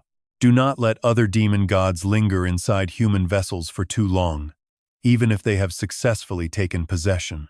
Try to make them possess absolute idiots instead, just to save us both some major headaches." Hearing this, Xiao Yu looks over with pure anxiety. "It's over, Tin Tone. Even if you clear your name and prove you aren't some cannibalistic monster, your path is ruined. Your secret identity is still bound to get exposed. And honestly, we all knew this day was coming." He gritted his teeth. Damn it. They completely played him. Clenching his fists, Xiao Xing shrugs. If his cover gets blown, so be it. He is finally strong enough to defend himself. If anyone looks for trouble, he will just beat them until they submit. Eagerly, Xiao Yu nods along. Hovering above, Hawa Dirm, Ma Thun asks Vanu if her father and the Thunder Demon God have eaten enough. She replies, not quite. But my father is almost ready to reach rank 6. Staring into the horizon, Hua Dirm Ma Thun says, I know you are terrified of Vung executing your father, but knowing Vung, his death is already set in stone. There is absolutely no way to escape his wrath. Even your bond with your father is an unforgivable sin to him. Join forces with me. Help me assassinate Vung so I can take his throne, and you both will finally be safe. Vanu immediately calls her out, so that reckless display of yours earlier was just to test my loyalty, right? I have no choice, do I? Hua Dirm Ma Thun cackles, sure you do. You can choose to die. Besides, I know you hypnotized the Thunder Demon God, just to siphon some of its royal power for your father. The tempting offer continues, keeping that beast on a leash must be utterly exhausting, is it not? Just wait until I assimilate this monster flesh like Xiao Xing did. Then, your father and I will tear the Thunder Demon God apart and devour it. Best of all, the royal power is yours. No more worrying about a sudden backfire. Mesmerized, Vanu bows and agrees to follow her lead. My king, Lord Gongxing, with those words, Vanu officially submits to the demon's rule. As they fly off, we get a complete vibe shift. Tiong'e is holding her eyes wide open with a huge grin, shouting that her eyes are completely fine. Throwing her hands in the air with total freedom, she cheerfully continues. My limbs are moving freely, and I have total control over my body. Right then, she rolls up her sleeves. Flexing her toned muscles, she feels an amazing surge of energy. There is absolutely no fear of any mutation here. Sitting across from her, Xiao Xing just stares blankly. Undeterred, she happily reassures her grandfather over the phone. Grandfather, please don't worry. I am completely fine. On the screen, the director's face is partially cut off. That's when Thurng Guan Kui chimes in from behind the camera, telling them to hold on while she tilts the lens down to reveal the old man. The director is crying his eyes out, totally sobbing. Thurng Guan Kui teases that his little pearl tears just won't stop falling. He is probably crying from pure joy. Hearing this, the director stands up and instantly snaps at her. He yells, Thurng Guan Kui, get out. You just wanted a day off for that blind date, didn't you? I approve. Get lost. Rolling her eyes, Thurng Guan Kui grumbles fine. I am leaving. I am exhausted from researching 5-star extraordinaries for you anyway, and now you are ruining my only shot at marriage. Switching back to an incredibly gentle voice, the old man looks at his granddaughter and sighs, seeing you safe is all I needed. Smiling, Tiong'e flashes a peace sign to show she is okay. The director looks at her with deep gratitude. Thank you for bringing her back. Xiao Xing. His face instantly hardens as he props his chin on his hands. You have sacrificed way too much to save Tiong'e and to protect this entire world. Even if your identity gets exposed and the entire world turns against you, I will always have your back. Flashing a quick grin, he brushes it off. That doesn't really matter. So please stop worrying about me. Suddenly remembering her friends, Tiong'e anxiously asks her grandfather how the Monster Academy students are holding up. Are there any side effects now that they have joined my monster faction? Yeah, tell us, grandfather. Are they all doing okay? Speaking softly, the director reveals that one terrified student actually mutated into a monster mid-nightmare. But I secretly disabled all their alarms, so the poor kid has no idea he mutated and is still sleeping like a baby. Tiong'e cannot help but wonder what kind of wild dream could be this intense. On screen, a terrifying red-eyed monster in tattered rags lies flat on the bed. Once his roommate spots him, the poor guy starts shaking in pure terror. The principal explains that the next day, the terrified roommate ended up mutating as well. He adds that Xiao Xing's genes are actually working, meaning as long as they are fed, they will stay sane. Right now, those two students are locked away in separate lab cells. For now, the pair is just keeping quiet inside the research laboratory. Tiong'e gives a soft smile, knowing there is always hope if they keep their humanity. The old director admits he is trying to help them regain their human forms, just like her. Honestly, Things are starting to look up, but the director's deep anxiety bleeds right through the phone screen as he asks what their next move is. And more importantly, when is he letting Tiong-ae head back home? The poor girl has suffered way too much, and the old man is determined to protect her. Resting a hand on her shoulder, Xiao Xing flashes a cheeky grin with absolutely zero intention of returning, making the director scream out in total shock. "What did you just say?" He calmly tells the old man that she belongs to him now, and he plans to feed her the Monster King's limbs, making the old director's face twist with pure rage. Grabbing Lan Tiong-ae's head, the mischievous guy just bursts out laughing. He admits he is only teasing since La Tiong-ae is a crucial strategist they desperately need, especially with time running out, prompting a very warm, caring warning from the director. The old man agrees that there is no time to waste, and they must keep themselves safe, causing a serious expression to wash over Xiao Xing's face. He warns the director that too many unexpected changes have already started happening. The flame demon god is planning to betray the Monster King, which might trigger a massive chain reaction, instantly reminding him of the intense clash between Xiao Yu and that fire beast. Suddenly, creepy man-eating plants pop up on the screen. We definitely need to prepare for the end of the world, and he's not taking any chances here. If those bizarre, creepy flowers start showing up on the streets, everyone must stay as far away as possible, he warns, staring deeply into his phone screen with a heavy mind. When those monstrous blooms take over the city, it marks the true beginning of the end. In his past life, the apocalypse did not hit until 10 months later, so it should not happen this fast. But he still cannot shake this incredibly bad feeling. The director says he understands, prompting both Xiao Xing and La Tiong-ae to bid him farewell. They say goodbye to both the director and her grandpa before Xiao Xing declares that it is finally time to get back to their wild experiments. Addressing her so casually, he calls her class president, causing her to raise an eyebrow and repeat the title right back to him with a smirk. She teases that the title slips off his tongue quite easily, considering he is not even a student at the Monster Academy. "Why act like they are so close?" she asks. But he just gives her a sly look and asks, "This?" Since her body once ate him and he ate hers, they are basically best friends, so he dares her to sprout 2 arms to test if she can control flame monster magic. Can you believe her reaction? She just scoffs, asking what he means by eating each other like that. It sounds way too weird. But she decides to try mutating anyway as a dark red aura erupts around her with a dead serious expression. She notes that this is actually pretty refreshing since she does not have to hold back her emotions anymore. Instead, she actively tries to rile her feelings up to force her body to transform into a monster, looking upward as she concentrates. Figuring out the trick, she realizes she must do the exact opposite of Sage Mode, calling upon her blood fusion. Smirking playfully, she jokes that she is way too used to Sage Mode, meaning she cannot get worked up easily. Reaching out to gently touch his shoulder, she teasingly suggests that he should give her some real excitement, especially since she is his queen after all. Hearing that, his expression immediately shifts into complete awkwardness as he stammers out a confused reply. Sliding her hand further down his body, she insists that he should give her the kind of stimulation that makes a person's blood boil. Flustered, Xiao Xing tells her to stop messing around, but she just asks what he is so afraid of. He internally complains that his character profile is supposed to be a reformed playboy, while she urges him not to act weak since he is the new Monster King. But right when things start getting intense, a glowing magical orb suddenly flies right between them.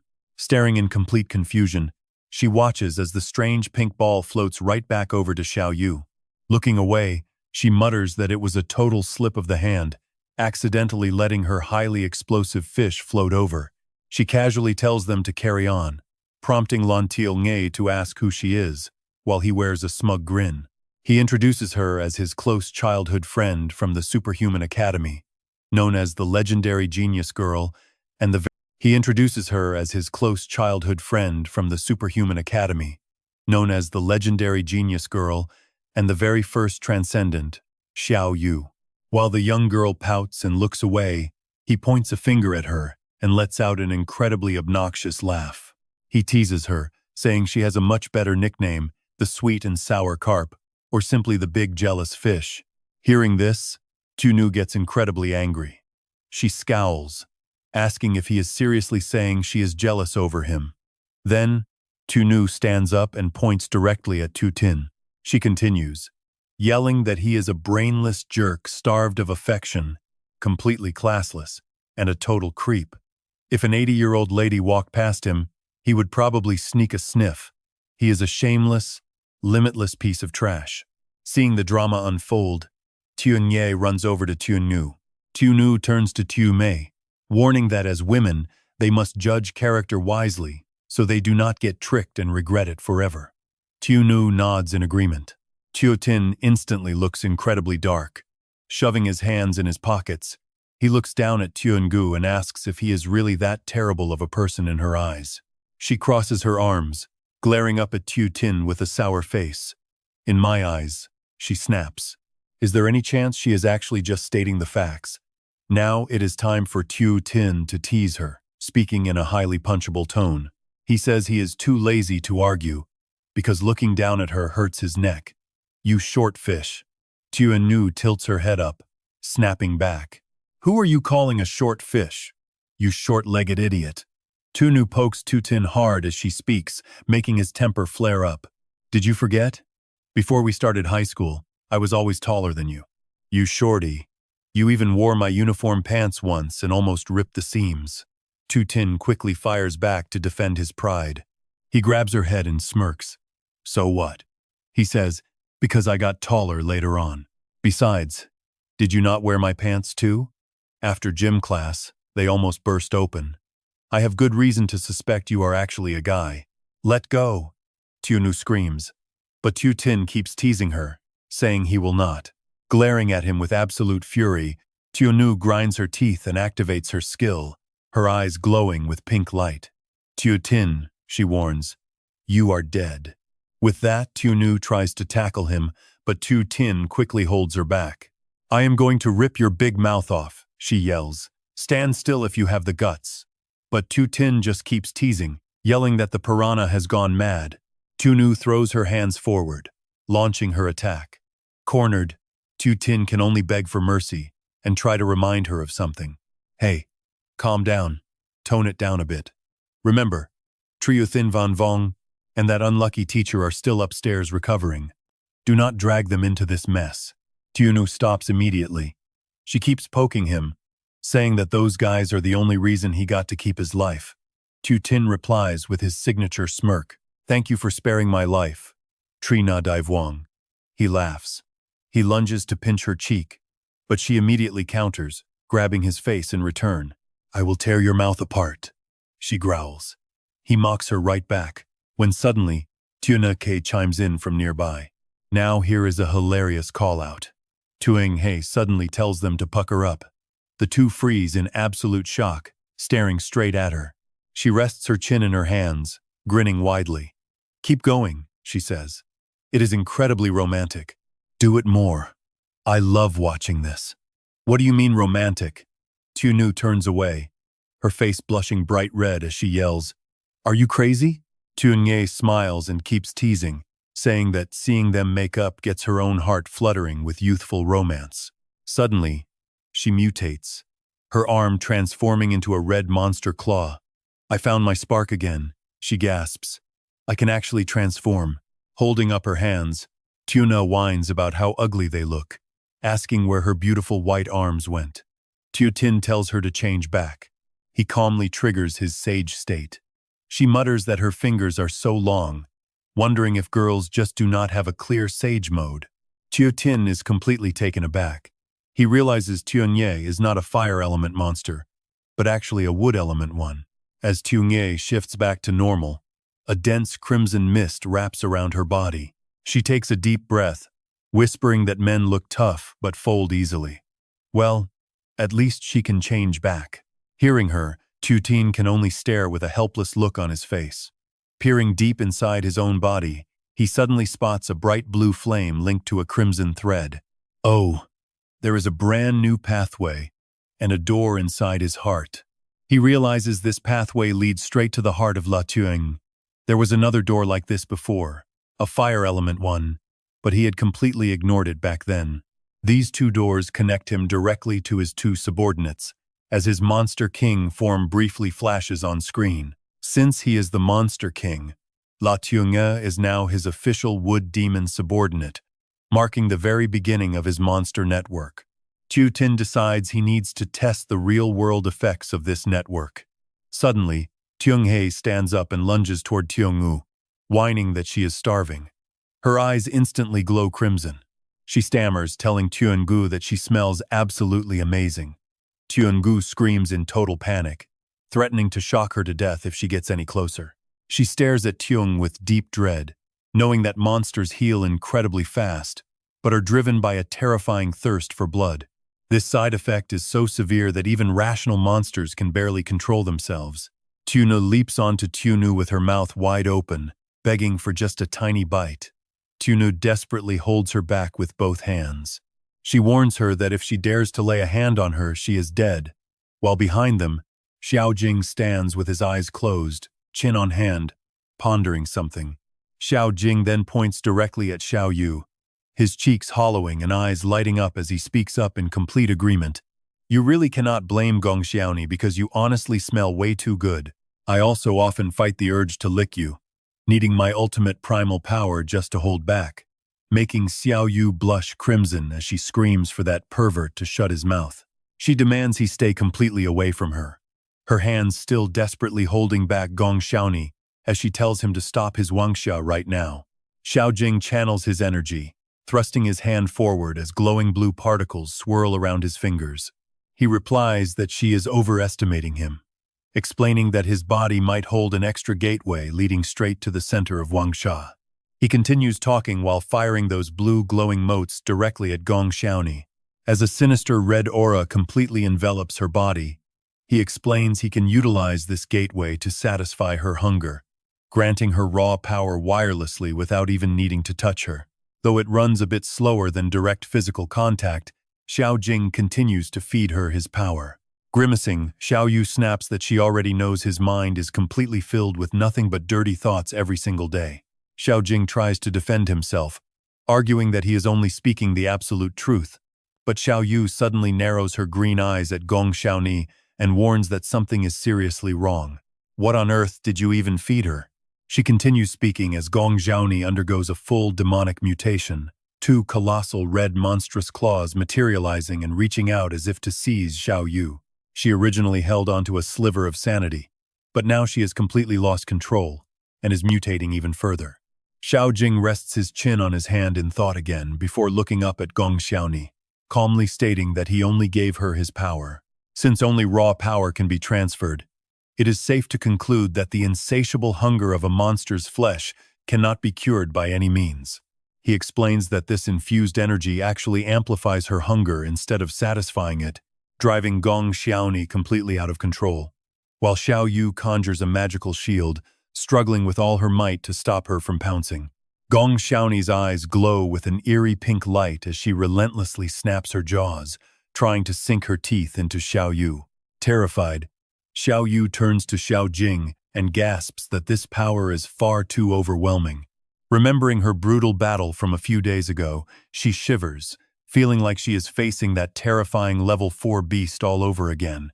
Desperately maintaining her shield, Xiao Yu panics and shouts for Xiao Jing to quickly find a way to satisfy her hunger. Suddenly, an unfamiliar voice calls out, asking his father to let him go. Invite Xiao Jing over instead. He tells his dad not to go, while Xiao Yu gasps. Oh no, she whispers. Someone is coming and we are totally screwed. Gong Xiaoni's eyes flash with an even deeper pink light as she sniffs the air, just as Li Ji steps inside the house with his two children. He barks that since this is his house, there is no issue with him coming home, while Tianjing frowns in annoyance and tells him to knock first. He snaps back that this is Li family property, but Gong Xiaoni catches their scent and immediately glares at the three of them. Letting go of Xiao Yu, she leaps straight toward Li Ji, desperate for food. He and Tianxing stare up in pure shock, wondering what that incredibly fast creature could possibly be, as Gong Xiaoni charges directly at them, her eyes flashing weirdly. Tianxing looks up at Gong Xiaoni in terror, while his little sister stands beside him, tightly shutting her eyes in absolute fright. Could it be the Flame Demon Lord? Even though Xiao Xing claimed the demon had already abandoned Gong Xiaoni's physical body, he frantically recalls their terrifying past encounters with the beasts, just as Gong Xiaoni's razor-sharp claws grow much longer, slicing right across his father's bleeding cheek. This overwhelming pressure and terrifying despair are identical to what those wretched monsters inflicted upon them on that dreadful day. The claws slice by, leaving a deep, bleeding gash on Li Ji's cheek. He looks up at Gong Xiaoni with sheer terror as Xiao Xing calmly speaks up, channeling his own power. Swirling blue particles return as he decides that since he cannot satisfy her, he must completely drain her energy. Gong Xiaoni's eyes slowly fade back to normal and the dark mist dissipates as she loses consciousness, falling helplessly through the empty air. Xiao Yu quickly reaches out to catch Gong Xiaoni. Collapsing heavily onto Xiao Yu, she mumbles weakly that Xiao Xing has completely drained her dry, leaving her incredibly hungry and powerless, whispering with a totally lifeless face that she is about to die.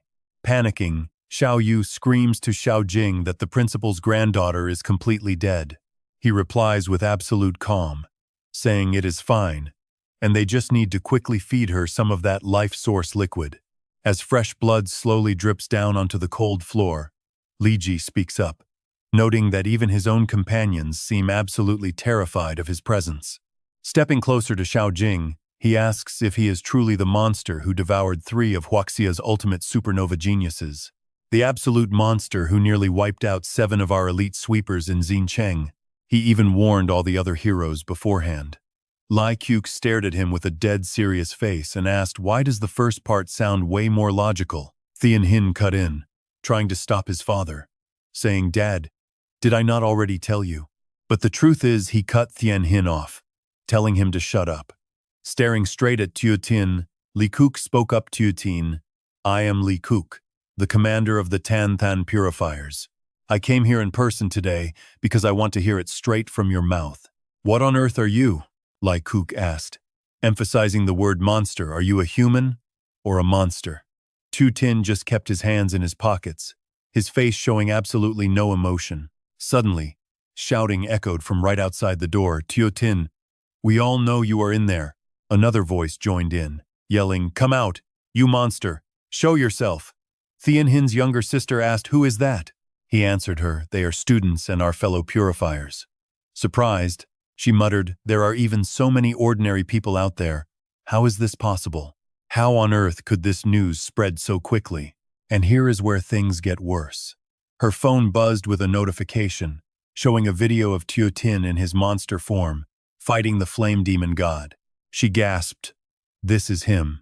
The video of Tiu Tin transforming into a monster is already uploaded online, and someone leaked our address. How did this footage even spread? Back then, all electronic devices should have been completely destroyed by the fire element and thunder atoms. Tian Hin looked at his sister and replied, the investigation has only just begun. We just managed to find a few traces of Van U through Halai's search. Outside, a huge crowd of people was arriving one after another.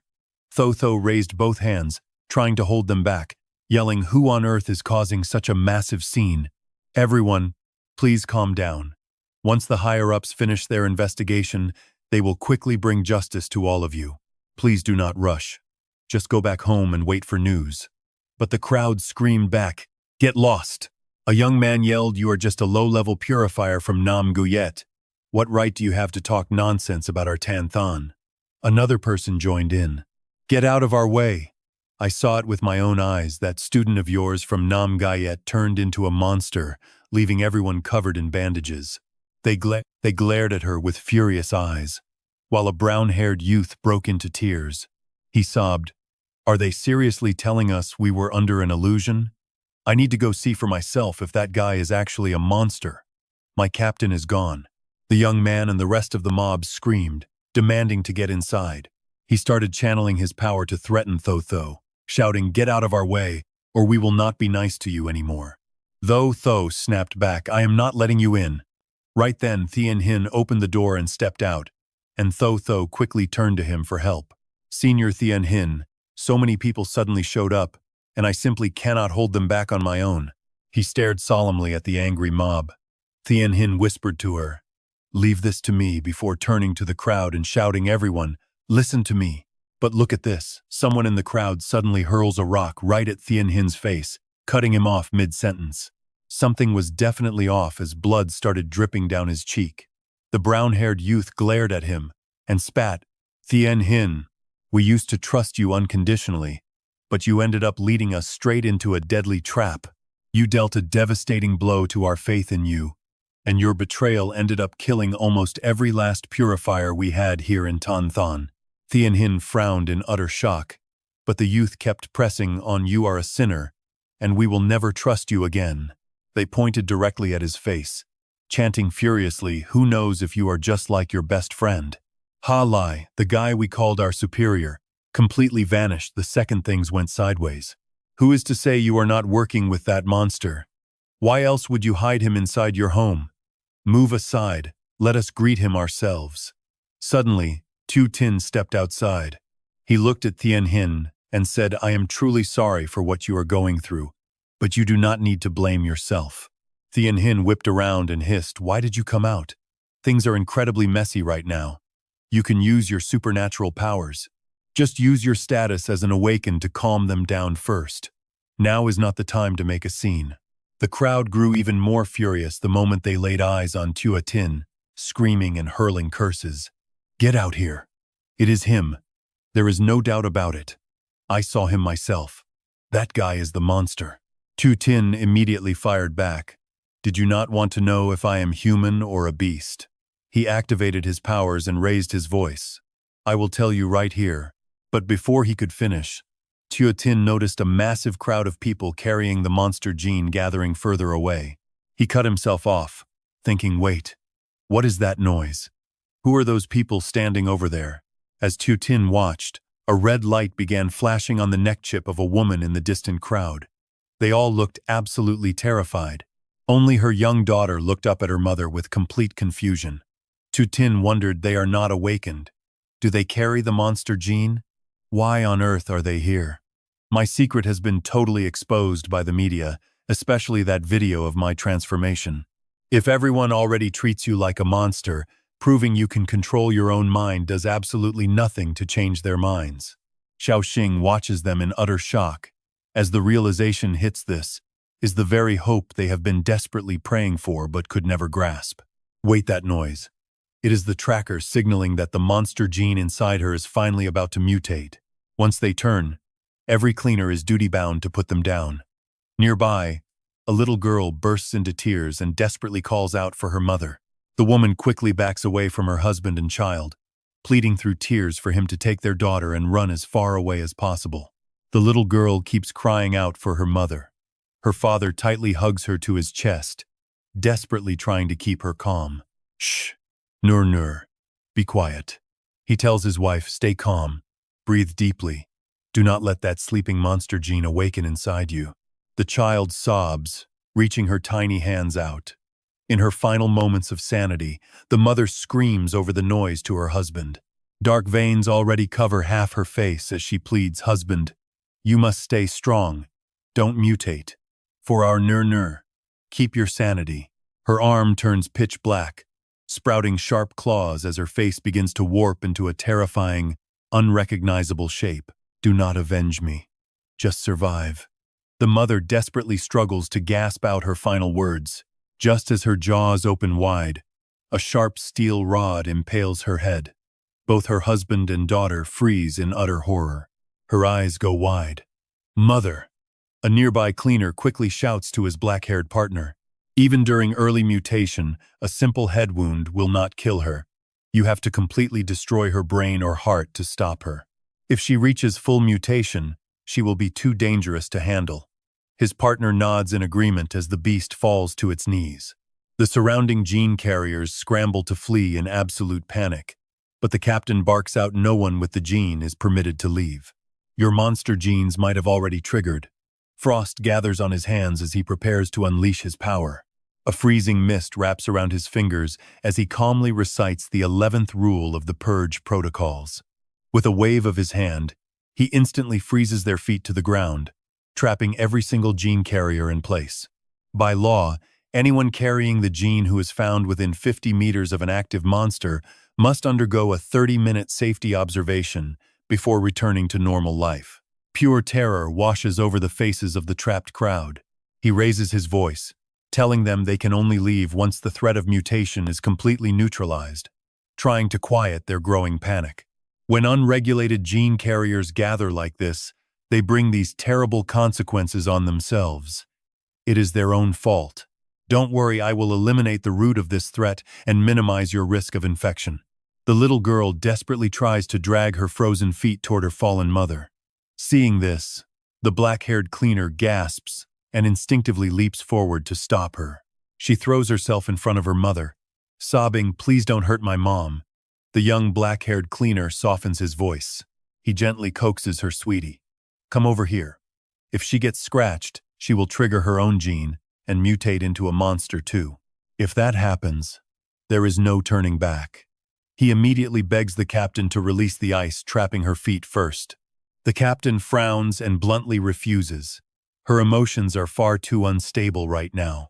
Even though a child's monster gene usually stays dormant, she still poses a severe threat of mutating and harming the team. The first rule of being a cleaner is to never let excessive empathy put yourself or your teammates in danger. We did not put this girl in danger. The captain scolds, "The only thing to blame here is her mother's weak willpower." The captain glances to his left and suddenly freezes. The girl's father is also starting to mutate. Oh no, look at that. The father is mutating, and the madness is spreading fast. The captain yells out in shock, "This isn't just an isolated incident. Over half of the crowd is already mutating. We are looking at a massive chain reaction mutation event." The black-haired youth stammers, "How is this even possible? The monsters never even touch these gene carriers. A chain reaction mutation shouldn't be happening under these conditions." Putting a heavy hand on his shoulder, the captain grimly explains, "It is because the other cleaners were just unleashing their elemental abilities. With so many cleaners gathered right here, we can easily wipe out these beasts right now and clear any future threats to our city." Nur cries out to her mother, but the woman pushes her away, screaming, "Run! Get away from me!" She warns her that she can no longer control herself, while the young cleaner channels his power to block the beast. The steel rod pierces the monster's hand as the young man frantically shouts, "Captain, grab the girl! She is still so young. As long as she doesn't get scratched, her monster gene won't wake up." He stops mid-sentence, freezing in absolute shock as he spots a highly unusual yellow object attached to the little girl's neck. What is this? Look closely at this next detail. The skin around the injection site clearly shows the scales of a monster. He stares at her neck in dread. These people with monster genes are not mutating by accident. Someone out there is intentionally triggering these terrifying transformations on purpose. Suddenly, the young man spots two superhumans standing way off in the distance. He calls out immediately, "Captain, there are superhumans hiding right among these monster gene carriers. They are the ones causing these people to mutate, and now they are trying to escape. We have to catch them right now." The captain's face darkens as he snaps, "Do you really have time to worry about them? Keep playing the hero, and the monster you just saved will eat you alive. Every single gene carrier has mutated by now. Our priority is to eliminate every last monster here." He tries to argue back, but the captain instantly shuts him down. "Shut your mouth. Keeping the peace is the absolute highest responsibility for us cleansers." The captain shouts out for everyone to take their positions, and the squad immediately scatters on his command. "All cleansers, hear my command, wipe out every last monster." "Understood." The brown-haired guy glares at Tiu Tin, furious. He grits his teeth and mutters, "Duty comes first. We will settle our personal score later. Just wait until I finish my mission, then I am coming for you." Tiu Tin just smiles, closing his eyes calmly as he speaks. "I can already smell a conspiracy here. Maybe someone is trying to make you guys fear monsters even more. Or maybe there is an even darker motive behind this." Suddenly, Tiu Tin opens his eyes and frowns, "But doing this right in front of me?" Li Tianhin warns him to stay calm, saying that exposing themselves now will be a massive headache. But Tiu Tin rolls up his sleeves, saying it is fine. His arm transforms completely, and a horn sprouts from Tiu Tin's head. He declares that no one alive can stop him anymore. Hearing those words, the brown-haired young man quickly turns back. Right now, Tin is unleashing his guardian ability. He conjures a massive dome barrier, trapping everyone inside and completely cutting them off from the outside world. Activating Flame Prison. The young man turns to charge straight at Tin. He screams that Tin is a monster that must be eliminated, but Tin shuts him down before he can even finish. The young man clutches his chest as a sudden, agonizing pain grips his heart. Around him, the other cleansers collapse, gasping for air. He realizes, in absolute terror, that this is the overwhelming pressure of a high-tier monster. No one can move a muscle, suppressed by just one guy. A massive shroud of blue flames erupts around Tin. The surrounding crowd looks up at him, their faces frozen in absolute terror. You see that blue flame? No one has ever witnessed this level of power before, except for one dark day in cleanser history. 20 years ago, during the final showdown against that mythical beast, the monster that slaughtered countless cleansers all over the globe. A level 5 monster, the cleanser captain mutters, his hands beginning to crackle with power. Li Tianhin has clearly betrayed humanity by teaming up with monsters. Cleansers, fellow comrades, listen up. As cleansers, we cannot let emotions cloud our judgment. Raising a clenched fist, he rallies the rest of his squad. Even if our own families turn into beasts, we must do our duty and wipe them out. Screaming in rage, the mob begins unleashing their deadliest attacks, straight at Tin and Li Tianhin. Li Tianhin has betrayed humanity and turned into a monster himself. Unleash everything. We must eliminate these beasts. Protect our beloved city. Do not let them destroy our home. Tin sighs. He raises his hand. You guys can't even capture a few targets properly, so stop wasting your energy. The purifiers rage, faces twisted in hatred. They cry out that the memories of their fallen comrades are forever burned deep inside. We must avenge them. Their captain urges them to keep up the pressure. Give these monsters absolutely no room to breathe. Burn them, one screams. Another yells to wipe them all out right now. Their attacks merge. A beautiful, deadly light rushes toward Tin. He simply watches them close in. He snaps his fingers.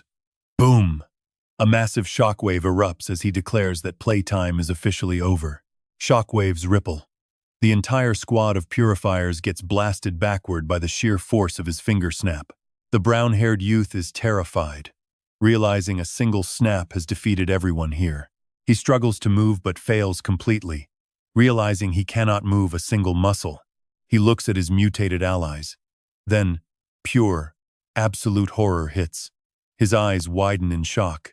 And here is where things go completely off the rails as Tin undergoes a truly nightmarish, demonic transformation. What is this form? A demon king. He is the absolute lord of monsters. To him, we are just insects. Everyone here is going to die.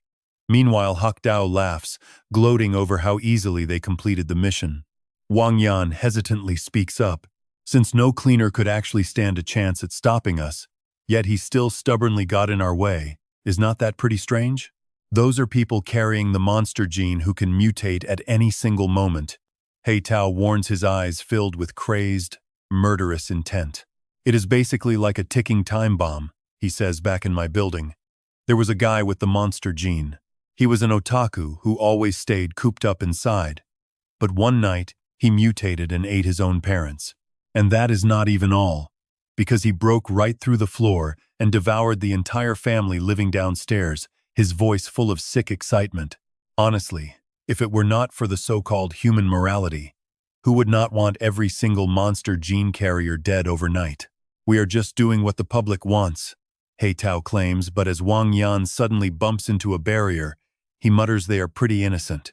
If they had a choice, who would actually choose this? He Tao suddenly stops and demands, but are pitiful people exempt from dying? Are we not innocent? For the sake of this world, they should all just give up their lives. Why did you suddenly stop? Wang Yan asks in complete confusion. Because it really feels like something is completely blocking their path. His face instantly falls. It seems to be some kind of barrier. Could it actually be a domain? Fire erupts from his hand as he snaps, who cares what it is, let us break it together. Suddenly, both struggle in absolute despair. Their faces pale, eyes wide in terror. Does this thing actually eat people? And just look at this. The scene shifts as everyone stumbles back in absolute terror from Xiao Xing's insane pressure. The captain immediately shouts to rally them. Get up! We are cleaners. Do not be afraid of it. His eyes are filled with pure determination. Cleaners would rather die than submit. Monsters must be wiped out. One of the sweepers suddenly speaks up in a rush. Captain, wait. I feel like these monsters are different from the ones we usually face. They do not seem to have any real desire to attack, almost as if they are completely suppressed. His eyes are filled with absolute resolve. These people only came here because they genuinely believe Xing Kun can help them control the monster gene inside their bodies, and Xing Kun himself has not fully mutated yet. Senior Li Tianxing points out that the one controlling these monsters is not Xing Kun, but then the sweeper panics as he sees Niunyu mutate. That might be true. Maybe Xing Kun is indeed a human capable of controlling the monster gene, which means he might actually find a way to save these other carriers. The captain flatly refutes this. The higher the monster's rank, the shiftier its schemes are. So wake up, because any sympathy or hope you have for them will only cost you dearly. His eyes burn with madness, and his voice turns hard as steel. If you keep clinging to these foolish delusions, you will pay the ultimate price for your stupidity, just like I did. These sweepers are not actually all-powerful. We will all make it out of here safe.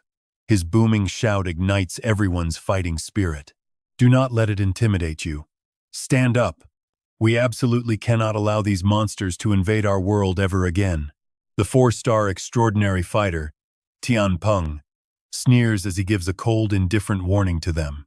It looks like I will have to break you completely so you can never stand in my way again.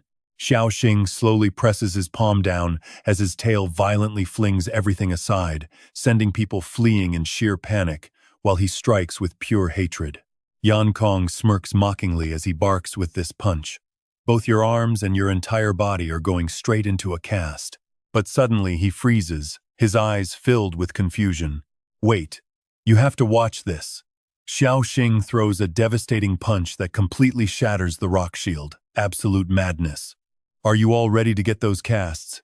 Xiao Xing taunts as the captain desperately orders them to attack together, since this thing is on a different level.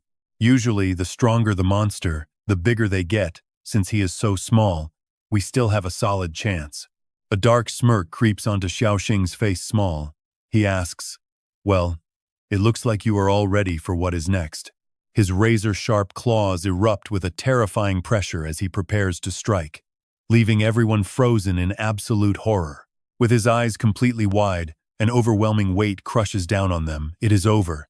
He thinks in sheer panic. Am I dead? No. He realized he must have just blacked out for a second. But his body is completely limp and unresponsive. Even though his entire body feels completely drained of strength, he is still alive with his limbs intact, and the captain struggles to push himself up. Gritting his teeth, he remembers he still has the life essence refined from the raw liquid of life. As long as he is not completely dead, he can still make one last desperate gamble. But looking around in panic, are the other sweepers alive? Its writhing tentacles look almost identical to those of the Earth Dragon, filling his eyes with absolute dread. If they get bitten, will these monster gene carriers actually turn into monsters? The captain turns around, his hands shaking. Right before their eyes, everyone is slowly returning to their original human forms, those actual monster gene carriers. The purifier looks on, unable to believe his own eyes. Are these people actually turning back into normal humans? Can the star essence truly save these monster gene carriers? Talk about an absolute miracle. Xiao Xing suddenly pops up right behind him. Are you finally calm enough to listen to me now? Can you give Li Tianxing a bit more time to find proof of that 5-star superhuman? The one who brainwashed you and caused the deaths of so many of your colleagues? Shaking, they bow and stammer, Captain. We. Xiao Xing warns him, if you try to force yourself to stand up now, your bones won't hold. Suddenly, a voice calls out from the crowd. A little girl standing there speaks up loudly that Big Brother saved my mom, my dad, and me too. He is not a bad guy, the little girl's mother adds, her eyes tearing up. Officers, you cannot begin to understand what his salvation truly means to us. From the exact moment we were discovered to carry the monster gene and had tracking alarms surgically implanted in our necks, we were basically stripped of our humanity and turned into walking, ticking time bombs. She continues, our families only pretend they aren't terrified of us. Former classmates and co-workers won't even look at us anymore. Our neighbors packed up and moved. The ones who couldn't leave literally reinforced their front doors with thick layers of steel plating. Absolutely everyone we know is terrified of having any contact with us. I know we can't blame them, but my child is still so incredibly young. She drops to her knees beside her daughter, her voice cracking with emotion. He just gave us a brand new life, but there are still countless others out there with the monster gene who desperately need a second chance. Please, we beg you, let him go. The rest of the crowd drops to their knees, pleading in unison. We beg you, don't steal our only hope away. Hearing these desperate words, the captain can only stand there, completely stunned. A purifier steps forward to calm them down. Please, stand up. Our captain is definitely going to agree to your request. He really will. He might sound incredibly tough on the outside, but he is soft-hearted and understands reason. The captain adjusts his hat. He smiles and adds, you really are something, but yes, this is a good deed, and I have no right to refuse. Hearing this, everyone is overjoyed and lets out a collective sigh of relief. Reaching into his coat to search for something, he speaks up, Xiao Xing. Looking back, I don't even know why I had such a deep grudge against you from the start. Maybe I am just a terrible person, or maybe I really was under hypnosis. Either way, I absolutely owe you a genuine apology. Feeling a bit awkward, Xiao Xing quickly replies, no need for that. Wait, are you taking out your life essence just to recover your physical strength? Yes, the captain answers, even if I don't have to fight. Taking this now will speed up recovery for my shattered bones. Xiao Xing says softly, back when you guys passed out, the bottles of life fluids and life essences in your pockets all spilled onto the ground. I didn't want them going to waste, so I drank it all and directly transferred the power to these monster gene carriers. This news hits the captain like a bolt of lightning, but Xiao Xing just points forward and says there was no other choice. Even though I can stop these gene carriers from mutating further, they still need the life fluid to control their hunger. Just think of it as your compensation to them. The captain covers his mouth, forced to accept it. Now check this out. 2 bound suspects are suddenly dragged right in front of them. Xiao Xing continues, these are the 2 culprits who caused the mass mutation of the gene carriers. I've brought them to you. Interrogate these 2 thoroughly, and you might actually dig up some highly valuable clues. Back at the base, Li Ji approaches him from behind and speaks up, Xiao Xing.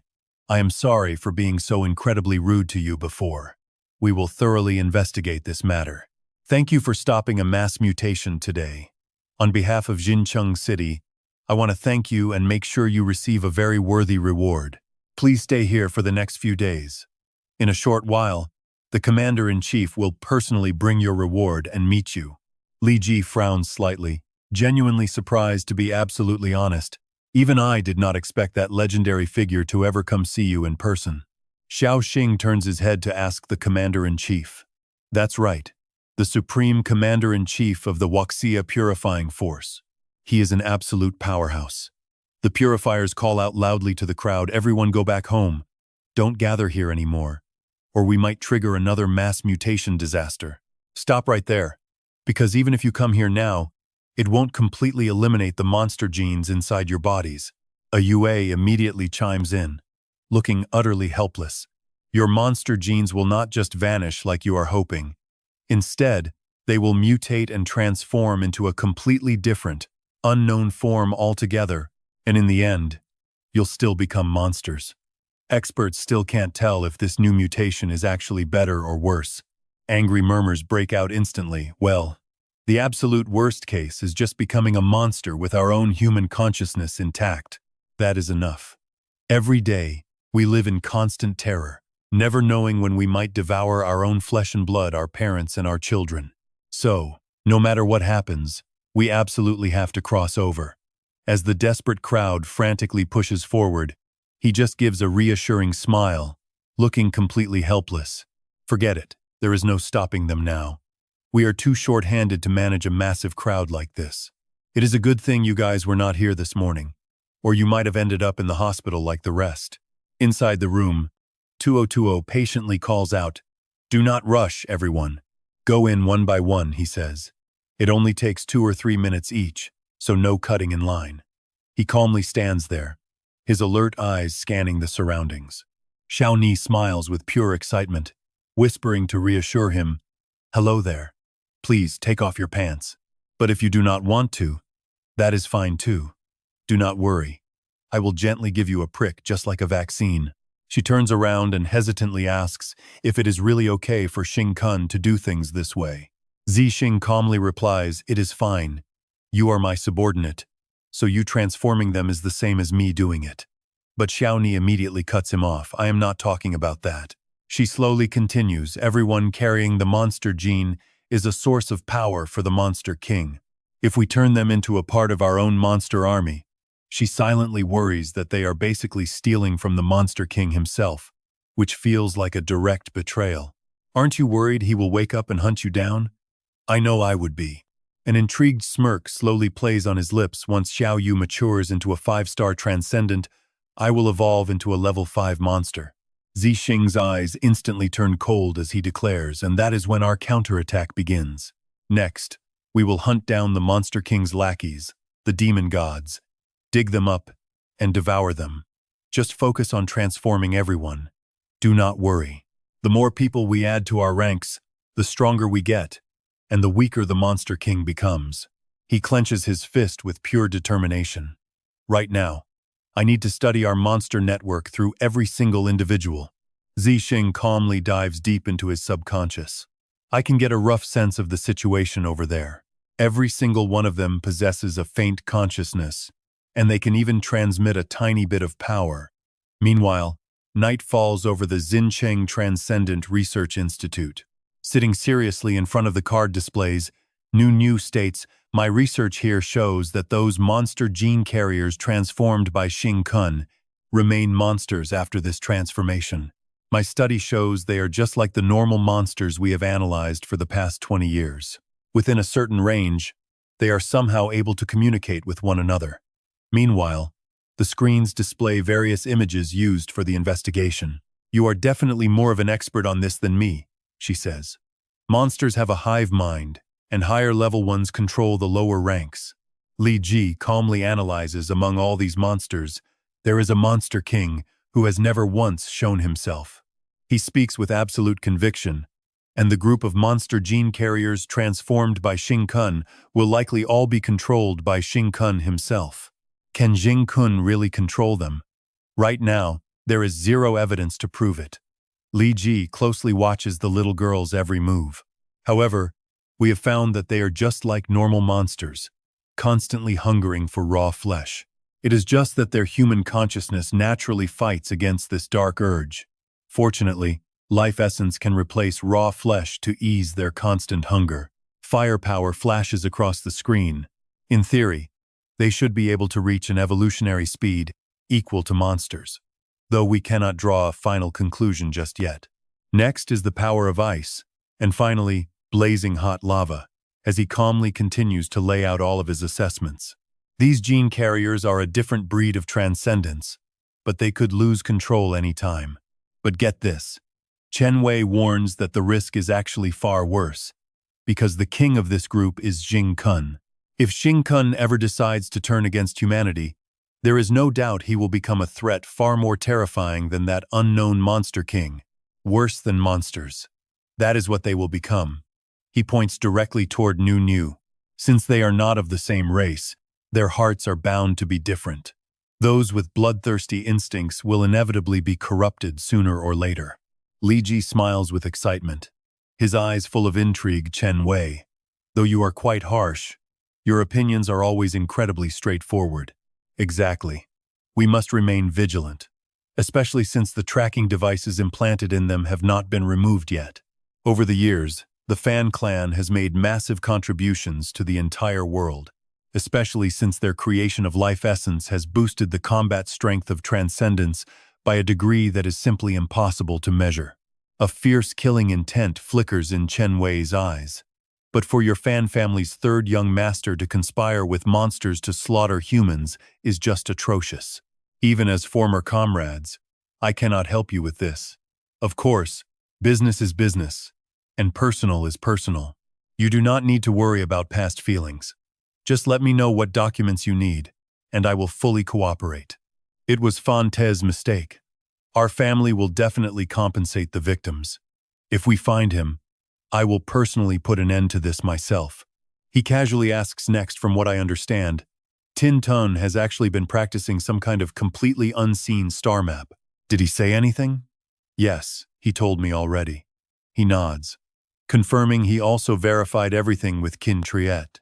Li Kuk drops a hint. Tin Tun asks Qin Triet for O, but he is not actually cultivating O at all.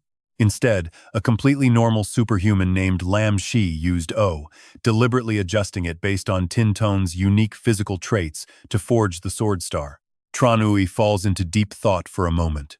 With rare superhuman genes and weak talent, he is still a highly intelligent genius, right? Indeed. But this Sword Star set does not seem fully completed yet. He looks on with a complicated expression in his eyes. But wait, Qin Triad also has those monster gene carriers that Tin Tun transformed. Unlike our side, those are the ones who got transformed before he even cultivated the Sword Star. That group seems significantly weaker than our own side, unable to fully control their bizarre mutations even now. Lai Kuk slowly speaks up with a very resolute look.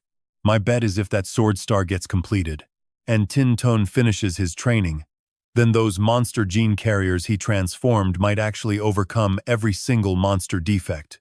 Tranui, what do you think? Tranui calmly agrees. That is highly possible.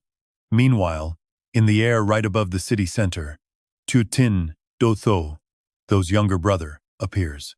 Du Duong was also my classmate back then. My first vassal should be somewhere out west. His level was capped by mine. But look at me now, I have finally upgraded. Theoretically, a tiny drop of high-grade energy can easily unlock his limits. Right on cue, spiritual energy surges and heads straight toward him. If he has absorbed enough raw monster power over these past few days, a mere spark will trigger his transformation. I will try to reach him by channeling this through one monster after another. Rays of spiritual energy silently slip through every corner of the monster network to locate him, channeling power straight into his body. He suddenly freezes. Looking quite confused, it did not work. The connection broke. My monster army is still too small and confined to Tan Than. The two networks are drifting closer to each other, so there might still be a way. Right at the edge of my monster network, I can feel the faint trace of another network. Actually, it is more like my own network was already engulfed by this massive one. Tu Tin quietly observes, this is the network of the Monster King.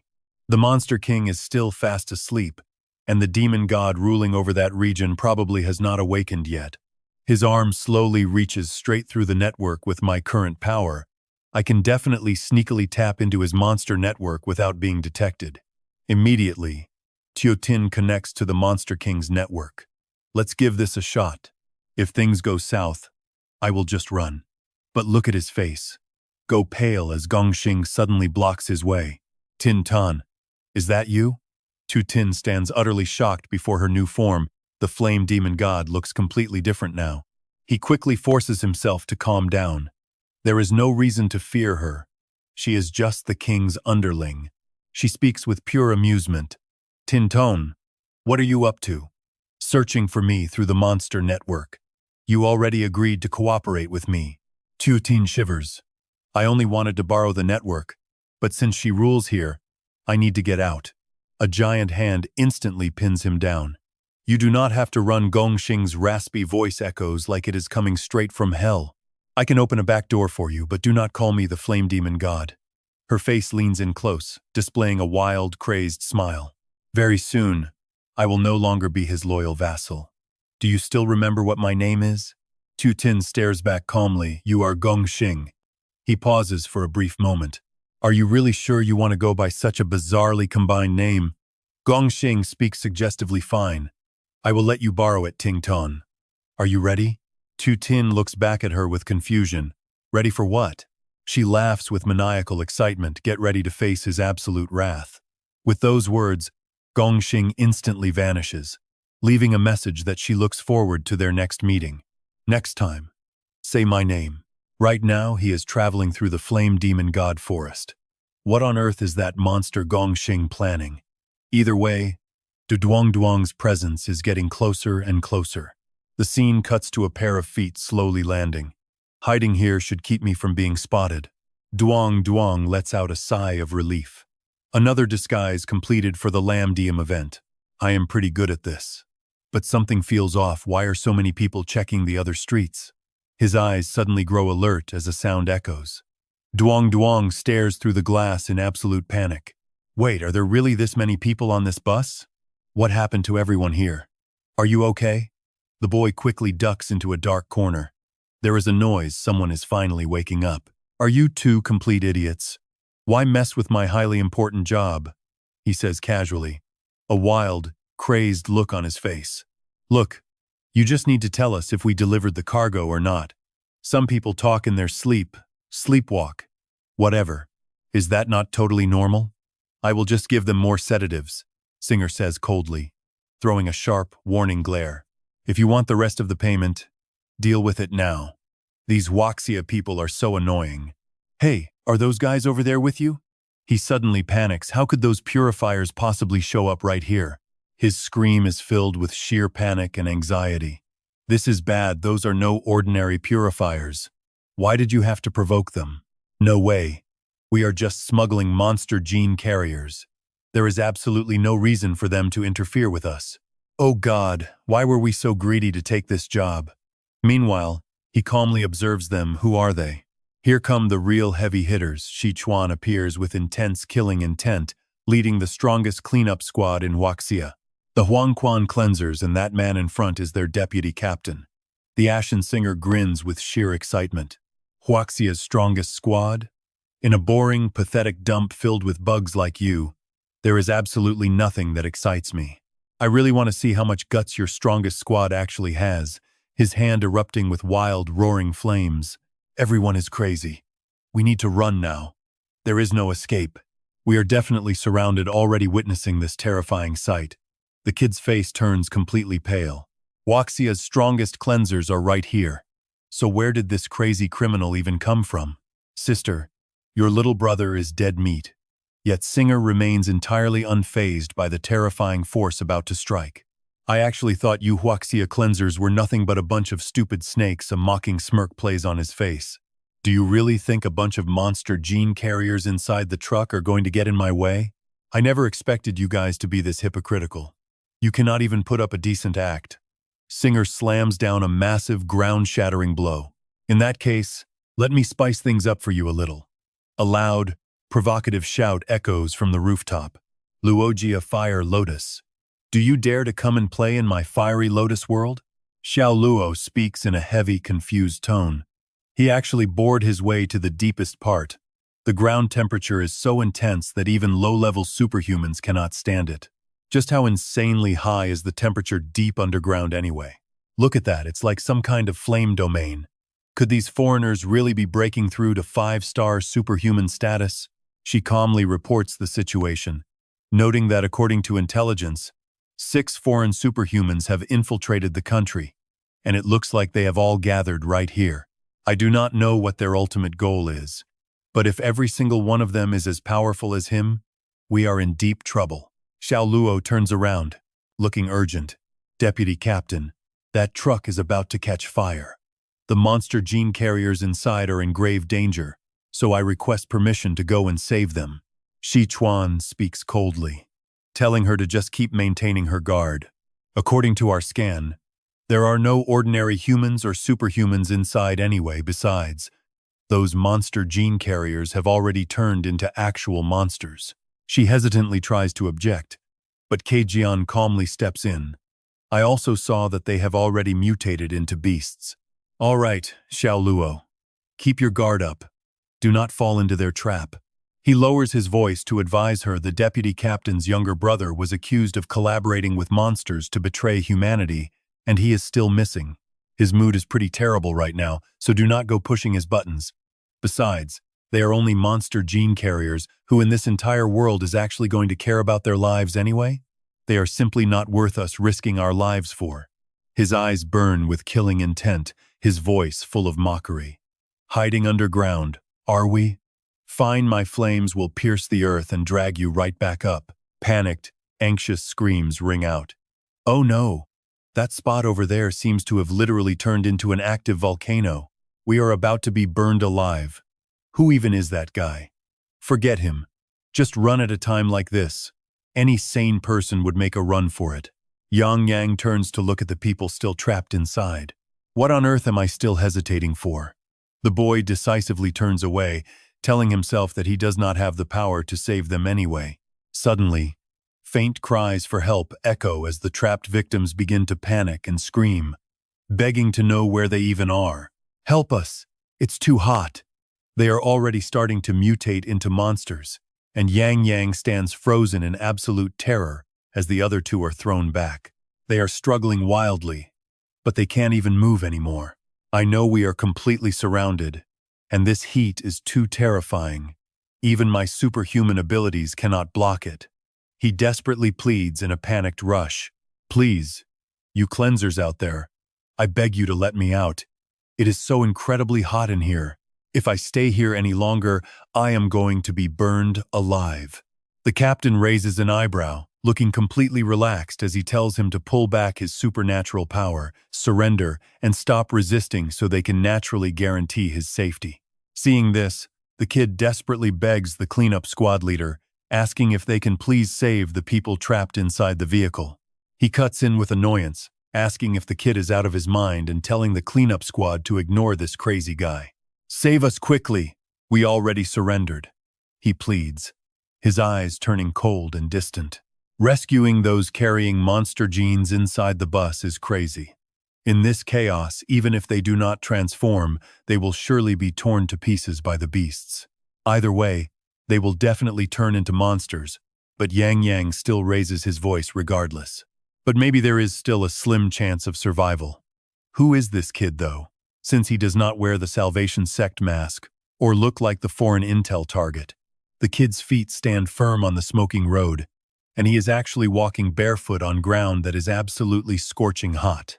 On top of that, he has not even unleashed any powers yet. Yang looks dead serious and determined.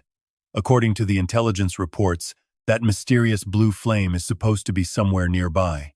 And the latest intel says the blue flame in this area is actually just a disguise. Could he be the one disguised as the blue flame?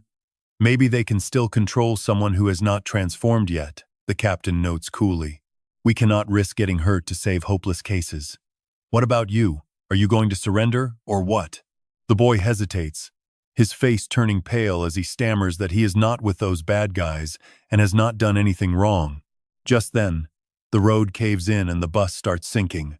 Yang stands frozen in complete shock. The bus is sinking fast. The kid quickly calculates that with his own power, he could probably break out.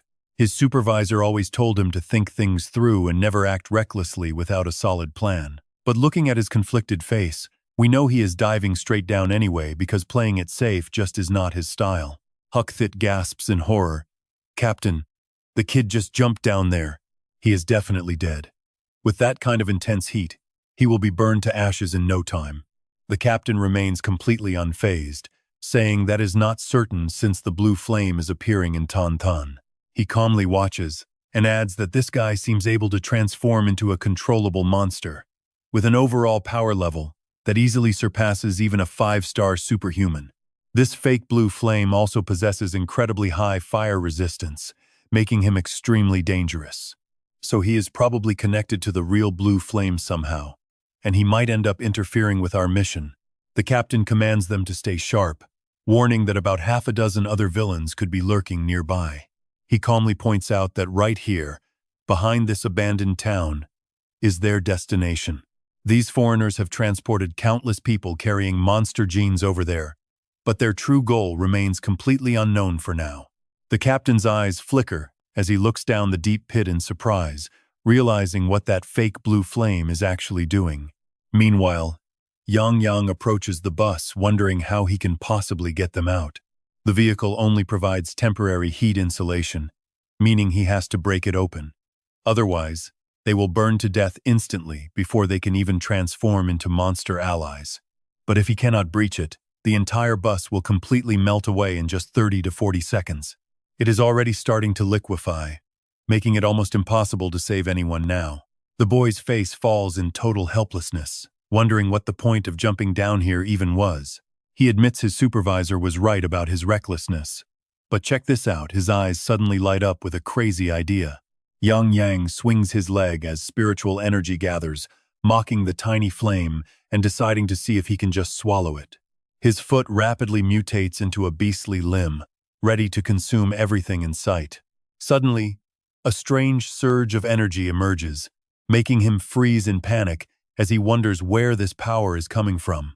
From his head down to his toes, every inch of his flesh is forced into evolution, leaving his limbs weak and out of control. Singer laughs maniacally, boasting that his burning hand is about to generate a massive domain of pure fire. At this rate, he is only one small step away from breaking through to a 5-star superhuman level. With a twisted look of amusement, he promises to play with his opponent and fuel the fire just to spice things up. He plans to use his enemy's fire to break through. On the ground, Zhuan stands calmly, fully prepared to match his firepower. Clenching his fists, he mockingly agrees to play as a deep crater forms, unleashing his signature blasting technique with blazing hands. Suddenly, Zhuan freezes in total confusion, wondering where the blast went.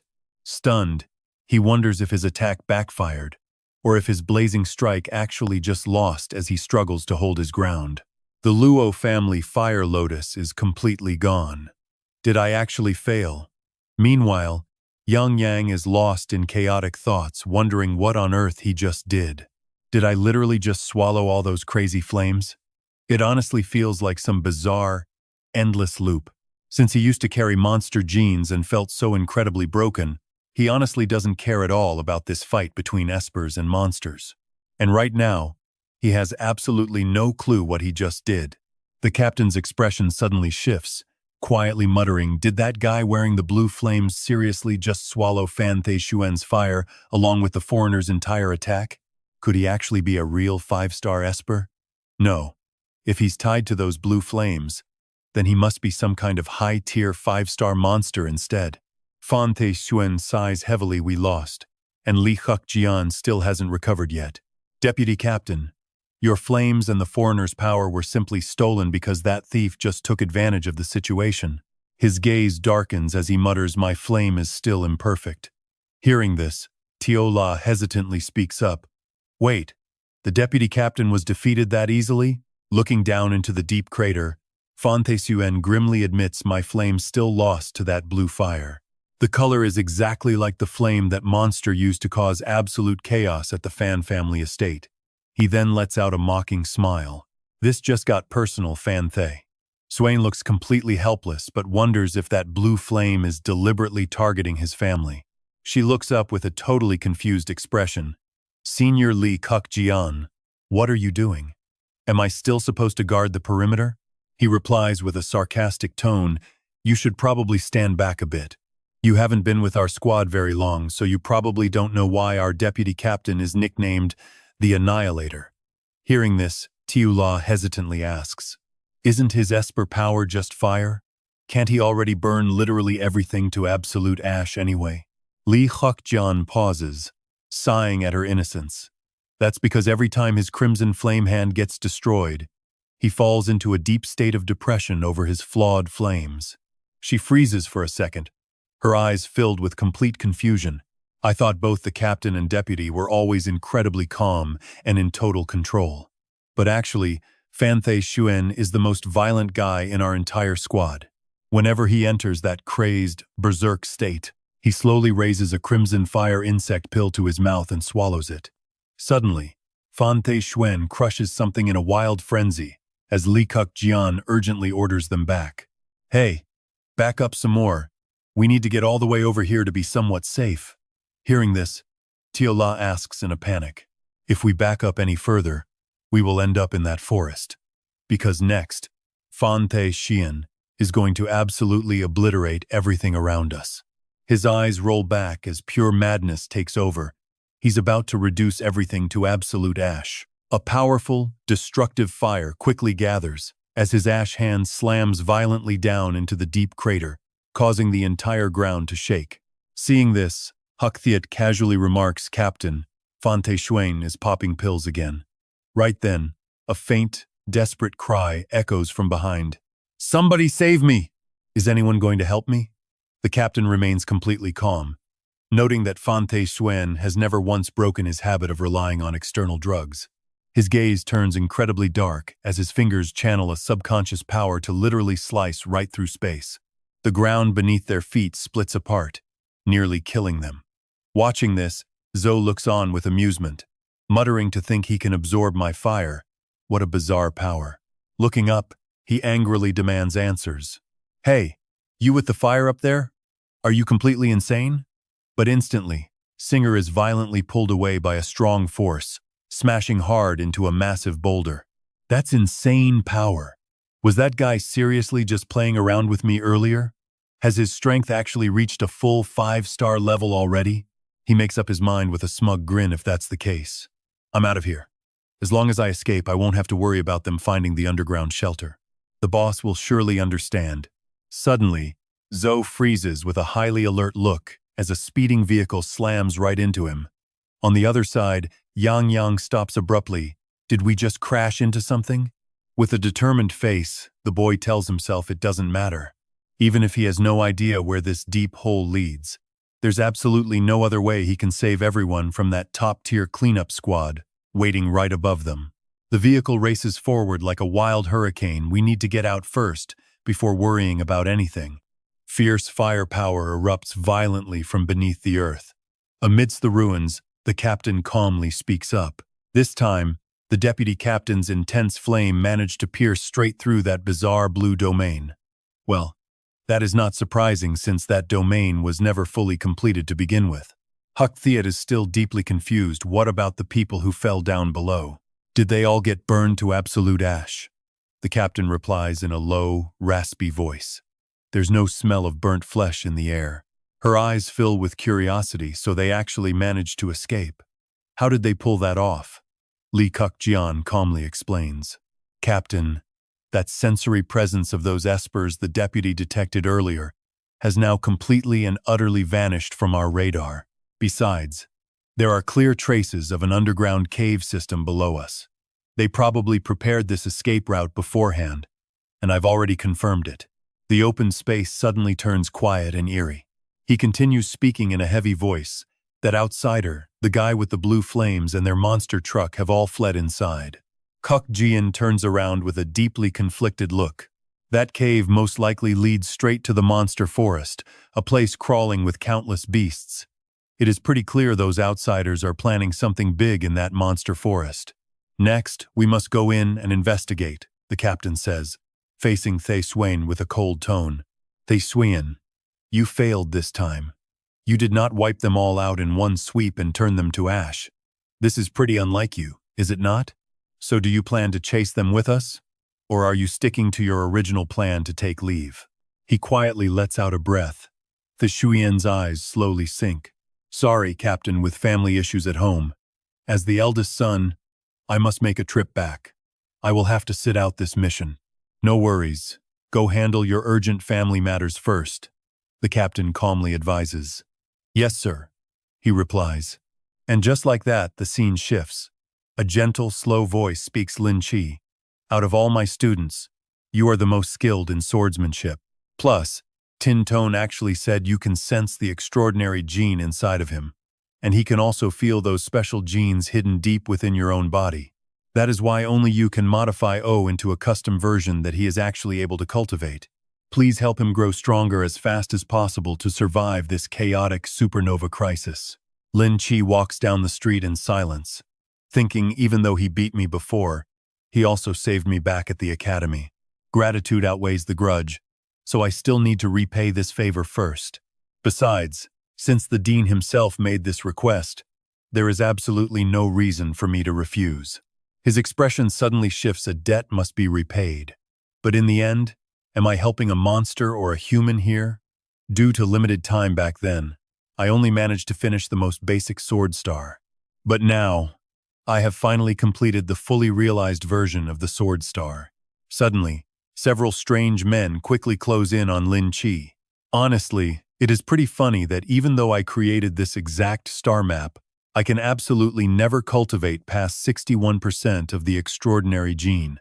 Should I really hand this over to him? For now, I will just meet him. But check this out, are these guys really pulling a cheap ambush? They instantly cover his mouth using strong anesthetics. Lin Chi gradually loses control of his body, his vision turning blurry as a voice speaks Lin Chi. We are very sorry to bring you here this way. Cold handcuffs lock tightly onto Lin Chi's wrists. He just smirks. Inviting someone this way, you guys sure show a lot of respect, do you not? Lin Chi speaks mockingly, noting both Vice Dean Trun and the eldest young master of the Trun family. As for Thay Zuyen, Trunui speaks calmly sorry. We are truly sorry, but we also have our own difficulties. He raises an eyebrow with a manic look, of course. We also have plenty of sincerity to offer you. Struggling wildly, he screams, "What are you trying to do?" A syringe is instantly plunged into his body. Do not worry. This is a benefit that ordinary transcendent people would die to obtain. Lin Chi suddenly freezes. Confusion fills his eyes. His arm suddenly glows. Because I had to rush the derivation of the sword star, the testing caused internal injuries. Yet in an instant, every single one of them is completely healed up. Wow. I can even feel an incredibly shocking vitality flowing back into my severed arm. Trenwei calmly watches the physical changes unfold. This is our true sincerity. Our newest drug is called Second Life. It is capable of maximizing the absolute full potential of any human body. Lin Chi is still in total shock. Combined with an arm transplant surgery, his severed arm can easily be restored to normal. Through this Second Life serum, we can easily graft the arm of any extraordinary user. Lin Chi tightly bites his lip, looking deeply conflicted. When it comes to comprehension, you are even stronger than those so-called geniuses. What limits you is that you only have 61% of the extraordinary gene. After losing your arm, it dropped below 60%, he says suggestively. Have you figured it out yet? Grafting the limbs of extraordinary users allows us to improve a person's predetermined gene. The gene that once limited you is now no longer a barrier. From now on, you can also become an absolute genius like Thurngwan Kui, the one who always attracts everyone's attention. Trunwei mutters with a crazed expression on his face. Just tell me the weakness of the sword star. Lin Chi's gaze turns sharp as he asks in a cold tone, what is the weakness? Are you targeting Tin Tone? Then Trunwei speaks up heavily. He is highly likely to become a terrifying entity, far worse than any monster king to ever walk this earth. With a cold expression and a resolute voice, he states, but he is the only one who can stop those with the monster gene from turning into mindless beasts that attack others. Has your research institute not always promoted this exact dream as the actual future of humanity?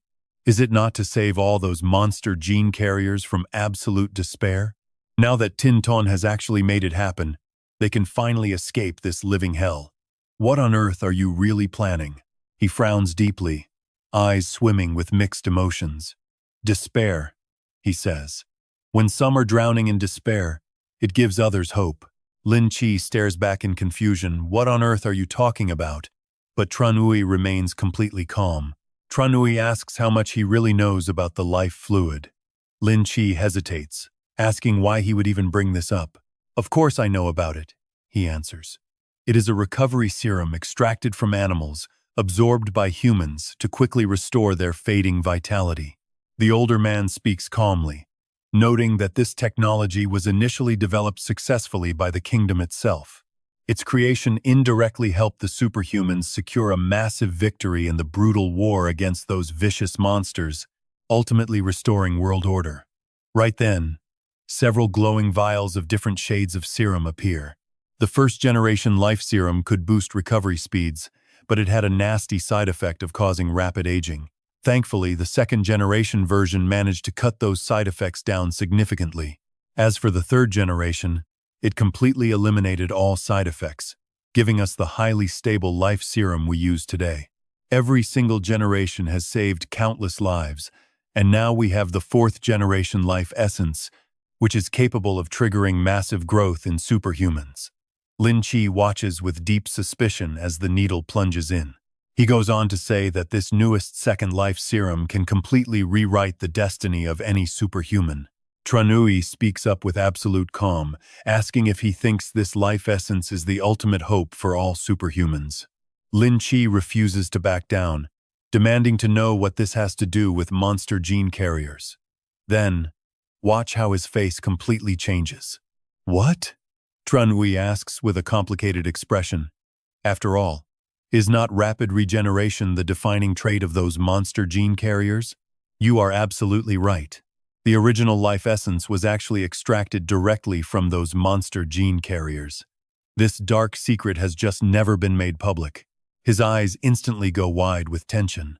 Even though technology eventually improved and they found a way to extract it from animals, even when we tried cultivating monster genes into test subjects, we could still only produce up to the third-generation life essence.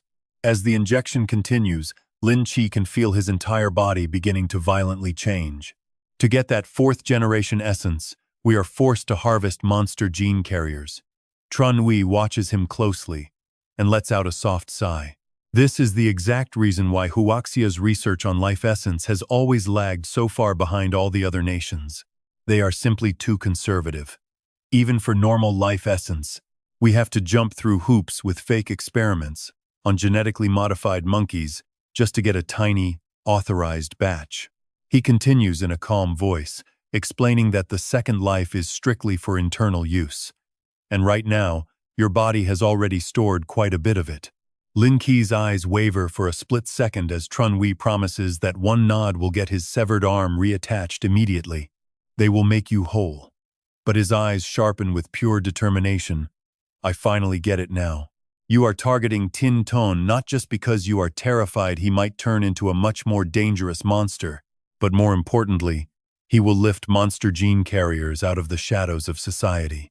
You will no longer be able to harvest them like cattle, which completely destroys your massive money-making scheme. Tranui frowns in deep irritation, his voice turning ice-cold wrong answer. You have officially lost all the value that made me want to recruit you. He slowly raises two fingers, and instantly, a wave of agony rips through Lin Chi's body. These monsters will truly spill any amount of blood for profit. He grits his teeth, refusing to break. I will never surrender to scum like you, he growls. Tranui just smirks, his tone dripping with mockery. You are just a useless former genius. I only wanted to try and utilize this garbage to see if we could create a strong superhuman. Since you do not appreciate my offer, you can just become another test subject. Tranui cold-bloodedly brandishes a razor-sharp blade, warning that the second life will force his superhuman genes to go into overdrive. A sudden surge of electricity will trigger your survival instincts, causing all your superhuman genes to rush to that exact spot, ready to defend. By severing Lin Chi's arm right at that moment, they will harvest an arm absolutely packed with active superhuman genes. His face turns deathly pale with sheer horror. Tranui casually orders her to put it in the archive, and she quickly takes the severed arm away. She complies as Tranui calmly watches the boy collapse in agony. Do not worry, he sneers. The second life is still working.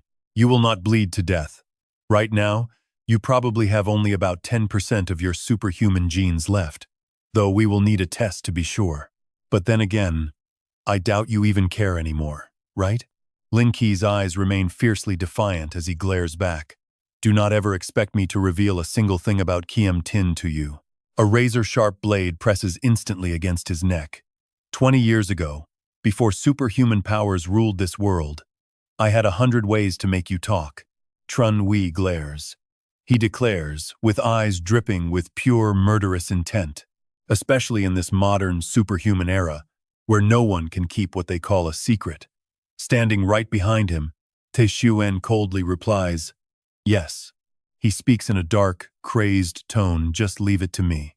His hand, crackling with fiery power, slowly reaches toward Lin Chi. A person's blood circulates fully in 20 to 30 seconds. If even a tiny drop of that blood boils, The flame explodes instantly from within. A violent scream rips through the room as his face goes pale and his eyes lose all light. Lin Qi collapses. He is totally helpless. No one could ever endure brutal torture like this. Look at this. His mind is at its absolute limit now. Let's see if their telepaths can actually force all those secrets out. Trunhui speaks casually, looking completely unhinged. Next, we hand this over to the manager of this monster factory. He stands behind them, watching calmly. They Xuan, your father is gone. Your sister Fan Huyen refuses to return. And your younger brother Fan Thay Tay is now the vessel for the Flame Demon King. Tren Ui raises an eyebrow, speaking softly, saying that since he never had children, the Fan family will be handed down to him. He cuts in sharply, noting his father was never pleased with his 86% superhuman gene. Fei Shuaiyan's eyes carry a complex mix of emotions. I have zero interest in running the Fan family business, so you take it, uncle. He examines the blood pill in his hand with deep intrigue. I only return to repay the Fan family for raising me all these years. More importantly, I need the scarlet blood pill. To get it, the Fan family must survive. Hearing this, the old man speaks with a heavy voice. Thay Xuen, the scarlet blood pill's source is completely gone. Hoa Vernku has already transformed into the Flame Demon King and left our family. If we want that scarlet blood pill, we must capture Tin Tone. If we cannot capture him alive, we need his body, no matter what. His genes will help us cultivate a much better scarlet blood pill, channeling raw power straight through our limbs. Tren Wei continues, eyes gleaming with hidden meaning, as it will also elevate our family's flame genes. We will turn the Fan family into a true flame clan. By then, we will have much more leverage to negotiate with the Flame Demon King. Gong Xing suddenly appears with a wild smile, claiming only this will make the Flame Demon King return Fan Thay Tay. He loudly declares with absolute resolve for our family, Tin Tone must die. Just then, the nurse grabs Lin Qi's hair, pulling him up. Second Master, I have extracted the Sword Star chart and its exact weakness. I forced it out of him. The Sword Star is actually an incomplete chart, meaning it has a fatal game-ending flaw. Just like that, she drops him like trash. Now get ready, because they might destroy the entire Sword Star in an instant. Trenui barks his order. No more time. We must eliminate Tin Tone before the Commander-in-Chief arrives. Gather every single piece of information you can find on that target. He barks out with a crazed look on his face. If we cannot find any useful intel, we must clean up the evidence completely, so outsiders never find a single flaw. A loud shout echoes in the dark. Yes, sir. Tin Tone casually answers his phone as Director Qin listens. On the other end, Kung Tiong'e groans in exhaustion, crying out that Tin Tone has completely drained her. He frowns. Do not go around ruining my spotless reputation, Kung Tiong'e. Tin Tone stops in his tracks, slowly shaking his head. In such a short time, she managed to purify a massive number of monster gene hosts. You mentioned Lin Qi, but he is not coming here. He calmly looks toward the door, muttering that he will keep an eye out. Someone is here. Hanging up now. Her face turns pale as she screams out in frustration, asking if there are seriously more monster gene carriers left. Tin Tone, go purify them yourself this time. A booming voice suddenly commands. Tin Tone, the Commander-in-Chief wants to see you, so come with us. Tin Tone looks slightly puzzled but stays relaxed, asking why it has to be this late. Fine by me. Li Ngok respectfully leads the way. The commander is waiting. Xiao Yu raises an eyebrow, mocking them by asking who cares about some stupid commander. Yet, his eyes betray a deep, complicated anxiety. My apologies, but given the commander's highly classified status, only Tin Tone is permitted to enter. Tin Tone glances over casually. He speaks with an amused tone, his eyes full of genuine curiosity, saying it is quite an honor. Xiao Yu, Kung Tiong'e, I am heading in first. Kung Tiong'e crosses her arms, looking completely annoyed at being left out. Unbelievable. They are seriously excluding us. She turns around to leave, telling the others to get ready to move. She pauses, asking where they are heading. Xiao Yu calmly explains, Remember what Tintone just said to us before he went inside? He literally used my full name. She raises her eyebrows, realizing he told them he was going ahead as a subtle hint for them to sneak in right behind him. Tunyi sighs, helplessly, softly whispering to herself. You really are a cute little bug in his stomach, she giggles, making Tunu turn around to threaten her. I will sew your mouth shut. She stumbles backward, hurriedly trying to make peace. Aren't you two highly in sync whenever you do things like that? Just one frown from you and he already knows exactly how to apply pressure. Do not get excited. I meant a massage. As their car travels through the pitch-black forest, she asks, what is the chief commander's name? Is he handsome? If I show up empty-handed, will he give me a hard time later? Xiao asks, his gaze turning suspicious as he hesitantly speaks up. Why are you guys keeping so quiet? Cell service is completely gone out here too, he notes, his eyes casting down with a helpless look. Can you guys lighten things up a bit? The vibe feels like you are escorting me like a common criminal, with absolutely no preparation for any actual plan. The moment we met, I immediately caught the scent. You guys smell like blood, like artificial monster gene carriers, and like raw beasts, Tutin says, a wicked smirk slowly creeping onto his face with dark amusement. That is right. I have smelled someone just like you before, but his arrogant, wild aura made it clear he was a professional assassin. His eyes looked like a manifested demon. You guys are definitely not the cleanup crew. Earth Dragon. Oh, Earth Dragon. Can you not see me? Tutin casually glances at the Fan family death soldiers, mockingly adding, you guys are just shadow dwellers raised in absolute darkness, with this soulless, dead atmosphere. Are you death soldiers of the Fan family? Just as they pull out syringes to strike, Tutin calmly mutters to himself, is this a sleeping sedative or actual poison? Whatever it is, since you are not using any superhuman strength, your main goal is not to kill me, is it? Throwing a series of decisive, rapid punches, he warns them in a cold voice. But you guys could never kill me anyway.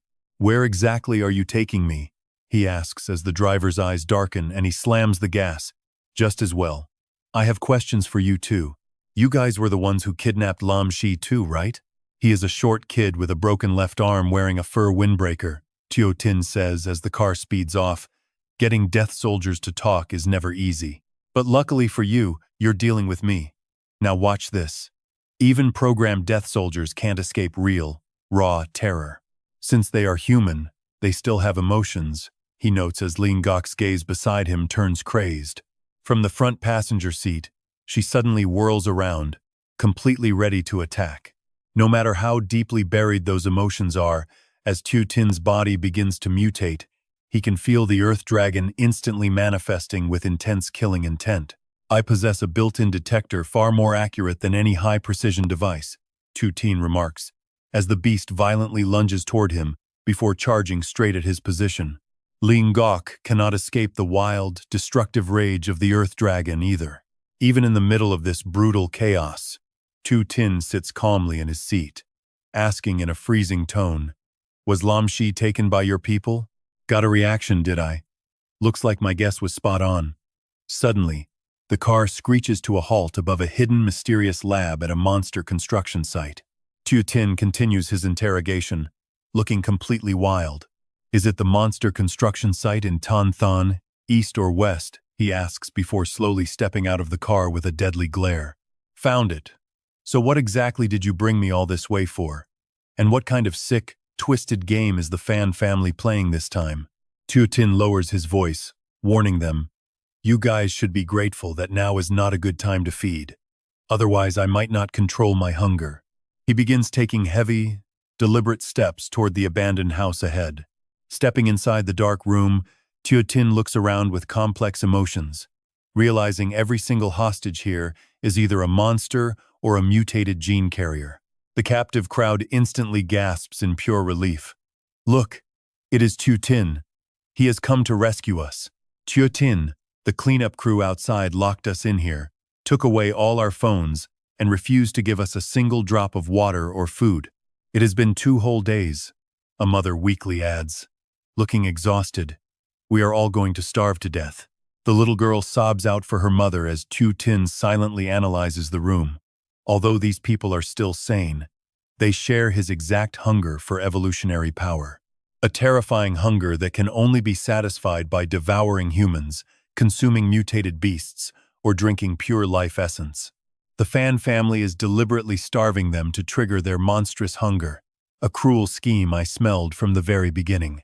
Dozens of superhuman combatants are lurking nearby, their heavy killing intent completely surrounding this run-down, abandoned house. Every single one of them is a death soldier from the Fan family. But honestly, this small number poses absolutely no threat to me. Outside, Ling Gok suddenly waves her hand with a chillingly cold look.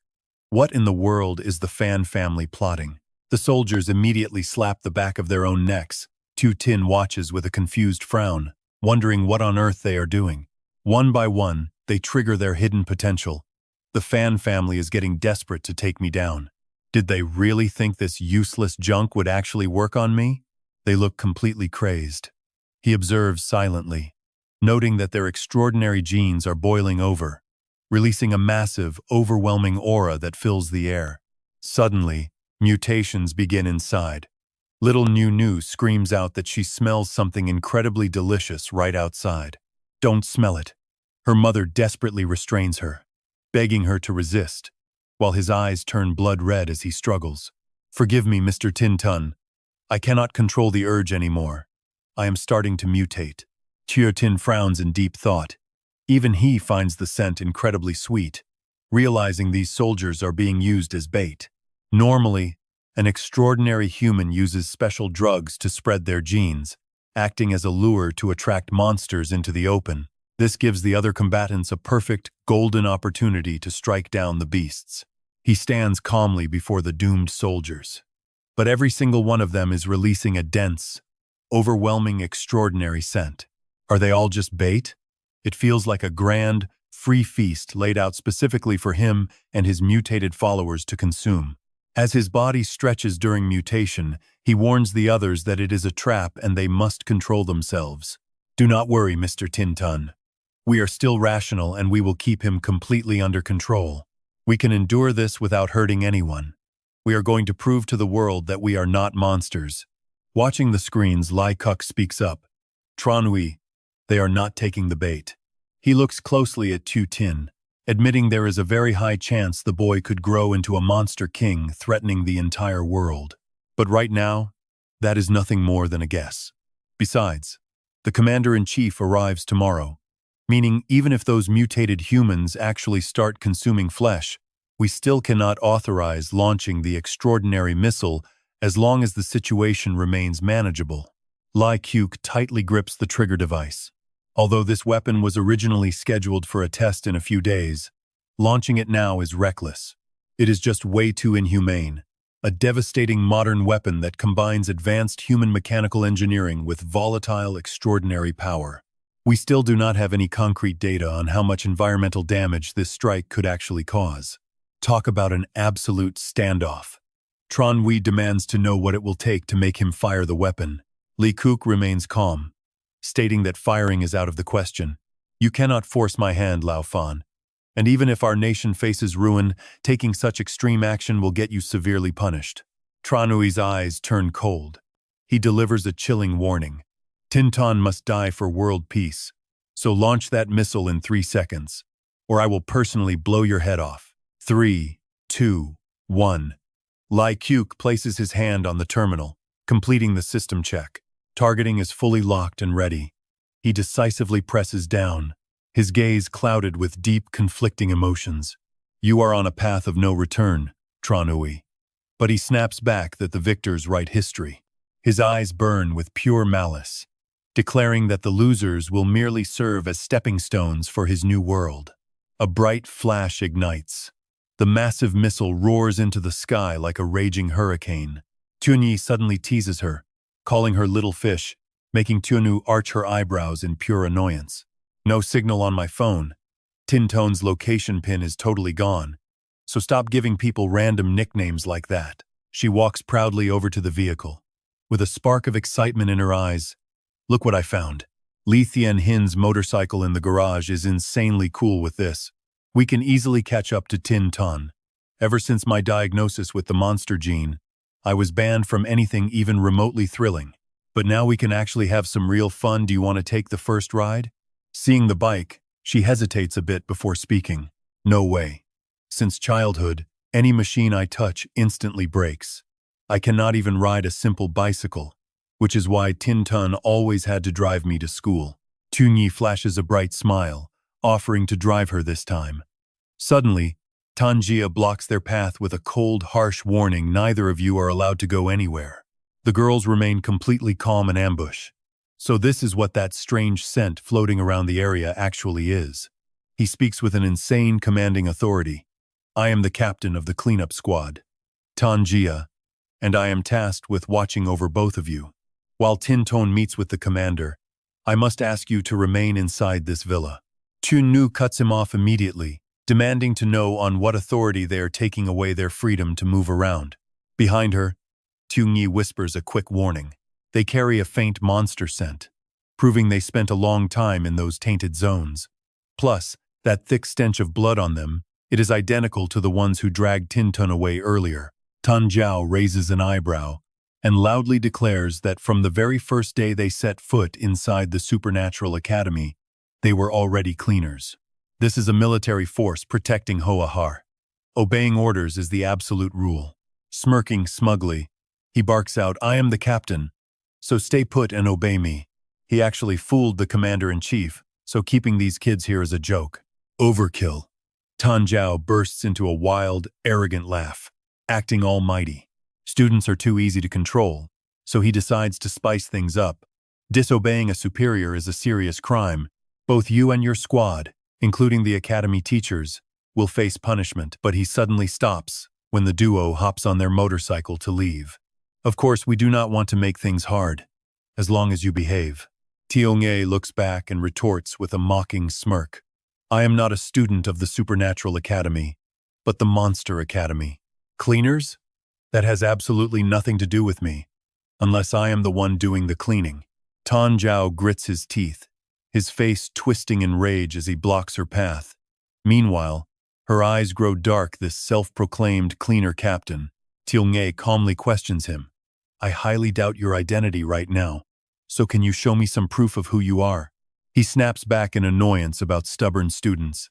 Tan Zhao shouts his next order, his eyes flashing with lethal intent. Capture them both, he commands. They are just a bunch of spoiled brats. So let us teach them how the real world works. Suddenly, spiritual energy silently surges forward, a quick lesson to teach him some respect. And right here, things go completely off the rails, as he gets trapped in a powerful barrier she did not even warn him. To Tin, 51%. This is what a super student is capable of. Xiao Yu looks down arrogantly without proof. You are just a fraud. He struggles. Paralyzed, he realizes he cannot move a single muscle under the heavy pressure. The electric binding is too tight. It turns out they assigned him so many soldiers just to deal with this monster. Her expression turns cold and wild. But even with a whole army of death soldiers, they are basically useless against a beast of this caliber. Are they trying to target Tin Ton? Realizing this, his face suddenly turns pale as cold sweat breaks out.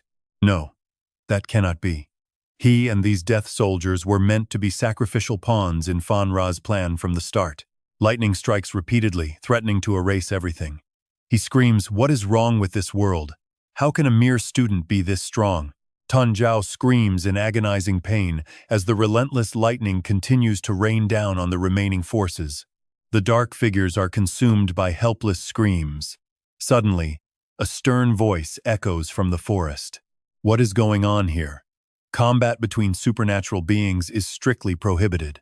Tiongye quickly explains they are blocking us from leaving, even though you guys were ordered to wait for the commander-in-chief. Disobeying orders? Acting on their own? They even tried to murder the cleaners. She is shocked by the terrifying power nearby. Would the commander-in-chief ever meet people like you? Stop right there. Hu Yen Kuai. Outside the barrier, Xiao Yu remains completely unfazed.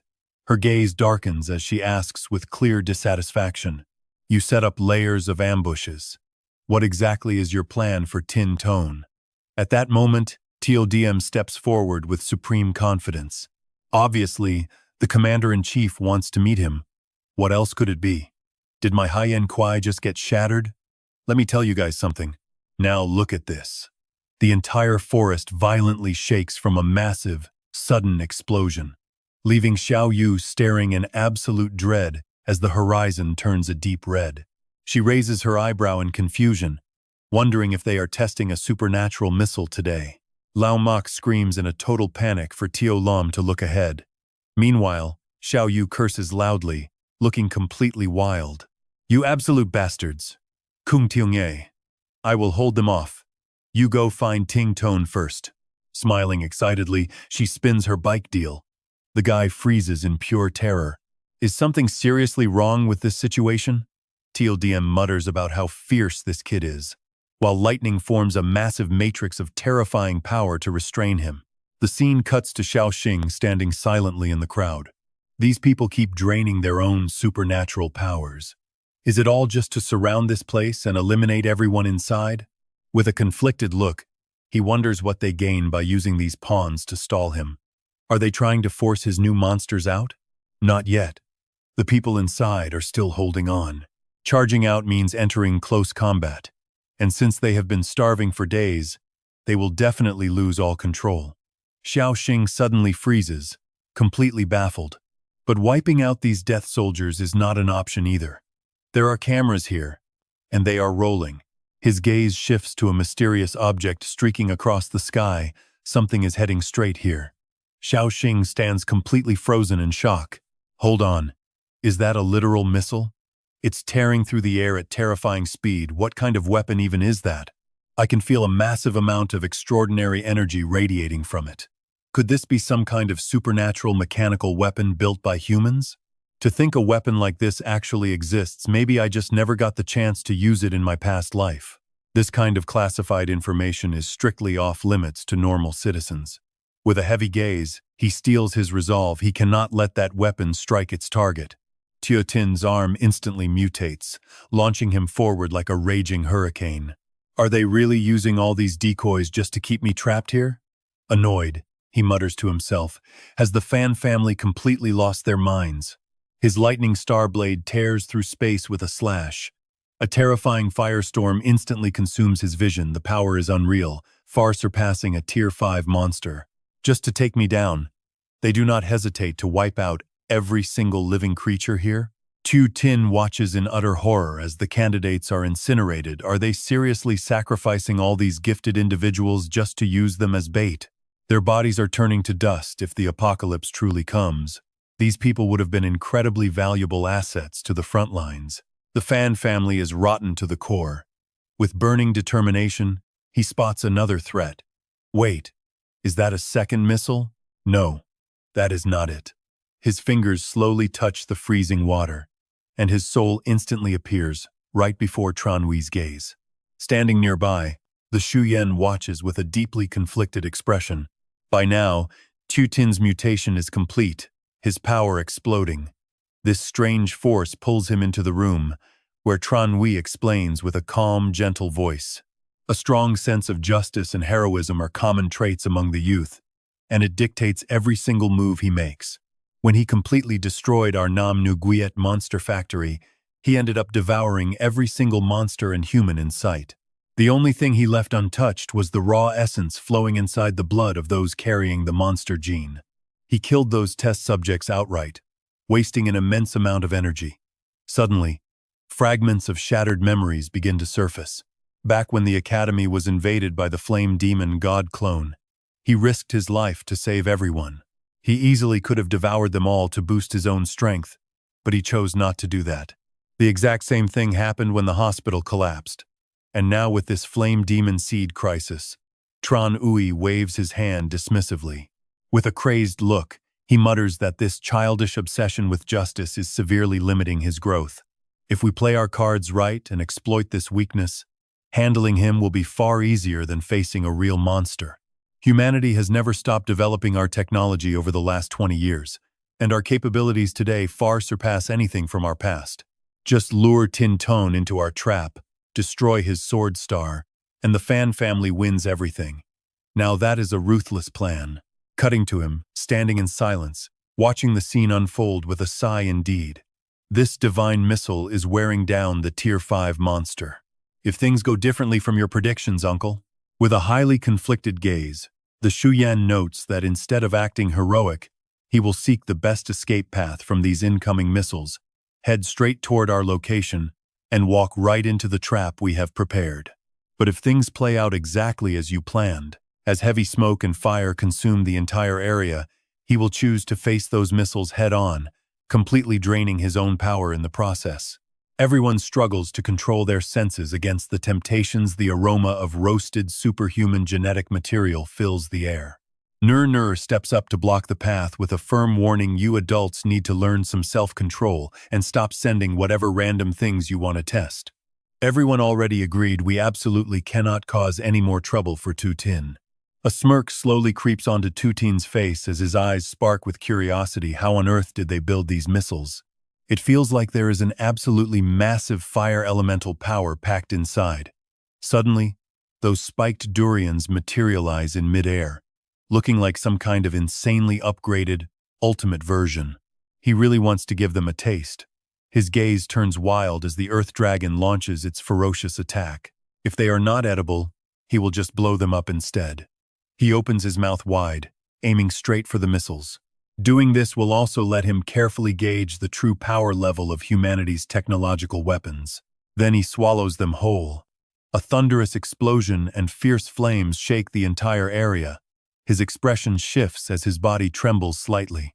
The missiles detonate instantly, engulfing everything in raging fire. These things are definitely a bit tough to peel. Blown back by the terrifying shockwave, Tutin gets dragged quite a distance, sitting amidst the ruins, with absolute amusement in his eyes. With his current actual strength, he can barely digest a fraction of it. What a total loss. Still, the raw power of these supernatural bombs is not bad at all. Suddenly, Tutin freezes, his expression turning sharp and alert. If they can produce enough of these and keep monsters from destroying them, they could prove vital for survival at some crucial moment. Look at this wild scene. Fan Te Xuan is out here coldly incinerating mutants with a crazy smile, declaring he is the vice captain of the Yellow Springs cleanup squad. With murder in his eyes, he boldly declares, "I am here to purge all of you brutal monsters. These bloodthirsty beasts have slaughtered so many of our cleaners." Tutin stands up with a mocking sneer. "So you killed all those innocent people just to pin a massive crime like this on my head?" His eyes burn with deep hatred. Questioning him, "I have heard of you, the wealthy young master of the Fan family. You are different from the sacrificial pawns you use as bait. You are the real cleaner here. Do you not fear karma for doing such evil things?" Hearing this, the Suyen bursts into a maniacal laugh, playing his villainous role to perfection. Tutin calmly steps closer with a sharp gaze. "This grudge is strictly between me and your Fan family. It has absolutely nothing to do with these bystanders, right?" Seeing this, he secretly gloats. "Yes, exactly. Keep going and play the hero to protect the people you dragged into this." The Shuyan looks at him with a complex expression. "They really are innocent, and our target from the start has only been you."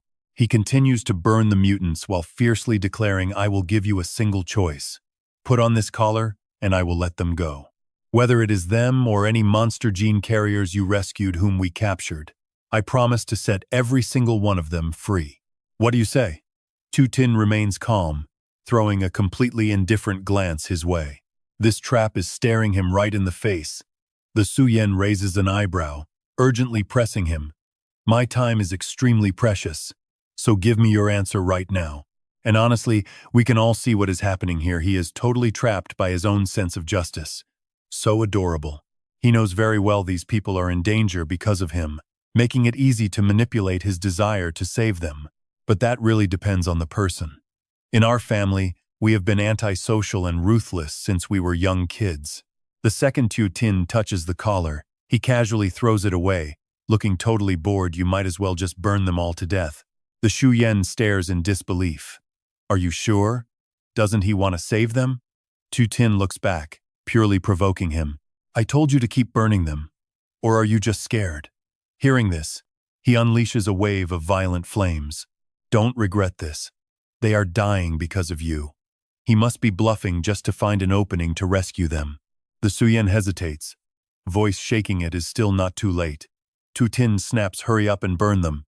He maintains a completely cold demeanor. What are you waiting for anyway?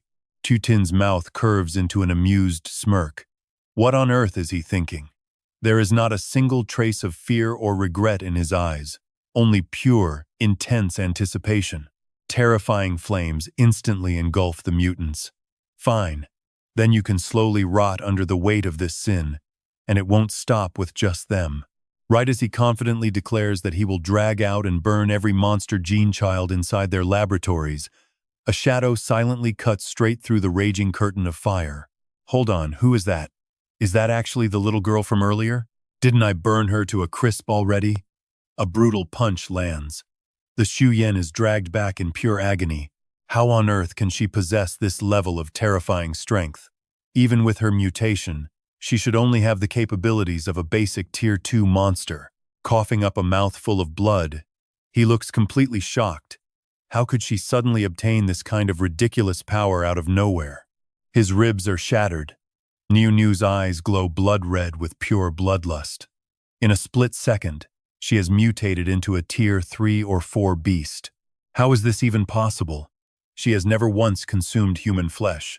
Luckily, I prepared ahead of time and injected myself with a second life booster. Otherwise, a point-blank attack from a Tier 4 monster would have put me down for good. The Xuyen grits his teeth in sheer frustration. Why did he have to waste his second life recovery system so early in this fight? Slumping down weakly, his vision begins to blur. I miscalculated. Meanwhile, Tu Tin casually observes him, regardless of whether that stardust is truly what his uncle claimed it to be. But this kid has no real sense of justice yet. Yet neither I nor my uncle could have ever predicted this. The Xuyen is still in utter shock he actually possesses stardust. Amidst the thick smoke and fire, the rampaging mutants attack wildly, their levels surging thanks to his ability to control and evolve beasts. This means the monsters from earlier were never burned to death. I was so careless. I didn't even notice they never turned to ash. But it doesn't matter.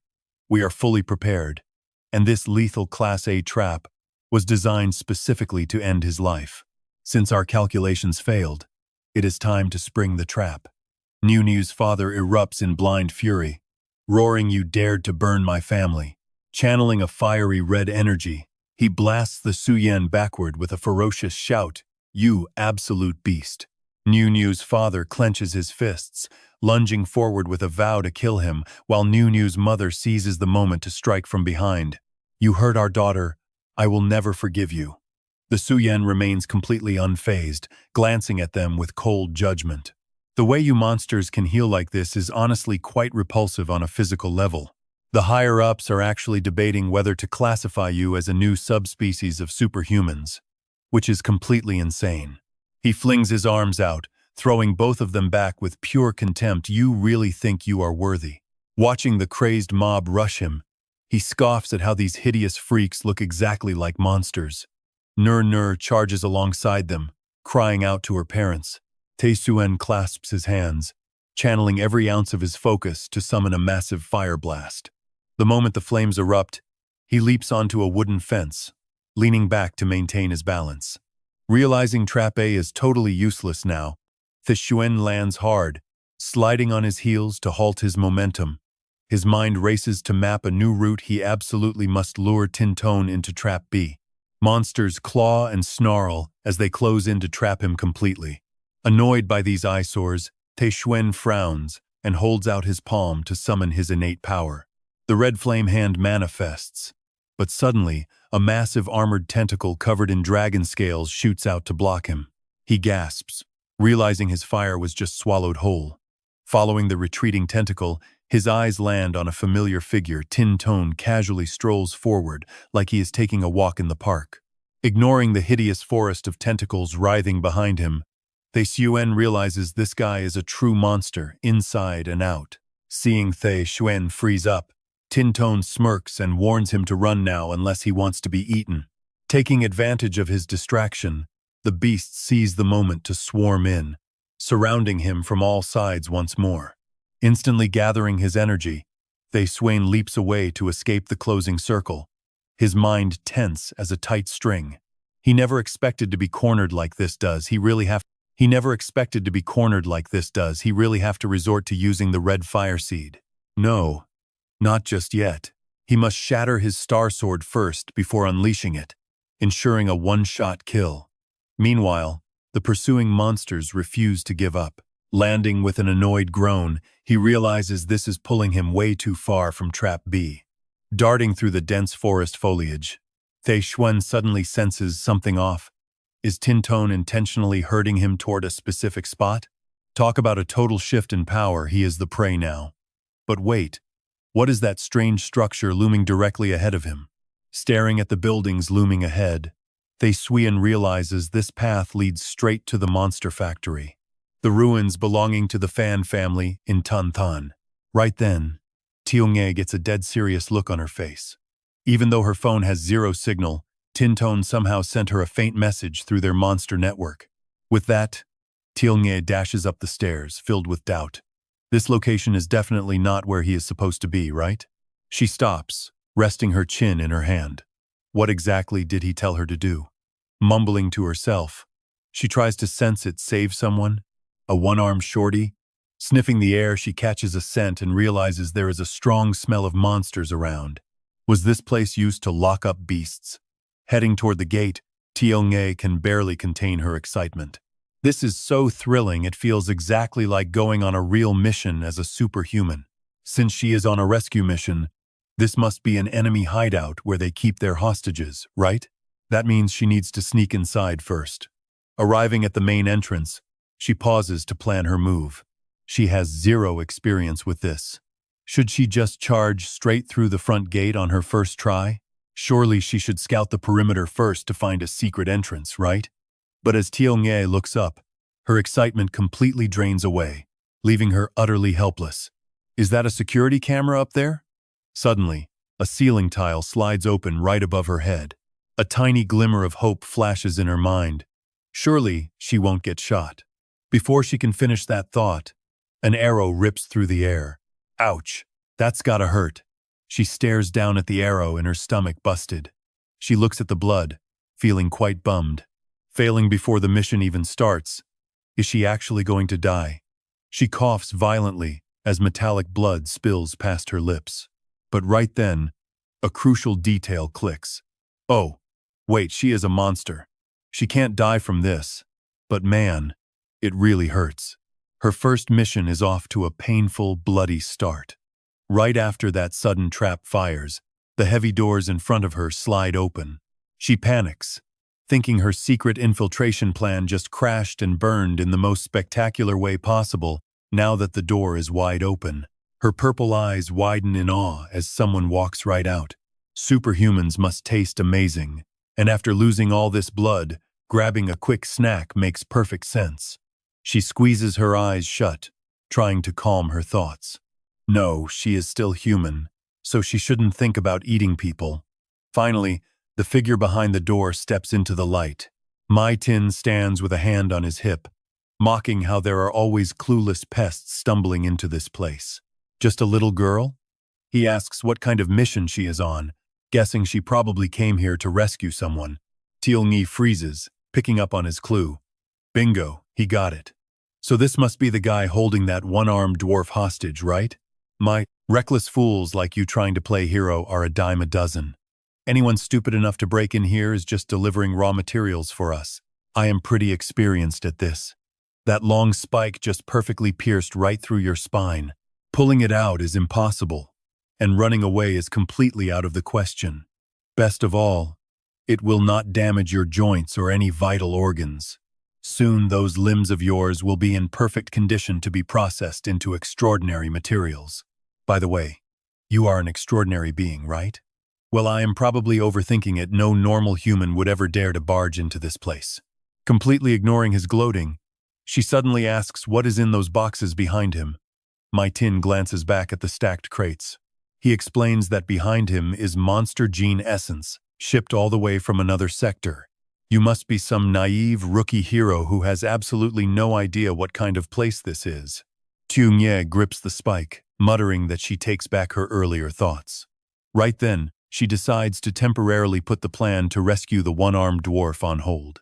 Without hesitation, Tuna rips the spike out of her stomach, letting blood spray everywhere. Then she coldly declares that every single piece of trash in this monster factory can be used to boost her health. She tells herself to paint the room red first and rescue the hostage later. Watching her do that, Mai Tin panics and scrambles backward. He screams, "Are you a monster? How could you just rip out a massive spike like that?" But Tune tosses the spike aside and lunges right at him, telling him he guessed right again. Terrified, Mai Tin frantically mashes the door close button, screaming at her to stay back. But the heavy metal door is suddenly shredded by razor-sharp claws. Her voice cuts right through the steel as she tells Mai Tin that yes, Tuanye is indeed a monster. Scared out of his mind, he collapses onto the floor and summons his energy. He unleashes his heaven-piercing spike. But she lets the beam pierce right through her without even flinching. She just keeps stepping forward. Breaking into a cold sweat, Mai Tin finally realizes she is a genuine monster. Pressing her sharp claws right against his forehead, Tuanye smiles, whispering that she can finally feel her true monster power waking up. A dark, eerie energy surges from her hand straight into Mai Tin, completely enveloping his entire body.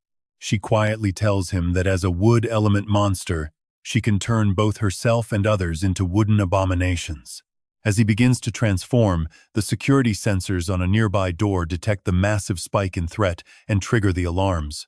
Blaring sirens echo throughout the entire facility. Tunye pauses her conversion and looks around with a sweat drop, muttering to herself that this loud siren is actually making her a little nervous.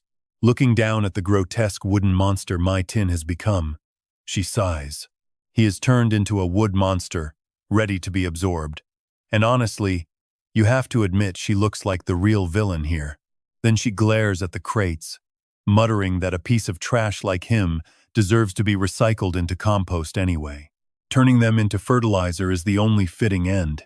Extending her hands, she shatters the crates and softly whispers for the victims inside to finally rest in peace. Suddenly, a whole squad of guards blocks her path. They yell at each other to seal off all the exits and promise life essence to whoever takes her down first. She glares at them, muttering they arrive just in time for her to blow off some steam. Nothien charges forward with blazing fire, shouting for her to come over and help him boost his performance score. Without a word, she swipes at him. He easily dodges and mocks her weird-looking claws, laughing that she is way too slow for someone with special powers.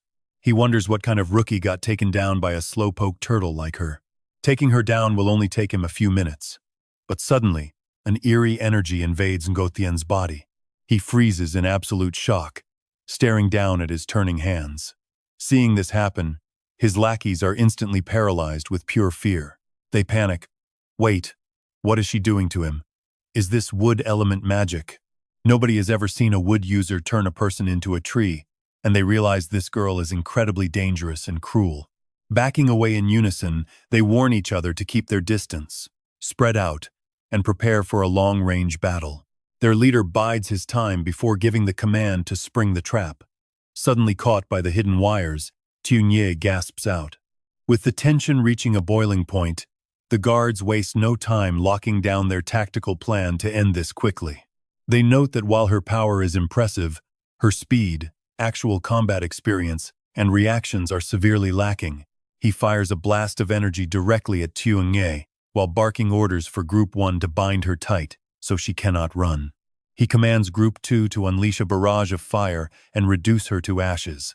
Amidst the rising sea of flames, he confidently boasts that even a fire element user would be completely cremated to dust if they took their devastating combo head-on. Since she is a wood user, and fire easily counters wood, she stands absolutely zero chance of survival. After a moment, her silhouette gradually becomes clear right in front of them, followed by a sudden panic-stricken scream. "No way, Captain. She is still alive. How is that even possible? Are those monster horns on her head? I heard some extremely powerful humanoid monsters have started appearing lately. Could she really be a monster? It turns out they are invading us. Can monsters actually use elemental power? She cannot be at the 5th tier, right? Watch out, even if she has not hit the 5th tier yet. She is at least peak 4th tier. So stay alert and dodge. Breaking into a cold sweat, he leans over to dodge the strike and breathes a sigh of relief. Lucky for him, her attack speed is quite slow, barely grazing him without even breaking the skin. Just as he says that, a creepy tree trunk erupts from his neck, twisting wildly. Seeing his teammate collapse, the guy behind yells a loud warning that she can turn people into trees instantly, so whatever you do, do not let her touch you. As Xiao Ni calmly steps forward, the crowd gets wiped out wherever she goes. These monsters are terrifying. Finally, those guys retreat toward the door, yelling at each other to run away fast. Xiao Ni remains expressionless, locking her glowing eyes straight onto them. Through that reinforced door, beams of raw power still pierce right through as everyone collapses in pure panic. Even as they go down, they realize this is not a monster any of us could ever hope to stop. Standing outside, Xiao Ni calmly listens to their desperate screams for help, only letting out a soft sigh that it is a pretty eerie sight. Frowning slightly, Xiao Ni mutters to herself, wondering if she really is not considered a villain, or if she definitely is. Maybe. She is probably on the side of justice, right? Scene change. After hearing the report, Manager Xiao raises his voice in disbelief. Say what? A monster has broken into our very own monster factory? Do you even hear what is coming out of your mouth right now? The guard outside insists, shouting that it is the absolute truth. Security team number 1 has already been completely wiped out. He nods calmly, saying he gets it. Manager Xiao then grabs Lin Qi by the hair, forcing his head up while instructing the guard outside. Once I finish with this guy, I will head right over. For now, tell Team 2 and Team 3 to move together since we have plenty of support from the Fan family. With both teams combined, they have 4 Tier 4 superhumans. Plus we are on our own home turf. Are you telling me they cannot even handle one tiny monster? The guard quickly agrees, saying he is absolutely right. His hair being yanked, Lin Qi grimaces in pain. Manager Xiao growls, telling him that he has successfully triggered his curiosity. Under my mental control, you have no choice but to forcefully recall your actual, genuine memories. Yet you keep recalling completely random, useless things, from wetting the bed as a kid to not growing tall in high school, just a giant mess of your entire life. So what is this big secret you are trying so hard to hide? Stop struggling, because in my hands, you cannot keep any secrets from me. A total breakdown is only a matter of time.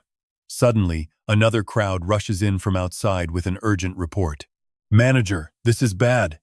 Annoyed at being interrupted yet again, he spins around and barks, "What is wrong with you people? Why are you standing around here instead of solving the problem?" Agong explains in absolute panic, saying that the exit route has been completely blocked off by strange logs. We discovered a monster blocking the exit has broken into our secure zone through the ventilation shafts, and wood monsters are now sprouting from every single crack in the factory. Along with his frantic voice, a sudden violent tremor catches Manager Xiao's attention. Even worse, they have followed that exact path straight toward the lady's research lab. Up on the ceiling, the vent cover is violently blasted open by Xiao Ni's surging power. He looks up and spots the wood monster. From above, Xiao Ni looks down, and you know she has just found the head boss. Oh, what a lucky break. And there is even a one-armed dwarf down there. Agong points a trembling finger toward the vent and screams, "Manager, that is the invading monster right there." Scene shift. After a high-stakes chase, Xiao Xing stands before everyone and speaks up. You all did great, but this sudden explosive surge in power will leave you feeling weak for a bit. So do not worry. You will slowly recover. And if you want to fix that intense hunger, you need to drink the life fluid regularly. I am sorry for putting you all in danger. When you come to the villa tomorrow, I will give you some life fluid to make up for it. With a sudden burst of energy, he gradually fades away. Before vanishing, he leaves behind one final task, telling them to find their own way back. Meanwhile, Shi Chuan is still running for his life from the monsters. Glancing back, he curses those disgusting beasts under his breath. Up above, Xiao Xing looks down and delivers a sharp provocation. Hey, is anyone from the Fan family listening? Whoever you are, Fan Zhantian or Fan Zhanwei, stop hiding like cowards. Unless you want the Fan lineage completely wiped out, get out here now. Show me what you have got, and let us settle this once and for all. Sichuan does not reply, popping a spiritual pill into his mouth with pure contempt in his heart. As the eldest grandson of the Fan family and deputy leader of the Yellow Spring Sweepers, being held hostage is a joke. Sichuan, fearing absolutely nothing, looks up and challenges him. Who do you think you are to settle scores with our Fan family? You need to understand this. The Fan family is judging you now, making us the righteous ones. As for you, he flings a blazing burst of fiery energy toward Tin Ton Nung, declaring you are just a monster harming humanity. Hearing Han Te Suen, Tin Ton Nung bursts into laughter at this twisted logic, mocking how they can play this trick so shamelessly and act completely casual about it. Tin Ton Nung thinks to himself that the man's scent is growing pretty strong now. It is almost as alluring as Cheer Nu, but there is a clear difference. Then Tin Ton Nung shouts back, calling them a trash family that uses human lives as bait, traps others, and abuses power for selfish gains, yet still has the nerve to talk about judgment, justice? Tin Ton Nung compares them, noting that if Cheer Nu is a premium bowl of beef noodles, then this guy is just a cheap cup of instant noodles that smells somewhat similar.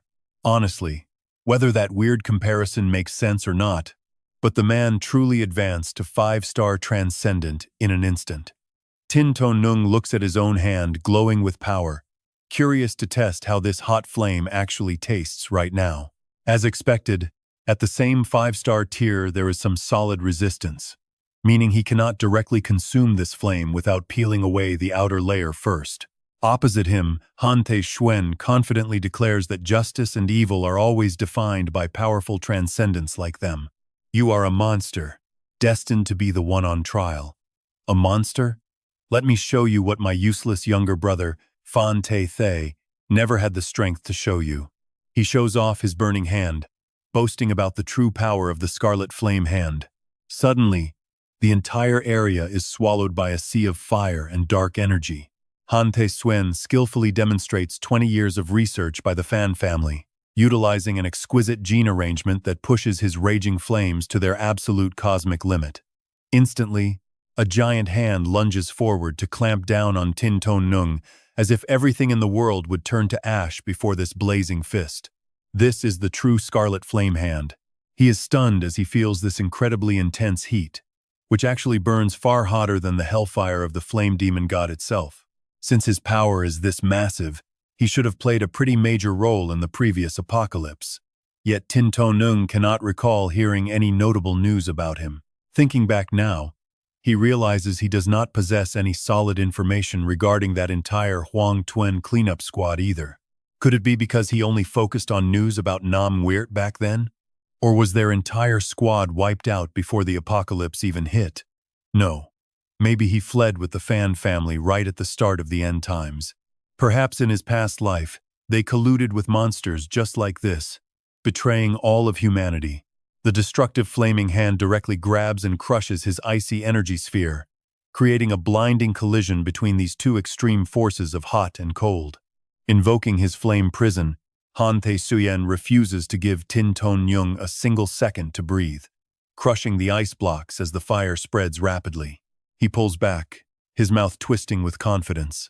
I get it now, your domain is the devouring flame prison of a Tier 5 fire monster, which acts to melt down tough defenses like my Scarlet Flame hand and devour anyone trapped inside. This really is a pretty disgusting monster domain.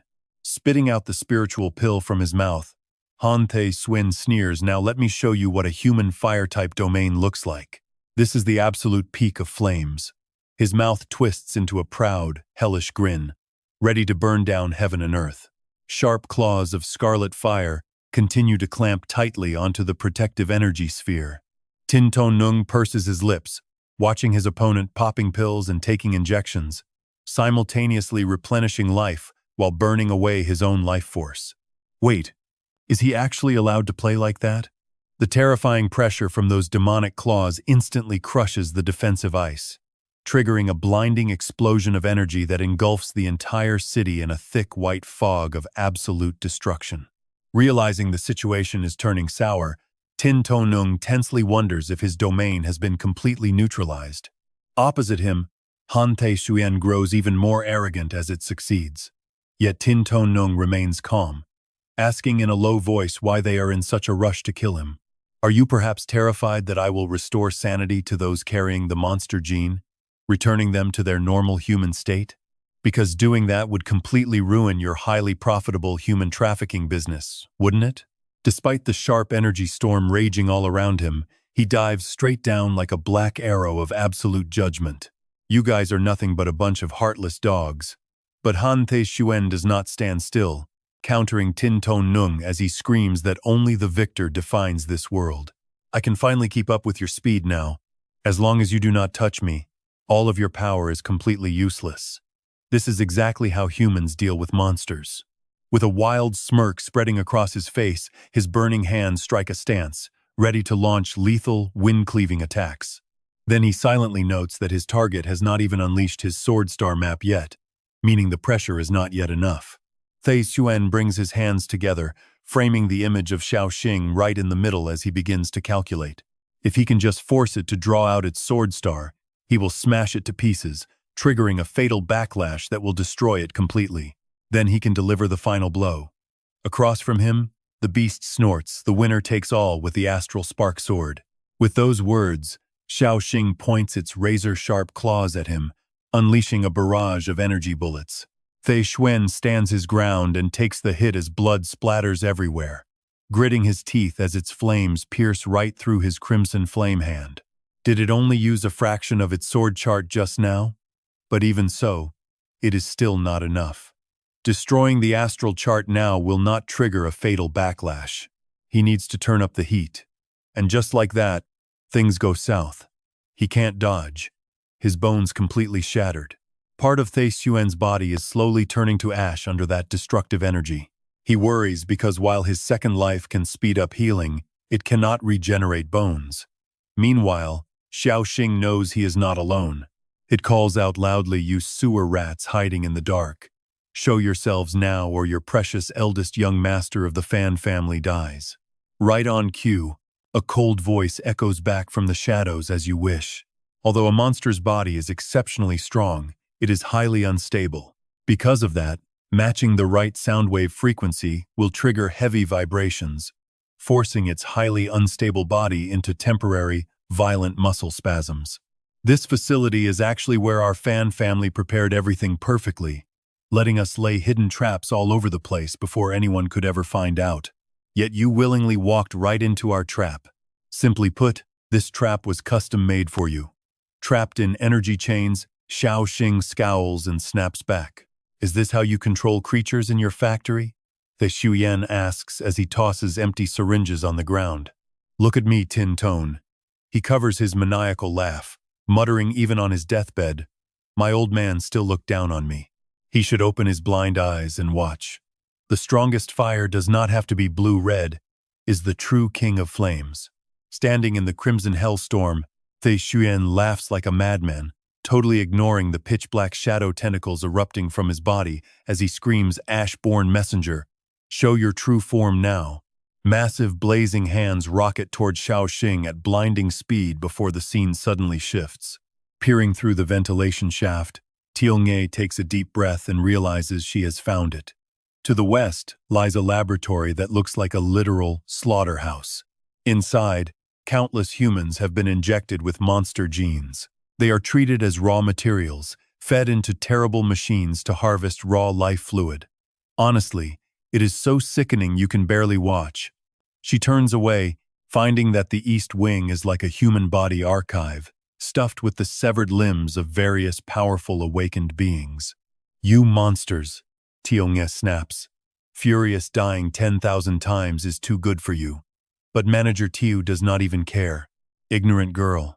We are the ones truly building Wuxia. That is just how the world is." Turning to Lin Qi, he claims it is precisely because of these human trials across the globe that awakened humans possess such incredible powers today. This is exactly how we achieved this massive, explosive boom in modern transcendent science. Without our family's silent research and sacrifices, Wuxia's transcendent science would fall 10 whole years behind the rest of the world. If we fall behind, we get crushed. Holding the remote control, Manager Tio calmly sneers, serving the greater good is the only true justice. You wanted to rescue him, did you? I am not falling for your little tricks. Without a single moment of hesitation, he presses the trigger, smiling confidently. This is a monster facility, and handling mass breakouts or forced evolutions is something we have mastered long ago. Suddenly, the horn on Tiong's head glows intensely. She grits her teeth in agonizing pain as he turns to address Akung's squad. This sound wave achieves maximum efficiency inside our facility, theoretically forcing every fifth-rank creature to drop straight to their knees. He orders all fire-type awakeners to burn him alive, and his men combine their powers to unleash a massive firestorm that threatens to completely incinerate the entire area. Manager Tio stomps his heavy boot right onto Lin Chi's face, leaning down to mock him. I saw right through your little scheme. You wanted to deliver the complete sword chart to Tin Tone, but I just received the report. That monster is currently inside our factory, but you will never get to send it because absolutely no one is coming to save you. Since you are completely useless to me now, I will skin you alive and take only what we can harvest. Lin Chi glares up, trembling as he retorts, You still have not realized the Sword Star data you took from my brain is fake? You probably have not reported that yet. Have you? You are going to get punished. Suddenly, a lackey runs up behind him with a report. Director, Kwai Mok has retreated. Manager Tio falls silent for a long moment, then slowly nods very well. He stands up, tosses the device to Akung, and commands, Akung, the sonic control device is yours. You can use the Scarlet Fire Pills to complete this mission. Now take squads 2 and 3 and exterminate that monster. Akung catches it and acknowledges the order. Leading his men out, he confidently promises to get the job done. With that distraction handled, Manager Tio grabs Lin Chi by his hair again and snarls, Do you really not get your situation? How dare you do something so disgusting to me? He lifts him up to look him in the eye and continues lecturing him. At worst, I will throw your legs and spine away as scrap. I do not care about keeping your body functional because I have plenty of ways to extract the secrets from your brain. The only reason you are still breathing is because we are short on materials, and I hate wasting resources.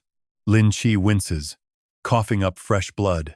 Meanwhile, Tiong'e clutches her head in absolute agony, wondering what that painful sound was. Then slash!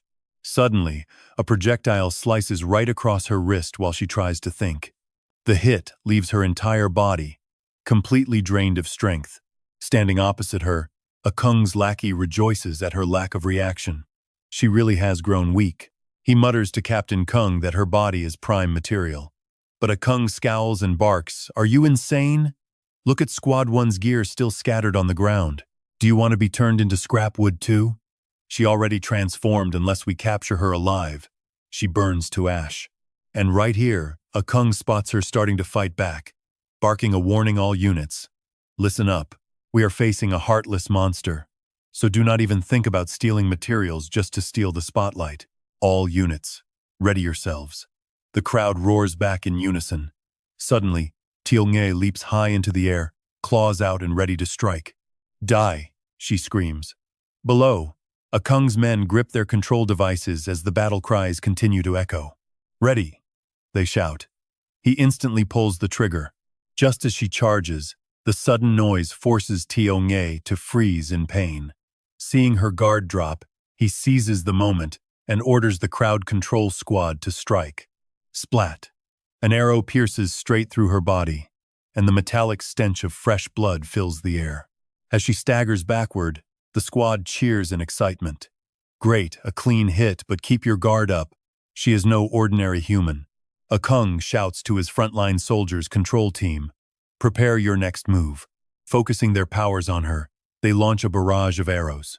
Countless projectiles impale her body as he yells, Keep pinning her down to stop her from moving. Gripping their spiritual pills, Akung and his men let out a sigh of relief. Phase 1. Containment complete. Moving to Phase 2, he directs their next step, consume the Scarlet Fire Pills, activate the star charts, and provide deeper support to bind her. Everyone acknowledges. Having silently endured the onslaught, Tiongye glares at them and speaks, "You pests have put far too many things into my body." Taking heavy steps toward them, she yanks the arrows out one by one and throws them back, declaring, "Now it is my turn to pierce you." Panicking, Kung screams, "Control team, block her." He frantically mashes the trigger, his mind racing. How on earth can she recover her movements this quickly? This is the maximum sonic frequency output from the monster factory. Even superhuman elites like us suffer some side effects from it. According to our data, even a rank 5 monster should not be able to react this fast. Sensing her opening, he channels his fire element. Together, Kung and his squad unleash a massive crimson wave of fire, aiming to incinerate everything. Blazing dragon tornado.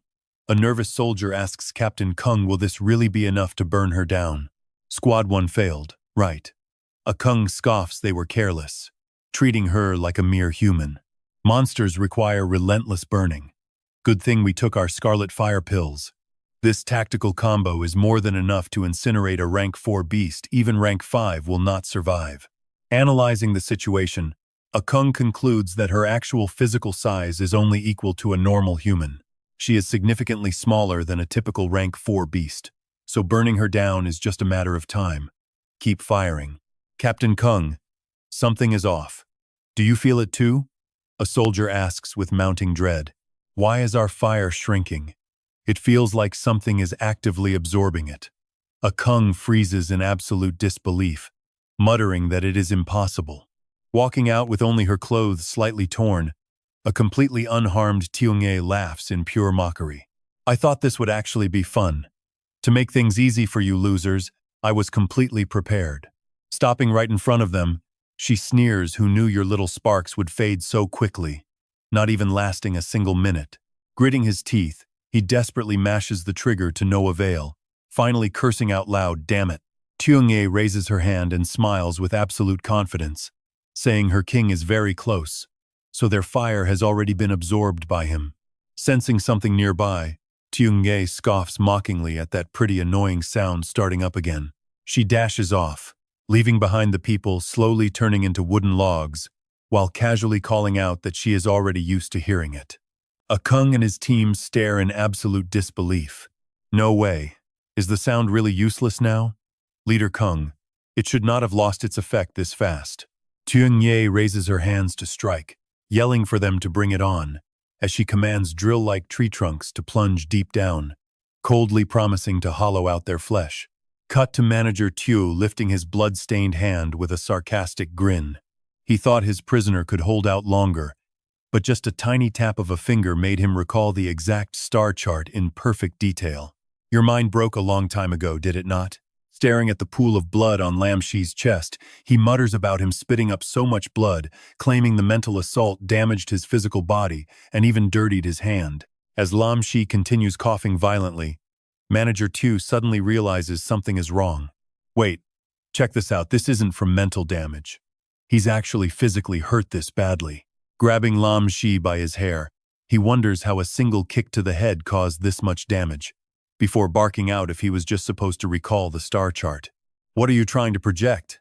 He demands, getting no answer but still screaming questions frantically. Projecting that massive star chart in your current broken condition is a literal death wish. Why are you projecting it?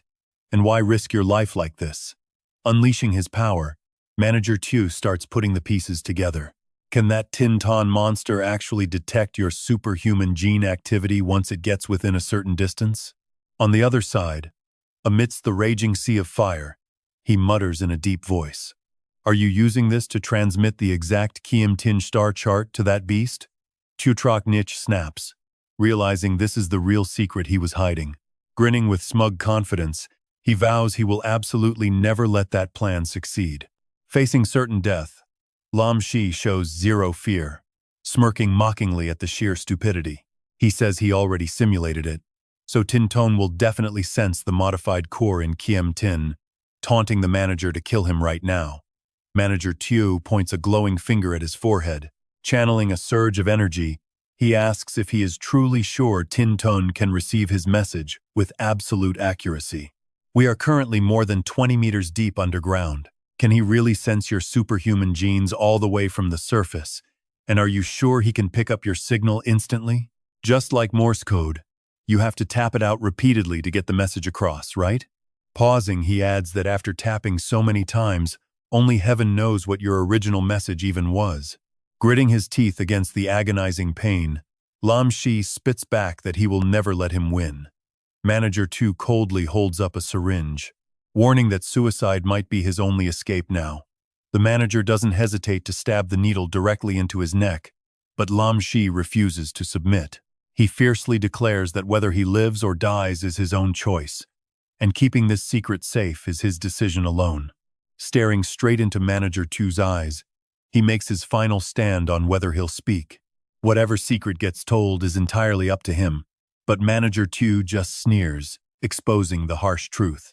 He claims he knows the kid is lying because he already ripped the complete Kiem tin right out of his head.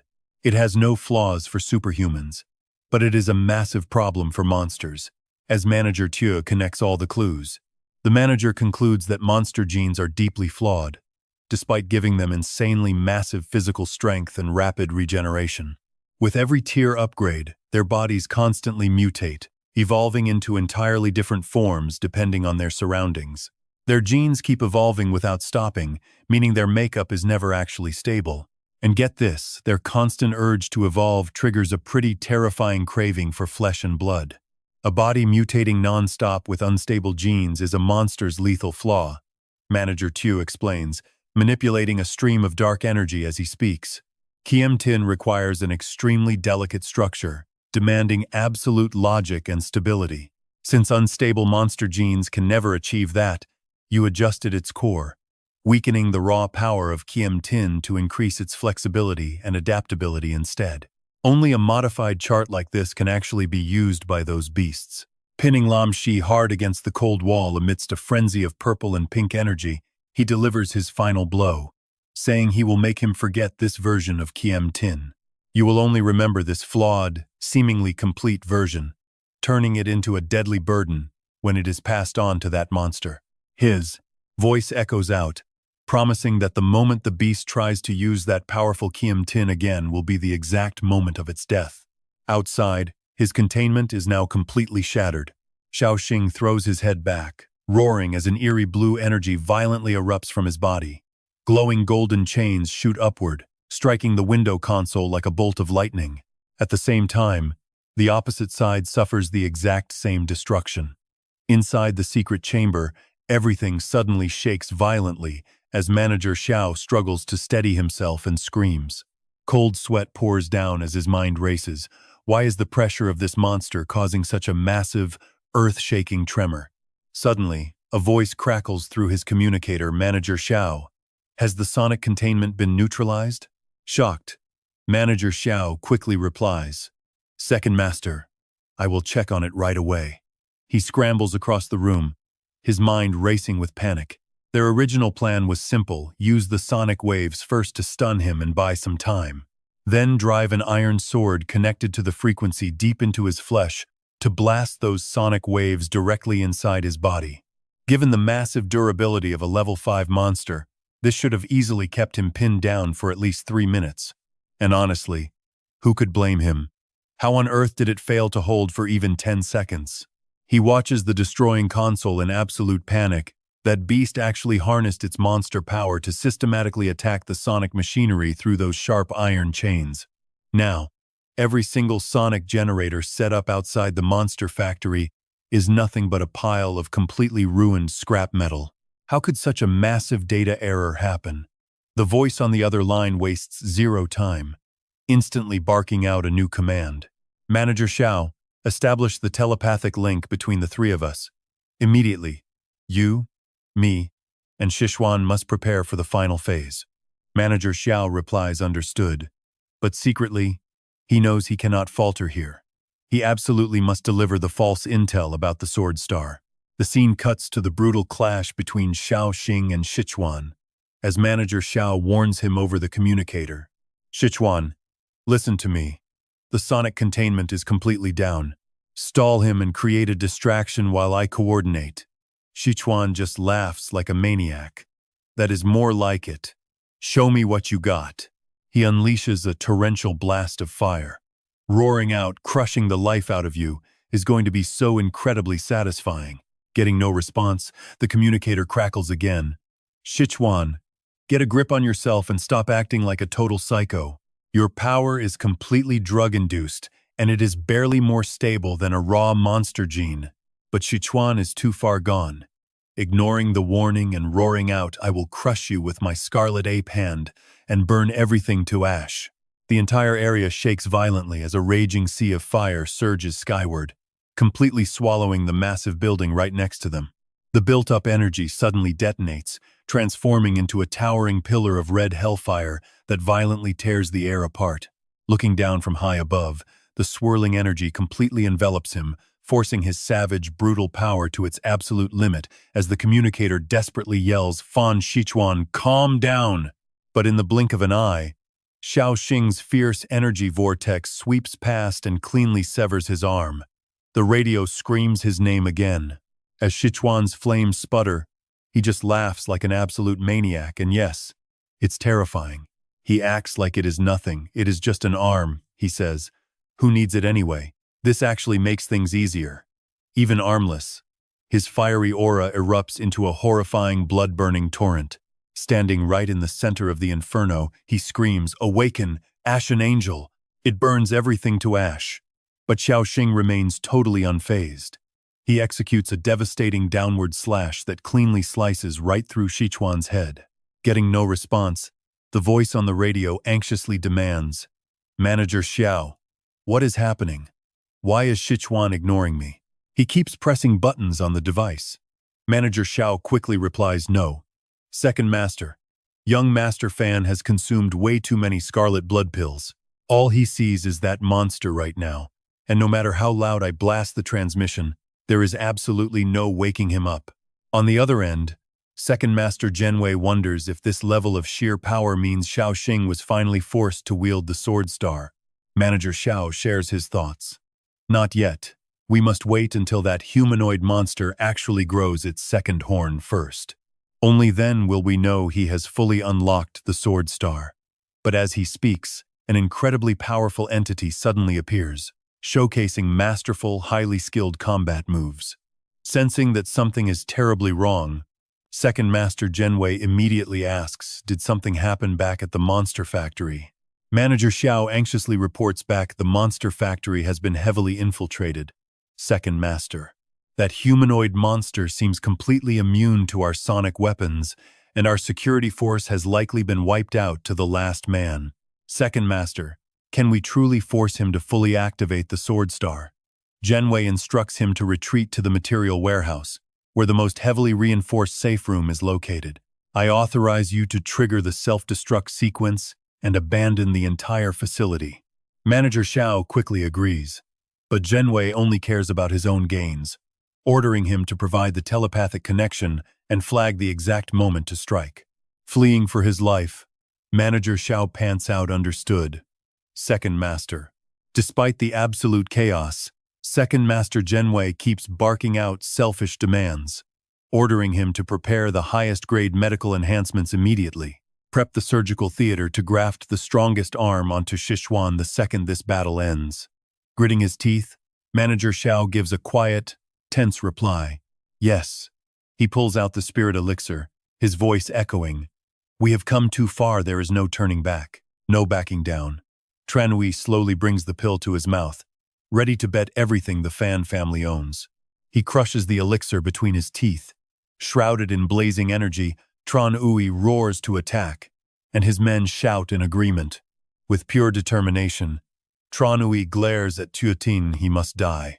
He guarantees that once this extermination plan succeeds, the supreme status of the Fan family will remain completely unshakable. Manager Tu drags his battered body forward, grumbling about how they were actually forced to abandon their precious monster factory. He grumbles aloud, but he is not truly worried, casually noting that they still have absolutely nothing to fear. Knowing the deep secrets of the Fan family, the Second Master's resolve this time is incredibly intense. If we ignore the casualties, there is no way we lose.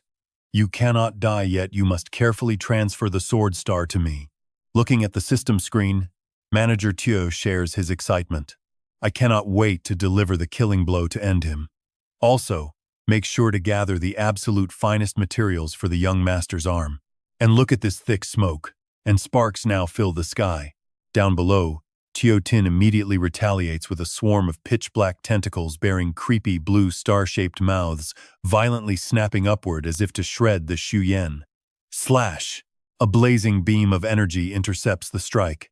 Looking over, Tio Tin smirks with cold satisfaction.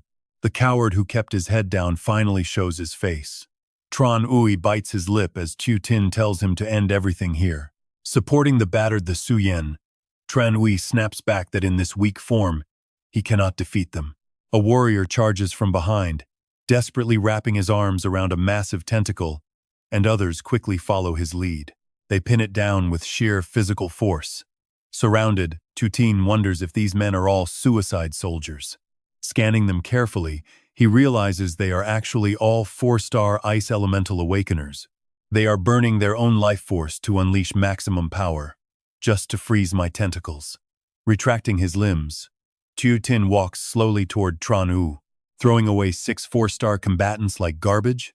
The Fan family really operates on another level. Ignoring him, Tran Ui tells the Xu Yan to rest and calm down.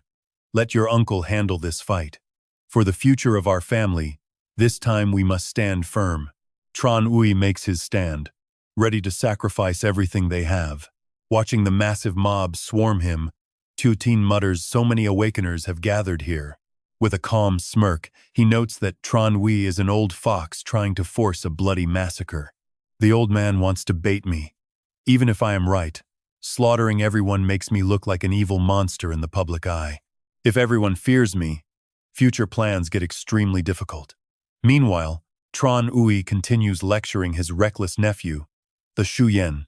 You are too reckless, the Xu Yan. I taught you that we never risk our own lives when others can do the bleeding. That is the big difference between you and the family heir. Forget it. Let's drop this. Observing the battlefield, he confidently declares that power and influence are the ultimate weapons. Can you believe this level of schemes? He is using disposable soldiers as meat shields, confident that a total massacre will completely destroy Tio Tin's reputation.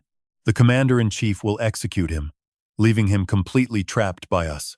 And if he does not fight back, he is still defenseless. Tran Ui channels his energy. This gives them all the time they need.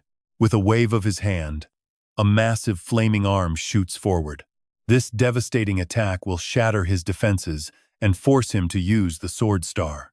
20 years ago, humanity killed a Tier 5 monster in this exact same way. Today will be no different. Within seconds, Tran Ui's overwhelming power completely incinerates one of Tio Tin's arms. Looking up at the swirling vortex above, he admits the Fan family is pretty clever. To think they figured out how to shatter my Tier 5 barrier like this. Remembering his past life, Tio Tin scoffs at how they cowered away from the apocalypse despite having such power, choosing to flee and vanish from the world completely. They are just spineless parasites, only looking out for themselves.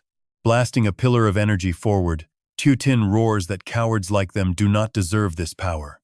Tran Ui merely steps back with a cold laugh. Nobody cares about your pathetic opinion. Tran Ui coldly orders the Xu Yan to keep wearing him down, forcing the brat to deploy his ultimate Sword Star technique. Right on cue, the Xu Yan explodes in flames and leaps forward, shocking Tran Ui. Losing all his remaining control, the Xu Yan arrogantly bellows that he alone is the truly supreme, invincible warrior here. Stunned, Tran Ui immediately contacts Manager Tio to ask if the Xu Yan is losing his mind again. On the other end, Manager Tio replies that the young master has been totally out of his mind from the start. He simply lets his burning hand flare up, declaring without a single shred of hesitation that everything around them should just burn completely to the ground. Xiao Xing completely freezes, swearing under his breath, because if a massive attack like this lands, the surrounding death soldiers are toast. The Xuyen surges forward, laughing like an absolute maniac, prompting Tran Ui to quickly reassess the situation. Has The Xuyen completely and utterly lost his mind? But no, Thae Xuan is actually focusing all of his power. Over the comms, Manager Tiu gasps in pure awe. The young master is truly powerful. This force is shaking the entire underground, and there is absolutely no doubt about it. This move is easily the strongest attack an extraordinary being has ever unleashed in the history of mankind. It will definitely force Tinton to unleash his ultimate move, the Star Sword. As countless arrows shoot out from Xiao Xing, he gets excited. Yes, it is finally happening. Second Master, this is the clear sign that Tinton has unleashed the complete Star Sword. We have actually succeeded. Manager Tio quickly explains that the version of the Star Sword he is using right now has a massive flaw. Tren Wei wears a grim expression as he summons his energy while the manager keeps babbling. The opportunity is here. Tinton is finished. Manager Tio instructs him to channel his fiery power straight into Tinton's sword blade. That exact spot is the core of the Star Sword. Feeding external firepower into that unstable core will completely shatter its balance, which will then trigger a massive chain reaction of destruction across his star map and every monster gene inside his body. Xiao Xing suddenly whips around in surprise. Looking at the overwhelming wall of fire consuming his position, he shouts out in pure excitement, "We won!" Xiao Xing easily flings Thae Xuan backward with one hand. "We won!" Trenui shouts, looking down at the completely naked body that just crashed to the ground. Thae Xuan. He looks at him and calmly asks, "What exactly do you think you are doing? Trying to feed me your little sparks? What kind of weird move is this?" Manager Tiu is totally frozen as endless questions rise. Why did the weakness of the Star Sword have absolutely no effect? There is no way this should be happening. Right? Thae Xuan, who was just exploding with power, is now completely defeated. Manager Tiu and Tren Wei step back in shock. Didn't you say the Star Sword had a massive flaw, that it had a fatal weakness? What is this supposed to be now? He looks at the ruined surroundings in absolute rage. Tonight, our fan family gambled absolutely everything. Tren Wei screams in utter fury at their massive losses. Literally everything. Is it all ruined just because of your stupid miscalculation, Manager Tiu? How on earth do you plan to take responsibility for this? Back in the lab, Manager Tiu receives the news. In theory, there is absolutely no way this should have failed. Pouring that abnormal flame into the core of the Star Sword should have shattered the balance and triggered a devastating chain reaction. Tren Wei aggressively urges him to do something. As an expert in the extraordinary field, you must know this very well. This whole situation is just like a math problem, and there is only one correct answer. Tren Wei lowers his voice, demanding he analyze the cause and find a fix right now, because the theory itself cannot be wrong. Suddenly, a terrifying thought strikes him. Unless the root itself is wrong, Manager Tiu stammers in disbelief, insisting that he is not a monster, or at least not completely a monster, since his gene sequence is actually more stable than any monster's. That is exactly why he can master the Star Sword created by Lin Qi. Suddenly, Xiao Xing casually chimes in, "So that is how it is." He coldly threatens them, realizing that finding the weakness of his Star Sword was the entire reason they kidnapped Lin Qi. Now both of them are absolutely losing their minds. Wait, can he actually block telepathy too? As he slowly takes a step toward them, he mentions that he can still faintly feel Lin Qi operating his extraordinary power deep underground. Maybe he is trying to tell me something, but unfortunately the distance is just too far for a clear connection. It does not really matter anyway. But with this whole pathetic plot of yours, did you honestly think you could just underestimate me like this? Why on earth did you assume that I would only cultivate a star map created by someone else? Trenui grabs Thae Xuan and prepares to flee without hesitation, telling Manager Tio to get a replacement arm ready. We need to retreat and leave China right now. The other side quickly obeys as the remaining bloodthirsty enemies swarm directly toward Xiao Xing.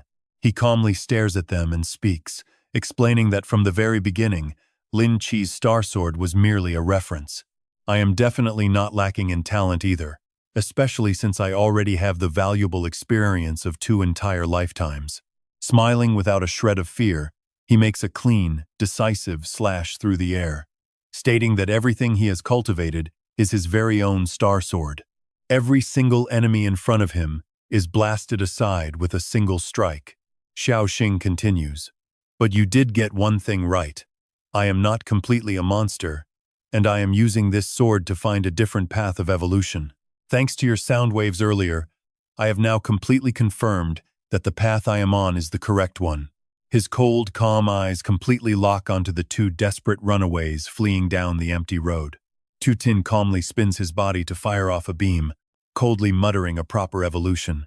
Tran Hui dares not lower his guard, constantly glancing back, utterly shocked to find himself in such a pathetic state, forced to use every ounce of his power just to run for his life. Luckily, they put some serious distance between them, thinking they finally lost him. But just as he lets out a breath, that deadly light catches right up to their heels. Tran Hui looks back in absolute terror at his pursuer's ridiculous speed, completely forced to admit the monster is unbelievably fast.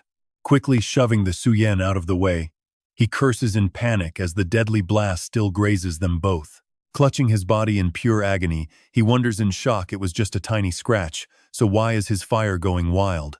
His terrifying flames have already invaded our bodies. He weakly wheezes, barely conscious and desperately begging his uncle to run. But Tu Tin is already right on top of them. No escape now. Watch how he shuts them down. Tran Hui knows they are trapped, while Manager Tu frantically sends a message, asking what they should do since the young master's replacement arm is ready, but wondering if they still have to wait. It is a low, anxious question, can they even survive until help arrives? Suddenly, his lab door is kicked wide open. Tuna stands there calmly, legs still raised, complaining that the door is pretty hard to open. Manager Tio instantly knows he is finished, realizing that even the high-tech traps of this monster factory cannot hold a real monster like her. Terrified, he quickly spins around to find any way to escape. Yelling that the Fan clan is doomed, he tries to bolt, but the half-dead guy on the floor grabs his leg tight. Manager Tio glares down in pure hatred, cursing the guy for holding him back, while Lam Shi struggles to breathe, gasping for him to attach his arm. Grinding his teeth, the manager snaps in pure contempt. What are you saying? This arm was never meant for you. But under Tunye's sudden murderous gaze, Manager Tu starts shaking and stammering. Terrified, he quickly spins around, promising to attach the arm right now if they just agree to spare his life. Fighting to stay conscious, Lam Shi mutters that he just wants his arm as the manager anxiously watches her. He nervously asks if she will really let him walk free after the surgery is done, but she just folds her arms with cold, murderous intent. Told to take a deadly gamble, the terrified manager quickly promises to attach the arm perfectly with absolutely zero mistakes. Lam Shi gasps out his final plea before passing out, sending Manager Tu into a panic as he rushes to prepare for surgery. Lifting Lam Shi up, Tu Nge coldly reminds him that humans have two arms, so he needs to replace both. Trembling, he stammers that he will give him their absolute best pair, which finally seems to satisfy her. Glad he knows his place. Meanwhile, Tu Tin finds himself surrounded by another mob, wondering if they have death soldiers hiding everywhere. Watching this unfold, Tran Hui shudders and realizes he has to run much further away. These weak, expendable soldiers cannot buy nearly enough time, and he still has to purge that deadly fire from his body to gain the strength to escape. Frowning at the chemical vial in his hand, Tran Hui struggles internally, clutching onto his very last hope of survival. But get this, he is down to his very last option, choosing to inject a highly lethal poison to drag everyone down to hell with him. Pulling out a sharp, cold syringe, he tells the Zuyen he will save him. Staring at the needle with absolute resolve, Tran Hui swears the Fan clan cannot fall, and their bloodline must survive at all costs. His eyes roll back in absolute madness as, without a single second of hesitation, Tran Hui stabs the sharp needle directly into the Shuyen's neck. Whispering to a paralyzed the Shuyen, he tells him that a useless loser like him could never keep the Fan family going. Only with me alive can the family rise from the ashes. As the chemical glows inside the boy, Tran Hui stares down at him with ruthless eyes. He tells him to burn his remaining life force for the sake of the Fan clan, buying his uncle a few precious minutes to escape. Meanwhile, Tu Ngu breaks free from the forest, completely ignoring them because getting back to help her father is her top priority. Realizing her plan immediately, Tu Diem frantically screams that she is trying to run, while Lao Mak snorts that absolutely nobody can escape their grasp. Slamming his hand onto the ground, he unleashes his power, sending massive shock waves that cause the earth to violently bulge upward. Giant stone hands erupt to block Tungu's path, making her instantly recognize the stone claw technique. Planning to smash right through it with absolute raw force, she is suddenly caught completely off guard as the stone claws begin to freeze over with thick ice. That is Tu Diem's elemental magic. The wicked woman sneers that she has finally caught the brat. Mocking her ruthlessly, Tu Diem laughs at their devastating combined attack, admitting the girl has high talent but is still far too inexperienced for real combat. Knowing Tianu wants to fight back, she notes that raw talent without proper training is always going to be full of fatal openings. Your little magic book can never shatter ice frozen from this pure elemental water. Xiao Dian clenches her fist and asks in a pretty cold voice, "Hey, you do not look like some pure evil monster, so why on earth did you go on this killing spree? Right now, I have completely locked her inside this ice sphere. So if you just surrender and tie yourself up, I might actually put in a good word for you with our commander," she says, her threatening voice filling the air. "Otherwise, do not blame us when we tear your head off to use as a footstool," Xiao Yu warns, reaching out with a stubborn frown. "Is this the classic thief crying thief?" she snaps. "How can you still act so innocent at this point?" Xiao Yu's raw anger boils over, causing her energy to violently explode within the icy prison. Panicking, Xiao Dian quickly raises her hands to suppress the blast, yelling, "Is that brat trying to shred my top?" Lao Mo steps in to help, but he suddenly gets suspicious of the fallen guys behind them. "How strange," he mutters. "Look at those fallen purgers on the ground. They are not completely dead yet." "Seriously, I am pretty busy dealing with Xiao Yu," Xiao Dian snaps. "Which of your eyes saw me having free time to stare at these pathetic losers?" Meanwhile, Lao Mo continues to stare intensely at a charred body on the ground. "Wait, check this out, that guy in the vice captain uniform trying to sneak away. Doesn't his face look kind of familiar to you too? He looks exactly like someone sentenced to death 2 months ago. Could he actually be that executed murderer?" Barely clinging to life, Xin Jiao feels a sudden chill down his spine. He survived getting electrocuted, only to face the executioner all over again. But since the mission failed, the Fan family will never let me off, which means I am completely done for this time. Lao Mo keenly observes the others. And honestly, something is completely off about these purgers. Their movements and blank expressions do not seem human at all. Are they even real purgers? But before they can investigate any further, a massive explosion suddenly tears through the area. Xiao Yu escapes, forcing Xiao Dian to back off Lao Mo. "You better explain this to me right now." Lao Mo nods and moves fast. "There is definitely some deep conspiracy here. We must report this to the commander immediately." Back with Fan Zhenwei, he whispers some pretty tempting words to tempt the boy. "Sichuan, did you not want to be recognized by the clan and surpass your superior younger brother?" As a master manipulator, Fan Zhenwei certainly knows exactly which buttons to push right now. "You have finally done it. You are absolutely flawless now." And every single superhuman research expert agrees with this conclusion. Their theory states that this is a transcendent power beyond 5 or even 6 stars, the ultimate elemental form of a superhuman. And Sichuan has now fully transformed into a blazing figure. "You are officially the strongest superhuman in the world, the true god of the roaring flames."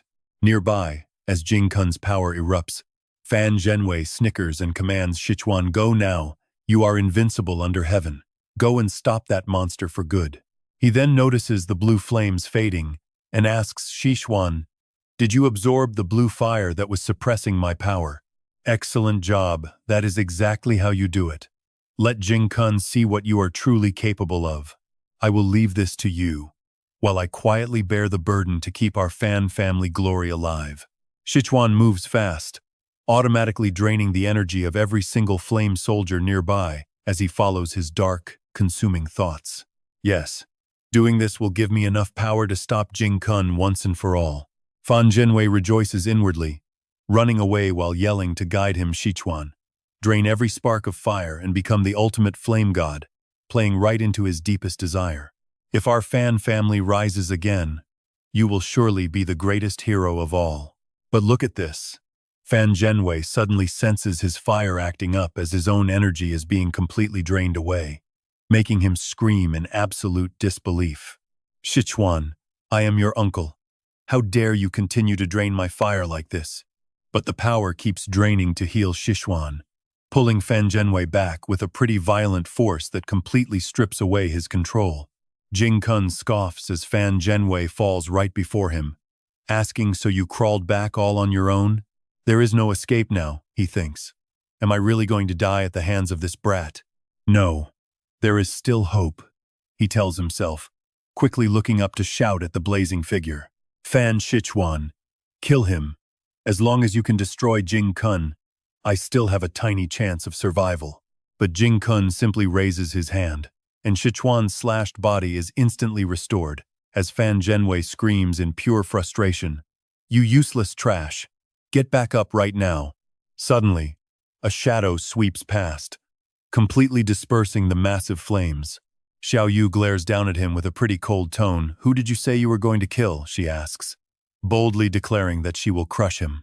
Fan Zhenwei can no longer feel Sichuan's presence, as his nephew's remaining life force was simply not enough to heal him anymore. It is truly over, Jing Kun chuckles, looking down to remind him that the boy has lost all sanity and can no longer control that colossal fire. Honestly, if you had taken that injection yourself from the very beginning, you might have actually stood a chance to escape. He coldly declares that everything is finished now, while a sweating Fan Zhenwei still desperately tries to act tough. Tin Tone, you understand this, right? For your own sake, for the monsters serving under you, and even for the safety of all Huahar, you absolutely cannot kill me. He keeps running his mouth no matter how hard you try to restrain yourself. You cannot suppress that hunger. You are so starving, you just want to swallow Chirnaga whole, and you know it. Xiao Xing stands dead silent under these nasty insults, reminders that there are still countless monsters backing him up. Trunhui slips his hand into his coat pocket while still hurling insults, claiming that even if they can control their minds, they can never erase those flawed monster genes. When the hunger hits, you can choose to prey on humans, but that will instantly make you the common enemy of all mankind. The best way is using life essence to stop the hunger at a genetic level. He sneers, but this fluid is barely even enough for normal superhumans to survive on, and adding a bunch of new hybrid freaks like you into the mix just makes the supply way too scarce. With every word, Trenhui shows off his insufferably arrogant face. Without my fan clan, Huahar would lose 80% of its life essence, and the superhumans would lose 50% of their combat power, while you guys would starve until you start devouring people. He tempts Xiao Xing, inviting him to try this second life fluid they created, claiming that just one sniff lets you feel the incredible raw life force bubbling inside this small glass jar. He keeps sweet-talking him, calling it the one scent that all the monsters he converted can never resist. Just one taste makes Xiao Xing feel his senses completely twist. It is incredibly intense and dangerously sweet, like the perfect sauce to go with a hot bowl of rice. His mouth starts watering, while Chirnu stands nearby, radiating a rich, meaty aroma. He genuinely wants to dip a piece of fish right into this sauce. You can practically feel his struggle here. That scent is way too tempting, but he has to snap out of it. But that is just a wild fantasy. Snapping out of it, he glares and snaps at Trenhui to put away his filthy, bloody fluid. This cruel path is totally inhumane. Narrowing his eyes, Trenhui scoffs at the word bloody, splashing the whole jar of fluid right onto Xiao Xing. You had to rely on this exact bloody stuff to survive and grow. What right do you have to look down on what my fan clan does? No need to swallow it. Touching your skin is enough to trigger a reaction. Trenhui grins, asking if his eyes are turning red. Starving now, right? Just taste it and see what is so wrong about this. He whispers that they are identical. Nobody is better than anyone else. Success means you have to step over the corpses of the weak to reach the very top. Honestly, what is so weird about monsters eating people? This cold world is already full of humans. devouring each other. You will never escape my fan clan. Pouring everything out to persuade him, he says they should really cooperate. Just as he is blabbering about ruling the world together, a metalkin flies out of nowhere and strikes his hand, splashing the dirty liquid right back onto his face. Turns out, Xiao Xing is completely fine. His mocking smirk leaves Tren Ui totally panicked, stuttering out that he cannot eat him. Falling backward in sheer terror, he whimpers that if he actually eats a human, there is no turning back. Standing right behind him, Xiao Yu asks with a smug grin, why is he so unhappy now that it is his turn? Did he not just say success requires trampling on the weak? As he scrambles to flee, she instantly blocks his path with her spiritual energy. Asking where he thinks he is going, she looks down at a frustrated Tren Ui and softly whispers, is this not a human-eat-human world? And here we go, just look at him squirming as his pathetic mouth starts babbling again to save his skin. He tries to argue about who has value and who is worthless, threatening that if they lose him, they will pay a heavy price. Can they really afford such a massive loss? But mid-sentence, Tren Ui suddenly freezes and starts stuttering in sheer panic. The commander-in-chief is here. 2 cleaners dressed in black emerge, and they are indeed the actual elite forces of the chief. He starts panicking, realizing that Tin Tone's terrifying monster form has been completely exposed to them. Even though his monster identity is public knowledge, seeing it firsthand could easily ruin the commander's trust. So, Tren Ui instantly flips his script, pointing out that Tin Tone keeps claiming he can control his beastly genes. He begs the commander to look at the harsh reality. He is completely out of control, unable to suppress his dark desire to devour human flesh. Xiao Yu curses silently. This old rat is trying to play the victim first. Tren Ui maliciously suggests locking him up for endless experiments, arguing that if he cannot control his own instincts, he needs to be put down immediately. The commander-in-chief speaks with supreme authority, cutting Tren Ui off. He tells him to shut up, stating that he already knows every single crime committed tonight, from kidnapping civilians and stealing weapons, to launching unauthorized missiles to destroy Tin Tone, not to mention hiring an illegal mercenary army to pose as sweepers, and even faking a death row inmate's execution just to escape his own death sentence. She demands answers. Your sins are piling up. Minister Li from the Xincheng Cleaner headquarters has already laid out all the concrete evidence right in front of me. Betrayal is a bitter pill to swallow. He glares at old Li, but Li Ji just smiles, my old friend. Do not blame me for this. The Supreme Commander continues. Cleaner Headquarters has actually been investigating your faction in the shadows for a long time. You have been secretly using people with monster genes to conduct illegal human experiments. Secret monster factories were built across the country for human experimentation, completely ignoring the law and trampling over basic human morality. You exploited humans to manufacture life essence, and you are tied to countless missing person cases. We have already gathered airtight proof of every single crime. Her voice cuts through the air like steel. Even sentencing you to death 100 times over would not be enough. The Supreme Commander demands, do you have any final words? But cornered like a rat, Zhen Wei has completely lost his mind. Years ago, the country should never have let a crippled old woman like you become Supreme Commander. With your narrow female thinking, Huaxia is doomed without me. He screams and throws himself off the cliff edge, shouting that it is not their turn to pass judgment on him. Check this out, those Thian Khan gliders he prepared beforehand are his escape card. Thankfully, Xiao Yu already carved out this exit. This path leads straight to the monster factory storage room, so I will definitely make it out alive. The kid rolls up his sleeves. Wants to escape right under my nose. Let me catch him, Commander. She nods and gives him the green light. Xing Kun just points towards Xiao Yu with a carefree laugh. Hey, black-clothed cleaner sister, you really do not need to worry at all. We should just sit back and watch. But Xiao Tian snaps back. He is the one who set a trap for you. Drop the saint act. Are you really letting him escape? He scratches his head with a grin. Relax. Haven't you heard the saying? Evil acts bring their own karma. Let us just let heaven spit all over his escape path. She starts to hesitate. The Supreme Commander steps in and orders, do as he says. He was the one who suffered the most tonight, after all. Sprinting for his life, Zhen Wei keeps looking back in suspicion. They are not chasing me? With the power out, this is the perfect opportunity to make my escape. He chuckles to himself. His depleted superhuman power is slowly returning to him now, so all he has to do is make it past this point. Suddenly, a sharp pain shoots through his arm, making him groan, "Damn it! Did something just bite me?" He panics. A horde of bloodthirsty demons is lunging forward.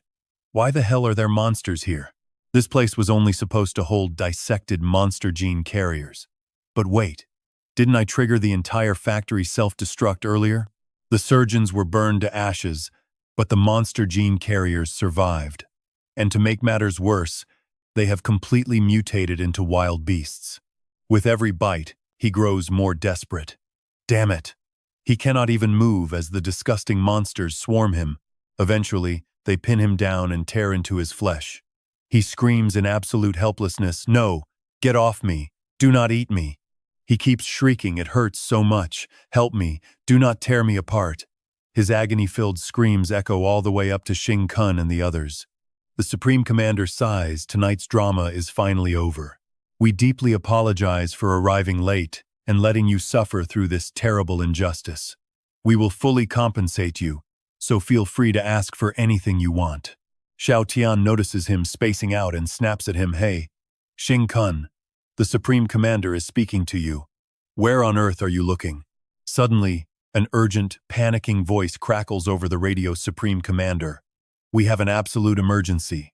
Cleaners from every corner of the country are reporting the exact same thing. Bizarre flower buds are suddenly sprouting from the ground everywhere. Over at the Lumen City shopping mall, pure chaos erupts as a massive, alien-looking flower bud rapidly shoots up from the floor. They are popping up everywhere, busy intersections, downtown streets, and crowded residential areas.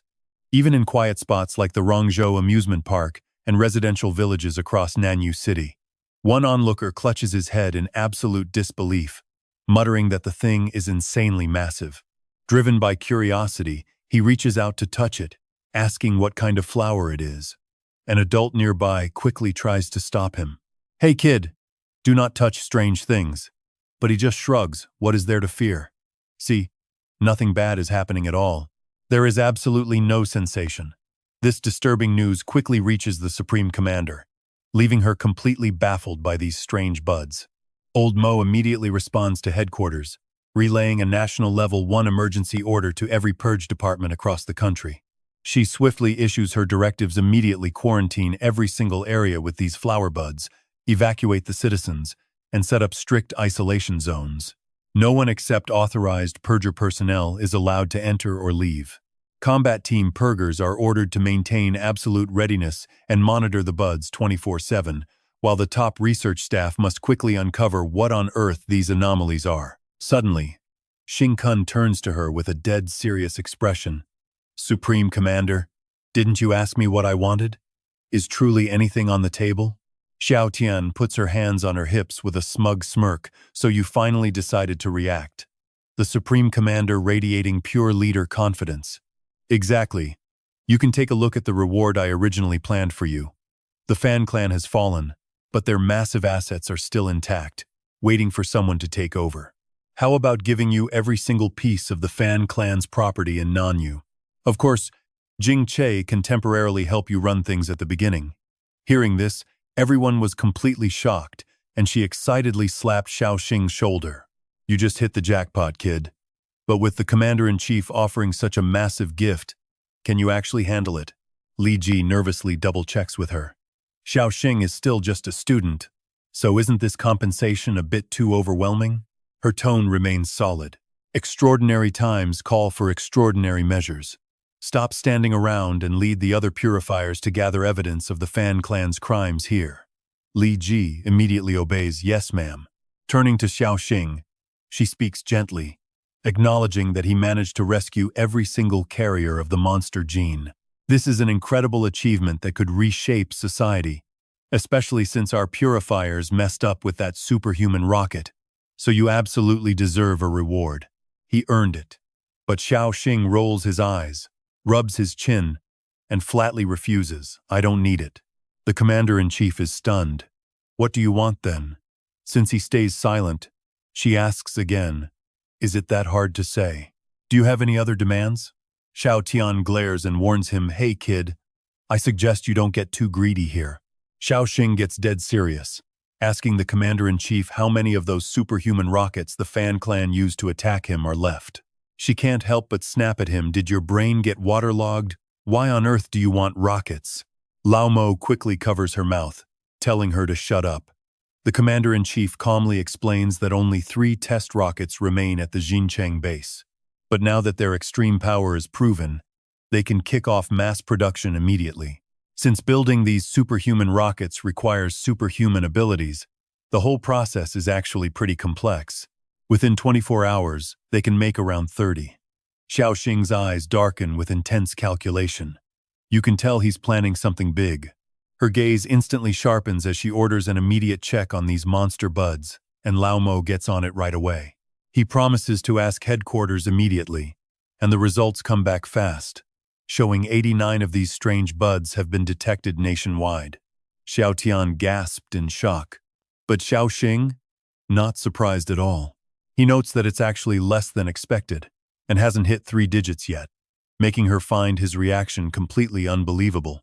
Xiao Xing makes an absolute wild demand, asking the commander-in-chief to mobilize the entire nation's strength if he can have anything he wants. He wants them to produce superhuman rockets as fast as possible, going completely all out. They must use these weapons within 5 days to completely flatten everything within a 1-kilometer radius of those buds. He wants the blast to penetrate 100 meters deep, prompting her to furiously slap him, asking if he's totally lost his mind. Even if it's possible, do you realize how much economic devastation this will cause? Are you trying to destroy the world under this pretense? Xiao Tian is disgusted. Stop joking. Speak some real sense. But no one answers. Xiao Tian turns to the commander-in-chief in utter confusion, wondering if they're actually taking this joke seriously. There's no way they'd agree to this. But the commander-in-chief remains expressionless, asking what these monster buds actually do.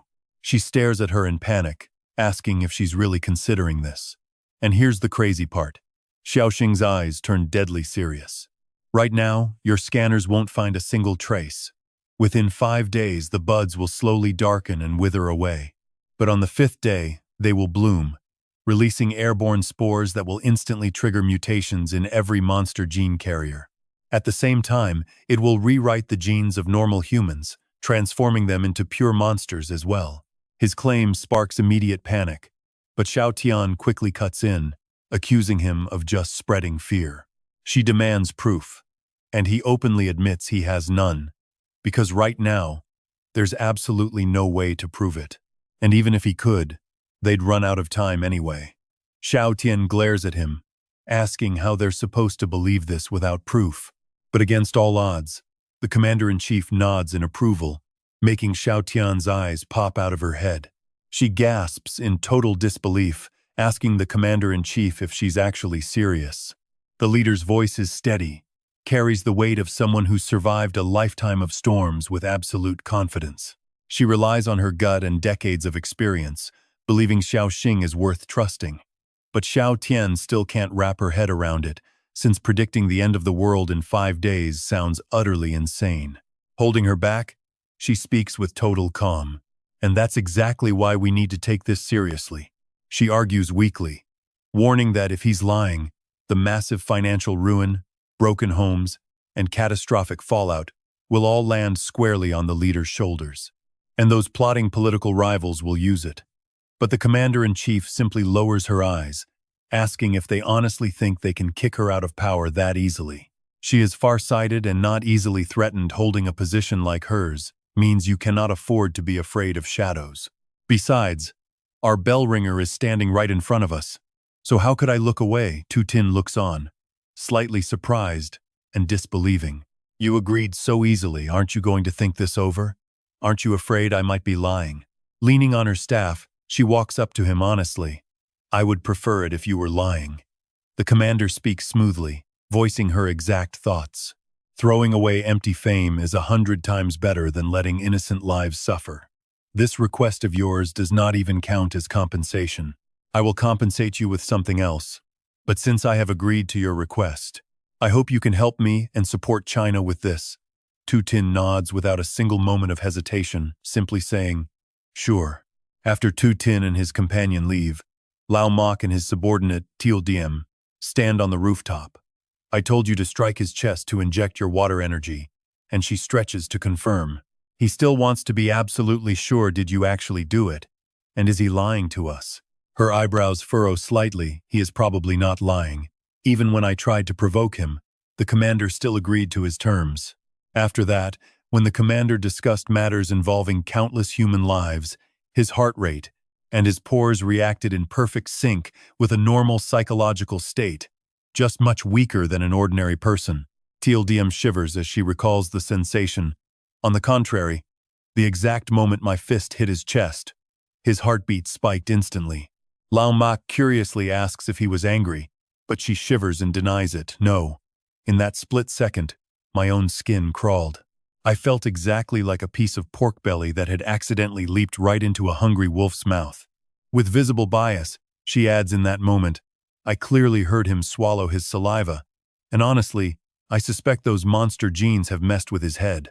Teal Diem turns to ask the commander in confusion, Chief, he did not even want the Fan family assets in Nam Wirt, so why force them on him? Looking away toward the horizon, the commander asks, do you think his contributions are not even worth this much? She quickly denies it. That is not it. I just feel like you are treating him with a bit too much favoritism. The commander answers cryptically, perhaps it is because of his mother. But never mind. Let us head back inside. Teal Diem quickly steps up to massage her shoulders. Wait, dear commander, please do not leave me hanging halfway. As the chief steps aside with mild annoyance. Step aside now, she says. 20 years ago, everyone knew about that level 5 monster quite well, did they not? Recalling the past, she explains the reason our entire cleanup squad was not wiped out back then, and how I managed to survive after losing only both of my hands was highly likely because of one brave person who lured it into our trap. This revelation leaves both of them completely stunned. As Teal Diem asks in confusion, his mother was the one who lured that beast into the trap. How does nobody know about this? Lao Mok adds, we found absolutely nothing when we investigated Tu Tin's background earlier. She calmly admits that is because I personally helped her wipe those records clean. She wanted her son to grow up without facing discrimination, causing Teal Diem to cry out in disbelief, no discrimination. His mother is a true hero of the people. So how could anyone ever look down on him? Then she drops an absolute bombshell. His father was actually that level 5 monster. She completely loses it, screaming out, what? Yet you still protect him and even assigned him such a critical mission. The two companions whisper in hushed voices as they stand together. Remember, the truth about Tintone's father being that tier 5 monster from 20 years ago must never be leaked. Otherwise, it will bring massive trouble to the commander-in-chief. I know that already, she snaps, pushing the heavy door wide open. Stepping inside, she immediately confronts the crowd, demanding to know why they refuse to obey her direct orders. Why has mass production of the superhuman missiles not started? And why has the evacuation of citizens been delayed? What are you doing? Instantly, they scramble to hold up their phones, shouting, Commander, I represent Hue City, and I represent Kin City. One shout says, I just spoke to our division commander, and he says, I represent Thuk City. Our commander of Thuk City wishes to report directly to you. The representative from Thon City argues this is an extremely important decision with deep impacts, requiring thorough study by experts first. Just watch the commander's eyes turn razor sharp as her cane head starts heating up. Unleashing a heavy pressure across the hall, she commands them to shut up in a furious, booming voice. I did not summon you here to listen to arguments from the division commanders you represent, but to tell you to deliver my orders directly to those very commanders. As the commander-in-chief of the Purgers, I hold absolute authority to act first and explain later. Every local branch must obey my orders unconditionally. She concludes that if any major errors occur, they will be dealt with later, her stern voice echoing through the room. If you are all so unhappy having a disabled old woman as your commander-in-chief, then tell them to come over here and kill me themselves. No. If I am proven wrong later, you will not have to lift a finger. I will step down from this position myself. Her voice drops to a deadly growl, but right now, You obey my orders instantly. Tear them apart if you must, but you better make up for my wasted time. If any branch loses connection now, their commander can consider themselves instantly fired. Everyone stands frozen and trembling, muttering their agreement before frantically calling back to headquarters. Exactly. The commander-in-chief is putting a tight noose around our necks, and honestly, nobody can react in time. Sneaking into a corner, Teal Kai makes a quick call. The man on the other end rushes. It has been a while since the old woman showed her teeth. Disabled or not, she is still terrifying. But she is still acting like we are living in that dark era when massive monsters ran rampant. Why is she trying to threaten me with these outdated, rotten rules? Who does she think she is? His voice shakes, completely terrified of her. So you are not going to follow her orders? But the voice on the other end roars back, backing down. Of course we obey. Just give her the resources to build the superhuman missiles or evacuate the people.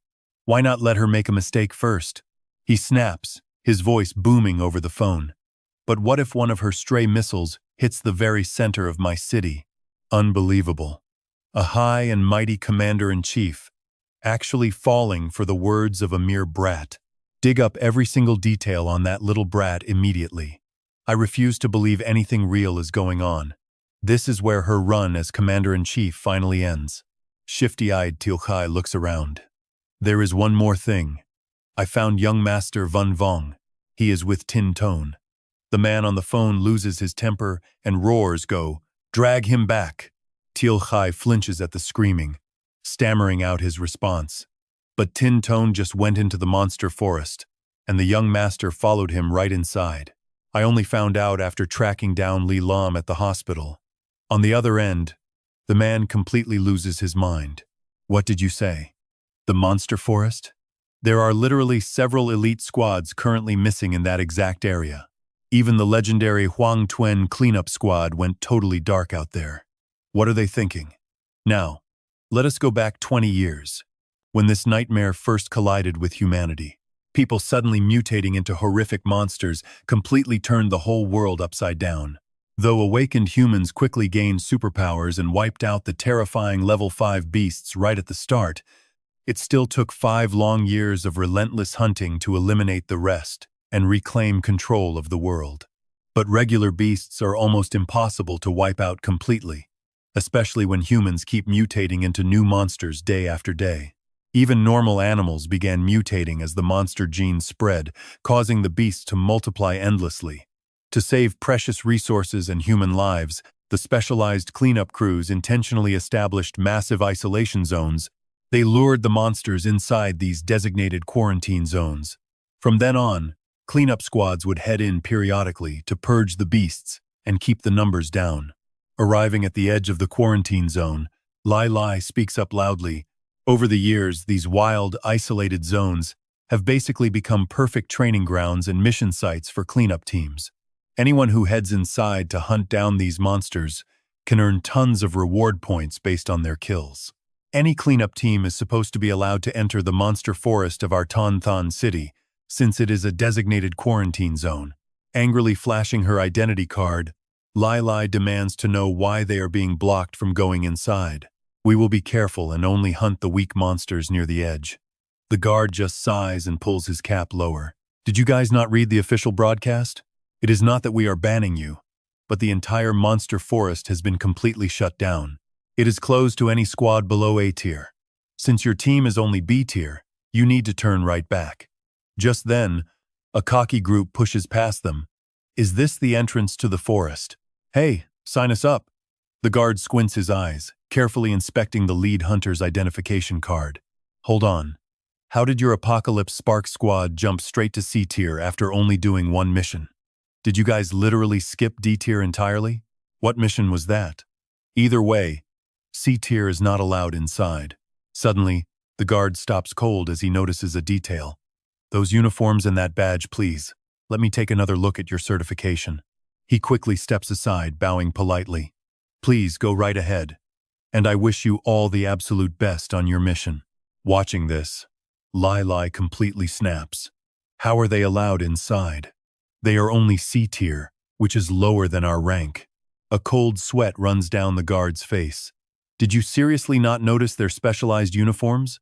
Standard ranks do not apply to hunters like them at all. She stares at the star symbol on their backs while the guard continues to explain. Regular cleanup crews like us only report to local branches and take whatever standard tasks they hand out. But those elite hunters? They answer directly to the commander-in-chief of the entire Waxia Purge organization. Mom, where is Yu? Those people hold the absolute highest authority, and when it comes to rank, they sit way above all the captains. Theoretically, every single cleaner must obey their commands, and her eyes are open wide in pretty clear horror. Are they really that powerful? Logically, any cleaner holding such a grand honor has to be incredibly famous, right? Just like the two bodyguards standing right beside the chief commander, they became incredibly famous early on by repelling massive monster attacks on various tough missions, earning them a huge amount of popularity.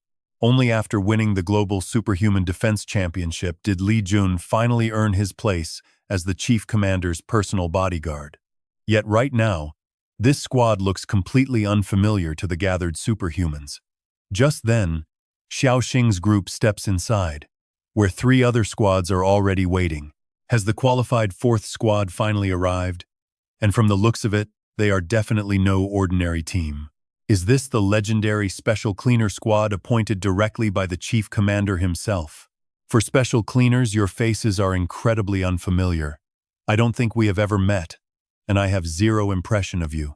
Hai-Tu smirks, sizing them up with keen interest, familiar or not, it doesn't matter. Since they are wearing those uniforms, the Chief Commander has fully acknowledged them. I'm pretty sure this is going to be a massive help for our joint cooperation this time around. Suddenly, someone points directly at Xiao Xing's group. Wait, I remember now.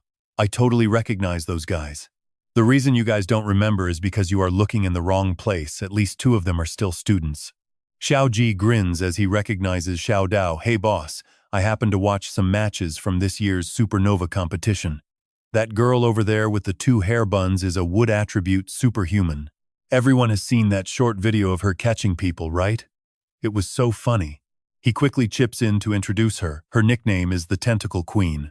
No way, Xiao Dao's face turns pale as she hides her face. No way, Xiao Jie keeps shouting, eagerly approaching Xiao Xing. Hey, I remember you too. Hello there, brother. I was right there when you fought the 3rd young master of the Fan family, Fan Shiji. He casually drapes an arm over his shoulder, squeezing his arm. Back then, you couldn't quite beat him. And then the supernova stream got cut off right in the middle. Your muscles are pretty huge, though. Right after that, the supernova competition was completely canceled, and the authorities still haven't released any official explanation about it. Seriously, tell me, who actually won between you and Fan Shiji? Just then, a guy wearing an eye patch steps in to interrupt them. All right, that is enough, Li Bian says slowly and solemnly. Time is incredibly tight, and we have 0 time to stand around chatting. Even though at least 2 of them are still students, they are all wearing the black cleaner uniforms anyway, and we certainly cannot question the Chief Commander's judgment. Let's have them join our group. Does anyone have any objections to this? Hai-Tu shrugs, raising both hands. In full agreement, of course. That's the squad chosen by the Chief Commander himself. The pink-haired girl also tilts her head, showing no objection. Since both the 2nd and 4th squads are on board, my 5th squad obviously has no objections either. He starts breaking down the upcoming mission, and let me tell you, this one is pretty brutal, involving an unknown number of foreign invaders. They have kidnapped several test subjects carrying monster genes and escaped deep into the monster forest. The Huangquan Cleaner Squad was initially assigned to handle this, and you all already know just how insanely powerful they are. I highly doubt any of us standing here would want to face their captain's devastating and soul-crushing slashes. And yet, even their vice-captain, Fan Shishuan, had to burn through quite a lot of his power. Right? Li Bian frowns, recounting the mystery. Despite their strength, even they have completely lost contact inside the monster forest. There is something utterly inexplicable lurking inside that forest right now. It seems to be swallowing up all superhuman energy, to the point where even my own power cannot sense a single thing happening inside. This is an incredibly serious matter.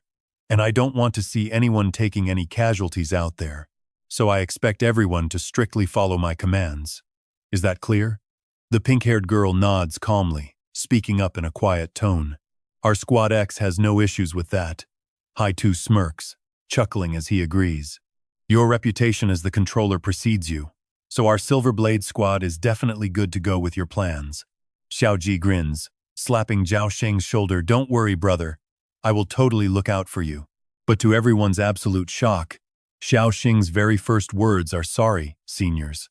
But I was actually told that I would be the one leading you all. Hai-Tu's gaze instantly turns pretty cold. On paper, you indeed have the authority to do that. But who even are you? Why on earth should any of us trust you? He steps forward without a single shred of hesitation. We don't have time for this. And explaining everything to you right now won't work anyway. If just one of you can beat these two high school students, then I will gladly admit defeat. Xiao Xing replies with total confidence. In that case, you won't have to follow my orders ever again. What do you say? Secretly, he is absolutely thrilled the showdown is coming, so they need a little spark to get going. Looking at the two kids, Xiao Xiao gasps in utter shock. Just you guys? He grabs Trier Thurn by the neck and screams out. Even if the Commander-in-Chief personally appointed you as a special purger, you are way too arrogant. Who even are you? What have you done?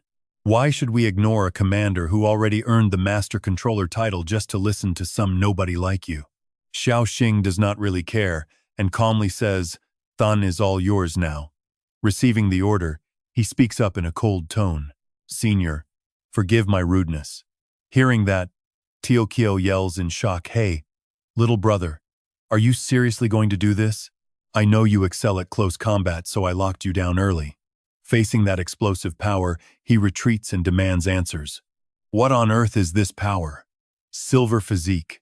With a single devastating punch, Trier Thurn sends Tio Kyo flying, flashing a smug, victorious grin. Look, seniors, whether you believe it or not, the apocalypse is coming, and I need your help. Li Bian mutters in confusion, the apocalypse. Hai-Tho just scoffs, asking if all this is because of some strange flower buds popping up lately. She calmly chimes in too, if that alone could bring the end of the world. Are you not underestimating the powerful extraordinaires of this era? Xiao Xing glances over to give the signal. Understood. Teal Dao, take care of them. Hearing her name, Teal Dao starts trembling and stammers that she cannot do it, making him turn around warily. What did you just say? She explains in a shaky, quiet voice. Those are famous seniors. How could I ever beat them in a fight? I was literally almost expelled from the Extraordinaire Academy just last semester. But Xiao Xing turns around and raises her voice, declaring the seniors are totally outdated, just frogs in a well who know nothing of the world. She basically just called every single one of you sitting here weaklings, inviting you all to fight her at once. Right as Teal Dao is panicking and trying to protest, he casually gives her a hard push forward.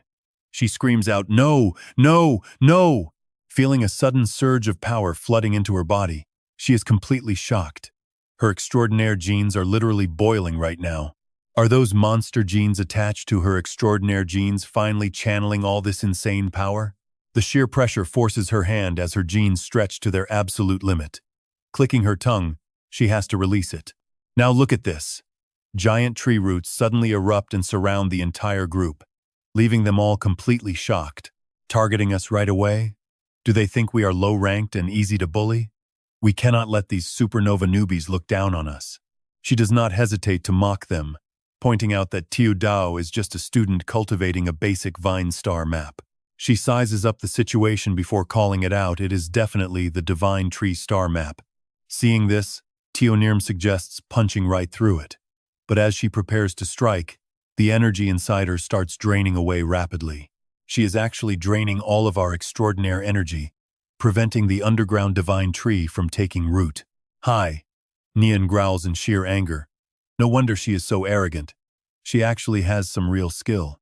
The girl next to her chimed in, We need to stop using wood and combine metal with fire to counter her. Feeling their intense anger, a terrified Tio Dao quickly tries to explain, Wait, it is just my bizarre extraordinaire genes acting up. She is completely panicking, totally terrified out of her mind. At this moment, Mir stares closely at her and speaks up. Interesting. Your extraordinaire genes are definitely not normal. Let me test the skills of this self-proclaimed tentacle queen.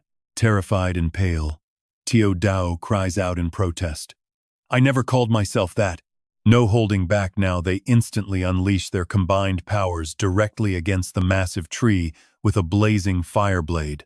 Watching the fierce clash, Mir calmly points out that wood-type users mostly share the critical weakness of being rooted to the ground. Hainian adds that summoning more wood vines only binds her limbs further, warning her to quickly abandon those vines and dodge the incoming attack. Seeing her stand perfectly still, a panicked Hainian screams out, "Hey, you need to get out of the way. Getting hit by my fire blade at this range will seriously injure you. Do you seriously have no plans to dodge, or can you not react?" Tio Dao stares wide-eyed. No, she has reacted. But she is planning to block our blazing fire blade with her bare hands. She scoffs at the absolute stupidity, believing no extraordinaire can block it. But before she can gloat, Tio Dao stops it with her bare hands. Hai Nian looks completely stunned, wondering how she could block that. Is this really the kind of physical strength an extraordinaire can possess? How is this even possible? It makes no sense. The vines look as if they are actually alive. She is a mutant extraordinaire, and anyone caught in her grip gets their energy drained. Can a normal vine star map even do something like this? Everyone is absolutely horrified. She is too bizarre, making them feel like they are facing a literal monster. On the other side, Xiao Xing is activating Triarthirn's special ability, teasing her opponent to come and try blowing her away again. Then, with just a simple wave, Tio is instantly sent flying. Watching this unfold, the bald guy can only click his tongue in disbelief. Is this student really risking his life just to save face?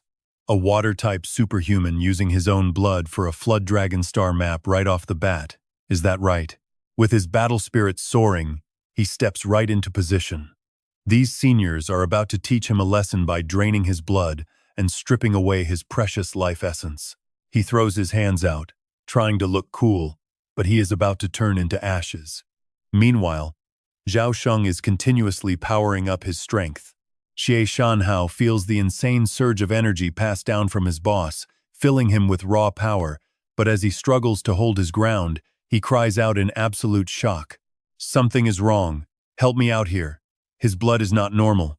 He screams, throwing up a defense while spitting out a desperate curse. Damn it! Is this a steel torrent? Even the three of us cannot block it, he mutters, completely overwhelmed by a wave of pure humiliation. Before they can even react, that blazing red orb suddenly explodes, blasting all three of them backward. As the sacred tree lowers Shi Ying back down, onlookers cannot help but praise Xiao Dao and Xiao Sheng, proving they are indeed the elite purifiers handpicked by Commander Song. Even their most ordinary-looking team members turn out to be this insanely powerful. She slowly steps forward, asking Li Bian if he has managed to discover anything useful. Li Bian ponders for a moment before replying that their bodies carry a strange aura, almost like monsters. I completely overlooked it at first, but now, I finally know exactly who their powerful squad captain is. He is the exact powerhouse who has been causing massive waves across New City lately. He analyzes it carefully, pointing out that this guy can actually control monster genes despite being a complete rookie who just awakened. Looking closely at the aftermath, Li Bian straight up warns his teammates that none of them stand a chance against him, leaving a frustrated Hai Tu with no choice but to accept it. Fine. If even our squad controller says so, we have to listen. With that settled, he raises his voice to announce that they are fully willing to follow his lead, but immediately demands to know what actually happened during this supposed apocalypse. He complains that while they can follow commands, he cannot believe anyone actually buys this end-of-the-world stuff, prompting a bright, teasing grin from Xiao Xing. He laughs, admitting he thought he would have to beat them to a pulp first, but they are surprisingly easy to talk to. As for the apocalypse, check this out. To make it completely believable, he offers a live simulation of the end times. Just like that, countless monstrous flower buds suddenly materialize right before their very eyes. He challenges them to try surviving for 3 minutes. saying if they can still stand, they might last a few days in the real apocalypse. Hundreds of monstrous flower buds rain down from the sky, and once these things mature, they spring to life instantly. They continuously spew pitch-black spores everywhere, and even if you destroy them, those spores will violently detonate on impact. At that point, anyone carrying monster genes who touches these spores will instantly mutate into a horrific beast. Even regular humans who come into contact with these deadly spores will be infected and turn into monsters immediately, with only a lucky few awakening superhuman abilities. Overnight, humanity will completely vanish, and the entire world will be irrevocably changed. They can all see it clearly now. Hordes of monsters are swarming in from every single direction. Haitu grumbles about only getting a 3-minute trial, wondering if this guy has completely lost his mind, while Li Bian slides into a battle stance and warns him to be careful. He warns him to stay alert because this is no joke, telling the team to stay relaxed as he prepares to back them up. He calmly reassures his allies while dodging the falling flower buds with ease. He tells them to leave the dodging to him for their first team-up, asking them to adjust as he creates openings for their attacks. Xiao Mei expresses her sheer annoyance, finding it incredibly hard to get used to his bizarre fighting style. An itchy sensation washes over her skin whenever his overwhelming aura sweeps past, sometimes violent and sometimes incredibly gentle, prompting Li Bian to frown and ask her to be quiet and reserved. He adds that there is no need to describe it in such detail. With a frustrated snort, Xiao Mei decides to get serious and take charge of defense, unleashing her flame snake star map to summon a blazing serpent that constricts the nearby flower monsters. She declares she will handle these earth dragons, but before she can finish, a powerful monster effortlessly snuffs out her fire snake. Haitu mocks her, asking if she can even handle this, while a furious Xiao Mei mutters that these earth dragons are way tougher than expected. He smirks contemptuously at the approaching horde, remarking that they really seem to understand him.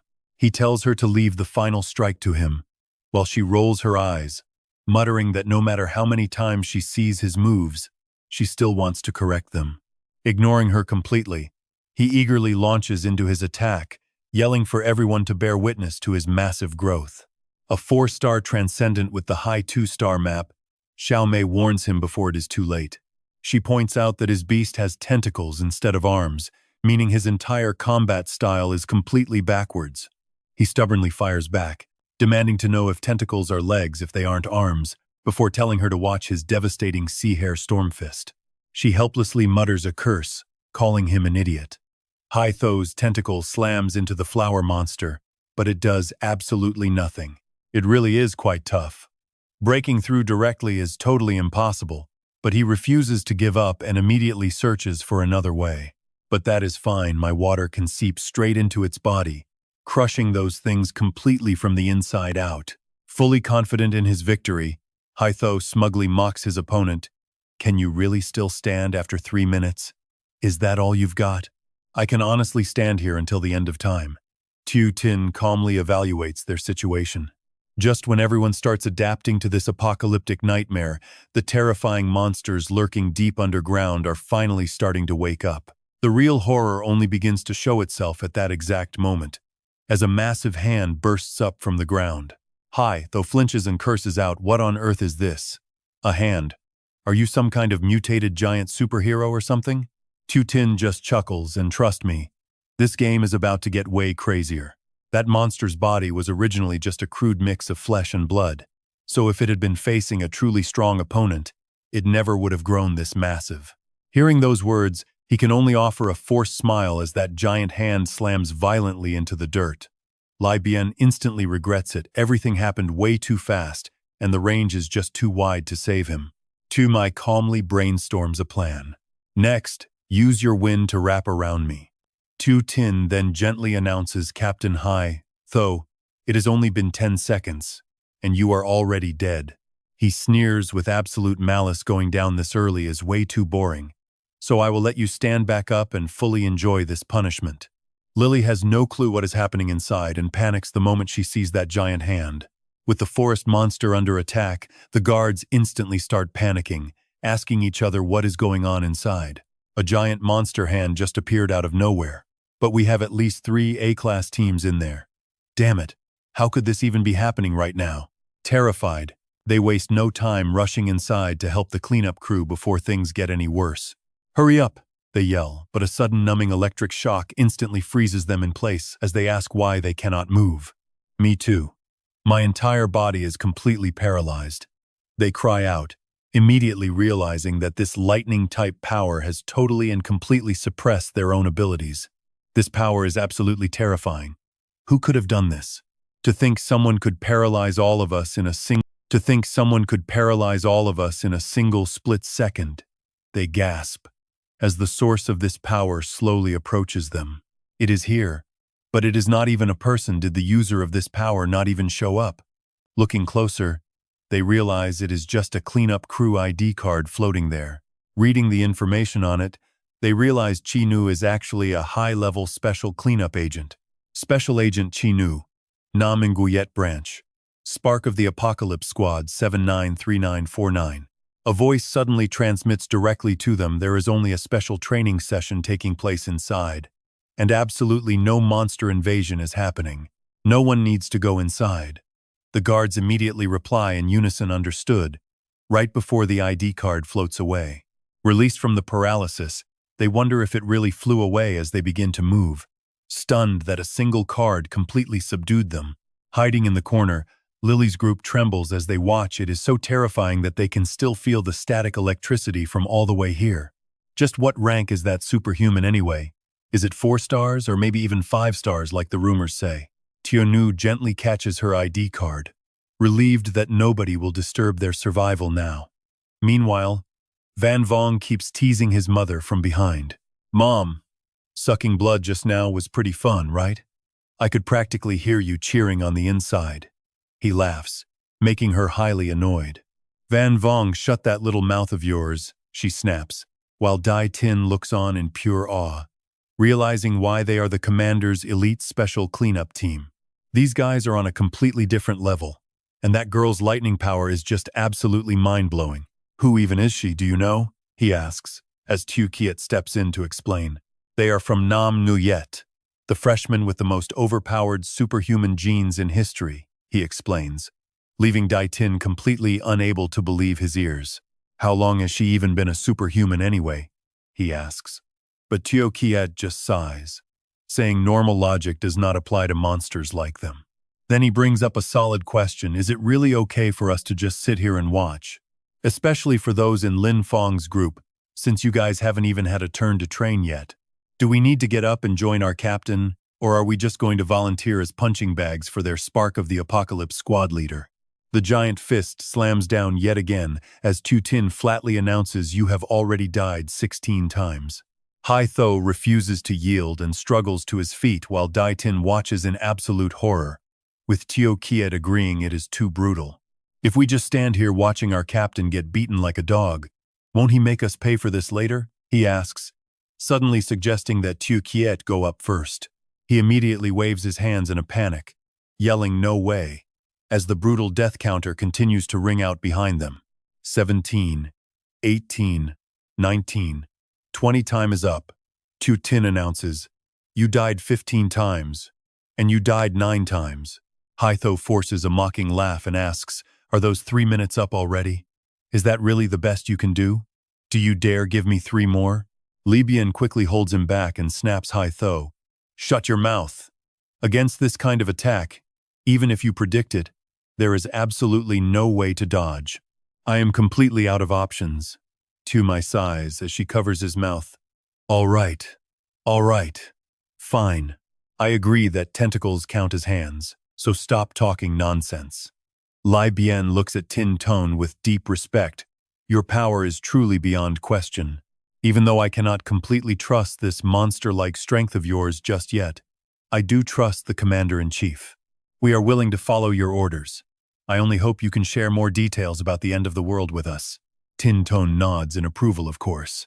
This is something everyone deserves to know. After all, nothing can stop the flow of time. Just like that, 4.5 days pass. Can you hear it? That eerie voice keeps whispering in his ear, Tin Ton. Gong Xing is calling out, demanding he join her in facing the wrath of the king.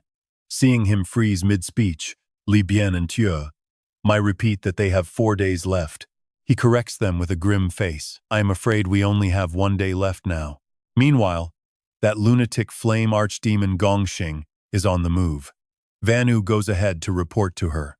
Lady Gongxing, something has bypassed my concealment barrier and is coming this way. Have you finished digesting the lightning archdemon yet? Getting no response, she begins to worry, has Lady Gongxing really not finished absorbing the power of the lightning archdemon yet? The reply comes, oh, I am still happily savoring the lightning archdemon. Vanu quickly decides her only option is to use her illusion domain to buy time. Gritting her teeth, she resolves to make whatever is coming get lost outside first. She activates her illusion domain. A massive spatial dome wraps around them, but the incoming flower monsters charge right through. The illusion has absolutely no effect on them. A sudden realization flashes through Van Oo's mind. The Earth Dragons are coming. She finds this incredibly strange. Earth Dragons are supposed to be vulnerable to her illusion domain, right? Yet these beasts are completely unaffected by it. She suspects these Earth Dragons have mutated. Could this sudden shift be related to the awakening of the king? Since the Eye of Illusion failed, she must use Van Vong's Eye of Divine Might to repel them. No time to waste. Vanu immediately unleashes a spiritual blast. Her right eye flashes with power, instantly blowing the flower monsters back as blood sprays everywhere. She can feel that she still has not fully fused with Van Vong's eye, meaning the power of the divine eye is significantly weaker. But it still should not be this weak. Looking at those flower monsters, whether they are regenerating instantly or taking no damage, they have definitely evolved. Sure enough, the moment the flame archdemon devours the lightning archdemon, it is bound to trigger the king's absolute wrath. Even without his full power restored, the king is being forced to awaken early.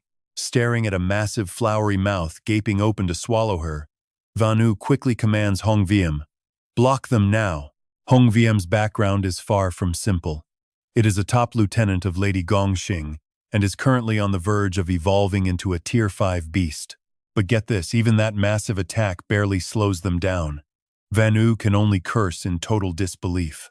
Damn it. Just how strong have these Earth Dragons become? She snarls in frustration as more high-tier beasts completely surround them. Even the other side is totally cut off. Vanu refuses to accept being crushed by mere low-level Earth Dragons. Is there really any hope of survival against the king? With no other choice, she decides to risk her ultimate trump card, mind control. Gongxing immediately covers her eyes and warns, do not. If you try to telepathically control them, your mind will connect with the king. Doing that now will leave you brain dead in an instant. Realizing the danger, Van Yu asks Lady Gongxing, have you finished absorbing the lightning archdemon? Testing her newly restored power on the incoming flower monsters, she replies, yes, I have officially returned to Tier 6. She does not hold back her praise either, noting that the human star map is truly an astounding piece of research. Normally, a Tier 6 monster is forced to grow incredibly massive just to store such a colossal amount of energy. Yet now, all that raw power can be concentrated directly inside a star map. The flame prison warden Gongxing clenches her fists. As the flower monsters keep rushing into her pocket dimension, Gongxing lets out a deafening roar that seems to tear the space itself. Disappear! The beasts slowly turn to ash. Did they pull back most of their energy before being devoured? It seems their primal intelligence is finally awakening. Vanu watches in absolute awe that his insane power. Can we actually defeat the king now? But Gongxing disagrees. Not even close. We only barely graze the tail of the king, which is like touching a single strand of human hair. That assault was merely a minor reflex as the king begins to wake up. It is nowhere near his true, terrifying wrath. Shaken, she stammers and asks, what do we do next then? Gongxing hungrily licks her lips since he is not fully awake yet. We must devour another archdemon. We need enough raw power to withstand his absolute wrath when he finally wakes up. Back with Tin Tun, he wraps up his explanation in short. This is the exact apocalypse that I know. Haitho scratches his head awkwardly and asks them to wait a second so he can explain. Every word out of his mouth is simple and plain, but when you piece them all together, it sounds incredibly bizarre. The other two are just as confused, wondering if superhumans like them had not already taken complete control of this world a long time ago. How did it suddenly turn into the apocalypse? Are they really saying everyone will turn into monsters once that monster flower blooms? He explains it clearly. This is the cold, hard truth. There is only about a day left, maybe a day and a half if they get lucky, before the doomsday countdown starts. Li Bin finally accepts it, saying they understand and will follow his lead. He asks what they need to do, but instead, Xiao Xing just orders them to leave. This leaves everyone standing there completely baffled. What? Hai Tho and But Man immediately snap back, demanding to know if he is looking down on them. But then, Xiao Xing turns around to explain. No, he says. Doomsday is coming, but almost nobody will actually believe it. Everyone is trapped in the comfortable illusion that humanity is the master of this beautiful world. I want you to use your years of hard-earned reputation to get the other veteran cleansers moving. Destroy that newly bloomed monster flower as fast as possible, he calmly explains. I originally thought we had a few days to manufacture superhuman missiles, but time is running out. Our only choice now is to rely entirely on superhumans to smash that monster flower to pieces, and we must stop the deadly spores from spreading at the exact same time. But once it realizes humans are targeting its spores, watch out. A counterattack from deep underground will trigger instantly. Xiao Xing warns them gravely that thousands of superhumans could get wiped out. This whole plan is incredibly dangerous. It basically drags doomsday forward. Honestly, guys, just thinking about that makes my skin crawl. Honestly, who knows how many will survive to see the start of the actual apocalypse? Speaking with absolute sincerity, Xiao Xing looks at them and says, that is why I need you to lead the veteran cleansers, keeping everyone on high alert to boost our survival rates. Li Bin gets his point, speaking up on behalf of the group. Understood. This is indeed incredibly critical, but I believe our members will get the job done right under the vice captain's leadership. Still, if doomsday is coming, this place is about to become a whole lot more dangerous. He says firmly, I noticed earlier that your people are setting things up at the edge of the monster forest. We definitely need more firepower right here. We want to stay. Let us help you out. Xiao Xing does not stop them, saying it is up to them. Having everyone stay will definitely help clear out a lot of obstacles. But let me be clear, it is going to be incredibly dangerous here, way worse than the outside. Hai Tho snaps back, clearly annoyed. Don't underestimate us. There are 0 cowards among cleansers. Then he spins around to order Tiu Kirt and the crew standing behind him, asking if they all heard that. Go link up with the other squads and find a way to completely destroy that monster flower without letting those spores spread. You guys all just saw your own boss get beaten up, right? You need to make sure everyone else stays alert, and do not make any stupid mistakes yourselves to screw this up. They shout back their agreement. Speaking for the group, Tiu Kirt looks at the 3 of them, saying it is rare to see you guys get utterly humbled like this. This lesson is burned deep into our minds, so we will definitely be on extremely high alert.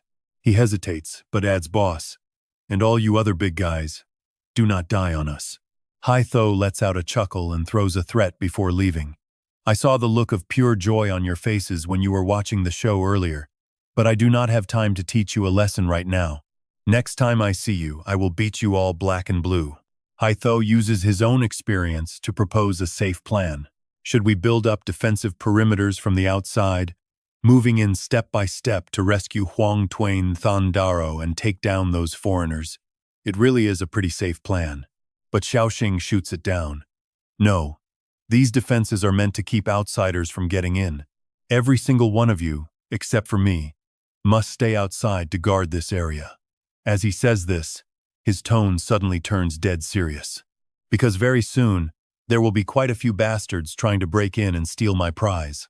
As for what is inside, I can handle it alone. Hearing his decision, someone gasps in shock, asking if he really wants to go in completely alone. Li Bin nervously warns him that is way too dangerous. I mean, we still have no idea who these mysterious outsiders actually are. Everything they have pulled off goes way beyond what a small group of regular ability users could ever do. This is a massive, long-planned conspiracy aimed directly at our country, Huaxia. They have already gone ahead and turned this entire forest into a terrifying, man-eating hell. He stresses that even Huang Tuan Than Dar, despite being incredibly well prepared, is still trapped deep inside with their survival completely up in the air. Xiao Yu immediately throws a tantrum, asking Father Xiao Xing, "Are you really going to abandon me and walk straight into danger alone again?" Facing their protests, Xiao Xing only gives them a faint smile. "I was not planning on facing that giant guy alone anyway." Hearing that, Xiao Yu raises her fist, threatening to beat him if he does not rephrase. Lai Bian agrees it is too dangerous to go in alone, since even the trees on the forest edge constantly release hallucinogenic toxins. At this point, he confesses he has already researched this specific toxin. With his 4-star superhuman abilities, inhaling this constantly would trigger hallucinations in just half an hour. Suddenly, lightning violently throws him back, and he grits his teeth as his superhuman powers spiral completely out of control. This is pure chaos, Hai Tho and Tio. I watch in shock, wondering what kind of power this is. After watching closely, Lai Bian concludes the air has been completely purified. Tu Tin smiles to calm Tunu down, telling her to relax and promising to bring her along since the lightning check is done. Li Bian suddenly wonders if they are just flirting, while Hai Tho steps up behind him and asks if he is sensing it wrong. Are they actually resolving the toxin issue around here? And Li Bian can only answer that he is afraid so. Tuomai whispers to Hai Tho that her name is Chi Nu, the superhuman with the most legendary genetics in history. Intelligence says she might have already reached the legendary 5-star superhuman rank, leaving Hai Tho absolutely stunned by the revelation. Tuomai adds that they are childhood sweethearts, though they probably have not officially revealed their relationship to the public yet. This makes Hai Tho curious, wondering how she even knows this kind of gossip. As Tu Ngu and Tu Tin discuss, Tho suddenly jumps in, begging them to take her along with them. Tuomai laughs in delight, teasing that a third wheel has just appeared. Hai Tho groans and tells her to drop that shipping face, arguing she might just be another member of their team. Tho insists on joining, arguing the apocalypse is near and the threat is growing worse by the day. She has been losing sleep lately and cannot just stay quiet anymore, declaring she absolutely needs to do something to help. But Tu Tin does not buy it, prompting Tho to plead further, begging him to flood her body with his monster genes, even if it hurts. Tuomai just dryly mutters that she told them so. Hai Tho is baffled, wondering if kids nowadays like this, while Tu Tin squints in deep suspicion. Tu Tin asks if she wants to copy Triu Thin, since her extraordinary gene is at 83%, making Chi Nu's path much safer. If her superhuman gene stays dominant, his monster gene will not corrupt her power, but merely act as a booster to push her forward. Once she reaches 5 stars, she can easily purge his monster gene entirely from her system. As he speaks, he imagines his body turning into a piece of black coal about to explode. Tho clenches her fists resolutely, admitting her talent is far below Chi Ngu, but argues they no longer have the luxury of time to grow slowly. She begs Tu Tin to make her his person, forcing him to sigh and change his approach. If she is really going to be this stubborn about it, then he will agree. But he warns her first that his monster gene will devour her superhuman abilities, weakening her current strength, though she boldly declares she is fully prepared. Honestly, watching this unfold, Hai Tho and Tio might keep gossiping about how wild students are these days. Tu Tin clears his throat, telling them it is time to move out together. Since her younger brother is over there, her presence might help, and Tho immediately nods in agreement. Before leaving, Tio Tin tells Kung Tuane to hold down the fort. Caught off guard, Tuane just laughs playfully and tells her captain to go have fun playing with those two sisters. She winks suggestively, telling him that if the guy who previously messed with her body shows up, she will summon him immediately. Resting her hands on her hips, she teasingly demands that he must inject his power into her body when that happens. That way, she can easily go a few more rounds with her and wear her out before handing her over to him. Tu Tin is so embarrassed his face completely freezes, wishing she would just shut her mouth. He curses her in his head for being so dirty, before quickly shifting his focus back to the main mission, Time is running out as he pats a tree, warning that they must find the demon god without alerting any hidden enemies. Suddenly, Nu curiously asks, "Hey Tin Tun, do you still remember that kid who stole my pen back in grade school?" Tin glares and snaps back, "Who are you calling Dad? Please call me your lucky star instead." Oh, that chubby kid? But he still heard Nu's question clearly. Flashing back to their childhood, little Nu was crying, wondering where her goldfish pen went. That was already the second time that week. Tin mocked, "How stupid does someone have to be to walk straight into a trap?" But little Nu was absolutely determined to drag the culprit out, her face gleaming with a mischievous look. She told him to lend her the ink cartridge from his summer pen and pour his faded ink into her silly bunny pen. Tin smirked, great minds think alike. He jokingly noted that the thief would definitely fall for a trap like this. Sure enough, the silly bunny pen got stolen the very next day. Soon, the teacher was asking a classmate why his homework was completely blank. The kid sobbed and wailed, "But I swear I did it. It is all because of that stupid pen." Turns out Tin's ink was actually white. Watching this unfold, they both smirked. The thief is caught. Serves him right. Nu shoots a sly look at Tho, "We need a silly bunny." Hearing this, Tho hugs her pillow, eyes closed in distress. Talk about awkward. But wait, aren't Tin Tun and Chingu supposed to be just childhood friends anyway? Besides, they never made their relationship official. But the angel in her mind gently warns, "Wake up, bunny. You are basically trying to steal someone's man. That is totally wrong." Then the little devil whispers in her other ear, "So what? They are not even official, right? It is just fair competition. What is the big deal?" Instantly, the angel and devil inside her head start duking it out. "You are an evil little instigator. I will destroy you." "Shut up, you fake little saint." Once Ting and Nu finish plotting, their smiles turn borderline creepy as they tell her senior bunny, "Let's get started." Tho is terrified by their creepy expressions. Tin raises his mutated left arm with a dark glare, "Ready for your monster gene upgrade? We should get going as soon as possible. Your body will need some time to adapt to this." Tho quickly swallows her panic and turns around, ready for his instructions. He explains that unlike Thin's group, this time he is injecting a much higher concentration of monster genes into her. It might even break your mystical gene sequence. As they slowly eat away at your special genes, it is going to hurt like absolute hell, so hang in there. With a sudden movement, he slams his palm directly onto Tho's back. The moment he pulls away, a faint black mark glows, sending a massive shockwave straight through her nervous system. She arches her back and screams, "It hurts so much." But right after, a bizarre sensation washes over her, leaving her caught between crying in pain and feeling some strange, overwhelming pleasure. She collapses onto the ground, groaning softly, "Tin Tun, I can definitely feel it working." Looking back, Tho whines about being hungry, only to realize the area is completely empty. She blinks in confusion. "Wait, where did you two go?"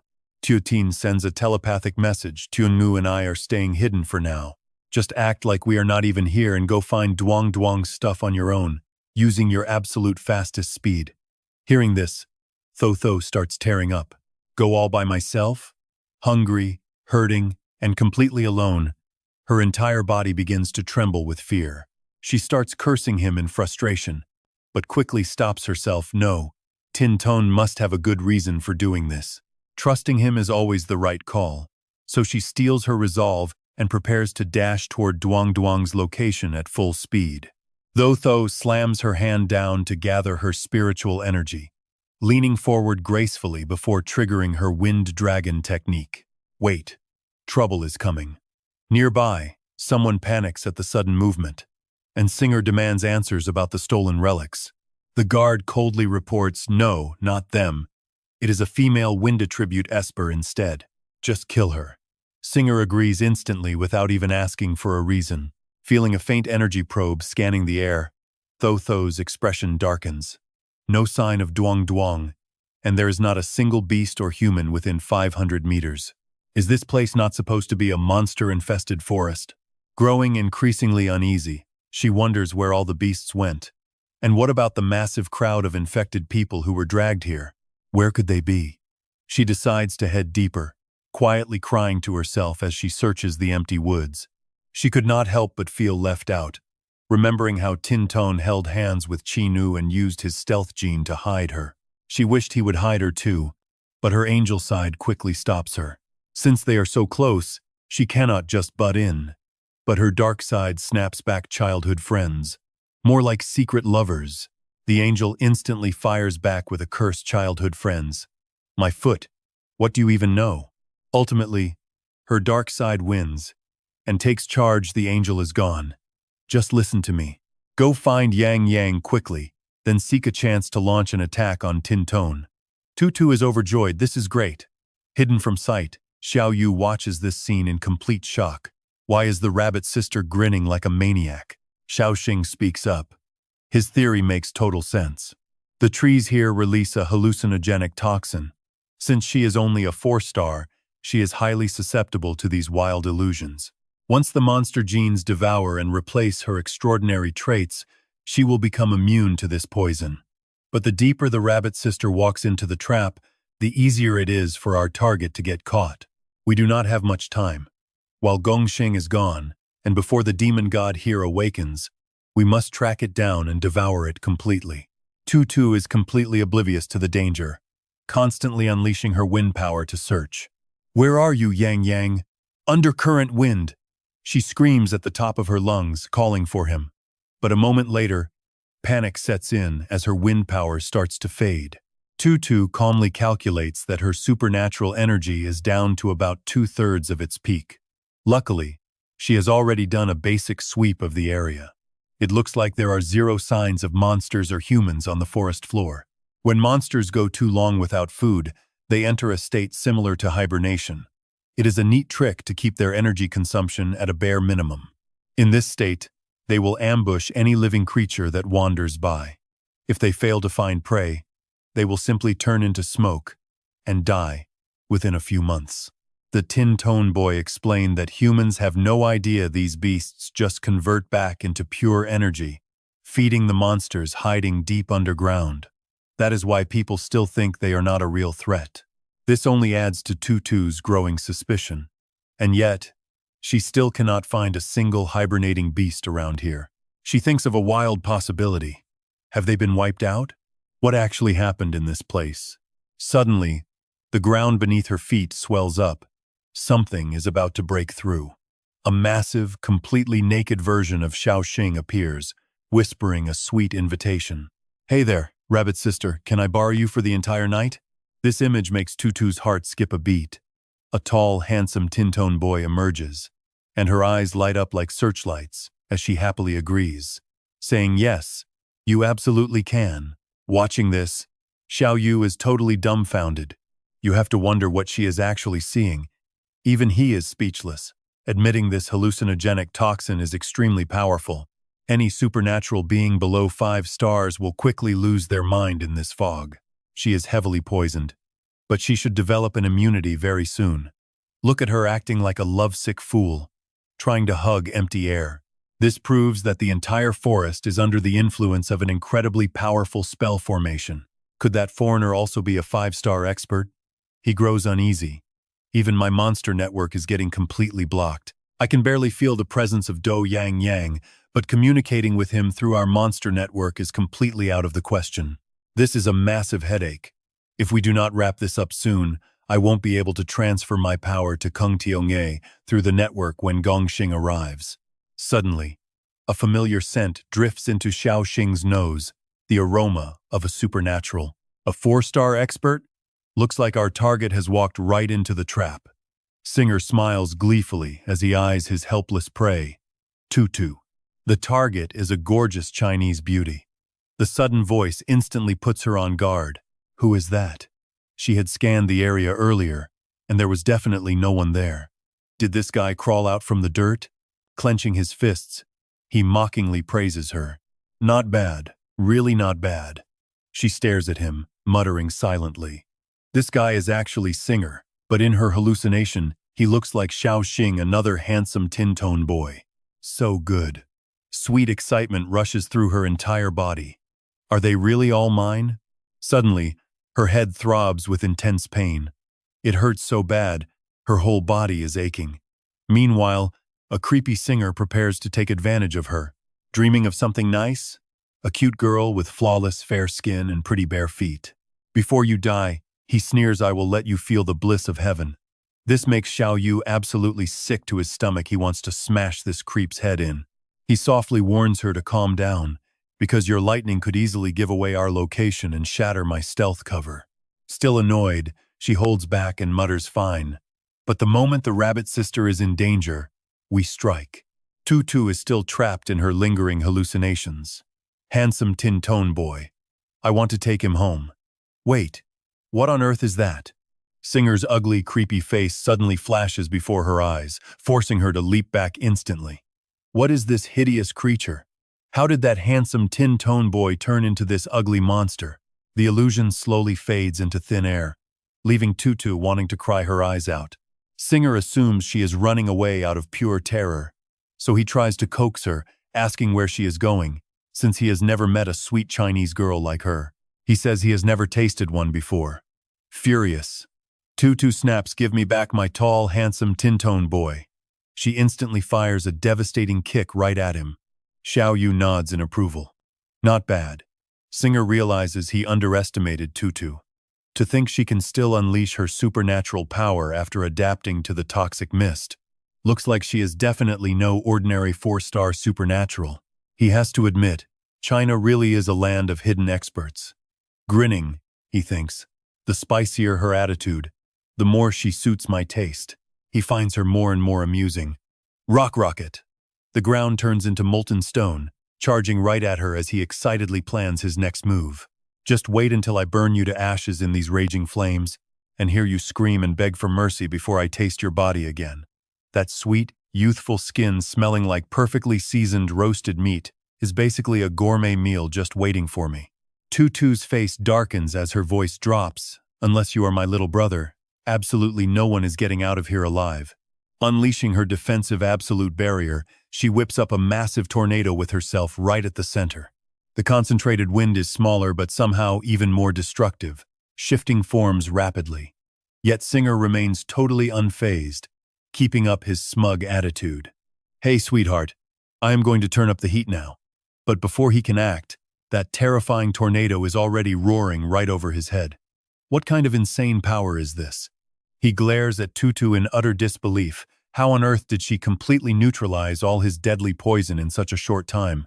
The violent cyclone slams directly onto him with a deafening crash.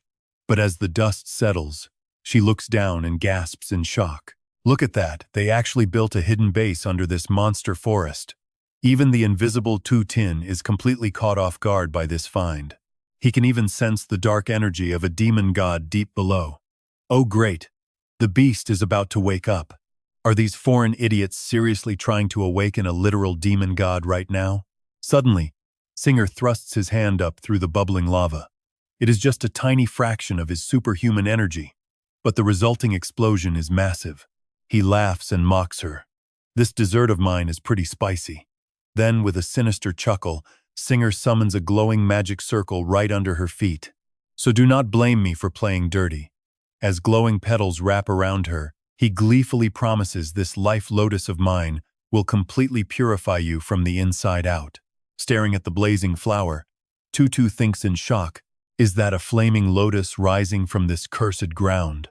It is growing incredibly fast, and the heat radiating from those burning petals is already pretty intense. She hovers mid-air, anxiety taking over. If she gets trapped inside this thing, her superhuman defensive barrier probably won't hold out for very long. I cannot just keep dodging. That will only leave me wide open. I have to strike back. Without a second thought, Tutu resolves to summon a giant vortex to completely snuff out that blazing fire lotus. Once her attack lands, she carefully notes that the lotus's energy has vanished. Now, she must watch out for any more flowers sprouting from the ground while looking for a chance to counter. Right then, a cluster of strange objects shoots straight toward her, leaving her totally dazed. Wait, what is flying out of that thick smoke? Reacting instantly, she gracefully dodges the incoming projectiles. They are seeds from that flaming lotus. Still, Tutu remains skeptical. Dodging them was just too easy, a clear sign of a trap. Down below, Singer locks his hands together and smugly announces that the seeds have already been planted. And right here, a cold shiver runs down her spine. The seeds burrow deep into the wooden branches and rapidly sprout. Tutu grits her teeth in pure horror as dozens of burning lotuses burst into bloom. Oh no, there are way too many of them. Panicking, she struggles to comprehend how his superhuman energy has surged past 90%, triggering a complete elemental mutation. How can he possess this level of overwhelming power? She realizes she cannot dodge in time.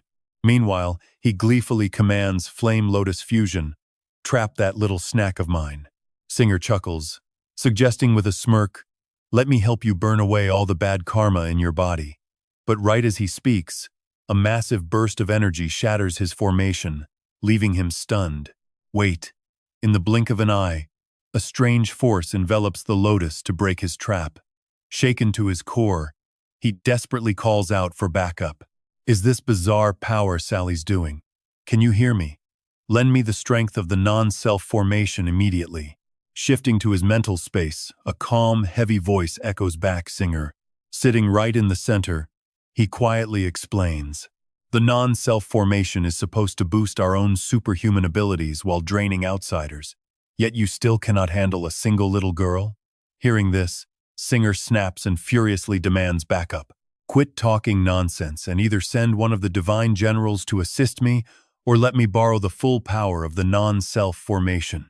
Singer frowns, thinking to himself that this Huaxia girl is pretty strange. Her energy is actually almost identical to the thief who stole our sacred relic and completely stalled our plans. On top of that, they both love using kick attacks. Realizing the intruder's true motive, Sally instantly nods, so that is how it is. She broke into this place just to look for that troublesome guy. That explains why he got so agitated earlier and leaked his presence, helping me pinpoint his exact location. Hearing this, Singer asks back with delight, you found him? Sally warily inquires Singer, did you spot any other intruders at the scene? He can only stare back with a highly confused expression. No. Did something go wrong? Sally worriedly shares his deep sense of unease. I have a bad feeling that someone is actually eavesdropping on our mental telepathy. Singer immediately objects in disbelief. How is that even possible? Inside this non-self formation, who could possibly bypass your mental barriers and listen in on our private conversation? Sally mutters to himself, perhaps I am just being way too cautious? Sally then gives a grim warning for the sake of our homeland. This operation must succeed, as failure is simply not an option. He quickly issues orders, sending the remaining 12 divine generals to eliminate those pests so the holy Sarira can be returned to their grasp. As for Singer, Sally transfers a portion of his energy, telling him to temporarily unleash 10% of the all-heaven selfless power. The boss delivers a harsh warning there is no room for mistakes this time, and Singer must not let his greedy desires ruin everything. Singer fires back with absolute confidence, of course. I guarantee this mission will be completed without a single hitch. Back on the raging battlefield, Singer lets out a smug laugh, boasting that 10% of his buffed power is more than enough to burn Tutu to ashes. Gathering his burning energy, he unleashes a brutal barrage of fire magic to strengthen his flame lotus. He commands the heavenly fire to consume her flesh and burn her very soul with the karmic lotus flame. Trapped in the blazing center, Tutu screams in agony, instantly realizing the terrifying gap between their strength. The boost Singer received is just too massive. She wonders if this is what true, high-tier superhuman power actually feels like.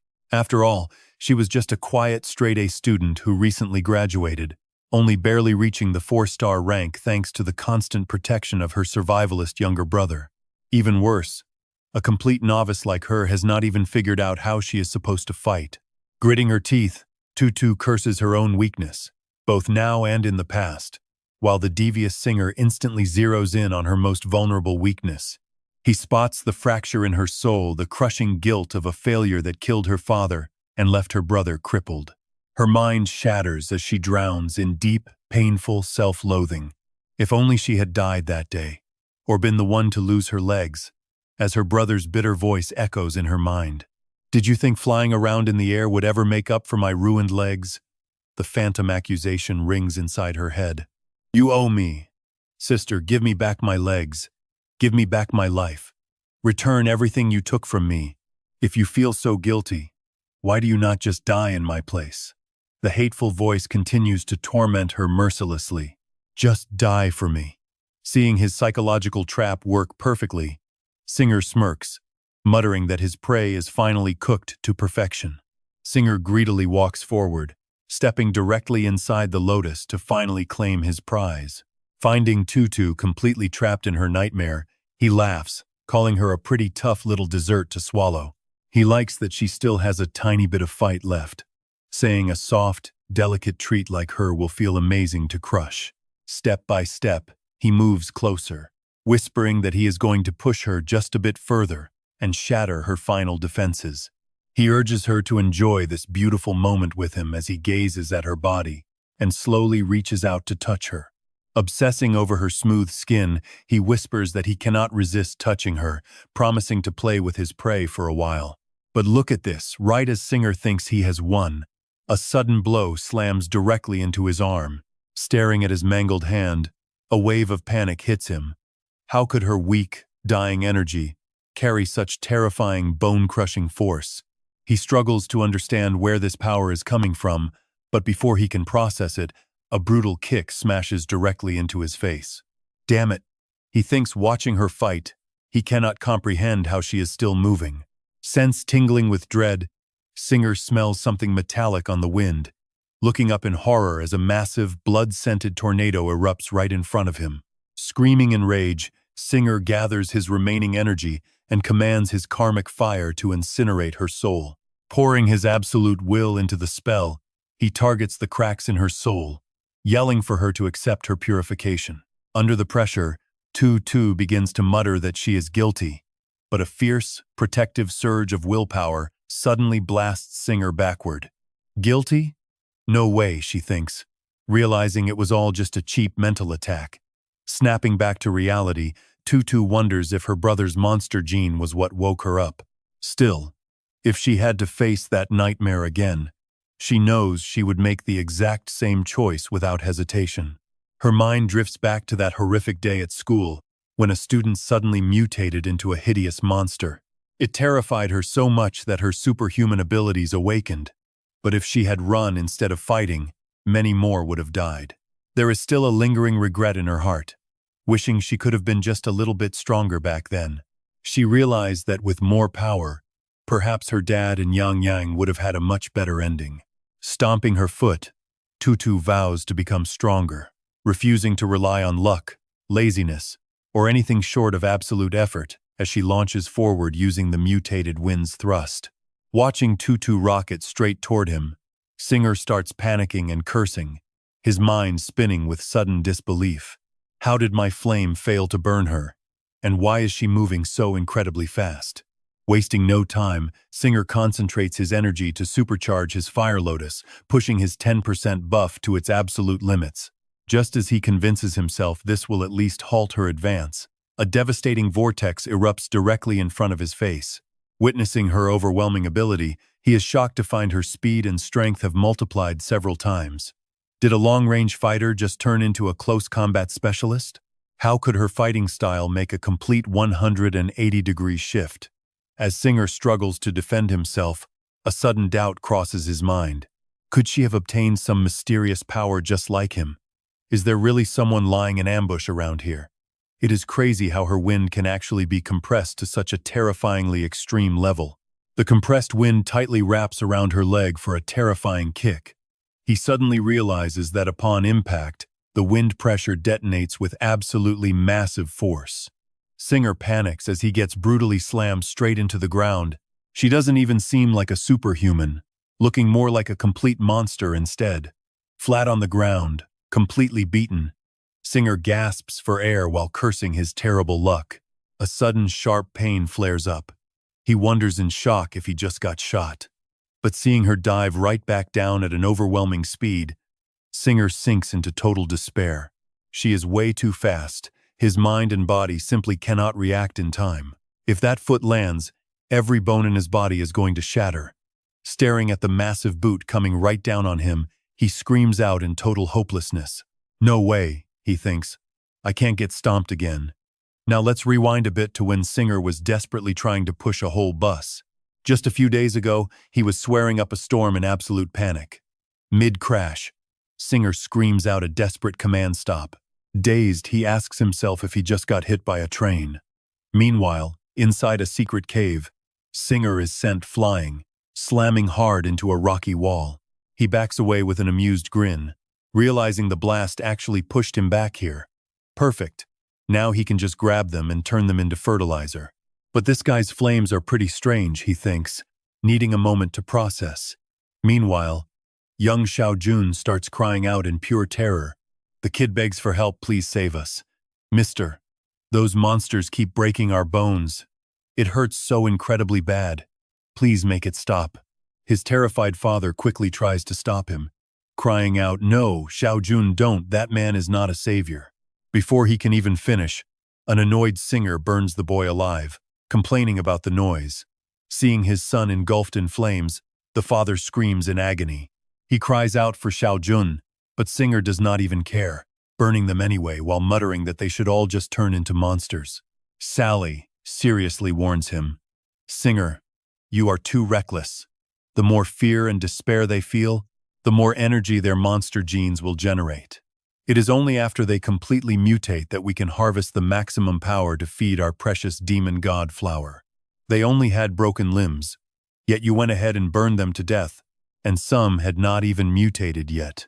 What a total waste. Singer casually shrugs it off. Sorry, my bad.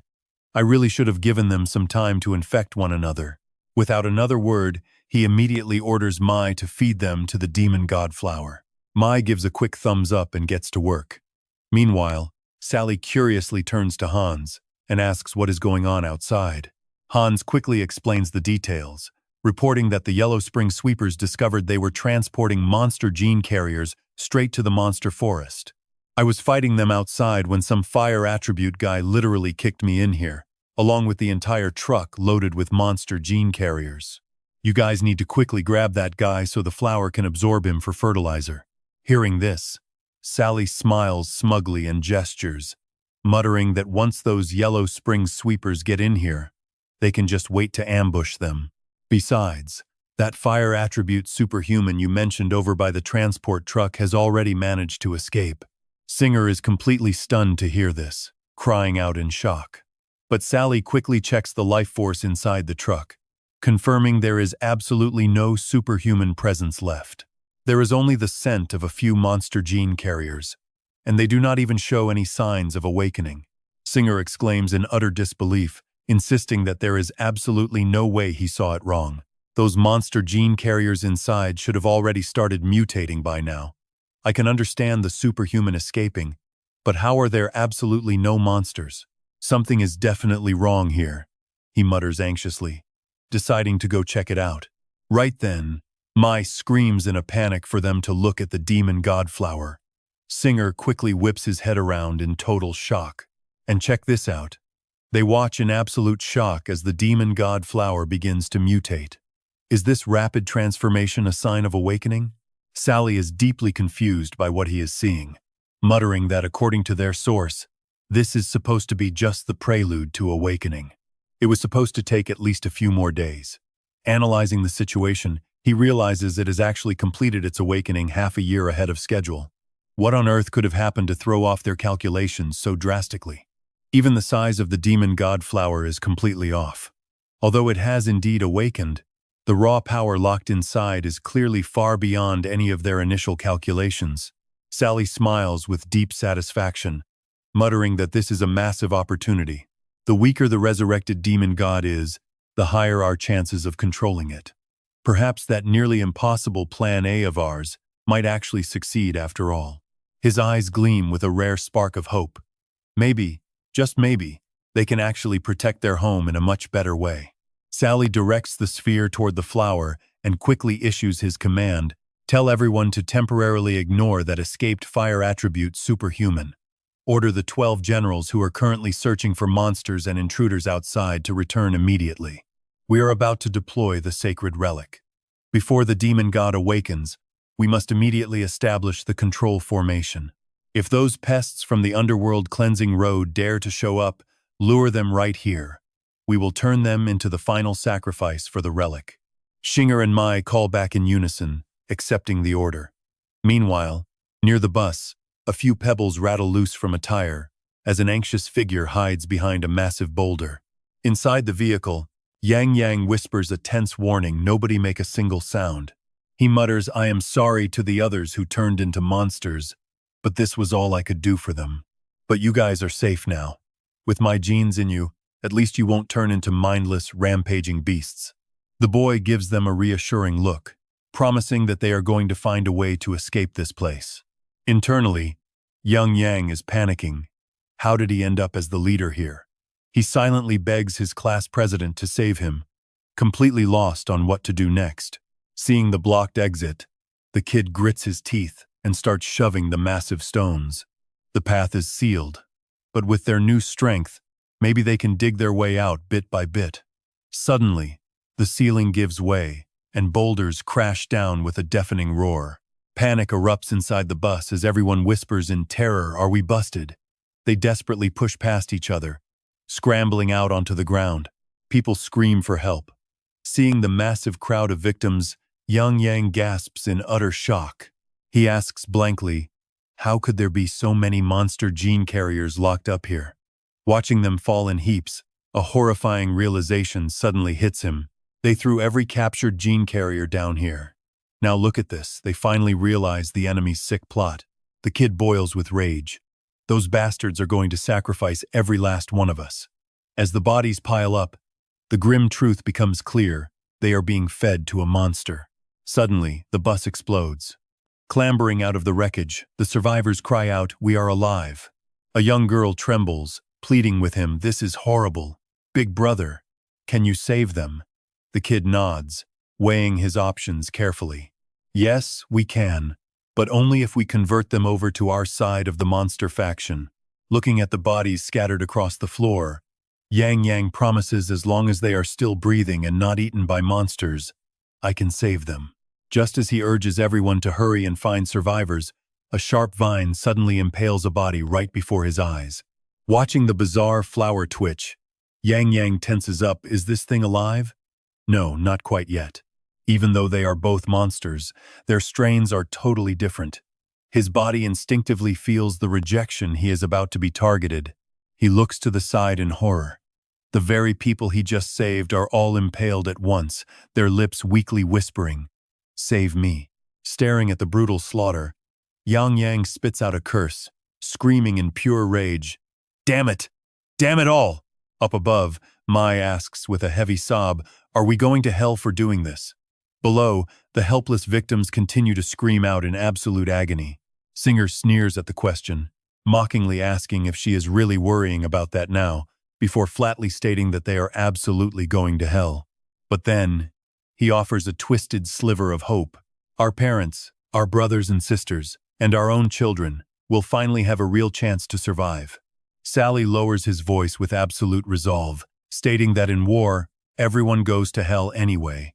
He urges them to complete their mission, fully focused on their grand goal. If this experiment succeeds, we can control the demon god here, meaning we can use the exact same method to stop the demon god back home from ever resurrecting. And if we fail, even in death, our leader will witness the devastating consequences of the demon god awakening. By watching how China handles the fallout, he can analyze the data and find a proper way to fight back.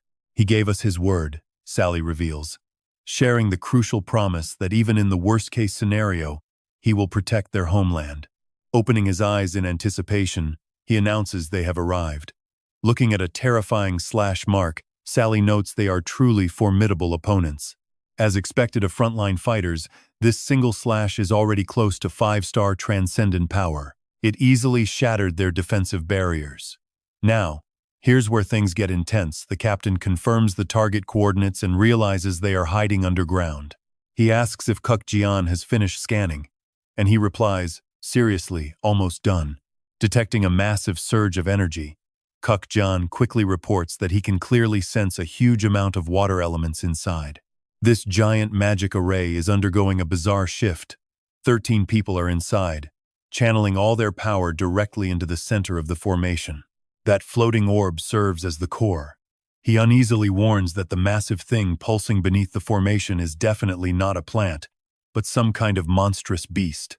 Kuk Jian lowers his voice, concluding that underneath that strange plant lies a swarm of beasts along with countless corpses. He guesses they are the missing gene carriers who were taken. They arrived far too late, and likely none of them survived. Suddenly, he freezes in shock and warns he found the kid disguised as Lam Dirm. This is bad. Stone walls are rapidly rising from the ground around them. Kuk Jian realizes with terror that they walked straight into a trap. Pale with fear, he yells to the captain, who looks around at the closing stone walls and grimly mutters it is too late. The captain honestly admits that this trap was planned long ago, and he has no way to save them all. Gritting his teeth, he asks us what to do. Because my gut says we absolutely cannot let their plot succeed. What is our move, Keijian? He decisively offers the only real solution right now we have, to destroy the core of that magic formation. Right away, Ziluo activates her device, unleashing her artificial transcendent mechanical flame claws. She then announces her power state, absorbing raw energy to completely release her limits. 82% transcendent genes, left hand 16% artificial genes, and 16% in her right, totaling 114% transcendent genes. Ziluo proudly declares her name. Windpath Star Chart Hurricane. I am the battering ram of the Huangquan Pathfinders, breaking every obstacle. Just then, Sally raises 2 fingers, chanting all things have no self. Sally commands, Singer, you are up. Singer leaps forward, confidently accepting the mission. Leave the fire to me. He fiercely counters with a blazing attack. Luo family fire lotus, how could we let you touch our sacred relic? In the blink of an eye, the flower engulfs the blazing flame. She fails to block it and gets thrown back. Hei Tai rushes over to help Xiao Luo, terrifiedly shouting the bad news. Captain, Xiao Luo is down. That guy's power is at least 10 times stronger than a 4-star transcendent. Hei Tai screams in terror. We are doomed. Directly before her eyes, the life-devouring lotus is blooming, ready to explode. Witnessing this absurd power, Keijian frowns and cries out, This is impossible. A 4-star transcendent cannot possess such crazy power. He is not a 5-star either. This magic formation is stacking all of their energy together. No, it is way worse than that. There is an almost infinite transcendent power resting at the center of their formation. Captain, I will save Xiao Luo while you find a way to destroy their formation center. Without wasting a breath, Sally calls out Mai. I nod, confirming I got it, just as a violent bolt of lightning strikes down upon them. Lightning punishment. Gritting his teeth, the captain trembles as he blocks it, protecting Keijian. Sally coldly praises him, noting that under such lightning, protecting the person next to you is indeed impressive. But under my selfless law, no matter how strong you are, you cannot win. Sally declares with a sinister glare, you will all become fertilizer for our sacred relic. His eyes lock onto them as he begins to chant, unleashing dark spirits to take control of their very souls. Now watch the captain's eyes glow, as Sally casually controls him, ordering him to join the relic. He ruthlessly orders him to pour all of his transcendent power, his will, and his soul directly into the sacred relic. Overcome with bitter fury, the captain growls and demands answers those 7 teams that entered the monster forest and went missing, totaling 37 transcendent warriors, 37 human lives. Filled with rage, he accuses him and unleashes a deadly counterattack. Were they all swallowed up by this relic of yours? Dimensional slash? Instantly, Sally just sneers and mockingly laughs. Sally continues to boast that destroying the relic is impossible because under his selfless law, his soul control is absolutely perfect, leaving no openings, and trying to resist a power 10 times stronger than you is just like throwing eggs at a rock. Sally loudly declares that control of his body has been completely seized, so he might as well submit to ease his own pain. Seeing the captain still struggling to resist his control, Sally remarks in surprise, You actually broke through the 5-star barrier. But under my selfless law, your resistance is utterly pointless. Go ahead and struggle, Sally sneers. Because the stronger you grow, the more you feed the relic. But then he drops a terrifying truth. We once forced a man to sacrifice his own comrades, because that level of trauma triggers massive growth and feeds the relic even more. Determined to fight back, he decisively chops off his own arm, growling that he will never let them win. Sensing this completely pointless struggle, Sally curls his lip in pure mockery, noting that self-harm will never change their ultimate fate. Your transcendent genes will only degrade. Sally sighs in disappointment as he lifts Keijian up, calling it a waste. Summoning every single one of them to kneel before him, Sally coldly announces that time is running out and he can no longer afford to break them slowly. He orders them to offer themselves up, while Hei Tai struggles in panic, crying out to the controlled captain, "How are you any different from monsters?" Sally calmly replies that in the name of survival, there is no difference at all. Your deaths are actually useful, because once this relic accumulates enough power, we will finally be able to control the demon god. And perhaps, your beloved Wuxia will be saved from facing absolute ruin and misery. Hearing this, the captain gasps in shock, pushing his willpower to the absolute limit to resist. We cannot let them win. Just as Sally announces the relic's completion, a tiny object grazes his face, leaving him utterly confused, a stray pebble. Sensing the strange vibrations, he suspects that some underground beasts are feeding on those with unmutated monster genes below. It is getting way too loud down there. Wait, that's not right. As dead silence falls, Sally freezes in absolute dread. The beast aura is completely gone, not a single monster remains. Since the demon god is still asleep, it will not actively absorb the beasts unless we reduce them to ash ourselves. Where did that monster go? Seeing the blue flame in the center, he is completely shocked. The demon god is clearly still asleep, so why is it moving? What is it attacking? Is something charging up? Is that blue flame from the fire-type superhuman that Singer mentioned before? But through the relic, I do not sense any superhuman aura down there. Seeing this, Sally quickly orders Singer, "Whatever that thing is, do not let it get up here." He confidently replies with excitement, "No problem. Just leave the fire element to me." Next, Singer places his hand on the flower and unleashes his powerful technique, the Luogia Fire Lotus. A second later, he is utterly horrified to see his flames vanish. Was the Luogia Fire Lotus shattered? No, it was bitten apart. Just as Singer is reeling in confusion, Duang Duang suddenly appears with a ferocious kick. My flames are blessed by the non-self Dharma, so how did his blue fire swallow them whole? What is this? He gasps, his eyes wide. Unable to dodge, Singer is kicked away, leaving Sally completely shocked. Singer actually lost. Seeing the kid's foot touch the sphere, Sally is stunned. This fire-type superhuman has actually touched the Sarira. He slyly raises his hand to enact his plan, let the Sarira forcibly absorb his superhuman energy. But the sphere suddenly repels him, leaving Sally completely dumbfounded. Did it fail? The power he used was not superhuman energy.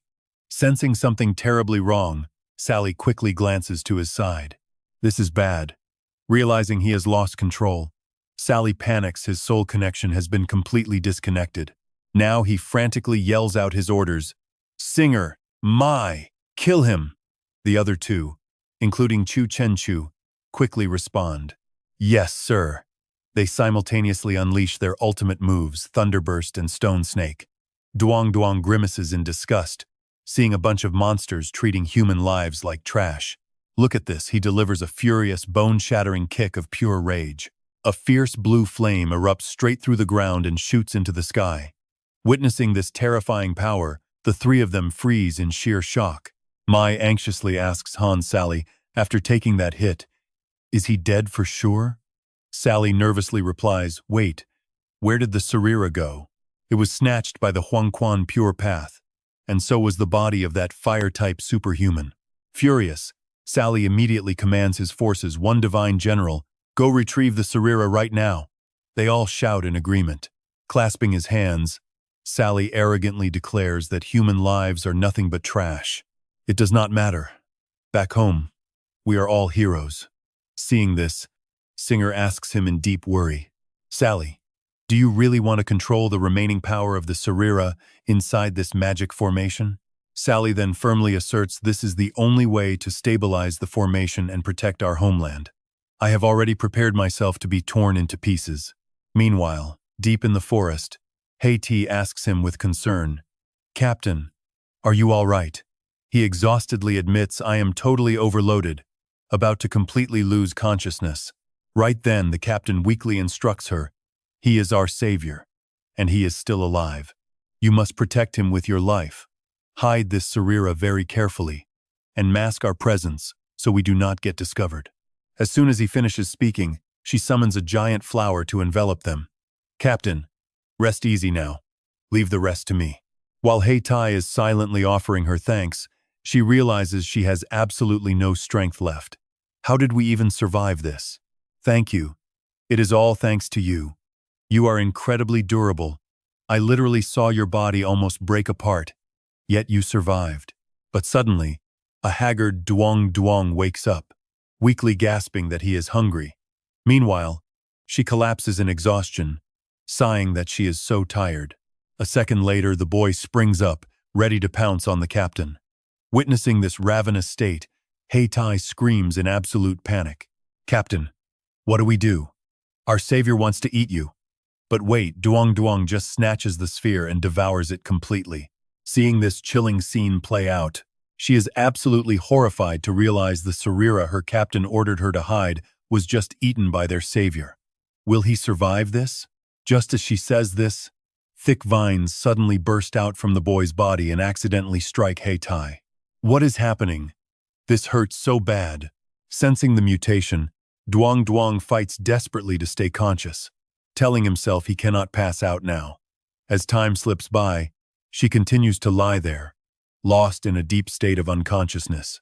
Later, Haiti suddenly wakes up, asking in panic, how long was I out? This is crazy. Seeing the massive flower right in front of her, she is terrified. What is this? Where did the captain and everyone go? Goosebumps cover Haiti's skin. Were they all eaten? Panicking, she begins to scream at the top of her lungs. Captain, hold on. I will dig you guys out right now. He sighs helplessly in response. Xiao Yan, if others find out that the goddess of our Huangquan pure path is a complete dummy, our reputation is going to be totally ruined. Hearing that familiar voice, Haiti joyfully calls out to her captain. Then she huffs in annoyance. It is great that you are fine, but who are you calling a dummy? Let me see your arm. We will install a robotic hand like Xiao Luo later. He winces in pain, quickly trying to calm her down, saying it hurts. Fine, I am not a dummy, okay? Next, the captain solemnly remarks today our Huangquan pure path has completely lost face. If he had not risked his life to save us, we would all be nourishment for the Sarira by now. Hearing this, Haiti asks curiously, what exactly is that Sarira? I felt an unbelievably massive amount of superhuman power radiating from inside it. Did those foreigners really make that thing? Do they even have the capability? The captain asks in a low voice, do you know about O? She gasps in shock, the star chart with the most perfect theory. Are you saying that Sarira is a star chart? That is impossible. No one in this world has 100% superhuman genes. The maximum so far is only 95%. Now he starts to explain O had already deduced this a very long time ago. Back then, scientists proposed all kinds of plans, but creating Star Map O was impossible. The main roadblock was that no single person could hold 100% of the superhuman gene. But very few people know that a scientist from the Sui nation once proposed a different way. If one person cannot hold a full 100%, then combine multiple people together. If a few cannot do it, then use 100 people, with each person carrying 1%. The superhuman genes would then combine in an O-style sequence. Hearing this, Hakthiat gasps in horror. Turning humans into machine parts is completely unimaginable. But even if it succeeded, wouldn't those 100 people die anyway? The captain sadly confirms it. Yes, because it was so inhumane, that scientist was completely demonized and blacklisted, vanishing shortly after. Some say He was spotted in the Eagle Nation. She quickly concludes that the relic is indeed O. And right, aren't the star maps that get closest to O named after stars? The closer it is to a perfect circle, the more insane the superhuman energy packed inside. Honestly, it makes you wonder if these foreigners are just pawns on a chessboard. I remember our Vice Captain Fan Sichuan once saying that our country has fallen too far behind. If we discard morality and humanity, Hak Thiet thoughtfully adds that superhuman power would then grow at a speed so explosive it defies imagination. Faced with such a terrifying reality, she asks in wonder if that O relic is so insanely powerful. What happens if you actually swallow it? He sighs and answers honestly, a human definitely couldn't take it, let alone swallow it. Without a formation array, you can't even control its power. But then again, he isn't exactly human, is he? The captain anxiously confesses that he honestly cannot tell if the guy is a total monster or some next-level superhuman. If he hadn't saved us, I probably would have risked everything to get you out of this monster forest. Right then, he senses danger and yells a warning. Xiao Yan, guard up. In an instant, a massive explosion rips through the area, sending dust and debris flying everywhere. Seeing Sally's squad surrounding them, Hak Thiet panics. Captain, what do we do? Spotting them, Mai says coldly, finding you guys was a real pain. She summons a crackling lightning ball and fiercely declares, I will blast you to pieces first, then take the relic back. The captain decisively orders Xiao Yan to retrieve it at all costs while they cover her escape. Hak Thiet nods quickly, but then a sudden shift. Yang steps forward, raising his hand to stop them. Let me settle this score. Instantly, Mai unleashes her devastating and explosive lightning storm skill directly at Yang. Watching him stand his ground, she gasps in disbelief, taking lightning head-on with your bare body. Let me raise my earth shield to block it. We can at least share the impact and split the damage. But his back remains solid, showing insane endurance. Mai is completely stunned that he survived this blast too. Even without the relic's full force, that lightning storm still packed 50% of the evil free law's power. That is easily equal to 10 of her strongest superhuman attacks. Yet he tanked it bare-bodied. Just look at this insane, mind-blowing recovery rate. She is totally frozen. Are her eyes playing tricks on her? His flesh is literally knitting back together in seconds. While Mai is still dazed, wondering if he is even human, Yang vanishes. Suddenly, he reappears right before her, spitting with pure rage. You absolute scum. No more talking. Yang drives a fatal strike straight through Mai's chest. Disappear, all of you. Shocked, she grits her teeth in disbelief. What kind of insane speed and power is this? The impact is literally shaking the entire forest. Mai is sent flying, desperately realizing her chest has been pierced and her ribs are shattered. Spitting up blood, she tells herself that with the evil free law, she can temporarily use lightning to lock down her life force and drag this out a bit longer. But then, she senses the relic's massive force inside him. Mai trembles in absolute terror. He actually ate it? Frantically, she tries to call out to Sally. Their telepathic link is completely broken. Clothing her fatal wound, Mai knows she has no choice. She has to deliver this warning to Sally herself. Wait, another intruder? When did this person even show up? She loudly barks an order to halt. Pointing her finger, Mai warns them that this is their final stop. Now die. But Xiao Yu doesn't say a single word, immediately deploying her magnetic star domain to create a flawless protective barrier against the attack. Seeing her signature lightning storm completely neutralized, Mai watches in pure shock. Her deadly lightning is doing absolutely nothing. As her crackling lightning quickly fades, she stands frozen in disbelief. The electrical energy around Mai is being completely sucked away. Terrified, she realizes the lightning within her own body is spinning completely out of control. Mai collapses to the ground, coughing violently. As she falls, a terrifying realization hits her. Is this girl the true ruler of lightning? Meanwhile, the barrier expands rapidly, swallowing the entire forest. From a distance, Sally watches in confusion as his evil free law gets engulfed by another domain. He urgently tries to contact Mai, but there is only dead silence. With absolutely no response from her, Sally takes off into the air, analyzing the situation. Any domain capable of jamming their evil-free law must be extremely dangerous. Is it being buffed by some kind of array? Looks like we are dealing with another powerful team from China. Is this lightning mastery, wind lightning, or some hidden power? He barks out a decisive order and faces it head-on. Whatever it is, kill it. No matter how many of you show up, you cannot defeat us here. But wait, there is only one person. Sensing a massive surge of life force, Sally's eyes widen at her aura. She is a genuine 5-star superhuman. Wasting no time, Xiao Yu immediately orders to take down this nuisance first. Right away, a giant shark conjured by Xiao Xing swallows him whole. Great white shark Sally wonders if he is really just an obstacle. At the same time, Xiao Xing stands underground, staring up at the battle above. He looks around the flower in confusion, wondering what kind of demon god this is. Xiao Xing notes with excitement that standing right here seems to be a pretty huge blow to you. You are so close to restoring your full power, and now you are itching to wake up already? No way.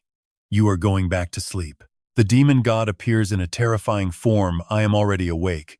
So how exactly do you plan to put me to sleep? Xiao Xing looks down, his eyes filled with mystery as he speaks simple. I will just make you disappear. Those words only make the beast burst into booming laughter. Make me disappear? The mocking laughter echoes endlessly, filling the entire cavern. Rising up, the demon god finds his attitude way too arrogant. Have I slept for too long? Is talking big the new trend among humans? Deep inside the dark forest, Sally clasps his hands together to activate his black magic, attempting soul control with his warding technique. Xiao Yu is also putting all her focus into the fight, as a massive burst of energy immediately ripples outward. He glances up, feeling the immense pressure even a full-power strike cannot completely control her soul, only dazing her for a pretty brief second. Sally has no choice but to concentrate all his strength to find an opening. Without contacting the 12 divine generals, there is no way to severely injure her body, so I must let my power touch her directly. I need to focus harder. There has to be a chance. He looks up, calculating his next move carefully. He has no idea what skill she is preparing, leaving him to split his energy to deal with her now. As long as my silver snake can make direct contact with her body, Sally thrusts his hands forward, channeling his maximum power to bring her under control. And that is when everything goes horribly wrong. Sally looks over, his face pale with absolute terror as he senses it. It has awakened. We are completely done for. Our entire mission is ruined. He turns his head back, feeling totally helpless. Forget using the relic to control the demon god. We cannot even begin to take back the lab now. Now, Sally grows incredibly tense, imagining the absolute worst-case scenario after planning this for so long. This whole thing was a complete joke from the start. Will they even protect our home? At this moment, he only has one question in mind. Who on earth did this? Who woke the demon god? Sally knows exactly what kind of horrors they are about to face. This is pure madness. You people from China have absolutely no idea what you have unleashed. Prepare for a bloodbath, endless regret, and total despair. Meanwhile, 202 is waiting at the edge of the forest with a playful smile, looking forward to the show. It is starting. My little brother Xiao Xing is about to feast on the demon god. I just need to carry out the task he gave me. With that, 202 flies high into the sky to search for Yang Yang, as the scene shifts to what looks like a base. Hai-Tu grumbles in frustration, questioning how much longer they have to hide here after doing everything they possibly could. We were supposed to stop the enemies from entering the forest, but sitting around like this is just embarrassing. He stands up, fully determined to head inside, but suddenly freezes. Hai-Tu's eyes widen as cold sweat starts pouring down his face. Is this a joke? He stumbles back in absolute terror at the sight of the demon god, a massive beast radiating a sudden shockwave of pure energy. Seeing the oncoming threat, the three of them scream in panic for everyone to block it. Hai-Tu stares wide-eyed as the realization hits him.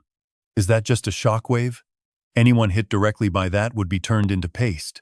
Xiaoni frantically looks around, her heart heavy with worry for what the future holds for everyone. What kind of enemy are they even facing?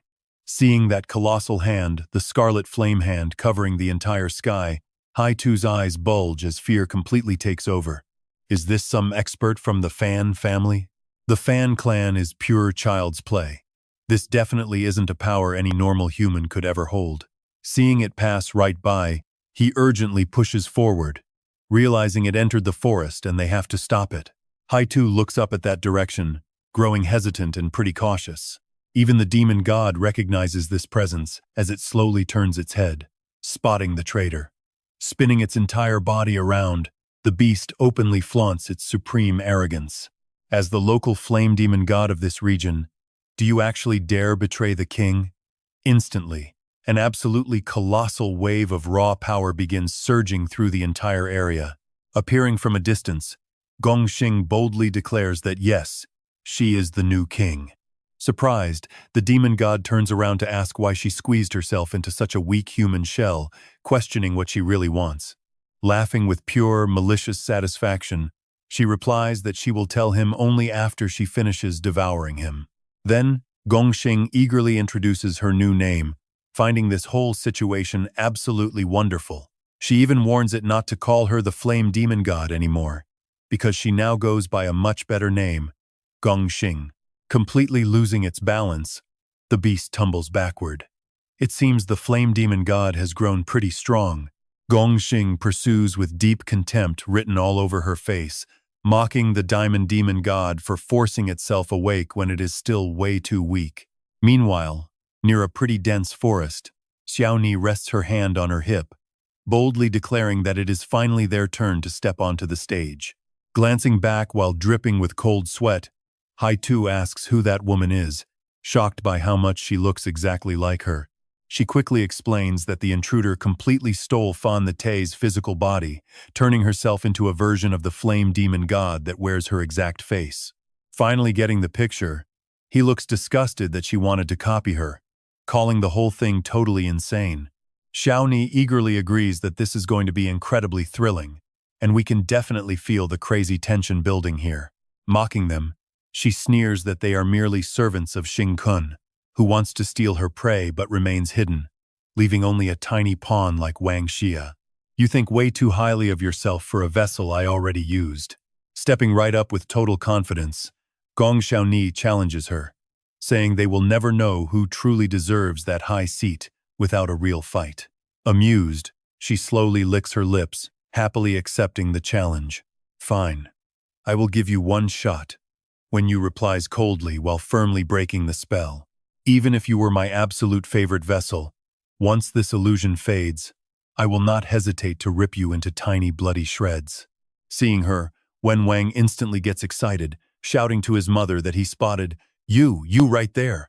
Shifting back to Xing, he flies high into the air, confidently warning the beast to stop looking for Gongxing because he is about to devour it. Narrowing his eyes, he makes one thing crystal clear: it is him, not her.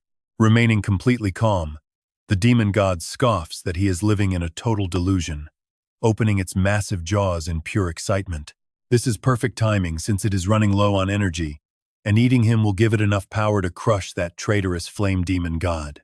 Suddenly, the beast snaps its massive jaws to trigger a terrifying tooth prison, confidently roaring that there is absolutely no escape for him. Bringing its hideous face incredibly close, the beast scowls, muttering that he is so foolish since he could have joined them and shared dominion over the entire world. It relentlessly insults him for choosing betrayal and seeking his own death, all for some pathetic dream of trying to become a king. Looking down, Xing instantly tenses up. It is way too fast. To make things worse, there is zero sound. The demon god's eyes glow red as it decides to grind him to dust. Realizing he cannot predict the exact trajectory of these heavy attacks, his only option is to protect his entire body first, but the relentless pressure keeps crushing him without a single second of relief. The human-devouring flame prison, a monstrous fire that completely swallows everything. Since you can summon a monster domain, is this where you found the courage to betray the king? The beast instantly laughs off his feeble power, mocking that his weak flames are nowhere near enough to swallow its razor-sharp teeth. It boasts that no matter how tough the enemy, they always end up as shredded meat beneath its fangs. Scanning the chaotic battlefield, Xing instantly spots the real key. Those sharp blades can pierce right through his domain as long as they remain visible. Spotting this sudden countermove, the demon god immediately locks its gaze on him. Running away? Have you still not realized exactly where you are? Instantly cutting him off, the beast bluntly declares that this entire space is its inescapable tooth prison. Filled with confidence, the monster reminds him that every single corner of this space is lined with its fangs. Flashing a smug grin, the beast declares that his weak flames cannot even compare to the flame demon god. Even if you are already a peak level 5 monster, your weak fires will never be enough to burn through this massive tooth prison of mine. He is completely out of options as the beast continually teleports to surround him, mockingly asking if he is already too weak to maintain his domain. Xing desperately leaps back and forth to dodge, but the crushing pressure of the beast's power never stops growing. After toying with him for a bit, the beast notes with amusement that its little prey has finally stopped moving. But this was actually his plan all along to end this. Turning around with a confident grin, Xing firmly tells the beast that he has finally located its hidden core. To devour a monster, one must find its core first, but right then, the beast charges straight at his back, roaring for him to die. He does not even hesitate to point out the consequences, telling him, "You can feel my power has reached the demon god level, while you are not fully recovered, so you might easily fall, which is why you hurriedly swallowed me down, using your strongest prison of teeth to destroy me." Tu Tin confidently asserts the power of humanity, but tells him that he has slept for far too long, so you probably never expected that humans have created a power that actually surpasses monsters.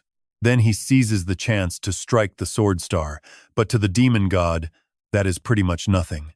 The beast keeps mocking its opponent, asking him where that power that supposedly surpasses monsters is. Can it not be used anymore just because it was pierced? The demon god laughs hysterically in excitement, but as it rambles on, it suddenly stops. Wait, you actually call yourself a human? Then the demon god suddenly realizes something. That side holds the very hand I chopped off before. Calming down, the beast realizes his opponent was only acting as a defensive shield to protect that severed limb.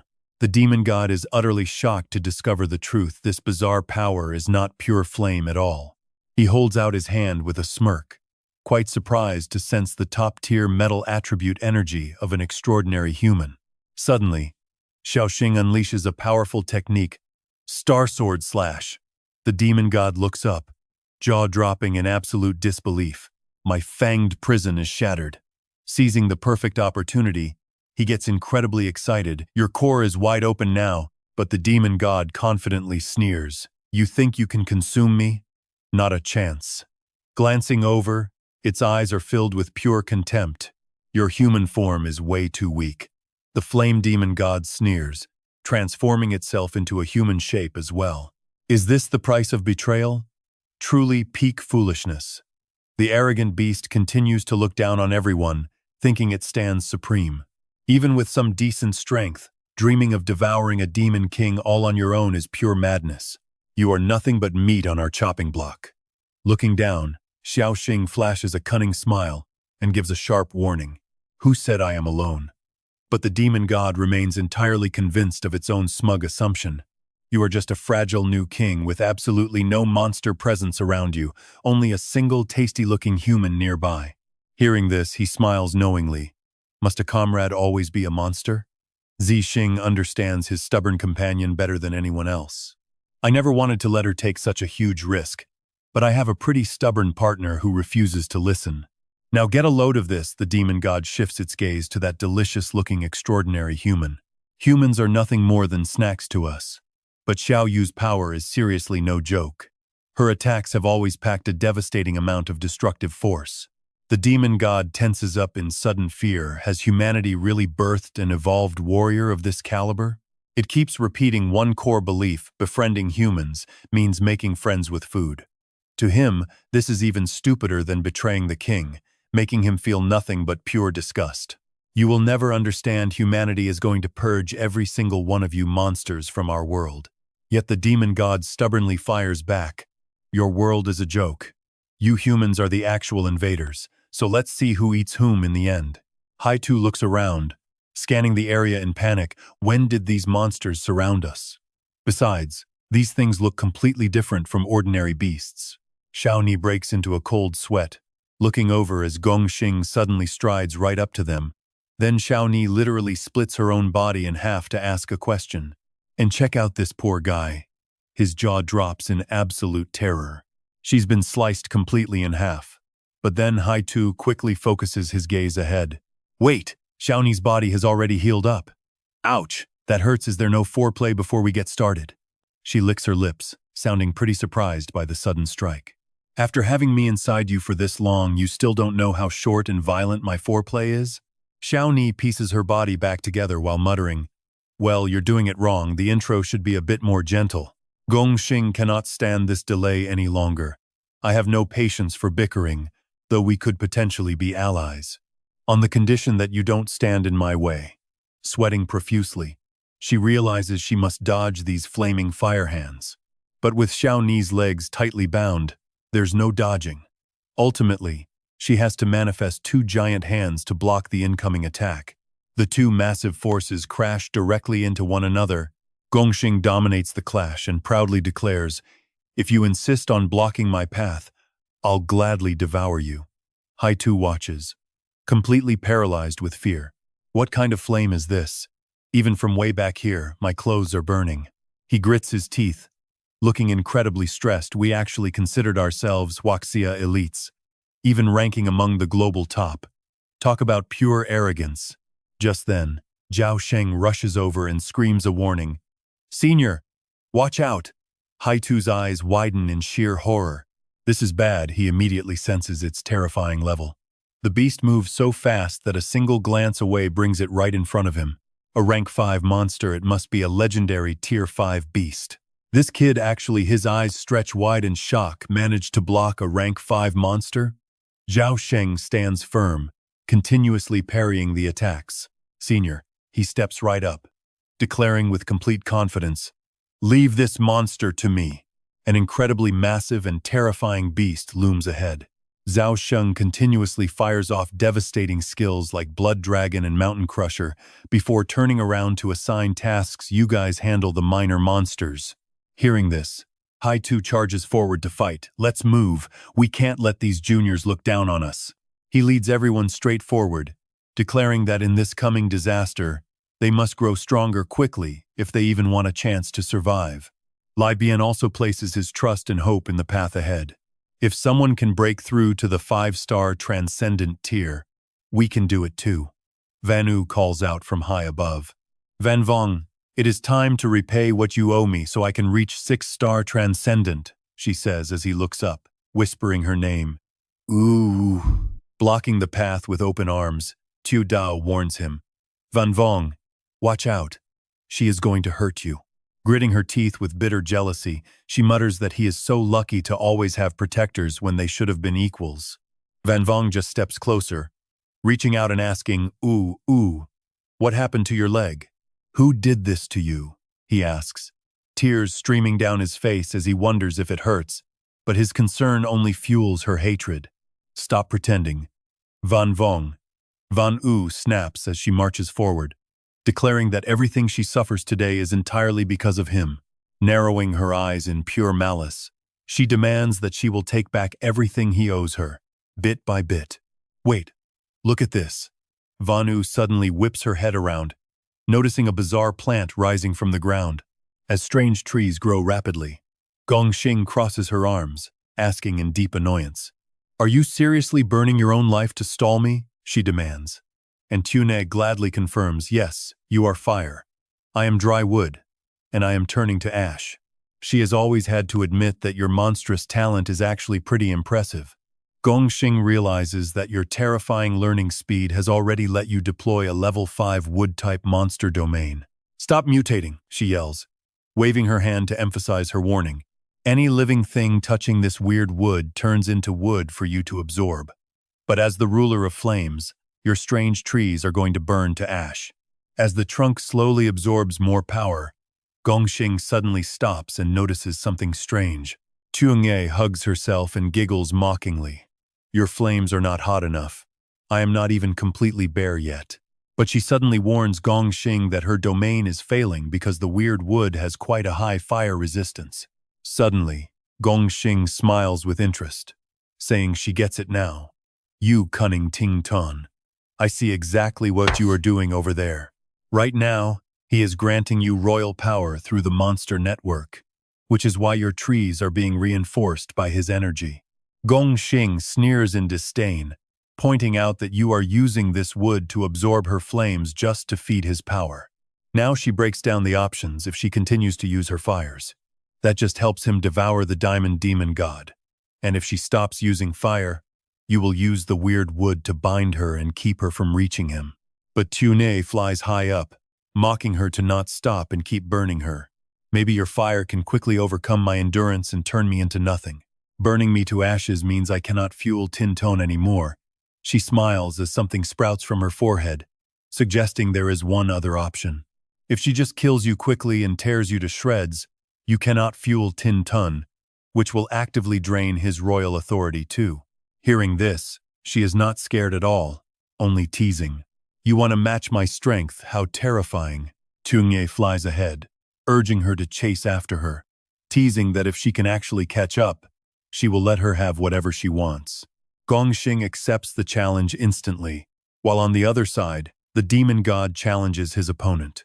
Traitor, do you think having the chance to devour me means you can actually eat me? You cannot swallow this, can you? It boasts confidently. A monster's strength lies in its flesh. Your human skin is far inferior, while our demonic flesh possesses far superior power. Suddenly, the demon god screams out, unleashing its ultimate move. Royal authority, it confidently reminds him that compared to the power granted to us by the king, you only possess a tiny fraction. The demon god regains momentum for a counterattack, boasting that this is their true source of power, and he will be the one devoured. And this is where it gets legendary, he grins, excited, eager to destroy their royal authority once and for all.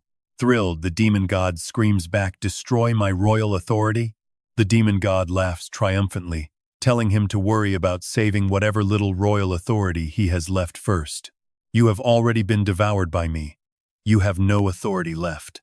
Pointing out his flaws, the demon god claims he no longer has Vuangha powers, let alone absorbing energy from lower monsters through the network.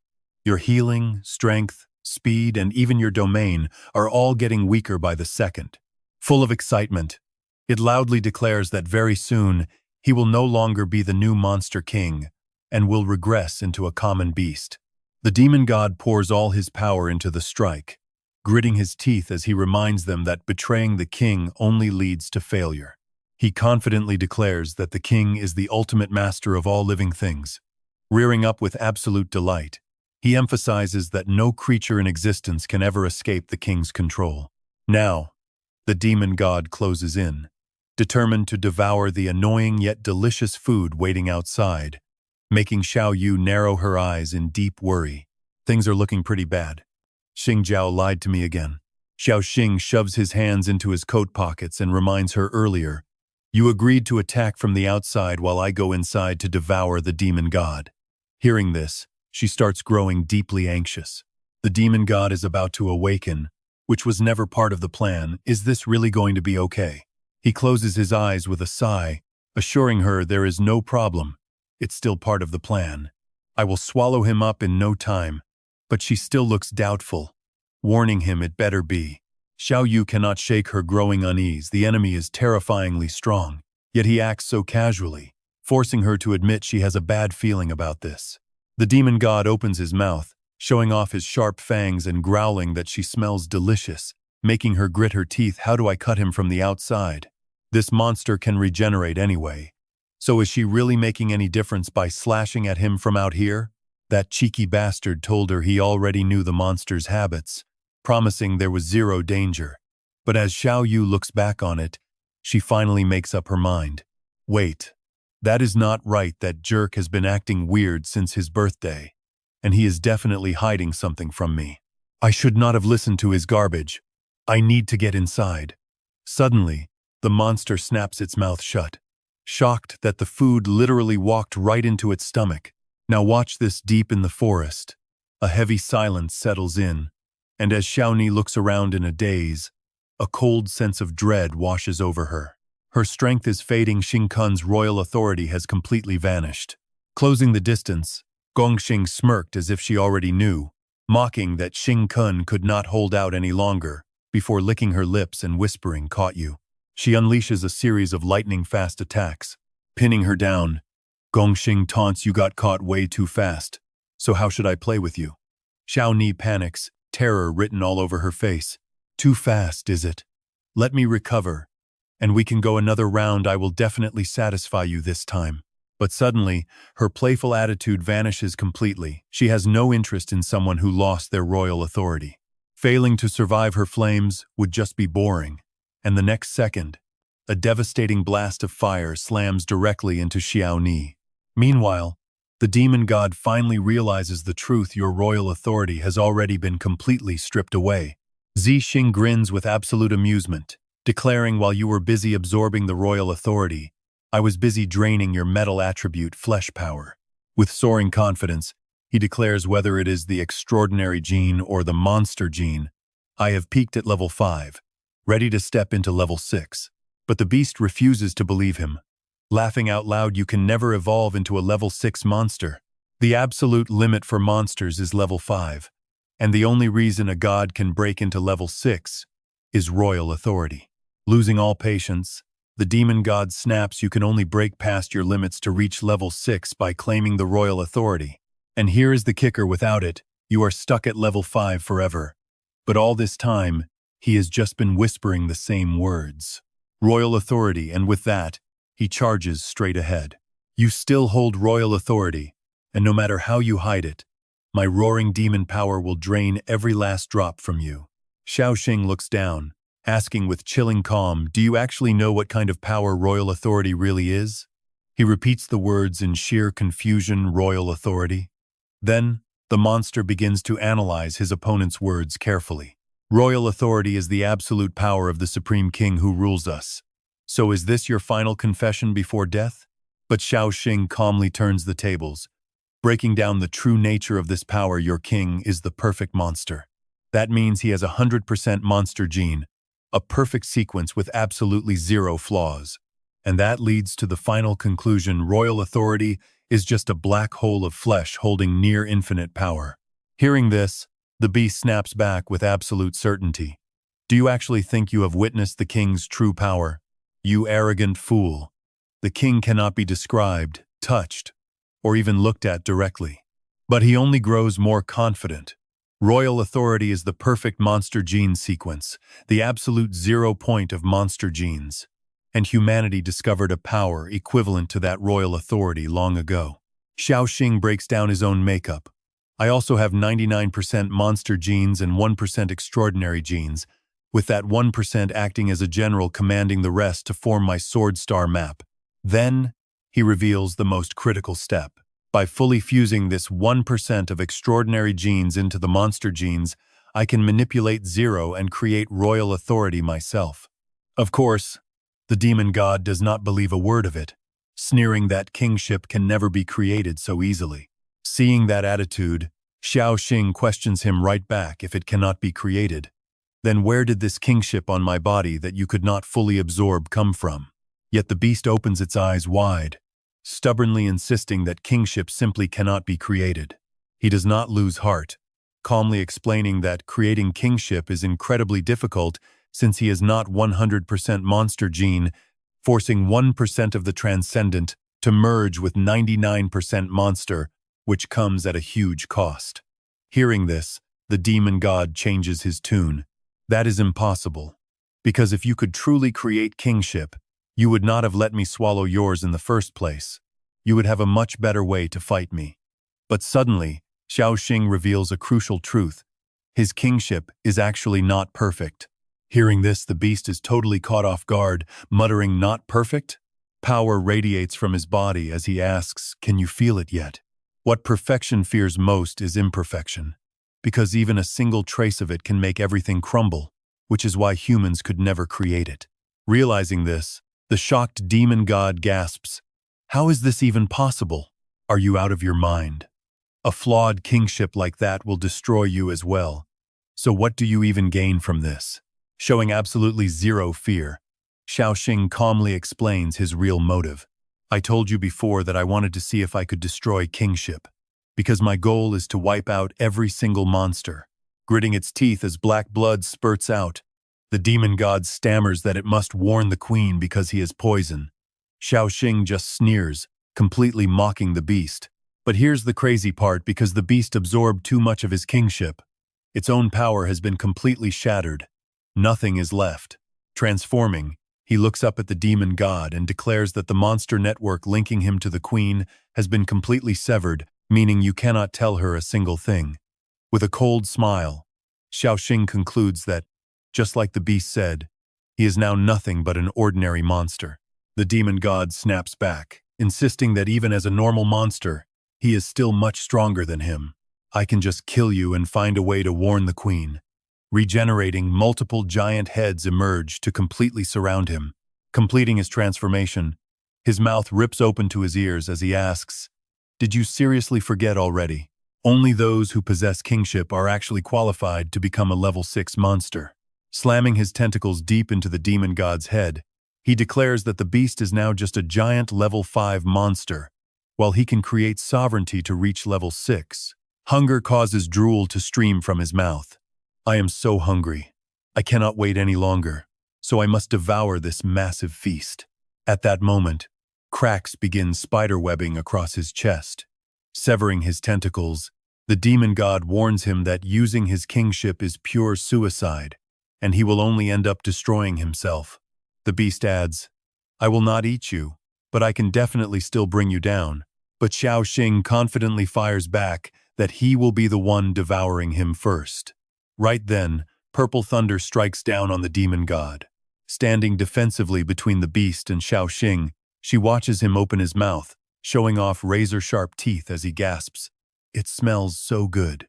Xiao Xing leans in extremely close, whispering for them to eat, but without hesitation, Xiao Yu pulls him into a tight embrace. His eyes widen as he looks at her, slowly regaining his sanity. He hesitantly calls her name, asking in sheer shock why she even came in here. "Didn't I tell you to wait outside and cover me?" Frowning in anger, she snaps, "You absolute jerk, you liar." Covering his mouth, he hesitantly asks where he went wrong. She snaps back, "You said this would be easy and relaxed, but all I see is you desperately running for your life." Xiao Xing defends himself, arguing that he pretty much wiped out his kingship, and now the guy is completely weakened, which makes things totally relaxed. Behind them, the demon god opens its massive jaws, prompting her to look back and ask, "You seriously call this gentle? Your entire body is literally about to shatter, so can you please stop being so reckless and playing the role of a self-destructing truck?" Raising her voice, she demands he drop this form, because if he shatters, she is going to have to pick up every single piece. So change back to your normal form right now. As he desperately tries to explain himself, she suddenly cuts him off, yelling at him to cut the nonsense. Frightened by her intense attitude, Xiao Xing immediately backs down. It is not that serious, since he only kept a tiny bit of kingship for Kung Tiongye, reading her sharp glare perfectly. She probably has not figured out his real plan, otherwise things would get extremely difficult. But the truth is, Tu Tin had already realized something very special. The monster gene has a fatal flaw, an uncontrollable hunger that grows much stronger the weaker his body becomes.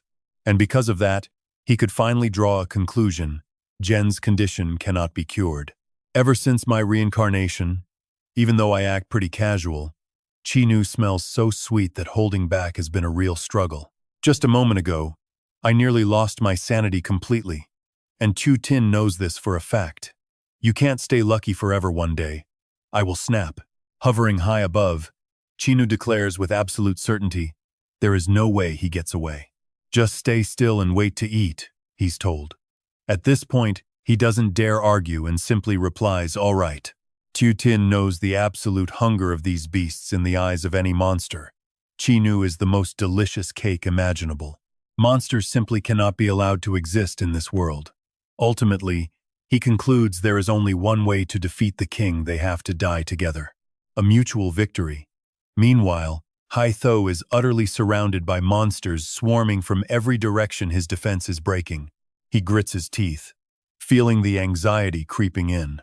His junior, Xiao Xing, is also pushed to his absolute limit. Hai Tho looks around in pure terror and screams, "It's even worse over there. What on earth is that monster?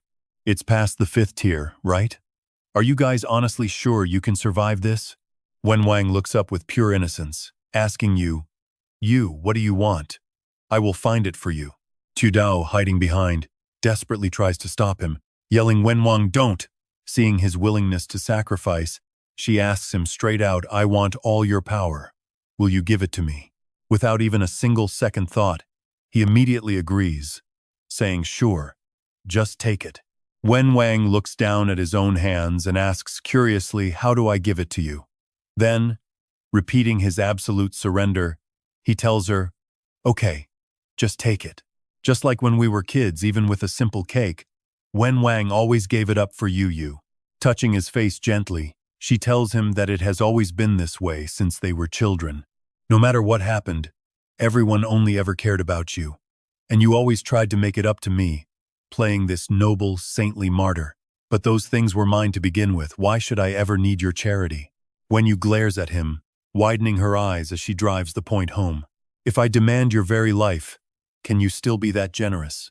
Meanwhile, cutting back to the unfinished battle, Gong Jing suddenly realizes what is happening and is completely caught off guard. Wait, look at this. The Diamond Demon God actually fled, meaning Xing Kun won in record time. She narrows her eyes, sensing a very familiar energy, the aura of kingship. Covered in dust, Tunei grimaces with sheer rage, muttering, "Well played, Xing Kun. You withdrew the kingship earlier, leaving me to get burned by her, basically roasted and eaten alive. More than half of my flesh power got devoured. Now you only give me this tiny scrap of kingship? I'm completely empty, and this is all you have."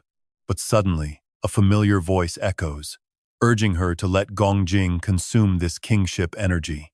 She stands there completely dazed, feeling a wave of intense irritation. "What?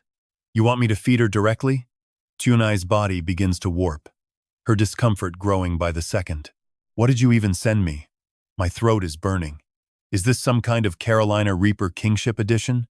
Tu Tin's highly cautious voice rings out once more, warning her that she must throw it out immediately, or her entire body will literally explode. Gritting her teeth, she suddenly realizes what is happening. "Xing Kun, are you on drugs?" Tunei feels completely baffled by this bizarre situation. Why is there so little of it? Yet it's this incredibly strong. She frowns, focusing to warn, "Gather the kingship into your arm before attacking, even if you escape my control." Gong Jing reaches up to tear that arm off, but isn't that basically the same as stuffing the biggest piece of meat directly into my own mouth? But immediately after, she begins to unleash a massive blast of energy. How utterly foolish. Then, Gong Jing swallows it down in one giant gulp. Tunei looks up and playfully asks, "Does it taste good?" Standing tall, she confidently declares, "As a toll for blocking my path, I will collect some interest first." But suddenly she pipes up again, curiously testing the waters. "Is it spicy?" Gong Jing's face suddenly contorts as she gasps out, "Spicy." And in a flash, her entire head violently explodes. Tunei's eyes widen in sheer shock, muttering, "Xing Kun, this stuff is way too overpowered, like popping candy." The sudden explosion forces everyone to spin around in disbelief. He opens his eyes wide, staring around in absolute shock and confusion. What just happened? Did we actually win? Countless monstrous tentacles erupt violently from Gong Jing's neck as she speaks in a dark, ominous tone. "Getting played like that. If the amount wasn't so small," she mutters as her face slowly reforms. Gong Jing glares forward, continuing, "And if I wasn't already on guard, my own kingship would have been completely blown to pieces." Opposite her, Tunei clutches her bare body, listening blankly. The Diamond Demon God's kingship is completely gone now, isn't it? That bastard Xing Kun, he wouldn't eat it himself, and wouldn't let me eat it either, choosing this Pyrrhic tactic that wastes his kingship. Gong Jing presses close to her, her voice dripping with sheer fury, clearly born a monster, yet so determined to make himself the ultimate bane of monsters. How fascinating. Tune shrinks back, trying to negotiate. Maybe we can just calm down first. But Gongjing unleashes her power, roaring in absolute fury. He is going to destroy the very foundation of our alliance, meaning there is absolutely no reason for us to work together anymore. Xiao Ni desperately tries to explain, pleading with her not to say those words so easily and just listen to her excuses. Massive hands slam down with crushing force, completely cutting off her unfinished plea that they might still have a chance. Gongjing coldly cuts her off and snaps that it is impossible because everything is over before unleashing her next move, Heaven Devourer. Just look at that, a blinding burst of blue lightning suddenly erupts, tearing space apart with absolutely terrifying force. Massive pillars of energy rain down from above, as Gongjing smirks and commands her troops to wipe every single one of them out. On the other side, Wenyu looks over at Xiao Tao and screams out, "Father, eat her up!" Xiao Tao blankly looks up at a massive beast staring right back at her, baring its claws before slamming its heavy fists down. Surrounded on all sides, Hai Tu and his group are struggling hard as he panics. What do we do now? Hai Tu grimaces as he admits that his arms are too heavy to lift, while the girl beside him barely manages to hold on. She weakly asks how much longer they have to hold out. But suddenly, Xiao Xing climbs out of a deep pit shouting for his seniors, making Hai Tu gasp in disbelief. "Xiao Xing, you are still alive?" Xiao Xing replies with a grin. "It is amazing that you guys held out this long." But before he can finish, a monster stomps him flat, making Hai Tu scream his name in panic. "Don't worry, I can still handle this, so if you guys can't hold out anymore, run ahead and I will cover for you." Seeing his determination, Hai Tu suddenly feels a massive surge of strength. He smirks and says, "It looks like we are being looked down on by an underclassman, because I definitely can't let this slide. Can you guys?" Clicking his tongue, he declares they must hold out even if they die. While elsewhere, Sally rushes deep into the forest with his mind racing. "Everything I had is completely ruined by those damn Wuxia people, but none of you are going to survive this easily either." He speeds up, cursing under his breath that Wuxia is doomed anyway, as everything will soon be wiped out by the demon god. Suddenly, a massive beast appears right behind Sally without him noticing, as he remains completely lost in his own schemes. Why is the demon god here? Did it come to eat me next? Boom! The beast slams down, but luckily Sally dodges just in time. Assessing the situation, Sally realizes the demon god is actually running away, leaving him wondering what on earth could make it this terrified. How is this even possible? Did they actually drive the demon god back? He suddenly spots a figure ahead, unleashing unbelievable power. Sally schemes, wondering what kind of heavy price they paid, thinking he could easily go back and eliminate them to redeem himself. Wait. Watch this. He prepares to act, but freezes up instantly because her movements are just too fast to even track. Sally trembles in absolute terror as he realizes he cannot move a muscle, his body completely paralyzed by her overwhelming electrical aura. This lightning power is terrifying, and as he looks down at his changing limbs, panic sets in his body is literally breaking down. No wonder this insane power could drive back the demon god. Sally tries to turn around and run, but his limbs completely refuse to move, leaving him screaming in absolute despair that he cannot even tap into the relic's power. Cursing bitterly under his breath, he wishes all his intelligence officers would just rot, wondering how they missed such a terrifying powerhouse in Wuxia, while Xiao Yu finally breaks her silence. She tells him to come out because he cannot escape, having already figured out his scheme, wondering if Xing Zhao really thought she would be too blind to notice. That self-destruction power now, if they fail to defeat the Beast King, this guy clearly wants them to perish together, which is something she will absolutely never allow. Xiao Yu reminds herself that she must find a way to reach the 6-star rank, deciding that she needs to discover her absolute limits first. The massive demon god looms over her, mocking her for thinking a mere human could stop it. The beast warns her not to underestimate the Vajra demon god as it opens its massive jaws to swallow Xiao Yu whole. In an instant, she is trapped right inside its cavernous mouth. The demon god purrs in absolute satisfaction. But suddenly, Violent streaks of lightning from Xiao Yu start blasting out right through its closed jaws. A split second later, the chaotic lightning condenses into a massive sphere of pure destruction before completely exploding from the inside out. Even as its ruptured internal organs rapidly heal, the beast falls silent, realizing there is absolutely no trace of flesh and blood in her power.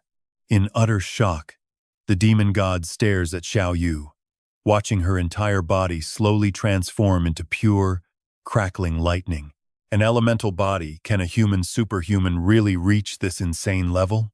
Panicking, the beast screams for its king to wake up, while Xiao Yu looks down at her glowing hands and mutters that this is getting interesting. With lightning surging through her veins, she wonders if completely transforming her entire body into pure energy is the key to finally reaching 6-star rank. Snapping out of her thoughts, she blocks the demon god who was already trying to sneak away. She barks in frustration, "Get back and let Tin Tun eat you." The demon god flees, fearing human evolution and this toxic woman. He leans in with a grim warning, "We monsters might actually lose everything." The scene shifts with a loud burp. Tin Tun slumps against a tree, patting his bloated belly, feeling completely stuffed. But why does she look so incredibly pissed? Xiao Yu's cold glare makes him panic and start guessing. Did she discover my real goal? How is that possible? Finally, she breaks the silence, asking how the Yellow Spring Sweeper is doing. After all, finding them is your official cover. Tin Tun scratches his head, explaining he used the monster network to ping Yang Yang. Tho went there too, so it should be fine. But Xiao Yu gasps, making him freeze. "Oh my god," she asks, "is there trouble over there?" Tin Tun stammers out, "What on earth is that?" "Cao Cao dot." Xiao Yu rests her hand on Tin Tun's shoulder, curious. Staring intently in one direction, he explains it could be an exoskeleton, wearing power armor, or some kind of giant humanoid robot. Tin Tun grunts in conclusion. Long story short, that thing stole my Sarira. Xiao Yu casually suggests, "Then we just steal it back, right?" He stands up, pointing at 1 o'clock, telling her to carry him. Xiao Yu holds him tightly, her expression dead serious as she tells him they are going together. And then, boom, a massive burst of pure white energy explodes, launching sharp spinning crystals and thousands of purple lightning bolts through the air. Earlier, Jack was watching Yang Yang fight, realizing he had killed Mary. Now finished, the young boy turns around with a fierce growl. Next up is Group B. Startled, Jack quickly turns to Johnson beside him, asking what they should do now. If Mary is truly dead, a crucial part of the selfless Dharma will be missing. Johnson adds, with intense anxiety, even if we survive and return the Sarira intact to activate the selfless Dharma, can we actually control the legendary demon god? Johnson sighs, declaring this mission an absolute failure. Out of nowhere, Thotho appears and blocks a strike meant for Yang Yang, reminding him, "Yang Yang, do not just focus on one direction." Hearing her voice, the young boy quickly turns his head. The ancestor Yang Yang snorts, noting she looks a bit different now, asking what on earth Tin Tun did to her. He adds that he smells Tin Tun's energy on her. Flushed, Thotho slaps her hand over his mouth, wondering what nonsense he is talking about. Johnson gnashes his teeth in frustration, asking if they actually beat them. Jack, already running ahead, shouts back to him, "This mission is impossible. We have to run." He bolts like the wind, anxiously muttering that they can never go back home. Their home base is about to face the apocalypse. Suddenly, a violent force slams directly into him, cutting his words short. The mission failed, and they will definitely not show us any mercy. We must escape to a place where no one can find us. Jack freezes. Product 008 drives its sharp claws right through Jack and Johnson. Jack barely chokes out the word boss. The monster, furious, delivers its cold judgment. Mission failed. Execution. Desertion. Execution. Losing the Sarira. Execution. Jack watches his energy being drained by Product 008 and weakly begs for mercy. "Boss, please give me just one more chance." It remains completely silent, ruthlessly draining their life force to power itself up. Johnson trembles in despair, screaming, "Stop! Give me back my power!" The glowing aura turns golden as Johnson's energy is fully absorbed. Product 008 surges with raw power, coldly declaring energy retrieval complete. System boot initiated. Product 008 darts deep into the dark forest. Moving so fast it leaves a trail of light, targeting 7 remaining energy sources. Meanwhile, Yang Yang gnashes his teeth. Ancestor, did all those other cowards run? How did they even pull that off? Their signatures vanished into thin air in just a split second. Tho bites her lip, warning him, Yang Yang, we need to stay sharp. Scanning their surroundings, she warns my wind senses more than one entity nearby. The moment those guys made contact with that thing, their presence completely vanished from the area. The shadow of Product 008 looms right behind Yang Yang, completely unaware of the threat. The young boy wonders if another beast is lurking here. Tho disagrees it has the wind element, but it is definitely not human. Right on cue, Product 008 drives its sharp claws right through Yang Yang's body. Shocked, she screams out, Yang Yang, look out! Grimacing in pain, the boy looks down at the claw, piercing his abdomen and curses. Damn it, he growls, refusing to back down as he activates his hidden power. Coldly, Product 008 rips its hand out, leaving a massive gaping wound. It initiates its fire weapons, booting up. 2 colossal storms of ice and fire crash violently in midair, unleashing a devastating wave of energy that tears the sky apart and threatens to annihilate the entire ancient forest below. Blazing red energy suddenly erupts from the hands of Product 008. Duong watches the whole thing and concludes that his flame quality wins, but the fire inside the enemy starts flaring up with terrifying force.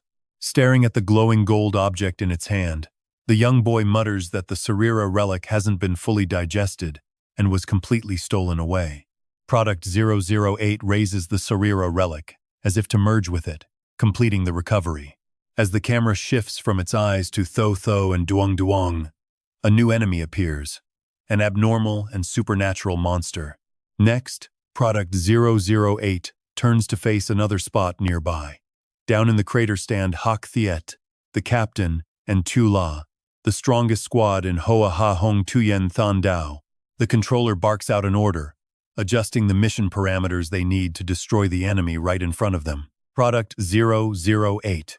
Your mission this time is complete. Knowing it has no way to fight back, the other side decides the risk is too high with limited intel, rejecting the new mission request to pull it back.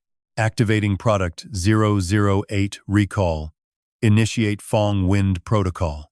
With that, Product 008 shoots straight into the sky like a rocket. Duong watches it leave, amazed at how fast it is, while Tho asks if that thing is a machine or a human. How does it even possess such massive supernatural power? The young boy chimes in, saying that if you add the stolen Sarira relic to the count, Duong finishes the thought, estimating the machine is carrying a grand total of 6 relics now. Suddenly, Product 008 locks onto a distant target. Hold on. An unidentified object is closing in at high speed. The trigger on its back lights up, and power explodes from its glowing arm. Product 008 hurls a devastating punch forward, obliterating every single obstacle in its path. But as its sensors scan Tu Tin, warning sirens blare out an anomaly. The machine shudders, frozen in pure fear and unable to strike. Stop. Destroy. Cannot stop. I must stop. Its core system is glitching as an error-prone. Product 8. Tiunu watches this, completely puzzled. It is pretty weird. Why did this thing suddenly freeze? Tu Tin raises his arm, shouting to ignore it, and just charge in to reclaim the Sarira. He strikes Product 008 straight in the head, wondering why on earth it suddenly stopped dead in its tracks. It is just too bizarre. The heavy blow shatters its visor completely, leaving Tu Tin staring in absolute shock as he gasps. Behind the broken glass is a vacant, innocent face looking back at him, right alongside a critical warning of main system failure. Product 008 is totally haywire, activating Backup Protocol 001. The backup artificial intelligence takes the wheel as 3 bright nodes flare on its body, triggering a full saturation escape protocol to retreat immediately. The second the alert ends, a massive, colorful explosion tears through the center of the quiet forest. Tin looks over at Trom-Tu, shocked that it could detonate multiple elements simultaneously like that. But they have completely lost its elemental trail. Gu chimes in with deep suspicion. Tin, I think I just saw something. Hearing this, he snaps back immediately, claiming that there is absolutely no way that could happen. She looks back with a worried gaze, asking if she was not already eaten by a monster all those years ago. Tin furrows his brows, speaking with a hint of rising anger, saying it is just a look-alike and does not matter. Besides, that thing has already escaped. Right now, our main priority is dealing with the raging flame demon god. Over on this side, Gongxing watches the explosion with a somewhat worried face, but then her gaze shifts back down below. The brutal war between humans and monsters rages on. Suddenly, Haitho's eyes widen in sheer disbelief as the ground shatters and stones begin to float high into the air. Thin bursts out from underground, roaring aloud. You haven't even knocked me down yet, so how can you stop now? The monster's giant hand slams down instantly, but luckily, Tu Dao dodges just in time. Vanu stands there with a cold snort, while Van Vong asks if she still hasn't taken away his power yet. Meanwhile, Tiongye looks up to provoke Gongxing, telling her to come down because she can still go for round 2. Just then, a uniform jacket appears right before her eyes. Tin steps in to block the way, declaring that everything ends here, while Nu wraps the jacket around Tuna to cover her up. Tin adds that fighting any further is completely pointless now. Tin grins and asks if they do not share a common enemy after all. Swooping down, she points directly at his chest and asks if he still refuses to see himself as a monster when he became one long ago. He calmly fires back, asking if she has taken on a human name and wore a human skin for all this time, yet still refuses to consider herself human. Gongxing lets out a creepy laugh, questioning what it even means to be human. Even if we both wear human skin, wait. Her hand suddenly stabs straight through Tin's chest as she whispers that the thing beating inside will always be a monster's heart. Humans are nothing more than our food. Humans are our prey. Seeing this, Nu glares in pure rage, preparing to unleash his magnetic powers, but Gongxing barks out a warning. Our queen will soon awaken, and both you and I are traitors she has to eliminate. Leaning close to Tin's ear, she warns him to get far away from her when that time comes. Blue flames on her bow flare up wildly before a massive explosion erupts, right alongside her sharp warning to not drag her down. Nu clicks his tongue in disappointment. She sure got away fast. Tin shoots him an anxious side glance. It looks like that woman was genuinely furious. He then warns everyone that if they ever face her as an enemy again down the line, there will absolutely be zero mercy shown to her. Thin cracks his knuckles, swearing he will beat that Tier 5 monster next time, while Haitho quietly asks if he held back. He lets out a weary chuckle. Well, at least they can finally get some rest. Tin waves from afar. Work. Get over here. Move out. Haitho is just left standing there in total shock. Are we already fighting the next wave? The Hoang Tuyen Cleanse team asks how they ended up looking this absolutely pathetic. Tin cuts in. I know you have questions, but as a purge agent, there is literally zero time to explain. She hands down the orders. Directing the Hoang Tuyen purifiers, she tells them to follow Tho and Sat Duong Duong to handle the flower monster downtown, which the squad leader accepts. Understood, even if you were not purge agents, we still owe you our lives. Duong Duong awkwardly tells his sister to wipe that delusional look off her face as Tin keeps dividing the teams. Thin and Tio Dao must head to the neighboring Nin city to assist Quan Tio in destroying the downtown flower monster. He turns to the remaining group, commanding them to follow him and Tien Nu to another infested zone on the edge of Diem City. Besides, some of your own team members already headed out there. Tin warns them that their supernatural missiles will not be enough, meaning those monster buds are likely still active, so everyone must be extremely careful. Just look at this desolate wasteland. It is pretty clear that peace is officially dead. They can only pray to survive as the dark sky overhead offers a faint, dim glimmer of hope. The squads move out in sync. transitioning to Tio Tin's group reaching the edge of DM City where Hai Tho questions if things are truly that bad. Li Bian chimes in, stating he watched the ground the entire flight here, and it looks like the purgers have stabilized the disaster. Hai Tho looks down and keeps observing.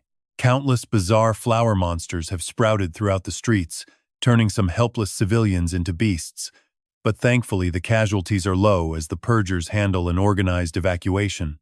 He pulls out his phone to call his squad mate, asking Along what the situation is like on his end. Along reports that things are still pretty much under control. Once Hai Tho processes the update, he turns back to Tu Tin to warn her about the massive amount of strange flower monsters spreading. Just a single touch from those petals turns an ordinary human into a monster, and even a tiny scratch is absolutely fatal. Hearing this, he sighs deeply. The civilian evacuation is just moving far too slow. Honestly, you would gasp at this too, that monster flower is just ridiculously colossal. And Hai Tho screams as a missile flies in. He yells for the supernatural missile to blow it to pieces, but Tu Tin frowns and sighs that it is too late. A completely stunned Hai Tho can only ask why that is. Our main character explains that this entity is a highly intelligent living being, fully aware that blooming too early would stunt its growth, so it feigned harmlessness to deliberately slow down the human evacuation. Now, its deadly root offshoots have spread across the entire city, and those incoming missiles are simply too few and too late. There is no stopping the spread of these parasitic spores, and there is no stopping this impending apocalypse from falling upon them. Thuong Nu reports that the flowers have bloomed and the ammo production facilities have not fired a single shot, while everywhere except Nam Nguyen has been agonizingly slow to evacuate. It is a tragedy that the special ammo could not reach Nam Nguyen in time, meaning absolutely nobody managed to destroy the buds before they fully matured. She immediately orders a connection to all regional commanders, angrily asking them what is wrong with them. Why are you all dragging your feet as if my orders do not exist, and if you have issues, wait until this is over to prove me wrong. Yet absolute silence meets her words, prompting Thuong Nu to coldly ask if they genuinely fail to understand the severity of this. This disaster threatens all of Huaxia and eventually the entire world, so why are you all suddenly acting so quiet? Lai Quk unexpectedly steps into the room, apologizing to the commander, and revealing they received some intel that makes them doubt her. Thuong Nu gasps at Li Kuk's arrival, but he calmly demands that she explain herself more clearly. They question if the person providing the intel on the monster buds can even be trusted, but Thuong Nu snaps back, asking why he did not report his doubts about Tin Tone directly to her. Lai Quk calmly explains that he simply could not bring himself to fully trust her. Over the past few days, while managing the Fan family business, he uncovered some highly classified documents, including surveillance footage from when Tin Tone was just in elementary school. It shows a photo from years ago of that Tier 5 monster's wife running directly toward the beast. Xiao Dian speaks up. Absolutely furious, you bastard. Someone else lured that Tier 5 monster into the trap our cleansers already laid out. But Li Ji thinks none of that matters anymore. The real issue is that this photo has been completely wiped from the internet. Commander, according to my investigation, you secretly erased all traces of this photo years ago. But you failed to wipe it completely, all to hide Xing Kun's father, who is actually that Tier 5 monster. Xiao Dian cuts in, so what? The commander only wanted to protect a hero's child from growing up facing constant discrimination. Besides, back then, nobody even knew that monster genes could actually be passed down. Li Ji stays perfectly calm, so that's why you, Commander, helped Xing Kun's mother relocate and secretly altered his real age. You did all of this, just so they could escape the stigma. At first, I believed that too. But then I uncovered this highly classified photo deep inside the Fan family archives, showing the Eagle Nation deploying superhumans in a secret military operation. This woman was the main force that destroyed the defense system of the Yuila Nation, even kidnapping their president in the process. Which means this woman, Xing Kun's mother, Xing Yi, is actually a traitor working with foreigners. She cannot be trusted at all. Her son, Xing Kun, cannot be trusted. And you, Commander, are definitely not free from suspicion either. So, I am sorry. Under the anti-espionage law, you must temporarily step down from your role as Commander-in-Chief. Until we finish our investigation, Madame Lu Xiangru, please escort yourself out of this command room. Xiangru glares and fires back. I was wondering how Fan Zhanwei stole the weapon controller so easily.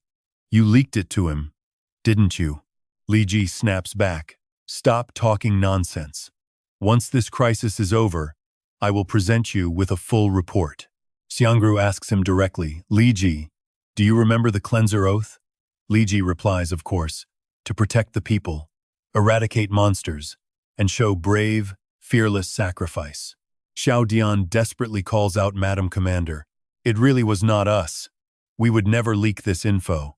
Xiangru sighs softly. The leaked photo of Xing Yi back then was heavily blurred. This clear, unedited version was never published. Xiao Dian is stunned. Then how did the Fan family get the original? Did the Fan family plan this all along? Is that photo of Xing Yi at the Eagle Nation base fake? Xiangru shakes her head. Maybe. But the Fan family should never have had it. If they had this photo, they would have targeted Xing Kun much smarter. Get this. Someone was secretly recording everything. Even that Tier 5 monster evolving successfully in our country 20 years ago, there is a huge chance that entire disaster was deliberately engineered by human hands. Li Ji steps up to the mic. Everyone, given this critical emergency, I am taking over as acting Commander-in-Chief. If there are no objections, let us begin. The previous commander's orders were far too extreme. If executed, our Wuxia would suffer devastating losses, giving foreign enemies a perfect chance to strike. Even though the situation is quite grim, I believe you all have prepared well enough to handle this disaster. From now on, commanders, you must put the lives of our citizens above everything else. Do your best to minimize civilian casualties and social damage while executing our mission to purge these monster flowers. Outside, pure chaos erupts as the giant flower suddenly explodes. Everyone panics. Wait. It looks like this massive monster flower actually has a weak point. Hai-Tu figures that a single superhuman shot could easily shatter it. But look, these are the fallen remains of the monster flower. Is this stuff toxic? It smells pretty weird, like rotten flowers wrapped up for 3 days, but it doesn't seem to pose any danger. He leans over the edge to see what is happening down below. Suddenly, cold sweat drips down Hai-Tu's face. How is this possible? Countless civilians are mutating into monsters. He stares in absolute shock at the building opposite. Those are the residents who refuse to evacuate. No way, even if everyone lost control at the exact same time, it still wouldn't cause this many mutations. This mutation rate is just too insanely high. Right then, his phone starts ringing, and he quickly picks up. Long, but the other side cuts in. Captain, it is bad. Everyone is turning into monsters. He panics. We have too few guys. There is no way we can purge them all. Hai-Tu can't comprehend what is happening. What is going on? Aren't you guys stationed at the very edge of the city? Even if the monster flower released endless spores, they shouldn't reach you. Long yells in pure terror. It's not just that giant monster flower. Every single newly sprouted monster flower in the city just exploded. They're unleashing endless spores, 1/3, no, half of the normal citizens. They're inhaling these spores and mutating on the spot. Xindong is in utter chaos. Mid-sentence, the call suddenly cuts out entirely. Boss, what do we do? Hai-Tu screams. Long's name, what do we do?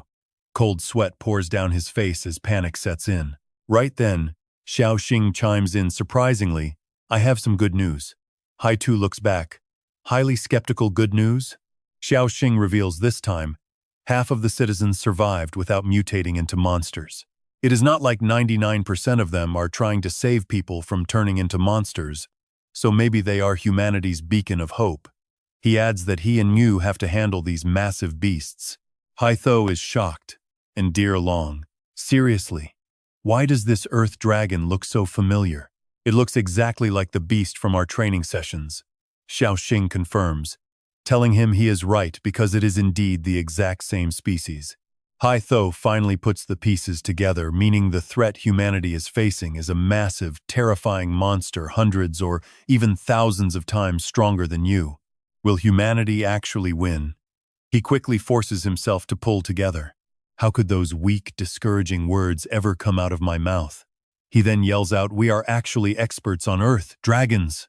Their defense might be at Tier 4 monster level, but their attack power is only Tier 3, so we can definitely help out. But a second later, Hai Tu realizes, wait, something is pretty off here.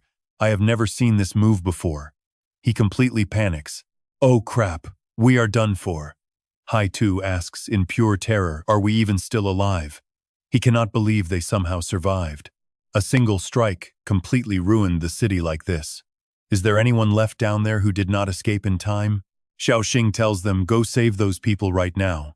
The Monster King awakening countdown has already started, so the Earth Dragons will wake up soon too. They shout back together, we are on it. Xiao Xing warns them, remember, you must stay extremely careful around any kind of monster. Xiao Yu looks around. If this becomes an active battlefield, innocent lives will be absolutely devastated. We need to find a way to lure them out of the city. Xiao Xing agrees, let's work together to rip them apart, while Hai Tu volunteers to pull them up first. Xiao Yu yells out as a glowing purple space expands outward, completely trapping the massive swarm of Earth Dragons. Vibrant pink lightning wraps around the neck of one Earth Dragon before instantly spreading across all the others. The monsters writhe in absolute agony. Xiao Yu screams, all of you, stand up for me. A white-haired young man nearby watches in sheer shock. What on earth is going on? They quickly scramble away from the mind-controlled Earth Dragons. Their abilities are honestly way too flashy. And in no time, every single Earth Dragon is forced to stand completely upright. Xiao Xing smirks, pointing out the tallest skyscraper in Shindong. Pay attention here, we just need to keep them away from that spot. Xiao Xing quickly flies toward the dragon closest to the tower, chanting a spell that lights up his left hand into a monster-slaying star sword form. He slashes forward at the monster right in front of him, and with one clean stroke, the dragon is sliced completely in half. He turns back to keep pressure on, unleashing his swift attacks on the targeted Earth Dragons. Xiao Xing looks down in total surprise. What is that? Xiao Yu yells back, it is here. Swing them over to me. Get lost. The sliced-up remains of the Earth Dragons are flung violently out of the area. Xiao Xing and Xiao Yu look up at the remaining dragons. Xiao Xing quickly retreats the moment Xiao Yu unleashes her magic. Xiao Yu wonders, these Earth Dragons are basically the Monster King's tentacles, so what happens if we chop them all off? Xiao Xing replies, without a constant energy supply from deep underground, they will probably merge into a terrifying creature like a devil god. Both of them silently stare at the unconscious dragons. Xiao Yu smiles, time to feast. Xiao Xing quickly stops her. Wait a second. The principal sends a message, disaster has struck over in Nanyue. The water devil god has appeared in Nanyue, and Shangguan Kui has not reached 5-star rank yet.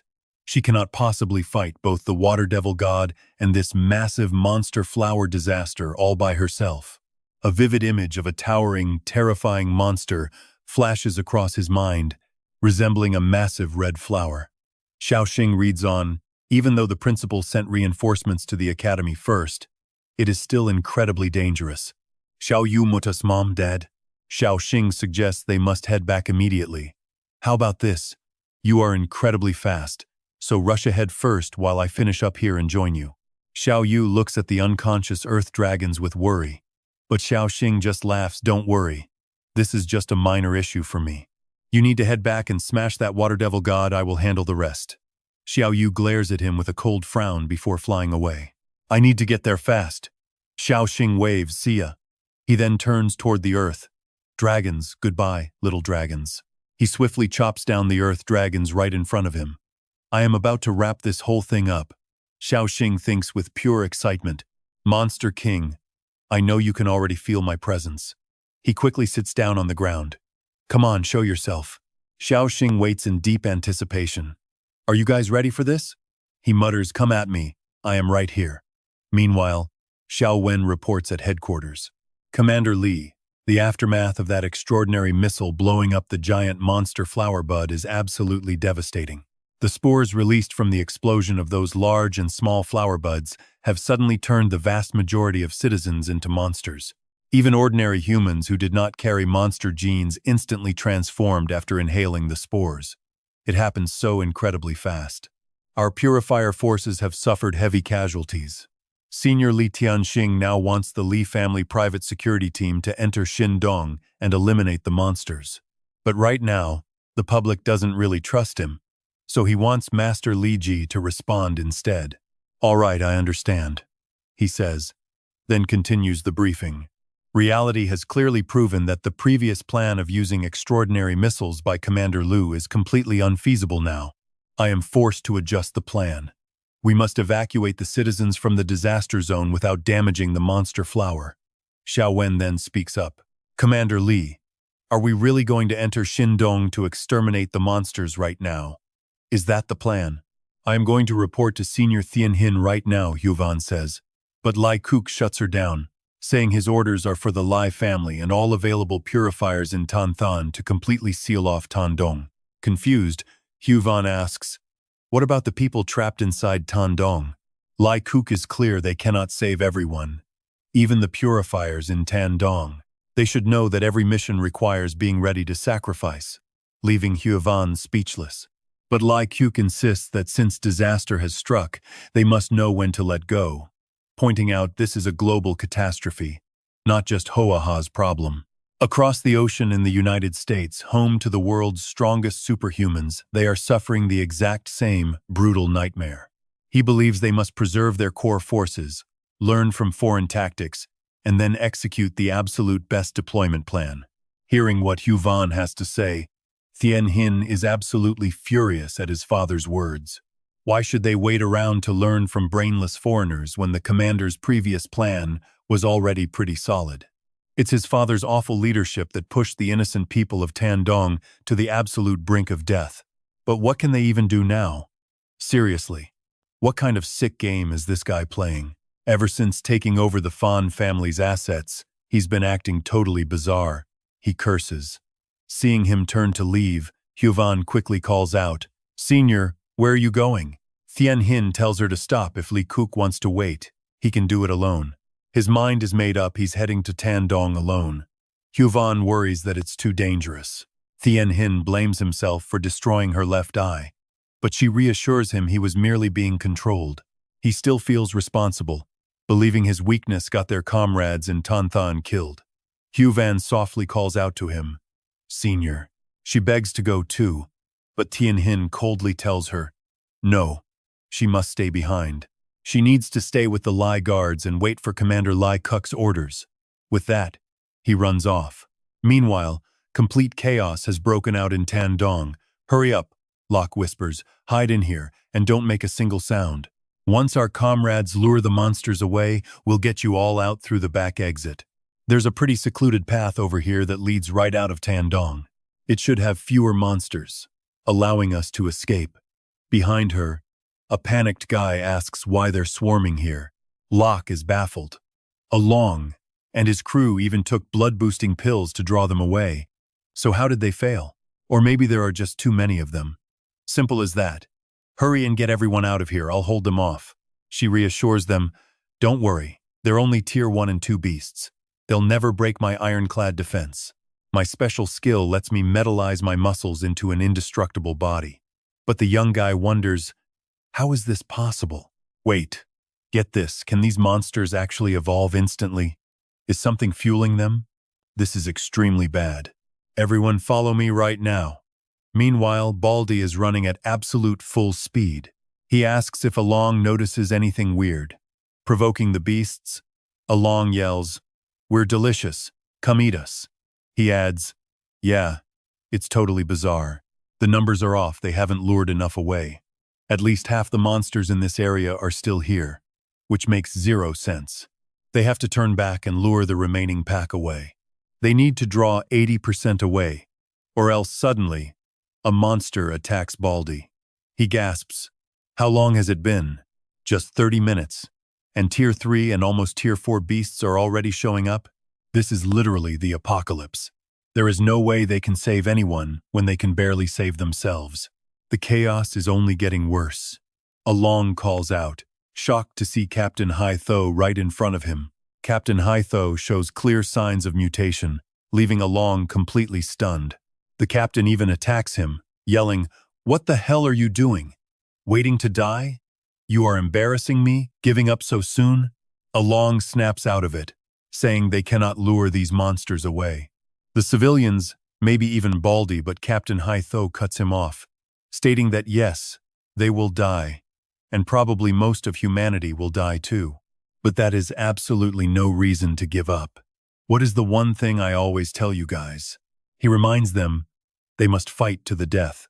Realizing this, Along agrees they must fight, not die like cowards. Captain, all of these things have evolved. They are at least Tier 3 now. Some are even at peak Tier 4. Haitho reminds him, this is not a mere disaster. It's a war between humanity and monsters. Losing means the end, he roars. But if they win, they at least have a fighting chance to survive. With that, both of them sprint to escape the relentless horde. Along panics, asking his captain why they are running already. Haitho snaps back, asking if he is stupid, because dying in battle shouldn't be done blindly. These monsters can only evolve so suddenly because they have a constant energy supply. By the law of conservation of energy, this power is not infinite, and it must have a decline phase. The more evolved beasts we draw here, the safer other places will be. Along wonders, so when do we strike back? No rush. Haitho tells him to stay close. Along is totally lost on how this running helps. Haitho thinks since the X-Squad and the Wind Spirit Captain want to risk their lives, everyone should do it together. Speak of the devil. There is the hot-tempered X-Squad Captain right over there. Talk about perfect timing. Surprise! I brought you a whole bunch of big presents, Tiolan shouts, saying they have a small favor to ask of him. Haitho gets totally hyped at that, saying they are basically on the same wavelength before suggesting they fight side by side first. Haitho warns them to watch out because something is under the ground, not an earth dragon, but a giant arm. Bringing back some bad memories, he was slapped by a massive hand just like that earlier. Along asks, what kind of god or demon is this? It looks absolutely terrible, and honestly, things are about to get even worse as Haitho screams in horror. We are done for, Haitho mutters while quietly gathering his strength, while the Lin Fong team panics, telling them not to die so fast. You are controlling Li Fong? So you actually came. But can you handle this? Haitho reminds them they do not just need a rescue. They also have to block the monster attacks. Li Bin replies, it is no problem. Tiolan quickly asks if he is spitting blood and burning his life force. Li Bin says he is fine since he still has plenty left to scout Tandong. Tandong is totally overrun. Whether we are helping civilians escape or stopping these beasts from breaking out of Tandong, we absolutely cannot retreat. We are weaker than these monsters, so let us copy those two students and burn our own blood, even if it burns us to ash. If we do not stop this apocalypse, we die anyway. These monster flowers are not nationwide, and since we are in Hoahar, backup is definitely coming. If we just keep fighting and holding the line, we can survive until reinforcements arrive, either to help us save civilians or to take over protecting our home, meaning we are definitely not fighting this battle alone. Haitho nods, understanding that they just need to stall for reinforcements. With that, the whole group tries their best to hold on. Despite his injuries, Haitho pushes through, clearing beasts for the people with zero fear of death. Elsewhere, a voice echoes out as Ha Lai speaks to Thien Hin, saying it has been a long time, my old friend. Thien Hin snaps back that she is just a traitor he will settle scores with later, but Ha Lai seriously asks if there is even a later. Right now, he is just throwing his life away, and staying behind is the smart move, especially since he carries the Li family legacy. He needs to look at the bigger picture and stay, so they can fight side by side again like they used to, and survive together. But Thien Hin remains stubborn, stating that whether now or in the past, he will never choose to kneel like her, since he only wants to live standing up. Ha Lai then asks what if his own father already knelt, to which Thien Hin coldly replies, his choices have nothing to do with me. Ha Lai cannot hide her anger, calling him a fool and asking why he is so incredibly stubborn. Saying his father is much smarter than him, she tells him to reconsider, just as Huvan suddenly steps up, shocking Thien Hin. He asks Huvan why she is here since he told her to deliver Commander Li's orders to the others. Van happily announces she delivered them perfectly, but Hin argues they still need to wait for Commander Lee's next orders. But Van reveals that everyone made the exact same choice to ignore Commander Lee. Someone in the group speaks up, saying they are going to rescue Tan Dong, and if the young master made mistakes during the supernova disaster, then so did they. If they just stay back at headquarters during a crisis this big, everything will be over by the time they arrive. If there is punishment, they can take it together after they survive. Lai cannot stand this, muttering how much she hates a bunch of fools. Bowing her head to apologize, Lai says she is sorry for failing to stop Hin and the rest of the group. Commander Lee does not blame her, softly reassuring her that it is fine because the actions of Eagle Country have already begun, and you won't believe what pops up on their screen next. A series of shocking images displaying different people. The files have arrived, so they go to check them out, revealing a horrifying urban battleground packed with monsters. In the sky, swarms of robots appear to bring it under control, prompting Commander Lee to coldly say they should study their advanced experiences. Floating in midair, she firmly declares that as long as she lives, she will do everything in her power to protect all of them, before throwing down a heavy strike to distract the monster. But that strike is just an ant bite to the unharmed beast. And now a new mutation is starting to trigger. Seeing a tail sprout makes her panic as her allies face mortal danger, prompting Li Bin to quickly chant a wind guidance spell to assist them. Charging directly at her, the monster suddenly pivots and changes direction, leaving her completely stunned and confused. Staring at those giant fangs ready to snap, he realizes with absolute horror that its real target is him. This thing understands team tactics, targeting the support first while hiding its true speed. Earlier he frowns, realizing it is just too fast to dodge. No. Wait, their overall intelligence is actually pretty high. The beast violently crushes the ground where he stood, forcing a terrified scream from her as it tosses Li Bin straight into its mouth and snaps its jaw shut. Trapped inside its fiery mouth, Li Bin struggles while thinking, "You want to eat me?" No way he will let that happen. He cannot allow this thing to consume his flesh to grow stronger, and he will make it regret swallowing him alive. With that, he rips off his blindfold as his eyes instantly erupt with a brilliant, blazing blue light. Li Bin mutters to himself, "All right, everyone, the rest is up to you." He unleashes his power, sending a wild blue electric surge inside its mouth, forcing it to thrash. Let it boil, let our blood run wild, and let our extraordinary powers erupt. Watching from inside the barrier, Haitho screams out in panic as he braves the violent erupting windstorms, realizing this is the devastating wind bloodblast. Haitho yells out in desperation, "Li Bin, even that beast evolved," which only proves we are successfully drawing all of its focus. Thrilled, his aura flares as he conjures a massive python, calling out, "Did everyone see that? Look closely, the controller just opened up a clear gap for us. We cannot let this chance go to waste, so keep shredding it. Do not let it heal and drain its power." Burning with fighting spirit, Along screams out to kill, but the monster lands a heavy punch to his gut. Nearby, the rest of the squad rallies and throws themselves into the fray, launching a coordinated attack. Flying high into the air, she rains down cover fire to wear them down, yet she is still overpowered by their terrifying strength and takes a severe blow. Her allies suffer the exact same fate as blood paints the scene red, leaving them battered, cornered by the horde, and utterly exhausted from their critical injuries. Haitho grits his teeth in frustration, muttering, "We are just too weak to hold out until our reinforcements get here." Even as the monster swings to attack, he has zero strength left to fight back. He is completely spent. Trembling on the dirty ground after taking that brutal impact, Haitho prepares to give up, whispering someone else will carry the torch for us next. But wait, out of nowhere, a massive bolt of lightning strikes down from the heavens, shaking the earth as thick dust rises from the impact zone. Lifting his head through the dust, Haitho wonders, is that our backup arriving? It is actually Xiao Xing who just landed, and he turns back to tell them sorry for the wait. Go find a safe spot to treat those wounds. Right behind them, the actual reinforcements have finally arrived, shouting out, "We will hold the line from here." With that, they leap forward, ready to crush any beast foolish enough to approach. Seeing their entry, Haitho smirks with renewed fire, shouting, "How can we just sit back and watch them risk their lives alone? If we go down together, and even if we squeeze ourselves dry, we will find more power." Inspired, the others pull themselves up to fight.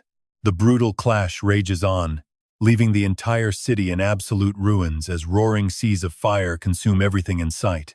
Debris shatters through the roaring flames as blue energy techniques light up the sky, though blood is spilled in great amounts by those fighting to the end. Finally, after all their grueling struggle, the beast is blasted with a massive hole in its skull, crashing heavily to the dirt. Xiao Xing notices something, yelling it is not getting any stronger, and its healing is slowing down.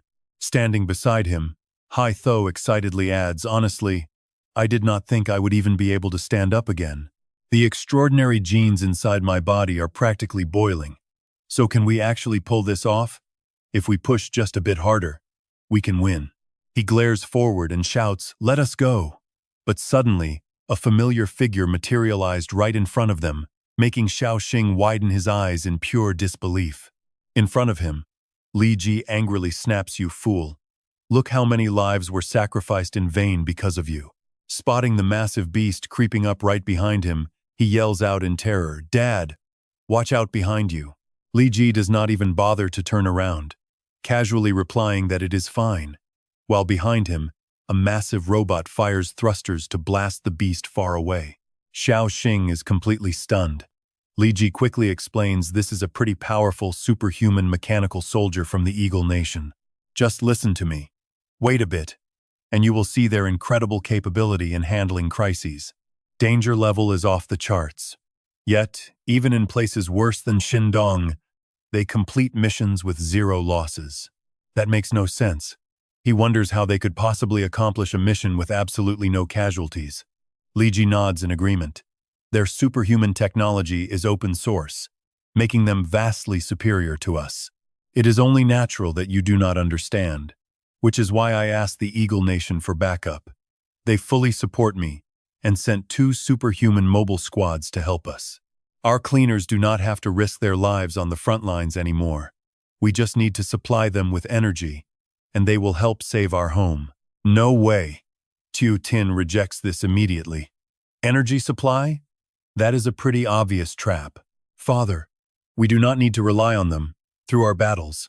We found Lai Kuk angrily cuts him off. "Enough. You keep messing up and still want to dictate things? Shut up and follow me. Do not get in the way of these superhuman mechanical warriors who are helping save humanity." By destroying the final source monster of this apocalypse, Tiu Tin demands to know the truth. What does his father mean by another source monster? Lai Kuk casually shrugs it off with a vague reply, "You already know the answer." Furious, Tiu Tin demands to know what his father is planning to do with Tin Tun. His father coldly replies, "It is not about what I want, but the Eagle Nation is highly interested in him." Tiu Tin presses the hilt of his sword against his father's chest, shouting, "So you framed him as some source monster just to eliminate him? Have you completely forgotten everything he did for us? He saved New City. Without him, I would be dead. Almost all the cleaners in New City lost their lives back then. You too. You would be dead. What on earth are you even thinking? Why are you helping them commit this crime?" Lai Kuk grabs the sword hilt that keeps tapping his chest and fires back. "How are you going to prove that he is not actually the source monster? Are you seriously just blindly believing every single word he tells you?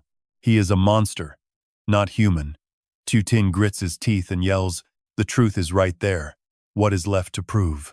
His father calmly states, "So you cannot. That means you cannot deny it. He is the ultimate sin attracting the demon gods. That explains why so many demon gods exist here in Wuxia." Hearing this ridiculous logic, Tiu Tin screams in pure rage, "Do you even hear what you are saying?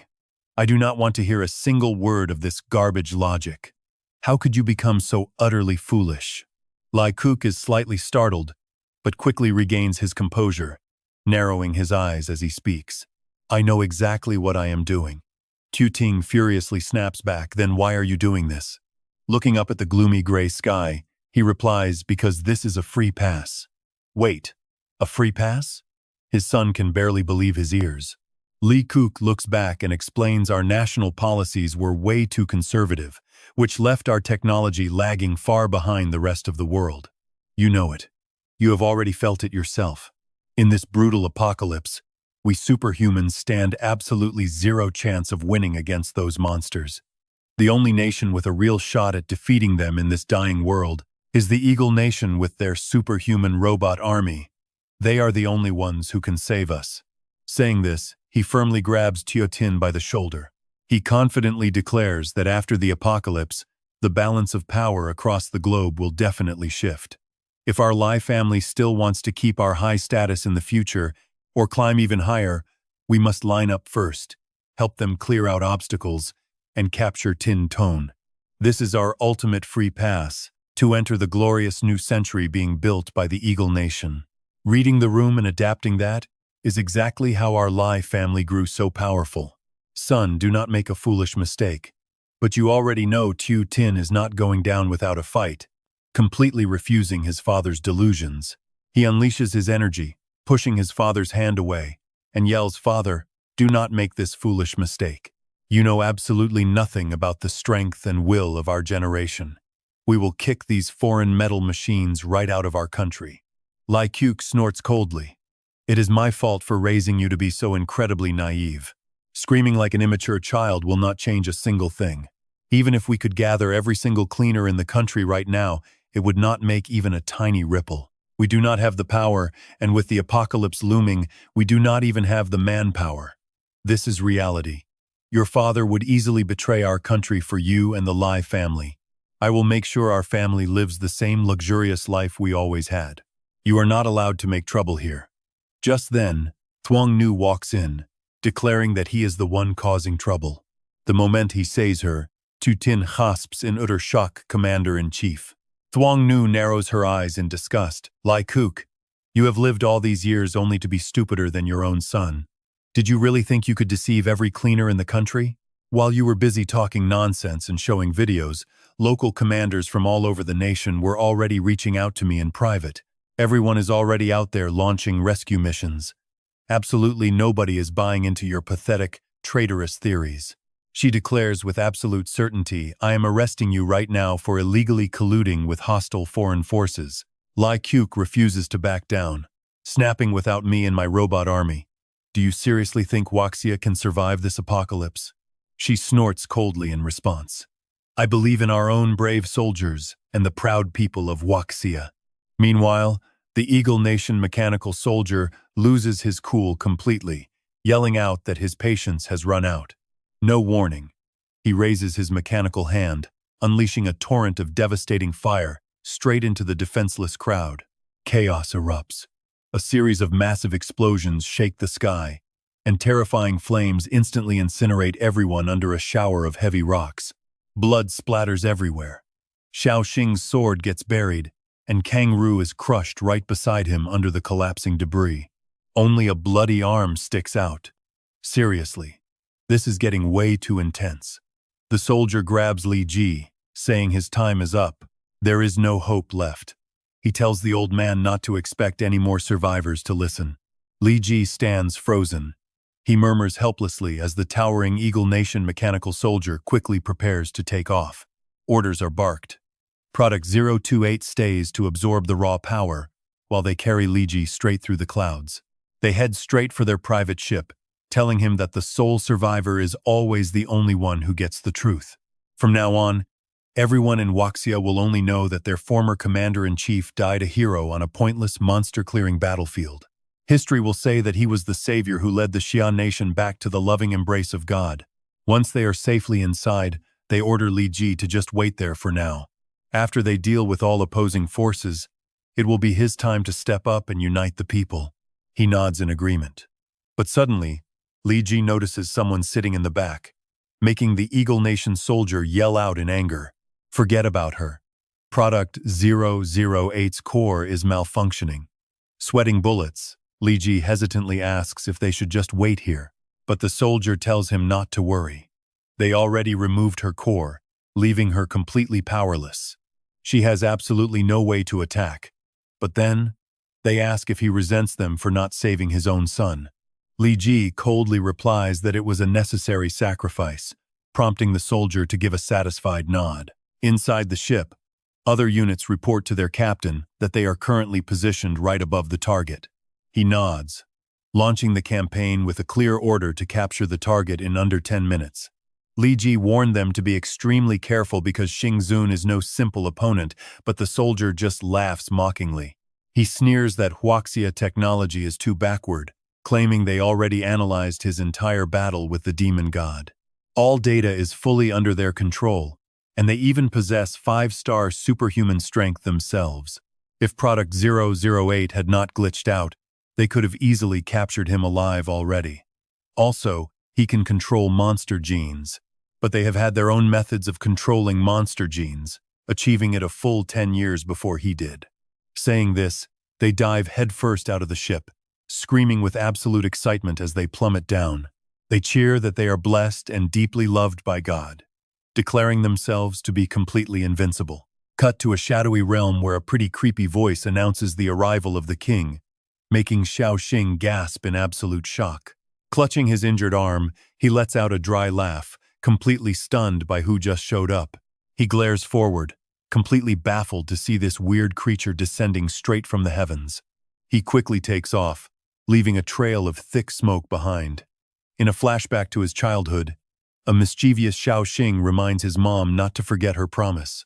Xing Yi lovingly assures him, promising to prepare a massive, wonderful surprise for his birthday. She smiles and waves, telling him to behave in class and invite some of his best friends over tonight. He obediently nods. After school ends that afternoon, he excitedly says goodbye to his classmates, buzzing with anticipation. Telling them to meet at 8 tonight, his friend happily agrees. As dusk falls, Xiao Xing waves goodbye to the last classmate left outside. He yells out to head home first because his mom is going to pick him up any minute now, but she never shows up, leaving him completely stranded in the freezing rain. Honestly, watching this poor kid wait in the dark just breaks your heart. His eyes are filled with sadness because he never saw her again after that day. Xing Yi was actually a cleaner. Several workers in a nearby factory near Nanyue suddenly mutated into monsters, and she tragically lost her life in that horror. There is no room for doubt, as they actually recovered quite a few fragments of her limbs at the scene. Tinton remains deeply suspicious. Why did the woman piloting that massive mech suit look exactly like his mother? If it is not a coincidence, only 2 possibilities remain. Either his mother abandoned him back then as a burden, like some cheap drama show, or second, she simply could not come back. Casting his magic, he mutters before settling the score with the king, "I must uncover the truth behind this mystery." Making up his mind, Tinton activates his stealth spell, blending into the void to vanish without leaving a single trace. Leaving behind only lingering trails of red energy, the Eagle Nation's mech soldiers arrive at the target location, roaring out to fire. Instantly, a devastating stream of firepower erupts from their weapons, reducing everything around them to pure ash. One artificial soldier wonders, "Captain, if we incinerate him right away, how are we supposed to capture him alive?" The captain suddenly realizes the issue, shouting something is wrong. The target is gone. Product 134. Scan the area. Obeying the order, Product 134 unleashes his wind manipulation, sending a massive wave of energy diffusing throughout the entire area. Product 134 reports in panic he is invisible and heading southeast. Plus, there is something massive rising from deep underground. Suddenly, a colossal beast erupts in front of them, sending the mech soldiers into a panic. "A demon god is here." The captain snorts, coldly interesting. "He's using us to deal with the demon god. Not a bad tactic at all. Call Team 2 for backup. We will suppress this demon god first, then prioritize capturing our target to complete the mission. We will leave the demon god to Team 2.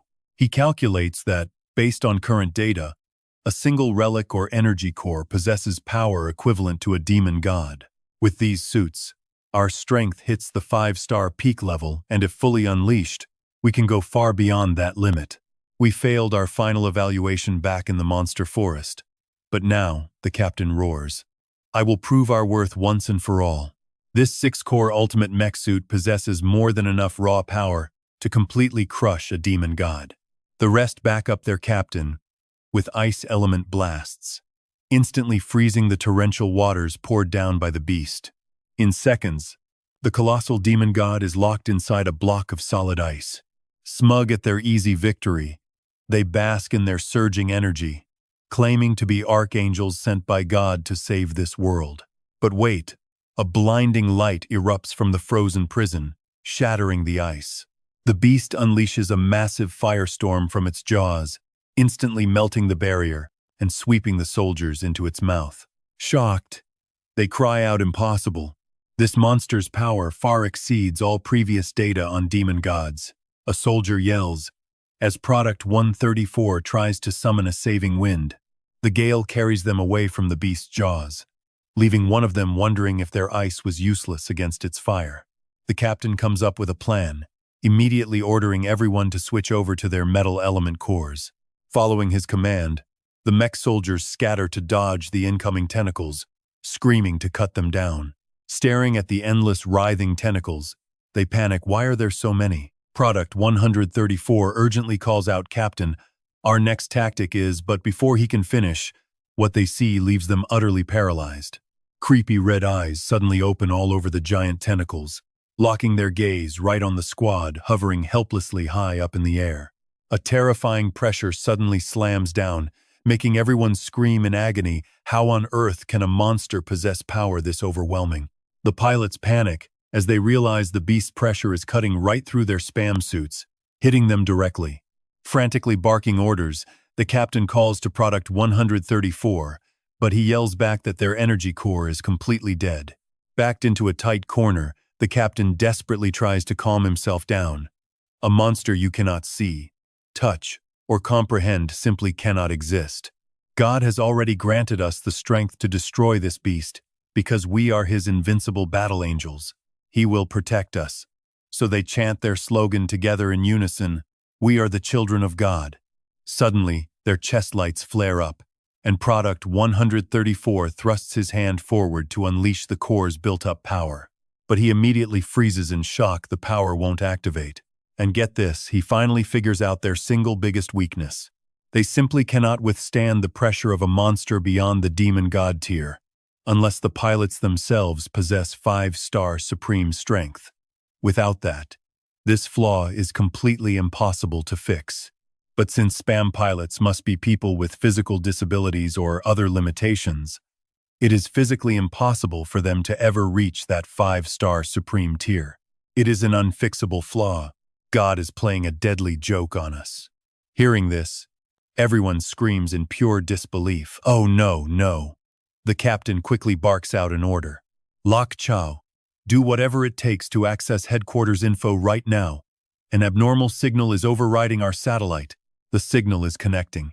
HQ is being suppressed by a mysterious monster, and all the spam warriors are completely paralyzed. But there's absolutely no response from the other end. Stunned, they can only mutter that it's over, and God has truly abandoned them. Humanity is completely finished now. Right after those words, the beast lunges, swallowing the Eagle Nation's mecha soldiers whole in one bite. Moving to the Tanthan district, the captain barks out in sheer panic, urging everyone to keep pushing forward. He whispers a quiet warning: "We can escape Tanthan from this side, but be extremely careful not to touch these flower monsters." Suddenly, the sight right in front of them completely shocks Hack Theat. The captain frowns and sighs in bitter realization. It turns out we cannot easily rescue everyone from Tanthan. He realizes in horror that those flower monsters are still alive. She looks around in complete shock. They have already surrounded the entire city of Tanthan. Shuddering, the captain analyzes the worst-case scenario. If we try to force our way out, every single flower monster in this city will blow up at once. Just like back in Tandong, countless ordinary citizens will be mutated into monsters. Earth dragons and demon gods will swarm the place. He turns to urge them with deep unease that massive flower monster is getting more dangerous by the second. We cannot delay this. The longer we wait, the more mature these creatures will become. When they burst, their toxicity will spike, infecting and transforming even more innocent people into monsters. The captain speaks with bitter grief. Tandong is already in ruins. Here, and soon across the entire country and the rest of the world, everyone will sink into the same hopeless hell as Tan Dong. We are looking at literal hell. Right then, Lai Kuk cuts in with his own grim comment. It was a mistake. Not using our superhuman missiles to wipe out that flower monster earlier was a massive blunder. And letting it live was even worse. Even they cannot do anything to stop this disaster. What supreme robot warriors? What golden ticket to the new age? He cries out in bitter despair. It is all a complete delusion. Lai Kuk totally gives up, declaring that humanity is finished. At the same time, check this out, a group of Eagle Nation mech soldiers standing in a tight siege gasp in total shock. What? Are we not dead? While they are still in a daze, Tu Tin smacks one of them on the head, making Nya Qi mutter in surprise, "Oh Mig, thank God. I am actually still alive." But Tio Tin barks out a cold question, "Tell me everything you know about Tin Bon." He responds in total confusion, "Who is Tin Bon?" Tu Tin gives him a straight answer. "That is the robot pilot, whose mask I shattered back in the monster forest." Suddenly, seeing a demon god appear, Na Qi screams in absolute terror. "Oh no, it is back again." Tu Tin turns in sheer annoyance at the constant nuisance as the beast aggressively wraps its tentacles around them. Without a second thought, Tu Tin incinerates the entire body of the demon god, leaving the Eagle Nation mech soldiers staring in absolute awe. My God, he has insane power. God, please save us. Radiating pure killing intent, Tu Tin demands answers. But Nya Qi stammers out, "I cannot reveal classified secrets." Right then, a tentacle from the demon god suddenly wraps around him. Tu Tin indifferently lets the monster swallow Nya Qi, muttering, "Well, you are useless to me then." He notes in fascination that besides superhuman energy, there is actual monster flesh inside the armor. Then, Tu Tin turns to scan the next soldier and says, "You are up." The mech warrior stammers, completely speechless. "Me?" The soldier frantically stutters, "My clearance is not high enough. What I know is very limited." Hearing this, he coldly delivers his verdict. "Then you are useless too. But hold on." The last surviving soldier quickly speaks up, "Brother, I will gladly tell you everything I know." Tu Tin points impatiently, but a crisis is already upon us. These demon gods will probably not give us any time to explain things. Lok Xiao demands in pure panic, "Why do not you just kill them all?" Tu Tin calmly replies, "We will talk about that later." Seeing this, he gloats inwardly. The threat of the monster is fading, and he will soon be able to move around again. The second team is already on their way, and their arrival will signal the counterattack. As soon as a demon god materializes, Lok Xiao screams in utter horror, "They are here! They are here!" But Tu Tin boldly orders Monster King, "Halt! Your tentacles are completely useless against me. Give me time to settle this, and I will let you reveal your true body." Witnessing this, he is utterly paralyzed with fear. The monster that threatened his life is frozen and unable to move yet again. Could Tu Tin's strength actually be catching up to that terrifying beast dwelling deep underground? The monster has completely stopped in its tracks. "Oh my God, the Lord is watching over him." Lok Xiao stammers out his confession. "As for God's directives, I will tell you everything. I do not know that woman's name, only that her code number is Product 008. She is completely different from us. Her memories were wiped, making her a pure soldier. Her SPAMO unit is unbelievably powerful. The very core of her armor is a 5-star monster." Hearing this, Tu Tin's face suddenly darkens. The soldier quickly continues his explanation. 20 years ago, did not your nation of Hoa spawn a massive 5-star calamity? We secretly transported it back to our own territory. The high-level researchers and scientific geniuses discovered that some monsters still possess a trace of their humanity, showing emotional fluctuations around people who were close to them. The SPAMO project was built entirely on this very concept. They used the physical body of a monster as the main chassis of the robot, wrapping it in a supernatural alloy to restrain and control it. Finally, a superhuman relative is used as the pilot. Here's the twist: that Tier 5 monster is the core of Robot 008. In a few years, they will wipe her memories to make her the official pilot of 008. Lok Xiao panics, desperately trying to explain himself. "Hey, don't get worked up. I also think the researchers on this project are totally insane. I'm just a victim here too. The core of my armor is my own son, but this was a necessary sacrifice for the survival of humanity. Han Hok leans in close, asking his father if she's all right. The man reassures him, saying she is safe on their main transport plane. Even without the energy core, she's safe. But as for her hypnosis, well, the main headquarters has already been completely destroyed. Given her superhuman physical strength, she would have broken free from the trance long ago if they hadn't kept constantly hypnotizing her. Then, Lok Chow begs them desperately, "Wait, if we don't resolve this apocalypse, not just her but all of us are going to die. God gave you incredible power, so if we work together, we can survive this end of days. Once we survive this epic doom, we can divide the world fairly." But feeling himself getting crushed, Lok Chow screams in absolute terror, pleading for his life. "No, you can't kill me. Without us, humanity stands zero chance with just you." Tu Tin scoffs, telling him he heavily underestimates human potential. "I brought the apocalypse forward to today. The burning fire to conquer this doom has always been hidden deep inside everyone." Suddenly, a hand bursts from under the heavy rubble, grabbing the staff. The mecha soldier gasps, utterly shocked by what he's seeing. What? That unexplainable, crushing pressure from earlier was supposed to keep everyone completely paralyzed. The people buried in this dirt aren't dead, and somehow, they are recovering their power even faster than me. Tien Hin stands tall and firmly declares it is their turn now. Meanwhile, Tu Tin calmly challenges the foe, saying the Monster King is about to regret underestimating humanity. "You scattered your toxic spores across Earth, spreading your monster genes to all of mankind, never expecting that certain humans could actually transform those beast genes into raw, superhuman power." Floating in midair, he calmly analyzes the Monster King. If he can penetrate straight into its core and release his entire power, everything will end. He must locate that core first. After thinking it through, Tu Tin realizes in horror, wait, the space is twisting. Is this a mental attack? Since when could he not look directly at the Monster King?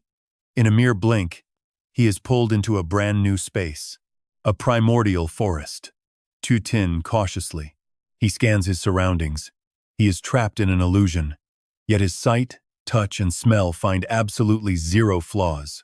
Right then, a massive creature stomps over, catching him completely off guard. Staring at the mutating Triceratops, Tu Tin mutters in shock, watching it transform exactly like a human turning into a monster. This is the original form of the Flame Demon Lord, a terrifying monster that mutated directly from that Triceratops.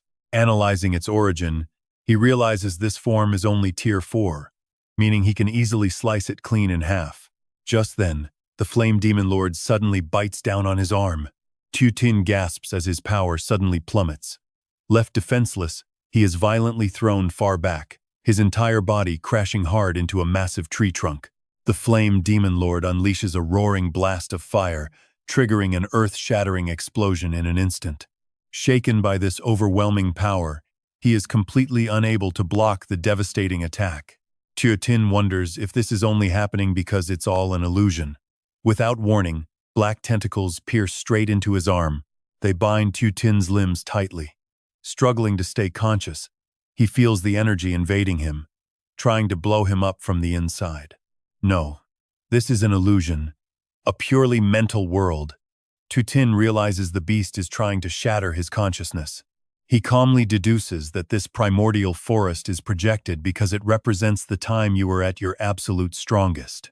The era you arrived and ruled Earth, undefeated. But Tu Tin proudly declares in his heart that no matter where you came from, he will stand firm, staring right back at the beast.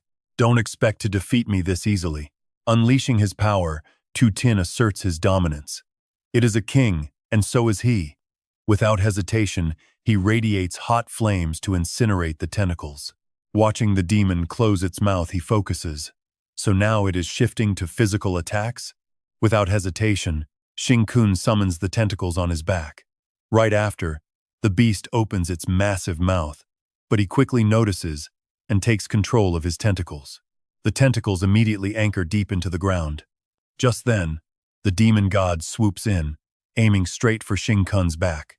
Sensing the monster's intention, he quickly spins around. Without a single word, Xing Kun uses his massive tentacles to block the incoming strike. Surrounded by the fiends, Xing Kun keeps his cool and analyzes the battlefield, instantly deploying an impenetrable energy barrier to keep them out. Safe inside his barrier, Xing Kun lets out a mocking sneer. "Monster King, after 2 lifetimes, this is finally the first time I get to see your real face." He coldly scoffs at how the monsters literally block out the sky.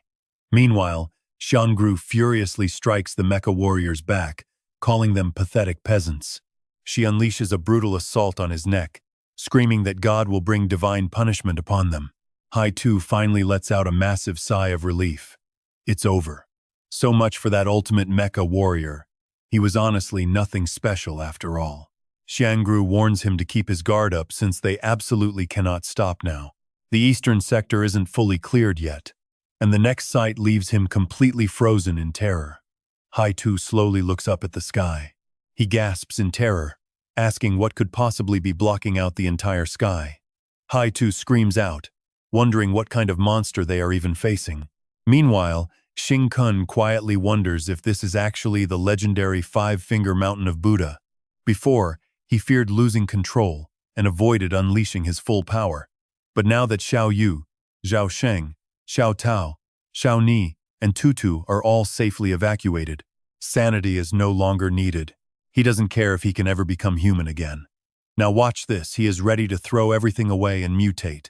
The demon god stomps down violently, sending a terrifying tremor roaring through the entire city as shockwaves of wind rip through every single corner. Down below, citizens panic and scream, wondering if an atomic bomb just went off, since the shockwave from that distant clash is reaching all the way to them.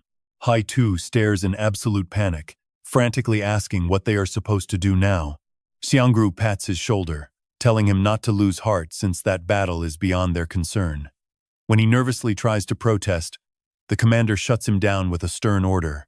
She tells him to move out, do their duty, and never stop pushing forward. She commands him to use this experience to push his limits and evolve into a 5-star transcendent. Once they eventually have to face that monster, they can give it everything they have got. Meanwhile, the demon god continues to slam violently against the barrier. Xing Kun cleverly slips past the encirclement. The moment he appears, the beast lunges with a massive hand, but he swiftly rips right through its giant palm. Right then, a terrifying smile spreads across his face as he charges forward, daring the beast to bring it on. He aims straight for its giant eye, determined to see who dies first. But when he tries to push through, he realizes he can't break it. Suddenly, a massive wave of fiery energy erupts from deep within the beast, leaving him completely stunned as he watches it spread. Seizing the moment, the demon god blasts intense flames straight at Xing Kun, who takes the devastating hit completely head-on and unprotected. Gritting his teeth through the agonizing pain, he realizes he still can't digest the sacred relics, but he quickly pinpoints the enemy's weak spot. If he cannot digest them, then the Monster King definitely cannot digest them either. At least, not anytime soon. Channeling a bright blue flame into both palms, Xing Kun concentrates his entire power and charges forward, yelling for the monster to bring it on again. Annoyed by his stubbornness, the demon god fires another blast of flames. Yet, Xing Kun takes absolutely 0 damage and fights back, excitedly screaming for his power to pierce straight through the beast. Raising his massive hand, Xing Kun builds up his energy and thrusts it directly into the monster's eye, roaring with all his might to pierce through as he unleashes a savage assault. He blankly wonders who he is. Are we losing him? Clearing away all useless thoughts, Xing Kun drives his tentacles deeper into the eye, knowing only one thing: he must mercilessly destroy this grotesque abomination once and for all. Suddenly, his giant tentacles begin to shudder violently. Sensing a bizarre presence, he instantly pulls his tentacles back. A split second later, the demon god's eyes flare red as it spews fire high into the sky. Seeing this, Xing Kun quickly leaps high into the air. Realizing his tactical plan succeeded, A highly satisfied smile finally spreads across his face. Spotting several deep fractures in the center, Xing Kun rejoices that it is finally cracking. But the damage immediately begins to regenerate and close up. Seizing the opportunity, he furiously wraps his tentacles around his own frame, calling for more flames as he prepares for a full-body transformation. Once the mutation finishes, he turns around, courageously opening his massive jaws to unleash a deafening roar to completely obliterate his enemy. Without a second of hesitation, he dives straight at the demon god, piercing directly through its vulnerable giant eye. As the fiery explosion erupts, he opens his mouth wide. Right at that critical second, Xiao Yu screams out his name, Xing Kun. She yells in absolute fury, bringing lightning crashing down on the demon god's head, while chokingly calling him a complete jerk from the sky. She scolds him for being a big idiot and lying to send her back to Namguayat, only to turn himself into this monster. They never needed her, he just wanted to sacrifice himself. Before she can even finish speaking, Xiao Xing suddenly opens his mouth to swallow her whole. He aggressively bites into the demon god's eye, leaving Xiao Yu completely panicked. But her words do not reach Xiao Xing at all, and he just keeps tearing away. Refusing to back down, the beast spits fire right into his face. She watches in shock, wondering if he has completely lost his mind. Xiao Yu frowns and makes her final choice. Gritting her teeth, she vows, if this is the path you chose, then I will go with you. Here comes the main event. Xiao Xing roars his command, bring me all the lightning elements I can sense. Standing high in the sky, she relentlessly gathers raging lightning, shouting for them to bring it on. Meanwhile, deep space remains in dead, eerie silence. A second later, bolts of lightning from hundreds of directions converge into a single spot, as everyone desperately runs for their lives. He and his team are panicked, questioning everything. This bizarre weather has lightning flashing everywhere. Tianxing quickly realizes this celestial lightning is being drawn by some extraordinary, godlike power. The sheer volume is insane. Could this really be the god of thunder? He really wants to see it with his own eyes. Meanwhile, Xiao Yu ignores the danger, not caring about her body anymore. Gritting her teeth, she releases her power. Both Zixing and Xiao Yu unleash an explosive lightning tempest. She shoots her lightning straight into its eye. But then, her body starts fading, just vanishing. Agonizing pain racks her body. She knows that the stronger the attack, the more it consumes her flesh to power the lightning. Xiao Yu can feel the shift, realizing her body has already become incredibly close to being forged purely of lightning, infinitely approaching the 6th rank of superhuman power. She confidently declares that as long as lightning exists, her body can heal. To ease his mind, Xiao Yu turns to reassure him, Xing Kun, you do not have to rely on that sketchy kingship of yours anymore. She pushes her limits. No turning back. Xiao Yu furiously vows to smash this god to dust. Wait for it. The massive surge of lightning strikes straight down onto the mountain, spreading across the forest. Spitefully driving it away, she tells it to get off their earth. Xiao Yu focuses to launch her final strike, the magnetar giant whale. Right then, currents of lightning ripple across the entire planet. Frowning, she assesses that if her perception is correct, she has already completely pulverized the monster. Xiao Yu softly reassures Xing Kun, you do not need to prepare for the worst anymore. Looking down at the wreckage, she gently tells him he can regain his senses now. But then, the demon god suddenly crawls out of the ground, leaving Xiao Yu completely shocked.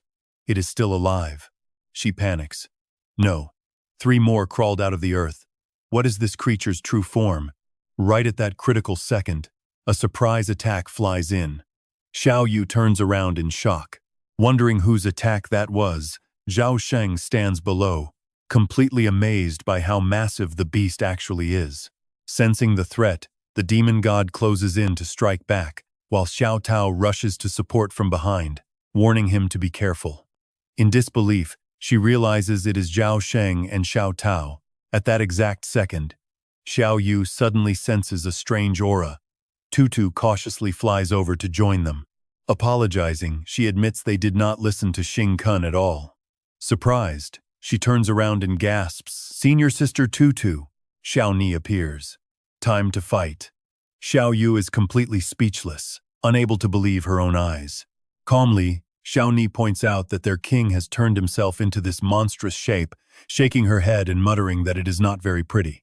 Furious, she declares that they cannot let a giant monster like this violate their Mother Earth. If they do not tear it out and destroy it, their Mother Earth will be completely ruined. Meanwhile, a moment earlier, Xiao Xing calmly tells her to head back first, promising to join after clearing this side. Flying away, Xiao Yu narrows her eyes, questioning if that is the water demon god currently attacking Nan Yue. She plans, eliminate the monster, and Nan Yue will finally be out of danger. Without hesitation, Xiao Yu prepares to strike. But Zixing stops the moment she spots the demon god right in front of them. Xiao Yu frowns, realizing an extraordinary water element energy is about to erupt from deep within its body, shocked by the sheer magnitude of this power. Is this a 5-star superpower? Right then, Shang Guankui loudly summons a massive torrent of water, bravely raising her hands to unleash her wild strike. Here is the crazy part. The swirling vortex of water drills deep into the demon god, forcing a painful scream from the beast. Right then, Jingzhe steps up to the front lines, telling them to leave the rest to him. Dumbfounded, Xiao Yu calls out his name, Dean. No time to waste.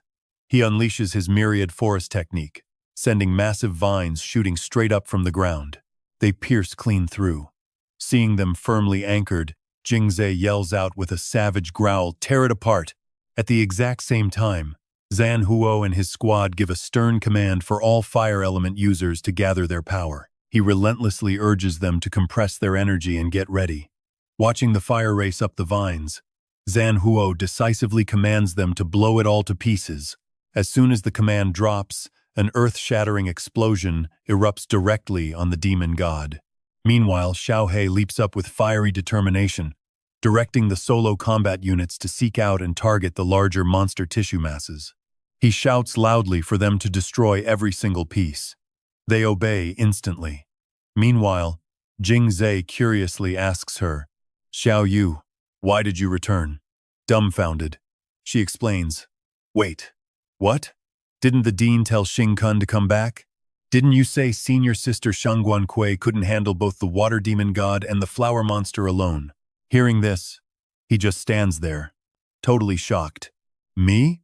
Well, I did message Xing Kun, but I actually told him our Monster Academy students have perfected a brand new system, and handling that flower monster is absolutely no problem at all. As you can see, Shang Guankui has already become a 5-star transcendent, and I am almost there too. Those students injured in the previous supernova selection have also completed their semi-transcendent, semi-monster transformation, all thanks to the valuable experience of Xiao Sheng and Zhao Xiaodao. We are fully capable of handling the disaster in Nanyu ourselves. Your family has been brought safely inside the academy. I have already sent messages to both you and Xing Kun." Jingzhe emphasized the message, telling both of them not to worry at all. Hearing this, Xiao Yu realized she had been tricked and swore that annoying Xing Kun. She angrily ran off, sure that he wanted to face the Monster King all by himself. Surprised, Jingzhe blurted out the Monster King. Xiao Yu seriously pointed out that he is indeed the monster behind all this chaos. With the Monster King hiding deep beneath the earth, Jingzhe finally understood everything and gently instructed, "So, that is it, Xiao Yu. Please help me tell Xing Kun. As Xincheng faces the apocalypse, humanity is also constantly growing and evolving. We are not completely defenseless. Thanks to his warning, we prepared for the end of the world beforehand, so we did not end up totally helpless. The monster flower indeed turned half of the local population into horrific beasts, but the other half, who did not change, mutated into powerful transcendents instead. Under Xing Kun's guidance, triggering the disaster early was actually a blessing. If it had been delayed by another 6 months, humanity might have had zero chance of resisting. Tell Xing Kun that he is not alone in this world." Back in the present, Xiao Yu gently advised him not to carry the heavy burden of saving the world all by himself. Xiao Ni quickly analyzed their grim reality. "Our power is incredibly weak compared to his, and we cannot even begin to imagine how strong he actually is. We cannot see his full truth, But that does not mean we are completely powerless to resist. Just now, I managed to destroy a part of him, at least a small portion. Your power is like a natural disaster, but it is limited, so you cannot fight his overwhelming force alone. However, our Mother Earth can easily generate an infinite number of natural disasters that never cease. She slowly turned around and laid out a definitive plan. Now get this, our only play is using transcendent energy to gather natural forces and create our own massive disaster. Xiao Ni confidently assigned the main task, telling Xiao Yu to step up and channel these massive forces. Xiao Yu must become a true thunder god who commands heavenly lightning, a transcendent tasked with creating disasters. Just as she finished, the demon god suddenly unleashed wild flames. As for us monsters, Xiao Ni bravely declared, our job is to buy as much time as possible for everyone. Ready to fight, she turned and urged them on, go, unless he drains every last bit of our strength. Otherwise, we will always stand as a shield before you. Just then, Xiao Yu urgently called out Monitor Tutu, we need a massive storm. She seriously described the largest storm in history, and Tutu immediately understood and agreed to help. Tutu flipped through the air and unleashed her powerful move. Right after her words, a violent fire suddenly erupted directly ahead. She glanced around, silently thinking that her body carries the unique genes of Xingkun's younger brother. The sheer impact of her transcendent power has grown, but the range has narrowed down. Tutu stared wide-eyed at her wrist in shock. At this rate, she cannot trigger a big enough disaster. But look, blood sprays out as she bites down on her own wrist. She let the blood spray from her wrist into the air to expand her power's range. Seeing this, someone else cried out, Monitor Tutu, your mouth is bleeding too. Tutu softly whispered, it is fine. We have reached this point. Her voice echoed within a green vortex, as everyone risked everything, using blood as a catalyst. A level 8 hurricane roared. Xiao Yu stood in a daze amidst the chaotic, raging space. The surroundings went dead silent. Tutu did not let her guard down, letting out a heavy breath as the eye of the storm formed. Gritting her teeth, she tried hard to control her magic. But wind alone is not enough, we still need something more. Another voice suddenly chimed in, leave the water to me. Hearing this familiar voice, both of them turned their heads in unison. The principal told me to follow you. He said Xingkun's side needs my help much more than the academy does. Shang Guankui smirked with a soft chuckle, realizing the principal was right, we do not possess limitless energy like that monster. She gently waved her hand to release her power, adding that they can generate infinite energy and borrow it for themselves. Shang Guankui spread her arms wide, veins bulging on her neck from the intense effort, though the downside is the time required to charge it. Tutu, let's go all out. Receiving the command, Tutu immediately responded with absolute, unwavering determination. Roger that. Monitor Shang Guankui. That green vortex seemed to grow increasingly violent and massive by the second. Xiao Yu stared at the flames ahead, her heart filled with anxiety, realizing that the storm's gathering speed is still way too slow. She slammed her palms together in front of her face. Following that sharp clap, Xiao Yu's entire body erupted with crackling purple electrical energy. That massive energy swells up, forming a sphere around her. Xiao Yu slowly spreads her hands apart to unleash another deadly technique, electromagnetic storm, but her eyes suddenly widen in shock. A figure leaps right out from the massive column of fire and water, charging straight toward her. Xiao Yu looks at the boy in shock. Too young. The kid shoves her out of harm's way, shouting, just focus on your job, do not worry about me. He gets dragged straight into that massive pillar of energy, yet he keeps screaming, I am fine, keep going. From across the battlefield, Tutu notices the commotion, her face completely filled with worry. But during her distraction, a massive fireball has already locked onto her. Suddenly, someone steps out from right inside that fireball, startling Tutu. Xiaoni flashes a warm smile to reassure her, do not worry, I will block this for you. A defensive sphere woven from thick roots rises to clash directly with the incoming fireball. The two massive powers collide, unleashing a violent shockwave. Tutu can only watch in stunned silence as Xiaoni uses her own body to shield her. Xiao Ni keeps trying to calm her. I am not that easy to kill, and neither is Yang Yang.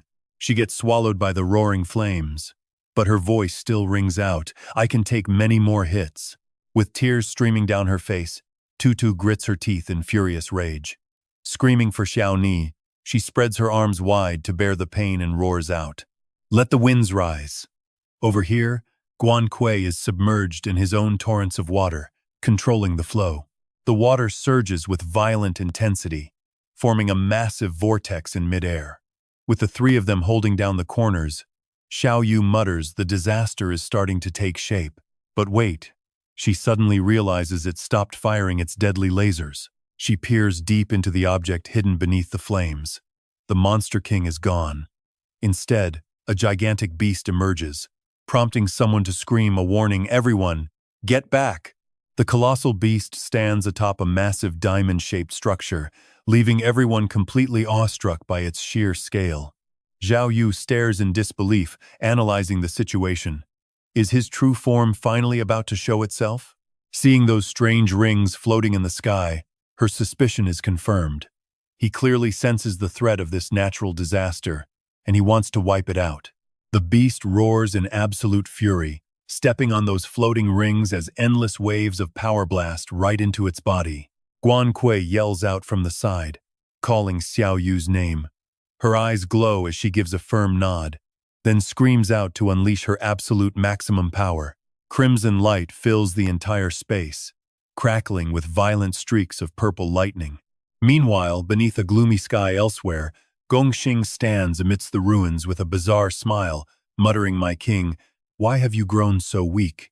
Two colossal hands erupt from her body as she sneers, "You still haven't killed me yet." She slams those hands deep into the earth, refusing to let him reclaim his power.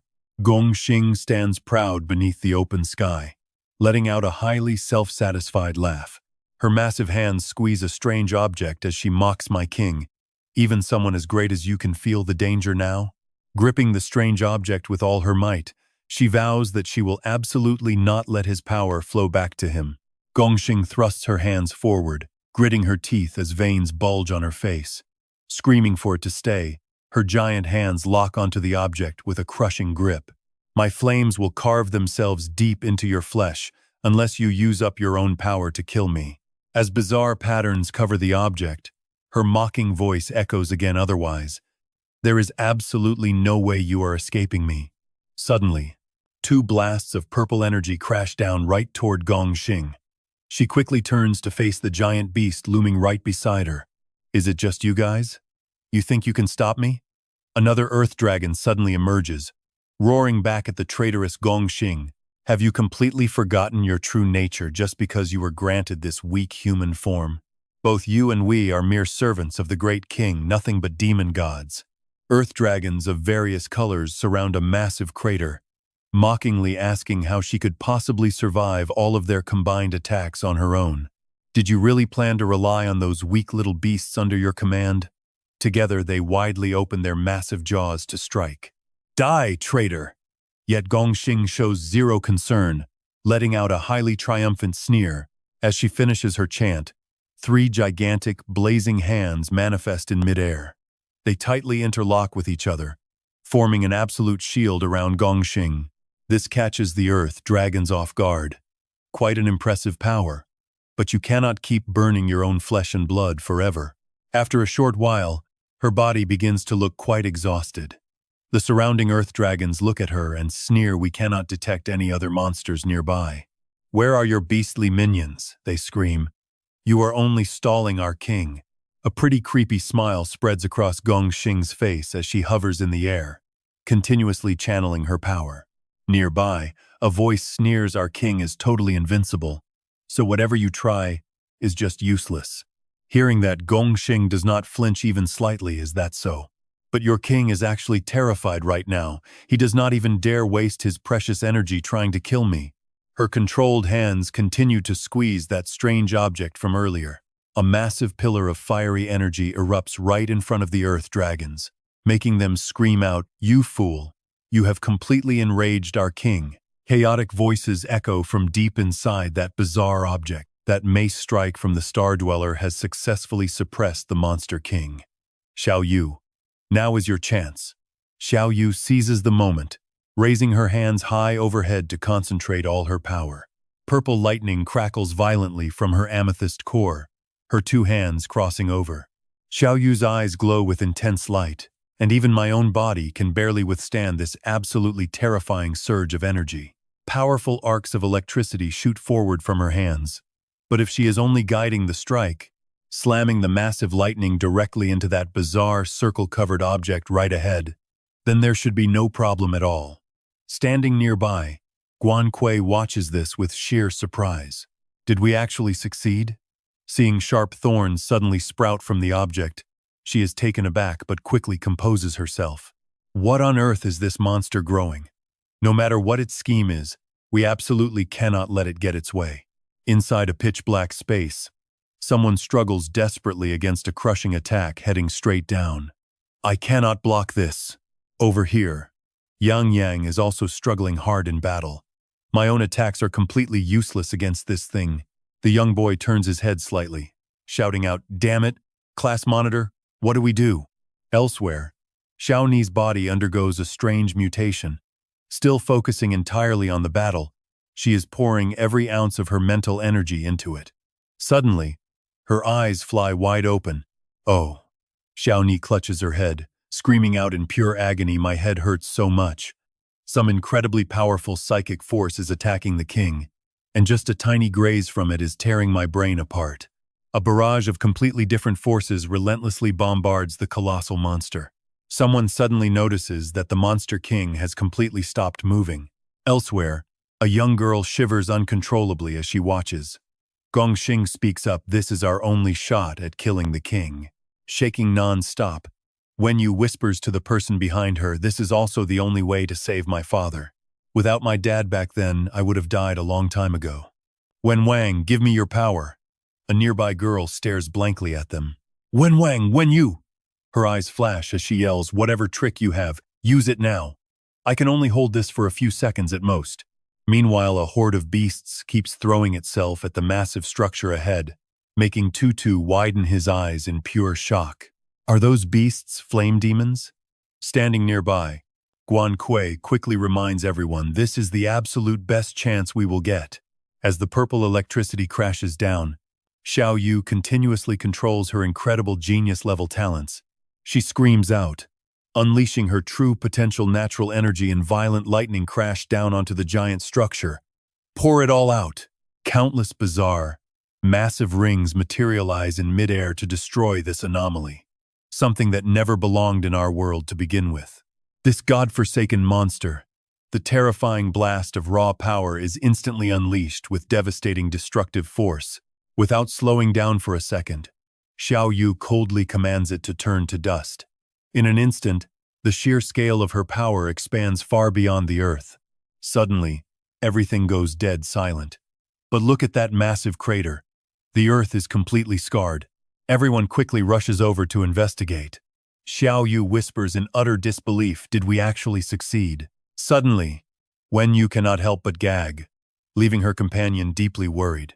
You, are you okay?" Once she steadies herself, Wenyu finally speaks. I can no longer feel its presence anywhere. Xiao Yu happily chimes in, "If the strongest psychic esper in the world cannot sense it, then we must have truly won." Guan Kui sighs, "That is wonderful news, because I really do not have a single drop of energy left in me." Just at that moment, Xiao Ni awkwardly speaks up, "So, I have a quick question. Could someone please spare a set of clothes for me? We can easily regenerate our actual flesh and blood, but definitely not our outfits." Seeing a fellow survivor in the same boat, Yang quickly chips in, "Me too." Xiao Xing eagerly starts teasing him. "Hey, Yang, take my jacket. Xiao Tao, you should take yours off too." This leaves Xiao Tao completely speechless from embarrassment. Seeing them joking around, Tutu finally lets out a sigh of relief. Everyone is safe and sound. This is just wonderful. I wonder if little Xiao Xing has changed back yet. Where is he? Wait, this wind feels wrong. It should not be blowing like this at all. Oh, come on. The beast is actually still alive, invisible, and completely hiding from their senses. Guan Kui cursed under her breath, "Damn it. There is no water around here, and my powers are going to take way too long to recover. Without a second thought, Xiao Yu leaps straight into action. Let me handle this. With that, she immediately strikes. Her gaze is locked dead ahead with absolute resolve and zero fear. All alone, she unleashes lightning to face down the colossal beast. After scanning the target, Xiao Yu calls out, "It is heavily damaged. We just need one more strike like the last one." Suddenly, Xiao Xing appears right beside her. Xiao Yu is completely stunned, calling out to her brother in total disbelief. A second later, Xiao Xing stands right there, making Xiao Yu cry out in pure, ecstatic relief. In absolute relief, Xiao Yu cries out that she is so glad to see him finally back, begging him to destroy the beast together. Without saying a single word, he pulls Xiao Yu into a tight hug, making her blush as she tells him this is absolutely not the right time. But right after that sudden, intimate warmth, Xiao Xing pushes her away with a cold, firm hand. He says, as long as she is safe, that is all that matters, leaving her stunned while Tutu realizes his dark plan and warns him. She warns her junior sister that Xiao Xing drained her power to die with the Monster King. Insisting they have to stop him, a sudden, sharp pain shoots through her body, making it almost impossible to speak. Seeing her senior's strange, sudden pain, a deeply worried Xiao Yu calls out to Tutu in panic. She explains that both her monster abilities and supernatural power are gone, while a totally confused Tielnye behind them makes her own shocking realization. Her own power is completely gone too. And then Yang Yang speaks up with the same bad news. With their energy gone, everyone looks up in panic, but Xiao Xing just stands there, totally calm. He gently tells them they have done enough and to leave the rest to him, while a desperate Xiao Yu screams that he cannot do this. Suddenly, Guan Kui points up and asks Xiao Yu what that is, as it looks exactly like some kind of mecha warrior. Wait, let's jump back a bit, as a frustrated voice suddenly complains about the weather turning so incredibly hostile. The storm is massive, and the plane is falling, but they are hovering in midair and cannot find a way to open the doors. Left with absolutely no choice, they decide to breach the plane to escape, but a panicked voice warns that doing so will instantly trigger the self-destruct sequence. With his current level of power, he could never survive the blast from the sacred energy relic. That core is the energy source, and hearing this makes Li Ji freeze, while Xingyi immediately offers to make a quick deal. She promises to help him escape, but first, he must fetch something for her, leaving him with no choice but to ask what she needs him to do. Pointing to the cockpit's left, she says a storage compartment holds a powerful, supernatural energy he should easily feel. Li Ji quickly reports that he found it and asks what to do next, as Xingyi commands him to smash it and grab the core. He gasps in shock, asking if doing that will completely wreck the aircraft they are currently trapped in. Xingyi replies confidently that while it will trigger the alarms and lock down the plane, breaking it open for the energy core will absolutely not start the self-destruct sequence, so he has nothing to worry about. Team 1 has already been completely wiped out, and Team 2 has mysteriously vanished without leaving a single trace. The warnings are meaningless now. If he hands over the core, she promises to get him off the plane safely, urging him to hurry, because this is his only shot at survival. Desperate and completely cornered, Li Ji has no other choice but to curse his luck and refuse to die in this miserable place. She keeps screaming at him to hurry, and under that intense pressure, he finally acts, just seconds before the entire aircraft blows apart. Meanwhile, back with Xiao Xing, he whispers to himself to end this nightmare once and for all as he leaps straight onto the massive monster. He coldly tells the Monster King to disappear from this world, reminding himself that his entire reincarnation was meant solely to protect Xiao Yu at this exact moment. Though he does not know where this beast came from, its power is absolutely beyond imagination. With invincible flesh and infinite energy, this beast once ruled the entire planet, making this his only real shot at survival. Every living creature must bow down to its genetics, as all life gets swallowed up by the perfect genes of the original origin. It is a perfect creature, so flawless that even a tiny genetic mutation would ruin everything. But devouring and being absolutely perfect are different. When combined, Those two traits actually become its absolute greatest weakness, which is why he is transforming himself into an imperfect genetic bomb. Ready to strike, Xiao Xing unleashes his ultimate combination of spirit swords, royal dominion, and explosive energy. He fires the attack, wishing for mutual destruction as a massive, world-shaking explosion erupts, its terrifying power instantly burning down almost everything in the surrounding area. Honestly, you can practically feel the entire earth shaking from that blast as panic spreads everywhere.